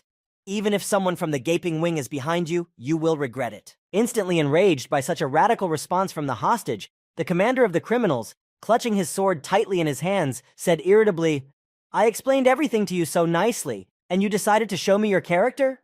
As soon as the criminal commander said this and was about to attack the hostages, smoke rose around him, blocking his view. Seeing that Zhou Zheng had come to their aid, confusing the enemies with his appearance, Zhang Xiao joyfully exclaimed, "Commander!" To which Lan Shi happily added, "Commander, you are finally here." When the dust from Zhou Zheng's appearance had settled and dissipated, the criminal commander who had examined the newly arrived soldier said in surprise, "See, Commander?" Seeing that a 13th ranked warrior, whom they called a commander, had arrived to help these weaklings, the leader of the criminal squad only laughed out loud at this strange help, and the bark arrived. As he approached Zhou Zheng and began to examine him more closely, the criminal commander spoke arrogantly to him, "A 13th ranked commander? Ha ha ha ha ha ha ha ha! Are you here to pay?" One of the thieves holding a sword charged at Zhou Zhen, shouting, "I hate arrogant types like you most of all." Noticing that he was still being attacked by the enemies sitting in the ambush, Zhou Zheng used his super speed to easily dodge and get behind his enemy, leaving his silhouette in two places. Seeing this miracle, the commander of the thieves exclaimed in dismay, not believing his eyes, "What? My eyesight?" Meanwhile, two enemies were already charging at Zheng, one of whom shouted, "Die!" and the other, "Out with the enemy and kill him!" Seeing such an obvious ambush, Zhou Zheng could only smile smugly at the recklessness of his enemies and said happily, "Idiots!" After a while, when Zhou Zheng had dealt with all the enemies and taken them hostage, he sent a message with a photo of them to the president of the Shining Wing Company with a ransom offer. Seeing such a disappointing picture, the president of the Shining Wing Company, Chen Yunan, said in an irritated voice, "Who can tell me? What is going on here anyway?" Hearing these words from his president, who was clearly not in a good mood, his secretary spoke in fright. "President, this is all Pan Shenghua's fault, but I don't know how it happened, but those people have taken them hostage and are demanding 47 inferior black crystals as ransom." Also hearing his company president's formidable question, Zhao Chongguang, who was also present in the president's office, spoke up. "Are a group of a few people worthy of making such a fuss?" Continuing to express his dissatisfaction and offering his solution, Zhao Chongguan, the head of the Shining Wing Company, spoke menacingly. "My men will simply destroy them." Hearing this statement from the head of the company's department, the secretary interrupted him in alarm and emphasized, "Chief Zhao, they have Commander Pan in their hands, and they said they will kill the hostage on the spot if we take any action." Hearing this statement from the secretary, who had informed him of the ransom terms and warnings if they were violated, Chief Zhao Chongguang said in irritation, "Tsk, so brave in words, but not in deeds." After listening to all the suggestions and warnings from all those present in his office, the president calmly said, "Have you already found information about those behind all this?" Hearing this question from the president of the company, the secretary reassured him by telling him that he had already ordered the search for information and said, "We have sent people. Everything will be out soon." After saying this to his president, the secretary heard his receiver ringing and anxiously grabbed his phone to answer the call. Picking up the phone, he said, "Hello?" After hearing the report from his informants about who had taken Zhang Rukin and his team hostage, the alarmed employee shouted into the phone in surprise, "What?" After listening to what the informants had told him, the man who took the call looked at the president in alarm and spoke to him. "President, I'm afraid that this time, it won't be so easy." Hearing Zhou Zheng's demands for the ransom of the hostages, Zhang Xiao said in surprise, "Captain, do you think they will agree? After all, they are the elite of the central capital. Can they swallow their pride and blindly follow our instructions?" Hearing his friend sound so worried, Zhou Zheng confidently answered him, "Don't worry, they will agree. Even if they send someone after our souls, I don't mind." Hearing these words from Zhou Zheng, Zhang Ruchen, who was sitting tied up nearby along with his comrades, smiled ominously and exclaimed, "You won't have much time to rejoice. You're asking for it." As soon as Zhang Ruchen shouted such a loud speech to Zhou Zheng, he was immediately struck in the face.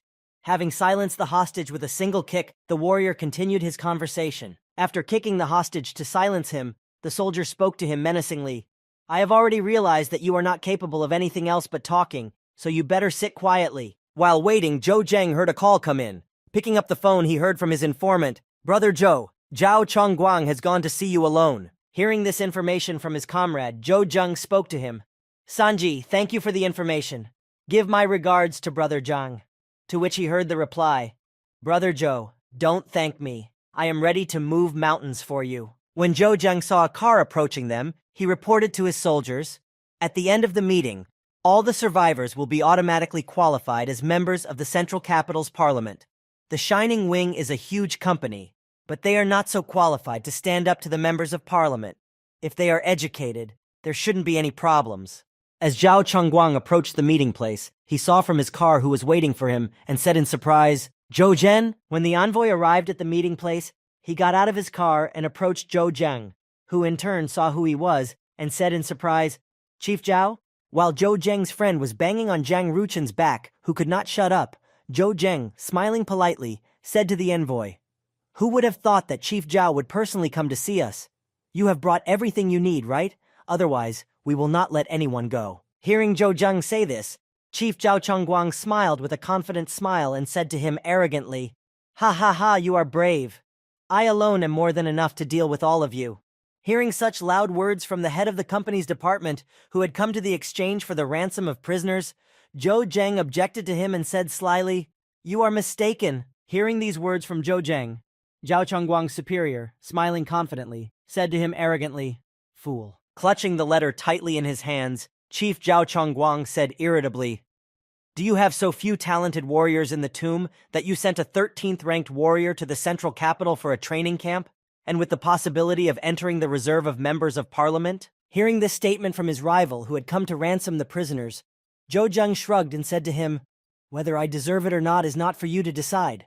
Reaching for the bag of crystals that Zhao Chongguan was holding, Zheng heard, Ha, not so fast. If you want the crystals, you'll have to deal with me first. Hearing this, Zhou Zheng said confidently, all right. Hearing such self-confidence in Zhou Zheng's voice, Zhao Chongguan, who was dictating the rules of the exchange and was not at all afraid of Zhao Chongguan, said in surprise, are you really not afraid of death? Saying these words, barely able to contain his anger, Zhao Chongguang's superior added afterwards, smiling slyly, don't blame me for the outcome of this battle. Throwing the bag of crystals onto the hood of his car, Zhao Chongguang headed straight for Zhou Zheng to engage him in battle and rescue his comrades. As he approached the low-ranking fellow, Zhao Chongguang's superior spoke to him. I won't even need armor or weapons to fight you. You may begin. Taking his daggers out of their sheaths, Zhou Zheng, ready for battle, twirled them around his fingers, playing with them, and said to his opponent, Chief Zhao, do not blame me for not warning you. Immediately grabbing his dagger and holding it tightly in his hands, Zhou Zheng continued, because if I strike first, you may not have the opportunity to counterattack. Hearing Zhou Zheng's warning before the fight that was about to take place, Zhang Ruchen, who was sitting tied up next to him, shouted out to Zhao Chongguang in alarm, Chief, he's not bluffing. Don't let him make the first move, otherwise it will be over. Hearing the cues from his defeated comrade, who was tied up and held hostage, Chief Zhao Chongguang turned to him and shouted angrily, Tisk! Shut up and watch me deal with him! Hearing his superior's irritated voice, Zhang Ruchen immediately fell silent and never said another word. Meanwhile, Zhao Chongguang, having silenced his comrade, said to Zhou Zheng, come on, don't hold back. Hearing this from his rival, Zhou Zheng was happy to be allowed to show his strength to the fullest, and he said with a sly smile, excellent. The next moment, Zhou Zheng used his super speed to pounce on his opponent, and quickly closed the distance between him and Zhao Chongguang, who was already looking into his astonished eyes. The next moment, Zhou Zheng had already launched his attack, which stunned the enemy. Zhao Chongguang, who had tried to block Zhou Zheng's lunge, could only be confused by what had just happened to him. Sitting on the ground, tied up together with his squad members, Zhang Ruchen heaved a heavy sigh, and seeing that the results of the battle were already obvious, he said in disappointment, this trick again. Sometime later, when Zhou Zheng knocked out Zhao Chongguan's superior, he was slowly able to open his eyes after unexpectedly losing consciousness. Standing in front of him, Zhou Zheng said with a sly smile, awake? Seeing Zhou Zheng in front of him, as soon as he regained consciousness, Chief Zhao Chongguang was very confused, not understanding what had happened to him recently. Noticing that the enemy was right in front of him, Chief Zhao Chongguang decided to continue fighting. But as soon as he stood up, he felt a weight on his body, pulling him back to the ground. The next moment, Chief Zhao Chongguang fainted again, slowly sliding down the tree his body was leaning on, near which Zhou Zheng had planted him after knocking him out. When Zhang Ruchen noticed that his Zhao Chongguang was sick and had lost consciousness again, he shouted out in alarm, Chief! At the same time, Zhou Zheng picked up his bag of crystals and threw them to his comrades, exclaiming, take it! After solving all the problems of his comrades, Zhou Zheng went back to his place where he was practicing.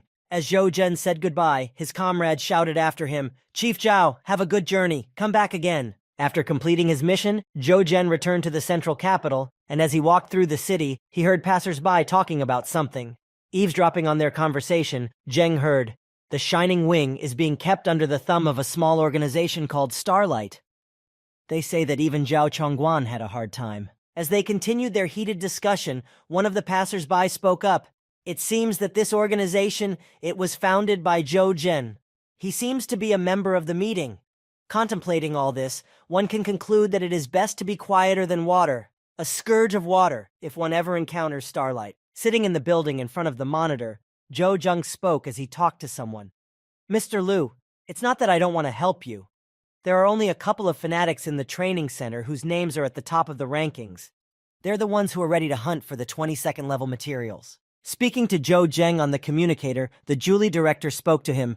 I understand, but I'm sure that war god Zhou Zheng is also capable of handling this. With that, the Julie director added, if you really help us obtain the 22nd level materials, you won't need to buy high-end equipment in the future. After saying this, the Julie director added another interesting thing to make Zheng agree to the deal. At this time in the capital, the prices of the 22nd level materials up for auction start at one colored crystal. Hearing this, Zhou Zheng pushed himself away from the computer table and rolled around in his chair, saying happily, you don't have to remind me. I know the value of such things. I'll do my best. Thinking about where he could get the materials from the 22nd level monsters, Zhou Zheng said thoughtfully, Level 22. I could try my luck on the island of Kyushu, but there are too many enthusiasts there now. As Jo Jung began to think about where else he could go to search for materials, he suddenly jumped up and said, "That's right. It's not a problem to explore new territories with a baby." Leaving the building and then the city, Jo Jung called his pet, and climbing on top of it, he exclaimed happily, "Baby, let's fly as far away as possible. The fewer prying eyes, the better." After shouting this order to his dragon, they flew off in an unknown direction, somewhere very far from where Jo Jung had previously trained. As Jo Jung continued to fly, he saw mountains on the horizon. Flying to the mountains that cut off one part of the territory from the other, the dragon landed on top of one of them, arriving at a place where there would be no prying eyes and no one would see them. Jo Jung, putting on warm clothes, spoke sadly to his pet. "Ha! I said as far away as possible. And where are we now?" Looking around to see where they had arrived with the dragon, Jo Jung said in surprise, "There's only snow and ice all around, no sign of life." Seeing that the dragon was heading toward a glacier, Jung followed it and saw that a monster was frozen in the ice block and said in amazement, "In that case, it's no wonder you brought me here. It turns out that you come here to hunt when you are alone." Having led his master to the hunting ground where he often goes, the dragon began to bite into the block of ice to get the monster out. And then Jung spoke to him. "I don't know what level these monsters are, but they must have crystals, right?" When the dragon took the monster out of the ice prison, Jo Jung took out a crystal and said in surprise, "A colored crystal? Not bad. Looks like you picked the right place." When he saw that his dragon had begun to eat the monster he had taken out of the ice trap, Jo Jung ran over to it and said, "Don't eat it yet. Don't eat it yet. Quickly, take me to the place where you usually hunt." The dragon pointed its snout in the direction of the place to go and stood beside Jo Jung, and he, standing in the snowstorm, said to his dragon in surprise, "Are you sure this is the place? There is nothing but snow below." Hearing his master's question, who could not see anything because of the blizzard and the large pile of snow, and who did not know about the strange place, the dragon roared in the affirmative, pointing forward. Believing his pet, who would not calm down, Jo Jung climbed on his back and prepared to descend the snowy mountain, shouting in excitement. As soon as Jo Jung got into a comfortable position on the dragon, he went straight down the mountain, braving the blizzard and heading for the bottom. Sitting on his pet's back, Jo Jung held onto him very tightly, knowing that the slightest mistake could be fatal for him, and he could not let go. When they had almost reached the bottom, Jung began to see a new location gradually appearing in front of him. Upon arriving at his destination, Jo Jung saw an incredible beauty that opened up from the foot of the mountain. There was a river and forests, and the sun was shining beautifully, reflecting off the water and creating an incredible picture. Walking a little further, Jo Jung saw new monsters he had never seen before. As he got closer, he could see what was written above them. Green-skin monsters. Level? Noticing that their level did not appear in his analysis, Jung looked at them in alarm and said, "I can't see their level. It means they are far superior to me." While Jo Jung was looking at the enemies, the dragon he was riding couldn't stay in one place and rushed forward.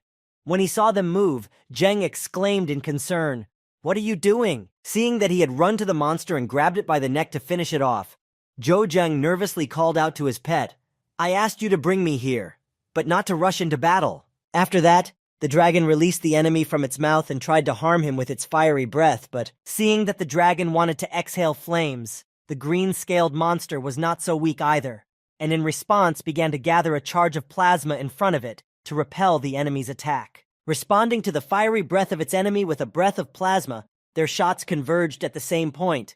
But over time, the plasma jet began to overcome the dragon's breath a little bit. Seeing what a formidable opponent they were facing, Jo Jung watched his dragon fight and said, "It seems that in the face of danger it is very easy to unleash the potential I have. My rank has risen." Realizing that things were not going well, Jo Jung decided not to continue fighting this enemy and shouted to his dragon, "This cannot go on forever. We must retreat." Hearing the order from his master, the dragon retreated and left the battlefield, flying away from the enemy who remained on the ground. When Jo Jung arrived at a safe place where there were no monsters nearby and he could rest, he spoke to his dragon, "Today I have faced the strongest monsters in your world." Seeing that the dragon was acting strangely, Jo Jung asked him in concern, looking at the unhealthy appearance of his pet, "Little one, what's wrong? Is everything okay?" But the next moment, everything became clear. The dragon spat out one of the scales of the monster they had recently fought from its mouth, and then Jung spoke.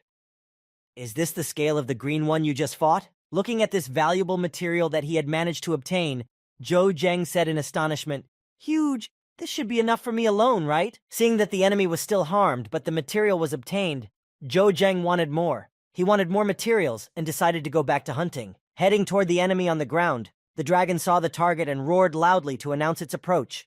As soon as he approached the enemy, he immediately launched an attack and grabbed the enemy with his sharp teeth. Not to be outdone, the enemy also bit into the dragon with his teeth to inflict some damage on the enemy, but the next moment the monster let go of the dragon and roared loudly. Zhou Zheng launched his attack at the enemy, knocking him out, and gave his pet an advantage so that he could deal with the enemy faster, exclaiming after the blow, "Kid, I'll leave the rest to you." A week after hunting monsters, Zhou Zheng and his dragon were on their way back, cutting through the deserts and fields around them and enjoying the scenery. Looking at his bag, which was filled to the brim with various materials from high-level monsters, Zhou Zheng said happily, "We've managed to gather quite a few useful things. This should be enough to make several sets of armor and weapons." As Zhou Zheng was planning on the dragon, he got a bird's-eye view of a monster running in front of them and said in surprise, "More prey?" Looking a little closer, Zhou Zheng saw that it was a polar bear with sharp pins covering its entire body, and it was running at breakneck speed. Standing relatively close to the approaching monster, one of the 3 soldiers, who was the 24th rank, named Novik and was planning to fight it, said to his comrades, "I've already scouted the situation, and the rank of the monsters waiting ahead is much higher than yours, so you'd better go back." Hearing these words from their strongest warrior, the other 2, whom Novik left behind and stepped forward, said to each other, "We did not expect anything less from the god of war of our Dajing fighting unit." The other replied, "If he manages to reach the 25th rank this time, he will be the strongest warrior in our country." As he walked forward, a strong gust of wind suddenly blew in his direction, and he felt a strange aura coming from in front of him, and he exclaimed in surprise, "Huh?" Pulling out his weapon and running forward to hide behind the highest rock. Novik looked out from his hiding place and saw something he would not have expected to see there. He saw the following picture. A dead polar bear was lying on the ground being devoured by a dragon. When he saw this, he thought in alarm, "Where did this monster come from? I have never seen it here before." Sensing someone's presence, the dragon immediately raised its head and looked toward the rocks. Seeing the warrior watching him, the dragon had to interrupt his meal, and the warrior, hiding behind the rocks, was about to draw his sword when he thought, "Things are bad," but for Novik, everything went more than fine. The dragon, seeing the enemy, immediately took to the sky and flew away. Seeing that the monster had fled, the 24th ranked warrior breathed out a sigh of relief and said, "You..." Noticing that the carcass was more or less intact, the warrior went to the enemy killed by the dragon. Approaching the corpse and examining it, Novik said, "Great, we can still work with this one." As Novik walked past the rock without noticing anything, he suddenly heard Zhou Zheng's voice coming from behind him saying, "Brother, this is my prey." Hearing these words, the warrior was alarmed and thought, "An Asian? 14th rank?" Noticing another warrior near him who had a relatively low rank, Novik, without hesitation, rushed at him to kill him, thinking, "I don't care, I'll finish him off." Seeing that he decided to attack him after all, Zhou Zheng put his hand on his face and said in disappointment, "I knew it. Little man, this way." Hearing his master's voice calling him, the dragon immediately began to turn back and was heading straight for the enemy who wanted to kill Zhou Zheng. Noticing that this strong monster had returned for some reason, even though it had aged before when it saw Novik, it exclaimed in a frightened voice, trembling, "What? Why is he coming back?" Realizing that he could not cope here, the 24th ranked warrior decided to run for his life, assessing his chances of survival. But Zheng, noticing that he was running away, shouted after him, "Do you want to run away?" Seeing his enemy running away, Zhou Zheng could not let him escape, as he had seen too much. After catching up with his opponent, Zhou Zheng jumped high to perform his punch combination in flight. Seeing his enemy coming at him from the air, Novik tried to block his attack by raising his sword above him and thinking, "Is he crazy? What does he want to achieve by attacking like this?" As Zheng approached the enemy, he immediately changed his attacking hand, and instead of using a bladed hand, he extended an empty hand toward his enemy, which he used to cast a chaos effect on Novik, making him freeze in place. Having placed a block in front of Zhou Zheng, Novik, seeing that the enemy had opened up, wanted to counterattack him, but everything turned out completely differently than he had planned. When he tried to attack, he couldn't move, and he was worried. "What is happening? My body is not moving." Zhou Zheng tried to strike the enemy in vain, but immediately jumped away from the enemy, shouting to his dragon partner, "I can't break his armor. Little one, I'll leave him to you." The moment Zheng said this, the dragon pounced on the immobilized warrior and killed him instantly. Coming to the body of the deceased, Zhou Zheng searched it and found a colored crystal, and then said, "No wonder many people like to hunt. It's quick money." Looking at the dead body of the 24th ranked warrior, Zhou Zheng threw all the materials he had gathered during his recent hunting trips on his back and said, "It's a pity that I can't deal with such strong warriors on my own." Meanwhile, in the information bureau of the country where Novik was registered, his personal file was displayed in red on the board of all soldiers, which meant that the soldier was likely to die, as he had lost contact with them. Seeing that such a prominent soldier had died, one of the employees of the information bureau said in fright, "Oh my God."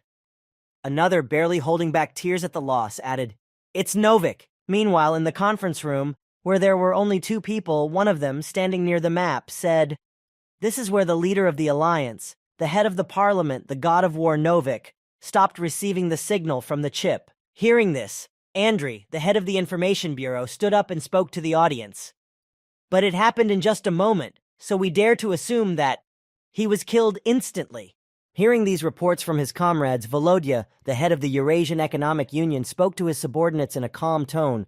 "So, what are the results?" Hearing the question from the head of the Eurasian Economic Union, Andriy spoke to him. "Judging by the wounds on Novik's body, it was done by some animal, but his weapons and crystals were gone, perhaps picked up by soldiers who came across his corpse." Hearing this speculation from his National Bureau chief, Volodya, the head of the Eurasian Economic Union, spoke to him. "Send people to watch the market. Perhaps very soon we will find Novik's blade. We have to get to the bottom of this." Meanwhile, Zhou Zheng, who was riding his dragon back to the central capital, looked at his characteristics and said in disappointment, "There are still 45 levels missing." Looking at the ancient artifacts that could give him an incredible increase in strength and other characteristics, he said, "When I reach the 180th level, all of the artifacts can be used." Speaking in a sad voice about the insufficient level for such a powerful breakthrough in his strength, Zhou Zheng spoke fervently as he looked at his artifacts. "In the meantime, I need to try harder." Looking at his wristwatch and checking the leaderboard and his personal point balance to calculate how many points he needed to reach the top of the list, Zhou Zheng said, "As for the points, it's time to have some fun." Continuing to travel on, Zhou Zheng returned to the graveyard, to Julie, where he had an order for high-level monster materials. When he brought the materials, a surprised exclamation came from the company. "Oh, really?" Standing in front of the great research tube, which contained one of the monster items he had obtained, the scientist who was examining it said, "This is the first time I have ever seen materials of this level." Sitting on a sofa in a specially designated room for special visitors, next to the company president, and looking at the big screen where the research was being conducted, Zhou Zheng said to the girl, "Well, did I disappoint you?" Hearing these words from Zhou Zheng, the company president spoke to the boy in a businesslike tone. "Thank you very much, these materials. Whatever you want for them, we will pay." Hearing this offer and the question about the price, Zhou Zheng, savoring the fragrant tea he was served, waved his hand and said, "I will sell them to you, but I have a small request." Hearing this, the company president spoke to Zheng. "Yes, sir." Hearing that the president was interested in his proposal, Zhou Zheng studied the tea he had been given and said to her, "I want you to make me armor from 24th level materials. I will give you a 20% discount." After saying this, Zhou Zheng, seeing that the president was not very enthusiastic about this offer, suddenly called out to her to interest her in cooperation. "Oh, right!" Moving closer to the president of the equipment company, Zhou Zheng whispered in her ear in a gentle voice, "I have something else. Would you like to see it?" Hearing Zhou Zheng's proposal, the president blushed and said, "I have something else." "Something?" Seeing that the president was interested and unlikely to refuse the offer, Zhou Zheng said, "This is a very important thing, so the less people know about it, the better." Hearing Zhou Zheng say this, the company president, realizing that it was necessary to have only the two of them in the room, turned to the security guard standing at the exit in front of the door. "You are free to go." He replied, "Yes, sir." Seeing that there was no one else in the room, Zhou Zheng began to demonstrate what he had found that was so special that it could only be told under the label "Top Secret." Reaching into the inside pocket of his cloak, Zhou Zheng pulled out a scale of a green-scaled monster and showed it to the president. The latter immediately thought about it. How did this thing fit in his pocket? No. Snatching it out of Zhou Zhen's hands, the girl began to look at it with fascination, happily pondering, "It's not like that at all. The energy emitted by this scale, it is not lower than the 24th level." The president of the company jumped up and took the scales from Zhou Zheng's hands and immediately rushed to the laboratory. Throwing open the door, she shouted out to everyone present, "Everyone stand back!" Approaching the material scanning machine, she placed the scales inside and saw incredible results. The scanning machine showed the following results. Scan results. Rank 30+. Seeing this result, the girl froze in place in amazement, saying with her mouth wide open, "Rank 30. Zhou Zheng, who was standing behind her, smiled happily and asked, "Impressive, isn't it?" Immediately rushing to Zhou Zheng with a hug, the joyful president repeated the same words of gratitude to the boy over and over again, hugging him tightly. Thank you, Mr. Zhou Zhen." Realizing what she had just done, the girl who had been hugging Zhou Zhen in front of a large number of people was very embarrassed and said in a confused voice, "Huh?" Immediately letting go of Zheng and turning away from him in shame, the concerned girl said, "Sorry, I was just thinking about how much this thing would benefit our company, and I got really excited." Hearing this from the worried girl, Zhou Zheng spoke to her. "It's okay, but first I'd like you to make a couple of daggers for me with this material." A week after Zhou Zheng brought the new materials to Julie and had them tested, the company invited Zhou Zheng to come in for a visit because the suit and his custom-made daggers were ready. Picking up the new weapons, which were made of level 30+ monster materials, Zhou Zheng, feeling the incredible power in them, said in awe, "A weapon with 30+ armor penetration." Standing behind Zhou Zheng, who had arrived for his order, the company president spoke to him happily. "I haven't had time to name them yet." While Zhou Zheng was in the best equipment in the Tomb Company, testing his new weapon in the central capital, the morning training of the soldiers was taking place at the training center. Sitting next to the soldiers who were practicing their morning drills, President Chen Yunan spoke to Captain Tang Shuyi. "Oh, I'm afraid that things will be restless here from now on." The commander replied, "What? Has the leadership given you some kind of order?" Hearing the excitement in his comrade's voice, President Chen Yunan smiled gently and said to Tang Xiu, "The Aaron platform has been tested and will be launched soon." Holding his head and scratching the back of his head, Commander Shu Tang said to President Chen Yunan in surprise, "But this is great. More opportunities to earn points." The president replied, "What do you think if they bump into each other during the mission?" Immediately turning away from his friend and folding his arms, President Chen Yunan took a pensive posture and said thoughtfully, "Will they work together?" Thinking of the various soldiers who were currently fighting different enemies far away from the training center, President Chen Yunan said to the commander, "In the end, our goal is to select the best." Continuing his thought, and recalling all the soldiers who had performed well during this time, President Chen Yongnan continued, "Only those who go all the way will prove their worth." As soon as the testing of the Aaron platform ended, all the soldiers who participated in the training center received a notification on their wristwatches with the following message.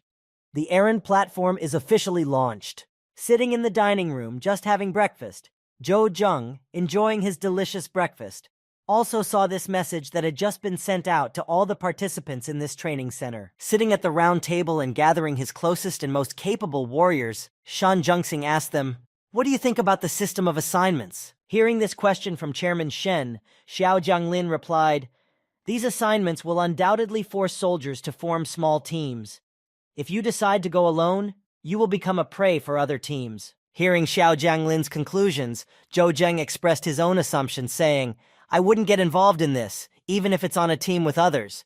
You never know which team will be stronger." Hearing Zhou Zheng's train of thought, Shen Zhengxing agreed with him, saying, "That's right. Even though the rewards are incredibly tempting, we put safety first. Tell the rest of the team not to take them on." Hearing Zhou Zheng's conclusions, Xiao Jianglin spoke to Zheng. "We can't, but that doesn't mean you can use your dragon, right? Haven't you thought about it?" To which Zhou Zheng replied, "That's depending on the circumstances. If there is something suitable, we can consider it." Meanwhile, the next day, when the screen with the assignments appeared, many soldiers stood by it and looked at the assignments that were offered, and the choice was as follows. The first assignment, Level S, King of Poisonous Snakes. Reward 30,000 points. Poisonous Snake of the 22nd level. Second errand, Level A, Rare Herbs. Reward 15,000 points. Collect 5 mutated flowers. The third mission, Level S, Top Secret Hard Drive. Reward 35,000 points.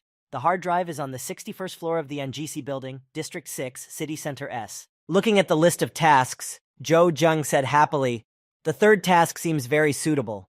The streets of this area should be teeming with zombies, but that's not something that would be a problem for me." Looking at his wristwatch, Jo Jung saw the following statistics for each of the missions.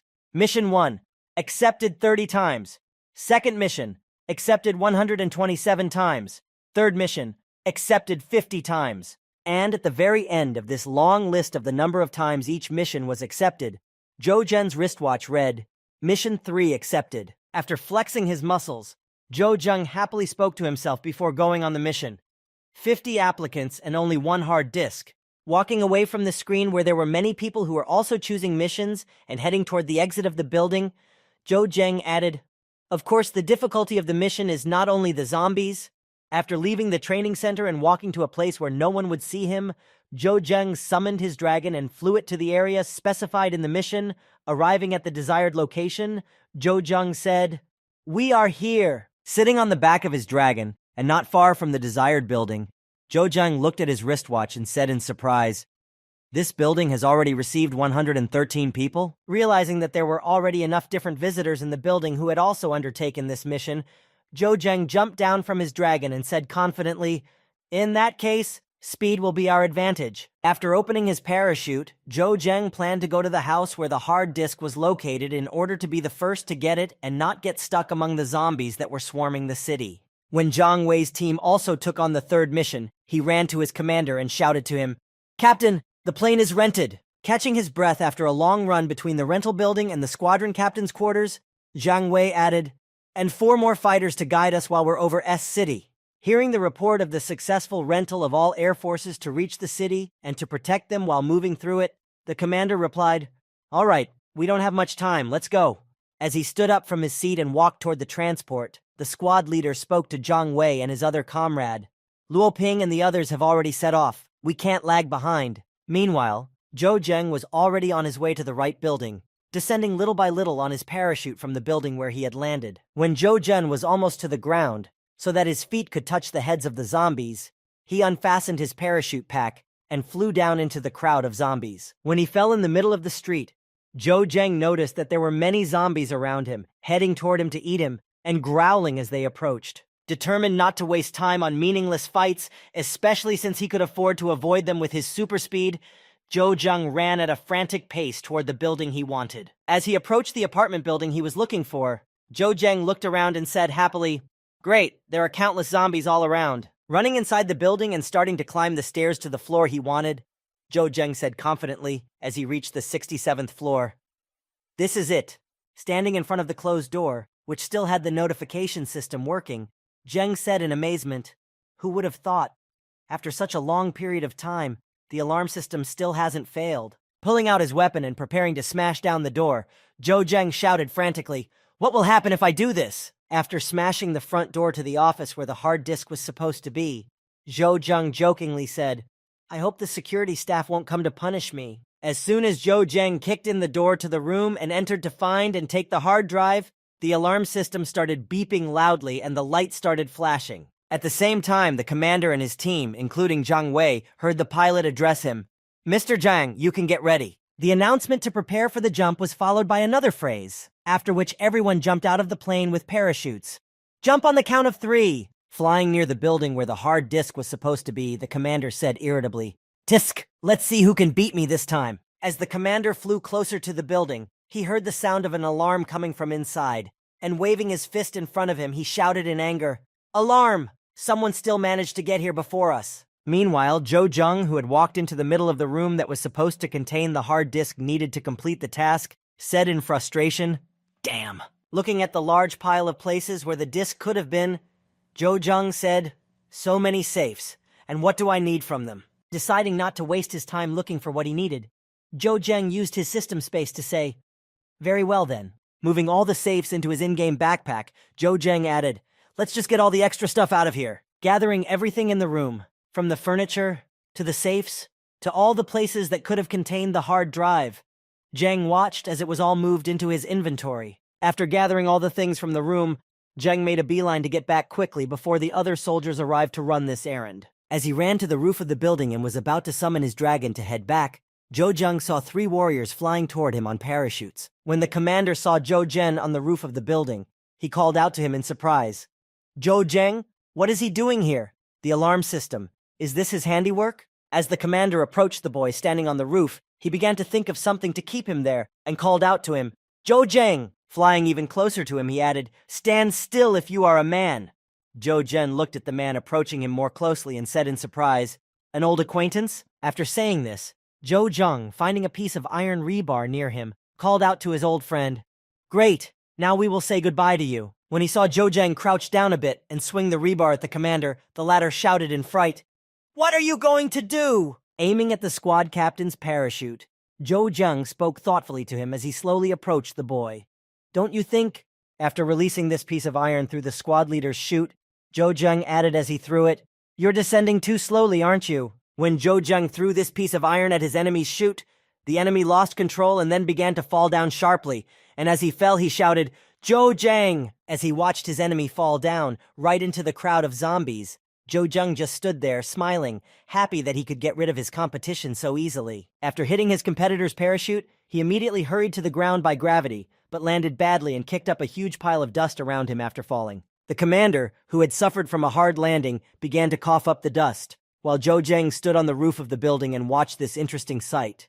Seeing that he didn't land very softly, Zhou Zheng, as if a little worried about his enemy, said to him in a mocking voice, "Oh, you didn't die there by any chance?" Having taught the enemy a lesson and created a hard landing for him, Zhou Zheng, not wanting to waste time, took his jet wings out of his system storage and took off, saying to his opponent, "I don't have time for these games." Seeing that the leader of their squad had not landed very well, thanks to Zhou Zheng, who had ruined his parachute by puncturing it during the flight, Jiang Wei immediately rushed to him as soon as he landed, shouting, "Captain!"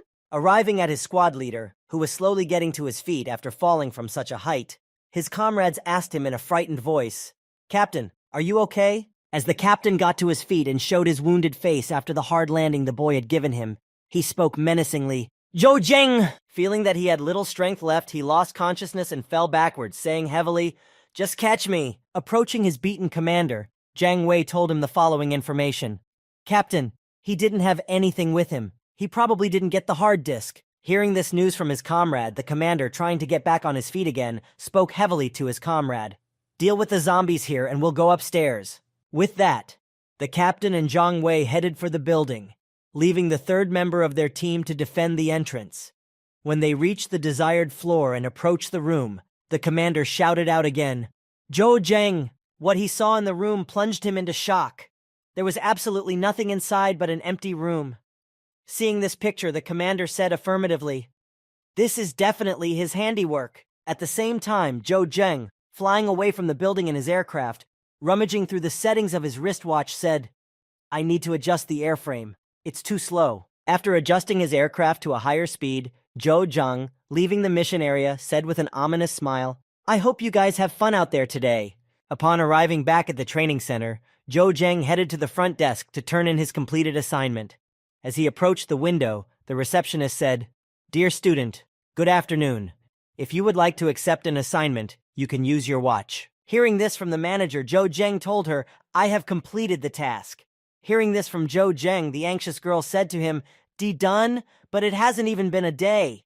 Throwing all the hard drives he could find in the room's safes beside him, Zhou Zheng heard 2 soldiers behind him talking, one of whom whispered to the other, "Did he bring all this himself?" Seeing how many hard drives Zhou Zheng had brought, considering how dangerous the area was and how many soldiers had taken on the task, the other soldier replied in alarm, "This is madness." Meanwhile, in the S-rank city where many soldiers had gone to fulfill the mission to find the hard drives, a fierce battle was taking place between the zombies and the soldiers they had surrounded. Seeing that they were surrounded by zombies, the commander, fighting his way through, shouted loudly to his allies, "Let's hurry up! They are surrounded by zombies just like us."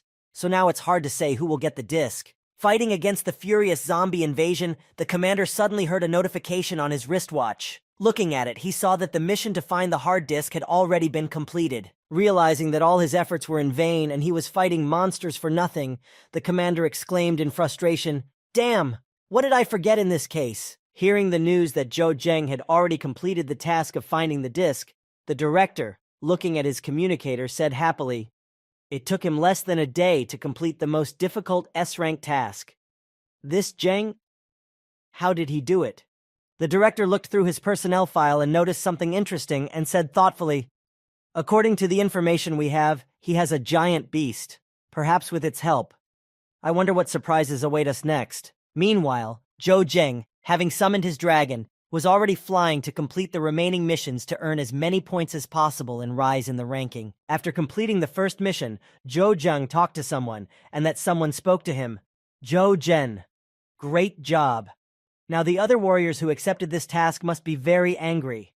To which Zheng replied, "It was just my luck. I had a head start." Hearing Zhou Zheng say that he had a slight advantage over the other participants, the voice from the wristwatch said, "What are you going to do next?"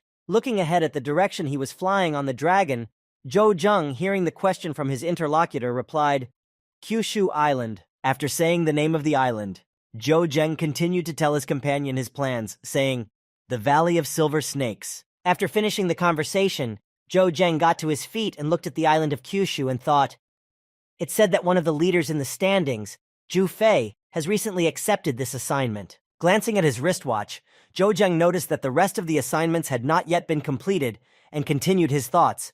However, they don't have an antidote, so it won't be easy to complete this task. While Zhou Zheng was thinking about how to accomplish this task, and that he also had an advantage here, the other groups had already arrived at the Silver Snake Valley long ago and were trying to complete their assignments. On his way back from scouting, the warrior who had been keeping track of everyone who arrived on the island, Captain Zhu Fei's subordinate, hurried toward him, calling out, "Brother Fei!" When he got close enough to his commander, he began to stop and said in anxiety, "Ye Yihong and his men have just arrived, from the east." Hearing this news from his comrade, Captain Zhu Fei said to his ward in a calm voice, "Chu Qinglin is also here. They are in the north." Catching his breath from running as he hurried to his commander, Zhu Fei's comrade said in a tired voice, "Should we ask Ashwan and his men for help?" Hearing this question from his anxious ward, who was worried that so many rivals had arrived on the island, Commander Zhu Fei said to him, "There is no need." Rising to his feet and picking up his weapon, Commander Zhu Fei calmly informed his anxious comrade,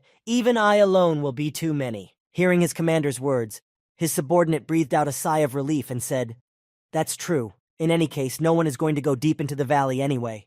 We need to stay away and wait for the Silver Snake King to appear." Looking at his strong commander standing in front of him with his shoulders proudly squared, the ward exclaimed happily, "Even if he comes out from the other side, only Brother Fei can defeat him."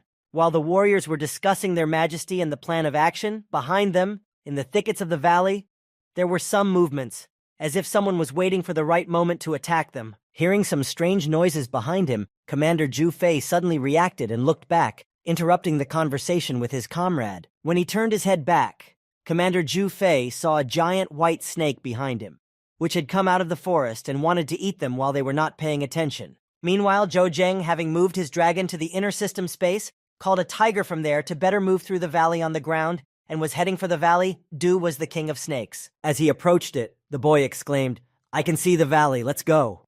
Arriving at the entrance, Zhou Zheng got down from the tiger and hit it, and said in surprise, "It's so cold outside, and inside you can die of dehydration." After walking a few steps inside the valley, Zhou Zhen heard a strange noise coming from nearby. Curious to know what it was, he turned his head and began to look for the source of the sound. After a short time of darting around, he saw two soldiers fighting with a white snake, and one of the soldiers was so familiar that he said in surprise, "Zhu Fei?" helping his commander in the fight against the enemy. His subordinate heard someone's voice near him and noticed Zhou Zheng watching them and said, "Brother Fei, this is Zhou Zheng." Hearing the news from his comrade, Commander Zhu Feng, who had been busy fighting the monster, quickly called out to his comrade, "Never mind. We need to deal with it first." Noticing that they were fighting small enemies and sitting on the edges of the valley, waiting for the Snake King to crawl out, Zhou Zheng thought, "They seem to be waiting for him, but I can't wait." Noticing that Zhou Zheng had already disappeared from sight, the commander's subordinate Zhu Fei spoke to him. "Brother Fei, why is he wandering around here?" After finishing off the monster, Commander Zhu Fei, holding his weapon in his hands and looking at the place where Zhou Zheng had been standing, said in concern, "This little fellow." As soon as he finished off the monster and said this, He immediately got up and followed Zhou Zhen. As he left his comrade behind, Captain Zhu Fei spoke to him in closing. You collect the materials from the monster while I take a look around. Meanwhile, Zhou Zhen had already traveled to the very depths of this valley of poisonous snakes to defeat their king and complete the assignment that brought 30,000 points. After walking a relatively short distance, Zhou Zhen was surprised to notice the negative effect on himself. What? I haven't even reached the heart of the valley yet, but I'm already poisoned? Seeing that he already had the negative effect of this valley on him, Zhou Zhen opened his inventory and took out a vial of medicine. After he took out the medicine, he quickly opened the vial of antidote and drank it all to the bottom to get rid of the negative effects of the poisons of this place on himself. Having set up a camp near the valley, one of Ye Yihong's subordinates, who had been following the Fei Ye warriors, spoke to him. Captain, Zhu Fei has entered the valley. Hearing this news from his comrade, Captain Ye Yihong asked him in surprise, Are you sure? Hearing such a strange question from his commander, the soldier who had seen it said, That's right.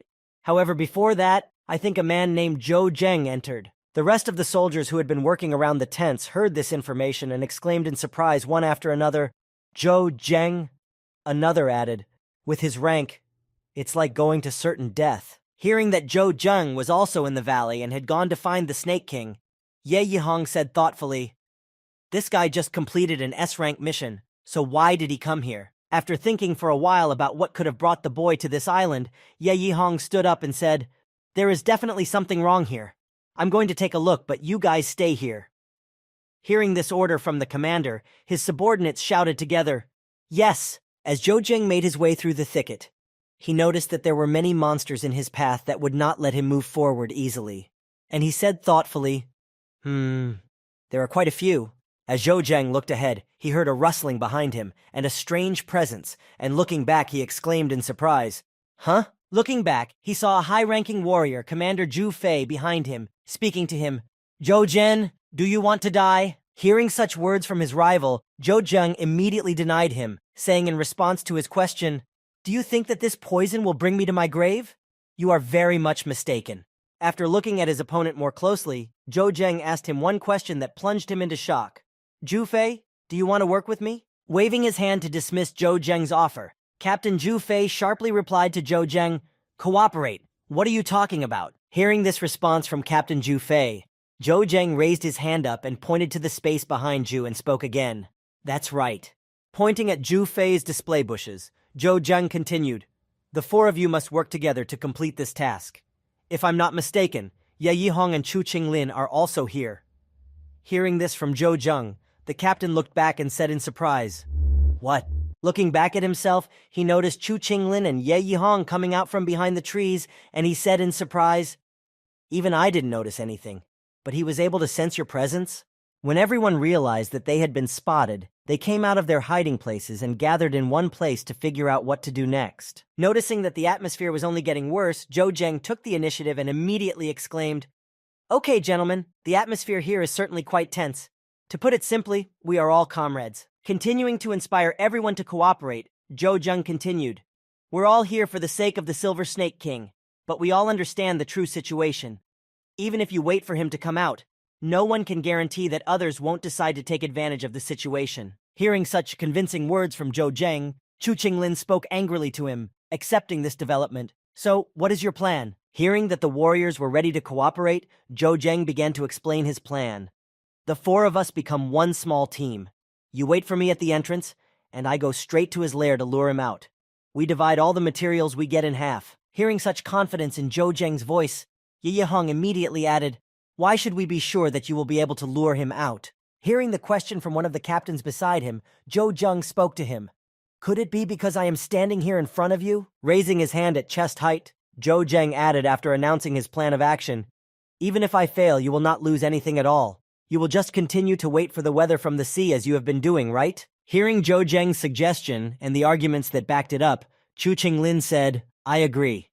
And Zhu Fei followed him, adding, Me too. And Ye Yihong, who heard these words from Zhou Zhen, immediately thought, To be fair, even I could not lure the king out. If he is so confident, then this is really a good deal. As soon as everyone supported Zhou Zhen, he immediately went to the lair of the Silver Snake King, and the commanders began to discuss him. But Zhu Wei said, Do you think Zhou Zhen can handle this mission? Hearing Zhe Fei's question, Ye Yihong replied, Who knows? And Chu Qinglin added, "It is not as simple as it seems at first glance. I have carefully studied all the information about him that was available." Hearing this answer from Chu Qinglin, Ye Yihong said to his comrades, "In addition, we have formed a temporary team through the training center." Looking at his wristwatch and then at the direction Zhou Zheng was headed, Ye Yihong added, "All the team members will receive points for the task, so he won't be able to cheat us here." Zhou Zheng went ahead and almost reached the King of Silver Snakes.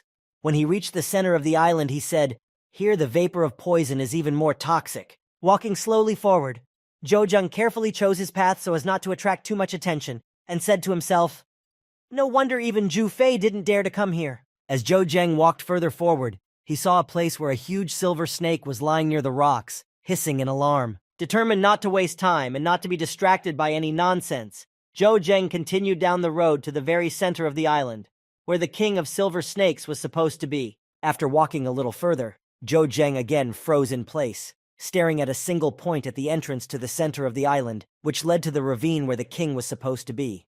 There was another snake among the rocks, which again blocked the entrance to the cave, but he had to look for another place to get through. Having walked around almost the entire area and encountered a huge number of monsters, Zhou Zheng thought in frustration, "This many monsters, is this a joke?" Finally, when he found the entrance to the Snake King's lair, Zhou Zheng saw a majestic snake with a horn on its head and wondered about its appearance. Golden scales. When he noticed that there were a few other high-level ordinary snakes beside the King of Snakes, Zheng thought, "This seems to be their leader. Are there 2 other silver snakes beside him?" Looking down at this picture and thinking about the task he would have to solve, Zhou Zheng pondered. The task may be to kill the king, but if you hurt one, it will inevitably attract the attention of all the other snakes in the valley. Holding the antidote in his hands to use it again, since the last one had almost expired, Zhou Zheng continued his train of thought. The antidote lasts for 30 minutes. If I need to spend 1 day here, I'll use up more than 40 tubes. Deciding to retreat from this lair for now, Zhou Zheng said, "Let's wait a while and see if there is no other choice. After that, we can only rely on extreme techniques." After taking a photo of the current situation inside the lair, Zhou Zheng sent it to one of his comrades on his wristwatch. The latter, seeing the whole picture, exclaimed in surprise, "Is it that dangerous inside?" After waiting for a while and observing the snake's behavior, Zhou Zheng saw no progress at all and thought, "They're not moving at all. We can't expect much more." Looking at Zhu Fei, Chu Qinglin spoke to him. "He's been there for quite some time. Nothing has happened to him, has it?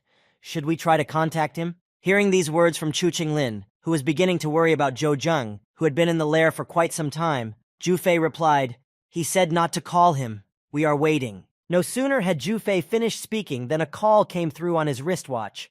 Picking up the phone, he heard Zheng's voice saying, "The snake is coming. Gather the men and prepare to attack. The 4 of us will get the points for the kill, but the materials can be divided among everyone." While running away from the Silver Snake King, Zhou Zheng reported the situation to him and was met with a response. "What are you talking about? There is only one king. How can we divide the materials among all of us?" Hearing these words from Zhu Fei, Zhou Zheng, running away from the 2 silver and 1 golden snakes that were chasing him, said, "He is not alone. There are 3 of them. Do you think the 3 of you can handle it?" When Zhou Zheng learned from Zhu Fei that there were 3 silver snake kings that he had decided to lure out on his own and was desperately running to the place where he was expected, Zhu Fei exclaimed to him, "Damn it! Stop him! We need to gather the men!" Quickly switching their wristwatches to other calls, each of the commanders called their soldiers to help in the battle. When all the soldiers were in place, Zhu Fei shouted out to them, "Get ready, everyone!" After giving everyone the order to be ready, a short time later, Chu Qinglin exclaimed when he saw 3 snakes on the horizon, led by Zhou Zheng, "Go, snake in place! Kill!" After bringing the snakes to his comrades, Zhou Zheng could relax and take a break from the constant running. Leaning on a rock, he sighed heavily and said, "Ugh." Standing near the snake and seeing a warrior rush at the silver one, Zhou Zheng shouted loudly to warn the warrior of the danger. "He is going to release poison!" Hearing Zhou Zheng's warning, the warrior immediately stopped in his tracks, and confused as to what to do, looked back to Zheng. The next moment, the silver snake released a huge amount of venom, knocking down the warrior who was rushing to meet it with a shockwave. Noticing that his comrade in arms was in danger, Zhou Zheng immediately jumped up and rushed to his aid, grabbing him and carrying him away from the attack in the last moments before it hit. Seeing that he was saved, the warrior spoke to Zhou Zheng. "Wow, thank you. Putting him on the ground, Zhou Zheng sat down nearby and called out to him, "Aim for the head, otherwise it won't work." Watching the progress of the battle, Zhou Zheng, sitting not far from his comrades fighting the monsters, gave out instructions, shouting to one of them, "Li Shubin, attack his left eye, that's his blind spot." Hearing this instruction from Zhou Zheng and many other useful tips that helped the soldiers succeed in battle, Li Shubin wondered, does he really have such extensive combat experience? Meanwhile, Zhu Fei, who was fighting the monster and also watching the battle, thought as he watched his comrades' confrontation, if I'm not mistaken, Chu Qinglin should be injured.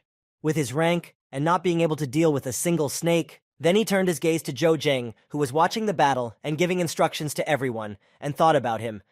There are some geniuses that we cannot understand. Meanwhile, the commander of the squad that had clashed with Zhou Zhen in the S-rank city came back and shouted loudly, "Zhou Zhen!" Standing all wounded after having a hard time after that hard landing, as well as fighting an incredible amount of zombies to escape that city. He was in his room. When he heard the phone ring and pulled out his communicator, he realized who was calling him and exclaimed in confusion, "The mayor!" He picked up the phone and heard the following. "Zhu Chen, I've already found the information you need. But what about Zhou Zheng? I think you should think a little more about your relationship with him." Hearing his boss say that Zhu Chen should be friends with Zhou Zheng, he was worried. "Boss, you don't know. After listening to Zhu Chen's incomprehensible exclamations, the boss said to him, "No matter what disagreements you had with him, I hope you can settle everything, because he is more than capable of killing you. If you read the information, you will understand." Meanwhile, Zhou Zheng, flying on his dragon, was talking to Shan Zhengxing and asked him, "Brother Shen, are you not going?" He replied, "No. Right now we should focus on gaining combat experience. Otherwise we will never be able to match you." Hearing this answer, Zhou Zheng continued, "Very well then. As soon as you have the opportunity, be sure to find me." To which he received a reply, "You are the most talked about personality in the center right now, so be careful." After finishing his conversation with Shan Zhengxing, Zhou Zheng was almost at the meeting point. Upon reaching the desired location, the dragon descended to the ground, and upon landing, he raised a lot of dust around him, blinding everyone who was waiting for him. Seeing such a majestic beast in front of him, Chu Qinglin said in astonishment, "Zhou Zheng, where did you manage to hide such a giant? Fortunately, you are on our side." Seeing Chu's astonishment and the majestic dragon, Zhu Fei said, "Zhou Zheng is no ordinary guy. Unfortunately, those fools from Hurricane City don't have the brains to realize that." Sitting on the dragon, Zhou Zheng spoke to everyone in the clearing. "I have gathered you all here because I have a plan that will allow each of you to make a good living." Hearing this proposal from Zhou Zheng, all three commanders' eyes lit up with eagerness, and Ye Yihong asked him, "So what's the plan?" Getting down from his dragon and pointing to the location behind him, Zhou Zheng said, "Do you know what purification is?" After explaining his plan that he would lure out all the high-level snakes that were on this island in small groups so that he could defeat them and set off on his first mission, he was asked over the receiver, "How many are there?" While running away from the first group of snakes and directing them to his comrades so that they could finish off this bunch of mutant monsters, Zhou Zheng answered, 27. 7 days after Zhou Zheng and his 3 commanders had cleared the island, their names had risen quite a bit on the ranking list, and the top looked like this. First place, Zhu Fei. Second place, Ye Yihong. Third place, Chu Qinglin. Zhang Wei, who was standing by the screen with the results of the best warriors of the training center, saw that the commander looked very irritated and asked in fright, "Captain, it's okay, there's not much of a gap between 4th and 9th place. You will soon return to your previous position in the ranking." Zhang Wei flipped through the rankings and found Zhou Zheng at the 78th position and said to his commander, "Look at Zhou Zheng here." Sitting at the same table in the dining room with the 3 best warriors, Zheng listened to their conversations. Then Chu Qinglin spoke.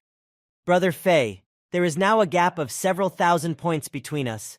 It will be quite difficult to catch up with you." Hearing these words from his friend, Zhu Fei said in disappointment, "These few thousand, if I close my eyes for a second and get distracted, I'll be lagging behind." After saying this, Zhu Wei pointed to Zhou Zheng and added, "And this kid, judging by his approach to missions, is just waiting for a similar opportunity.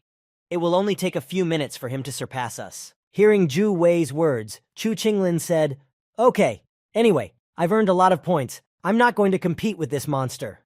To which Zhu Wei added, "That's right. The next time we see you accept a new mission, there's no way we're going to take it."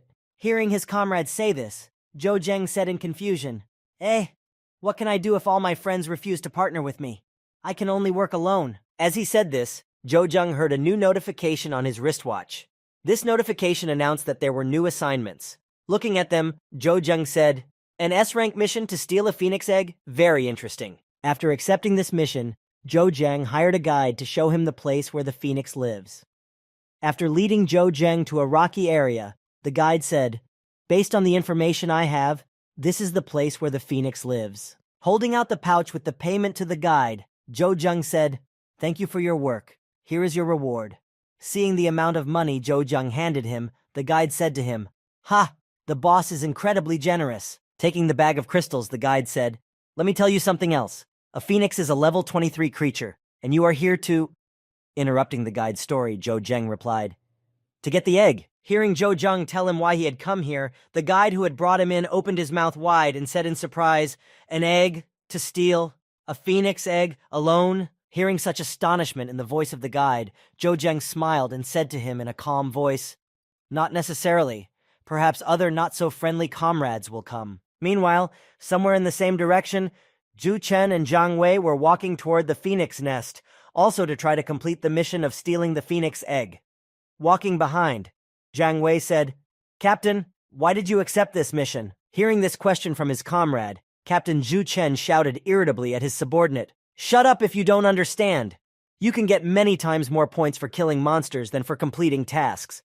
My ranking has already dropped a lot. This is the fastest way to get back to the previous position." Having shouted at his ward and explained to him in a rude tone everything they were here for, the commander, clenching his hand into a fist, said happily, "If everything goes well, I will earn 40,000 points and be among the top 3. I need to get my good name back." While Captain Ju Chen was smiling ominously and imagining how he could easily return to the top of the rankings, laughing ominously to himself, Jiang Wei spoke to him. "Captain." Picking up his binoculars and looking around, Jiang Wei saw 2 phoenixes circling their nest not far from him. Spotting the target they were looking for, Jiang Wei called out to his captain, "Captain, the phoenix nest is over there." Hearing the report of his comrade who had found the phoenix nest, the captain said, "Excellent." Knowing exactly where their target was, the commander, stepping back with his teammates, said, "We will prepare for now." Meanwhile, Jiang Wei, watching the nest through his binoculars, suddenly exclaimed, "Shit!" After his dumbfounded exclamation, Jiang Wei, anxiously pushing his binoculars toward Captain Ju Chen, said in surprise, "Captain, look. It looks like there's a nest over there." Looking through his binoculars, Captain Ju Chen also saw something he had not expected. On the cliff leading to the phoenix nest was Jo Jung, who was climbing up. When the captain noticed him, he exclaimed, "Damn, why does this bastard keep sticking his nose in everything?" Seeing the irritated captain who had spotted Jo Jung on the rock, Jiang Wei, standing behind him, exclaimed in alarm, "Captain, what should we do now? Pan said not to mess with him, didn't he?" Watching Jo Jung scramble further up the cliff through his binoculars, Captain Ju Chen said, "That idiot. Looks like he's without his monster assistant today." Lowering the binoculars from his eyes, Captain Ju Chen said to Jiang Wei, smiling ominously, "Then if he accidentally snaps and dies—" Accidents do happen, don't they? Meanwhile, Jo Jung had climbed to the top of the cliff, straight to the nest while no one was there, and jumped to the top and said with relief, "Phew." When he saw the nest with several eggs in it, he said to himself, "Yes, quickly. Otherwise, if the phoenix comes back, it will be quite difficult to escape." Taking more than 1 egg with him, Jo Jung ran away from the nest, smiling ominously and saying smugly, "Don't say I'm stingy, I left 3 more." As Jo Jung was running away from the nest, he heard a strange sound coming from a distance. Turning in the direction of the sound, he saw Ju Chen and Jiao Wei shooting at him. Noticing the trajectory of the bullet, Jo Jung was able to defend himself from the sniper rifle shot, deflecting it without harming himself. Noticing that his shot did not reach the desired target, Jiang Wei, standing on the rock with his rifle, said cheerfully, "You're alive, and that makes me want to finish you off even more." Meanwhile, one of the phoenixes had already returned to its nest, noticed that several eggs had disappeared from its nest, and cried out in anger, "Krrr!" Hearing the noise from the nest, the other phoenix returned to it, and together they flew into the air, noticed Jo Jung nearby, and rushed after him. Meanwhile, Commander Ju Chen, looking for Jo Jung through his binoculars, could not find the boy, exclaiming in frustration, "What's going on? Where is he?" While everyone there was fussing and angry for their own reasons, Jo Jung used his stealth skill to get far enough away from the nest to watch the angry birds and said, "Fine, if you dare to attack me." Coming down the mountain, and already at the bottom, right at the foot, Zhou Zheng added, "I will show you what cunning is." Seeing that Zhou Zheng was nowhere to be seen, and the birds were not calming down, Jiang Wei spoke to the commander in alarm. "Captain, the birds still haven't found him. If we stay here, sooner or later the phoenix will spot us." Hearing this warning from his comrade, the commander decided that they could not stay here any longer, as it would put them in danger, and said, "Retreat!" Walking away from his position to another location, Zhu Chen slyly said to Zhou Zheng, "Do you think you have the strength to defeat us? You decided to come here. It's like you signed your own death warrant." Jiang Wei, walking behind, replied, "Captain, we are—" Hearing the incoherent exclamations of his subject, the commander turned and shouted at him, saying, "Idiot, shut up! Zhou Zheng and I are sworn enemies. This beast is not here, so no one can help him." Hearing these words from Captain Zhu Chen, Zhou Zheng, standing right next to him and summoning the dragon, said, "You're certainly right about something, but who says he's not here?" Seeing Zhou Zheng and the huge monster appearing out of nowhere, Zhu Chen exclaimed in fright, covering his hands, How is this possible?" Also in incredible shock at what he saw, Jiang Wei exclaimed in fright, What kind of person is he?" Baring his teeth, Captain Zhu Chen said to his comrades, "He cannot pierce our armor. Forget about this beast. We must kill Zhou Zheng." He took out his new weapon, which was provided by Julie, and was made of a 30th plus rank material and had a 30 plus armor penetration. Holding this dagger in his hands, Zhou Zheng said, "Are you sure?" Using his super speed, Zhou Zheng moved to the back of Commander Zhu Chen and stabbed him in the back. The latter screamed out in pain, "Impossible! This is not possible!" Having pierced through Commander Zhu Chen's chest with his dagger, blood began to flow from his chest under great pressure, and he cried out in pain, "My armor, it's impossible." Returning back to his original position, Zhou Zheng looked at his weak opponent and said, "Whether I have this beast or not, none of this matters, because the result will be the same." After saying this, Zhou Zheng took a dagger in both hands and clasped them tightly, attacked Commander Zhu Chen, and shouted to him menacingly, "Die!" Being somewhere near the rocks where Zhou Zheng and Zhang Zhu Chen and their troops had gone, Zhu Wei heard sudden shouts from the mountains. Realizing what might have happened, he spoke to his comrades who were with him. "Are Zhang Zhu Chen and his 6 other cadets dead?" Pulling out his wristwatch and checking the information about them, Ye Yihong said to Zhu Wei, "I thought so. If you hurry, you'll make people laugh. You're going to get yourself killed." But then they remembered that Zhou Zheng had also gone to that place to complete this task, and they all exclaimed in alarm, "That fellow! It seems that he also took on this task with the phoenix egg." Meanwhile, Zhou Zheng had already arrived at the receptionist's office, where the girl manager was, and said, "I completed the task and brought the phoenix egg." She exclaimed in surprise, "Oh, Cadet Zhou Zheng, you're fast." After handing in the task, Zhou Zheng went back to the playground to continue his work, saying goodbye to the girl who was speechless with surprise. "Bye-bye." After leaving the building with the registration office and handing in the completed task, Zhou Zheng said, "Great.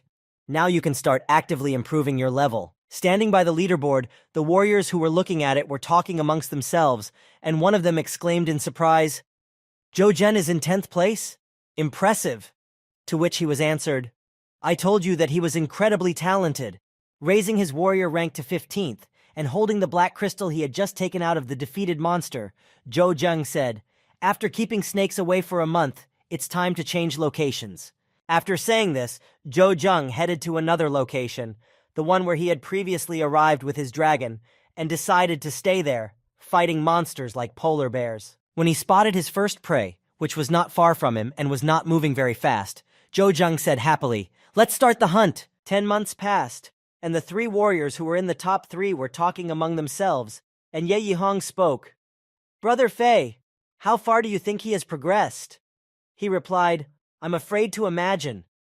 To which Chu Qinglin added, "Ha ha, you don't need to imagine, you can just look at the total." When they arrived at the screen showing the top warriors, they saw that Zhou Zheng was in first place, with a score of 1034670 points. Seeing this result, one of them said, "It's already equivalent to the sum of the scores of the top 9. Standing in front of the leaderboard, Jay Wei heard one of the instructors say, "Cadet Zhou, are you back? It's been more than 10 months. Your progress is really impressive." Standing at the entrance in front of all the soldiers, Zhou Zheng, who had returned from training and was already a 21st ranked soldier, spoke to them. "You have also done a good job. After Zhou Zheng returned, the president of the training center gathered all the cadets and solemnly said, "Now, on behalf of the entire center, let me announce the name of the cadet who won first place." After such a loud speech, the president said his name, Zhou Zhen. Standing in the crowd, Zhou Zheng did not even expect it to be otherwise, although many soldiers could not believe it and were shocked by his results. Hearing this, Shan Zhengxing, clenching his fists and rejoicing in his comrade's victory, exclaimed joyfully, "First, Brother Zhou, I knew you would do well." Continuing his solemn speech, President Chen Yongnan added, "The top 10 warriors will also become members of the center's parliament, and Zhou Zheng will become their captain of the Asian group." Hearing these words from President Chen Yunan, Zhou Zheng smiled happily, having waited for this moment to come, and said, "Finally." Walking up to the best warrior of the training center, President Chen Yunan took his hand to shake it and said happily, "Zhou Zheng, I was not mistaken about you." After congratulating him on his new position, President Chen Yongnan added, "But I want to warn you. But I still want to warn you that being a good leader is not easy at all." Hearing these words from President Chen Yongnan, Zhou Zheng said to him joyfully, "Don't worry. I'll show the other teams what a real Asian team is." Meanwhile, in the Naban Forest, a completely different battle was taking place, and the training center was holding a selection for it. Stepping forward, George, a 26th-ranked warrior and captain of the European team, spoke to his men. "Everyone keep your eyes peeled. The crystal fruit should be here somewhere." Drawing his sword and preparing for battle, George added, "This time, not only we have received information about it, but also teams from Asia, America, and Eurasia. We have to be careful." Arriving at the hunting ground where the crystal fruit was, Zhou Zheng flew in on his dragon and landed it on the ground, causing a huge commotion. Holding his satellite communicator, Zhou Zheng said, "Attention, I am in the target area." He received a reply, "Captain, roger that. According to the information received, the European team should be somewhere nearby." Hearing this from his comrade, Zhou Zheng said happily, Then I can't let my little one not to greet them." When George heard the loud noise that echoed throughout the forest after the dragon landed, he was surprised to hear it and asked, "What is that sound? Are there other huge animals in this forest?" When George saw the giant dragon rushing toward them, he froze in his tracks and said, "It's a giant dragon." Assessing the enemy's strength, George shouted to his comrades, "I don't see his level. We cannot defeat him." But the report didn't say anything about something like that living in this forest. Frozen in place again by the majesty he saw and the power of this incredible belief, Commander George said, "No, I was looking through my personal files. Is the captain of the Asian team?" Meanwhile, Zhou Zheng, sitting on a tree branch, watching the enemies from his hiding place, was thinking, "They look like towers. They must have more than enough strength." Not noticing any other teams in the forest besides the European team, Zhou Zheng thought, "I don't see any teams from Africa or Eurasia yet.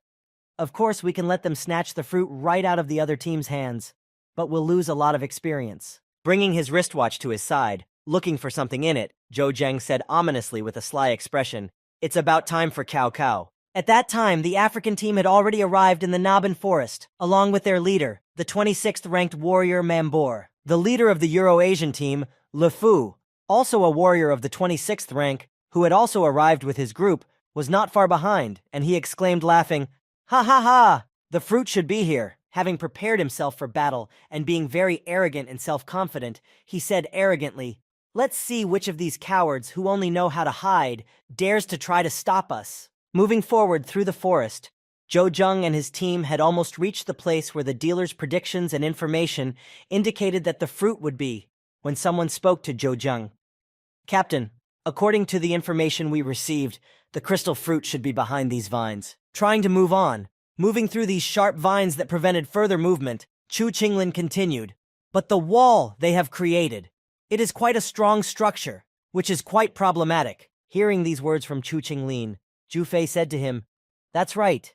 These vines are quite tough, and if we use all our strength to get rid of them, people from other teams might take advantage of the situation and attack us." Hearing this answer from his friend Zhu Fei, Chu Qinglin spoke to him, "But there is a positive side to this situation.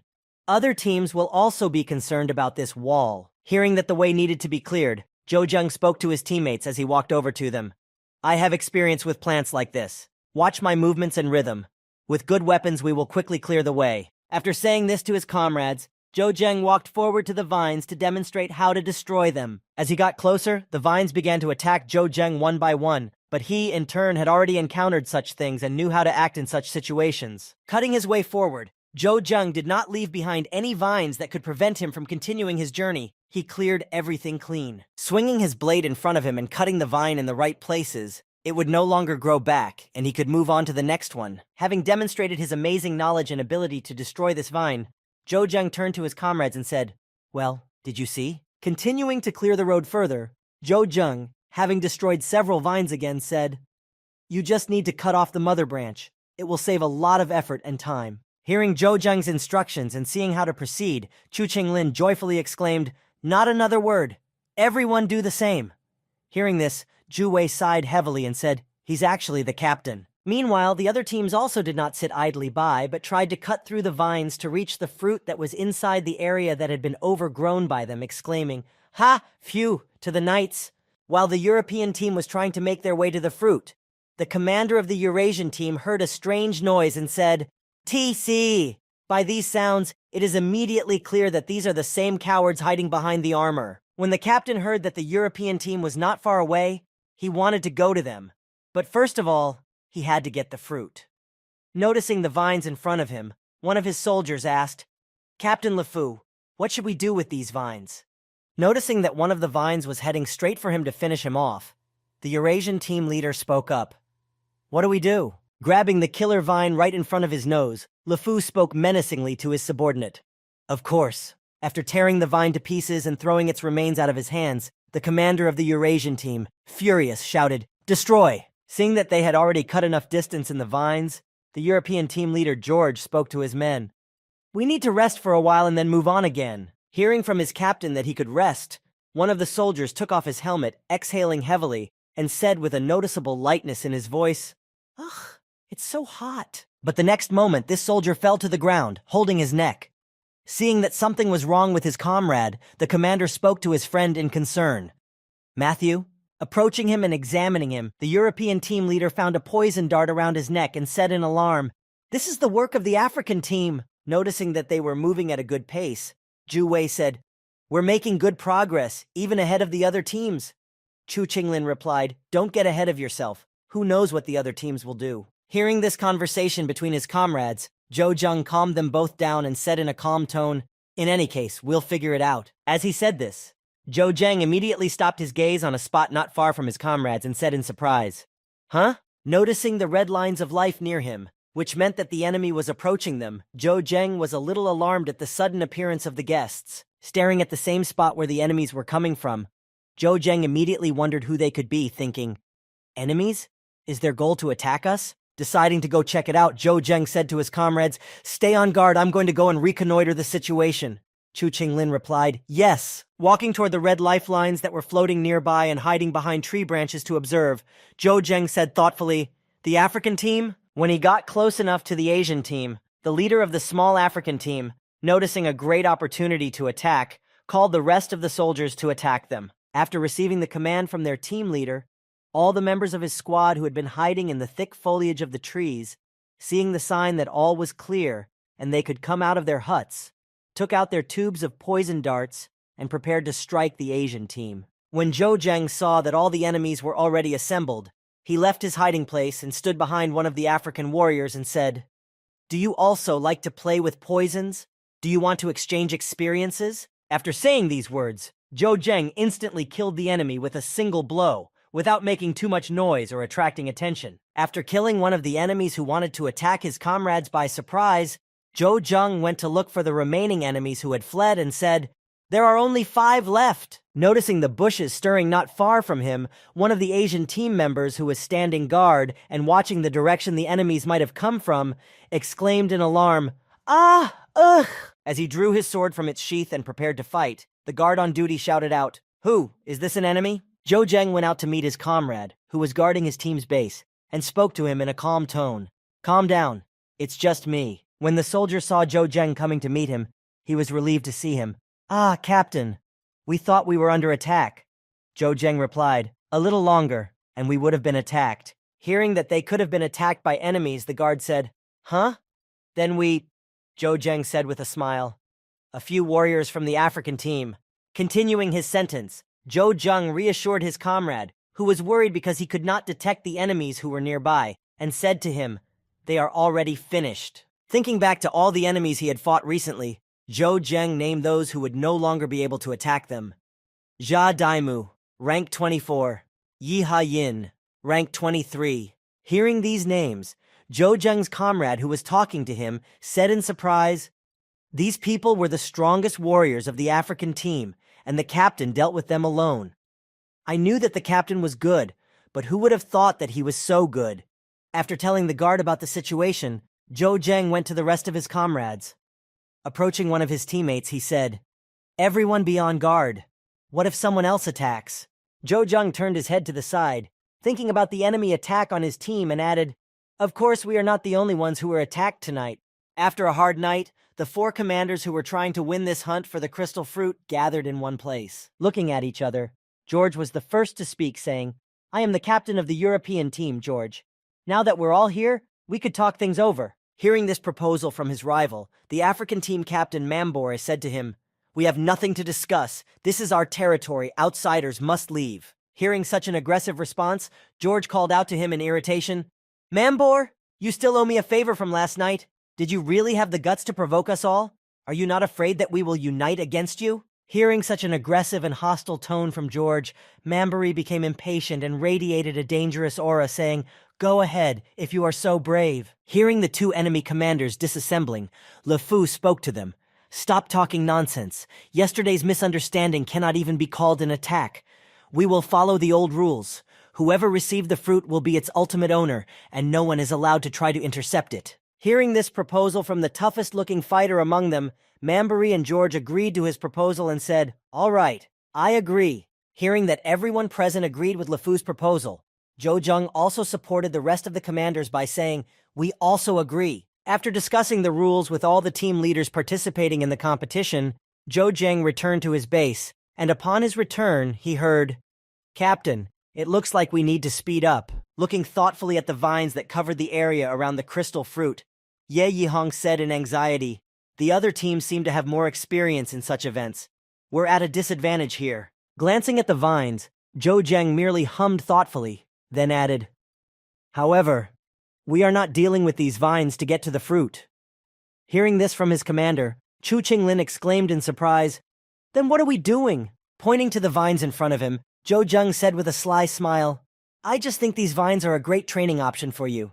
As for the plan to capture the fetus, I have a different plan." After telling his comrades, Zhou Zheng clapped his hands together, encouraging his warriors to train, saying happily, "All right, no one slack off. This is a great training." Meanwhile, the European team was trying to break through the vines that covered the area with the crystal fruit with brute force.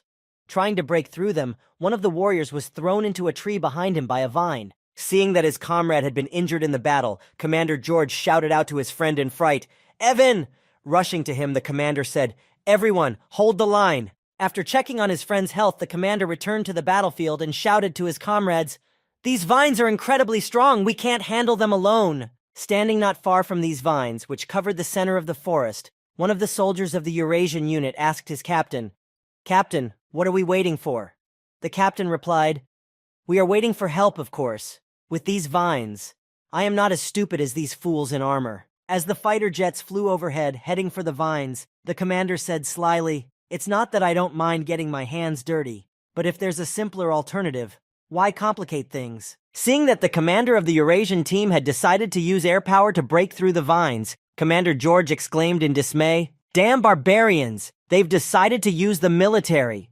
Seeing this behavior of his enemy, the European team commander shouted angrily, taking out his communicator, "We also have fighters!" Sitting not far from the center of the forest, Mambore watched the different teams using different equipment to burn the forest and fight their way in, and said, "It was pointless to resort to this. We can't wait any longer." Seeing that the other commanders had already begun the full-scale action, Zhou Zheng exclaimed in joy as he watched, "Oh, you guessed it. Well, in that case, I won't be ceremonious."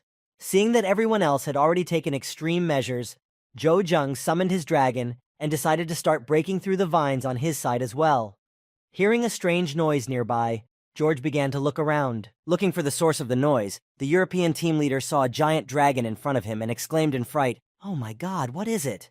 Also watching all this action from the rocks nearby, Mambore looked closely at the monster and said in surprise, "Is that really Jojen?" Breaking free from its confinement in the internal system space, The huge dragon stood in the middle of the forest so that it could be seen from all points of the forest. Seeing that the dragon was flapping its wings, about to go somewhere, the European team leader said in surprise, "Will it just fly away?" Being wrong in his guesses, and seeing that the dragon was aiming towards the forest, George, looking at the monster in fright, said, "Damn, what is he going to do?"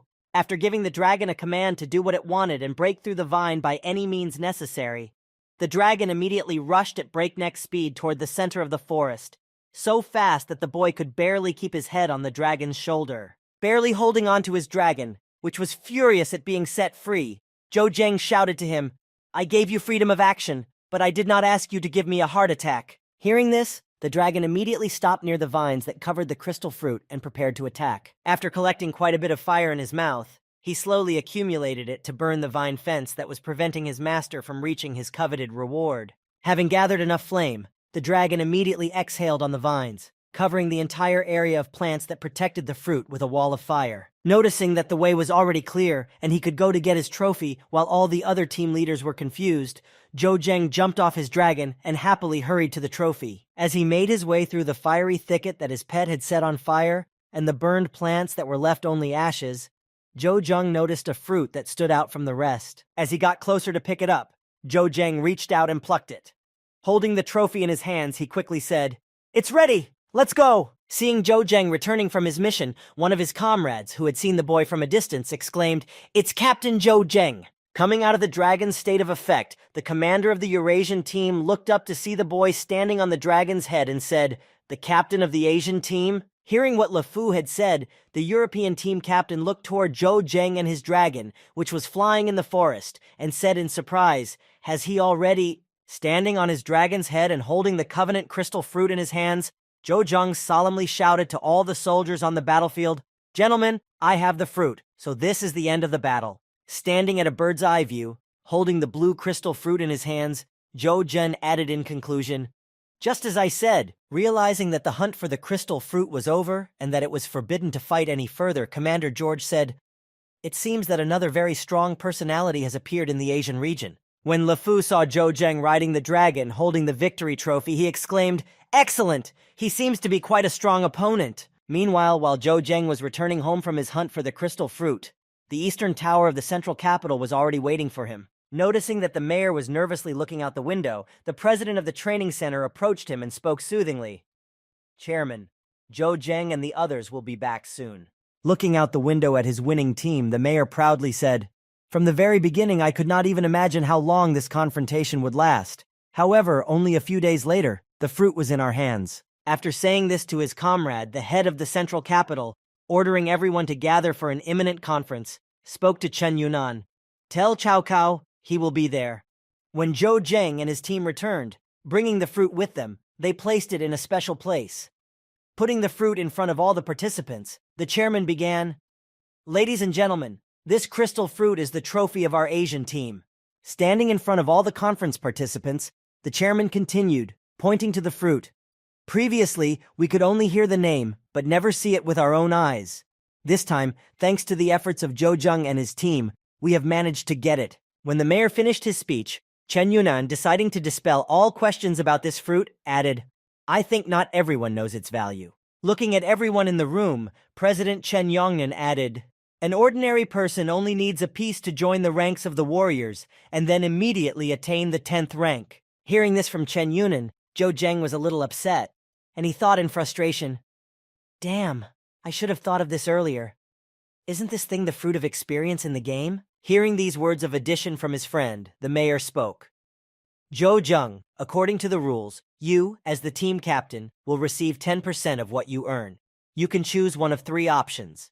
The first is to get 10% of the fruit." Continuing to talk about all the possible options for Zheng's rewards, the chairman continued. "The second is to pick up 10 kilograms of composite material from the warehouses of the Central Production Company. The third is to receive payment in the form of crystals on the account." Hearing these options for receiving rewards, Zhou Zheng immediately exclaimed to the chairman in surprise, "Is the divided crystal fruit still effective?" To which he calmly replied, "Don't worry, it's a proven fact." Thinking about the rewards, Zhou Zheng began to ponder what he should do in this situation and thought, 10% of the fetus would be enough to keep my rank up. But the best choice at this point would be, after a short pause, Zhou Zheng stood up and said, I choose the second option. After saying this, he decided, with better equipment, I will be able to get more fruit. After collecting his reward, Zhou Zheng, having made new equipment for himself, decided to go in search of a new crystal fruit. Flying on his dragon, he said, all these fruits belong to me. Opening the map and observing where there were still energy fluctuations, Zhou Zheng said, I need to find one more fruit so that I can use the legendary thief costume, and then I can finish. Opening his inventory, Zhou Zheng looked at all his armor and weapons that he once had on his account in the game. Immediately noticing the strange energy fluctuations, Zhou Zheng exclaimed happily, Huh? Within 100 kilometers there are still energy fluctuations coming from the fruit? When he noticed the strange crystal fruit in front of him, Zhou Zheng said in astonishment, This fruit, as far as I remember, it takes at least 6 months for it to fully ripen.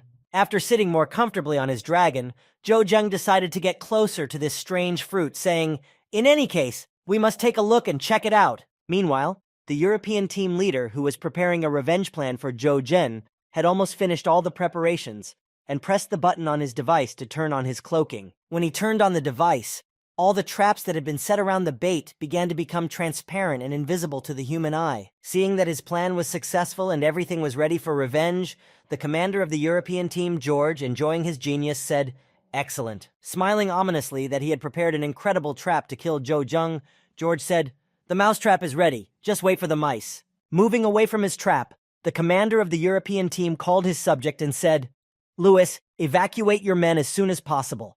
If the trap goes off, everything within a 3-kilometer radius will be consumed by flames. As George prepared for the incredible fire show and waited for Zhou Zheng to take the bait and be trapped, he spoke ominously. Zhou Zheng and his little animal will not be able to get out this time. As Zhou Zheng approached the trap that George, the European team leader, had prepared for them, he did not hesitate when he saw the fruit near him and said in surprise, There are still ripe fruits? Sensing the huge energy fluctuations, the dragon began to quickly approach the fruit near them and drew their attention to it. Flying over the forest from which this incredible energy was coming, Zhou Zheng and his pet had almost reached the place where the crystal fruit was located. As he began to approach this strange fruit, Zhou Zheng felt something strange, something that didn't seem right, something that didn't feel real, and he shouted out to the dragon in alarm, No! When Zhou Zheng noticed that everything around him began to change its structure, and the vines began to take on their true appearance, he realized that things were bad and exclaimed, It's fake! Realizing that they had fallen into someone's treacherous trap, the boy, trying to escape from this dangerous situation, called out to his pet, Kid, let's run away! Noticing that Zhou Zheng was trapped and was exactly where Commander George wanted him to be, he pressed the button to activate the mechanism and shouted ominously, It's too late, Zhou Zheng! As soon as Zheng and his dragon tried to escape from this trap, everything around them was immediately engulfed in flames, forming a flaming cage around them, which did not allow them to escape from this horror. Noticing that they seemed to have a chance of escape from above, Zhou Zheng decided to try and called out to his pet, Little one, climb up, just a little bit more. As he said this to his pet, he suddenly heard a strange noise coming from the bottom of the traps. Realizing that things were bad, Zhou Zheng looked at his wristwatch to see how bad it was and how many enemy targets were near them. Looking at the radar, he saw that there were many shells coming towards them, about to hit them. Surprised, he managed to say only one word before they were hit. This is... Seeing that all the ammunition had hit the target, the commander of the European team turned his back on the explosion and walked backwards, saying joyfully, Farewell, Asian star. Gloating that he was able to take revenge on his enemy and come up with such a brilliant plan to destroy him, George said, You deserve to die like this. The shells hit the dragon and Zhou Zheng, knocking them down in flight, and they fell down together. While still conscious, Zhou Zheng, in the last moments of his life, gathered his last strength and thought, No, I can't die like this. My end should not be like this. Falling down after such an enchanting and unexpected defeat which they suffered in the trap, Zhou Zheng gathered his last strength and said, Little one, raising his hand slightly upward to save at least his pet. Zhou Zheng, barely moving, was able to place it in the internal system space, speaking heavily. At least you... In the face of death, Zhou Zheng, who had only seconds to live, began to remember all his loved ones and relatives, and the first people he remembered were Xiang Shihan and Su Junwen, who spoke to him, Young master, Zhou Zheng. Then he remembered his first comrade Lan Shi, with whom he had also gone through a lot, and who had spoken to him. Sir, I have become much stronger. He also remembered Zhang Xiao next to him, who said, Zhou Zheng, the Starlight Squad is still waiting for you to lead it. Falling down exhausted, and remembering all that he had done, planned to do, all the people he had promised, and so on, he only said in disappointment, I'm sorry. As soon as Zhou Zheng had this accident, rumors of his death spread throughout the Asian continent. Citizens reading the newspapers said in confusion, What a pity, such a talented guy. It's all the work of envious people from other continents. Ha! What will we do without him?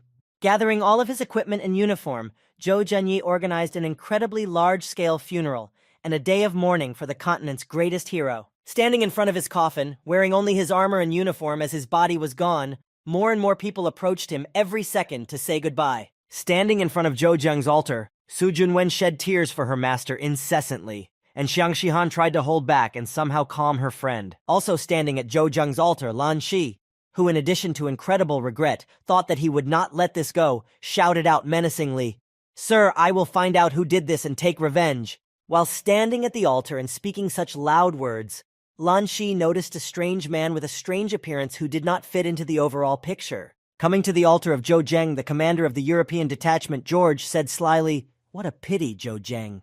So young. Partly for this reason he died. Young, ambitious, but not knowing the measure. How could he... Hearing such unacceptable words about Zhou Zhen from this stranger, Lan Shi was about to pounce on George, but was stopped by Zhang Xiao. Tearing himself away from Xiao's grasp, Lan Shi shouted, You bastard, what did you say? And Xiao, holding him, said, Lan Shi, calm down. Holding Lan Shi to prevent him from doing anything stupid, Xiao said to him, This man is one of the strongest in Europe. If you bring him into the conflict, we have no chance of winning. Looking down on Lan Shi, European team leader George turned around and left the funeral and said, Looks like you're just like him.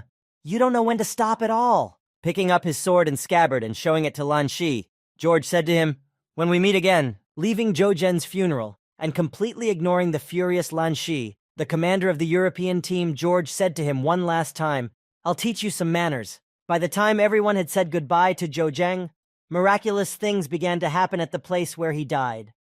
A bright silhouette appeared on one of the stones he had landed on. After this silhouette dissipated, Zhou Zhen appeared, full of strength and energy again, but confused as to where he was and why he was here. Rising from his lying position to a sitting position, Zhou Zheng looked at his hands in surprise and said in astonishment, I'm not dead.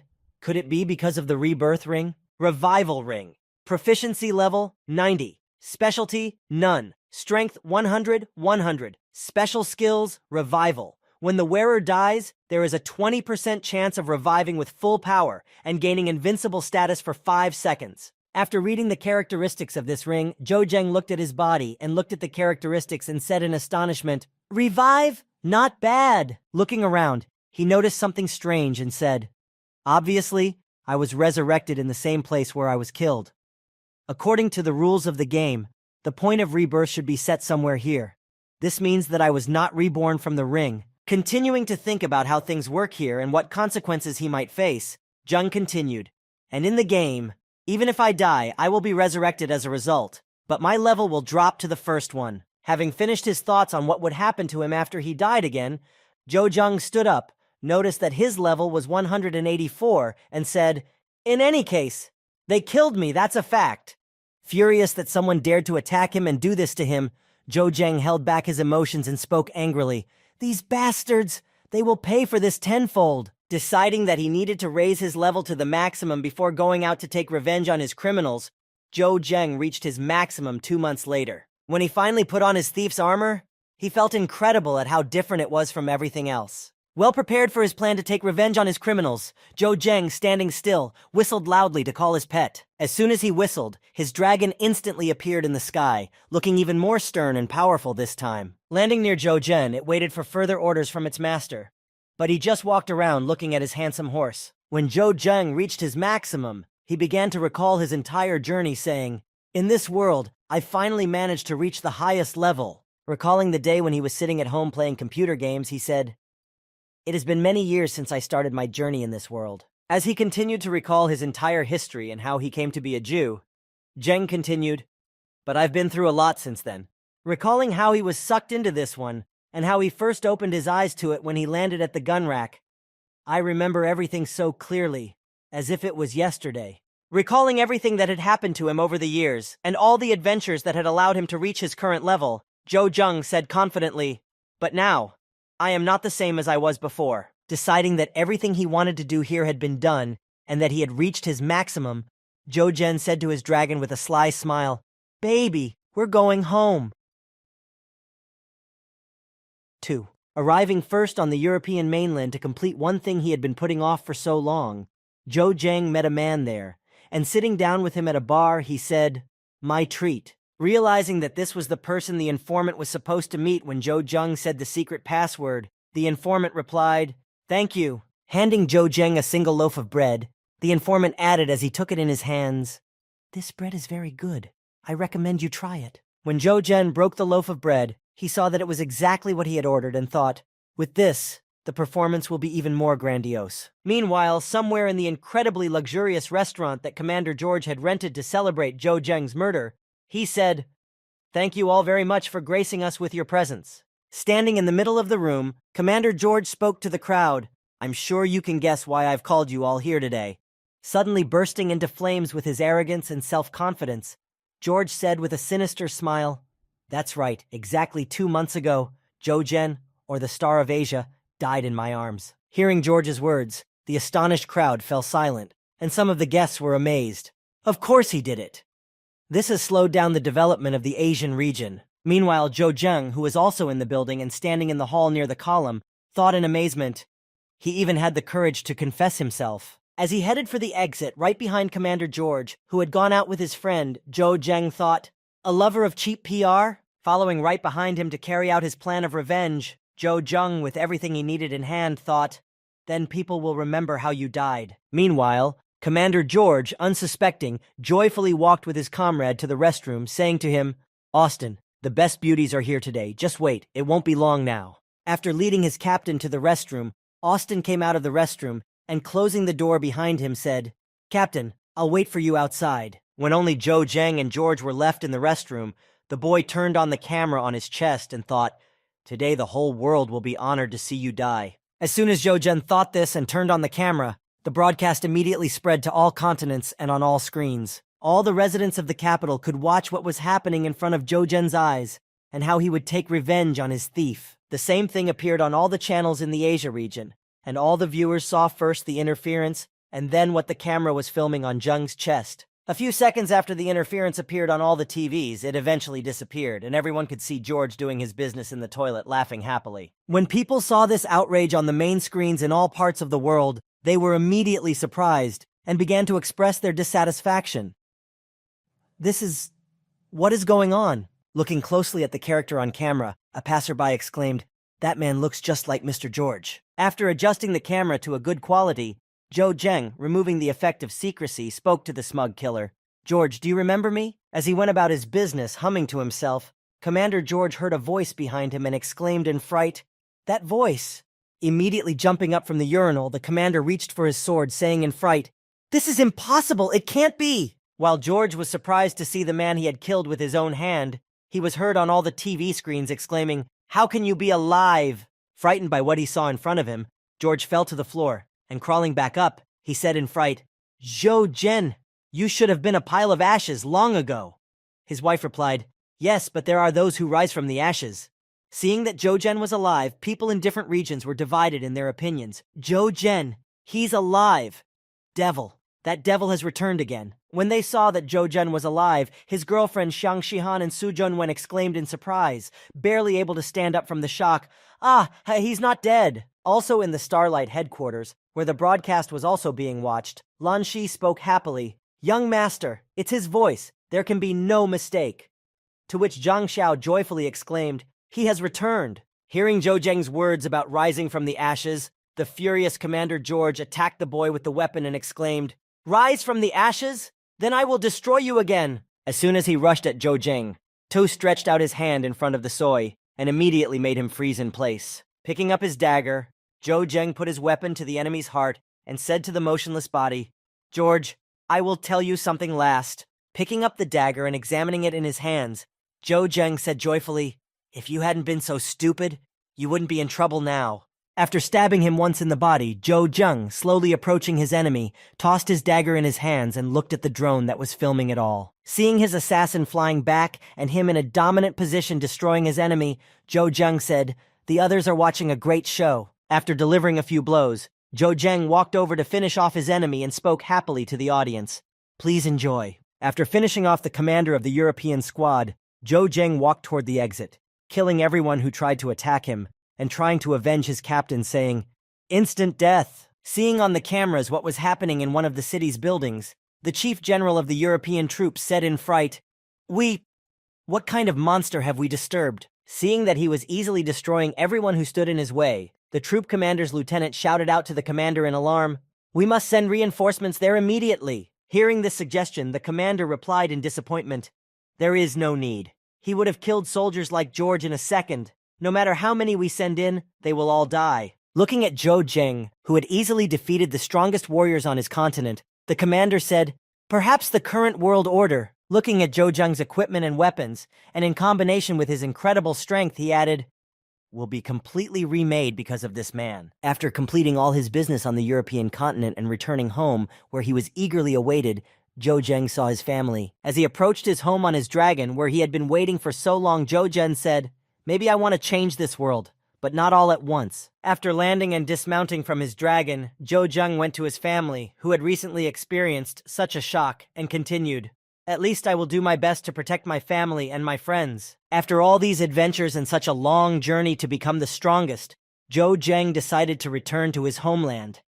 As he built his father's grave and laid flowers beside it, he said, "Father, I have come back to visit you." Standing in front of the grave of his father, who had helped him to go through this difficult path, which he had to go through because of one small surprise.